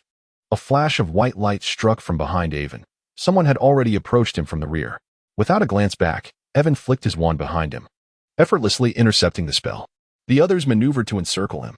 In an instant, 7 beams of white light surged towards Avon, but this time he could not rely on close-range spells to halt them. Armor of protection. He conjured an ironclad shield, deflecting the incoming magic while skillfully dodging each attack. He certainly was not foolish enough to stand still and become a target. "Don't hide. Attack us like last time. Show us the prowess that sent us to the infirmary." With Avon unable to retaliate, Carlo felt a surge of satisfaction. If he could just bring Avon down, he would relieve the pent-up frustration in his heart. 7 against 1. Yet not even a thread of my clothing grazed. What is there to be proud of? Avon remained composed, devoid of any hint of panic. "Humph," Carlo snorted. Having failed to subdue Avon, he found himself at a loss for a retort. Yet they could not fathom why this fellow seemed to possess an uncanny awareness, evading their spells without even a glance. In truth, they were mistaken. Avon was acutely aware of their actions, within the realm of their unseen mental space. The bloodstar eye in the center of his brow projected a complete panorama of his surroundings. This orb possessed an automatic processing function. Even as it provided a 360-degree view in his mind, Avon felt no discomfort, perceiving the scene as naturally as he would with 2 ordinary eyes. The commotion drew the attention of 2 professors, who were astonished to see Avon effortlessly contending against 7 opponents without faltering. Impressive, quite reminiscent of my own glory days. Back in Bavaria, I faced 10 dark wizards alone, and it was far more perilous than this. Yet, I triumphed over them all. My dear classmate Margreave still has ample room for growth. I hope he continues to strive for excellence." Lockhart boasted, his heart untroubled, while a gaggle of young wizards gazed at him with unwavering admiration, wholly believing his words. Professor Snape shot a sharp glance at Lockhart before turning away, crossing his arms, and scrutinizing the scene before him. A little rascal who simultaneously infuriated him and left him helpless. "Have you finished? You cannot seem to land a hit on me after all this time, and you're only hurting your own comrades. Enough chatter. Let us see how long you can endure." Carlo and his companions were equally frustrated. They understood the ironclad spell, yet they could not fathom why their attacks, upon striking Avon's shield, were inexplicably redirected by a strange force, rebounding onto their own allies. What kind of magic was that? "Avon, Your Excellency, one can indeed draw upon the strength of others, leveraging their force with finesse, akin to using a mere 4 ounces to topple 1,000 pounds. To expect him to reach such a level of skill requires dedication and practice that he currently lacks. Master Lai has honed his abilities over decades, a feat far beyond the capabilities of a mere novice. However, he possesses magic.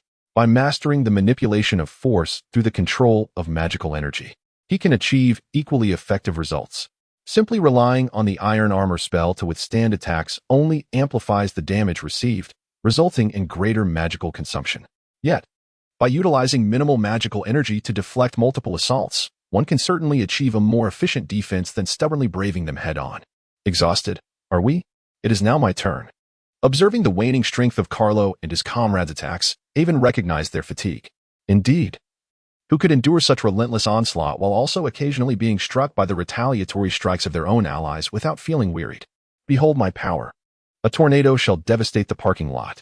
A mischievous smile graced Avon's lips as he uttered a statement that left everyone perplexed. Avon ceased to maintain the iron armor charm.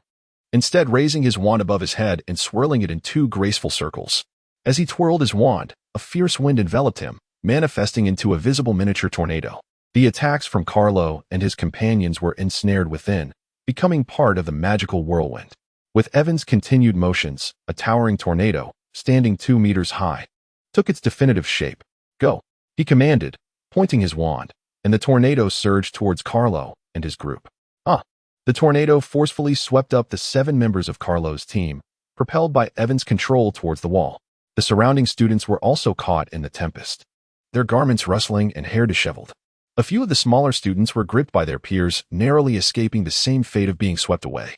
With a resounding crash, the tornado collided with the wall and vanished, while Carlo and his companions slid down, disoriented, gazing at the now indistinct forms before them.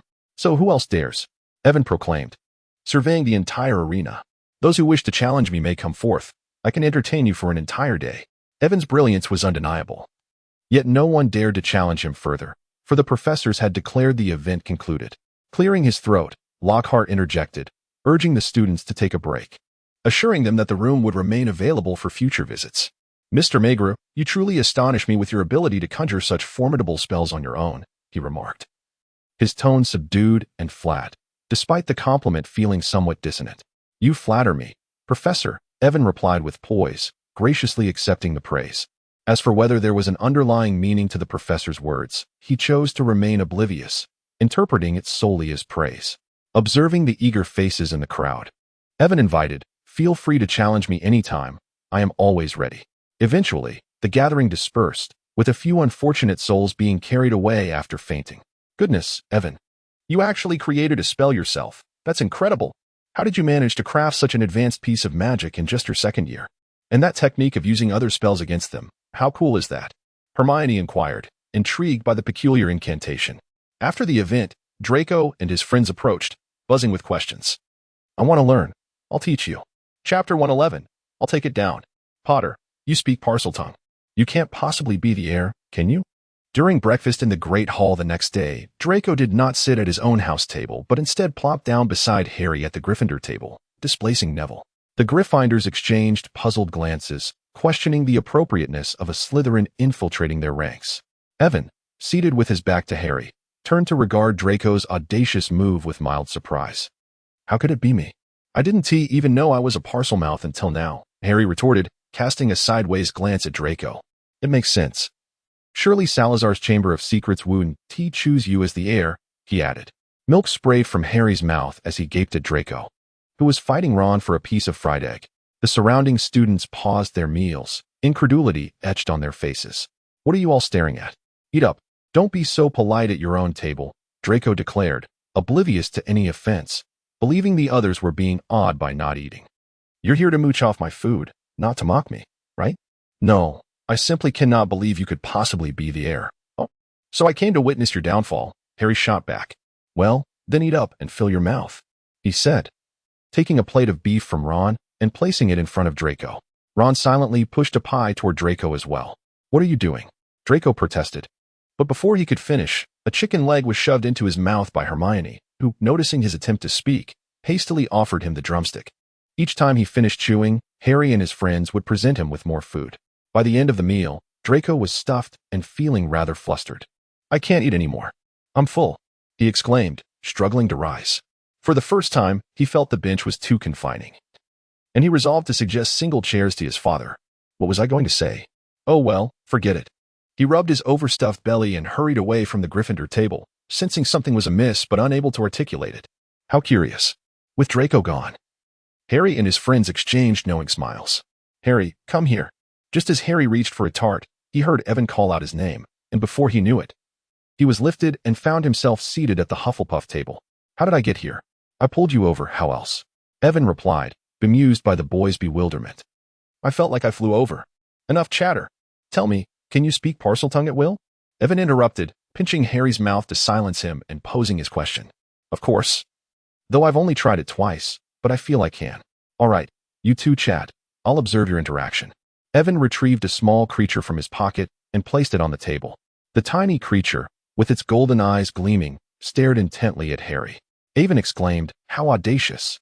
He then relayed a request to Avon, asking if it could be provided with a cooler abode, as it had been experiencing discomfort from the heat during the nights. Upon hearing Harry's translation, little Ye vigorously nodded in agreement towards Avon. As winter set in, the fireplace crackled to life, particularly in the warm and cozy common room of Hufflepuff, which felt rather stifling for a cold-blooded creature like a snake. "Very well. I shall arrange a more suitable dwelling for you tonight," Avon assured, gently tapping little Ye's head before turning his gaze to Harry. "Harry, I would appreciate your assistance as a translator from now on," Avon remarked with newfound enthusiasm. "Of course, I would be delighted to help," Harry readily replied, embracing the opportunity to assist a friend at Hogwarts. Avon nodded with satisfaction. Now, whenever he encountered magical creatures, he effectively possessed an indirect human-shaped translator. After finishing his meal, Avon quietly left the group to visit the Room of Requirement, undeterred by the basilisk, as he could not neglect his daily practice. Hiss, hiss.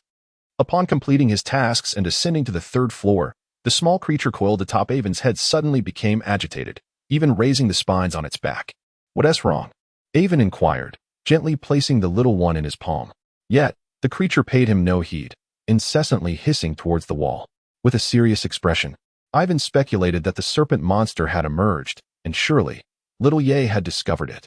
Little Ye was incessantly screeching in a particular direction, prompting Ivan to raise the little creature as a compass and dash towards the source of its cries. He was eager to ascertain whether he could capture that individual.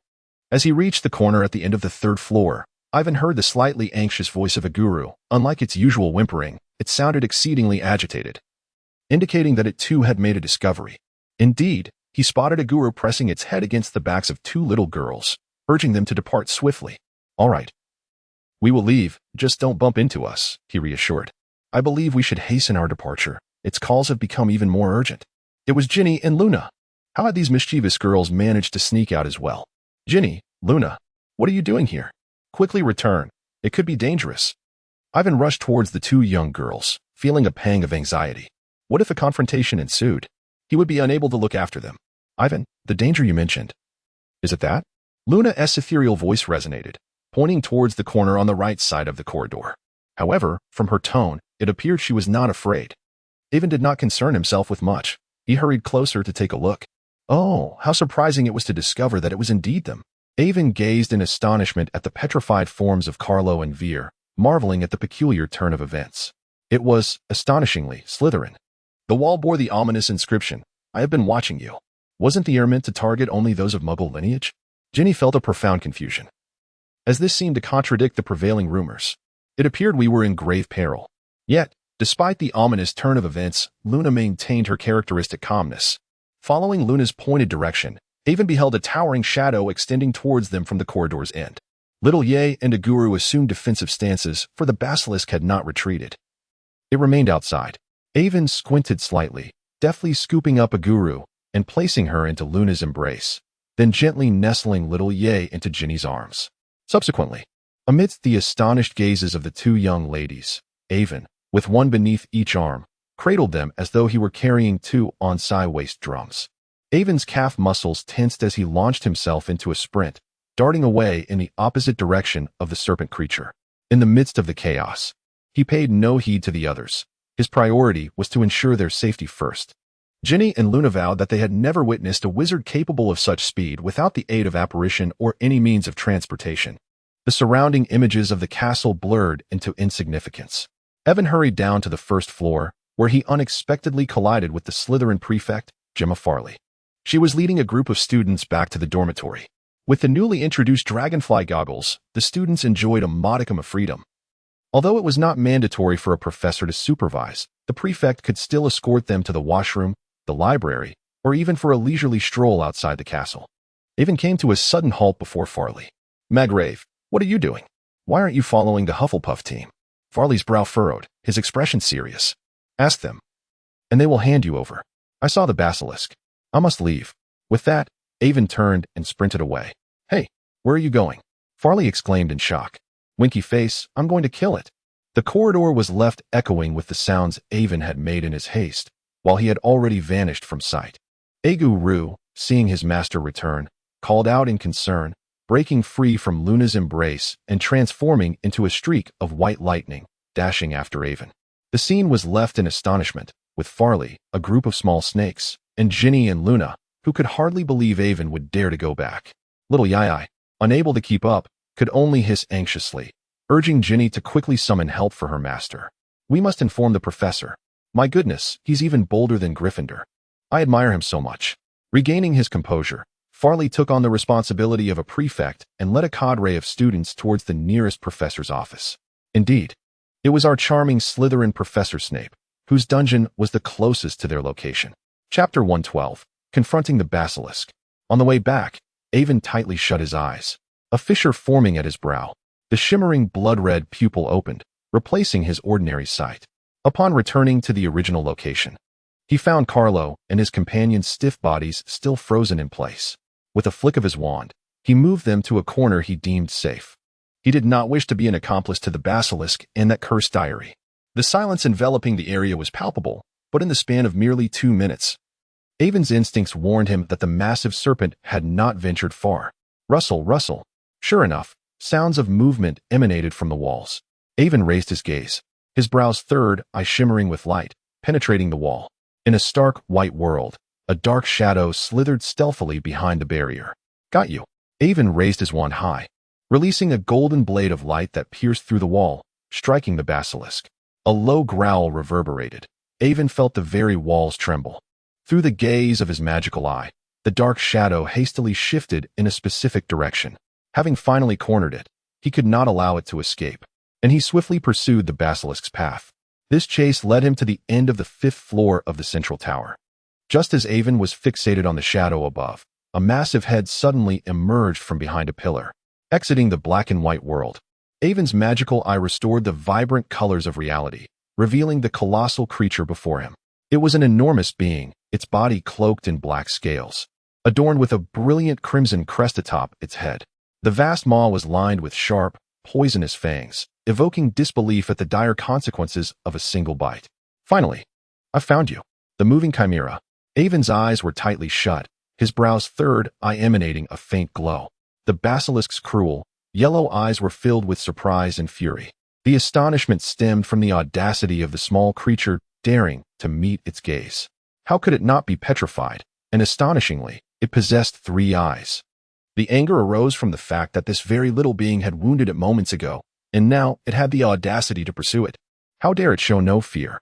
Avon was intrigued by how this fellow had suddenly emerged from behind the pillar, as there appeared to be no doors or vents in the vicinity. Nevertheless, this was of little consequence. What truly mattered was his determination to capture this formidable serpent today. With a low growl, the massive creature charged swiftly towards Avon. "Goodness, this one is quite fierce as well." Avon swiftly darted aside, narrowly escaping the fate of being devoured by the serpent creature. In that fleeting moment when the beast charged at him, he felt as if a massive semi-truck were hurtling towards him. The force generated by its colossal form was indeed formidable. As expected, any creature deemed a 5x level magical beast is not to be trifled with. Thunder rumbled ominously. Avon wielded his wand, unleashing a violet arc of electricity that struck the basilisk, scorching its scales blackened in places. Yet, for the thick-skinned creature, it felt merely like a tickle. The basilisk twisted its massive body and lunged towards Avon with its gaping maw. Avada Kedavra! The beautiful green luminescence soared towards the basilisk's cavernous mouth, exploding within its unarmored oral cavity. In that moment, Avon was grateful for Professor Tom Riddle's meticulous teachings. The basilisk hesitated for a brief instant, its momentum dissipating. Just as Avon believed his spell had taken effect, the creature shook its head and rose again. His deadly curse had rendered the colossal serpent dazed for a mere 2 seconds. "Damn it," he cursed, swiftly rolling away from the basilisk's gaping jaws. His magical prowess was still insufficient. His abilities were hindered by the limitations of his youthful body. This attempt at the killing curse was far inferior compared to those wielded by seasoned practitioners. The killing curse is a pure magical assault, yet the basilisk's resistance was formidable. Deflecting it was no trivial feat. Suddenly, a flash of white lightning appeared. A claw mark manifested atop the basilisk's head. "Aguru, what brings you here? You must flee. You cannot contend with it." Avon recognized the white silhouette. Yet, Aguru did not heed Avon's warning. Instead, it soared in midair and emitted a fierce screech, swelling threefold in size. Though not as exaggerated as Iron Egg, it was evident that it had become more formidable. With a roar of pain, The basilisk glared at Aguru. Its slit-like eyes narrowing, yet nothing transpired. The creature stood bewildered for a moment. Why? Why had its vision faltered twice today? Aguru's eyes now shone with a cerulean light. A gentle breeze swirling amidst its feathers. This was its miraculous transformation, a blessing from the winds. Curse it, Avon exclaimed. So you possess high magical resistance, do you? Witness my physical avada. Evan swiftly distanced himself from the serpent creature, drawing forth his silver bobo shah and aiming toward it.